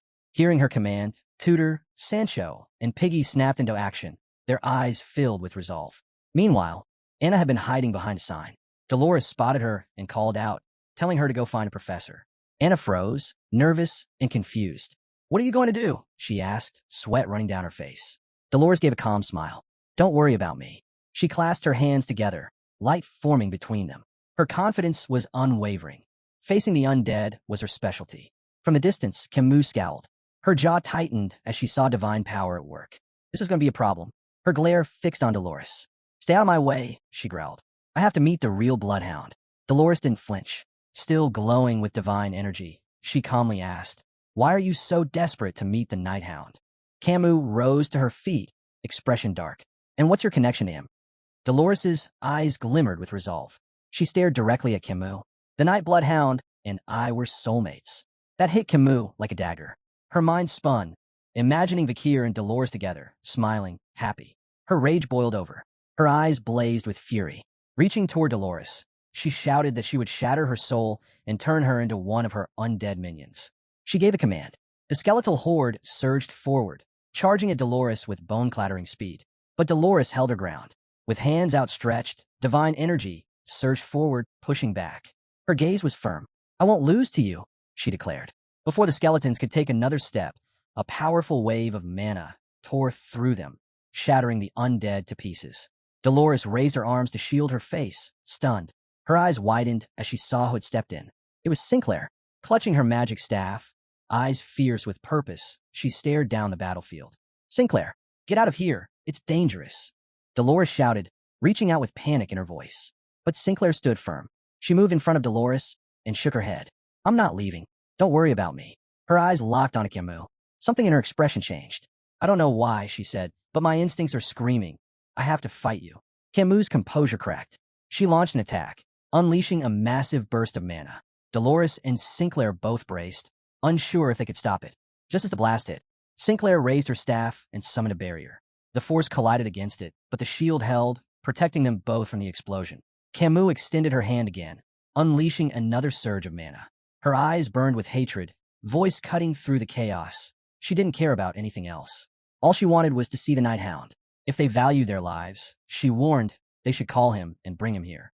Dolores reached out, sending her power to support Sinclair, who was still holding the barrier. But Sinclair was struggling. She grit her teeth, stunned by the sheer force Kimu was throwing at them. Not only could she summon the undead, she wielded fire magic at a terrifying level. How much mana did she have? Cracks began to form on the barrier, thin lines spreading fast. Both Dolores and Sinclair stared at it, alarm in their eyes. Then, footsteps. Boots echoed against the ground. Kimu didn't stop her attack, but something shifted. The air changed. The pressure intensified. Her magic kept firing, but the moment she noticed someone approaching, her eyes widened. Her jaw dropped. Strands of her hair lifted into the air as if reacting to something powerful. And then, he arrived. The real Night Bloodhound. With a sharp, piercing gaze, he moved fast. In a blink, he was in front of her, striking without hesitation. Kimu threw up her arms, blocking the hit just in time. But her reaction wasn't fear. Her eyes lit up with joy. A grin broke across her face. "You really," she started. But before she could finish, Vakir reached forward, his hand wrapping around her throat. His expression was cold, lethal. Without a word, he lifted her and slammed her backward with crushing force. Her body flew through the air, crashing straight into the nearby stalls, tearing through everything in her path. Wood shattered, fabric ripped, and the festival scene turned to chaos. Kimu's body flew through the air, crashing through everything, festival stalls, buildings, leaving destruction in her wake. Dolores, dressed in a Night Hound costume, stood silently amid the ruins, scanning the debris, unsure what just happened or where this powerful new threat, someone who could summon the undead, had come from. The crowd was buzzing with confusion. Murmurs filled the air. One man pointed toward the wreckage and asked his friend if she'd seen the Night Hound. She turned, looking puzzled, then nodded. In the midst of it all stood Rose. She took a bite of her fruit skewer, her eyes lighting up with delight as she chewed. Dolores made her way toward the shattered wall, closely examining the damage. Behind Rose, a man sniffed the air and turned to his friend, asking why it smelled like something rotten. His friend flinched, but said she didn't know. Removing her Night Bloodhound mask, Dolores's eyes grew wide with concern. After a moment of deep thought, her expression shifted to shock. She suddenly realized the Night Hound must have dragged Kimu away to keep the people safe. Folding her hands together, she shut her eyes and quietly began to pray, hoping for the best, for everyone's safety, especially the Night Hounds. Meanwhile, Vakir's strike had sent Kimu flying into a forest nearby, tearing through trees and kicking up a thick cloud of smoke. Seconds later, she rose from the rubble, fists clenched, eyes lit with excitement, and a wide smile spreading across her face. She was thrilled to see the Night Bloodhound again. Vakir, however, wasn't smiling. His eyes burned with fury as he stared her down and moved toward her. His mind was made up. It was time to end this. Kimu Morg's smile faded as panic took hold. She stepped back and pleaded with him to wait, wanting to talk. But Vakir didn't hesitate. He drew the Beelzebub sword, its blades surging with mana. This time, he wasn't holding back. He advanced, ready to deliver the final blow, but a voice rang out nearby. Startled, both Kimu Morg and Vakir turned toward the sound. A squad of knights had arrived, spears at the ready. Kimu immediately suggested they retreat, but Vakir calmly lifted his hand, showing a purple ring. With a confident look, he assured her there was no need to run. His eyes gleamed as he activated the ring, an artifact left behind by a comrade, the Divine Immortal's ring, capable of summoning a barrier. The ring flared with light, so intense that Kimu shielded her eyes. In an instant, they were no longer in the forest. They now stood in a strange place. The ground was dotted with swords and enormous statues, one of a man, another of a child, towering silently around them. Kimu and Vakir stood in silence, taking in the eerie new location. Vakir's eyes locked onto the towering statues ahead, his expression twisted in rage. One statue depicted Hugo as a young man, the other, Osiris as a child. This was no ordinary place. It was a reflection of Setla Baskerville's mind, now under the control of the demon Andromalius. As Kimu scanned the surroundings, her eyes widened. This was a barrier. Her curiosity grew as she noticed the statues of the Baskerville family.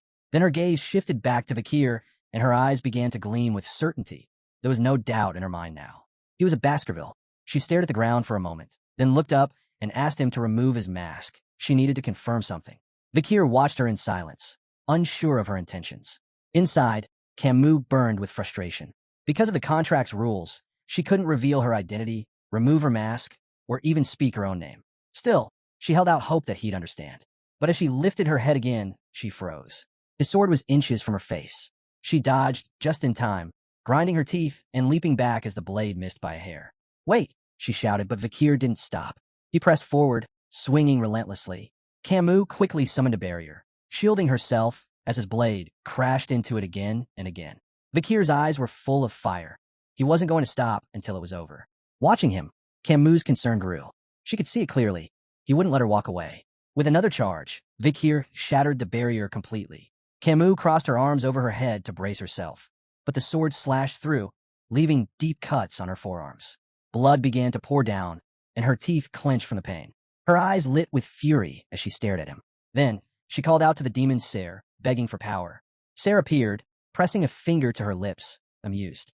"How much do you need?" she asked. "Half," Kimu answered without pause. A wicked grin curled across Ser's face. Her eyes sparkled as she replied, "Then give me half a day." Without flinching, Kimu agreed. The pact was made, and Ser's power surged into her. With her new strength, she raised her hand toward Vakir. Just as he prepared to strike again, hands burst from the ground and grabbed onto his legs, trapping him in place. Vakir stared at the ground, confusion flickering across his face, until a massive magic circle lit up beneath him. From it, undead creatures clawed their way to the surface. Silent, he looked up at Kimu.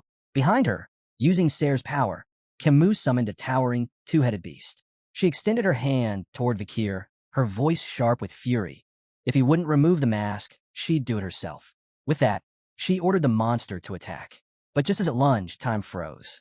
In a flash, Vakir broke free from the undead, gripping his legs. Sword in hand, an expression full of fury, he tore through the beast, slicing it into pieces before it even hit the ground. Then he turned his gaze on Kimu, making it clear he wasn't backing down. Her eyes went wide with shock. Fear gripped her. Even with half of Ser's power, it wasn't enough. Desperation set in. She begged Ser for more. The demon smirked. 16 hours, she said. Kimu didn't hesitate. She accepted. With a surge of new power, she cast another circle, this time summoning a massive undead serpent made of bones. It rushed at Vakir, but he reacted instantly, grabbing its fangs and snapping them effortlessly. His eyes burned with rage as he stared her down. Kimu flinched, stunned. She gritted her teeth and demanded more power. Ser's grin widened. 20 hours. Another deal. Another surge. More serpents. More monsters.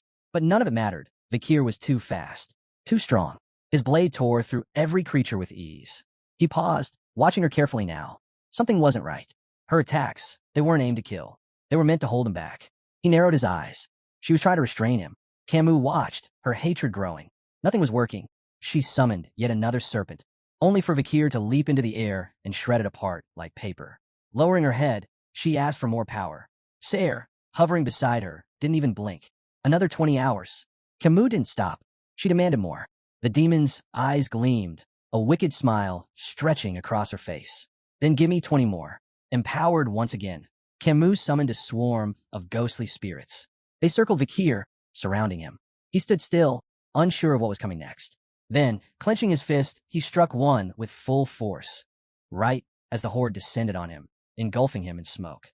Kimu dropped to her knees, breath ragged, hands on her thighs. Behind her, Ser watched with curiosity. Finally catching her breath, Kimu raised her head. The ghosts were swirling in the air, Vakir's body suspended in their center. She stared at him and spoke gently, yet firmly. Be good, and take off the mask. Instead of replying, Vakir dropped his gaze to the ground, silent. Then his eyes lit up with determination, locking onto Kimu. With a swift motion, he slashed through the ghost, binding him, and landed gracefully on solid ground. Kimu froze, stunned. Her eyes widened as she watched him slice the spirits into fragments, their remnants scattering around him like falling ash. He rose and began walking toward her, step by step. Confusion clouded her thoughts. Why was he still trying to kill her? Even covered in wounds, Vakir kept moving forward, his eyes burning with hatred. She couldn't understand it. What had he been through to despise demons so deeply? Desperately, she summoned another magic circle, calling forth more undead. Vakir clenched his fist, ready to end it all. Deep down, Kimu held on to one last hope, that somehow he'd remember her. She dropped to her knees and pleaded softly for him to find her.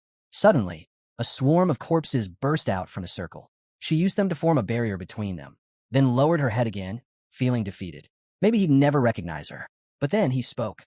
She gasped, eyes wide with disbelief. Vakir asked why she was trying to restrain him instead of fighting back.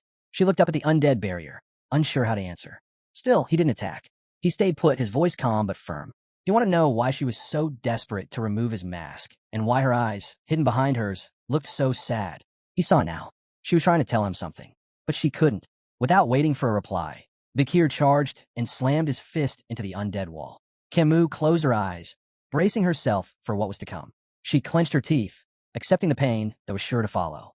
But instead, his hand reached through gently, tapping her mask. It cracked.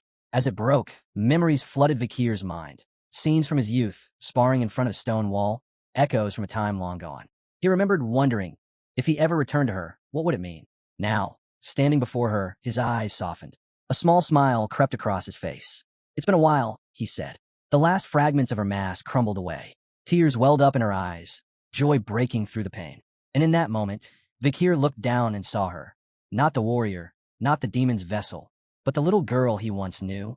Kimu, crying before him. Somewhere within the empire stood a grand, Morg family mansion. Deep inside, tucked away in one of its many rooms, quiet sobs echoed through the halls. Candles flickered along the corridor walls, and a brilliant crystal chandelier hung from the ceiling, casting a warm glow. This was the estate of the Morg family, and the events unfolding had taken place 3 years ago.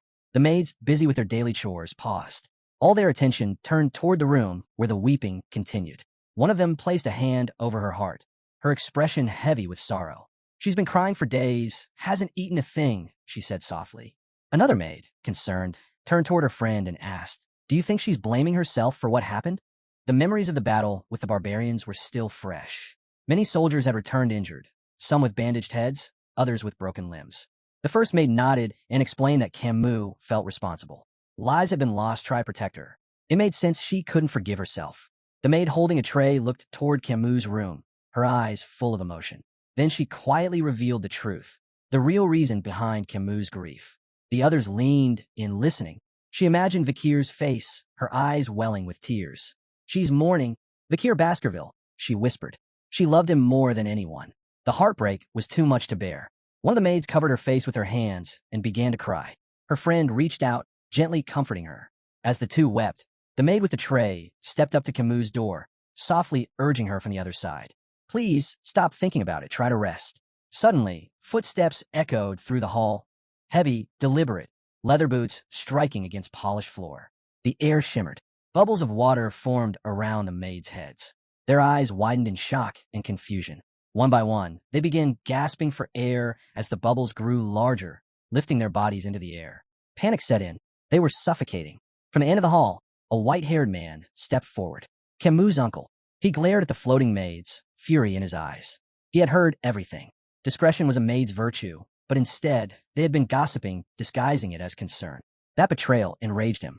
With his fist clenched tight, the water bubbles swelled even more, surrounding the terrified maids as they trembled, realizing they'd gone too far. Just as the maids were moments from drowning, Adolph's voice rang out.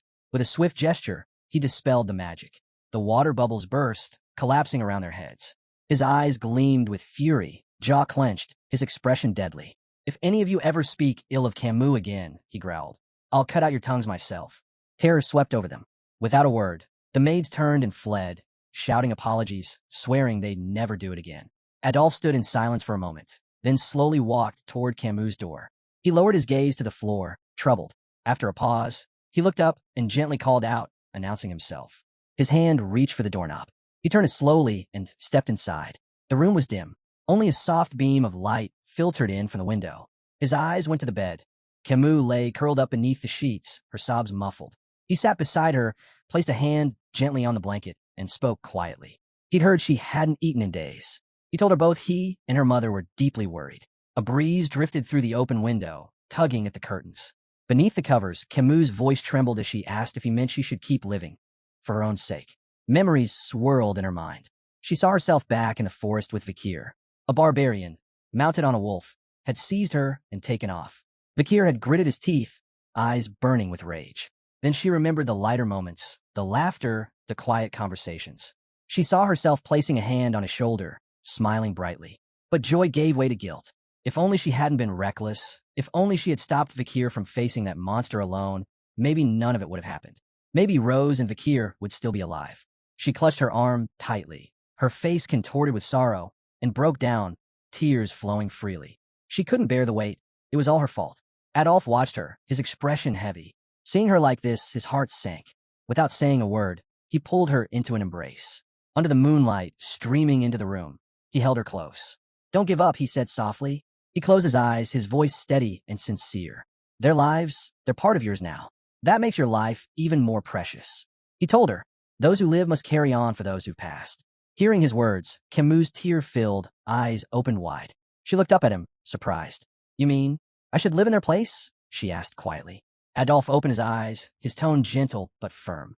"Yes, because if Rose and Vakir saw you like this, they'd be heartbroken." Kimu's eyes shimmered with emotion as a flicker of hope lit up inside her.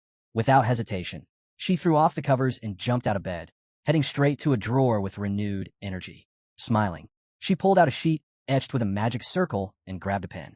Adolf watched, stunned by the sudden shift. She began sketching a triangle on the paper, murmuring to herself that if a person's thermodynamic function stayed the same, then maybe, just maybe, it was possible. The floor was already scattered with other sheets. She crouched down, scribbling fast, explaining that magic was about calculating values. If she restructured the formulas slightly, she might be able to achieve a different outcome. Adolf stepped forward, confused. "What are you doing?" he asked, eyeing the chaos of papers. But Kimu didn't slow down. Her eyes sparkled with inspiration. With a growing smile, she explained, if she could approach the dimension of negative energy, she might be able to extract entropy from it and use that to replace part of the positive energy dimension, triggering an equivalent exchange. Then, suddenly, she froze. Her hands went to her head. She couldn't think straight. She was drained. Adolf stood there, speechless, his jaw dropping as he watched her unravel. "I need food," she said bluntly, turning to him. That night, Adolf prepared a feast. The dining table overflowed with food, meats, sides, desserts, everything she could ask for. At one end of the table sat Kimu. On the other, a red-haired woman, composed and elegant. Beside her, Adolf sat with a gentle smile. The woman was Morg, matriarch of the Morg family and Kimu Morg's mother. Kimu looked up and mentioned she'd heard how worried her mother had been, especially since she hadn't eaten in days. Respani rested her hands on the table and stared at her daughter with a serious expression. Her eyes were full of concern. She quietly admitted that after so many days without seeing her even hold a spoon, she had every reason to be worried. But before she could say more, Kimu interrupted, her voice light and cheerful. "I promise not to make you worry anymore," she said. "But in return, I need you to hear me out." Respani narrowed her eyes slightly, intrigued. "What is it you want?" Kimu leaned forward and made her request. She wanted permission to mobilize the Morg family army and send them into the forest. Respani stayed calm, watching her carefully. But Adolf's reaction was immediate. His eyes went wide with alarm, and he slammed his hand on the table. "Do you even understand how dangerous that place is?" he demanded. With a firm, unwavering voice, Respani gave her answer.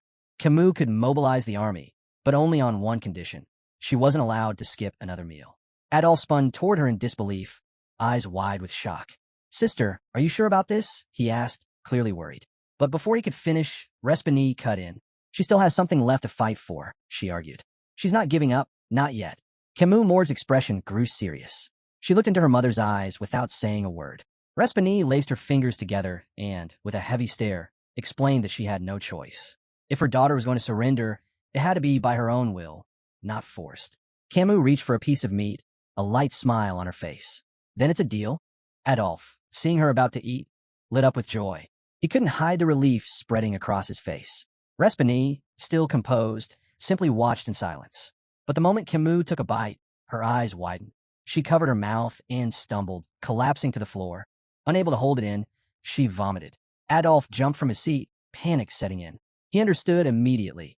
Her body couldn't handle normal food after starving for so long. He turned to the maids.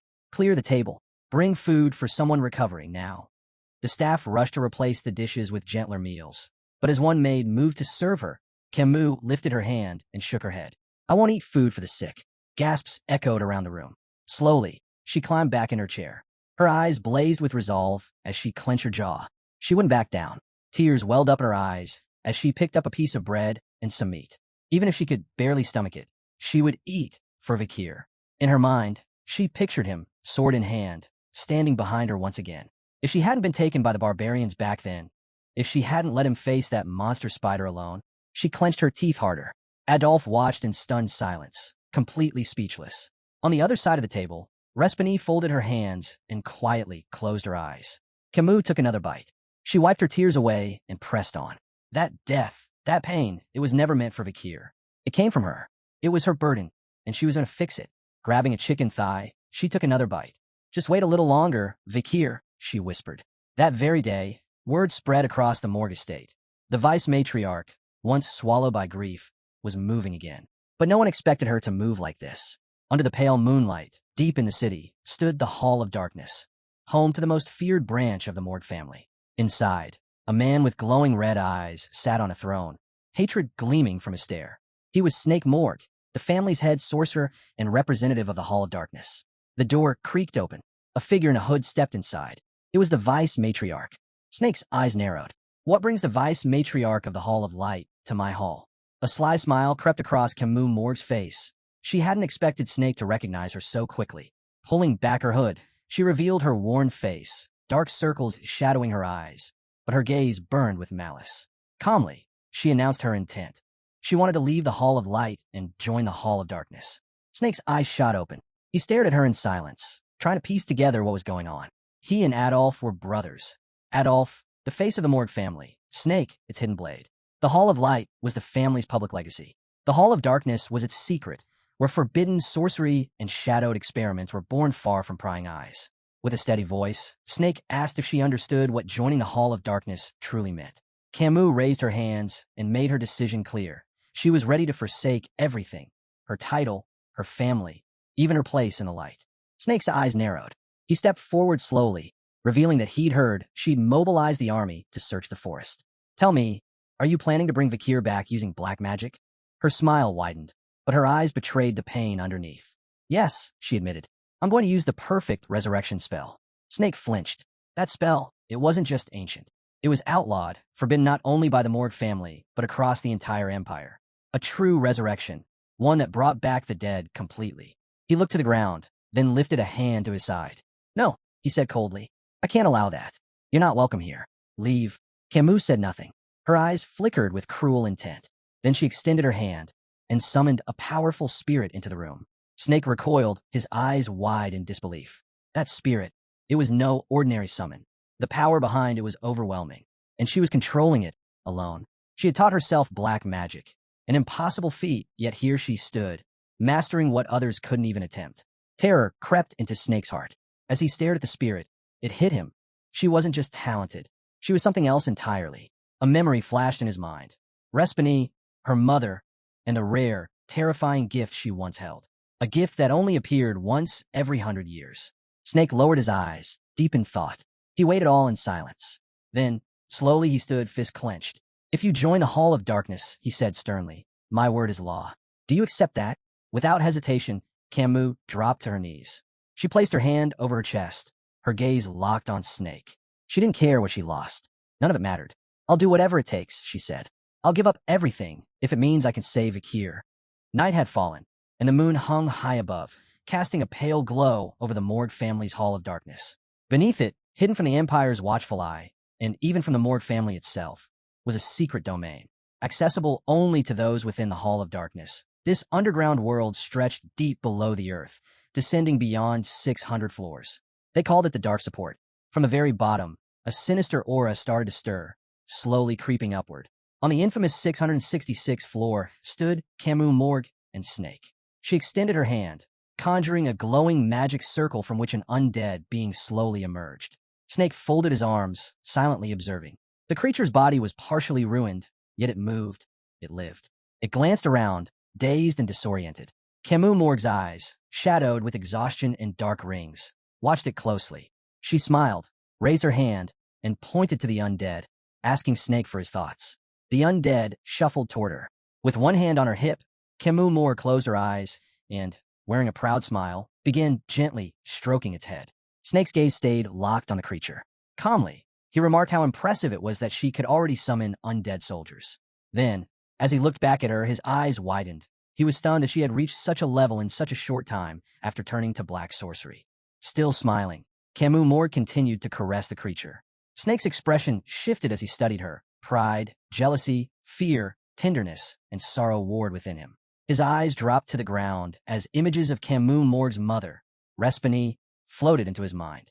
He wasn't sure what he was searching for in Kimu Morg's face, perhaps a trace of her mother. He didn't even know why he'd let her enter the Hall of Darkness to begin with. As Snake drifted deeper into thought, Kimu Morg spoke up honestly. She admitted she still had a long way to go. Her words snapped Snake out of his daze, his eyes once again widening in surprise. Suddenly, the undead began to crumble, its body turning to ash. Kimu Morg stared at her hands with interest and quietly confessed that she couldn't yet bring a corpse fully back to life. Frustrated, she clenched her fist. Snake stepped toward her with a stern look and asked if she truly intended to perform a full resurrection. He warned her it was nearly impossible to master and carried a slim chance of success. And even if it did work, there was a risk the revived would be beyond control, or worse, corrupted beyond saving. But Kimu Morg's eyes lit up, full of determination. She locked eyes with Snake and said she wasn't concerned with what came after. The soul she wanted to bring back was stronger than any other. Snake stared at her, a mix of confusion and alarm in his eyes. He didn't know what he was witnessing anymore. At that very moment, a man with long hair and a thick beard burst out in anger. It was Kimu Morg's uncle, Adolf, standing in Respani's office. He clenched his fists and extended one arm sharply to the side, glaring furiously as he demanded to know if they were really going to let Kimu continue. He was outraged that she had left the Hall of Light to step into the Hall of Darkness. Respani stood quietly by the window, her hands clasped behind her back, staring out at the landscape. Her eyes drifted to her own reflection in the glass, and with a calm expression, she replied that she hadn't yet made a final decision. She explained that she had told her daughter to choose carefully, and had granted her the freedom to access both halls as she saw fit. Adolf's eyes blazed. His voice rose in protest, accusing Kimu of spending more and more time lately with that man, Snake. But Respani remained composed. She didn't even turn to face him. With a serene voice, she calmly stated that Snake wasn't a threat to Kimu. In fact, he was helping her. Adolf tried to push back, insisting that Snake couldn't be trusted. But just then, Respani turned. Her eyes lit up with an intense glow as she fixed her gaze on him. Her voice was sharp and firm. She ordered him to stop speaking on the matter. The strength of her glare made Adolf freeze. His eyes widened, a mixture of fear and disbelief washing over him. He couldn't understand why she was letting Kimu walk deeper into the Hall of Darkness. Meanwhile, deep inside that very hall, Snake and Kimu Morg were moving through a shadowy corridor. Snake held a fire lamp, casting flickering light along the path. As they walked, he glanced at her and calmly asked if she knew the true origins of the Morg name. Kimu Morg looked at him, confused. She admitted she didn't. Snake raised the lamp higher. The dim hallway gradually lit up, revealing an eerie, ancient structure in the darkness ahead. Kimu Morg stared at it silently, unsure of what she was seeing. Snake explained that the true history of the Morg family began in a place called Morg. The name itself came from a bloodline far older than any human clans or empires. Long ago, their people would take in unclaimed corpses, hoping to reunite them with lost relatives. He imagined Kimu Morg's mother among spirits and skeletons. Perhaps it was their time spent around death that drew them to such things. Over the years, some of the Morg family developed the rare ability to communicate with the dead, and even now, there were still those who could. Kimu Morg stepped closer to the building, reaching out with both hands as she quietly studied it. The truth was becoming clearer. The Morg lineage had always been tied to black sorcery. Snake raised the lamp once more, its glow revealing more of the room. He moved to the wall, and in a grave voice, he said that black sorcerers who truly sought answers all understood one thing.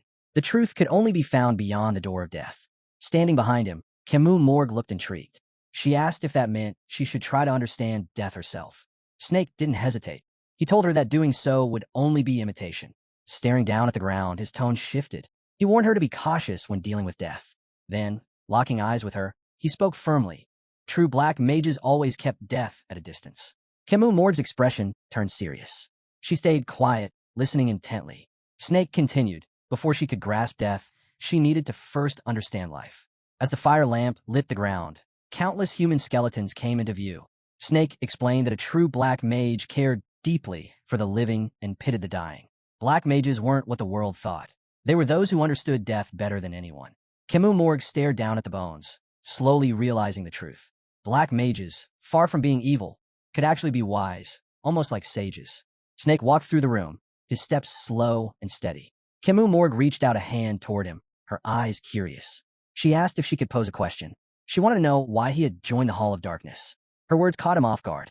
Snake's eyes lit up with surprise. He hadn't expected her to ask that. He lowered his gaze, sorrow flickering in his eyes as images of Adolf and Respigny surfaced in his mind. Turning away from her, his voice turned cold. He told her simply, "In this world, there is light and shadow. If either were lost, the balance would collapse." Kimu Morg blinked, clearly confused. She turned slightly and muttered that he was speaking in riddles again. Days passed. One night, Snake stood once again on the 666th floor, hands behind his back. Out of nowhere, Kimu Morg came running toward him, catching his attention. Her eyes sparkled with excitement.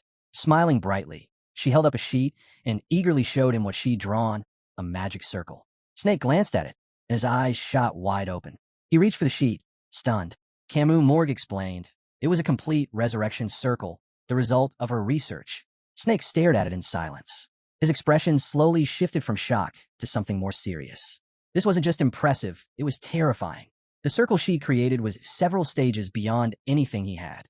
He examined it closer, and the more he looked, the more perfect it seemed. Lifting his eyes, he stared at her in disbelief. He remembered what it took to master black sorcery, how it required diving deep into the abyss. And now, he was left wondering just how far had she already gone. Kimu Morg, face turning red, looked away shyly. In a nervous tone, she asked if he would help her cast the spell. Snake looked at her with a serious expression and asked directly, did she truly have feelings for Vakir? He studied her quietly. It didn't take long to see the truth. She was nothing like him. Snake had long been consumed by his obsession with black sorcery. His heart, steeped in darkness, mirrored the abyss itself. But Kimu Morg, she was different. With a blush creeping across her cheeks, she closed her eyes and smiled, openly admitting that she liked Vakir. There was no shadow in her heart, no trace of corruption. She wore her emotions openly, untainted by the abyss. Snake lowered his gaze, a faint smile forming as he realized something. She was better than him. Taking a step forward, he made his choice. They would do this together. They began preparing the ritual, gathering everything they'd need. Water in a large bucket, several small wooden barrels, and other critical materials. Snake stood with arms crossed, his attention fixed on the barrels. His eyes softened as he recalled that the person she was trying to save wasn't exactly innocent. Kimu Morg, her eyes heavy with exhaustion, looked toward the barrels and extended her hand. She explained that the Baskerville clan had supported her efforts, helping her collect Vakir's blood and strands of his hair. Then, she pulled out a sphere filled with trapped spirits. She had gathered every wandering soul she could find in the forest. Snake understood immediately. If any physical part of Vakir remained, even just blood or hair, a piece of his soul would react to it. From there, it would simply be a matter of isolating and identifying it using the ritual pen. He crouched and began drawing the resurrection circle. Without looking up, he asked Kimu Morg if she knew about the paradox of Theseus' ship, the dilemma that even if a body is restored, the memories and essence might not be the same. Vakir could return, but not as the person she remembered. Kimu Morg stayed focused, continuing to trace the circle's lines. Her answer was steady. Those were concerns for after they succeeded. Once the last lines were complete, both stood up. In the center of the magic circle sat the barrels, holding Vakir's blood and hair. It was time. Snake watched her carefully and asked if she wasn't rushing this. But Kimu Morg extended her hand and, with unwavering honesty, said she had waited long enough. Her eyes glowed with hope, and waves of mana began to surge from her body. Looking at Snake with resolve, she asked for his help one last time. He stared at her silently as the room filled with her energy. Then, slowly, he raised his own hand. Mana flowed from him as well. Together, their combined powers surged into the magic circle. Thunder cracked through the space. The ground trembled. Dark energy exploded outward, pulsing through the room, spreading further and growing stronger with every breath. With her hand still outstretched, Kimu Morg raised her arm to shield her face, gritting her teeth as the power surged wildly. Snake's eyes widened in disbelief. The magic circle was flawless. For a moment, he wondered if this was the first true breakthrough in black witchcraft. The energy thickened, swirling violently within the circle. Then, in a flash, Vakir's figure took form, eyes burning with a murderous glare as he turned toward Kimu Morg. Her eyes lit up, overwhelmed with joy. She could barely believe what she was seeing. Tears welled up as she ran toward him. But just as she stepped forward, a new surge of energy burst from the circle. Without warning, Vakir's body shattered, exploding into fragments. The floor beneath cracked open, debris flying through the air. The blast hit Kimu Morg hard. She staggered as a strange force ripped through her. Blood poured from her mouth as she coughed, trying to breathe. Snake threw an arm up to block the flying debris. His gaze snapped to Kimu Morg, now bleeding and barely standing. Worry took over his expression. As the energy slowly faded, Kimu Morg's body collapsed. Her blood pooled around her as her eyes dimmed.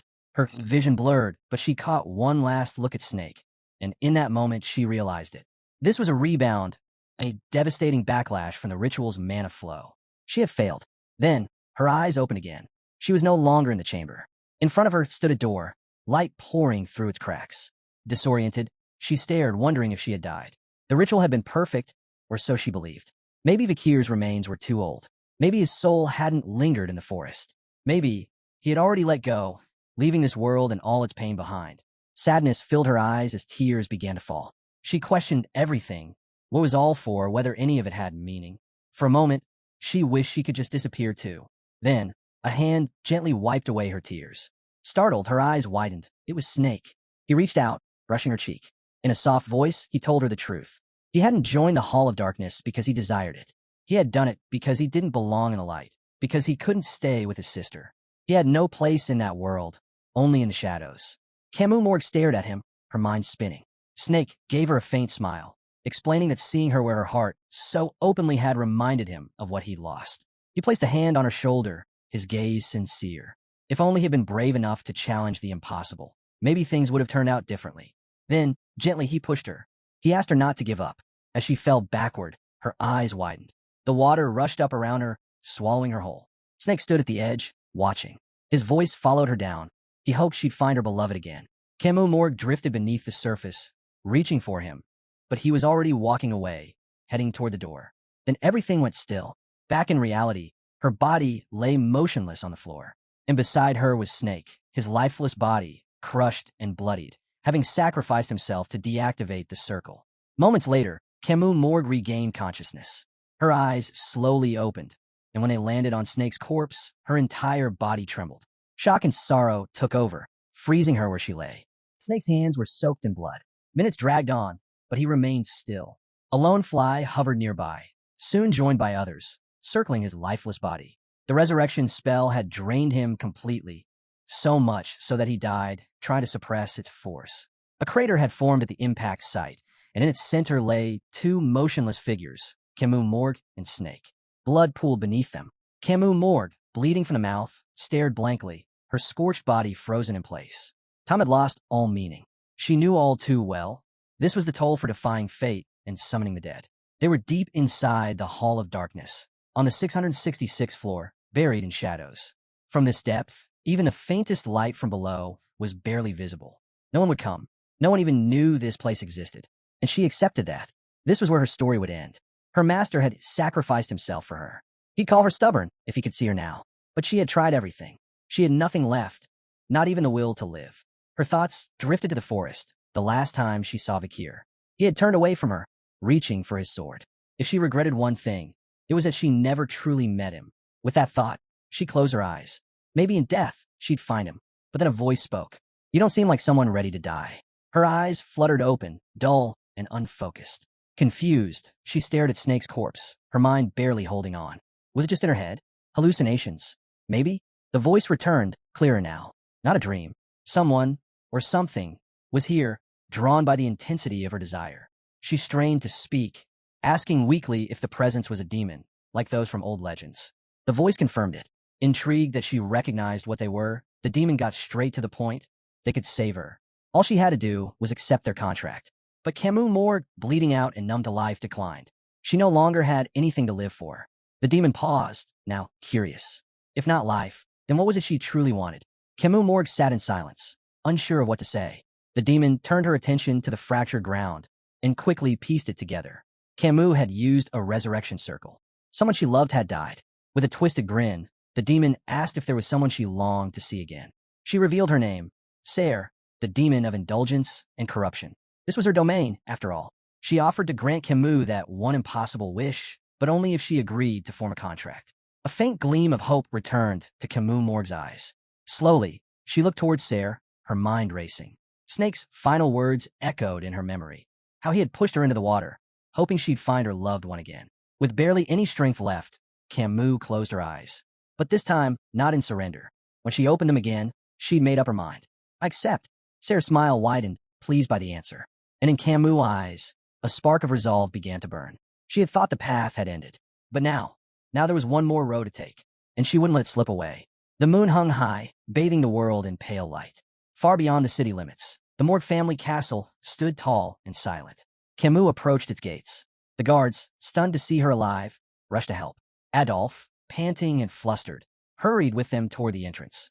She had returned. He couldn't believe it. Kimu, her wounds healed, walked calmly through the hall. Adolf stared at her, frozen, overwhelmed with questions. Do you even know how worried I've been? But something had changed. Her hair, its color was different. With a heavy heart, Kimu looked down, saying nothing. Adolf's eyes widened. Your hair, what happened to it? And where have you been for the past 10 days? He clenched his fists, anger building. He blamed Snake. But Kimu didn't stop. She passed him in silence, expression unreadable. Adolf's jaw dropped. He turned as she walked away.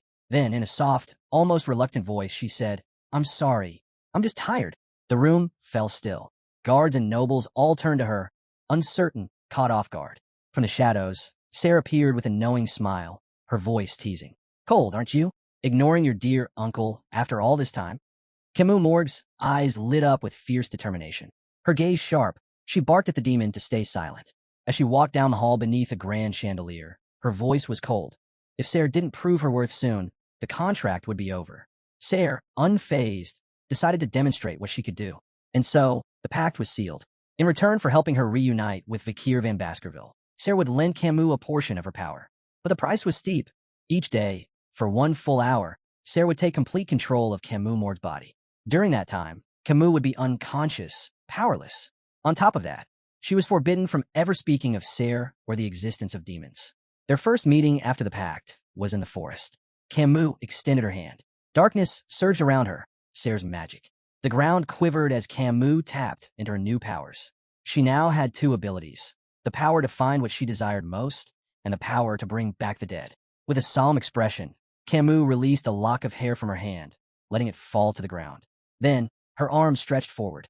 Dark energy spiraled around her as the spell activated. Sarah watched silently, arms crossed, a slight smile on her face. Moments later, a figure emerged from the spell, a young woman with red hair. Rose. Kimu clasped her hands, overwhelmed, tears brimming in her eyes. Without hesitation, she rushed forward and wrapped Rose in a tight embrace. Against all odds, she had brought her cousin back, the same cousin who had been killed by barbarians. Days later, they returned to the Hall of Darkness. Kimu drew a circle with candles, while Sarah hovered above, summoning spirits. Her expression shifted. Something was wrong. For the first time, Sarah admitted she couldn't feel Vakir's soul at all. Behind her, Kimu Morg stood silently, staring at the ground. But only for a moment. Her eyes flared again with resolve. She wasn't giving up. By day, she stayed near Rose, using combat training as an excuse to protect her. By night, she slipped away, continuing her search for Vakir. Her mother and uncle didn't question her behavior. They didn't press. Inside her room, Kimu knelt by the floor, pen in hand, drawing another circle. Day after day, she drifted further from her family and clan. There was no time left for them. Only the search remained. Kimu Morg had no space left in her heart for anything but the search. Vakir was all that mattered. One day, deep inside the Hall of Darkness, a sudden laugh echoed through the shadows. She froze. Confused, she spun around, only to find a figure in an elegant suit standing behind her. Her voice was sharp. What did you get in here? The man smiled calmly, brushing off her demand. He wasn't here for her. Then his form shifted, eyes glowing with malevolence. A wicked grin stretched across his face. The demon, Dantalion, extended a hand and calmly gave her a command. Bring Ser. From that day on, Rose was gone. Ser's eyes gleamed with mischief as she revealed the truth. Her ally, the Ninth Corpse, needed a servant, so he took Rose. And once Dantalion vanished, he was nearly impossible to find. Kimu Morg's rage erupted. She raised her hand, voice trembling, demanding to know how Ser had let this happen. But Ser only smiled, arms open. She was already dead. I can fix her again. There's no need to be angry. Kimu's fist clenched tightly. Her fury surged, and in that moment, she saw Ser for what she truly was, a demon, through and through. She raced to the orphanage, to the place where Vakir had once defeated Dantalion. It was night. The building had been torn in half, its structure shattered. She had come to revive Rose, but someone appeared. Kimu's eyes widened. She turned slowly. It was him, Vakir. His bow was drawn, a mana arrow ready. His gaze was sharp, unwavering. The wind stirred, sweeping through the broken building and sending strands of her hair drifting in the air. Vakir lowered his weapon slightly. It's been a while. She dropped to her knees, overcome with emotion. Tears welled in her eyes, spilling down her face. He had taken off his mask. Through a break in the wall of bones, she stared at him, speechless.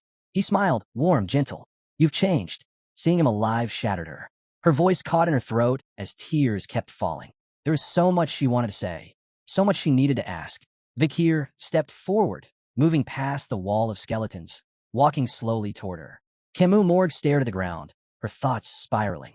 Why was Vakir speaking so calmly? Why hadn't he come for her if he'd been alive all this time? Didn't he know how much she had endured just to see him again? As he stepped closer, her body froze. Not a single word escaped her lips. Vakir stopped right in front of her. He could tell she'd made a pact with a demon. His eyes searched hers, silently asking what had happened. Still, she said nothing. She didn't want to seem weak. She wanted him to remember her as someone strong, even in the end. And without a single word from him, she could feel the weight in his gaze. There was something different in his eyes now, depth, strength. He looked better than ever. Meanwhile, she felt like she had destroyed everything. Vakir's confusion deepened, and he called her name softly, snapping her out of her daze. Slowly, Kimu lifted her head, locking eyes with him. Her time was almost up. When the contract ended, Vakir would be forced to face Ser. Alone, she wouldn't let that happen. If there was one last thing she could do for him, it was this. Still kneeling, her voice trembled, but her heart was steady. Thank you for finding me. Vakir's eyes went wide, fear creeping in. A magic circle lit up beneath Kimu. Dark spikes burst upward. Tears streamed down her face as she smiled, full of gratitude. 100 out of 100, she whispered, eyes shutting tight. The spikes flew toward her, but they never struck. Warmth wrapped around her. Her eyes shot open in shock. Blood splattered across her face. Vakir had thrown his arms around her, taking the full force of the attack. The spikes had pierced his back. She stared at him, trembling. Why? Why did you do that? His voice was soft, steady. I know. You couldn't tell me. The contract. Vakir held her tightly, unmoving. Back when we fought, you never aimed for a killing blow. I should have known then. Kimu broke down, unable to hold back her tears. She didn't understand why he was still protecting her, why he always did this. Vakir looked down at the blood-soaked floor. His voice was quiet. If this was your way of telling me you couldn't say anything, then don't worry anymore. He looked into her eyes. Let me handle it from here. Vakir's eyes burned with hatred. He wasn't going to lose, especially not to a demon. At that moment, Ser took control. Kimu Morg's body jerked upright. Her eyes lit up with an eerie glow, no longer her own. A slow, chilling smile crept across her face. The demon slayer had arrived. Vakir embraced Kimu Morg, only for a demon to soon seize control of her body, greeting him with a twisted sense of pleasure. Ser watched, slightly caught off guard, as Vakir calmly stated he'd heard plenty about her from his roommate. But the moment quickly shifted. Vakir's eyes burned with rage, locked onto her as blood dripped from spikes impaled through his body. Despite the injury, he stayed composed and demanded to know what she had done to Kimu Morg. Ser's gaze narrowed, her eyes glinting with scorn. With a smirk, she asked if he was seriously concerned about the girl. The eye on her forehead flared to life, revealing Kimu Morg, trapped deep within. With a mocking grin, the demon declared that Kimu was in a deep slumber, her body hers to use for a day. She laughed, taunting Vakir, asking how long he planned to keep holding on to her. Then, without warning, Ser unleashed her power. A cluster of skeletons, armed with spears, materialized overhead, poised to strike. Vakir looked up, his attention snapping to the threat. As they lunged, he sprang away just in time, breaking the embrace and dodging the barrage at the last possible moment. Sarah rose, silently watching him. Her eyes gleamed as she brushed a hand across the skeletons, turning them to ash. With a sinister smile, she revealed they were inside Andromalia's personal trap. That's when she realized Vakir was the one who had taken down her fellow warrior. The realization stunned her. Could this be the same person Kimu Morg had been searching for? She placed a finger to her chin, staring up, confusion growing in her widened eyes. How could someone know so much about the 10 elite corpses? With her hands extended, she slowly advanced toward Vakir, remembering the enigma he carried, a soul she couldn't trace, even with her demonic sight. She wasn't sure if he truly belonged to this world. Vakir, hand pressed to the ground, stared at her in silence. Seeing his wordless stare, Sarah smirked. She called him cold, thinking maybe he'd break that silence if she shared Kimu Morg's tragic past. But before she could say more, the wounds from the earlier attack faded from Vakir's body, vanishing as if they'd never existed. Vakir stared down the demon, his eyes burning with unrelenting fury. That's when Sarah dropped the truth. Kimu Morg had dared to use the forbidden spell of full resurrection, all to see him again. But the spell had failed. Her body was left paralyzed, motionless on the floor of a ruined room. Days passed, and with every moment, her hope faded. She had tried everything, until there was nothing left to try. Then Sarah leaned in, her voice dripping with venom. Want to hear something funny? Her eyes gleamed wickedly as she smirked and pointed to herself. Just as Kimu was on the edge of death, a demon appeared, offering her one last thread of hope. The rage in Vakir's eyes flared even hotter. Sarah mocked him further, saying that after the pact was sealed, it was agony listening to Kimu Morg cry out for him. Vakir pictured her, broken, kneeling on the cold floor, hands clutched to her head, sobbing. She had sent him away, and now regret consumed her. If only she hadn't been taken by the barbarians, maybe none of this would have happened. She wished she had died instead of him. She waited, wondering why Vakir never came, pleading not to be left behind. Sarah let out a laugh, mimicking her voice with cruel accuracy. I miss you. That was enough. Without a word, Vakir unsheathed his sword and charged. As he closed in, Sarah didn't flinch. Instead, she raised her arms and smiled, eyes locked on him. Vakir swung, eyes cold and blade fierce, but stopped just before it hit. Sarah's gaze went straight to the sword, her expression lighting up. She smirked with satisfaction. Vakir knew how demon contracts worked. If she died, Kimu Morg would die with her. With a sudden flash, a magic circle on the ground activated. From it, an undead beast rose, jaws wide open, lunging to consume him. Sarah was certain he couldn't bring himself to kill the girl who waited for him in desperation. But Vakir didn't freeze. He leapt back in time, narrowly dodging the creature's fangs. Landing hard, he glared at the floor, fury building as he readied himself to strike again. He rushed at the monster, unleashing a series of brutal slashes, but they did nothing. The creature didn't flinch. Vakir's eyes narrowed in confusion. Sarah stood nearby, her eyes glowing with amusement. You really thought I'd use magic you could just slice through like Kimu? She sneered. You're not facing a rookie anymore. This is real power, and a mere graduate like you doesn't stand a chance. The undead lunged, landing a brutal blow with its jaws that sent Vakir flying. He hit the ground hard, completely immobilized. Wasting no time, the creature charged again, slamming him repeatedly into the earth. With one final burst of force, it hurled him into a sword-shaped statue. The impact was devastating. The stone cracked, and blood spilled from Vakir's wounds. Sarah laughed, taunting him. You won't save her. You'll die trying. Vakir lay still, staring down, breath shallow.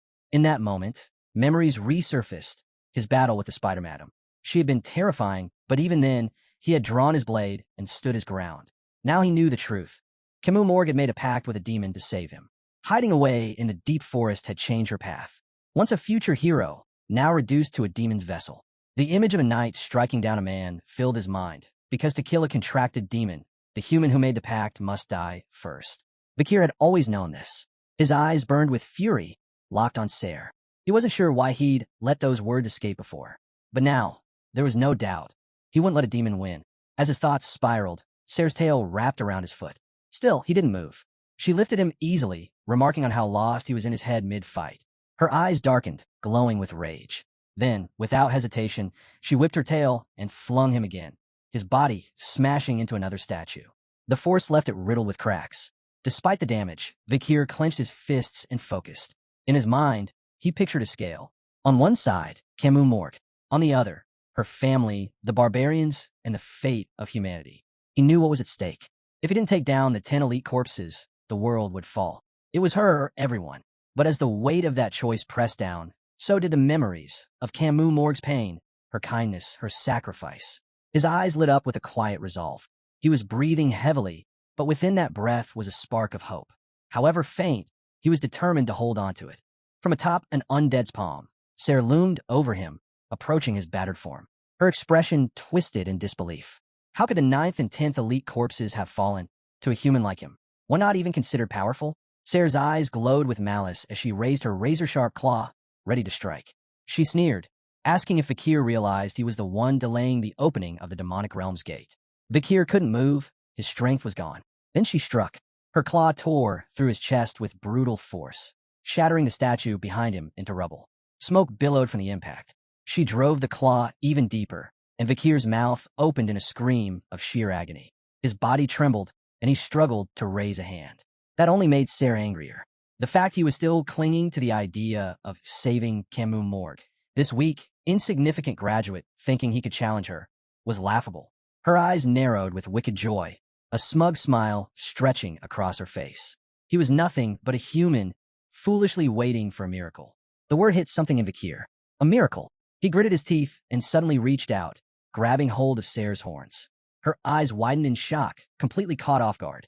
I like the sound of that, he muttered through clenched teeth. Before she could react, he rammed his forehead into hers with incredible force. Her body shook, and fear flickered in her eyes for the first time. Then came another headbutt, this one stronger. Sarah's jaw dropped. Still holding her horns, Vakir called out, asking if Kimu Morg could hear him. Though her claw was still buried in his chest, he gripped tighter and admitted this was more than he could handle alone. He wasn't strong enough to cut down a demon and save everyone on his own. But even so, he wasn't giving up. His voice pierced through the void within Sarah's body, echoing into Kimu Morg's slumber. He pleaded with her to fight back, to resist the contract. It wasn't absolute. He believed in her magic. She could break free. Inside, Kimu Morg remained bound, unmoving. Vakir knew the risk. Going against the contract would burn her soul as the price, but he wasn't backing down. With fire in his eyes, he roared his vow. They would defy fate and make their own miracle together. Sarah's expression twisted in fury. With a scream, she ripped her claw from his chest and delivered a devastating kick, sending Vakir flying. His body hit the ground, skidding and tumbling before smashing into another statue with a thunderous crash. Sarah touched down, her gaze locked on Vakir as she declared her twisted plan to turn him into one of her undead soldiers. He would take the place of the fallen 9th and 10th corpses and help her destroy humanity. Arms outstretched, she moved toward him with a sinister calm. But Vakir wasn't done. Dragging himself to his feet, he pressed a blood-stained hand against the ground and rose slowly. Wiping the blood from his chest, he made a vow under his breath to kill her with his own hands. His eyes dropped to the ground, and a memory surfaced. That letter, the one he had once doubted, brushed off as unreliable. Now it was all he had left to believe in. With his body torn and bruised, Vakir pulled out his sword and stepped forward, each movement filled with purpose. His gaze found a statue of Hugo Luke Baskerville. Of all people, he never imagined that man would be the one to aid him in this life. Then Sarah revealed her true form. Her scythe appeared in a flash, her eyes blazing with wrath as she gave a single, deadly command, die. But Vakir didn't flinch. He stared straight at her, his fist clenched, resolve burning bright in his eyes. He'd never imagined he would rise to the rank of sword master. But now, he felt it. In the demon's third eye, he spotted her, Sarah's captive, bound inside. He didn't look away. Not for a second. He watched her closely and made a silent promise. He would protect her, no matter what it cost. A few days back, Hugo picked up his pen and began drafting a letter to Vakir. He knew that as a top-ranking graduate, Vakir could already unleash the 7th technique, a move that demanded mastery beyond recklessness. To truly refine that technique, one had to become a sword master. Bathed in sunlight pouring through his office window, Hugo kept writing. He was recounting the path he had taken to become a sword master himself. As he wrote, he pictured himself gripping his sword, determination burning in his gaze. He had achieved that title, sword master. After Vakir's birth, memories of Roxana and Penelope surfaced in Hugo's mind. Losing them had shattered him, plunging him into darkness. From that point on, he drowned himself in the blade. Day after day, he trained in the sparring hall, swinging his sword endlessly. Since childhood, Hugo had trained without pause. As he matured, so did his technique. more precise, more refined. Even as a top-ranked graduate, that wasn't enough. To step into the realm of a sword master, he had to wield his blade every single day. After relentless training, one day, Hugo clutched his sword tightly, then suddenly released it. The blade hit the ground with a thud. He looked down at his hands, scratched, calloused, raw. His eyes widened. Panic set in. Despite all the effort, he couldn't break through to the next level. Desperate, he turned to the library of 10,000 epistles, digging through ancient texts. There, he discovered the words of a long-forgotten swordmaster. In that book was a magical circle and a truth. To become a graduator, one had to shed all emotions. But to become a swordmaster, one had to reclaim them. That revelation fractured Hugo's mind like shattered glass. Still, he pressed on. He forced himself to experience emotions, joy, rage, sorrow, delight. He tried everything he could to feel again, but forcing emotion came at a price. Eventually, his responses became twisted. He laughed in moments of fury and frowned in moments of joy. His sense of feeling became warped. His emotional compass broken. Hugo lost himself in the maze that becoming a sword master had become, a path with no end in sight. Driven by an insatiable thirst his sword could no longer quench, he turned to rebuilding his legacy. Using his power, he revived the family line, fathering many children in a bid to expand his strength. The image of his children crawling across a ground littered with blades filled Hugo's thoughts. In keeping with the family's brutal traditions, he had sent even his youngest to the cradle of swords. As he observed them, Hugo's eyes widened with a mixture of shock and dread. Then something unexpected happened. One of the infants plunged into the water. The moment was tense. Hugo, the butler, and others standing by the shore immediately sprang into action. No one could explain it. Why such a tiny child, still innocent and unaware, would fight with everything it had, or why it would endure the agony of water seeping into its tiny body. Clutching his chest, Hugo stared in disbelief. His heart pounded wildly. For the first time in a long while, his mana stirred from within, not from will, but emotion. He was overwhelmed. The thrill of discovering raw talent, the fury of forcing a child into such torment, the pain of watching a young one suffer, and the hope of what that child's future might become. It all surged through him. Without a moment's hesitation, Hugo dove into the water, storming through the chaos of feelings. He reached out, seized the baby by the leg, and yanked him from the depths. That moment changed everything. The next day, Hugo discovered he had finally become a swordmaster. Back in the present, he sat at his desk, writing the final parts of his letter. His face was serious. In it, he acknowledged that both Pomerian and his path to becoming a swordmaster were things Vakir had ultimately given him.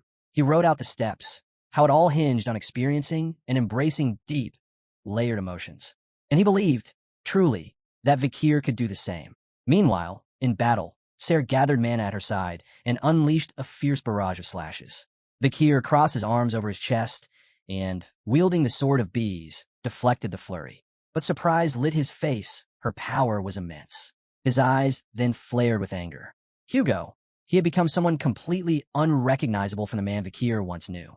Watching them, the demon Sarah smiled, eyes gleaming with malevolence. She clenched her fist, conjuring a dark and potent magic circle. To counter Sarah's spell, Vakir had only one option. He had to rise to the rank of swordmaster himself. But this time, he couldn't rely on divine power. He had to awaken it on his own. Sarah extended her hand, and instantly, a summoning circle materialized beneath Vakir. Bone-crafted spikes shot out from the ground, piercing into him and hurling his body through the air. Vakir gritted his teeth, blood trickling from his mouth. Just as Hugo once said, within him, anger and sorrow roared like fire. The spikes had torn through his chest, leaving a brutal wound. His body slammed against the ground, bouncing from the impact. Sarah watched with glowing eyes and a twisted smile, convinced that Vakir was weak, too weak. But her grin faded quickly. Rage overtook her expression as Vakir rose to his feet, battered and bleeding. Cuts lined his body, but his eyes burned with confidence. With a wild smile, he locked his gaze on Sarah. This wasn't joy. This wasn't pleasure. It was something else entirely. Sarah snarled, furious at the sight. Drawing on every ounce of her power, she unleashed a storm of slashes. Before Vakir could react, they were already inches from his face. His eyes widened, shocked and helpless. He had no chance to dodge. The blade struck him head-on, kicking up a thick cloud of smoke and dust. From a distance, Sarah stood silent, her scythe planted in the ground. Debris flew as Vakir's body was hurled through the air. Blood streamed from his wounds. One of his legs had been severed by the devastating blow. Even so, Vakir clenched his jaw, rage boiling inside him. With what little strength he had left, he summoned Baskerville's seventh technique. Using the rocks to gain momentum, he closed the distance and reappeared in front of Ser. Fury lit his eyes as he readied his strike. Ser turned just in time to see him coming. Alarmed, she narrowed her gaze, preparing herself. Vakir brought his sword down hard, right toward her head. The blade struck and bounced off. His expression twisted in shock. Questions flooded his mind. Why? Why didn't it work? Across from him, Ser grinned smugly. Her voice was full of mockery as she called him a failure, a worthless fool who couldn't even adapt. Grabbing Vakir by the face, she sneered. There was no way he could ever pierce her armor. Vakir clutched her arm, fear and disbelief in his eyes. Ser's glowed with wicked delight as she hurled him with force, his body crashing into the ground and fracturing it beneath him. She scoffed, his attacks were nothing. Then she seized him by the neck, her entire body crackling with demonic energy. Closing her eyes and smiling to herself, she wondered aloud what he was even trying to accomplish. Vakir had no strength left to fight back. Ser stomped down on his chest, pinning him in place. A magic circle formed under her feet. From it, ghostly hands began to rise. Ser laughed coldly, taunting Vakir as she questioned if he truly believed Kimu would ever wake up, if she'd ever be strong enough to resist the demon's contract. From the magic circle beneath them, crimson hands surged upward. One clamped around Vakir's head, smoke billowing from his nose as rage flared inside him. The hands wrapped around him, layer by layer, until he was completely restrained. Ser's eyes gleamed with twisted delight. Standing tall, she raised her hand toward the sky and smirked, daring Vakir to withstand what was coming next. Above them, a massive magic circle formed, and from it a barrage of spectral hands rained down like a storm. They slammed into Vakir with terrifying force, kicking up a massive cloud of dust. When it cleared, the ground had been torn apart. A crater remained, and in the center lay Vakir. He had lost an arm. Blood pooled beneath his broken body. Yet he moved. Despite everything, despite wounds that should have been fatal, Vakir stirred. Ser stared, confusion flickering across her face. In silence, she watched as he pushed his trembling hand against the ground. He wasn't dead. Ser's eyes narrowed. She slowly walked toward him, trying to make sense of it. Even with the help of the healing salamander, Vakir's body was too far gone to recover. Still, he rose. He remembered her, Kimu. He remembered holding her close as tears filled her eyes. The look she gave him, asking why she was alone again, burned into his memory. Shaking, barely able to stand, Vakir moved. The smoke parted, and there he was, missing an arm but gripping the bees above sword tightly. Step by step, he advanced toward the demon. Then a voice rang out. It was Kimu, calling him an idiot. She said she didn't want to see him again if it meant seeing that expression on his face. Vakir, bruised and bloodied, froze, his eyes wide in disbelief. Ser's expression twisted, confusion and fury mixing as she tried to understand what was happening. Kimu Morg reached up, peeling the demon's skin from her face. Her eyes shone with resolve. With a confident smile, she told Vakir she had followed his plan. Ser's calm shattered. Panic overtook her. She warned Kimu. Resisting the contract would destroy her soul. But Kimu didn't flinch. With both hands, she continued to tear away the demon's skin from her face and neck. Her smile never faded. She looked at Vakir and declared that Ser wouldn't last much longer. She urged him to cut her down, completely, without hesitation. And then, in a final act of defiance, she added with a smirk, "If you fail, then let my neck be your sheath." Vakir lowered his gaze and let out a quiet sigh. But then he smiled. Even in a moment like this, she was cracking jokes. That's when he knew Kimu Morg was truly meant to be a heroine. In his mind, he gave her a perfect score. 100 out of 100. Kimu pulled the last of the demon's skin from her neck and, smiling, asked if Vakir finally understood now. She reached out her hand to him, asking to see the man she had fallen for. Ser's eyes widened with dread. She knew this was bad. In a flash, she wrested control of Kimu's body once more. A magic circle flared to life behind her. With a twisted glare, she called them insane. She stretched her arms forward and sneered. Did Vakir really believe he could pierce her armor? Tentacles made of skeletal bone burst from the circle, lashing out toward Vakir. But he was ready, drawing his sword. Mana pulsed from the blade with intensity. Step by steady step, he advanced, and with a precise swing, cleaved the tentacles into pieces. Ser stared, stunned. Vakir's heart glowed as mana surged from within. He finally understood what Hugo meant. The heart wasn't just for fighting. It was the source of everything. He could feel it all now. Joy, fury, sadness, hope, emotions that had long been buried. Meanwhile, Kimu Morg, bound within the demon's third eye, lifted her head slowly. Her arms were tied, but her heart was light. He hadn't forgotten her. She smiled softly through her sadness as light began to pour in. Tears welled in her eyes. This was real. Vakir appeared before her, slicing open the demon's third eye with a single blow. He sat down across from her, his eyes bright with warmth as he gazed at her in silence. Kimu stared in awe, her mouth slightly open, stunned by his presence. Vakir burned with emotion, furious that she'd been hurt, heartbroken that she'd faced it all alone, but exhilarated that they were finally reunited. This moment, this perfect reunion, filled his soul. Gripping his sword tightly, mana flared wildly from the blade. His eyes glimmered with intensity. Then, with a fierce smile, he struck. In the blink of an eye, Vakir sliced clean through Sarah's body and appeared behind her. The demon froze, paralyzed with fear. She slowly turned her head, eyes clouded with confusion. Vakir didn't even look back. He kept walking, and as he did, his mana began to invade her body from within, bringing with it unimaginable pain. In that place once stood a statue of Hugo. Every human wore tinted glasses, glasses that didn't suit them, as they went about their lives. Vakir tightened his grip, and the aura radiating from the bees above his sword began to solidify. Only those who managed to remove those glasses could witness what regular people couldn't: hidden truths, deadly threats. And those who had reached this level of clarity and mastery were known as sword masters. With his eyes burning with hatred, Vakir moved like lightning. Before Sarah could react, his blade sliced cleanly, landing a deep blow. Bit by bit, the demonic energy wrapped around Kimu Morg began peeling away, her own was slowly returning. The dark aura turned to ash, and Sarah's eyes widened, stunned, defeated. She stared at Vakir, fury flickering in her gaze. She had one job: to open the gate. But now, in mere moments, the demon's power vanished, and her body crumbled into ashes. Vakir, blood-soaked and missing an arm after the brutal fight, stood beneath the crimson sky, smoke drifting from his shoulder. He fell deep into thought. Everything felt off, as though he were wearing something old and ill-fitting.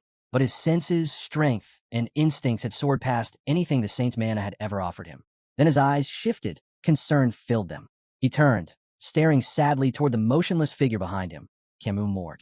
Wind stirred as Vakir turned again and began walking toward her, longing for the moment of reunion. But as he neared her body, a strange sensation washed over him. His body froze. Moments later, he collapsed beside her, unconscious.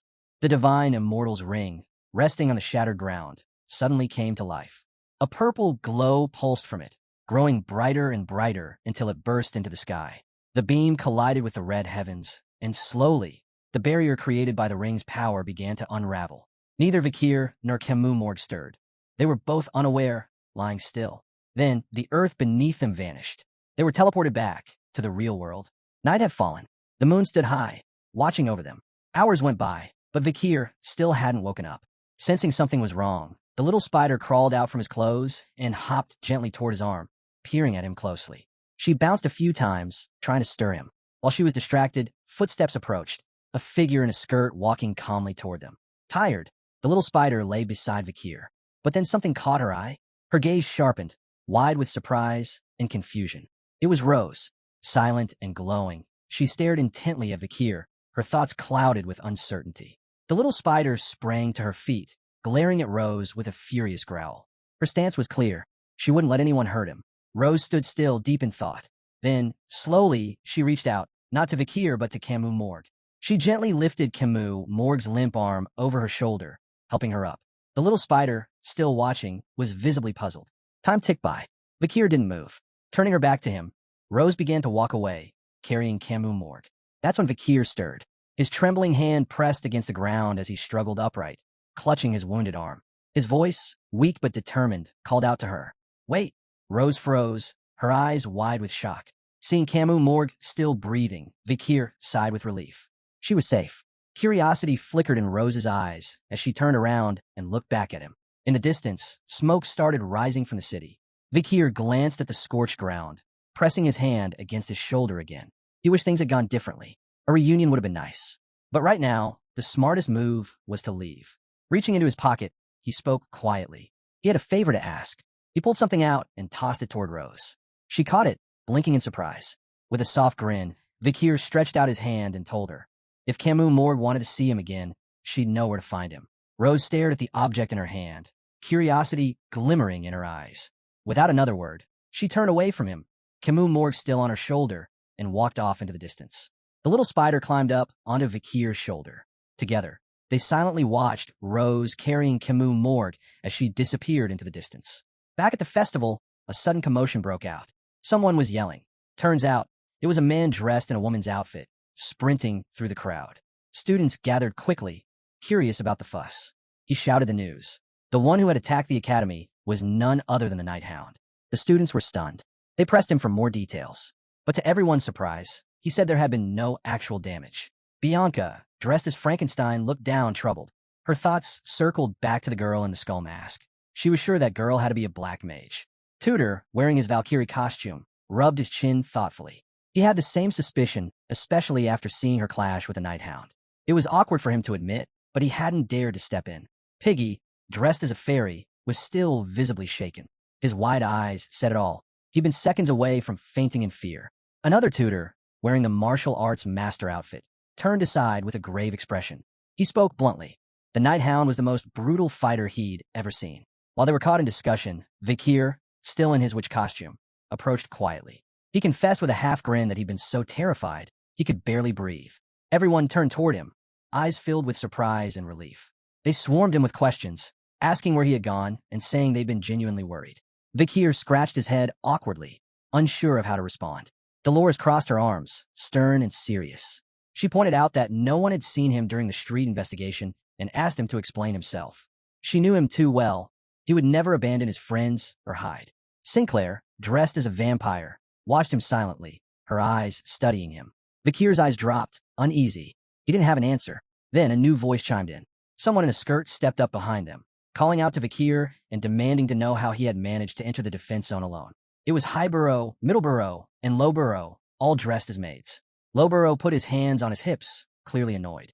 He scolded Vakir, asking what would happen to them if he kept acting on his own. He insisted it couldn't happen again. Middleborough, eyes blazing, tightened his grip on a broom and barked out the same warning. Don't ever do that again. Highborough's gaze cut through the air, sharp and furious. His eyes practically glowed with anger as he echoed the command. The three of them surrounded Vakir, teeth clenched and serious. Off to the side, Sinclair quietly closed her eyes, a small smile playing on her lips. To her, it looked like Vakir was building a gang. Dolores's eyes widened. She had misunderstood everything once again. Minutes passed. Sunlight slowly stretched across the sky.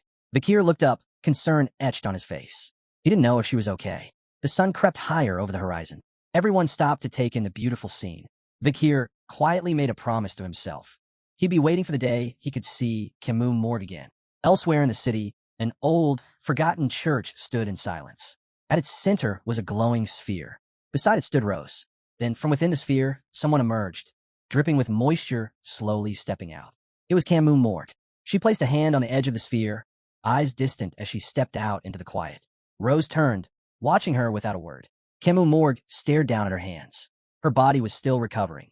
Sarah had lost control and torn apart their contract. Because of that chaos, she hadn't even been able to say goodbye to Vakir. She clenched her jaw, angry with herself for jumping to conclusions, for believing he was dead. Still, Rose stood by silently. Kimu Morg's thoughts drifted. She remembered everything Vakir had done for her. She touched her cheeks, warmth rising. Despite his wounds, he had fought to protect her. That meant something. She remembered peeling away the demon's skin from her neck, and how Vakir had smiled at her. This time, she hadn't run away. She had stayed and fought with him. Her eyes closed, and a small smile formed on her lips. They had made it through, together, because they didn't give up. She was exhausted, dark circles under her eyes, but her heart was full. Turning to the side, she asked softly, "Isn't Vakir the kind of man worth risking everything for?" Next to her floated the demon, Ser. Kimu Morg's lips curled into a smug smile. Ser's ears twitched as her eyes welled up with tears. She demanded to know how the contract had broken. It wasn't fair, she said. To her, this was a scam. Kimu Morg glanced at her with curiosity. Now, she had full control over her body. She wasn't sure how it happened. Maybe Vakir had shattered the contract. Maybe something else had intervened. But somehow she hadn't died. Little Ser clenched her fists, eyes burning. Because the 12-hour contract had been broken, a penalty had been triggered. Now, she only had a short time left to live. Kimu Morg's eyes locked onto Ser. Purple flames flickered in her palm, and with a swift motion, she summoned 2 glowing barriers. They hovered for a second, then began to crush down on Ser. Smiling coldly, Kimu Morg said she didn't even need to lift a finger anymore. Just magic was enough to end her. Sarah struggled, pushing back with her hands, but the barriers pressed harder. She cried out in pain, body trembling, tears spilling as she begged for her life. "I'll do anything," she sobbed. Kimu Morg's smile widened, eyes glinting with a wicked light. "Then give me everything. Your power, your authority. The contract is broken. You're mine now," she said. "Master and slave." Sarah turned away, sighing with a sorrowful look. Kimu Morg rested a hand on her hip, thinking back. If it weren't for Sarah, she never would have met Vakir. Sarah looked back at her, hesitant. "So what now?"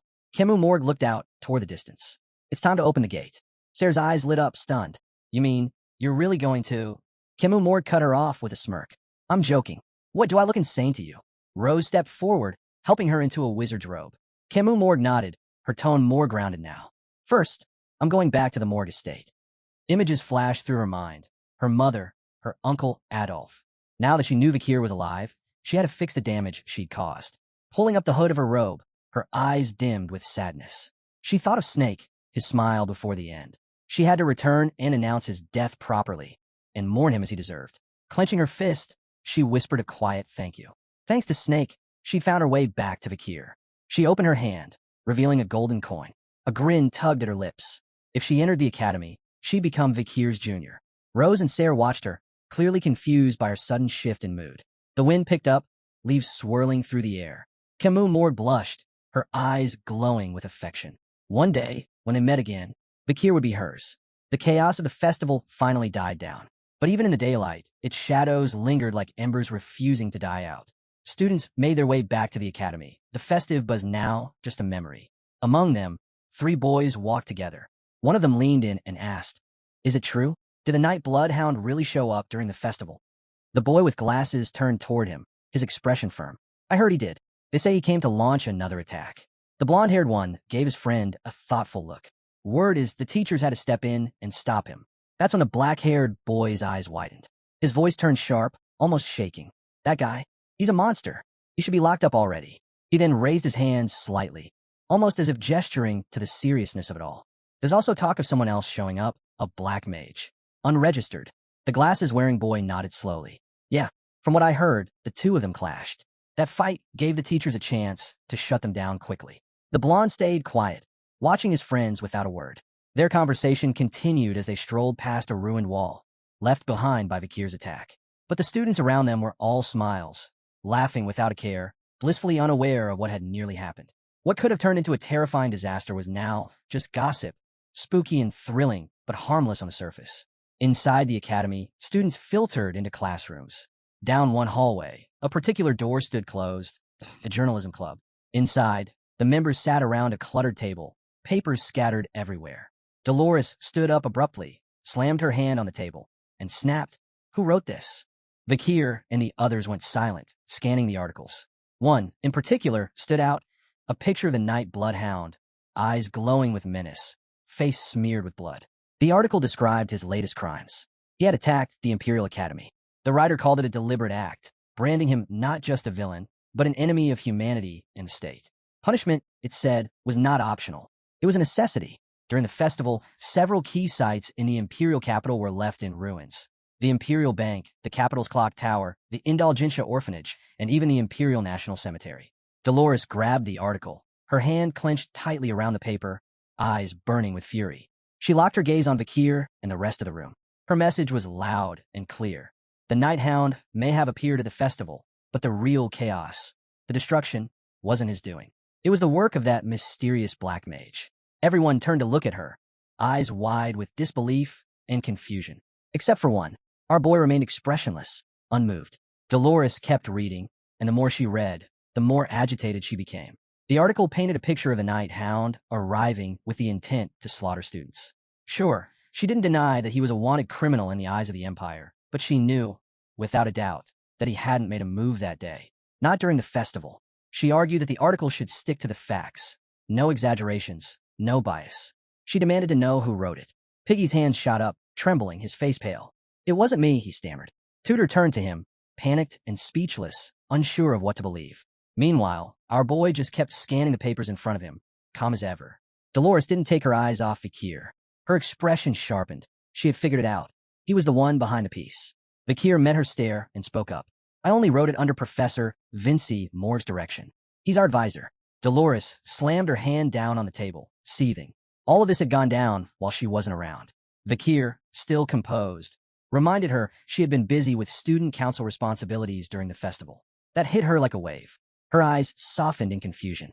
She dug her hands into her pockets, pulled out some documents, and sighed. Just because I wasn't here doesn't mean you get to print unchecked reports, she said, placing 3 papers on the table. These were released this morning by the Imperial Guard. She pointed at the documents. Official statements that confirmed the Night Hound had nothing to do with the destruction of the city's main facilities. Then she laid down 3 photographs. Each one showed scenes from where the Night Hound had supposedly been. It was night, and everything in the images was wrecked. But something was off. There are no sword marks, she pointed out. Not a single one. Just strange trails, like a massive snake dragged its body through. She closed her eyes for a moment, then described a woman, wrapped in a white snake with glowing purple eyes, wielding a whip. Her name's Ms. Ouroboros, she said. Presumed female. No known motive. Estimated to be on the level of a graduator. And her weapon? Still unknown. Then she added grimly, every witness is dead. Tudor and Sancho froze. Their eyes widened, alarmed by what they'd just heard. Dolores kept one hand planted on the table and raised 3 fingers with the other. Her expression was firm as she stared Vakir down. There are 3 villains, she reminded him, her voice sharp. So stop pinning everything on the Night Bloodhound. We need to separate the facts, who did what. Vakir didn't answer right away. He sat silently, unfazed, until he eventually gave a slow nod. Truth be told, he didn't really care about the specifics. His goal was to make the Night Hound look like the villain. That way, if anyone ever pointed fingers at him, he'd already have built a narrative of opposition. It was strategy, pure and simple.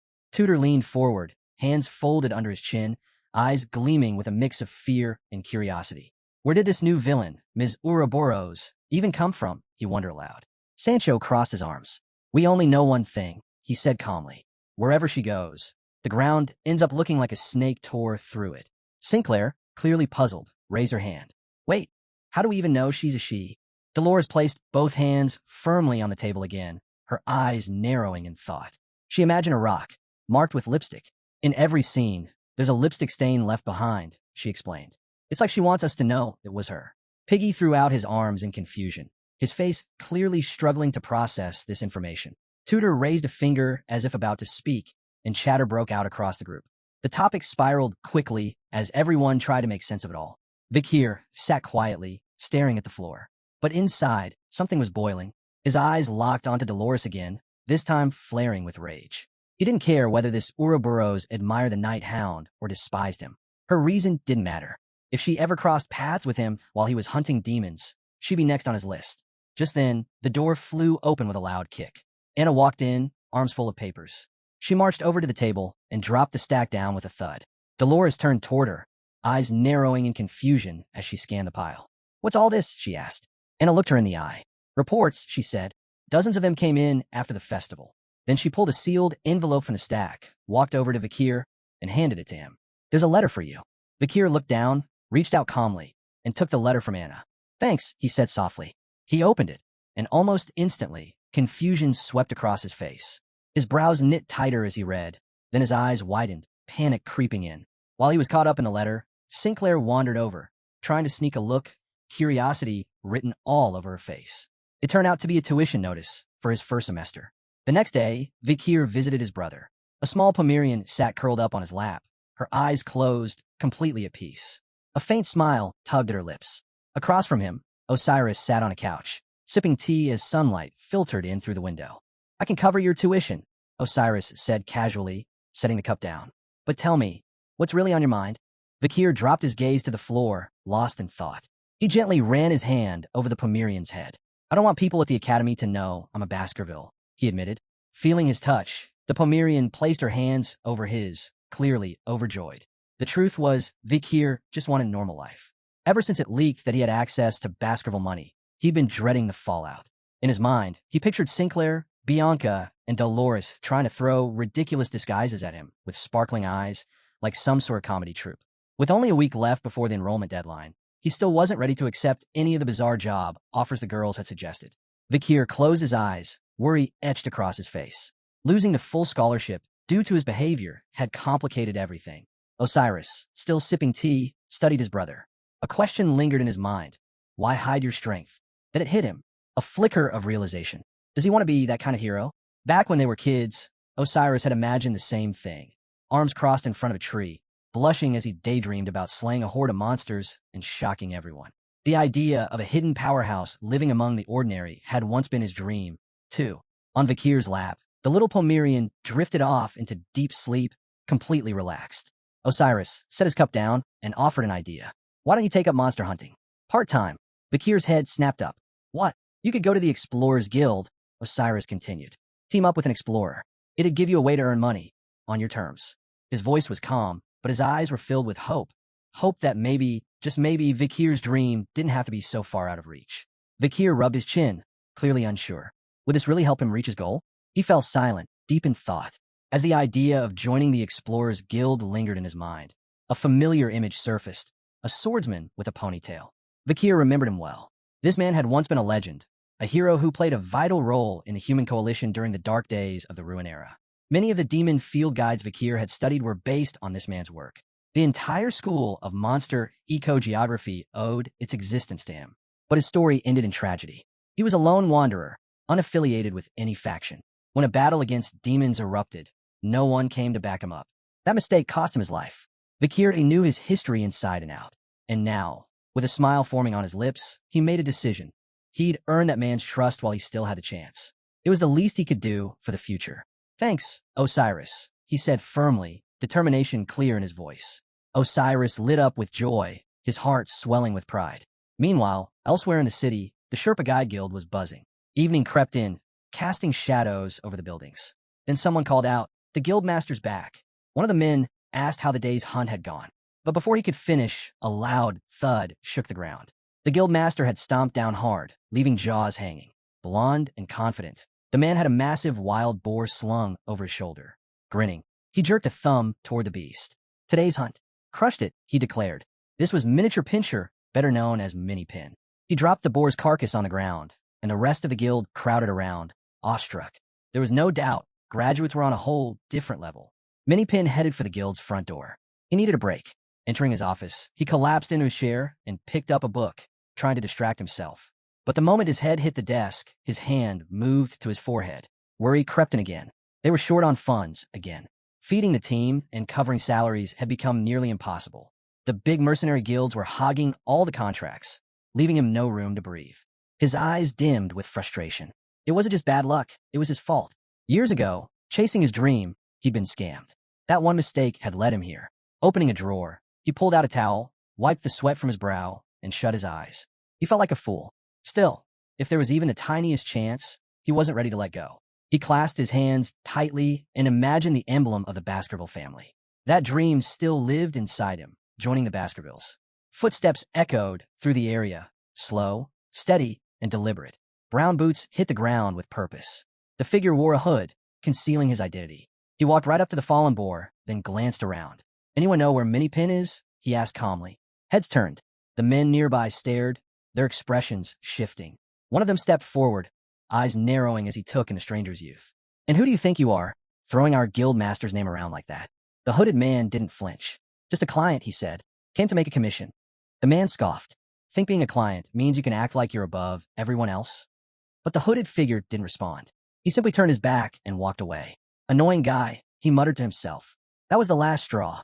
The blond man's face twisted with anger as he spun around and lunged forward to grab him. But the moment he moved, the hooded figure vanished like a bolt of lightning, slipping out of reach in an instant. Everyone froze. The man who tried to grab him stood stunned, and the others jumped into action, trying to catch him. But it was no use. With a sharp, deadly gaze, the hooded figure weaved through their attempts, untouched. Then, in one powerful leap, he launched himself forward, landing right in front of the guild office's window. Inside, Mini Pin sat with his hands clasped, still lost in his daydream. He felt a sudden presence and snapped out of it. His eyes went wide as he looked up. The hooded stranger peered in through the window. "This the guildmaster's office?" he asked. He studied Mini Pin for a second, then nodded to himself. "Guess that makes you the man I'm looking for."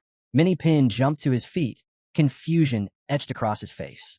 "Who are you?" he demanded, fists clenched. Perched on the window frame, the stranger gave a relaxed answer. "Just a client. Here to make a request." Mini Pin's mouth hung open as sweat gathered on his brow. The stranger jumped down, walked over, and held out a folded piece of paper. "Here," he said, "my commission form." Minnie grabbed the sheet and began to read, but his eyes never left the man for long. He was on edge now. Whoever this was, he was fast. Too fast. There hadn't even been time to react. As Minnie read through the request, he kept his voice firm. "You can't just come in here without submitting a formal application." But then he saw the name. His hand stopped moving. His eyes froze. The stranger reached up and pulled back his hood. "I'm here to hire you, Minnie." Minnie's body began to tremble. This wasn't just some random client. He knew this face. He could never forget the one who came from that family. The boy who once watched him with quiet eyes. The one from the legendary house he'd begged to serve.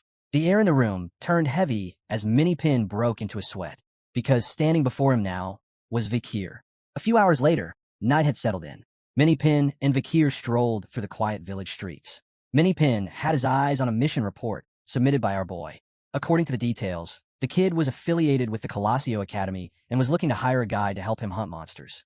While Vakir walked silently beside him, focused and unreadable, Minnie kept stealing glances at the boy. He felt his cheeks flush, still trying to wrap his head around the fact that this young man was truly from the Baskerville bloodline. Stopping abruptly, Minnie turned to Vakir and gave him a deep bow. It was clear he saw working with Vakir as a great honor. Seeing this unexpected show of respect, the boy looked puzzled. With sincerity in his voice, Minnie confessed that he'd always dreamed of meeting someone from the Baskerville family. Vakir eyed him steadily, then calmly told him to lower his voice and settle down. Minnie quickly apologized. Then, unable to hold it in, he blurted out his dream to one day serve the Baskervilles. Vakir studied him, his expression unreadable at first, but then his eyes lit up with realization. So, even before time had turned back, Minnie had been chasing this dream? Minnie, fist clenched, smiled bashfully. He spoke with admiration about the Baskervilles, the monster-hunting legends of the Western Front, the iron-blooded sword family. If he could join them, he'd finally learn their unstoppable fencing style. His tone shifted. Somber now, he rubbed the back of his head and admitted his true goal, to get a house and land, to give his wife a better life. But he'd been swindled by con-men. Everything he'd worked for had gone up in smoke. Vakir's gaze sharpened. He knew Minnie might not look like much, but the man had top-tier skills, strong enough to join even the highest-ranking mercenary guilds. Looking at the ground, Vakir gave a small smile. He told Minnie his dream could become real, but it would all depend on what he chose to do next. Minnie's eyes widened. Then, a huge grin spread across his face. He was stunned and thrilled. With renewed energy and purpose, he promised to give it everything he had. A few hours passed, and Minnie was now steering a carriage loaded with goods under the cover of night.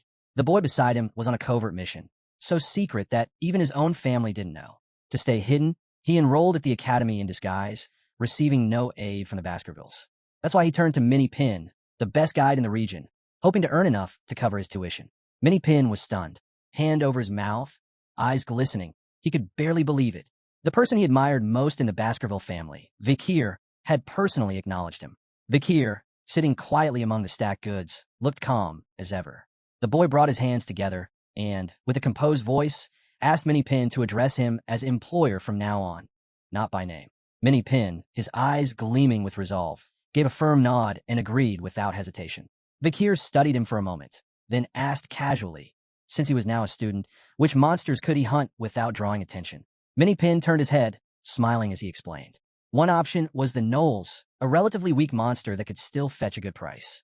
It had a bizarre appearance, a hyena's head on a dwarf's body, living in groups across the highland areas near the ecliptic. Alone, a gnoll's only rated a C++ in danger. But in colonies, their threat level could spike all the way to A. Still focused on the road, Minnie explained that because gnolls were individually weak, even first-year students could handle them. That made it a perfect target. Low risk, good reward, and not likely to raise any suspicions. Plus, since they were considered ecosystem disruptors by the imperial family, there was a bounty on each one. Their skin, meat, and bones were all sellable. As Vakir listened, he kept a close eye on Minnie. It was becoming clear, this guy really knew his stuff. Hours later, they finally reached the territory of the gnolls. The carriage came to a halt. All around them, gnolls roamed. Some wielded crude swords, others prowled in packs. Hiding behind a bush, Vakir and Minnie watched the area intently. With sharp focus, Minnie pointed toward the creatures. He explained that gnolls had a strange fascination with shiny objects. So the most effective hunting method? Scatter glass beads to draw them in and take them down. Vakir sat quietly beside Minnie Pin, his gaze fixed on the wandering gnolls. His eyes glimmered with a cool calm as he silently assessed the scene. He quickly noted that the glass bead trick would only work for small groups of these creatures. Minnie Pin blinked, surprised. Vakir had nailed it. He nodded in agreement. His observation was spot on. Just then, a snake hidden in the tree branches slithered forward, eyeing them with deadly intent. But before it could strike, a blinding slash cleaved its head clean off. Minnie Pin froze. His eyes darted from the falling snake to Vakir. How had he done that? There was no sword in sight. Blood pooled beneath the snake's lifeless body. Vakir, calm as ever, casually pointed back at the carriage with his thumb and asked if there was oil in the barrels. Still sweating from the shock, Minnie Pin gave a silent nod. The boy looked pleased. With that much oil, wiping out the entire Gnoll's colony might not even require a fight. Minnie Pin's jaw nearly dropped. This plan, burning out a colony that even the Imperial Punitive Force had abandoned, was bold, maybe even reckless. And yet, Vakir's eyes sparkled with thrill, a grin spreading across his face. Minnie Pin, watching him closely, was completely puzzled. What was Vakir thinking? Following his command, Minnie Pin hauled the barrels to the entrance of a nearby cave, the main lair of the gnolls. The little monsters hadn't sensed Vakir at all as they slipped back into the cave. Vakir, crouched by the cave mouth, silently watching them disappear into the darkness. Moments later, the creatures turned back, eyes glowing with fury. Panic crept into Minnie Pin's chest. He had no idea what Vakir was planning. If this went wrong, the gnolls might flood into neighboring villages. Vakir stood at the cave's mouth, unmoving, deep in thought. Minnie Pin glanced at him, still baffled, but he had a gut feeling. Vakir wasn't someone who missed the details. Under the pale moonlight, Vakir stepped forward toward the cave as if daring fate itself. Minnie Pin stayed back, setting down the oil barrels quietly at the entrance. Both men stood in silence. Vakir's gaze shifted downward, his eyes sharp with fury. He recalled something. This mountain had 3 entrances to the Gnoll's colony's lair. And this one? It only led to the section inhabited by the lower-ranked Gnolls. Our boy knelt down, eyes closed, one hand pressed against the ground. In that moment, mana surged from his body and spread through the earth like ripples on water. Vakir focused harder. A vivid image flickered in his mind, floating wine glasses in a grand banquet. That was the level of clarity sword masters operated with. They were called superhuman for a reason. Now that he was one, he could sense every movement of aura around him. Mana poured from his palm, seeping deep into the soil. At first, nothing happened.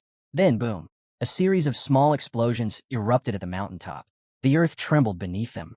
Minnie Pin flinched, wide-eyed and bewildered. He had no idea what was going on. Suddenly, the gnolls stormed out of the cave, their glowing eyes locked onto the two. They charged, snarling with rage. That's when Minnie Pin launched the barrels. The monsters halted, jaws hanging open in surprise as the heavy barrels crashed among them, spilling oil everywhere. Without pause, Minnie Pin hurled more barrels with all his might, dousing the entire horde. Vakir, torch in hand, watched with a quiet grin. No one would have guessed he'd be using an old trick from his days surviving in the forest. His eyes lit up, and a dark smile curved on his lips. Back then, the plan had failed, but that was against the madam. This time it was just gnolls. It would work. The oil soaked their bodies as they charged forward, unaware of what was coming. Then, with that same wicked grin, Vakir dropped the torch. Flames exploded into life, devouring the monsters in a blazing inferno. Screams rang out as fire engulfed them, spreading fast. And in that confined space, the real weapon wasn't just the fire, it was the smoke. Thick, suffocating, and toxic. With the upper exits sealed off, the fumes had nowhere to go. The entire colony was trapped. From the cave's mouth, Vakir and Minnie Pin stood in silence, watching the blaze. The fire roared, shadows dancing across their faces. Minnie Pin stared, stunned. Even though they were monsters, Vakir hadn't hesitated. Not for a second. He was far colder and more precise than Minnie Pin had imagined. Sensing his gaze, Vakir turned slightly. His eyes were calm, expression unreadable. Minnie Pin's heart pounded. A new light sparkled in his eyes, admiration. To him, Vakir wasn't just strong. He was cool. Noticing the awe in Minnie Pin's eyes, Vakir scratched his head, visibly puzzled by the reaction. Hours later, smoke was still drifting from the mountain. With torch in hand, they stepped back into the cave, now quiet and scorched. Inside, the ground was littered with gnolls' corpses.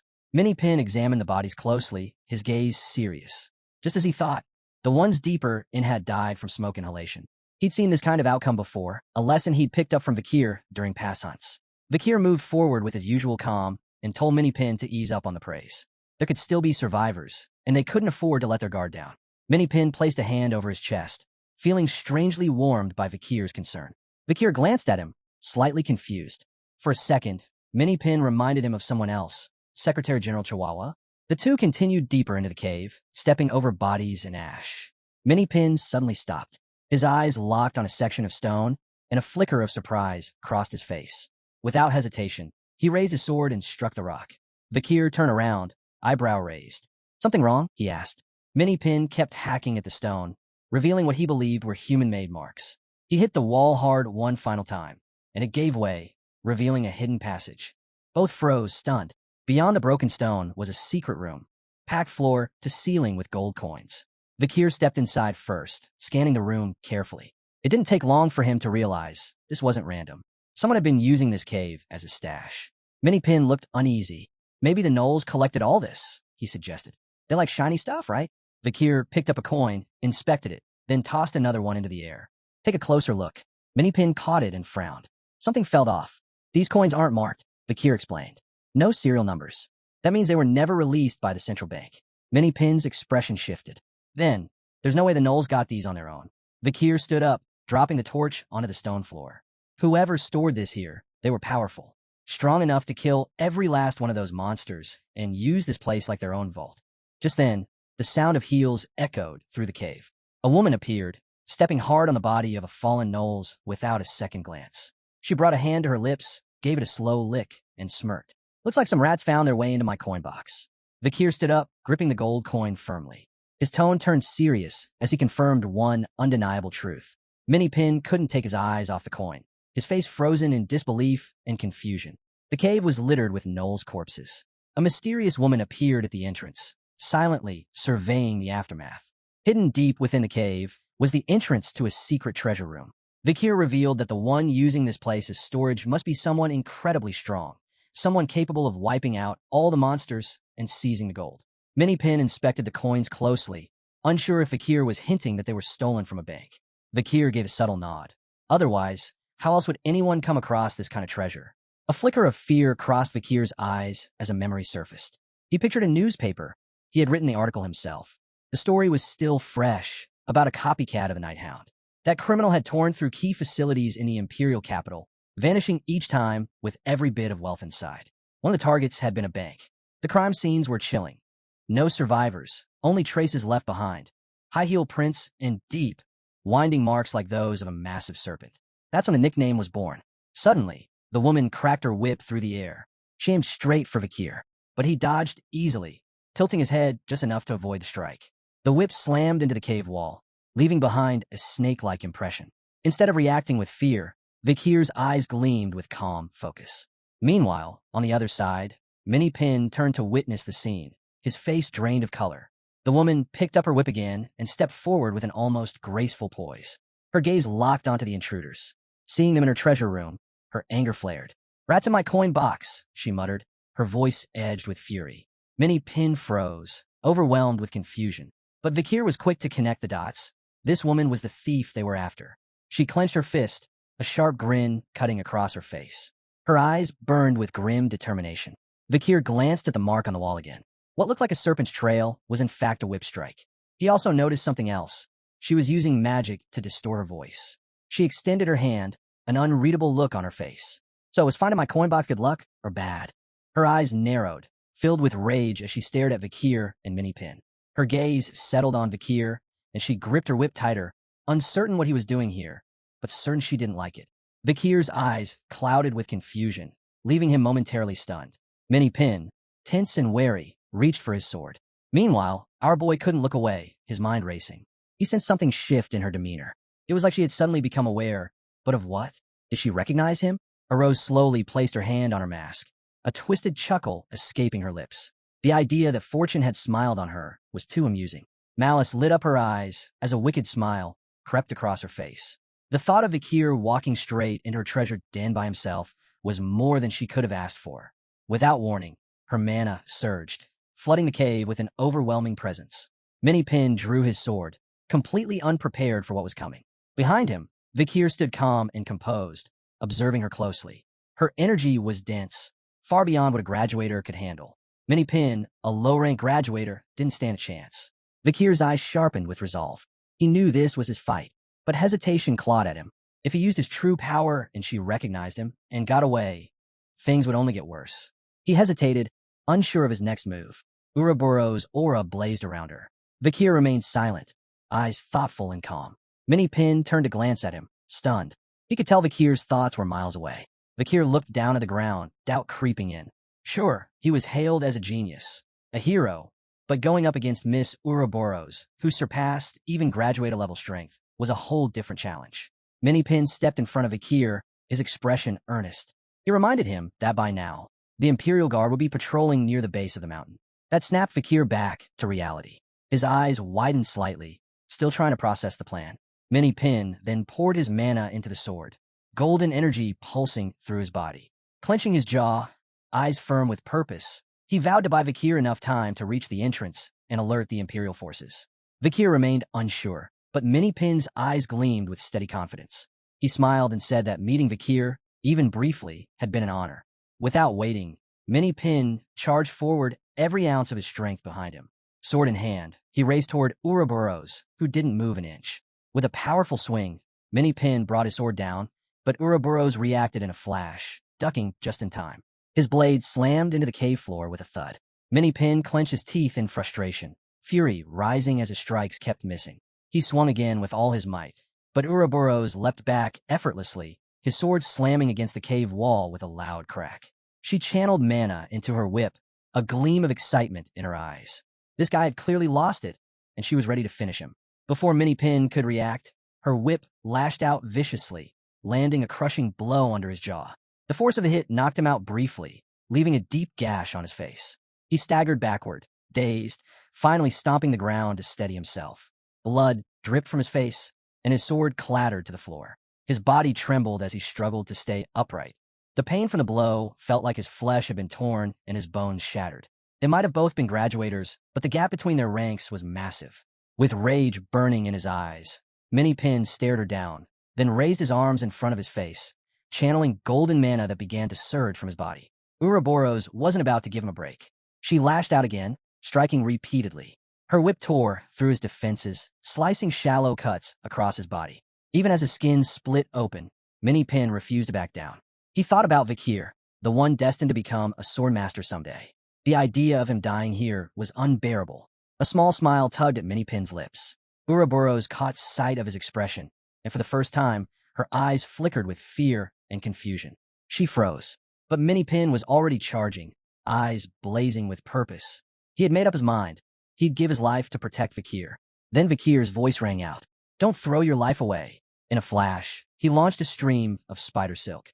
It flew straight toward Ouroboros and stuck to her mask. She staggered, momentarily panicked. Pin gritted his teeth, completely thrown off. Ouroboros grabbed at the mask, furious and confused, trying to tear off the sticky webbing. Whatever this stuff was, she knew she had to get it off immediately. While she struggled, Vakir moved in.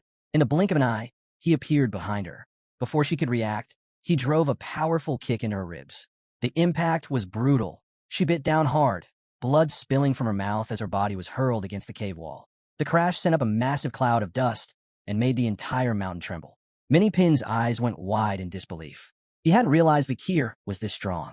Vakir placed a hand on Pin's shoulder and told him he'd done well, that he was strong. Pin turned his head slowly, eyes widening in disbelief. Vakir was praising him? Not far off.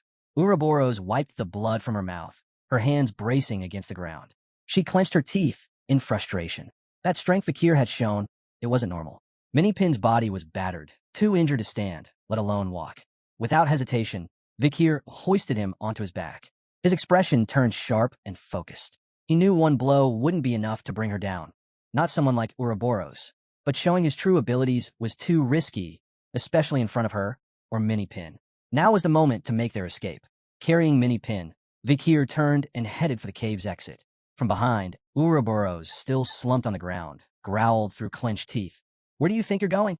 Moments later, they reached the mouth of the cave. Moonlight spilled in, casting a soft glow over them. Vakir paused. He turned back, his gaze cool and confident. "You should run while you still can," he said. "We'll be back with the Imperial Guard." Ouroboros trembled with rage. She dug her hand into the dirt, furious and humiliated. Vakir smiled, his eyes gleaming. Next time you reach for my coin box, be ready to face the consequences. With that, he turned away. Ouroboros could only grind her teeth and hiss his name under her breath. Bastard. Time passed. Minnie Pin was unconscious, slumped over Vakir's back as they made their way under the moonlit sky. Vakir let out a quiet smile. He had once believed his story was finished, but tonight proved there was still much about himself left to discover. His thoughts drifted. Memories of Minnie Pin and Chihuahua flashed in his mind. Their actions, their loyalty, it all came rushing back. And with it, echoes of his past life stirred. Under the pale moonlight, Vakir pressed forward, heading toward the area where the Imperial Patrol was stationed. Minnie Pin's unwavering loyalty brought back a reflection of someone he once was, a person he thought he'd left behind. Night had fallen when the Imperial Guard Knights arrived at the cave's entrance. The scene that greeted them stopped them in their tracks, puzzled and stunned. The entrance was crowded with knights, and before them lay a heap of gnolls' corpses. Whoever had done this had taken down an entire army. Standing quietly, hood drawn low, Vakir observed the chaos with calm detachment. The mission to wipe out the gnolls' village came to an end with the Imperial Guard arrival. But by then, Miss Ouroboros had already vanished, leaving behind a fortune in treasure. Without wasting time, the knights hauled out carts and started loading bags with gold coins. Through the dead of night, they moved swiftly, packing everything into their carriages before preparing to leave. Just like that, the treasure was seized under the authority of the Imperial Guard. By morning, Minnie Pin lay in bed, his face wrapped in bandages. Despite his injuries, his eyes sparkled, and a faint smile lingered on his lips. Soon after, Vakir showed up, carrying 2 hefty bags of gold. He beamed and explained that the money came from selling the spoils and collecting the bounty from the gnolls' extermination. Minnie Pin, still battered and wrapped in bandages, quietly watched him, his eyes glowing with a quiet sense of contentment. Vakir turned to him with a grin, saying the fire and smoke had ruined most of the leather, but the bones, teeth, and claws had fetched a hefty price. That pulled Minnie Pin out of his daze, and he gave Vakir a grin of his own. Taking a seat nearby, Vakir glanced at him with concern and asked about his injuries. Minnie Pin clasped his hands together and looked his way. He admitted that everything hurt, but the doctors were optimistic. Once healed, he'd be able to live normally again. Hearing that, Vakir understood exactly why Minnie Pin had made it to the rank of graduator. Without a word, Vakir handed over a bag of gold. It dropped into Minnie Pin's lap with a soft thud. Minnie Pin opened it and froze. His eyes went wide, jaw slack. He had never seen so much gold in one place. Vakir had added a generous amount, not just for his contribution during the mission, but also to help cover his recovery. With his injuries, he wouldn't be earning anything for a while. Minnie Pin stared down at the floor, unable to find the words. Morning light streamed through the window, warming the room. He tightened his fist and quietly asked if Vakir was heading back to the academy. Vakir gave a calm nod. Minnie Pin didn't look up. He couldn't. Just being near the hero of Baskerville, even for a short while, was enough. Vakir watched him, eyes flickering with interest. He recalled that Minnie Pin had an impressive understanding of monster ecology. That caught Minnie Pin off guard. His jaw dropped, eyes wide in disbelief. With pride in his voice, Minnie Pin stretched out his arms and said that in his youth, he'd traveled across the continent. He could recognize monster habits, nesting areas, even identify subspecies, rare types, and apex variants with ease. Vakir stood from his chair, his gaze distant, and started walking away. Seeing this, Minnie Pin's confusion grew. Then Vakir paused and looked over his shoulder. "Wait here," he said. Tears welled up in Minnie Pin's eyes. Vakir smiled and added, "I'll need your help again." Minnie Pin stared at him silently, overwhelmed. Meanwhile, back at the academy, Professor Vinci Morg was buried under a mountain of paperwork. He looked annoyed, clearly realizing he'd be handling everything alone again. As he was lost in thought, a knock came at his door. Snapping out of it, he allowed the visitor in. It was Dolores, holding a stack of documents. With a puzzled look, Vinci asked what brought her there. Her expression turned serious. She said she wanted to discuss students needing financial aid. Walking up to his desk, she laid the petitions out in front of him. Vinci leaned in, curiosity growing as he skimmed through the files. Dolores explained. These were students who, because of family hardships, wouldn't be able to continue next semester. Some had dropped grades due to juggling part-time jobs, while others had intentionally avoided work to qualify for scholarships. Then her tone sharpened. She pointed out that among current scholarship recipients, some cases needed reevaluation. There were even students from wealthy families who faked their documents to pass as underprivileged, claiming funds meant for those in real need. Those scholarships, she said, had to be reclaimed and reassigned to those who truly deserved them. Vinci Morg glared at her, his fury growing by the second. His patience was running thin. Jabbing a finger toward Dolores, he reminded her that scholarships followed strict academy rules, and as student council president, it was her duty to uphold them. Unfazed, Dolores pressed her palm against the desk and firmly insisted that some disadvantaged students were slipping through the cracks. The regulations, she argued, weren't catching everyone who needed help. That only made Morg angrier. He couldn't believe she was asking him to do everything all over again. But Dolores wasn't backing down. Her eyes now burned with resolve. As president, she declared, it's my responsibility to speak up for students facing real struggles. Morg scoffed, demanding to know who'd take responsibility for the extra workload, especially since she wasn't going to be the one doubling his salary. Dolores began to boil. Her stare hardened, eyes flashing with disdain. She leaned in, both hands on the desk. This is about their future, she said, not your comfort. The air grew heavy with tension, until suddenly the office door swung open. All eyes turned toward it. Vakir stepped inside, carrying a bag brimming with gold coins. Neither Morg nor Dolores expected him, and their surprise showed on their faces. Without even knocking, he'd walked in.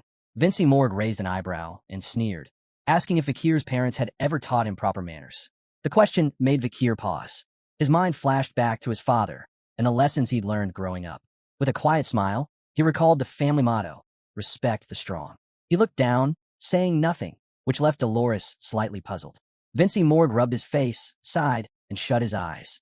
So, why are you here? Didn't get a scholarship either? Vakir didn't answer right away. He simply walked over to the professor's desk.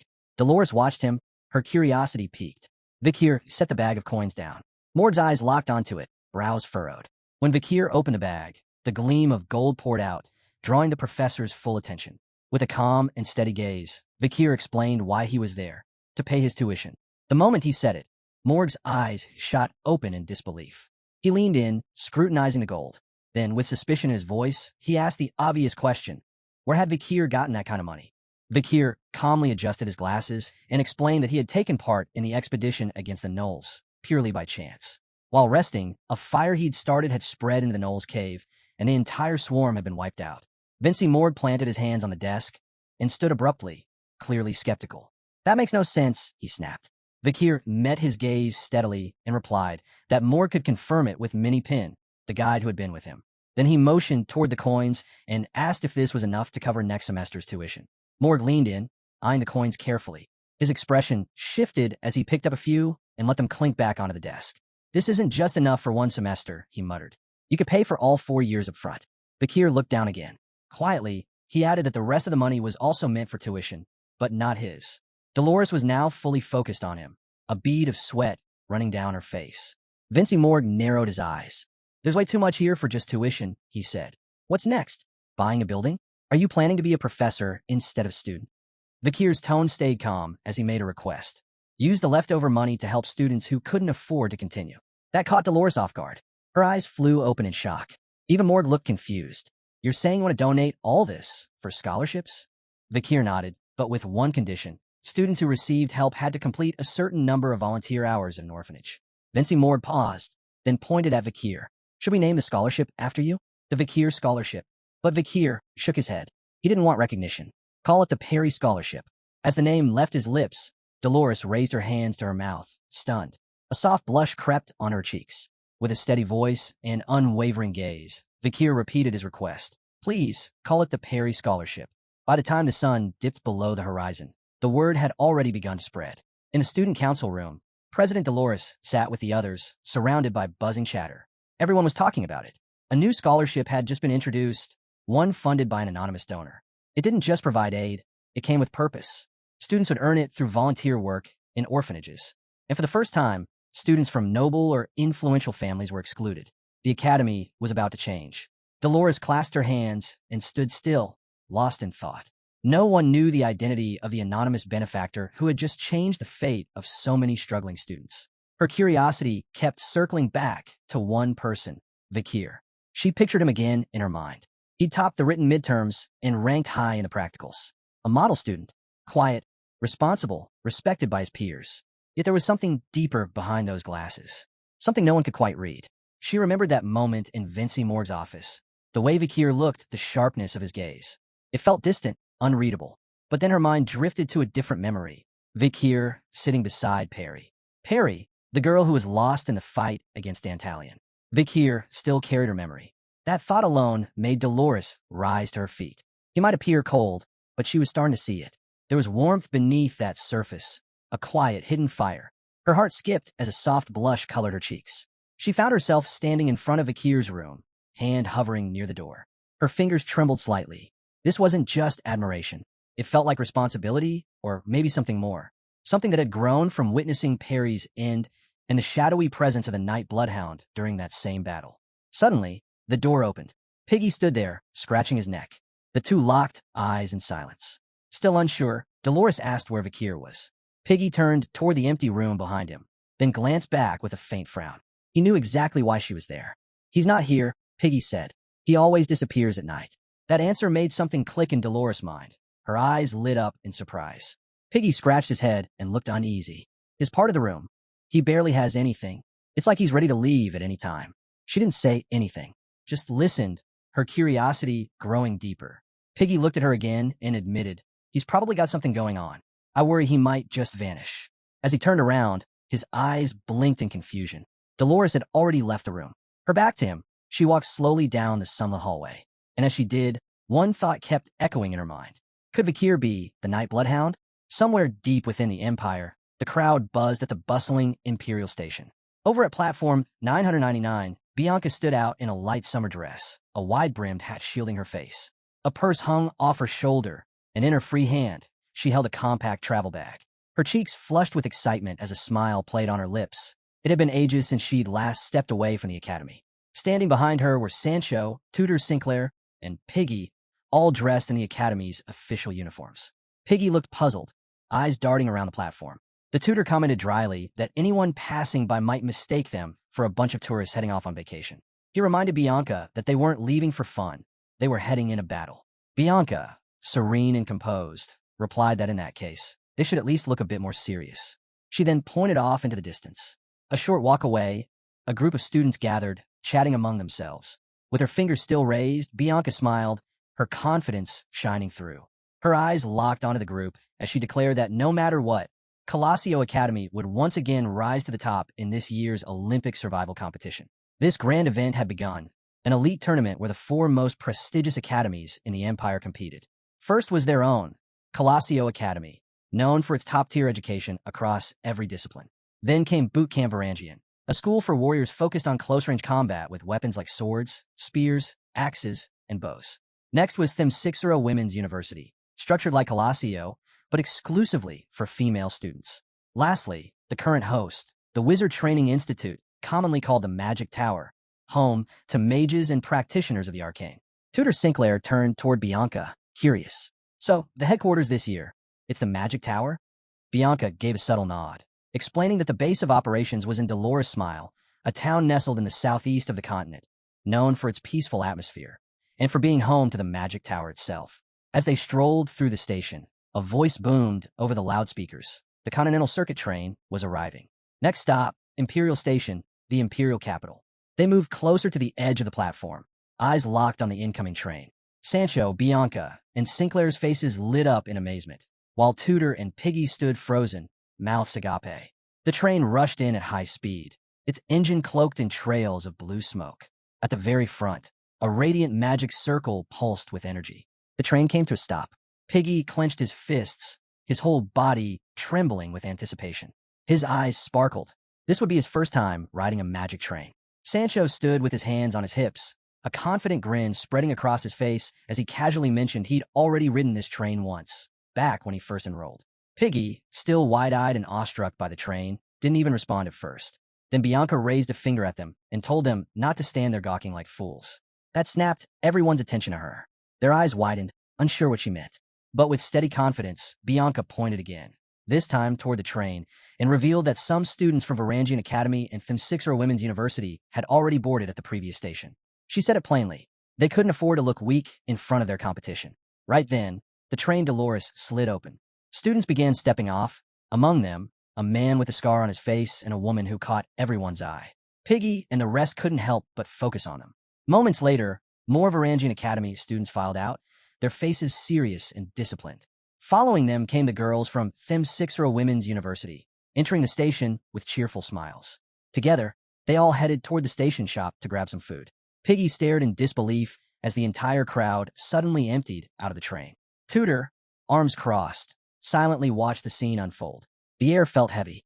Then, with a confident smirk, Tudor gestured to the side and said the Varangian students were probably fuming just from seeing Sancho here. Piggy blinked in confusion. Why would they be mad about Sancho? He asked. Sancho, standing right next to him, grinned wider, his eyes gleaming. Tudor closed his eyes, amused, and explained Sancho had ranked first in Varangian's entrance exam before choosing to enroll at Colosio Academy instead. Sancho's pride lit up his face. When it came to battle, he was always up for it. While they talked, Bianca walked over and casually asked Sinclair if she might be in trouble. Sinclair looked up, startled.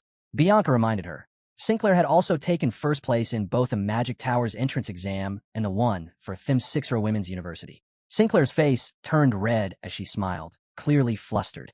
They finally boarded the train. For Sinclair, being number one always came with pressure. If someone matched her, it'd be a tie, but if not, she'd take the loss.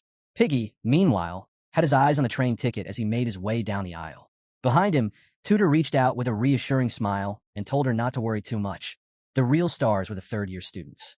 Based on the info they had, there'd be 50 third years, 30 second years, and 21st years competing. Sancho and the others fell quiet, listening closely as Tudor began to speak. His voice was calm, but his words stirred something in them. In his mind, Tudor pictured magical items, an ancient book, a gleaming sword, a sharp dagger, a radiant necklace. He remembered the rumors. Anyone who made it into the top 10 of the competition would get to pick a treasure from a vault shared by all four academies.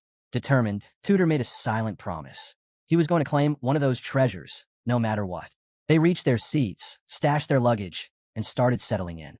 As Tudor sat down, arms crossed, a sigh slipped from his lips. He couldn't hide his disappointment. Vakir wasn't with him again. He'd chosen to team up with some other guys, just like last time. Sitting beside him, Sancho glanced over and offered a grin. He mentioned that Vakir had already made a promise to someone else, so there wasn't much he could do. Still, Sancho admired that kind of loyalty. It made Vakir seem like someone worth respecting. Bianca leaned against her hand, eyes drifting toward the window. She remembered Vakir's seat was in another car, separate from theirs. A thought crossed her mind. Would he be all right if students from rival academies were in there too? Sinclair caught that, and her eyes widened, now worried as well. Piggy spun around in his seat, sweat breaking out across his face.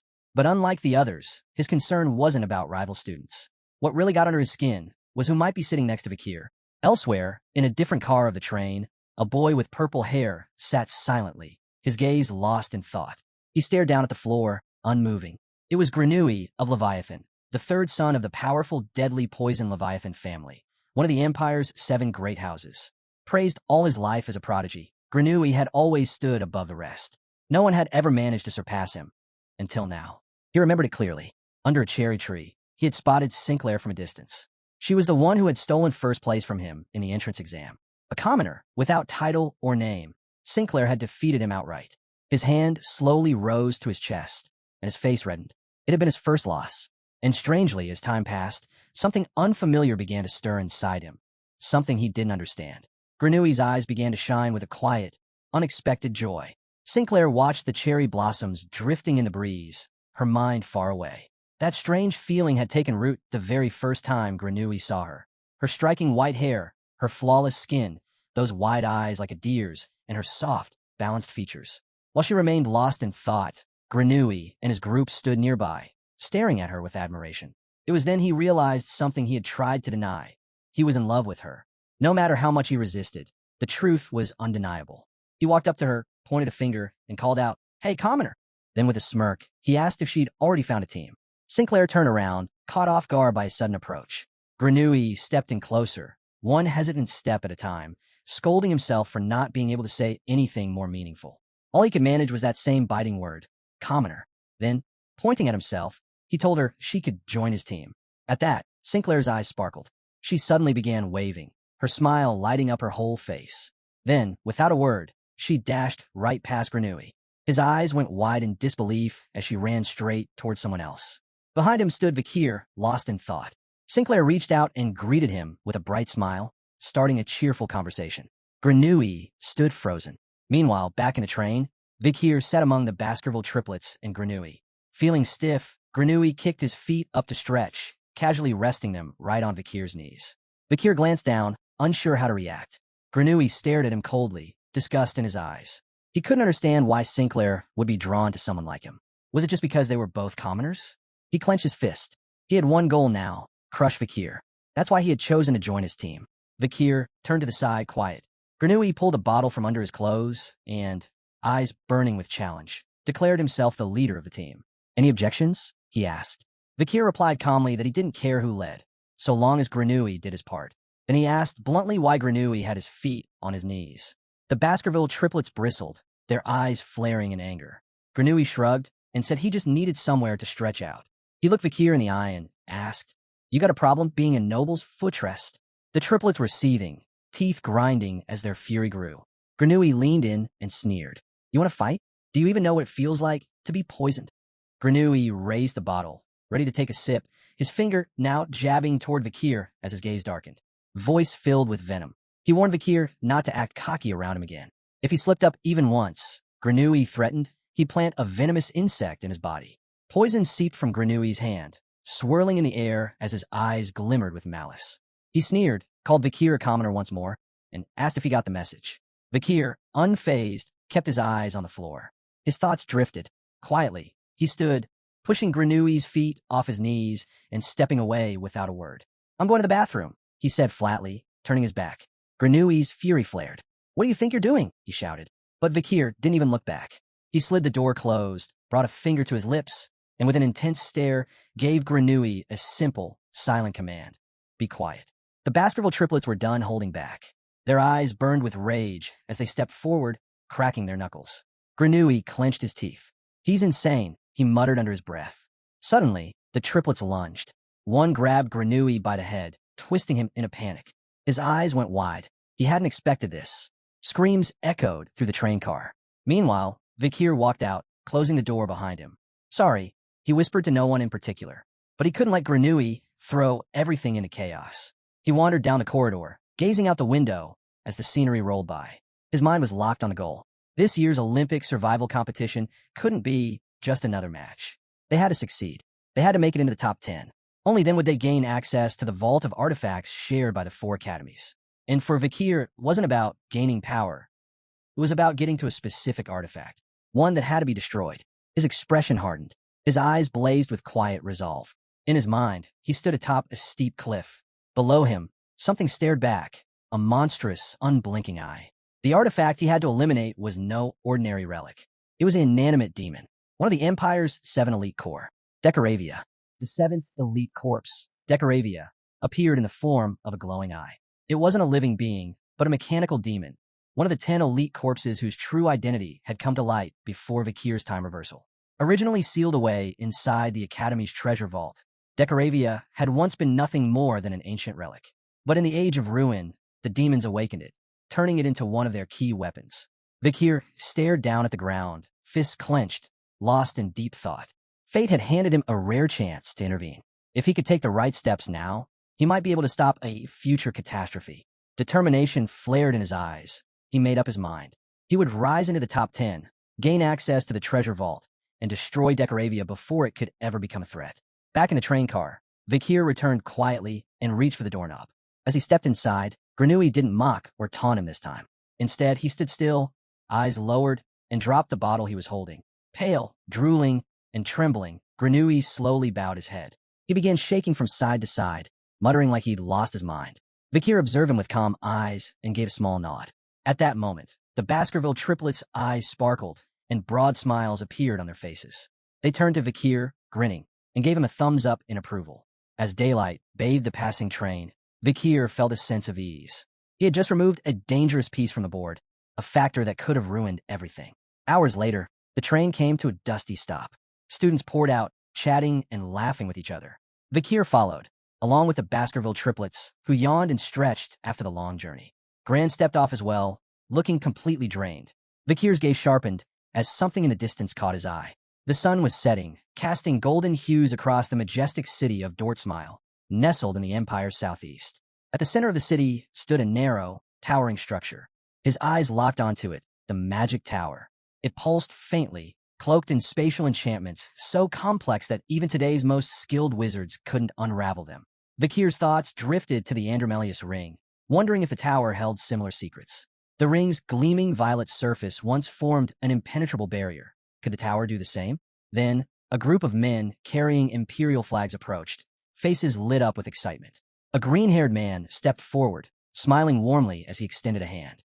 With cheer in his voice, he greeted the students, saying it had been a while. This year, they'd gathered again, as proud representatives of respective schools. Smarty Pants' eyes settled on Dollars. Her gaze burned with resolve as she placed both hands on her abdomen and broke into a confident smile. She stood there as the proud representative of Colosseo Academy. Nearby, Jurassico, with a wolf pelt draped over his head, crossed his arms, excitement glimmering in his eyes. He represented Varangian boot camp. Then there was a woman with brown hair who rested one hand on her waist and smiled coolly. She was Lovegood, the face of Themsixera Women's University. Dollars stepped toward them, greeting them with a friendly smile. "How's everyone doing?" Lovegood turned toward her and chuckled. "To me, you all look just like the last time." Jurassico, still with arms crossed, chimed in, "It's been a little under a year." Just then, the green-haired man, still grinning, raised his hand and stated, "To be exact, it's been 11 months, 3 days, 11 hours, 43 minutes, and 12 seconds. Jurassico's grin widened as the memory hit him. "Arrogant Smarty Pants," he said, laughing to himself. That name never failed to amuse him. Adjusting his glasses with a straight face, Arrogant Smarty Pants replied coolly, "It's only hard to grasp if your brain's made of biceps." He was the representative of the Magic Tower. Bianca, watching from a distance, blinked in disbelief. "Wait, his name is really Arrogant Smarty Pants." Sinclair, clearly disturbed by the thought, sighed. "At the Magic Tower, it's a tradition. The elders give out baptismal nicknames to the juniors." She went on to explain that they once tried naming him Little Soft Cotton, but he threatened to quit the tower altogether. She figured his real name was probably something like Hohenheim. Arrogant Smarty Pants scratched his ear, looking off to the side nonchalantly. "Philippus Aurelius Theophrastus Bombast von Hohenheim," he said plainly. But Arrogant Smarty Pants rolls off the tongue better. Just then, Piggy approached, a book in hand. He looked up and spoke in awe. "Every representative here is someone to watch out for." His comment caught the attention of both Bianca and Sinclair, who turned to him, eyes wide with curiosity. Jurassico's eyes lit up again, and he grinned without hiding it. Jurassico wasn't just tough. Story said that in his first year, he knocked out every senior and took over the academy. Rumor had it his grandparents were mountain barbarians from Lou Rogue ETLE Noir Mountains. Meanwhile, Philippus, aka Arrogant Smarty Pants, smiled calmly. Throughout the University League, he'd never lost a single match to Dollars. His raw talent was so great that upon graduation, he was set to be appointed professor at the Magic Tower, and he wasn't stopping there. He had his sights set on becoming the youngest master in the tower's history. With her hands on her waist, Lovegood glanced around at the others. As the representative of Themsixera Women's University, she wasn't just admired for her skills. She was known for her ability to influence those around her with ease. People called her the peak of Themsixera, and beyond the battlefield, she also shined as a performer in a renowned theater company. Meanwhile, Piggy flipped through the book he'd been reading, curiosity all over his face. Based on the predictions, the top contenders for the tournament were likely Philippus Hohenheim and Jurassico, battling for first and second. President Dollars was expected to take third, while Lovegood was pegged for fourth, listed under Nemesis.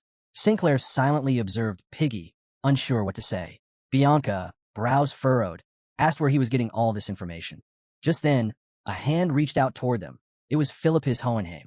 Standing under the sun with one hand resting on his hip, he offered a confident look. Knowing how tough it had been for them to reach the Magic Tower, he decided to personally guide them to their accommodations.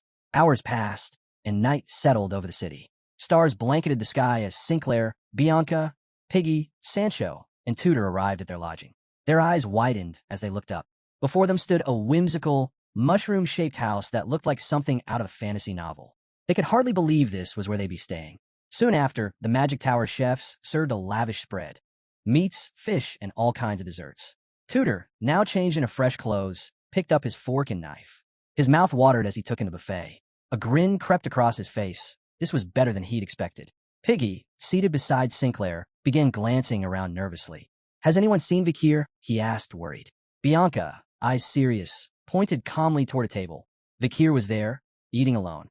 Tudor set down his fork and turned to Piggy. "Quit stressing about him. Worry about yourself," he said bluntly. As everyone ate in peace, it was clear just how large the event really was. Each academy had sent 100 students, 21st years, 32 second years, and 53 third years.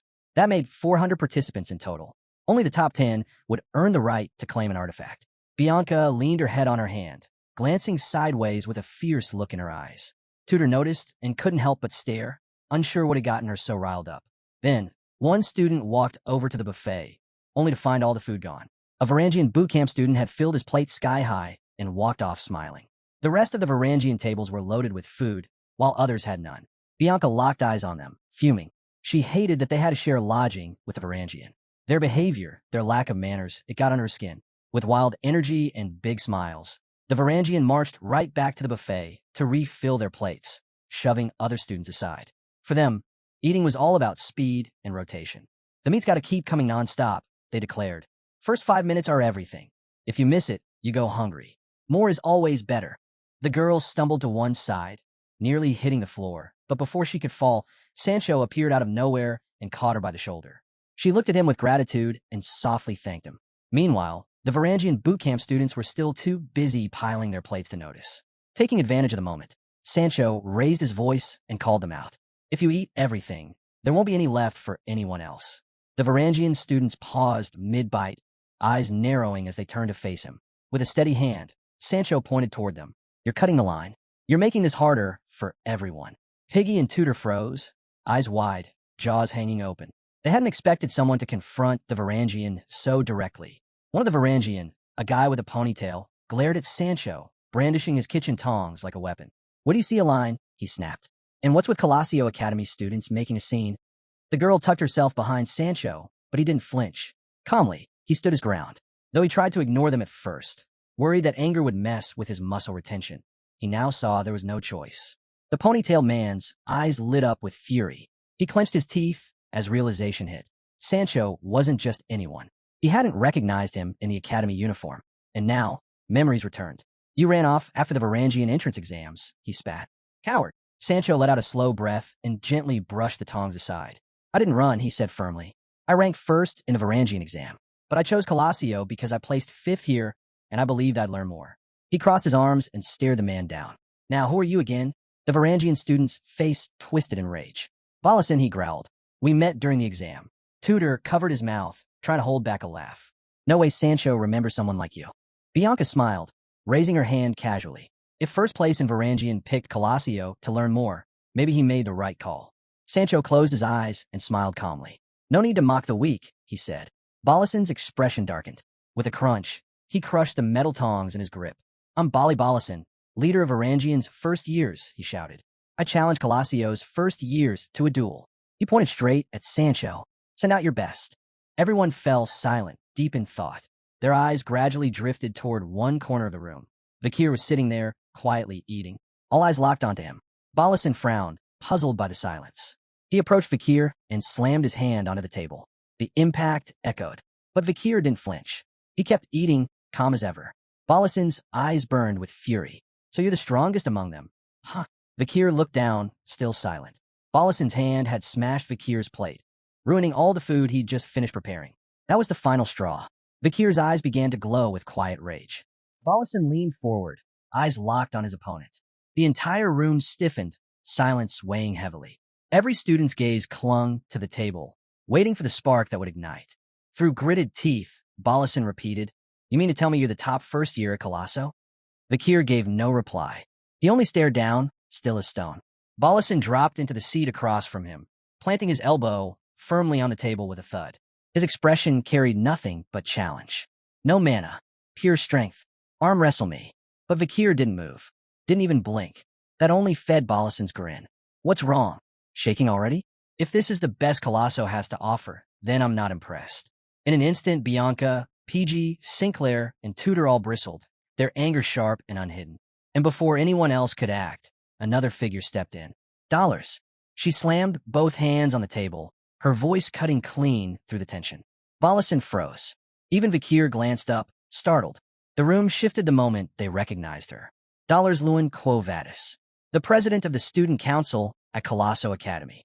Her words carried weight. That's enough. I won't permit fighting between schools before the tournament. Bollison's defiance faltered. His eyes dropped. Dollars pressed on, tone unwavering. This isn't a street brawl. Go rest. You'll need the strength. Then footsteps. Heavy, deliberate. A towering figure entered, resting a hand on Bollison's shoulder. He flashed a casual smile at Dollars. Come on. What's the harm in a little competition?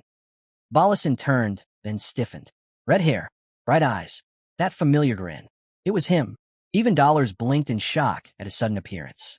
Across the room, Vakir remained composed, though his eyes sharpened, fixed on the newcomer. Jurassico Bakaraga. The president of boot camp Kalost had arrived, and his presence alone sent ripples through the crowd. Bakaraga studied the scene, arms folding as his voice rang steady. Bollison's pride and the honor of our first years are at stake. He stepped closer, eyes locking on Vakir. So, how about it? A grin spread across his face. You're Colosso's strongest, aren't you? Every word was laced with pressure, daring Vakir to accept. Yet Vakir stayed silent. Dollars didn't flinch. She looked Bakaraga straight in the eye. I know what you're trying to do, but rules are rules. This duel won't happen. Bakaraga's grin lingered. His hand squeezed Bollison's shoulder as he pointed aside. He just wants to prove himself, he said calmly. Look for yourself. Bollison's breath came heavy, nostrils flaring like a beast ready to charge. His whole body trembled with the urge to slam Vakir's arm to the table. Nearby, Bianca, Sancho, Tudor, PG, and Sinclair stood tense, anger blazing in their eyes. They could take insults themselves, but attacking Vakir was crossing a line. Bakaraga chuckled low, amused by the fire in their gaze. Looks like they're eager to see him prove it too, he said. The group clenched their fists tighter, their focus drilling into Bollison like daggers. Dollars hesitated. Her mind raced. Should she shut this down? Doing so might crush the first year's spirit right before the tournament, but letting it go risked their safety. Vakir caught her indecision. His eyes narrowed, reading her thoughts, curious what she would choose. Then, he raised his head and finally looked straight at Bollison. Bakaraga threw an arm casually around Bollison's neck, laughing. He's only holding back because he doesn't want anyone hurt. Let's keep this light. That left Bollison blinking, thrown off balance. This wasn't what he expected. His eyes darted, unsure. But Vakir's mind had already slipped elsewhere, back to a different time. The Bakaraga he once knew after his regression, a man who would become one of humanity's great war heroes. Back then, at boot camp Kalost, Bakaraga had been scorned for his Sui blood. Yet he endured, crushed the upperclassmen, and forced the academy to respect him. The lesson Vakir had taken from him was simple: never underestimate the strong, and prove yourself through the fight. Dollar stepped back, silent, watching Vakir with a mix of unease and hope. Bakaraga and Bollison waited, eyes fixed on him. Vakir's gaze fell to the ground. Then, without a word, he gave a single nod. The decision was made. Bakaraga burst into laughter, so loud it broke into a coughing fit. His delight was uncontrollable.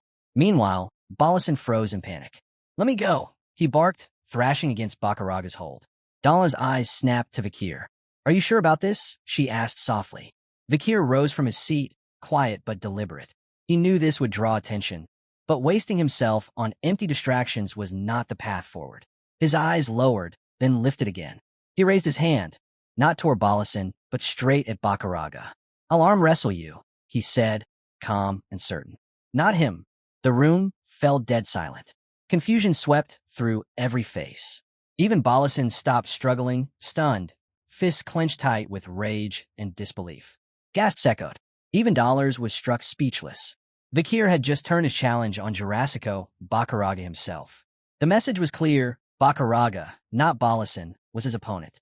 Bakaraga's grin spread wider. He extended his hand without hesitation, fully committed.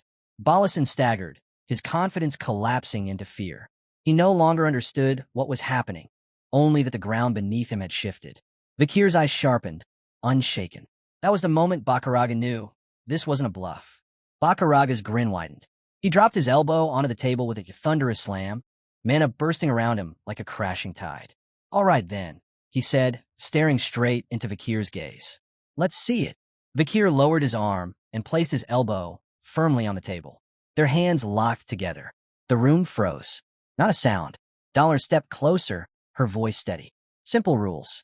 Win, lose, or surrender. Nothing else. Vakir didn't move. His focus radiated, unwavering. Her eyes lingered on him a moment. If it turns dangerous, I'll end it myself. The two tightened their grips, pressure mounting between them. Get ready, Dollars announced. Vakir shifted his grip ever so slightly, and Bakaraga's eyes flickered. That pressure. Then, for the first time, Vakir allowed himself a faint smile. Begin. The clash started instantly. Bakaraga pressed forward, power rolling from his shoulders, but Vakir didn't give an inch. He held his ground, force for force. The crowd erupted, shouts bouncing off the walls. Balison's crew stared, dumbfounded. They'd expected Vakir's arm to snap the second Bakaraga bore down. Yet somehow, he was still in it, matching him. One student muttered, stunned. Impossible. He must be holding back. If Bakaraga went all out, Vakir's arm would have broken already. Balison's rage boiled over. He shouted across the room, voice cracking. Don't hold back, Bakaraga. Crush him. PG's hands flew to his head. He's gonna be okay, right? Sinclair's eyes never left the table, half awe, half fear. Tudor leaned forward, jaw tight. He'd seen Vakir's strength before in that duel with Nefali. But this, matching Bakaraga, it was beyond anything he'd imagined. Even Sancho wavered, whispering, just how strong is this guy? Tudor shook his head, watching the clash. If Bakaraga isn't holding back, Vakir might actually win. The tension crackled. Bakaraga clenched his teeth, his arm trembling under the strain. He couldn't believe it. This power, his thoughts raced. Where is it coming from? He had meant to keep it measured, steady, controlled. But the moment their hands connected, everything shifted. He could see it now in his mind, the way Vakir's body worked. Muscles coiled and aligned with precision, mana flowing not outward, but deep into his frame. The angle of his grip, the balance through his shoulders and triceps, it was all perfect. Bakaraga realized it then. He might be the heavier, stronger man, but Vakir's technique wasn't just strong. It was flawless. It was like trying to move a mountain. A jagged, immovable peak that refused to budge. Sweat rolled down Bakaraga's face, but his grin didn't falter. The way Vakir fought, it wasn't raw power alone. It was control, precision, the kind of strength only veterans carried. He's fighting like a man who's lived through countless battles like my own father, Bakaraga thought. But how? Who is he, really? Vakir kept his eyes lowered, silent, until he suddenly spoke. Not in common tongue, but in Bakaraga's own language. I'm the hunting ground. Bakaraga's entire body froze. His eyes widened. Vakir lifted his gaze, voice cutting sharp. The hunting ground of Balak. That was it. The warm-up ended. In a single instant, Vakir unleashed his true power. His grip crushed forward, slamming Bakaraga's arm to the table with explosive force. The impact cracked the air, smoke and sparks bursting out. Bakaraga gritted down hard, refusing to give in. Dollars shielded her face from the sudden blast as dust and wind tore through the hall. Students ducked and covered, squinting through the haze. When the air finally cleared, the table was split clean apart. Vakir lay on the ground. Bakaraga still stood. Gasps rippled through the room. No one knew what just happened. No one knew who had won. Bakaraga blinked, staring at his own hand, as if unsure himself. Then, before he could speak, Vakir sat upright, his voice calm and steady. I lost. The silence shattered. Students erupted in cheers, applause echoing off the walls. They weren't celebrating Bakaraga, they were celebrating Vakir. For standing his ground. For daring to go head-to-head with a man like him. Bakaraga's fist clenched. He knew the truth. Vakir had given him the victory. He stepped forward, looming over him. Vakir looked up, eyes steady, unshaken. Their hands clasped, and in the forest tongue, Bakaraga said, You are the pride of the deep woods. A faint smile pulled at his lips. I'll never forget you. Then, lifting Vakir's arm high for all to see, he roared, This strength, enduring my power, it's no small feat. Vakir remained silent, his presence enough. Sancho's eyes gleamed as he grinned. This is what true brotherhood looks like. Tudor folded his arms, chuckling. Bakaraga's the real deal. A man's man. PG's fists pumped, his chest pounding. I can't wait for the tournament to begin. As night fell, the first day closed, brimming with pride, fire, and the clash of wills. And with that, the long-awaited University League was finally about to begin. Far away, inside the Tower of Magic, the administrators gathered. The air was thick with anticipation. The master of the Magic Tower, Bearded Whale, stroked his long beard as he spoke with calm authority. It's an honor to welcome you all this year. Before him sat the heads of the great academies. A sharp-eyed woman with flowing brown hair, Hippolyte, director of Themyscira Women's University. A scarred veteran with a soldier's posture, Vashilios, general of boot camp Kalost. And Banshee Morg, deputy director of Colosso Academy. The four gathered around a glowing hologram at the center of the chamber. Bearded Whale gave a polite nod. Thank you for coming to the Magic Tower. Your presence is greatly appreciated. Hippolyte leaned in, her gaze fixed on the image. The tower's vision never ceases to amaze, she remarked. Vashilios allowed himself a rare grin. Through the shifting hologram, they could see the students clearly, every move, every breath. Bearded Whale's voice carried pride. Yes, you can watch all 400 of them in real time. On the map, countless red dots lit up, outlining the year's chosen battlefield. The infamous Red and Black Mountain. The room fell into silence, the air heavy with anticipation. Bearded Whale's eyes glinted. Tell me, he asked, aren't you curious? To see who can endure in a place like that. The sun blazed high in the sky. The tournament had begun.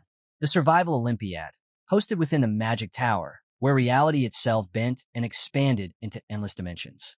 This year's stage, the jungle terrain of the Red and Black Mountain. A brutal, unforgiving battlefield. By nightfall, Sancho and his teammates were already racing through the dense undergrowth, weapons ready. Determination sharpened their every step. Each bore an HP shield, glowing faintly. When it hit 0, elimination was instant. Scattered across the wild terrain, the academies clashed. The law of survival was clear: endure, adapt, and protect your shield. Then the ground trembled. Boom! A heavy stomp shook the jungle floor. Something massive was closing in. PG froze, his face paling. His eyes darted toward the sound. With a deafening roar, a towering beast tore through the trees. Its glowing eyes locked onto them, fury blazing. The monster thundered forward. It crashed its fists into the earth, the impact cracking the ground beneath their feet. The team braced. Sinclair raised her staff in a flash, chanting. A glowing barrier spread out, shielding them from the crushing blow. Sancho stepped ahead, axe gripped tightly, ready to take the hit. He was their tank.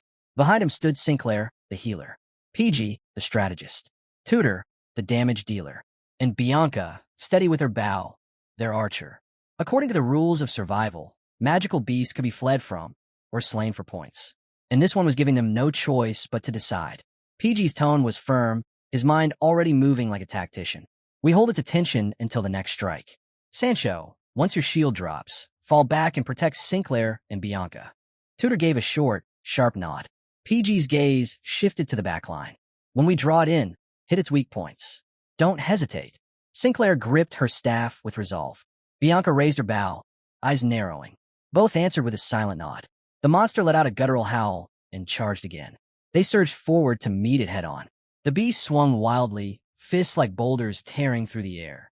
Tudor leapt aside, narrowly avoiding the crushing impact as the creature's fist splintered stone. PG dropped low, rolling clear of another strike. The beast's roars rattled the ground as it pounded relentlessly. And in the chaos, Sinclair saw it. An opening. She stretched out her hands, murmuring softly, channeling power into Bianca. A surge of energy wrapped around the archer. Bianca rose, bow drawn taut, eyes locked on the monster's core.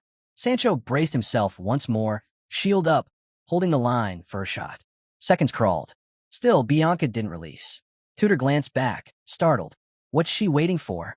Sinclair closed her eyes, staff trembling as she poured more magic into the charge. A wave of energy pulsed through the air. Bianca's eyes lit up, the arrow glowing brighter, power building at the tip. Almost ready, she whispered. Then, release. The arrow blazed across the jungle, piercing through the monster with explosive force. The beast staggered, groaned, then collapsed with a ground-shaking thud. PG spun around, breath caught. That thing had nearly crushed them before it fell. Tudor stared at the corpse, stunned. Did she hold back on purpose? Bianca planted her hands on her hips, tilting her head smugly. TCH, probably shouldn't have wasted the shot saving you, she teased. Next time, I might fire even later. But her confidence wavered when she looked up. Sinclair and Sancho's faces weren't triumphant. They were stricken with panic. Run! They both shouted at Tudor and PG. The two turned, confused, then froze. A tidal wave of fire roared toward them, swallowing everything in its path. The blast struck. Flames exploded outward, shaking the earth with a deafening boom. Smoke and cinders filled the air. And through the inferno, a hand stretched forward. Its owner stepped into view, fury radiating from his voice. Insects. Philippus. Wreathed in flames, his expression dripped arrogance. Colosso Academy students, daring to think you stand above the magic tower? Above his head, his HP shimmered. 83. The rules were clear. Monsters weren't the only prey in this tournament. Points could be taken from people, too. Elsewhere in the jungle, Granui trudged forward, sweat dripping down his face. His HP, 77. Each step was misery. His body groaned with fatigue. Ugh, this jungle's a death trap. He wiped his sleeve across his brow, grumbling. Where is everyone? Images of Vakir and the Baskerville triplets flashed across his thoughts. Granui's eye twitched as irritation simmered. They probably scattered without a plan, idiots. Maybe they've already been knocked out and teleported home, he muttered, jaw clenched. His thoughts drifted back to the train car. If I hadn't lowered my guard, I'd have shown them what real strength looks like. Then, something drifted through the air. A smell. His stomach growled loudly. Heat flushed his cheeks. He was starving. Food. He wiped away a line of drool and sniffed the air with a grin. Who cooks in the middle of a monster-infested jungle? He whispered. Might as well hang a sign. Free meal. Right here. The scent drew him forward until a faint glow appeared between the trees. A campfire. Jackpot. He crept closer. Snap. Too late. A rope whipped up, coiling tight around his ankle, and yanked him into the air. Granui dangled upside down, thrashing wildly. No. Put me down.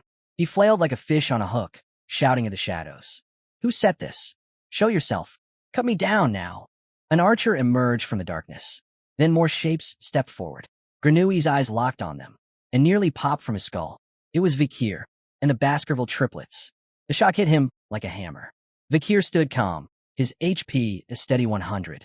The triplets hovered close, 95, 96, 97. All three glared down, arms crossed in open disdain. For Granui, it was pure humiliation. They cut the rope and let him drop. He scrambled awkwardly to his feet, brushed himself off, and forced a crooked smile. Soon he was sitting at their fire, stiff and uneasy. The triplets stayed silent, their focus on the meat roasting over the flames. Granui's eyes flicked around, uneasy. A campfire. Food. Even a tent. Who set all this up? The triplets caught his stare. High Burrow finally broke the silence. The commoner. Vakir set it all up. Middle and Low Burrow both nodded. Granui barked a laugh, pointing at Vakir. A commoner? Don't joke with me. But Vakir didn't answer.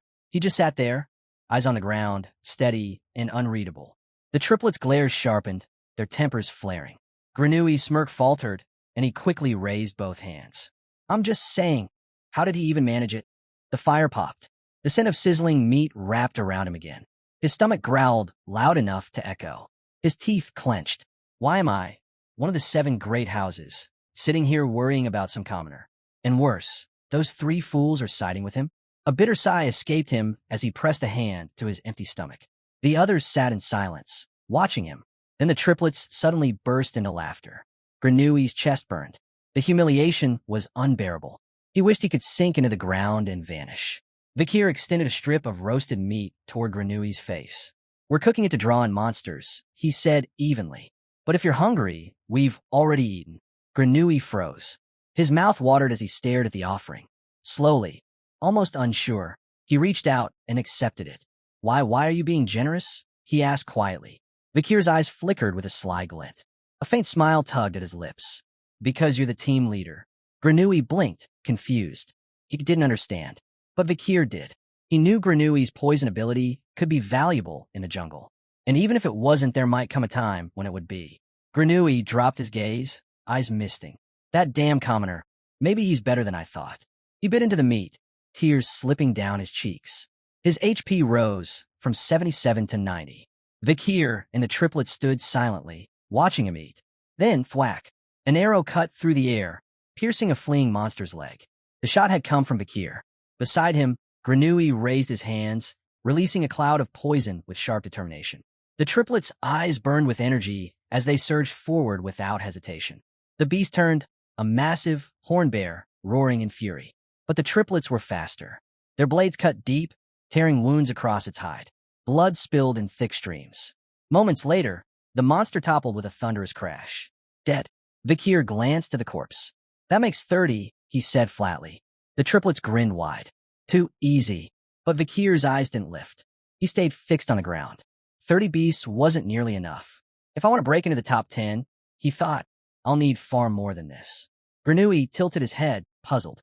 Why is he wasting time on monsters? Students are worth more points. His eyes lingered on Vakir, who had gone quiet, his gaze far away.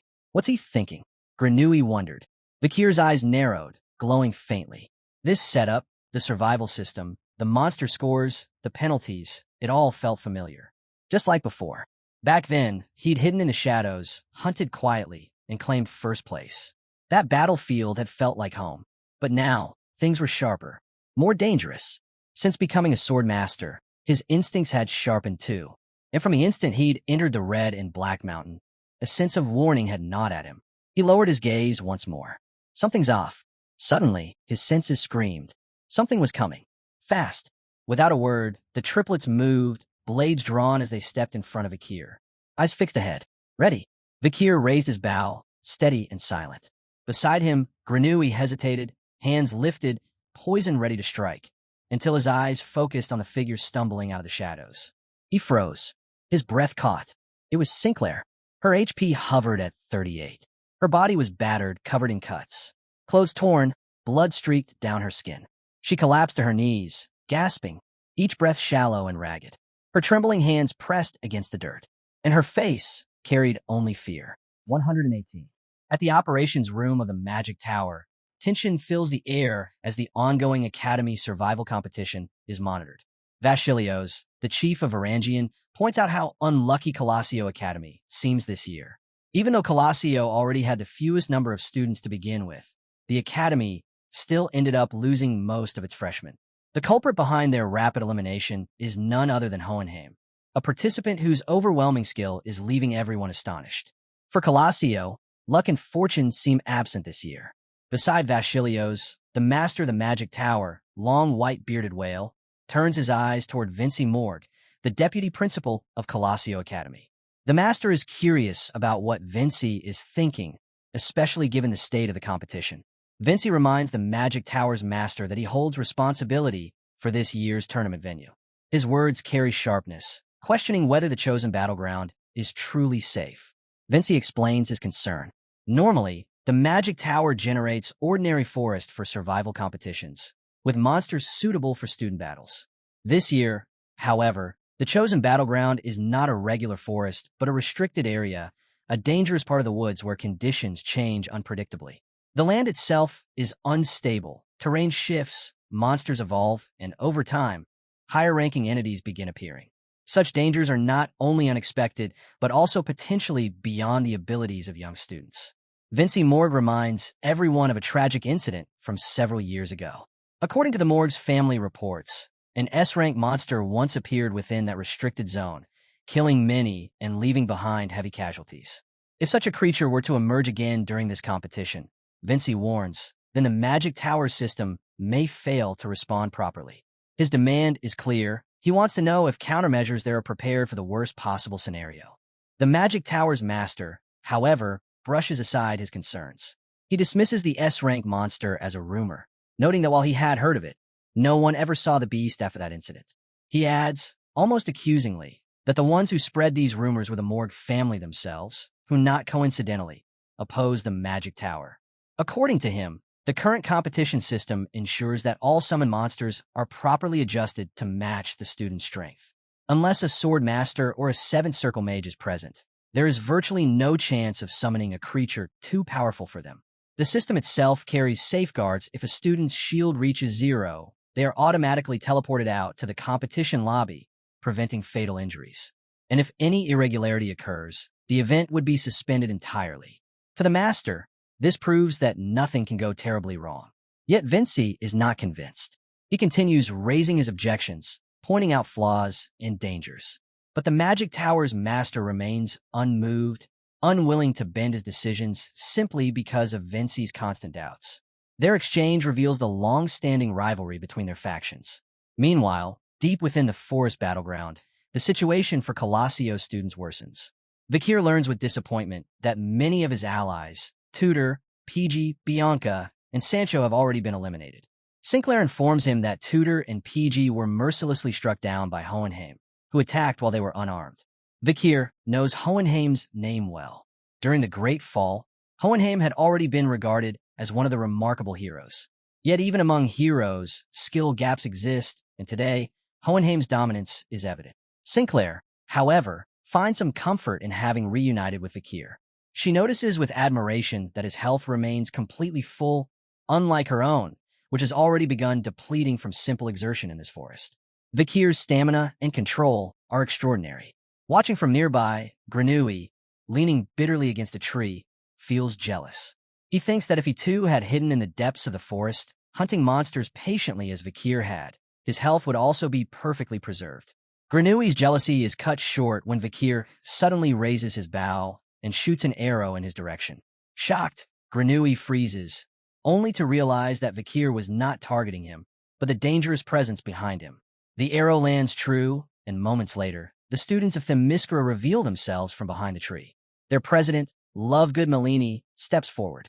She is impressed by Vakir's instincts. She had masked her team's movements with silencing magic, yet Vakir sensed their approach at the precise moment. The confrontation grows tense. Themyscira's group locks eyes with Vakir, Sinclair, and the others. Lovegood declares boldly that she intends to eliminate every Colossio student. Among her teammates, Anna recognizes Sinclair and mocks her. Sinclair, once Themyscira's top tyrant, had defected to Colossio despite placing first in their entrance exams.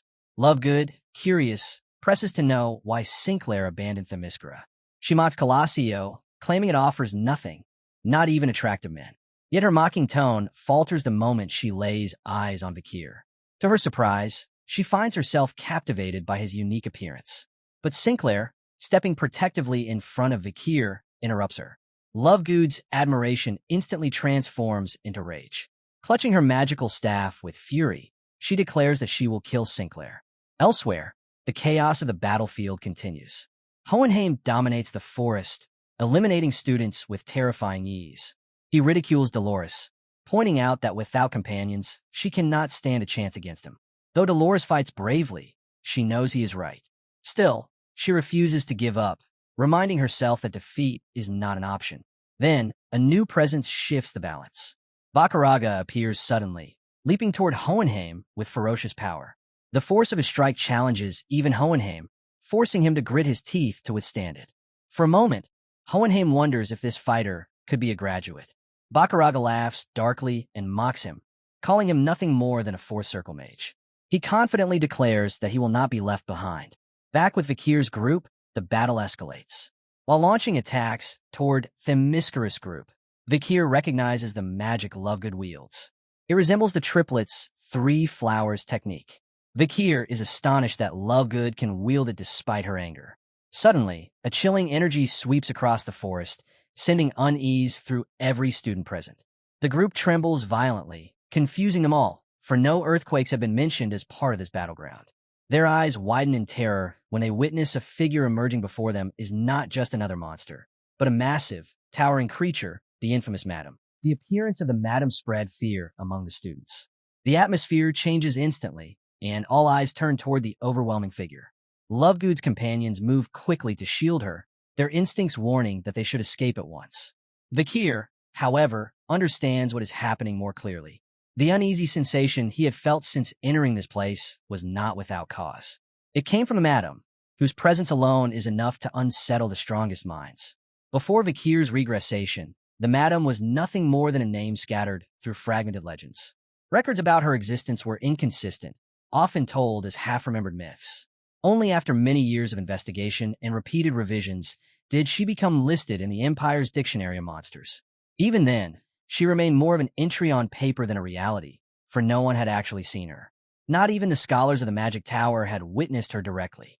That is why her sudden appearance here is abnormal. This situation has arisen as a result of Vakir's influence, and it is a development no one could have predicted. Lovegood is the first to experience the weight of that reality. When the Madam approaches, her body refuses to move, leaving her defenseless. She would have been struck down in an instant if Anna had not acted. Anna manages to shield her, but the force of the attack pushes through and leaves her severely injured. The impact renders her unconscious, and she falls before she can even register the extent of her injuries. Grenouille, who witnesses the Madam passing by, can do nothing but shiver. His reaction is a reminder of how overwhelming the madam's presence is to ordinary students. Vakir notes her direction carefully. She is not wandering without purpose. She is heading toward places where most students are gathered. This troubles him. He wonders what the management team is doing, because something of this scale should never have been permitted in the competition. Allowing such a monster to appear seems like a complete failure in oversight. Meanwhile, inside the operations room of the Magic Tower, Morg is unable to contain himself. He seizes the master by the collar and demands that the competition be stopped immediately. The master, however, explains calmly that this is no longer possible. When the tower's system encounters an entity that it struggles to control, enters a state of overload. At that point, no one outside can intervene, and no one inside can be removed. The situation has already reached that stage. The only way for the system to stabilize is for the students themselves to eliminate the monster. Once that is achieved, the tower will return to normal. On the battlefield, Dolores sits beside Anna to examine her condition. After a brief check, she informs Lovegood that Anna's life is not in danger. The strongest impact was reduced when her shield collapsed, and although she is unconscious, rest will allow her to recover. This gives Lovegood some comfort, but it is only temporary. Both she and Dolores watch the madam continue moving away, and they realize that while they are safe for the moment, other students are now in danger. Dolores worried aloud that the direction the madam has taken is where many others are gathered. Vakir observes the madam closely, committing every detail to memory. She moves on 8 legs, each step shaking the ground beneath her. In the Empire's classifications, she is marked with an S-rank risk rating, meaning her threat is on the same level as a natural disaster. Her existence is enough to make people feel as though life itself has abandoned them. Yet, Vakir notices differences between this version and the madam he encountered outside the tower. This one does not release poison. Many of her eyes are gone, and her armored body is full of gaps and weaknesses. From this, Vakir speculates that she is not the true madam, but rather an imitation summoned by the Magic Tower. She has been created in the image of the original, now long dead. But even as an imperfect version, she is far too dangerous for the students to face without preparation.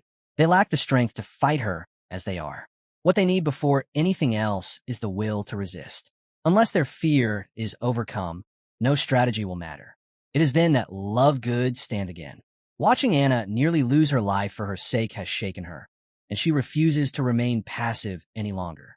Determination replaces her hesitation. She resolves to prevent the madam from harming anyone else. Her declaration inspires others. Vakiraga steps forward as well, unwilling to let her face the danger alone. Dolores joins them, convinced that they must act together rather than allow more casualties. Even so, the three of them know their combined strength is not enough. Vakiraga, setting aside his pride, admits that Hohenheim's power will be required. He calls on him to join, though reluctantly. Hohenheim, annoyed at the idea of cooperation, still agrees because the situation leaves no other choice. For the sake of the Magic Tower's survival, he accepts a truce, even if only temporary. Vakir, watching their decisions, reflects on his earlier judgment. He had underestimated them, assuming they would be too weak or too afraid to act. But they're the very people who once stood at the front lines in the era of collapse. Their resolve now proves that their reputation is not exaggerated. He calls for the triplets and informs them that he will explain how to attack the madam, and they must relay this information with the rest of the students.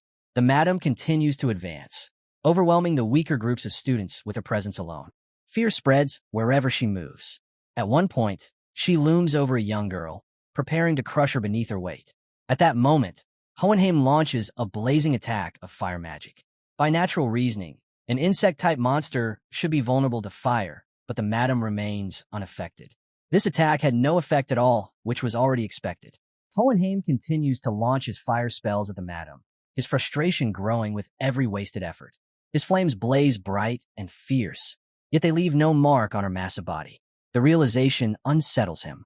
Fire has always been a reliable force against insect-type monsters, and to see it prove useless shakes his confidence. Still, he refuses back down. One of the triplets, standing nearby, observes carefully before stepping forward. He tells Hohenheim that his attacks will achieve nothing in their current state. Unless he wields hellfire, true destructive fire that consumes beyond the physical, he will never be able to deal meaningful damage. The madam's exoskeleton is simply too thick and resilient. It is a natural armor designed to withstand nearly everything. The boy adds that her legs are the only slightly weaker part of her body, but cutting them comes with its own problems. When severed, she multiplies. Each strike risks producing more of her. Her true weakness lies instead in the cracks already visible across her armored body. They are small and hard to reach, but they are the only openings where damage can matter. If Hohenheim distracts her long enough with his fire, others will be able to close in and target those weak points directly. Hohenheim narrows his eyes. The strategy makes sense, but he cannot ignore the question forming in his mind. He turns toward the triplet and demands to know how he is so familiar with the madam's nature. Such detailed knowledge is not common, and even in Magic Tower's records had never described these things so precisely. The boy freezes for a moment, remembering Vakir's strict warning. They were not to reveal the source of their knowledge. The truth, that it came from Vakir, must remain hidden. Thinking quickly, the triplet replies that he once encountered a similar creature and learned these things through hard experience. Though skeptical, Hohenheim lets it go. He agrees with the assessment and believes that if they follow this approach, victory may be possible. Without delay, he resumes his assault, flames bursting across the air in continuous waves. Still, he warns the others that he cannot keep this up for longer. His magic reserves are not limitless. At that moment, Lovegood rushes into the fray. Raising her magical staff, she channels her energy and strikes directly at the madam's body. The force of her blow resonates loudly, pushing against the monster's immense strength. To everyone's surprise, the madam loses her balance, stumbling under the impact. Lovegood calls out to the others, reminding them that this is their moment. If they hesitate, the chance will vanish. Bakaraga, Dolores, Sinclair, the triplets, and others leap forward with everything they have. Their attacks converge together, weapons clashing against the madam's body. The combined force drives her backward until she topples from the cliff's edge. The massive creature disappears into the smoke, rising from below, her body hidden from sight. For a moment, silence grips the group. They watch the thick smoke curling upward, uncertain of what it means. Bakaraga grips his sword tightly, recalling the feeling of his blade cutting through her body. It felt real, solid, as though he had struck true. He begins to hope that maybe they succeeded. But just as the thought forms, movement shakes the air. Their eyes widen as the madam rises again from the depths, climbing with dreadful ease. Her massive frame towers above them once more, unharmed and unbroken. The sight drains their hope, leaving them speechless. With renewed fury, the madam unleashes a wave of energy. The force slams into the students, forcing them to brace themselves and grit their teeth against the overwhelming pressure. They stumble, but refuse to collapse completely. At that instant, the triplets recall their earlier conversation with Vakir. He had warned them of this exact outcome. The madam could not be defeated through ordinary attacks. The possibility of victory was close to impossible. But Vakir also had reminded them of a truth they could not ignore. Everyone fears death, but what they fear more is standing by and doing nothing while their companions are slaughtered. To carry strength yet watch others perish without using it is the heavier burden. That is why they must fight, even against impossible odds. The students hold onto that thought. Lovegood steps forward again, determination written across her face. She channels all of her magic into a relentless assault. Bakaraga and the triplets watch as the ground beneath the madam cracks and erupts under the strain, a powerful explosion of energy radiating outward. Bakaraga is wondering if this is an aura explosion. When Vakir gives the signal, they must strike together, without hesitation. Only in unison can they have even the smallest hope of success. Vakir's calm voice cuts through the tension as he gives the triplets the signal.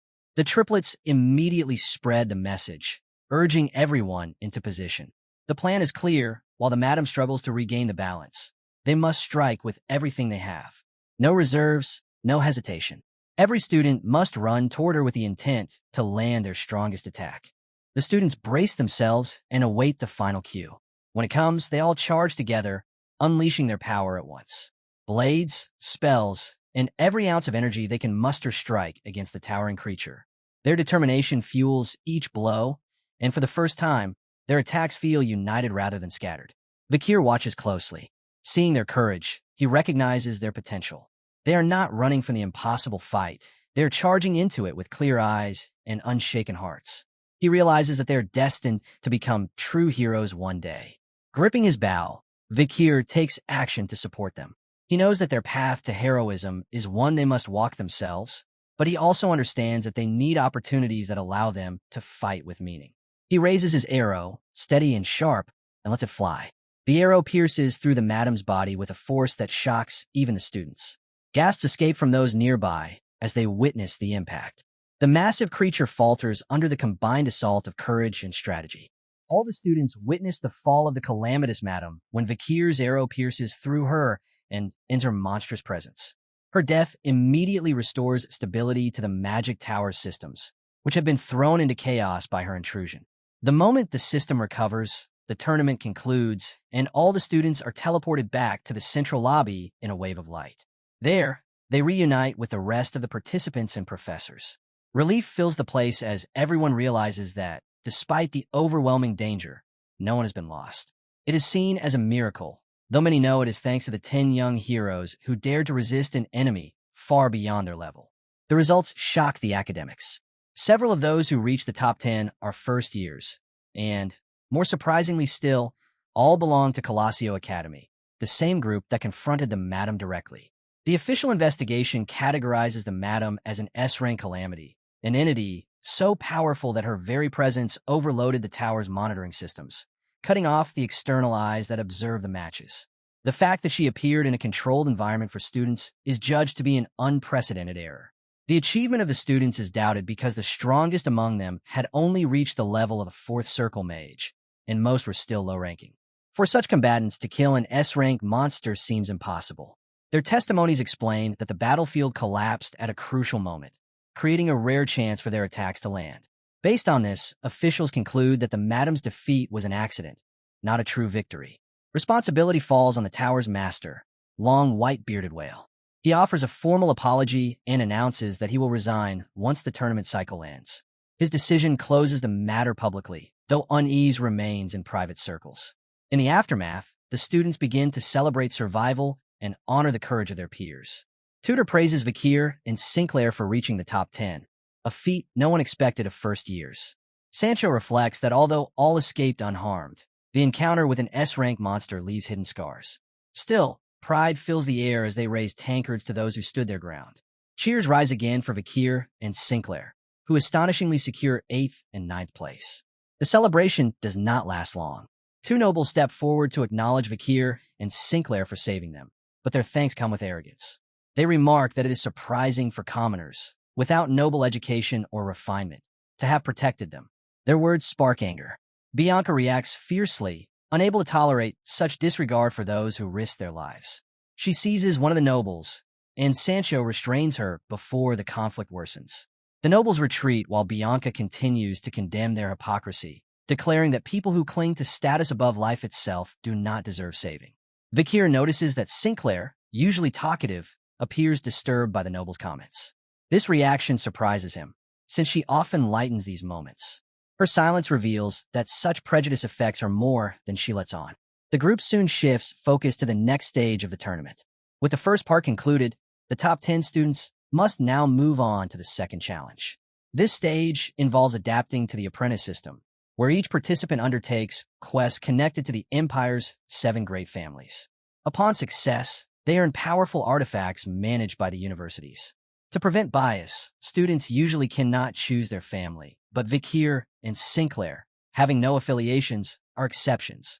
Bianca warns them about one family in particular, the Iron-Blooded Sword, or the Baskervilles. Their reputation is infamous, both for ruthlessness and for the fatal nature of their trials. In the past, many who attempted their challenges failed, and some never returned. Despite this warning, Vakir chooses them, setting his course toward one of the most dangerous paths. Soon after, he finds himself on a train bound for his assignment. The parchment in his hands outlines a challenge of the highest difficulty. His companion's shocked expressions linger in his mind, but he remains firm. To him, this trial is not only about survival, but also the final gateway to facing Carvia, one of the 7th Elite Corps, and to receiving acknowledgement from Hugo, the Baskerville patriarch. In his pocket rests a letter from Hugo, sent through Vakir's brother Osiris. It details the path to becoming a sword master, yet its meaning troubles him.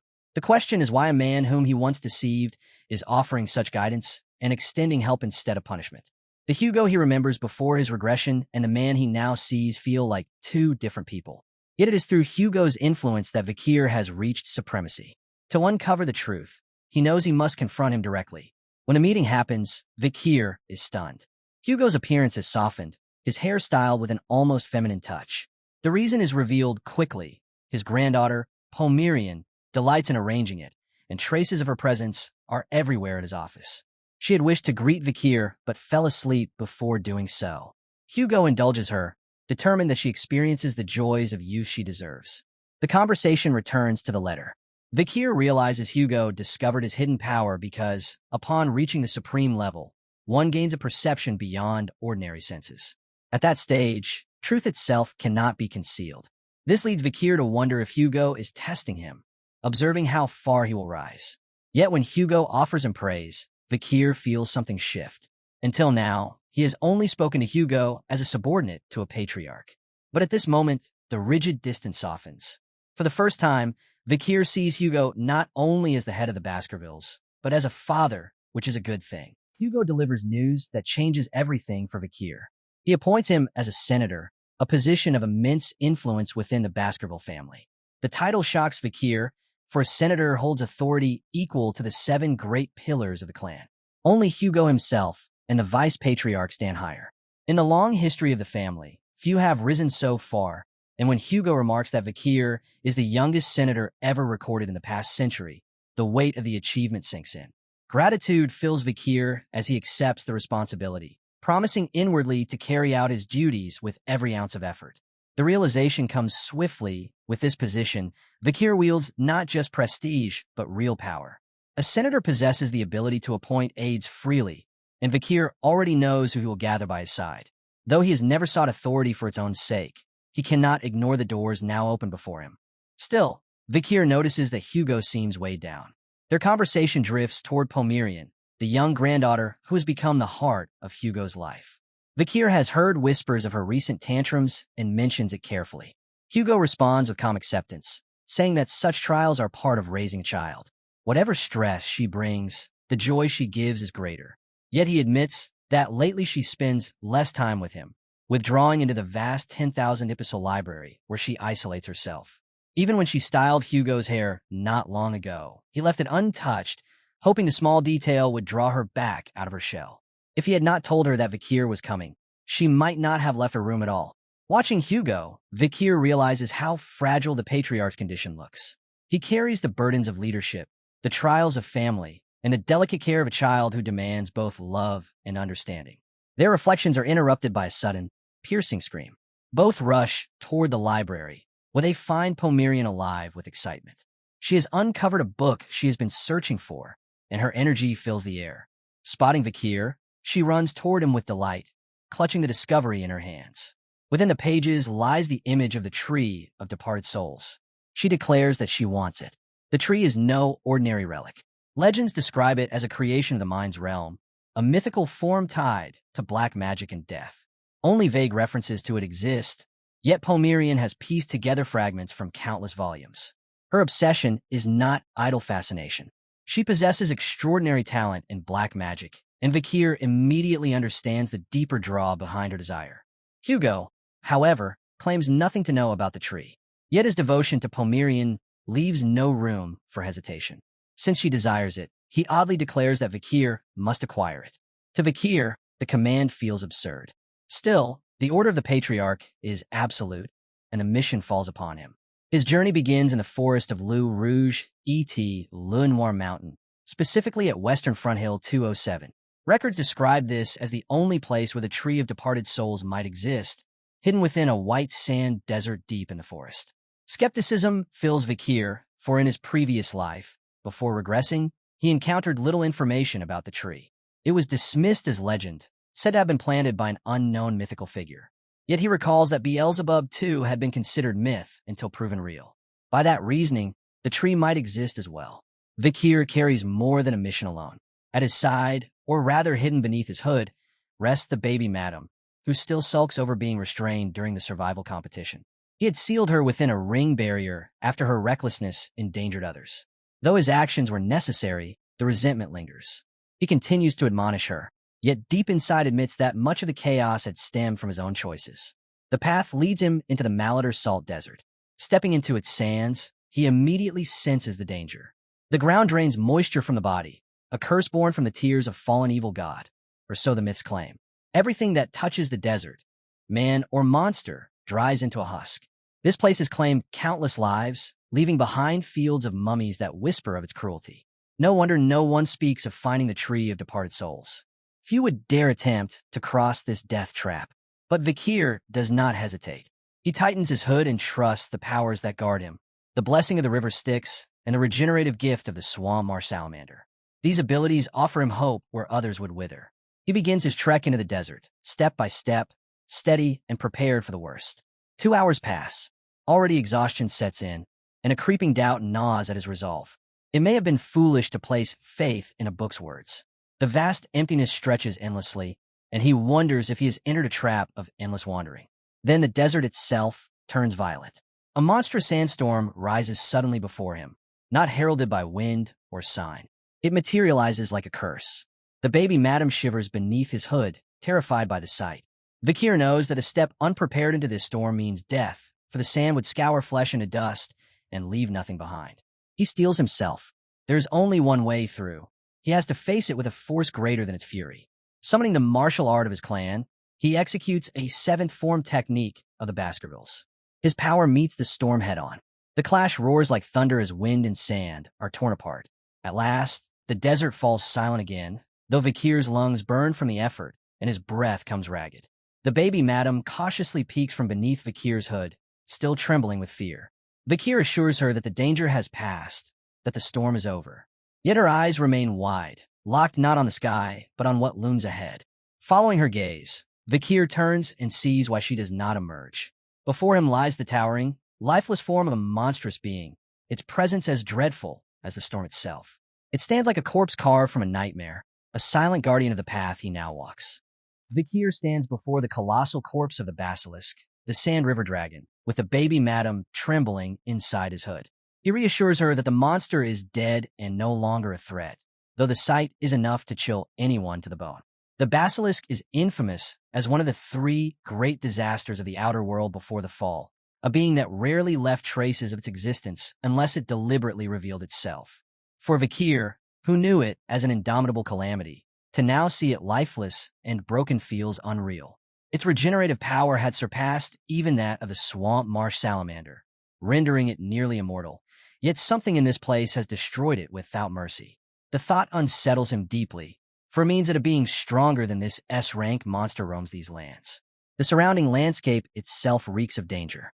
The air is distorted with a level of space-time magic even greater than that woven into the magic tower or the formidable barrier of Andromalius. Vakir senses a suffocating presence as he surveys the desert, and then his eyes settle upon a towering structure looming over the horizon. A black tower rises above the endless salt dunes. Vakir feels certain that within its walls lies the tree of departed souls, the legendary object of Pomerian's obsession and Hoga's command. With grim determination, he approaches and pushes open the door of the tower.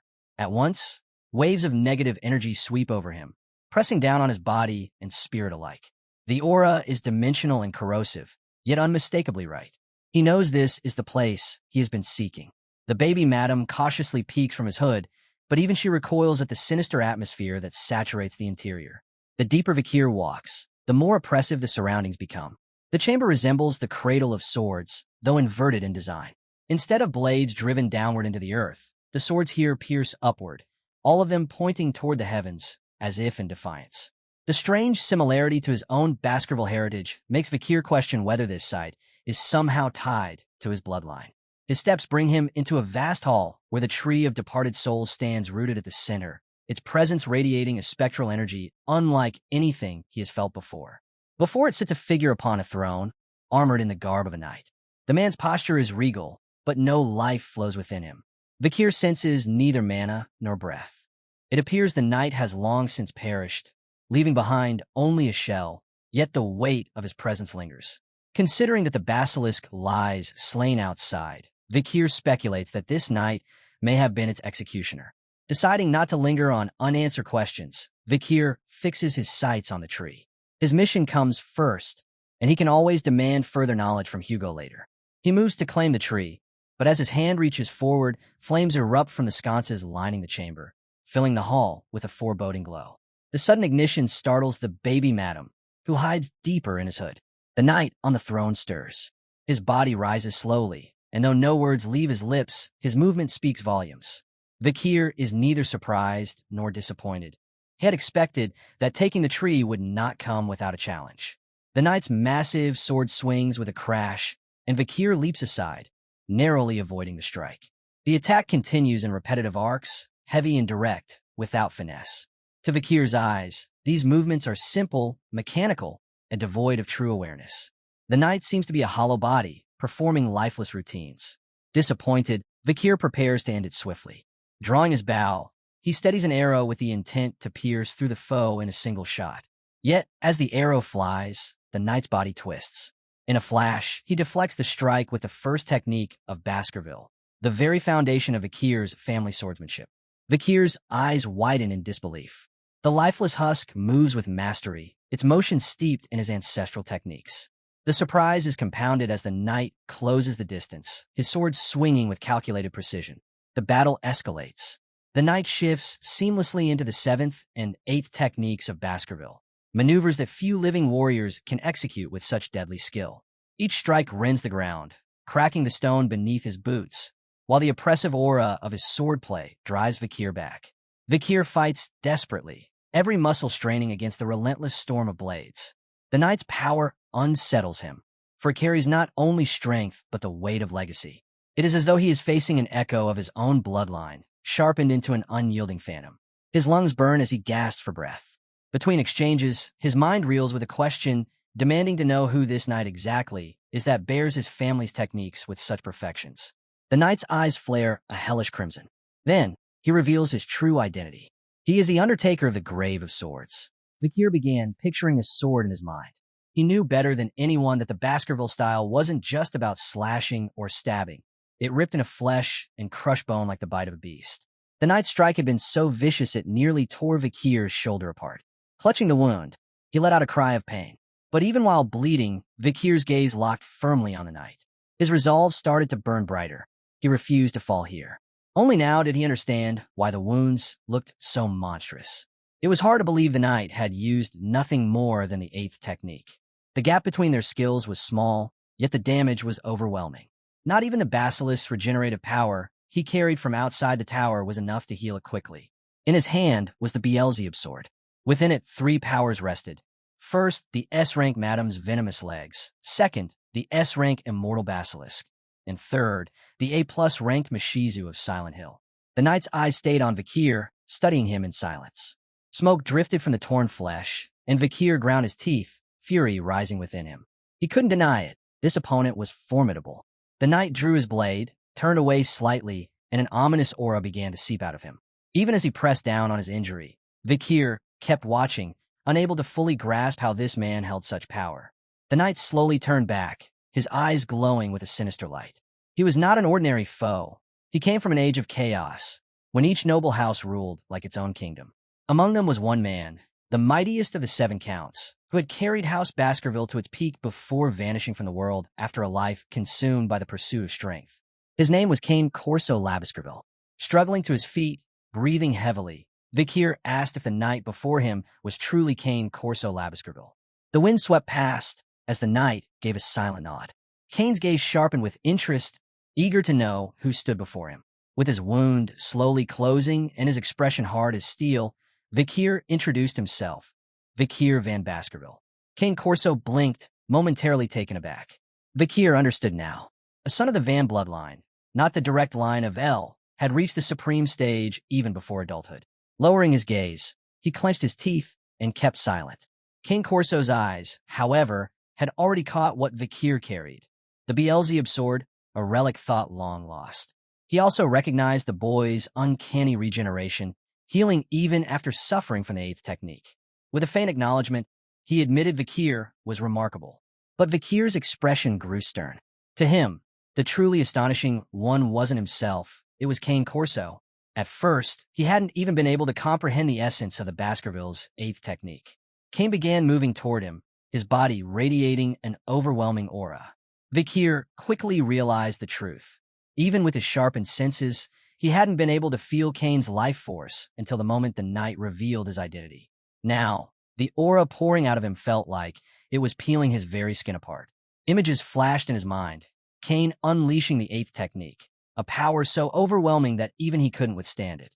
In that moment, one thing was certain: victory was impossible. Still pressing his hand against the wound, Vakir steadied himself and studied Kane carefully. He recalled that this man was the very founder of the lurking ambusher technique. Just how far did his strength really go? Kane raised his sword with both hands, gripping it tightly as if ready to unveil his true level. He focused, then struck the ground with brutal force, splitting it apart. Dust and debris scattered as his presence grew even heavier. Slowly, Kane began unwrapping the bandages around his face. His gaze sank toward the ground, and he confessed that to reach the seventh technique, he had embraced a storm of conflicting emotions. Vakir's eyes went wide, trembling with shock. What he saw was beyond belief. When the last strip of bandage fell away, the atmosphere turned sharp with tension. Kane's face was half-burned, his skull partially exposed, a living reminder of his battles. His eyes gleamed with fierce resolve as he spoke. It was during his fight with the basilisk, standing at the edge of death and clinging to survival, that he had mastered the eighth technique. And later, when he entered the tower and once again faced death itself, he stepped beyond even that limit. He had crossed into the final threshold. Kane had reached the very end of the ninth level of swordsmanship, the realm of the swordmaster. But unlike others, he had gone further, embracing death itself. He had become a death knight, the knight of death, once a noble warrior of pure strength and will, now a being swallowed by the abyss. From the shadows beyond death, he drew endless mana, a power that would only vanish once his body disintegrated and his soul was erased. His rank, size, and true origin completely unknown. Vakir's throat tightened. His eyes widened as an unfamiliar terror gripped him. This was beyond anything he had imagined. The ninth form, the absolute peak of Swordmaster. Kane said nothing. He simply stood there, watching in silence. A man who had accepted death itself in the pursuit of mastery. Lowering his gaze, Kane finally spoke. The lurking ambusher, he admitted, was not his own creation. He recalled reading it in an old text. Extending his hand slowly, he revealed something more. He had never stepped into the 10th form. To reach that stage, one had to truly die and then be reborn. And though Kane had indeed fallen once, he had never returned to life. From his skull, strange energy began to seep out. His eyes softened as he confessed. As a death knight, resurrection was forever impossible. Because of this, he had been bound here, unable to leave. Vakir's face tightened in bewilderment. His thoughts swirled. How could someone of Kane's caliber be trapped? What was this place? Who had sealed him here? The torchlight flickered against the walls as Kane fell into thought. He admitted that Vakir knew nothing, and that was expected. None alive knew of this place. But Kane's gaze grew heavy with sorrow. He revealed the truth. This was the tomb of the stab blade, the place where the life and death of the first Baskerville were forever entwined. Breathing heavily, Vakir stood still and listened. Kane explained further. The cradle where the very first Baskerville was born had been called the cradle of the stab blade, and it was here that he also met his end. This tomb was where the chosen, by fate itself, could discover the truth of the sword. Only a true Baskerville could die within these walls. And the fact that Vakir had made it here was proof it wasn't chance. Destiny had led him. Vakir's chest tightened. His thoughts were a storm, his mind crowded with questions and confusion he couldn't untangle. With a steady look, Vakir demanded to know what Kane meant. Kane's thoughts drifted. He saw himself chained to a throne, shackled by the tower itself, forever unable to leave. The Grave of Blades had given him a role. The eternal guardian, the one who would welcome the true Baskerville when the time came. The moment the door opened and sunlight spilled inside, it had been Vakir who entered. From that instant, Kane understood. This boy was the one fate had chosen.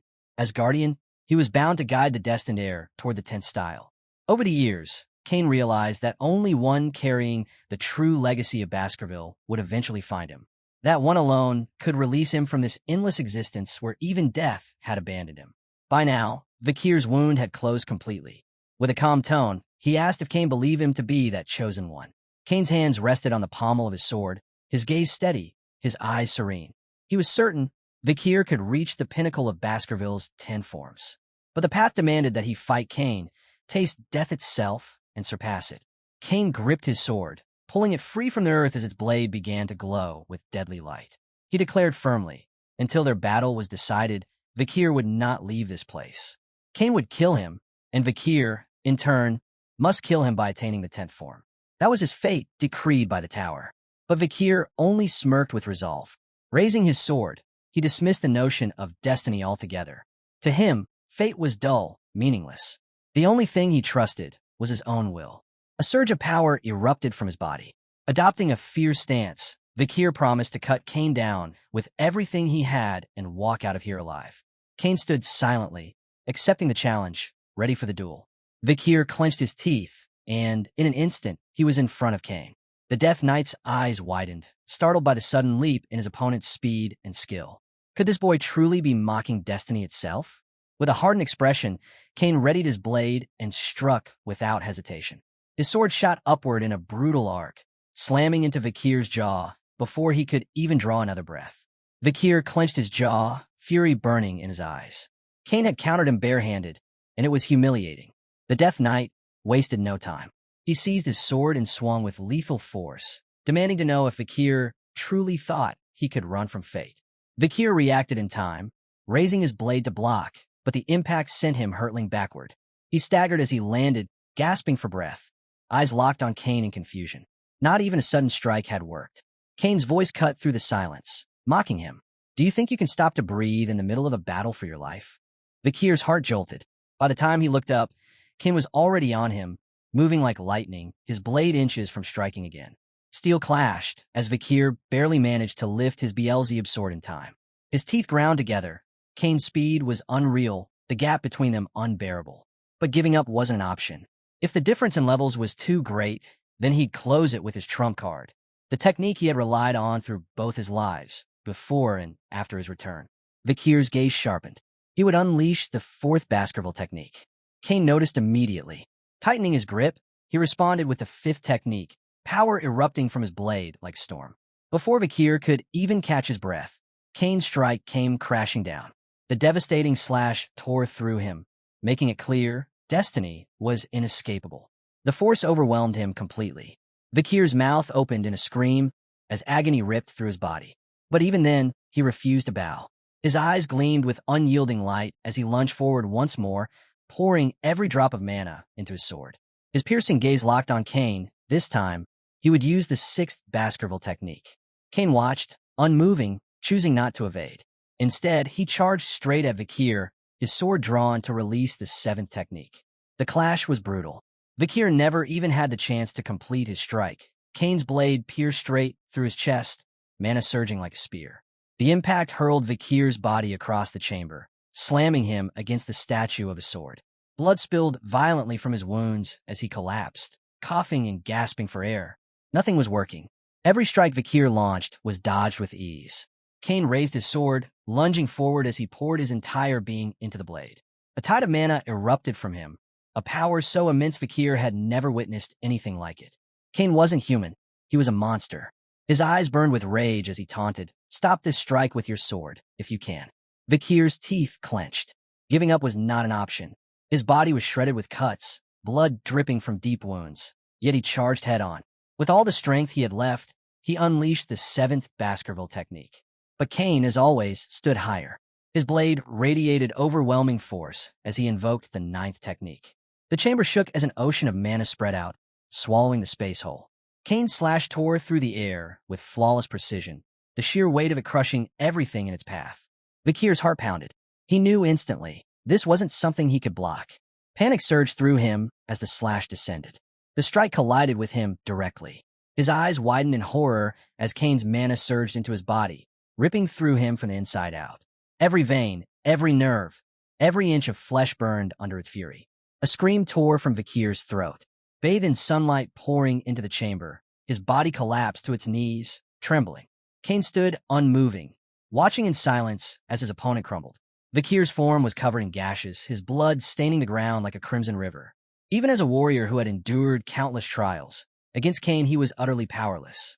Moments later, his strength gave out completely. His body hit the floor. Cain's gaze lingered on him, filled with unspoken questions and disappointment. Vakir's shoulder and back were torn wide open, blood pooling beneath him. The battlefield felt like a river of death, swallowing him whole. Time slipped by. Slowly, his eyes fluttered open again. He was no longer lying on the cold stone floor. His body floated in an endless sea of blood, and before him stood a door. He had no idea what this place was. Submerged in the crimson liquid, Vakir's eyes fluttered open. His mind swirled with confusion, weighed down by questions and a lingering sadness. He was completely alone in this endless space, surrounded by nothing but the red tide stretching out forever. Memories surfaced, Cane Corso, his sword cutting through the air with flawless precision. The strike had been so swift, Vakir hadn't even had the chance to react. He glanced at his own hand, a heavy sense of disappointment settling over him. He was certain his seventh technique had been shattered by Cain's ninth, and he had taken the blow head-on. Then something jolted him. His eyes widened, shock rippling through him. He couldn't grasp where he was or what was happening. Bracing himself with trembling hands, he sat up, gasping for breath, the thought creeping in.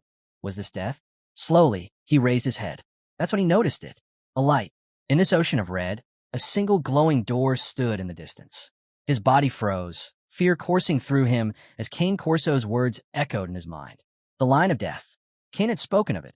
How during his battle with the basilisk, it was there he had awakened the 8th Baskerville technique. Driven by a desperate will to live, Vakir pushed himself to his feet. Each step through the liquid was heavy, but he pressed forward, eyes locked on the shining door. Reaching it at last, he clenched his fist, a spark of determination lighting within him. If this door truly marked death, then the fact he had not yet crossed it meant one thing. He still lived. He stretched out his hand, caught between hesitation and resolve. Staring at his palm, a flicker of relief washed over him. He wasn't gone. Not yet. But even in this moment of comfort, another thought surfaced. This path resembled what Cain had described as destiny, the Baskervilles' 10th technique. Vakir's mind replayed the memory of that tree, where the monster's corpse had fallen.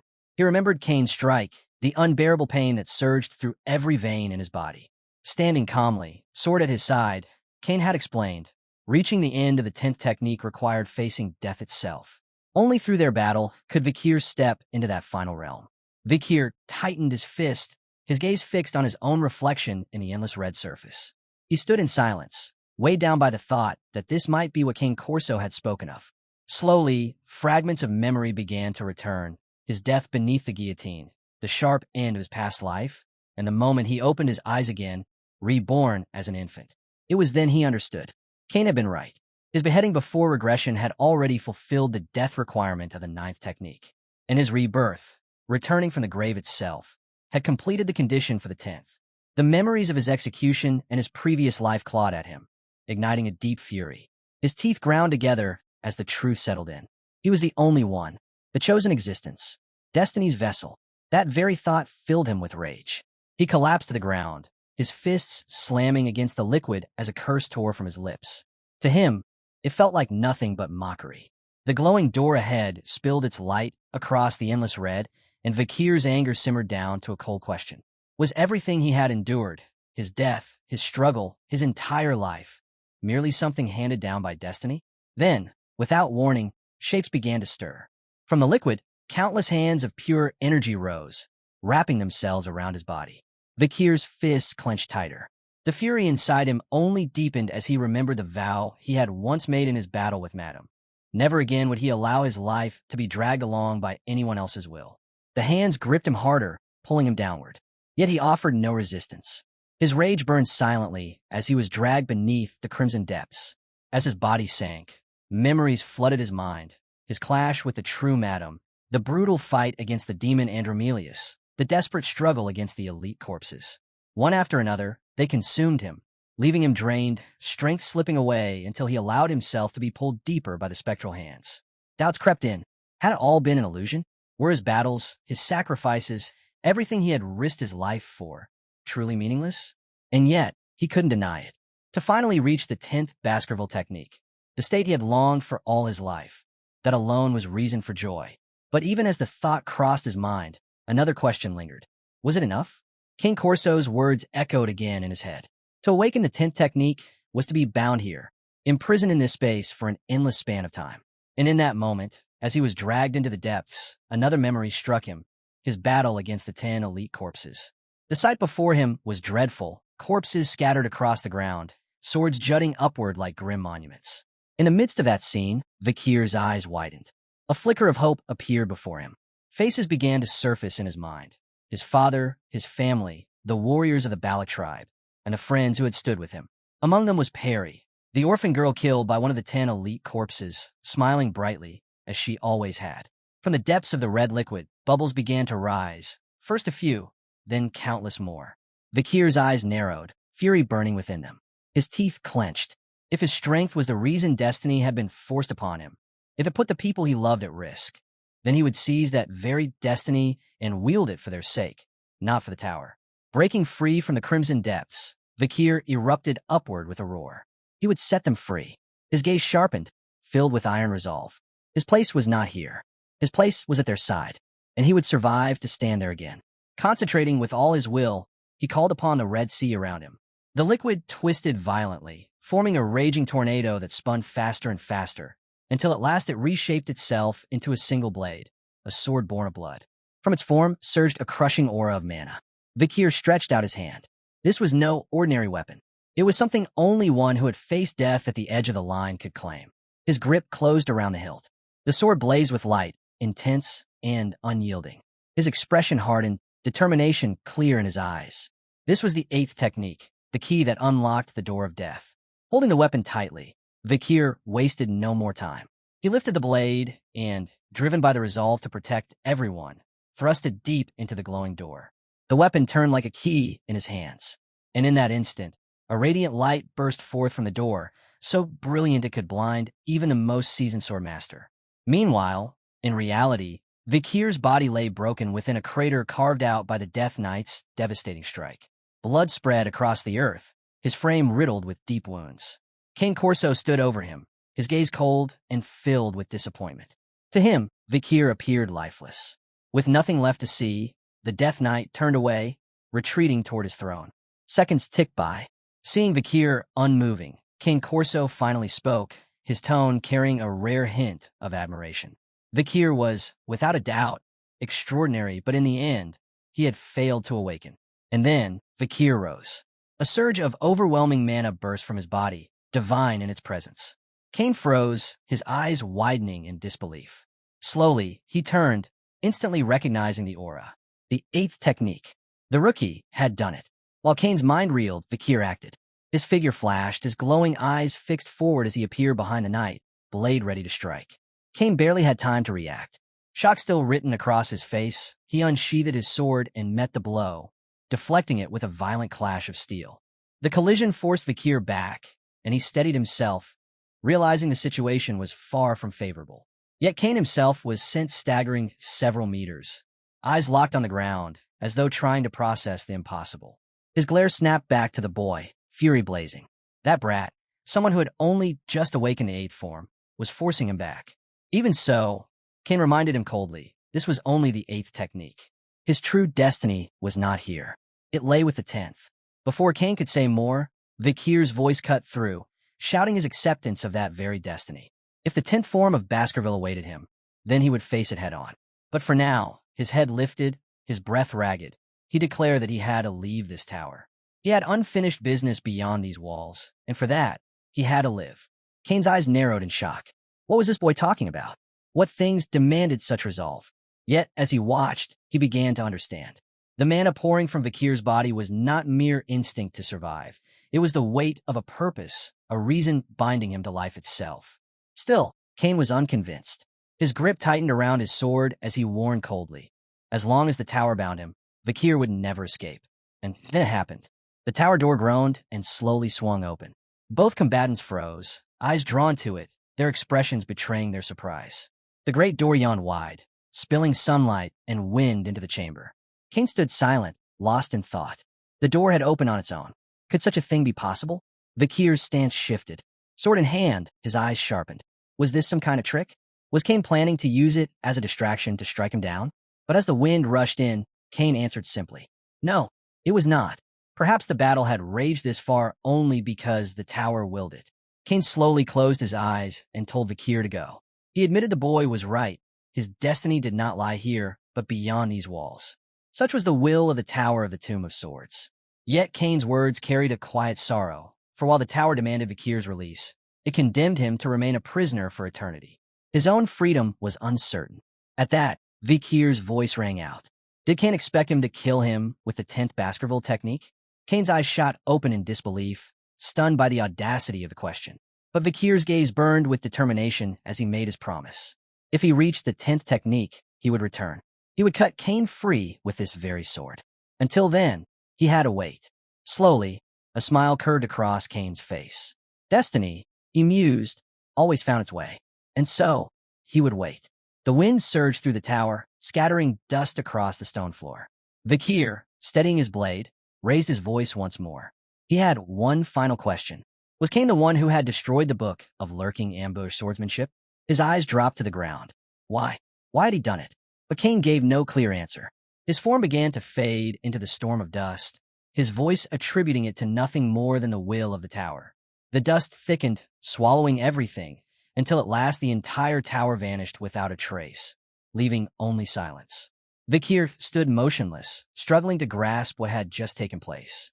Then, from its hiding place, a small spider crawled out and perched on his shoulder, chirping with joy as though to pull him back to the present.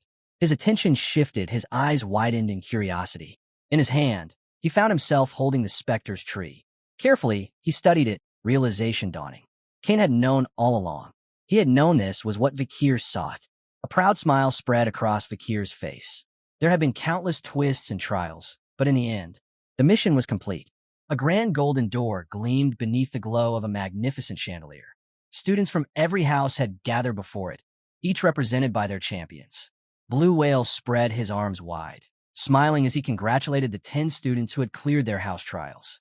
Among them, Vakir stood silently, his gaze fixed on the ground.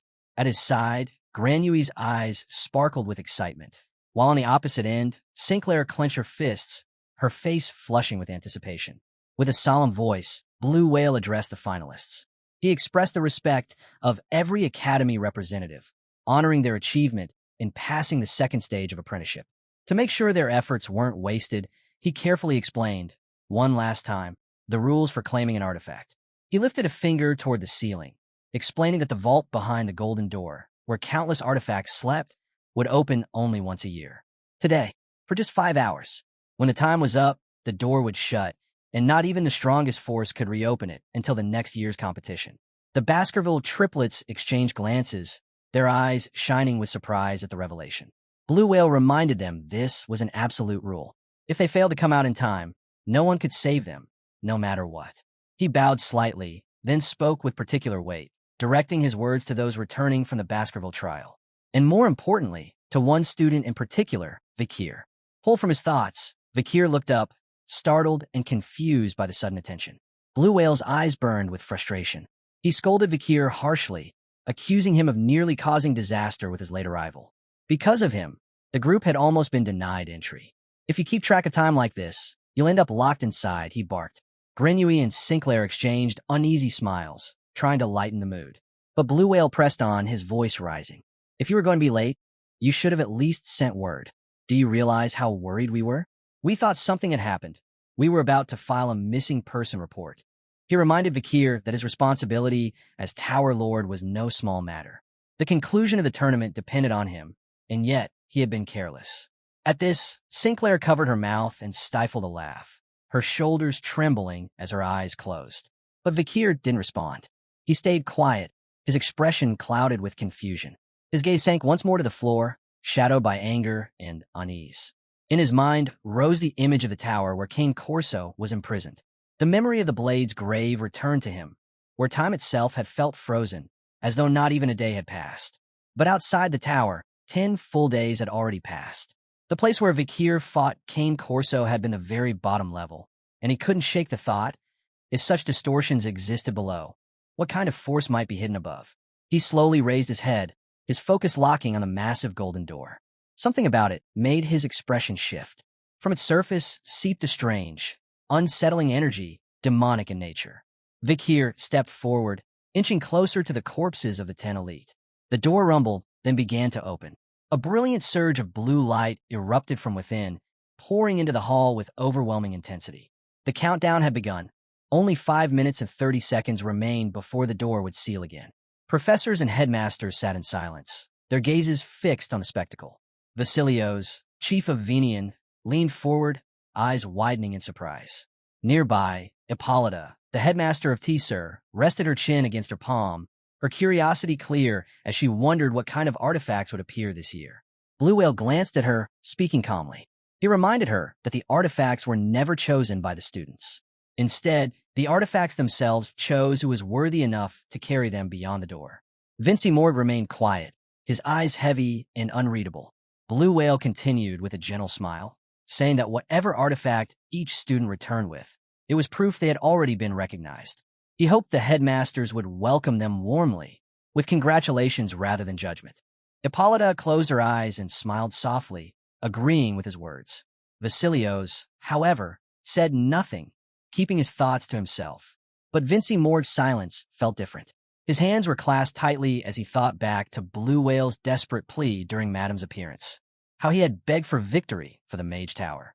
Now, hearing him speak as if he supported all the students equally, something about it felt strange, unsettling even. Blue Whale caught his stare and hesitated, sensing something was off. Yet Morg only leaned back, his eyes gleaming with curiosity as he wondered how many students would be chosen this year. The silence was broken as students began stepping back through the glowing portal. First came Philippus, clutching his staff, followed by Lovegood Merlin, Bakura, Sinclair, and finally the Baskerville triplets. They moved together, making their way toward the waiting professors. Hippolyta leaned forward and asked them to report what kind of abilities their artifacts held. Philippus proudly raised his staff, which pulsed with a faint glow. His voice was brimming with excitement as he explained it was crafted from the scale of a pink dragon, granting him a tremendous boost to his mana. Right after him, Lovegood Merlin stepped up, grinning as he revealed a delicate heart-shaped hairpin. Lovegood Merlin proudly explained her artifact's ability.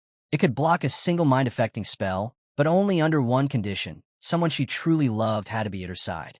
Next, Vakir raised his hands and revealed a pair of steel gauntlets, the Madong Wong hand. With them, his physical strength would rise far beyond its limits. Dolores stepped forward next, holding a golden mirror. She called it the Mirror of Truth. Its power was frightening. It could reveal the true face behind any mask. However, it only worked on those within a distance she could handle. The Baskerville triplets raised their blades together. The weapons that had chosen them were the Samjido triplet swords. Alone, they were powerful, but when wielded together, their strength multiplied. Finally, Sinclair turned, pointing toward the odd hat slung across her back. Her voice was bright with excitement as she introduced it, the money hat. It was a strange artifact that boosted her magic power, but only if she fed it money. Crossing her arms, Hippolyta fixed her gaze on Sinclair's hat. She could hardly believe it. Every single student had been chosen. This year's class was unlike any before. Vasilios tilted his head and, in a thoughtful tone, remarked that the artifacts must have seen great potential in these students. Then he asked if perhaps everyone had already made it out. But Blue Whale's eyes fell to the ground. He said quietly that 20 seconds still remained. Hippolyta's expression shifted instantly, her eyes widening with shock. She didn't understand what was happening. Vasilios, calm as ever, turned to Blue Whale and asked why he was sweating so much. Blue Whale pressed a hand to his forehead and began to count down the seconds. His voice trembled. Morg's gaze sharpened. With his hands still clasped, he spoke firmly. There was still one student missing. His voice carried disappointment and anger as he revealed it was Vakir, the one from his academy, who had not yet emerged. Blue Whale's body shivered. He clutched his face, panic flooding through him. He shouted that there were only seconds left. Even if a student wasn't chosen by an artifact, none had ever failed to escape the treasure room before the time limit. The portal flared with blinding light. Professors muttered urgently that if Vakir wanted to live, he had to come out at that very moment. Sinclair's eyes locked on the portal. Confusion swirled in her gaze as she wondered where Vakir was. Dolores turned suddenly, her eyes gleaming with worry. The Baskerville triplets spun around too, panic rising as they realized Vakir still hadn't emerged. Philippus stood frozen, unsure of what to say. Lovegood Merlin's eyes widened with growing dread. Vakira, too, could only stare in disbelief at Vakir's absence. Seconds slipped away. For seconds remained. Then, at the last possible moment, someone clenched their fists and stepped through the glowing portal. It wasn't Vakir. It was Granui. His teeth gritted, his breath heavy. He had chosen survival. He would not be trapped inside the treasure room. Granui staggered forward, eyes shut tight, as if unsure whether he had truly escaped. His body gave out, and he crashed face first onto the ground. At that very instant, the golden door of the treasure room slammed shut with finality. Drenched in sweat, Granui dragged himself back up, panting heavily. Then, forcing a grin, he laughed arrogantly. The protagonist always enters last, he declared. But the reaction he expected never came. Sinclair and Dolores froze, their eyes filled with unease and fear. The Baskerville triplets looked utterly stunned. The smoke cleared, and silence swallowed the hall.